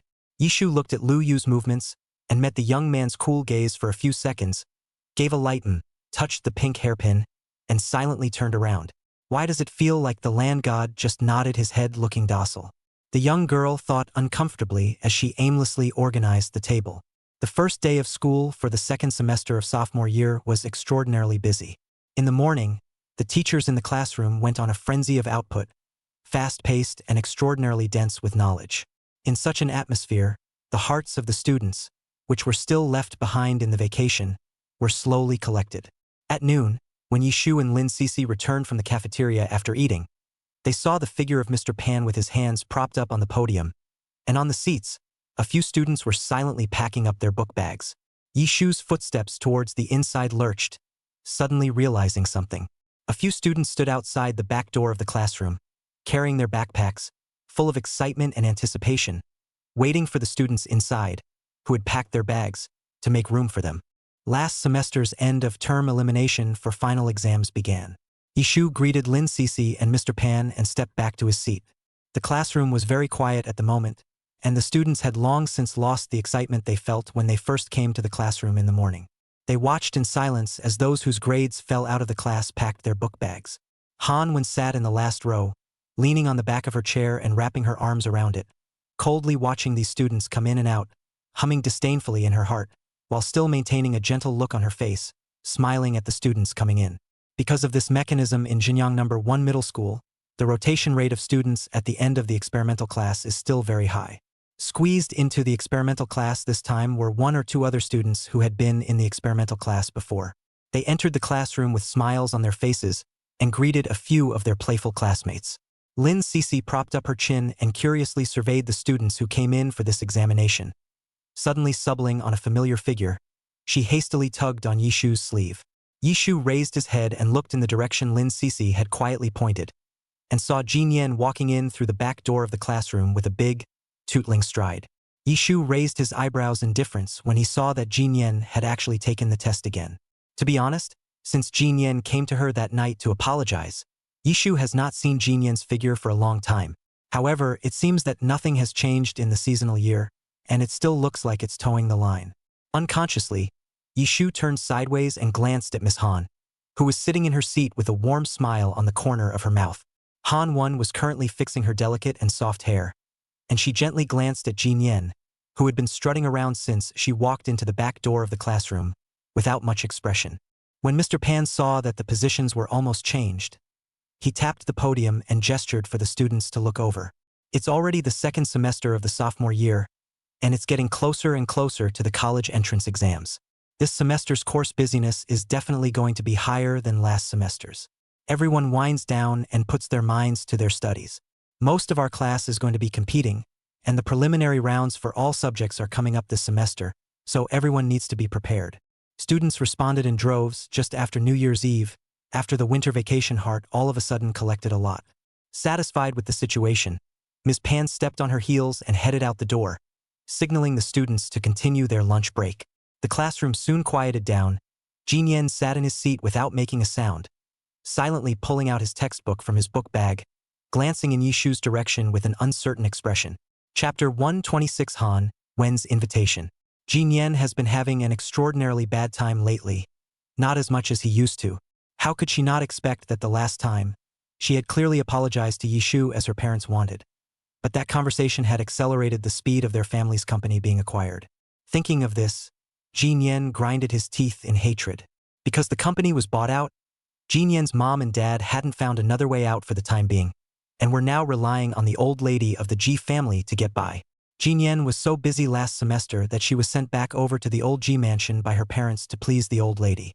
I don't know if Jin Yan's ability to curry favor with the old lady has grown, but the old lady of the Ji family really eats the sweetness of Jin Yan's mouth. The old lady of the Ji family took pity on Jin Yan's family, and even gave the Ji family a very inconspicuous ragged company on the edge of the Ji family to the Ji family couple. The company was a lot shabbier and pressed with not many employees, but it was still a company with a bit of a decent name. Jin Yan really can't accept this kind of discrepancy, but there is really no way, only have to bite the teeth to swallow in the stomach. Smiling eyes coaxed the Ji family old lady. Because the old lady of the Ji family places extra importance on academic performance, Jin Yan took a hard line last semester and re-examined back into the sophomore class. Why did Yishu have to do nothing to gain so much? Jin Yan thought hatefully. But Jin Yan, a moment later, when he thought of that casual glance of Yishu's father, the indignation in his heart shrank with stifled resentment. The rest of the week was extraordinarily quiet, and although Jin Yan was back in the sophomore class, he wasn't looking for trouble at every turn as he had been in the past. During class time, students in the classroom gathered in 2s and 3s to chat. Yishu casually flipped through a page of his book and glanced toward Jin Yan's seat. Shu, have you finished writing the math paper? How do you do this question? Why is the test paper Lao Wang sent out recently today so difficult and jerked like a wind? Lindsay passed the test paper lifelessly toward her kissing tablemate's desk. Yishu casually took it, glanced at the question, took out the math paper he had finished writing from his desk, and gave Lin Cece a careful analysis of the content of the question, as well as the solution ideas behind it. This class was a big recess with a long break. Lu Yu and Wang Yan had long ago casually fished out basketballs from the back corner and played ball the moment the bell rang at the end of the last class. It was about 5 minutes before class started before the two of them pinched the point and slowly walked back from the basketball court. Although it was early spring in March, the weather was still on the cold side and the students were still wearing thick coats.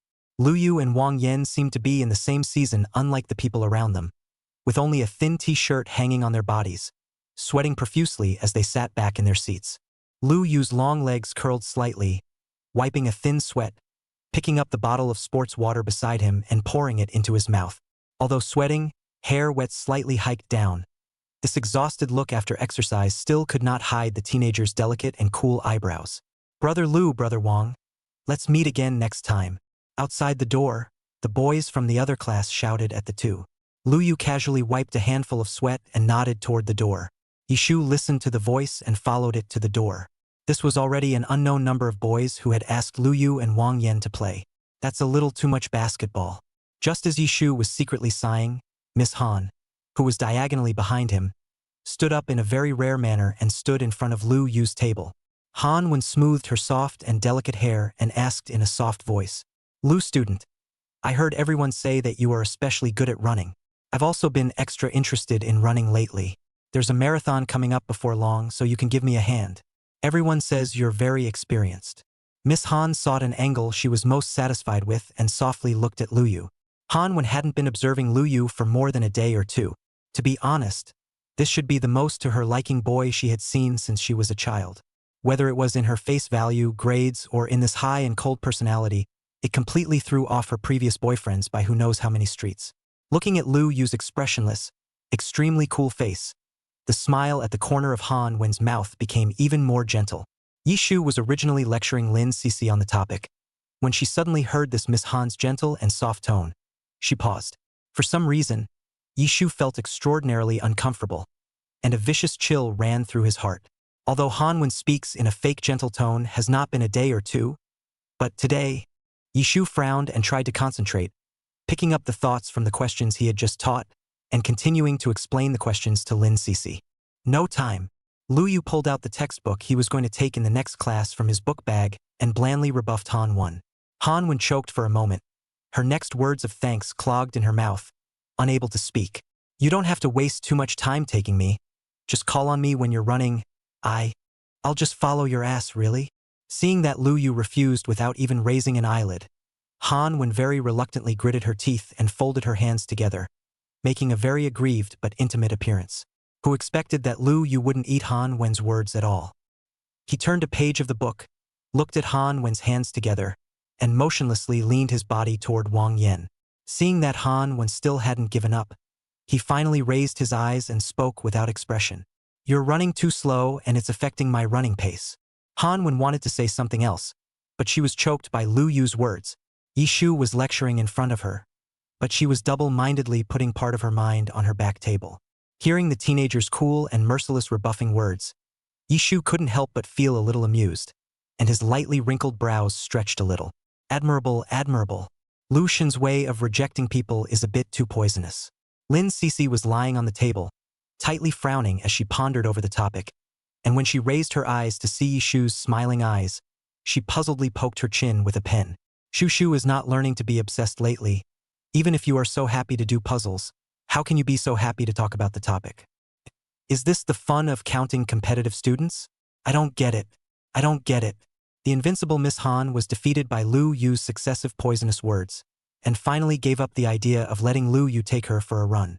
However, the smile on his face was not even converged because of Lu Yu's refusal, and he smiled as he straightened his long hair. Then forget it, since Lu is not available, then I will practice on my own. I will participate in the marathon held in B City this time. Then we can see each other at the Marathon, Ohio. Without waiting for Lu Yu to speak, Han Wen turned around and walked back to her position in style. Chapter 127. The Marathon begins. Zhou Group, President's Office. The man wrinkled his brow as he listened to his secretary conduct his debriefing for the past few days.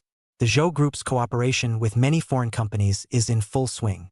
All of the companies that cooperated with each other had their eyes on the products that Zhou Group had recently developed. If the market was expanded and promoted, the benefits would be enormous. Several companies can get a win-win situation. At such a critical time, Zhou Bosun has been so busy lately that he took off, organizing team meetings until late at night every day. The office was quiet, with a steady stream of people and cars under the clear floor-to-ceiling windows. But because the office was located on the highest floor of the building, the sound from the road was blocked out of the soundproof glass. The man propped his head on his hand and closed his eyes, tapping his fingers on the desktop, signaling Secretary Li to continue. Mr. Zhou, The recent projects are progressing smoothly. However, according to the news coming from the RD department, there have been many people mixing in lately. However, Elder Su told Mr. Zhou to rest assured that he's keeping a close eye on the situation and won't let the information leak out. Mr. Su is a technical master that Zhou Bo-sun met when he was young. At that time, Mr. Su met Zhou Bo-sun, who left home to start his own business, when he was unrecognized and unappreciated. The two worked together to develop the technology, and the Zhou group of companies grew stronger. When Zhou Bo-sun started his business, Su was already in his middle age, and now more than 10 years have passed. Su is half 100 years old and is nearly retired. Su old man old heart is not old, still working in the company's Science and Technology Research and Development Center for the Zhou group of new product research and development of a lot of force. Zhou Bo-sun had a lot of respect for this technical bigwig, and after listening to Secretary Li's report, he nodded, signaling that he could go down. The man flipped through the information on the table, paused, and asked, "Has Mr. Su not returned from his recent business trip?" Seeing Secretary Li shaking his head, Zhou Bo-sun closed the information and continued, "If Mr. Su comes back, tell him to come to my office." "Yes." Secretary Li nodded his head, and when he saw General Manager Zhou's gesture, he bowed his head and retreated. Mr. Su-chun is the general manager of the company, due to the strong ability, high efficiency, position step by step, all the way from a small staff to the position of general manager. Zhou Bo-sun was extraordinarily optimistic about this man's abilities and trusted him quite a bit. Recently, the company has been talking about a lot of business. Zhou Bo-sun used Su-chan, this big general. However, this business trip was too long, making Zhou Bo-sun a bit puzzled. After all, even he had returned from long ago. The man closed the item he was going to talk about next and closed his eyes for the rest of the meeting. After a few more days in a row of perfect temperatures and warm weather for running and getting out of the house, the B-City Marathon was officially underway. There is an age limit for the marathon, and Yishu and Luyu, as sophomores, participated in the half marathon. Yishu put on her favorite dark pink sweatshirt early in the morning and met up with Luyu at the start of the marathon. The marathon organized by the B-City government this time was extraordinarily grand, with many runners participating, and some marathon race enthusiasts coming from other places to B-City from far away. As far as the eye could see, there was a sliver of well-equipped and experienced marathoner. Yishu looked around and saw Luyu in black and white sportswear at a glance. The teenager looked pale, carrying his black bag with one hand. His dark vertical hair was lifted up by a black hairband, revealing a cool and handsome brow. Spine straight, 1.8 meters or so tall with a young face in the crowd is particularly conspicuous. "Lu Shen, I'm coming." Yishu squeezed through the crowd, smiling eyes curving as she tied her hair tightly, ready to run. Luyu nodded his head, looking at the smiling face of the young girl in front of him. His expression softened as he softly said, "When the gun goes off later, don't be in a hurry, just follow what we usually practice. If you're too tired, remember to talk to me, don't push yourself, your body is the most important. I'll take you to the supply station on the side." "Aha!" Looking at Lu Yu's serious look as he explained to her the precautions to be taken when running a marathon, the corner of the young girl's mouth curved and she gently answered. Most of the people participating in the marathon were adults, not many children. As soon as Yishu and Lu Yu's young faces appeared in the crowd, they immediately attracted many people's attention. The media covering the marathon also took notice of the two, frequently turning their cameras on them. An old grandpa stood right next to Yishu and Lu Yu, smilingly looking at the two, very happy to see fresh blood coming to the marathon, praising the two incessantly. Looking at the old grandfather's kind smile, Yishu was a little embarrassed and touched the pink hairpin on her head. Her heart flooded with sweetness. Yishu hadn't seen her grandparents and grandparents for a long time, and this old grandpa's kind look made her unconsciously think of her grandfather. It seemed like she had never seen her grandparents since she was a child, but she had seen her grandparents more often. Will grandparents be as kind as the smiling old grandpa in front of me? Lu Shen. A soft voice in the distance interrupted Yishu's speculations. Miss Han, dressed in a high-class tracksuit, trotted over from the distance in great surprise. Lu Shen, it's too much of a coincidence. I had thought that there were too many people at the marathon site and I wouldn't be able to find you for a while. When Yishu saw Han Wen's glowing eyes and the general appearance of seeing fat meat, his heart was a little stifled for no reason, and he lightly drummed his face. It's only destiny if you run into it unintentionally. What kind of destiny is this for her? Han Wen stayed behind Lu Yu with a soft smile on her face, and without moving, She glanced at Yi Shu on the side and moved to the side without any good humor, moving away from Yi Shu. How did Yi Shu come? She actually participated in the marathon run with Lu Yu, and it was a bit too shady. Han Wen felt that nothing good could happen once she touched Yi Shu, and lately she pressed on not wanting to take half a step near Yi Shu. The two hadn't been up close and personal since the last time they finished talking in the restroom. Although her father had always told her to get closer to Yi Shu, Han Wen was extremely reluctant. I didn't expect to run into Yi Shu at the marathon. Han Wen lightly ruffled her hair, glanced at Yi Shu without moving, and kept moving next to Lu Yu again. Seeing Han Wen getting closer and closer, Lu Yu's brow furrowed lightly, and he leaned rather cleanly towards Yi Shu's side. Gee, I thought everything would have been fine if the bastard Zhou Sheng hadn't come. Just as a few people were having their own little moment, the referee's gun went off and all the marathon participants took off running forward. Volunteers on the grounds have also been busy, and water and food supply stations along the roads have been in operation. Go! Lu Yu turned his head sideways to Yi Shu and took the lead in running forward with his legs. The hair on the top of the teenager's head was raised with abandon, and his legs looked extraordinarily long and strong in a black tracksuit. The back of his neck always straight and his eyes always forward, even when he was running. Chapter 128, the first and second. The half marathon was not as long as the full marathon, but it was a great challenge for Yi Shu, who was a first-time marathoner. Having already run a long way, the young girl raised her hand and wiped the thin sweat from her face, adjusted her breathing, and took steps to keep up with Lu Yu's footsteps in front of her. Hoo. Although Yi Shu had run I don't know how many early morning marathons with Lu Yu during the winter vacation, the whole atmosphere on the field was much different when the race actually started. There weren't many fellow travelers around anymore, and the closer we got to the finish line, the fewer participants there were on the road. The old grandfather who had chatted with Yi Shu and the two of them before was obviously very experienced and had good stamina. The first part of the journey Yi Shu could still see the old grandfather's silhouette, and in the later parts of the journey, the old grandfather ran ahead of an unknown number of people. Yi Shu tried his best to adjust his breathing, thinking of something or the other in a muddled manner. Okay. The teenager's crisp voice rang overhead. Yi Shu did not react for a moment, only feeling that the voice was a little close to him, and his reaction was half a beat slower before Yi Shu came back to his senses. At some point, her own steps grew slower and slower, and actually stopped spontaneously without her realizing it. Lu Yu was half bending over, looking down at her with extra concentration. The calves and thighs were as heavy as lead at this moment. Yi Shu lifted his feet a little but still waved his hand. It's fine. Let's keep running. Yi Shu raised his eyes to the seemingly endless road, held his breath and took a step.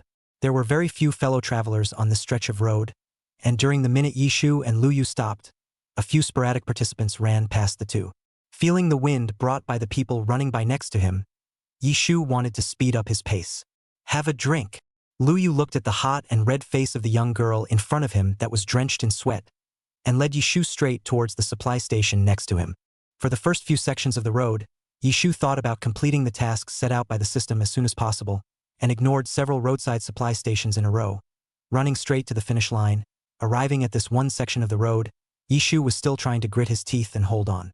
Looking at the young girl's somewhat pale face, as well as the pair of eyes that were somehow so persistent, the teenager turned sideways, took a cup of warm water from the volunteer's hand, and handed it to the young girl who stood at the side, mingling with the tundra.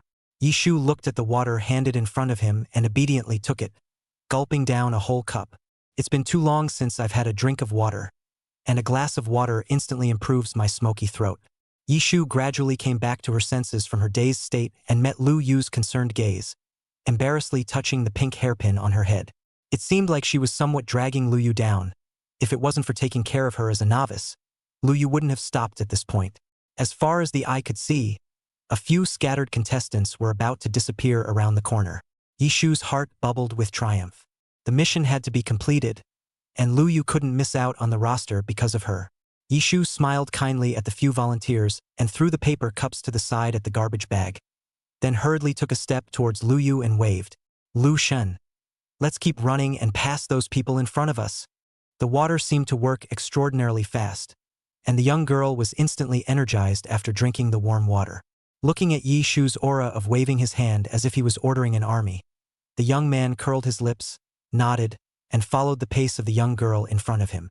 Before running, the teenager drank the water in the cup in one gulp, and with a pop and a gentle toss, That paper cup landed gently in the garbage bag along with the owner's movement in his hand, next to the cup of water that the teenager had just thrown. A few volunteers at the supply station couldn't help but want to cover their mouths and laugh at the scene. Today's sky is a treasure blue color, like a highly saturated painting, and the sun's rays are soft, spilling down through the thin clouds. Because of that adjustment just now, Yishu seems to be opened up the two veins. The next long road is extraordinarily smooth, the breathing is adjusted smoothly, the pace frequency is right, everything is restored to Yishu's expectations. Approaching the finish line closer and closer, Yishu and Luyu both stepped away, trying to keep an even pace, passing one person after another in front of them. The closer we get to the finish line, the larger the crowds of onlookers on both sides of the race road. The crowd's cheers came one after the other, one after the other. Yishu lifted his eyes to look at the extraordinarily noticeable finish line sign in front of him, gritted his teeth, tensed the last rope in his brain, and fought his way forward. The system mission, she would not allow herself to fail, all of it, could not be foregone. The young girl squeezed almost the last ounce of energy from her body and sprinted to the finish line under the astonished gazes of those around her. Luyu followed closely behind Yishu, silently watching the sweaty young girl running in front of him, taking a step back towards the finish line. The moment's spectacle seemed to surprise many, and all the cheering and shouting was momentarily silent for a second, as if all the air had been drained out of the room in a vacuum. In the next instant, all the shouts and cheers reached a crescendo, and the crowd of onlookers couldn't help but applaud and look at the only two overly young and youthful faces on the field. Lu Shen, we did it! Yishu looked unbelievably at the scene in front of him, really unable to believe that this running waste of his could still have this day. The young girl excitedly clapped with the teenager beside her. The reporters and media at the finish line didn't miss this exciting moment, and cameras were pointed at the finish line. The moment was framed with a click. The young girl's hair is messy, but her smile is bright. Her peach blossom eyes are crystal bright, and the end of the cool teenager's eyes are hiding softness, and the corners of his mouth are slightly hooked. At the semi-marathon, the two high school students won the first and second place in the competition was a big highlight, and when Yishu and Luyu went on stage to receive their awards, many media gathered around to interview the two of them. In all seriousness, the two should be the dark horses of this half-marathon. No one expected that, with so many experienced marathoners competing, the top two spots would go to two kids. The marathon in B-City attracted more attention because of these two underage children, and even the photo of the two of them receiving the prize was published in the newspaper of B-City. Even though in this day and age most people read the news on their cell phones, newspapers still have a loyal part of their audience. Yishu and Luyu, as well as the school behind the two of them, Xinjiang First Middle School, had caught fire in B-City on a small scale again. Han Wen's eyes stared straight at the photo on the entire page of the newspaper and clenched her fists in hatred. She dropped out of the marathon early in the first half of the way due to a lack of stamina and stayed in the supply area until the end. Miss Han threw the newspaper in her hand heavily and hummed lightly. I didn't expect Yishu to make such a big splash by participating in a marathon. Chapter 129. Language Offices. Mr. Pan snapped and typed on his desk, revising his lesson plans on the hoof. She is the homeroom teacher of the second sophomore class, and it is now the second semester of the sophomore year, and all the study schedules of the experimental class are very tight. Because most of the students in the second class of the sophomore year are going to participate in the competition, Mr. Pan tries to squeeze all the essence of the language class into the PPT to improve the students' learning efficiency, save more time for studying, and achieve twice the result with half the effort. At the next table, Ms. Lee, the language teacher of the 7th class of sophomore year, was also busy, and as the class teacher of the experimental class of liberal arts, she was under extra pressure. Mr. Pan, how's your class doing lately? Our sophomore class 7 as an experimental class of liberal arts? Our sophomores, the heart is still not quiet, really difficult to get O. Mr. Lee snapped his pen down after correcting half of his language homework and sighed.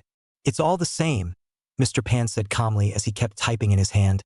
These brats only get nervous when there's an exam coming up. They don't realize it if you don't tighten the rope on them during the week. Mr. Lee nodded and was about to say something when Mr. Pan's cell phone on his desk rang. Mr. Lee made a gesture to let Mr. Pan get busy first, and resumed burying his head in grading his homework. Mr. Pan. Come on. Come to my office. Mr. Pan had just put the phone to his ear when the principal's very excited voice came over the line. Just as he entered, the principal smiled and handed Mr. Pan the recently issued newspaper from B-City. Mr. Pan, Yishu and Luyu from your class are very good. Not bad. Not bad. This is the model of morality, intelligence, physicality, and aesthetics in our school. Thanks to the two of them, our school's reputation has risen a bit more recently. Principal Zhang from the school next door is hot for these two good seedlings. Mr. Pan took the paper and looked at the huge page of photos on one side of the paper and turned the pages in surprise. She was never expecting these two kids to have it in them to take advantage of the weekend to run a marathon and come back with a prize. The principal had just finished bragging with Principal Lee next door, and now happily, he continued, "Didn't our school's official website recently change its cover for publicity? This time, the 2 spots on the sophomore side will be given to these 2 kids, and the senior side will still follow the same rules." Mr. Pan nodded, not reacting for a moment, and walked out of the classroom dizzily with the newspaper given by the principal. She didn't expect the 2 children, Yishu and Luyu, to actually smother such a big thing. Looking at the system in Jinyang First High School, her salary this month was expected to go up quite a bit. In the language office, Teacher Pan took a sip of water to moisten his throat, looked at the duo of Yishu and Luyu standing in front of his desk, and smiled. Recently, the school's official website is going to shoot publicity pictures, and the school would like to invite you two to participate in the shoot. Okay, teacher. Yishu took the flow schedule from the teacher's hand and gestured for Luyu to look at it with himself. As a regular visitor to the school's publicity map, Yishu was already not surprised by this kind of activity. From elementary school to junior high school, every school's official website has Yishu's figure. The two nodded their heads in response as a matter of course, said hello to Mr. Pan, and gently closed the office door. Teacher Pan looked at the rather calm backs of the two, took a sip of water, and silently sighed in his heart. These 2 kids are probably people who are going to do great things, and if they were to learn that they can represent the school in publicity pictures at their age, they would probably be overjoyed. Yishu and Lu, you are indeed going to do something big, from Mr. Pan's office out, then turned straight to the math office at the other end of the school corridor. Competition tutoring for all subjects was in full swing recently. Being 2 of Mr. Wang's most pleased and beloved disciples, Yishu and Lu Yu were assigned many tasks from the old Wang's side. Mr. Wang, as a top gold medal tutor for math competitions, seems to have his own way of tutoring. During this intense tutoring phase, Mr. Wang continued to follow the same process as before. Only the way of lecturing in class has changed. Lao Wang will ask a student in the competition class to come up and speak in every class. If he can't speak out, then Yishu and Lu Yu will take care of the aftermath. And if it doesn't work out, only then will Lao Wang come out and point out the difficulty of the topic. Competition tutoring sessions are now held every day, just at variable times on a meet and greet basis. Topics are covered Monday through Friday, and Saturday and Sunday are held grade exams. Since the 2 unlucky ones, Yishu and Lu Yu, had to make good on every class, this meant that the 2 had to know more about each topic than the class, and varied solutions were essential. Nah, land god, the usual? Yishu handed a math competition paper to the teenager beside him, smiling and raising the paper in his hand. Seeing Lu Yu nodding, the 2 found a classroom to swish their pens and write the topic. The 2 had purposely chosen the time of their lunch break, which was long and complete, with enough time to brush up on their math competition papers. The empty classroom was quiet. The only sound was the rustle of water markers scratching across the test papers. After about half an hour, the 2 stopped writing one after the other and exchanged test papers with each other. Lu Yu's competition paper was clean, with extraordinarily dry handwriting and only key scoring steps for each question. Yishu looked at the neat paper surface and sneaked a glance up at the teenager who was carefully checking the test paper. Yishu had read many of the boys' test papers, and as the teacher's right-hand man, Yishu was sometimes sent by the teacher to correct their homework. As Zhou Shang, his own sister, Yishu had not rarely seen her brother's crooked words. Few boys have words like Lu Yu's. On this side, the teenager had already carefully finished correcting the answers, much like the answers in his mind, and handed the test paper back to Yishu. Full marks. On the math competition paper, the red number of 100 points was next to the name of the young girl on the paper. The numbers were dashing and ethereal, and the coolness of the young man beside him was very different. The score was expected, and Yishu curled her lips extra happily. After carefully checking the test paper for Lu Yu, she also scored a perfect score according to the teenager's form. Once the first step of the process was over, the 2 of them tacitly began discussing ideas and thoughts for each question. Yishu propped up his head and looked at the solutions on both papers with similar ideas, and couldn't help but have some self-doubt. She remembered that when she and Lu Yu first discussed the topic together, the 2 of them could be said to have extraordinarily different mindsets. Is it possible that her inspiration has run out lately Yishu unbelievably compared several questions and found that the solution to the questions she thought of, Lu, you also have. No way. Yishu pursed her lips as she looked at the 2 test papers in front of her that were written almost exactly the same way. It's time to make up for the recent walnuts. Yishu originally intended to buy it for her silly brother, but now, she's afraid she'll have to throw herself into the walnut's arms as well. Chapter 130, Oddball Mission Revised. The two were efficient, and after discussing the topic, there was still some time left in the lunch break. The curtains around the classroom windows were drawn as far as they could go, and it was quiet and sleep-friendly. Yishu has just plopped down on the table, and 007, who has been closed mic for a long time, is suddenly online again. Ding-dong stage quest completed. The system layout slowly appeared in front of Yishu's eyes again. Achieved first place on final exam. Run in a citywide marathon and finish in the top 3. After the mission was completed, the system layout slowly changed.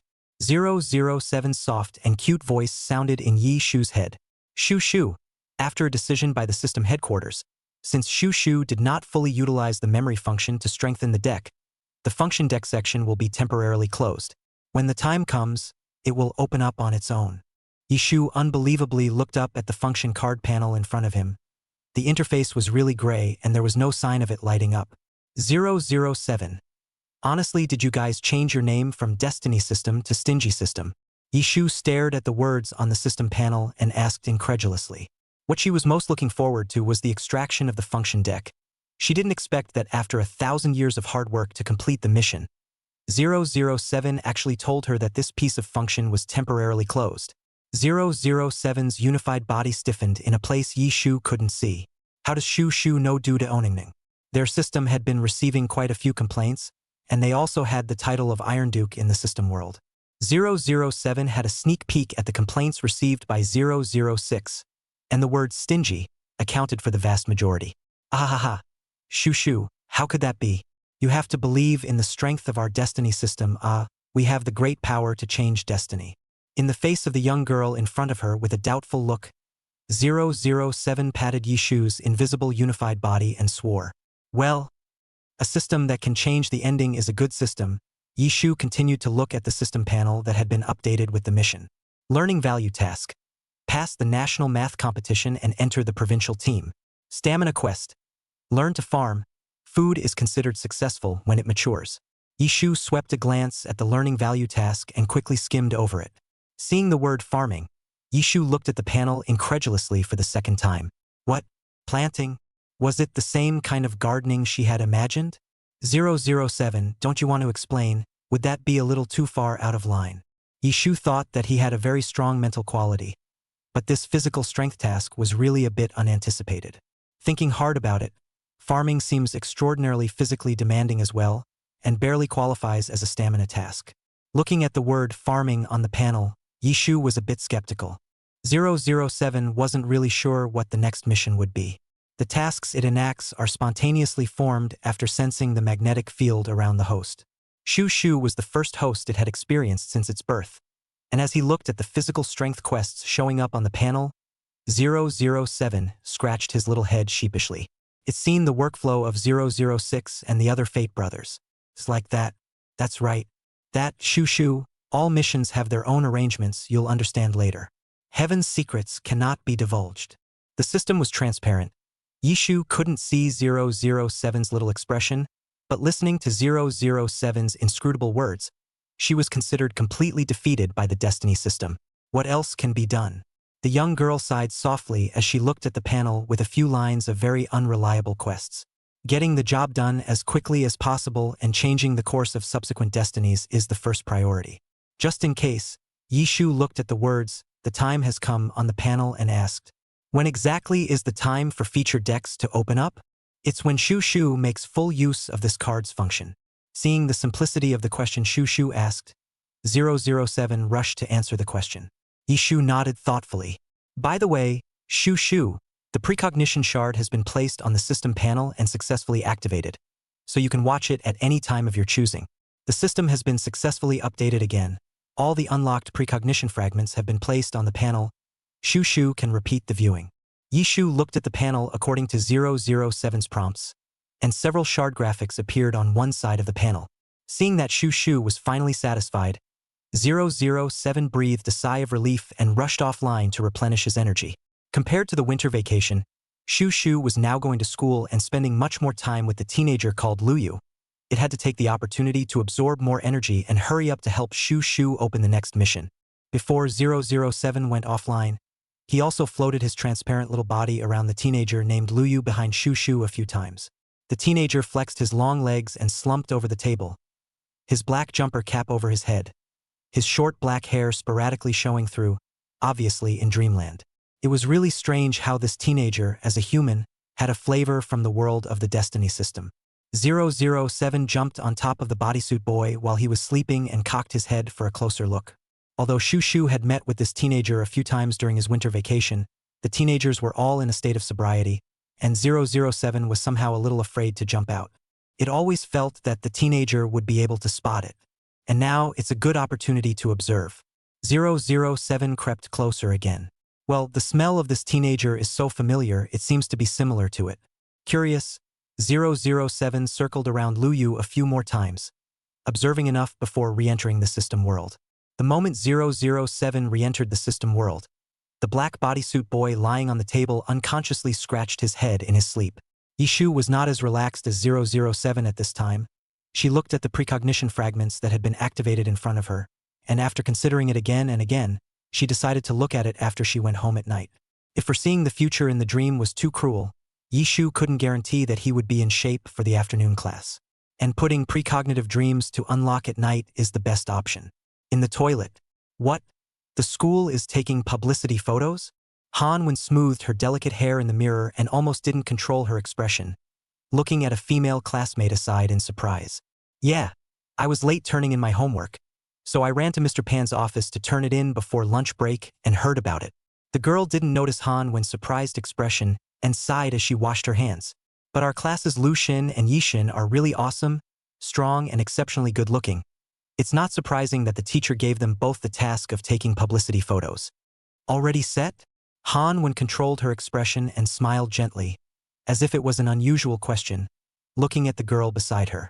Well, it should be like that. Really envious. Han pulled out a piece of paper from the nearby draw box and looked at the girl's envious look. The corner of her mouth vaguely curved into a sneer. Heh, what a lack of talent. And she was left with nothing but envy. Han slowly wiped the water stains on her hands and couldn't help but have an idea in her mind. Chapter 131 Han claims a quota. After dismissing the female classmate next to her, Han stepped aside to an unoccupied area and dialed the secretary's number. Hank Group, as the boss of the traditional technology company, is also considered a big family. Han Yuanchang is too busy to take care of his daughter, so he found a secretary for Han 1, specializing in solving all kinds of life problems on Han 1. Hey, there's something I need you to do. Han saw the other party pick up the phone and said briefly, recently, Xinjiang First Middle School is going to take publicity photos of the school, and I'm very interested in this matter. You contact the school for me and ask if you can add another spot. The secretary answered, and after a moment of silence said, should this matter be explained to Mr. Han beforehand? Han impatiently smoothed her hair. There's no need to report everything to my dad. Don't bother him with such a small matter. The secretary, with a scale in his heart, finally nodded and responded. However, as Miss Han's living secretary, she did understand the extent of Miss Han's favoritism very well. Han Yuanchang divorced his original wife a long time ago, and Han 1 was awarded to her. For this one and only daughter, Han Yuanchang doted on Han extraordinarily and developed a proud and arrogant temper. For Miss Han's request, the secretary, as a battering ram, went to do her best to fulfill and complete it. Han had thought that with her status as the daughter of Hank Group, the school would definitely agree to this request. But she didn't expect the secretary to tell her that the school had refused. What? By now school was over, and Han 1 was leisurely leaning back on the sofa, watching TV, when she heard the secretary's reply on the phone and sat up with a prancing start. Missy. School means to follow the school's tradition of asking 2 people from each grade to take publicity photos. The sophomore year is full for this grade. Is it the principal's idea? Are you sure you've expressed your goodwill with those few leaders of the school? Where's that bald director, who usually receives so many favors from us? How come he didn't even fulfill such a small request? As soon as Han thought of the words she had long ago told her neighboring sisters. Her picture will appear on the school's official website. Her gentle expression twisted, and her heart smothered as if a ball of fire was burning. She didn't wait for the secretary to finish her sentence before hanging up and dialing the number of the bald director. As soon as the call was dialed, the other end was quickly picked up, and the balding director's fawning laughter came from the phone. Why did Miss Han personally call here? Just let the secretary contact me if there's anything. Mr. G will definitely do what he can to make Miss Han satisfied. Han didn't bother to be polite with this person. The words that usually sounded soothing and flattering sounded especially distracting at this time. I heard through the grapevine that the school is going to be taking promotional pictures for enrollment. So why can't the sophomore class get another spot? As soon as the bald director heard this, the fawning words on his lips came to a dry halt. Ahaha, this matter, Miss Han, I just mentioned this to the principal as well, but the principal said that this has been a tradition over the years, and that it would be a bit unthinkable to add another quota. Then remove Yi Shu and put me on. Han Wen's heart was stifled as she listened to these people's mother-in-law's words. The schools she has been in since she was a child are all scrambling to invite her to take publicity photos. But Jinyang First High School is good, and she has to ask for it herself. Besides, if she wanted looks, she had looks, and if she wanted family history, where could she not compare to Yi Shu? Although Yi Shu's grades are that much better. But what's the point of a girl taking the test so well, to ascend to heaven? The more Han thought about it, the more angry she became. The more and more nasty things she had encountered since transferring to Jinyang First Middle School, which exploded under the sloppy eye of this bald director. Ha ha ha. Miss Han is nice to say goodbye. The bald director paced in his office, facing the temper of this Hank Group's great lady. He couldn't help but wipe his sweat, with a smile on his face, but in his heart, he kept on bursting out foul language. It was just that he didn't know that Yi Shu was the identity of the Miss Zhou group before. But now he didn't dare to provoke and offend at will. Besides, now Zhou's group is growing faster and faster, the company is getting bigger and bigger, and Hank Group, heck, to put it mildly, it can only be considered a lion in its twilight years. If he had known, he wouldn't have rushed to join this Miss Han so early in the morning. The bald man's mouth kept beating a dead horse for this Missy of the Hank Group, and his heart was filled with contempt as he listened to Han Wen's exasperated voice. It's all because this Miss Yi is usually a little too low-key, and that young Master Zhou, who has stayed at the school for so long, actually didn't reveal anything at all. These two are the same $1,000 lady. How come the gap is so big? Although the bald man was located in the administrative post, he had heard about the great achievements made by that Miss Yi, but this Miss Han, he hadn't heard about it half the time. Rather, they usually always call and say something or other about their requirements, but they are really generous. Thinking of this, the bald director changed his face again and patiently combed through the logic for this Miss Han. Han always felt that this bald man was also perfuming himself, and said word for word, "Isn't this publicity photo of yours to publicize Jinyang First High School? Then the person chosen has to be influential enough. That being said, I won't pretend that I have nearly 1 million followers on the new blog." The bald director froze, but did not think that this Miss Han still has this set. Busy walking to the principal's office, intending to ask a question for this Miss Han. Principal's office. Hearing Director G's words, Principal Wang just nodded without speaking, slowly picking up the teapot and pouring a cup of water, taking a sip before slowly looking up at Ji Bin, meaningfully saying, "Ji Bin, everything should be done in moderation." The final candidate for the official chart was the result of discussions between the leaders of all sides of our school. Didn't you also vote in favor of it at the time? Why? It's been a day, and suddenly you've got another idea. The bald director looked at Principal Wang's meaningful eyes and lowered his head somewhat extraordinarily sheepishly. "I'm afraid you haven't read this paper. Take it back and have a good look at it." Principal Wang took the newspaper out of the drawer and continued. "Student Yi Shu, extraordinarily excellent in every aspect of morality, intelligence, physicality, and aesthetics, and not at all small in terms of influence. That's what makes us the face of Jinyang First Middle School." Other words, the principal did not say Ji Bin, as many years mixed in the school administrative post of the old oil, immediately understood the meaning of President Wang. He nodded resentfully and strutted out of the office, helping the principal close the door gently behind him. Back in the office, the bald director piled up a smile, dialed back in, and bull-ted for half a day before finally placating this Miss Han. Chapter 132, Memory Light Cluster. Han wanted to say something else, but this Director G said that there was something important and hurriedly hung up the phone. Miss Han straightened up and, unable to do anything else, threw her cell phone heavily on the couch, stomped up the stairs, returned to her room, and slammed the door. This ball director's words were still ringing in Han Wen's ears. Miss Han, I just went to the principal for you. The principal said that there will be a chance next time, and that if we take another publicity picture, we'll definitely look for you next time.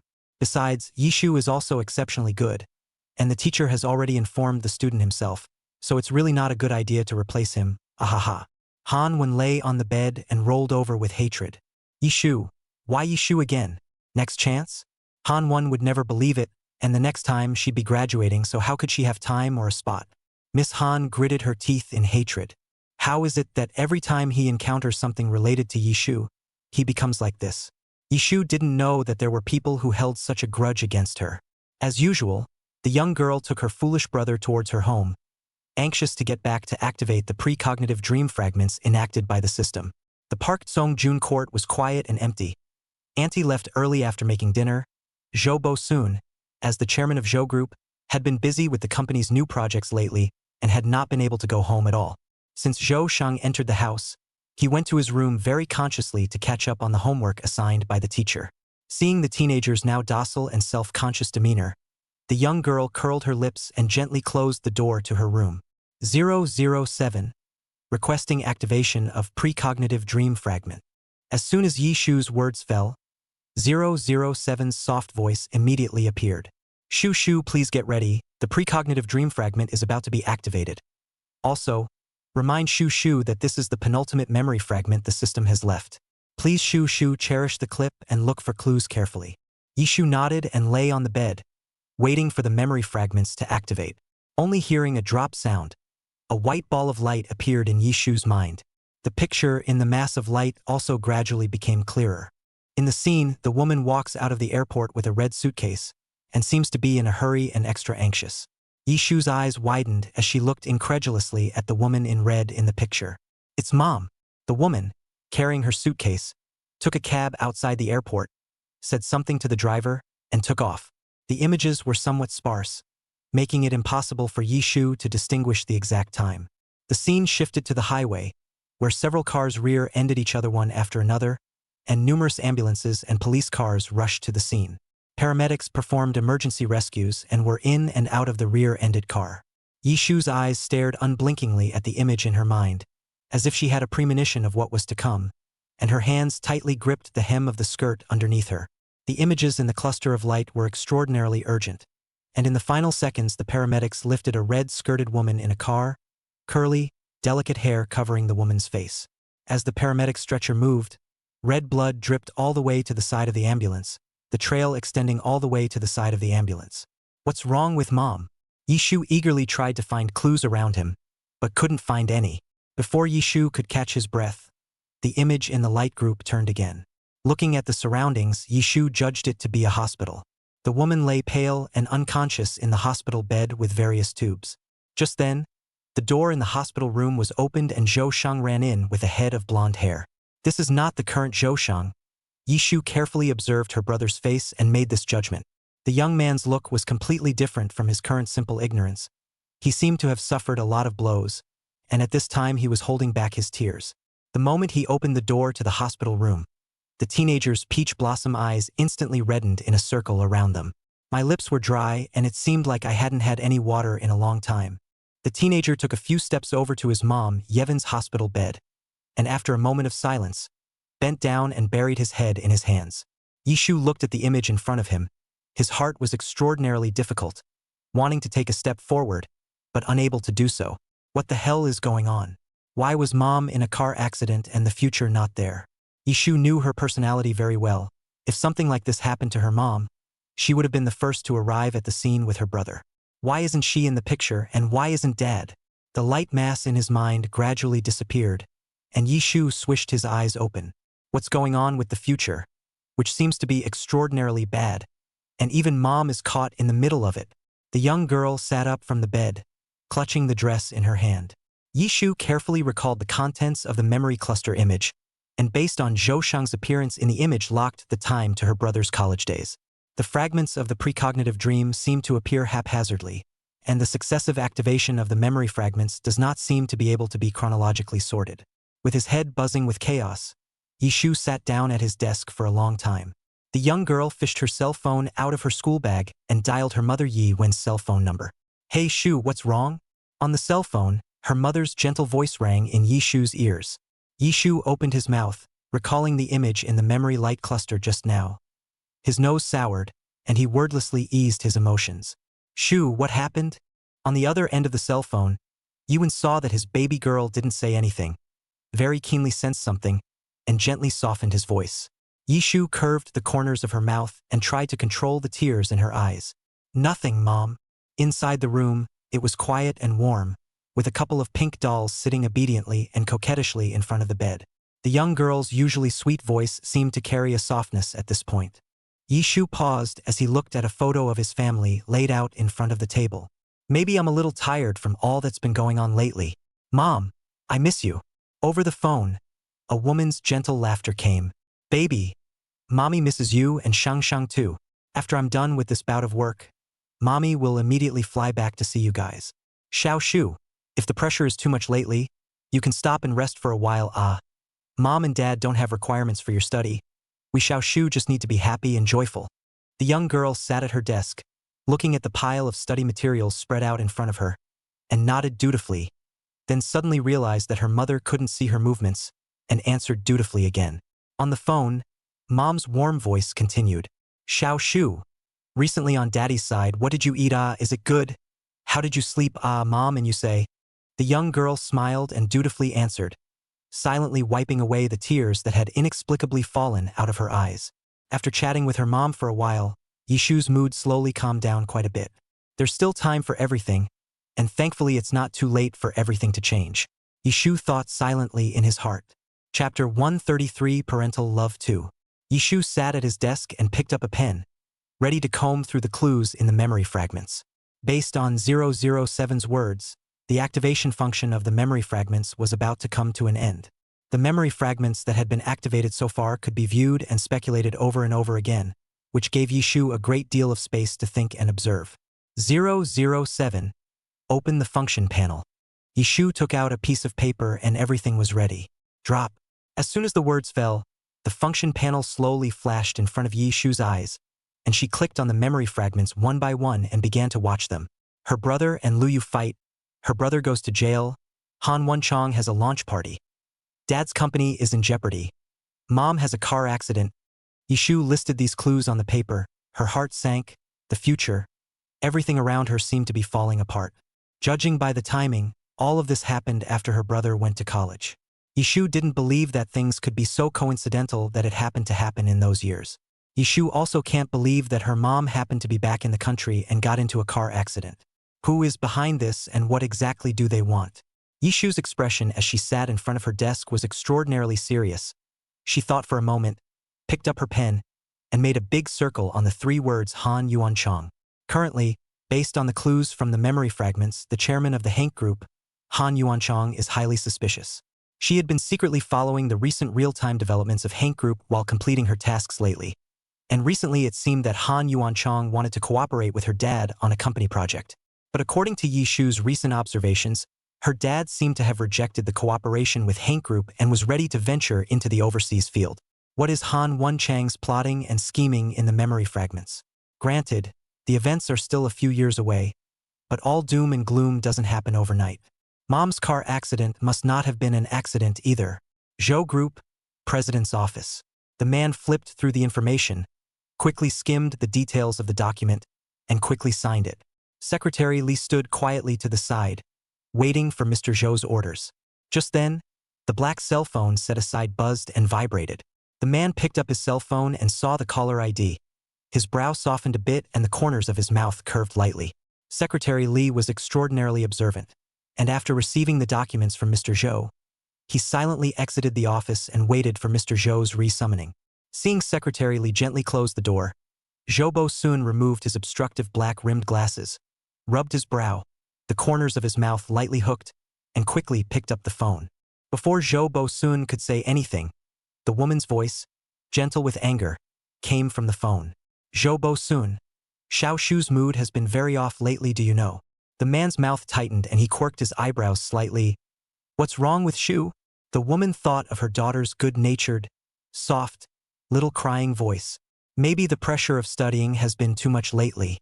Xiao Shu has been a strong character since she was a child, and now that she's come to Xinjiang First Middle School and to this period of her sophomore year, the two of us are so busy that we don't have time to accompany Xiao Shu and Shang Shang.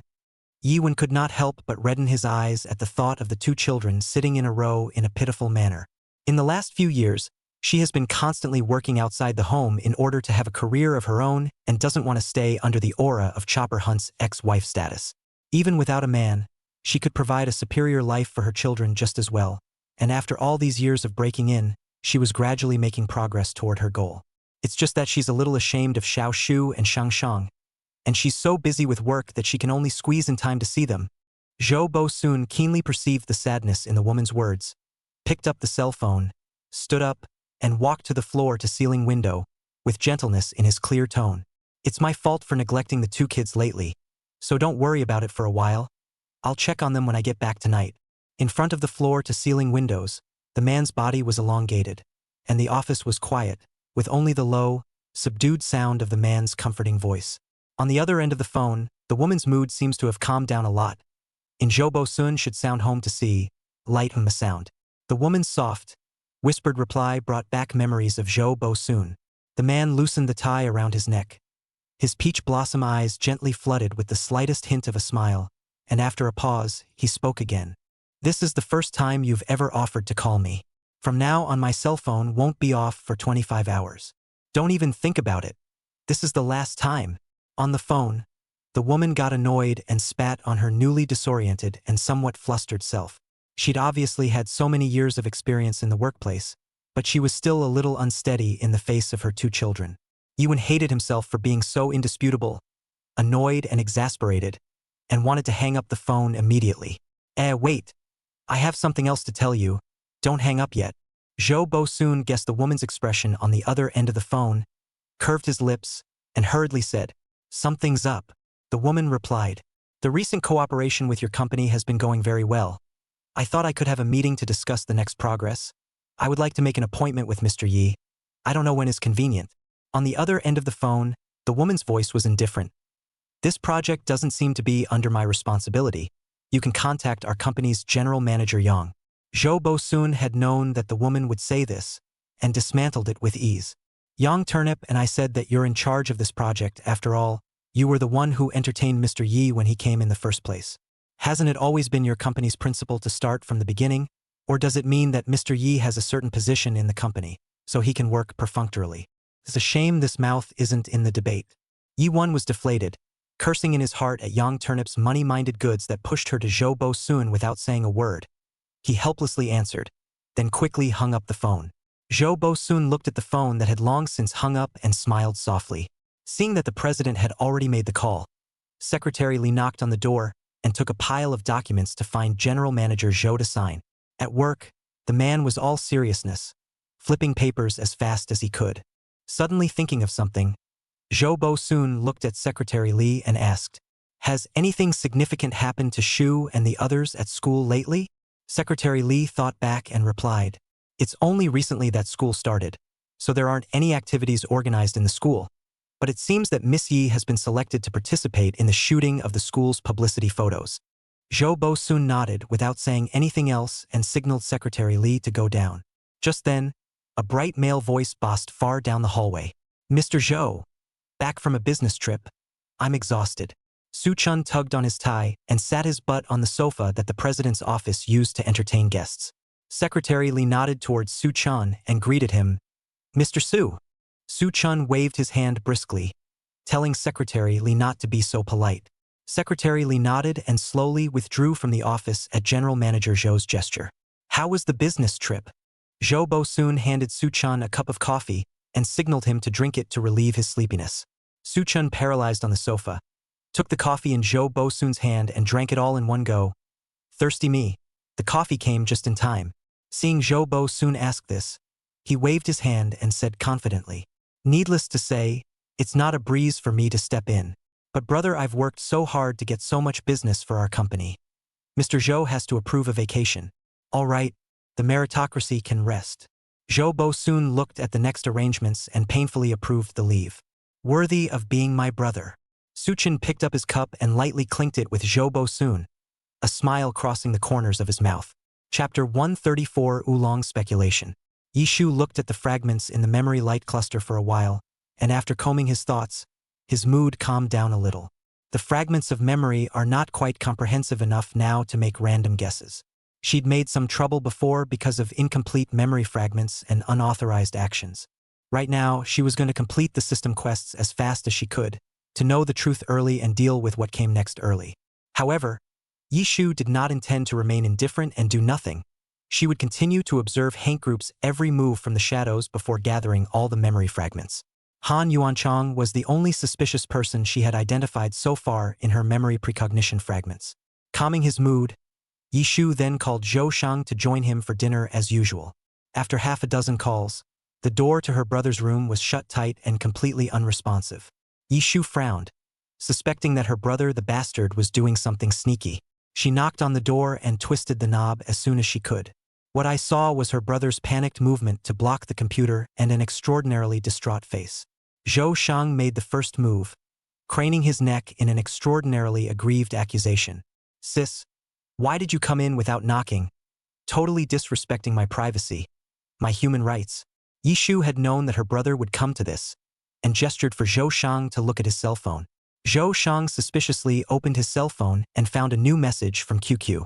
It was a message from his sister calling him for dinner, and a short 5-second, small video of Yishu knocking on his room door action. Zhou Shang? Nah, the evidence is plainly in front of you, the video is proof. But I really knocked on the door, you didn't hear it yourself.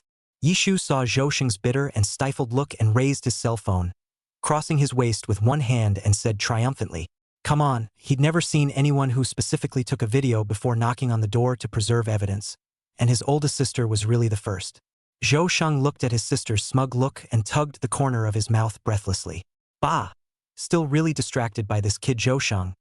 Yishu reacted violently, holding his armpits, and asked, "What were you doing stealing a chicken just now?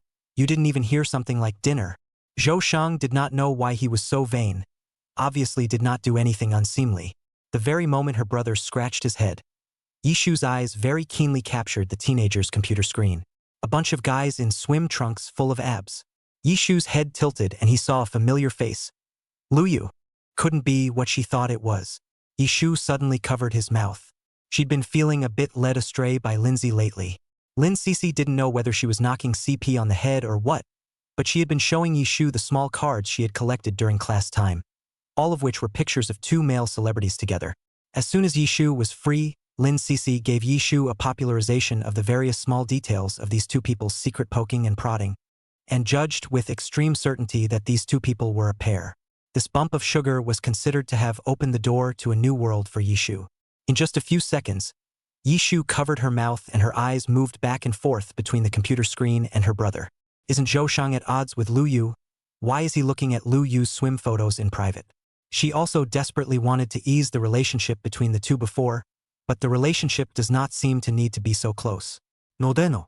Lindsay had recently shown her many novels, and many of the arch-rivals ended up getting together by clearing up their misunderstandings and changing their opinions of each other. Her brother and Lu Yu fit the bill for such a deuteroning. Noticing his sister's increasingly bizarre and unreadable eyes, Zhou Shang inexplicably shivered. Sis, what are you thinking? With that perverted expression. Yishu took a slow breath, double-checked, hesitated for a moment, and asked softly, cautiously, Shang, that you like Lu Yu? Zhou Shang looked at Yishu incredulously, not knowing how her sister could say such words that seemed to have burned herself silly. Sis, what are you thinking? How could I like that Lu Yu guy? Oh. Zhou Shang almost choked on the saliva in his mouth and continued, I'm a boy, all right. I'm straight. Goodness, where had his gentle, kind, and beautiful sister gone? Zhou Shang had absolutely no idea where her sister got her brain circuits from. Yishu slowed down and continued to say with difficulty and solemnity, Shang, my sister has always been very open-minded. In the future, if you fall in love with someone, whether it's a boy or a girl, my sister and I will support it.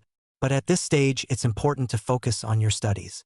Zhou Shang, should he say thank you to his sister for her enlightened view of love?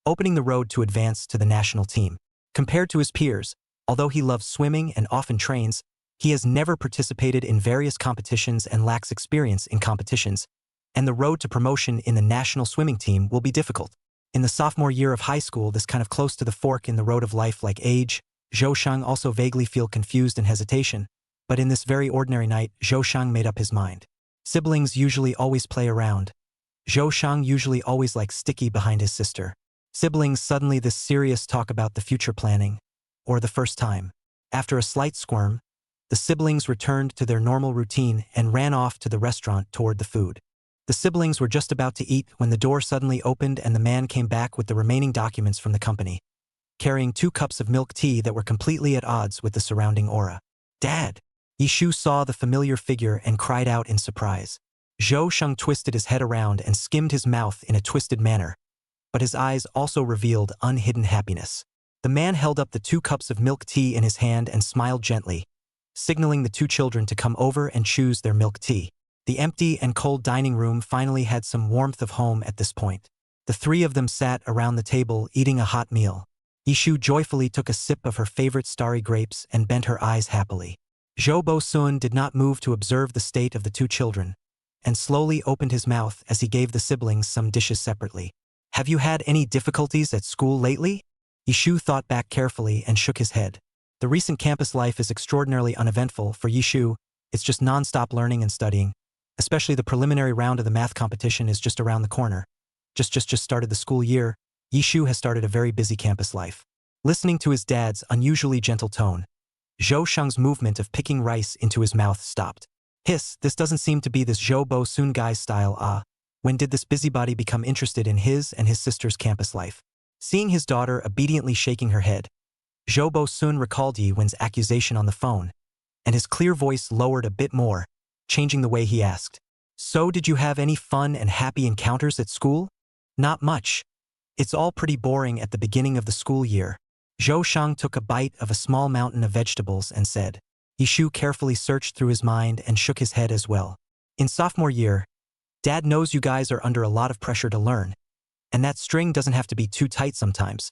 So how about we take you out this Saturday? This can be had." Zhou Shang's eyes instantly lit up when he heard that he could go out and play, and he approved with both hands and feet. The last final exams, his grades improved to be able to join the 2nd class of the 2nd year of high school. But this rose a class. The class learning atmosphere is obviously to follow the thicker. Zhou Shang and Yi Ziming, in order to keep up with the class learning progress, are exhausted. It was rare for Zhou Shang to feel that his dad's decision was so wise. Yishu nodded as he recalled the schedule in his head. She hadn't hung out with her dad in a long time, and it wouldn't hurt to make up for Saturday's unfinished plans over the next few days. After dinner, the siblings went to their respective rooms to do their homework, and Zhou Bo-sun went back to his study to finish the rest of his work.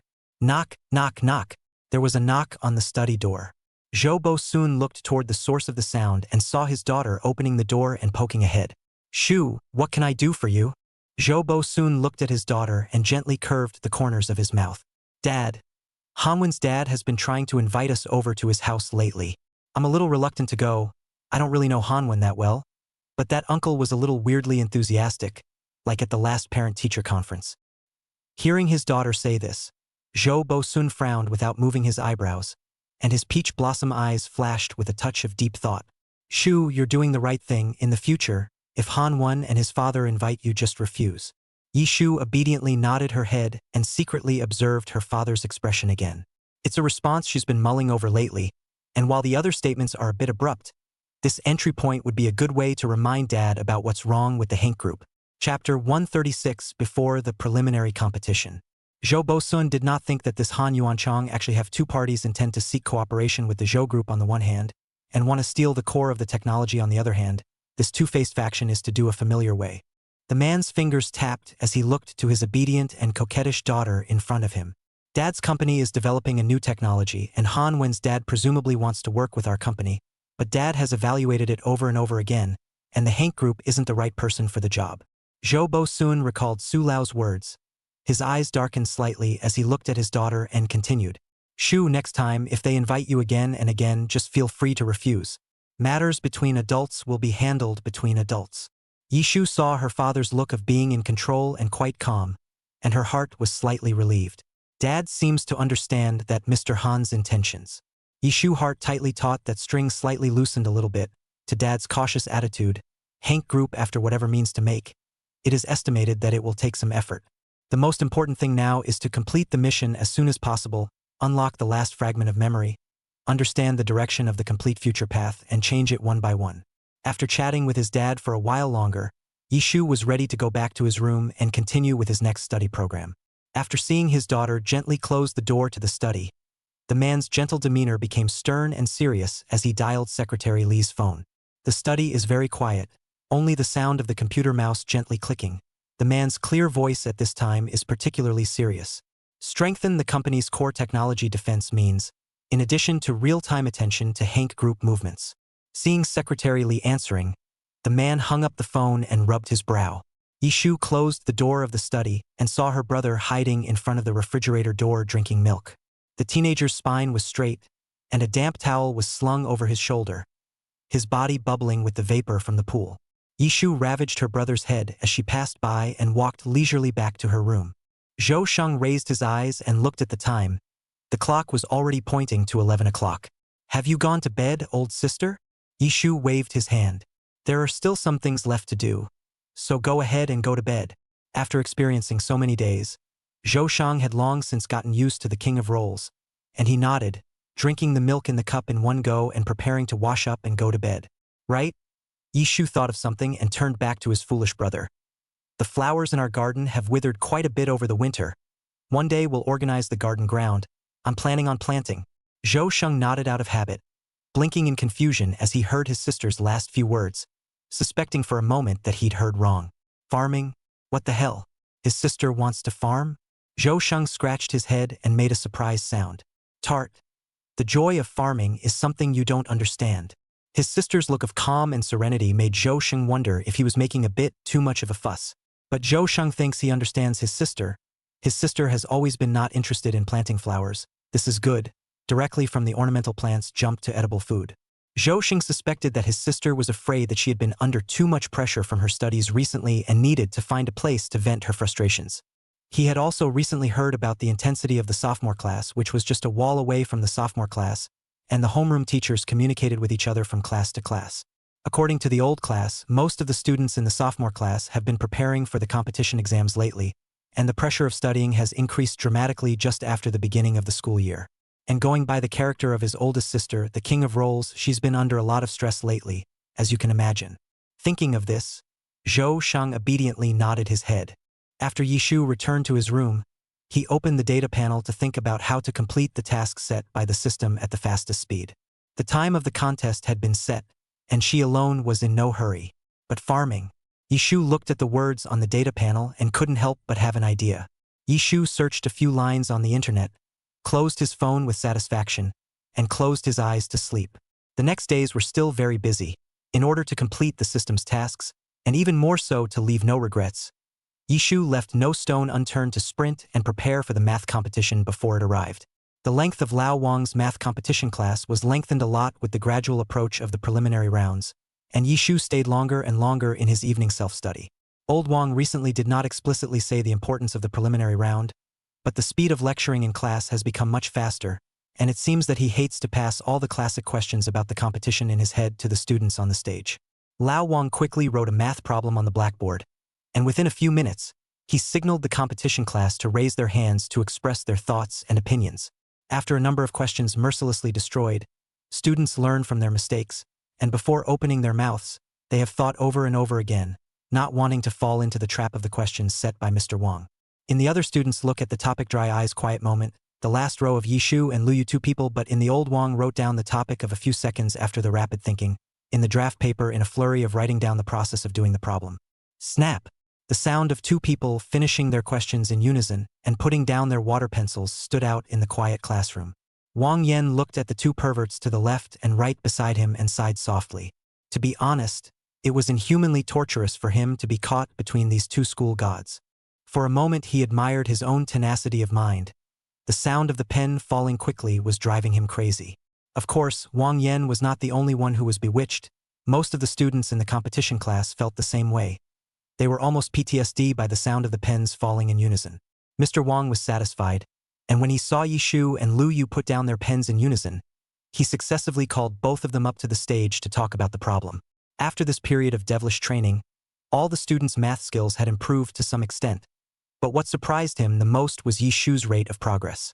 I don't know what this girl has done recently, the progress is rapid. Recently, any topic he came up with, Yishu can quickly have a roughly clear idea of how to do the problem, and the ability to cite one to reflect on the other has also become stronger. Teacher Wang stood next to the podium and sipped his tea with a smile. He had a hunch that this girl and Lu Yu should be able to make it to the finals.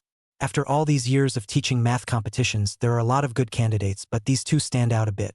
With classroom questions and classroom quizzes over and over again, Yishu fully demonstrated his ability in math competitions and slowly became extraordinarily influential in the class. When I was a student, my classmates exceptionally respected the strong, and most of my classmates in the math competition class were not bad, but I have to admit that there is a world outside of people. At the moment, Yishu stood on the podium, skillfully using chalk to list one method after another on the blackboard. The students under the stage were focused and listened very carefully. However, this is not true for all students. Han Wen sat in her seat, looking at the densely packed slate on the blackboard, and grunted softly in a conspiratorial manner. The hum was so small that none of the surrounding students paid any attention to it. They were too busy looking at the board on the blackboard, but Jin Yen, who was sitting on the sidelines, heard it. She scrutinized Miss Han's expression with her afterglow, and her eyes darkened. Chapter 137, Jin Yen's Invitation. Yishu wrote down the last few numbers and answers, put down the chalk, felt the sight of the back row, and lightly raised her eyelids, her eyes inadvertently colliding with Han Wan in the back row. This winter vacation has passed, and this Miss Han doesn't seem to have changed. Against the eyes that accidentally leaked contempt in this condescension, Yishu raised his eyebrows lightly in amusement. Han Wen came to the math competition class unnoticed, somehow. Yishu gave a slight sideways glance and another glance at Jin Yen, who was beside Han Wen. Jin Yen was not quite the same as his previous lofty appearance, slightly restrained, staring at the board on the blackboard, the pen in his hand writing down some notes from time to time. Yishu put down the chalk, nodded towards Mr. Wang, and walked off the podium amidst the warm applause, rubbing shoulders with Lu Yu, who was ready to go on stage at any time. The young man's black hair hung slightly, his eyes contained a smile, and there were a few hints of warm colors between his cool brows. Slightly confronting each other, Yishu a little twisted and flustered and averted his eyes. Ever since she had seen the swimming photos of a few people in her brother's room, Yishu would now unconsciously think of the images in the photos whenever she saw Lu Yu. Yishu self-scorned a bit. His eyes unconsciously looked at the loose white school uniform of the teenager in front of him, and then suddenly shifted his eyes, his cheeks slightly hot. Lu Yu frowned imperceptibly when he saw this inexplicable avoidance of Yishu's gaze. It's been like this for a while now, and it's just a little weird. He thought back carefully on recent events and remained unsolved. Teacher Wang gestured for his beloved disciple to come up to the stage to solve the problem. Lu Yu answered and headed for the stage, his afterglow glancing at the young girl who had long been sitting in her seat, taking slightly halting steps. "Shu, what's wrong with you?" Wang Yen was copying the slate on the blackboard, when his afterglow glanced at Yishu, who was sitting in his seat with his hands resting on his face, and asked out suspiciously, "It's fine, just feeling a little hot." Saying that, Yishu then fanned his face with both hands, as if it was extraordinarily hot. Wang Yen glanced at the trunks of the trees outside the window that had not yet sprouted new buds, and thoughtfully glanced at the duo on and off the stage. As his brother used Love Army Division, Wang Yen thought himself extraordinarily competent, and the slightest hint of wrongness couldn't escape his Wang famous Detective Rock's discerning eyes.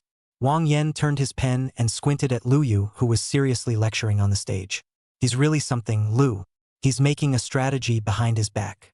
The teenager on the stage has a clear, well-organized voice, and his slender fingers are lightly holding the chalk, writing down the key points of the solution on the blackboard. He was propped up on the podium with one hand. His long legs were slender, and his body was slightly leaning forward, and the difficult problem that had overwhelmed the crowd was easily solved in the mouth of the young man on the stage. Slightly dispersing the inexplicably hot air on her face, Yishu raised her eyes to look at the slate on the blackboard, and her eyes brightened slightly. Clever solution. The question completely opened Yishu's mind, and the young girl sat upright on the table and wrote down what inspired her next.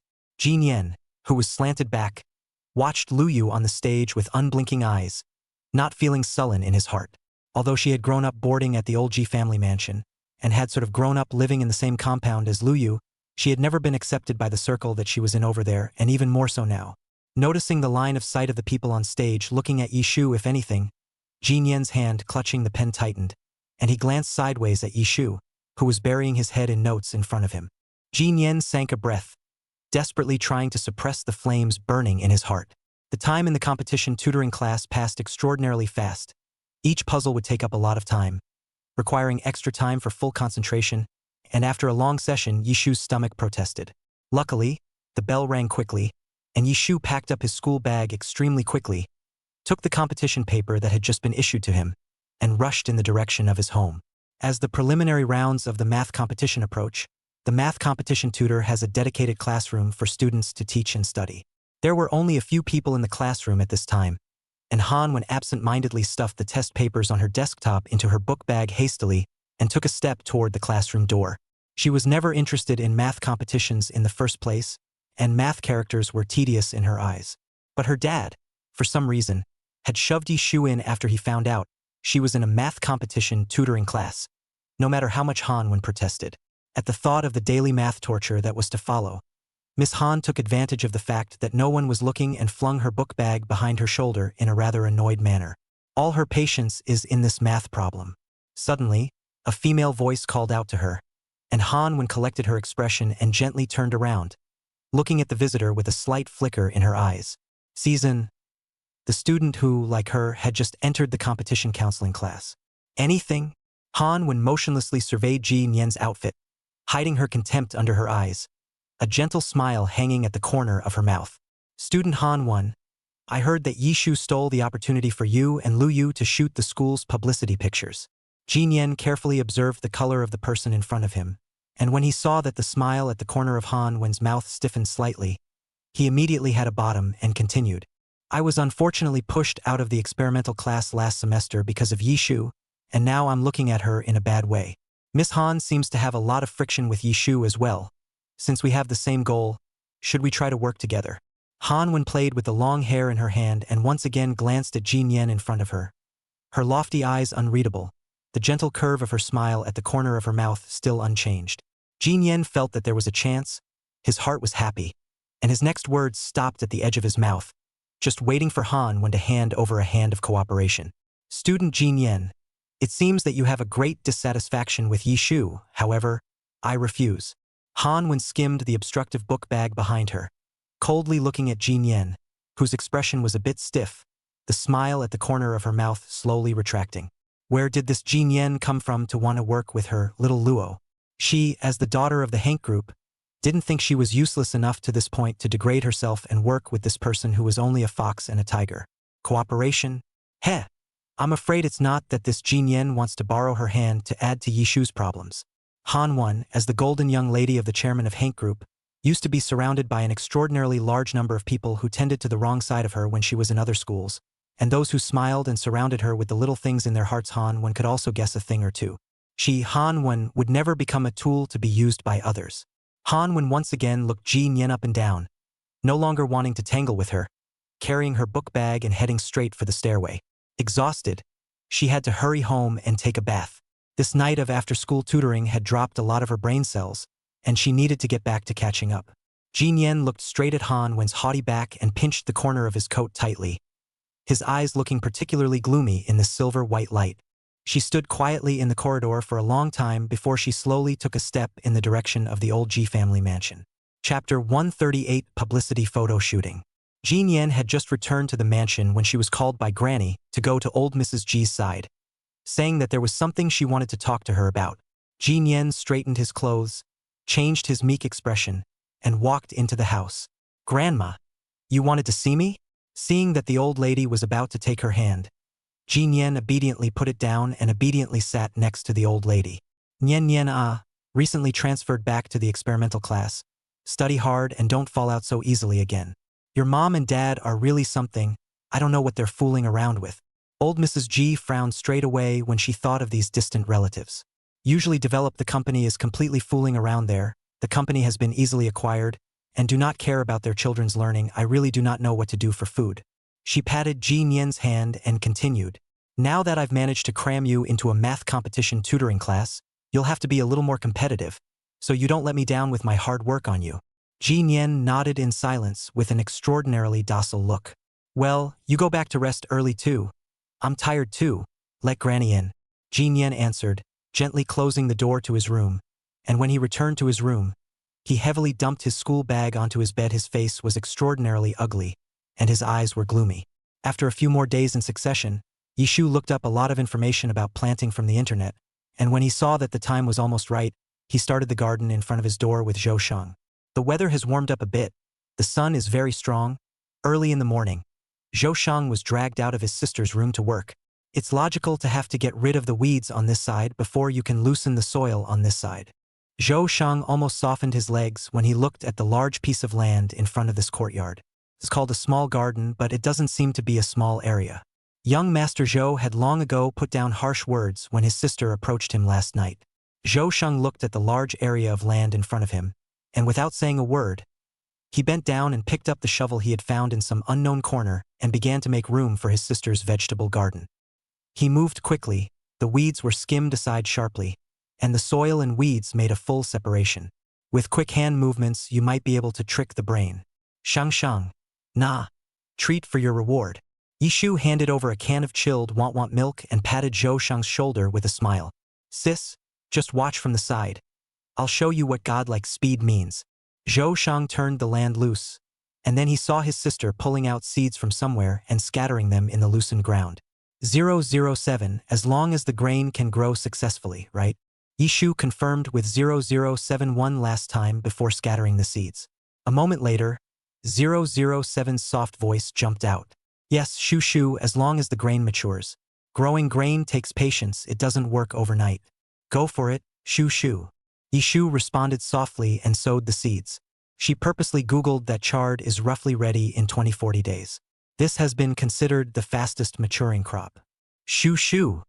This 007 recognizes the seeds of the chard and hesitates to make a sound. How this is not quite what it expected. It was all ready to encourage Shu in the midst of his hard labor. 007 chard is a crop too.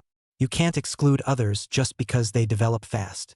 007 rubbed his little head, felt no problem and finally nodded. In the next few days, Yishu officially began his farming career. When Zhou Sheng is tired of studying every night and goes downstairs for a drink of water, he can see his sister's diligent figure.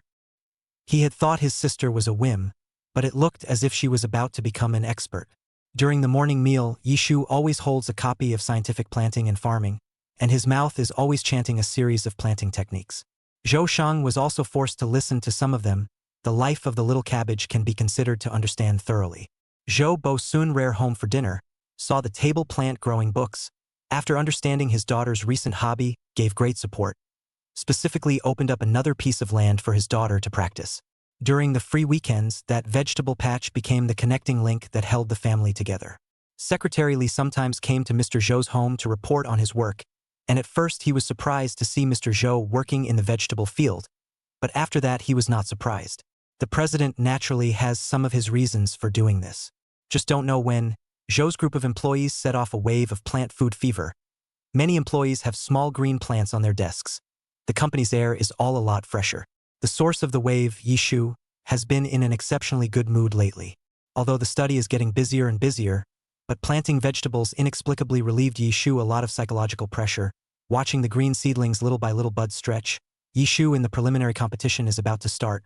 The mood is extraordinarily calm. It was some time before the lunch break, and Yishu was propping up his chin, looking at the miscellaneous books that usually pass the time. In the classroom, students gathered in twos and threes to chat and laugh.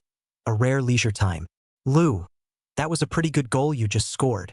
Wang Yan and Lu Yu returned to their seats in unison, and as he put the basketball aside, he began to review the exciting moments of the game he had just played. A little something. Lu Yu poured a mouthful of water and leaned on the back of his chair, the corner of his mouth lifting lightly, rather calmly. The young man's clear voice clearly reached Yishu's ears in the front row. She turned a page of the book and paused, curling her mouth lightly. Why did she hear some little flare-up in those bland words? However, it seemed that she hadn't noticed Lu Yu's shortcomings since she had transferred to the school. Just then, the class teacher, Ms. Pan, smiled and knocked on the open door of the classroom. signaling Yi Shu and Lu Yu to go to her office. As soon as Yi Shu entered the room, he saw 3 other people standing in front of Mr. Pan's desk, all of them holding a pair of cameras in their hands. Seeing the 2 of them come in, Mr. Pan exchanged pleasantries with these cameramen and then gestured for Yi Shu and Lu Yu to properly cooperate with these guys to shoot the school's publicity pictures. The leader of the bearded uncle with a camera extraordinarily have their own style. A look is the artist's demeanor. It seems that Jinyang a middle school this time for the promotion of a great deal of money. The one following the bearded uncle would be his apprentice, and the 2 were carrying the rest of the filming equipment and their backpacks were stuffed to the brim. Saying hello to Mr. Pan, the bearded uncle turned to look at the image of Yi Shu and Lu Yu and nodded with satisfaction. The school has new campus promotional uniforms for you, so once you've changed, head over to the big lawn with the school logo and we'll go ahead and assemble the equipment. After handing the uniforms to the 2 men, the bearded uncle rushed to the lawn with his 2 apprentices to make preparations. The empty classrooms in Jinyang No. 1 Middle School are extraordinarily numerous, and there are no cameras. When the curtains are drawn, there is a clean and tidy changing room. Yi Shu proposed to go to the empty classroom to change clothes. Lu Yu had no objections. Looking at the young girl in front of him with a bright brow, he nodded. Chapter 139, Yi Shu again. The 2 walked side by side toward the empty classroom next to them. The young girl's pace was brisk and relaxed. Lu Yu lowered his eyes and looked at Yi Shu without moving. Some time ago, he hadn't spent much time staying and talking with Yi Shu collectively. Somehow, Yi Shu would find random reasons to walk away whenever she saw him. Now, seems to be back to normal? The empty classroom arrived, and Yi Shu stopped holding the clothes she was going to change later. Lu Yu followed suit and stopped. When he saw the young girl tilting her head sideways, as if she was about to say something, he looked down at Yi Shu, his brows focused and his voice gentle. What's wrong? Changing clothes would have been a normal thing to do, but for some reason, it was extraordinarily a bit awkward to say that to the teenager in front of her. Yi Shu cleared his throat and paused, unconsciously lowering his voice. Lu Shen, then I'm going to this classroom to change. Can you watch for me outside the door? Prevent others from coming in. Ahem. Lu Yu took a quick glance at the clothes the young girl was holding in front of her and quickly averted his eyes to the clean wall to the side. Seeing Lu Yu's promise, Yi Shu held the clothes and walked inside the classroom, gently closing the door. Lu Yu, on the other hand, turned around in silence after Yi Shu went in, his back to the door, guarding the doorway, looking up at the tiny patterns on the ceiling, seemingly attracted by the small patterns. The teenager's face was unreadable, and he stood motionless. Only his ears were burned a little pink. The empty classroom was on the other side of the classroom. From the classroom there was no one there, and the hallway was quiet except for the crisp cries of a few birds in the trees. The breeze wrinkled the hem of his school uniform, and the teen stood still, silently reaching up to grasp the burning earlobe. Yi Shu changed his clothes and opened the door, and all he saw was the teenager's straight shoulders and back as well as the back of his head. The corner of Yi Shu's mouth curved and gently poked Lu Yu's arm. Lu Shen, I've changed, you can go in. Lu Yu uncomfortably glanced at Yi Shu and nodded, carrying the bag of clothes in his hand and sidestepping to close the door. By the time Yi Shu and Lu Yu had both changed their clothes and arrived at the lawn venue that the bearded uncle had mentioned, the filming crew was already all set. So, 2 people standing on either side of the school's emblem. Yes. Okay, a little closer. This distance will be fine. In the camera, the lawn is green, the sky is blue, the school emblem is conspicuous, and on both sides of the emblem, the young girl is clear and the young man is handsome. Lu Yu slightly side-eyed the young girl with a bright smile on the side. Infected by the pleasant mood, Lu Yu's brows relaxed slightly. Very good. The bearded uncle pressed the shutter a few times, looking through the camera at Lu Yu and snickering. Boys over there pay attention to the camera. We're shooting the front face, not the side. Hearing this, Yi Shu reflexively looked towards Lu Yu's side, and the 2 of them's lines of sight coincided. Being spoken out like this by the bearded uncle, Lu Yu's body stiffened and he uncomfortably turned his eyes to the camera in silence. Yi Shu originally hadn't felt anything, but suddenly an inexplicable idea popped up in his head. Did Lu Yu just look at her? Vaguely reacting, Yi Shu secretly glanced towards Lu Yu's side, abruptly became a little uncomfortable, and unconsciously tugged at her uniform skirt. Here, look at the camera, 1, 2, 3. The bearded uncle fiddled with the camera again and pressed the shoot button, looking at the 2 men's childish and youthful appearance and sighing darkly. Youth is great. It's in its prime. The school was fast, And the publicity photos were quickly taken and uploaded to the school's official website within a day. Many people who admired Jinyang First Middle School could see the photos of both Yi Shu and Lu Yu as soon as they clicked on the official website. The photos are circulated on the photo wall on the official website, and each grade level is represented on the wall in droves. Jinyang First High School, as an extraordinarily famous high school in B City and even in the entire province, also has a not insignificant amount of attention on Weibo. As soon as the photos of the grade representatives on the photo wall were released, the number of likes was quite high, causing quite a bit of discussion level, and even made it to the Weibo hot search. Sweet, sweet, sweet. Envy, jealousy, hate, ah. This world more I a beauty school bully will die. 扑叽扑叽，说真的，在正阳一中能上官网的，应该是学神级别的人物了吧？肯定是在学霸中厮杀才能脱颖而出的。I don't know who the hell I am. Geez, is it just me that finds the boys and girls in every picture extra CP? Holler, +1, really, especially the sophomore and junior pairs, the CP sense is just off the charts. Principal Wang is particularly satisfied with this publicity photo. This is the time of the high school early enrollment. Because of this wave of publicity photos, Jinyang First High School heat. It's right in the middle of early enrollment, and the phones in all the teachers' offices are practically ringing off the hook. Principal Wang sat in his office and smiled as he took a sip of water. It seems that this time the school enrollment should not have to worry. Next, it's up to the sophomore and junior cohorts, both of which are at critical times. A critical time for most of the sophomore class has indeed come and gone, as the preliminary rounds of the major competitions are about to begin in earnest. In the last math competition class before the final preliminary round, Mr. Wang didn't keep talking about the problems as usual, but let Yi Shu and Lu Yu sit on the stage and answer questions for the students on the stage. With this recent sprint, there are already thick stacks of math competition papers that all students have done, and counting the draft papers, it's not too much to staple them into a workbook. Han Wen looked at the one or two people lined up on one side of the podium, in front of Lu Yu, and when she saw that the time was almost right, she smoothed her hair, put on her heartfelt moisturizing lipstick, and walked over to Lu Yu's side of the line. Recently, she had been brushing her presence in front of Lu Yu, who still had that cold look. Han Wen looked at Lu Yu, who was quickly solving the questions on the podium, and gave a dark grunt. She didn't believe that according to her tenacious perseverance, she still couldn't attack Lu Yu. Seeing that it was her turn, Han Wen purposely picked a tremendously difficult question and Yi went up.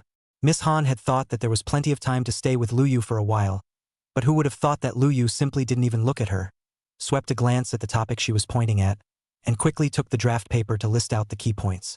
Undeterred by leaving so soon, Han Wen dragged her feet. Lu Shen, I still don't get it. Jin Yen sat in his seat, sorting out the questions, watching Lu Yu for a while, then looking at Han Wen's scratchy look on the podium. He wanted to sneer.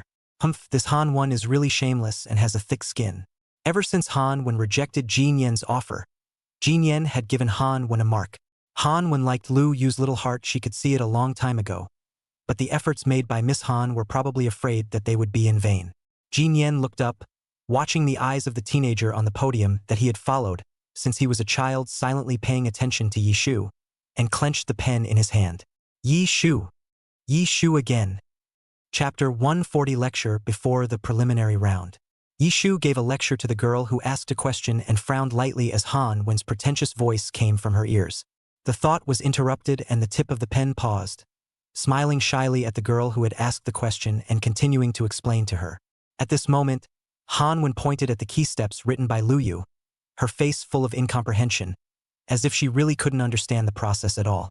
I'm sorry, I can't teach it, hire someone else. Lu Yu raised his eyes and glanced at Han Wen, seeing through her small mind at a glance, and directly put the test paper to the side, signaling the next person to come forward. You! Han Wen was exasperated, and noticing the way the people in the back were looking at her, she grabbed the test paper and went off the stage angrily. Ms. Han Wen, what don't you understand?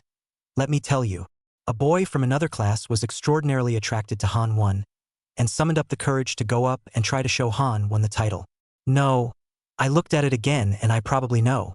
Han Wen suppressed the stifled feeling in her heart, swept a glance at the ordinary-looking boy, squeezed out a gentle smile and returned to her seat. Oh my God. Han Wen is also too courageous to take the initiative to come in front of God Lu. It seems that God Lu's reputation in the grade really lives up to its name, and Gao Lung is really Gao Lung. A few girls from other classes saw the scene and came together to whisper. Because Xinjiang No. 1 Middle School encourages competitions, many students know the benefits of participating in competitions, and many students who are interested in competitions join the competition tutoring classes to try to see if they can pass the preliminary rounds at their own level. The original math competition tutoring class has expanded a bit as a result. Yishu finished lecturing the girls on the topic and saw that there was no one left on her side of the line and took a short break. Noticing the movement on Lu Yu's side, as well as the whispers of the girls on the stage, Yishu secretly glanced at the person next to him with his afterglow. She felt that the rumors were completely unbelievable. Lu Yu is completely a cold outside and hot inside person. Well, other people are probably deceived by his appearance. Ahem. Perhaps because he had just been lecturing others, Yishu felt that his throat was too dry and licked his drier lips. Just then, an unopened bottle of mineral water gently moved to Yishu's eyes. Yishu took it and looked at the owner of the mineral water. Drink, Lu Yu said briefly. Receiving the bottle of mineral water, a corner of Yishu's heart involuntarily jumped. Always be able to talk. Will boast the rainbow fart mouth at this time-stuck shell. Hold half a day. Hold out the word, thank you. The two men looked at each other and silently turned their heads away. In the last row, Wang Yen stretched out his legs with a big grin and spun his pen. Seeing this scene on the podium, he steeply came to spirit. TSK, TSK, TSK, TSK. The vibe around these two is clearly different. Fortunately, people kept coming up to ask questions next, and the strange feeling in his heart was thrown aside by Yishu. Jiang Ku sat in his seat, glanced at the line in front of Yishu, and finally double-checked the title again, stood up, and lined up in Yishu's line. Ever since the last time he summoned up the courage to confess to Yishu, Jiang Ku had been deflated for quite some time. During this period of time, I desperately studied for the competition, and my grades have improved a great deal, and I finally ranked in this math competition tutorial class, which is full of scholars. After patiently explaining the topic to his classmates, Yishu signaled the next student to come up and saw Jiang Ku's figure. Frozen. Yishu recalled what happened before and smiled awkwardly at Jiang Ku. Yanko, what's your problem? Lu Yu's afterglow souped up on Jiang Ku's figure. His eyes darkened slightly, and he separated a sliver of his mind to focus on the movements over there. Drunkenness. By the time he had finished quickly and briefly addressing all the students who asked questions from the back of the room, the two next to him were still discussing the topic, head-to-head, close together. Lu Yu tilted his head and poured a mouthful of water, and without moving, he glanced at the duo who were discussing the topic with extreme seriousness, and pulled the corner of his mouth darkly in displeasure. Yishu treated the questions asked by each classmate extraordinarily seriously, although at first there was some embarrassment when he saw that it was Jiang Ku who came to ask the questions. But the questions asked were really too worthy of discussion. This question just poked at half of Yishu's thinking blind spots, instantly stimulating Yishu's extraordinarily strong desire to learn and discuss. Casually pulling a piece of draft paper, Yishu then buried his head and wrote and drew on the paper. The auxiliary line for this question is a little hard to find, so I think it's here. Jiang Ku politely tilted his head sideways, looking towards the draft paper, and then unconsciously looking at Yishu, who was seriously writing the questions. Just as Yishu was frowning somewhat bitterly, a clear voice came from the side of his ear. Is the subject difficult? Yishu turned his head to see the teenager's handsome side face, and instantly realized that he had forgotten this big help. His eyes instantly lit up, and he was busy tugging on Lu Yu's clothes, gesturing for him to come and see. Lucian, come and look at the question, Jiang Ku asked. I can't figure out the auxiliary line for this question at all. Glancing down at the young girl's hand tugging at his sleeve, Lu Yu responded softly, pulling the stool placed on the other side of the podium towards Yishu's side, and inadvertently glancing up to lock eyes with Jiang Ku again. Looking at Yishu and Lu Yu in this familiar manner, Jiang Ku's eyes darkened, and the fingertips placed on the edge of the table moved slightly. Seeing Yishu put the test paper questions in front of him, Lu Yu roughly swept the questions, turned the pen, silent for a few seconds, picked up the pen, and sharply drew a few auxiliary lines that no one had thought of on the draft paper. Try it this way. Casually capping the pen, Lu Yu handed Yishu the draft paper. Looking at the young girl who looked down in awe, Lu Yu took a sip of water and looked at Jiang Ku, who was standing by the side. Does Jiang have any other questions? We can discuss them together while we're both here. When he finished speaking, he even pulled the corner of his mouth and raised a smile on his handsome face.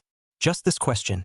Looking at the implied look in Lu Yu's eyes, Jiang Ku smiled politely at Yishu, took the paper from Yishu's hand and headed to his seat. Looking at the mindlessly focused eyes of the dumb young girl brightly looking at the puzzle on the roll, Lu Yu laughed silently and helplessly. Lu Shen, it's okay to put the auxiliary line over here eh. Yi Shu found another wonderful auxiliary line and was very surprised to raise the test paper, signaling him to look at it. Well, good job. Being praised by others is always a pleasure. Yi Shu straightened his test paper and curved his eyebrows joyfully. Chapter 141 Preliminary Competition. The day of the preliminary rounds came quickly after the last math competition tutoring session. Lao Wang, as a veteran gold medal math competition tutor of all times, has quite a routine. Other math teachers have an ear to the ground before the match and personally stand by at the examination room, but the old king just leisurely drank a few mouthfuls of tea and waved his hand, letting the brats go on their own to make a break for it. In his words, the children who are usually trained by his devil if they can't pass this preliminary round, then he has been working for nothing lately. Thus, at the entrance to the location of the preliminary competition, the students from each school participating in the preliminary competition each stood in their own camp, and the head math coach from each school was giving the nod to the long line of competition teams. And Jinyang First High School stands out among these participating schools. The point was not the teacher, but the duo of Yi Shu and Lu Yu, who had been entrusted by the old king. The two men stood at the head of the line and took a careful head count. Everyone has arrived. Yi Shu and Lu Yu exchanged glances at the group of participating students and continued to explain the precautions to be taken during the exam. The two of them, Yi Shu and Lu Yu, had quite a high face value and stood out together. Look, this is the Yi God and Lu God of Jinyang First Middle School eh. Students from other schools saw Yi Shu and Lu Yu a long time ago, and they all cast their eyes on the two. I thought it was just rumored to be exaggerated. I didn't expect these two to have such high face values. Another classmate, being a fan of Yi Shu and Lu Yu's face, heard the muttering and rushed back. Classmate, how about meeting the real person and joining our CP fan army? These two people are very good knocking oh. This is a rare pleasure in my boring study career. The students next to him nodded excitedly when they heard someone say that it's worth it to participate in this preliminary competition, and I can also look at the handsome and beautiful men in the meantime. As a face dog, I'm not nervous at all now. The student who just merely muttered, she's surrounded by face dogs. In the examination room, as soon as Yi Shu got the preliminary examination paper, after roughly browsing through it, he had a number in his mind and moved his pen to swish and write the questions. She and Lu Yu didn't have the same affinity for each other this time as they usually did for exams, and they weren't in the same exam room. Not long after the opening of the paper, Yi Shu on oral and mental calculations hand calculations together, quickly finished the first side of the paper, turned over, in the silence of the room full of exceptionally conspicuous. The invigilator had seen the student's unusualness from early on, and had just swept a rough glance at Yi Shu's paper while patrolling the stage, and found that the student's accuracy and speed were both very good. How does someone do that so fast? Or is it not human? At the moment Yi Shu flipped the noodles, many students looked up at the source of the sound, and such thoughts arose in their hearts. The young girl who flipped her face was at this time unaware of how many people's minds she had disturbed, and she put down her pen as if she were a god, and soon finished writing the title. After finally checking again and seeing that it was time to hand in the paper early, Yi Shu stood up and handed the paper to the invigilator. Nodding at the teacher in a friendly manner, Yi Shu then gently closed the door and went out. Just after walking to the entrance of the school's examination center, Yi Shu saw Lu Yu who was striding from the distance. It was really coincidental. I didn't expect both of them to hand in their papers so early. Yi Shu waved his hand towards the teenager walking in the distance. Lu Xin, how do you feel? Yi Shu handed Lu Yu a bottle of mineral water and asked. Plain and simple. Listening to the words and techniques that the god of learning had always used, Yi Shu looked at the calm face of the person in front of her. She raised her own mineral water bottle and gently touched it with Lu Yu's mineral water bottle. Well, good luck getting into the league then. Aha! It didn't take long for the two of them to stand in the doorway, and many of the students from the math competition tutoring class that old Wang taught also came out. When they saw the school god at the entrance of the examination room, they gathered around and were excited. Old Wang is really good god. Some time ago were abused beyond recognition. Suddenly did this preliminary role. Suddenly all of a sudden have confidence. You can't say that. Usually every time I feel confident in a paper, the test comes out unexpectedly. This kind of talk is like poison, it's better not to say it. Yi Shu looked at her classmates who were discussing the answers with each other and curved the corners of her mouth. Han Wen and Jin Yen were in the same exam room for this preliminary round, and the two of them walked out one after the other. Looking at Yi Shu, who was surrounded by stars, Han Wen skimmed her mouth, got into the car that had been waiting at the school entrance for a long time early, and left first. Humph, look at Yishu's demeanor. But she and Yishu's well water does not offend the river water. Out of sight is out of mind. It is better to go back to sleep a beauty sleep as early as possible. Han Won is not interested in this kind of math competition, holding the attitude of indifference, can pass the preliminary round on, cannot pass even if it was her father let her participate. Ji Nian, on the other hand, is not as dashing as Miss Han, and she did exceptionally poorly on this exam paper, with a vague premonition in her heart. Seeing Yishu, who was surrounded by his competition classmates and stood side by side with Lu Yu with a bright smile, he clutched the strap of his school bag, settled in the distance for a few moments before slowly leaving alone. Yishu had almost finished discussing with her neighboring classmates when she saw Lin Cece excitedly waving at her in the distance. Shoo shoo! Today was also the preliminary round of the chemistry competition, and Lin Cece's participating examination room was right next door to Yishu's and theirs, and as soon as she finished her exam, Lin Cece ran to meet up with Yishu and the others. When Wang Yen saw Lin Cece running, he was instantly energized. You. Looking at our Miss Lin's appearance, she should have a plan. When Lin Cece saw Wang Yan's hangdog look, she gave him a rather disgusted look and started fighting with Wang Yan again. Yishu raised his hand and looked at his watch. Seeing that it was almost time, he waved his hand and said goodbye to the crowd. Shoo shoo, are you just going to go home? Let's go play while we're all together. Lin Cece was quite exuberant, this time because of the competition, exhausted, paralyzed, this time after the examination, hate to go crazy for a while. See Yishu want to go home, hastily pulled her. No, I'm going back to farming. Yishu waved his hand. Seriously, the recently planted baby cabbages have sprouted little buds, and Yishu can't wait to go back and tend to them almost every day after class. Looking at the green seedlings, Yishu's recent mood are much calmer, much more calm, because of the system tasks, and at all times tense nerves are loosened a lot. Planting. Land. The boys stared blankly at Yishu, unable to associate the word farming with the sweet girl in front of them.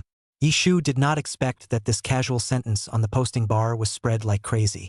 In later years, many of the students who took the big exams would sincerely plant a couple of times before each exam in anticipation of the favor of the exam gods. Looking at his little friend who couldn't close his jaw in shock, Yishu asked with a smile, "Why don't you guys come over to my house and try it out? Gardening is fun."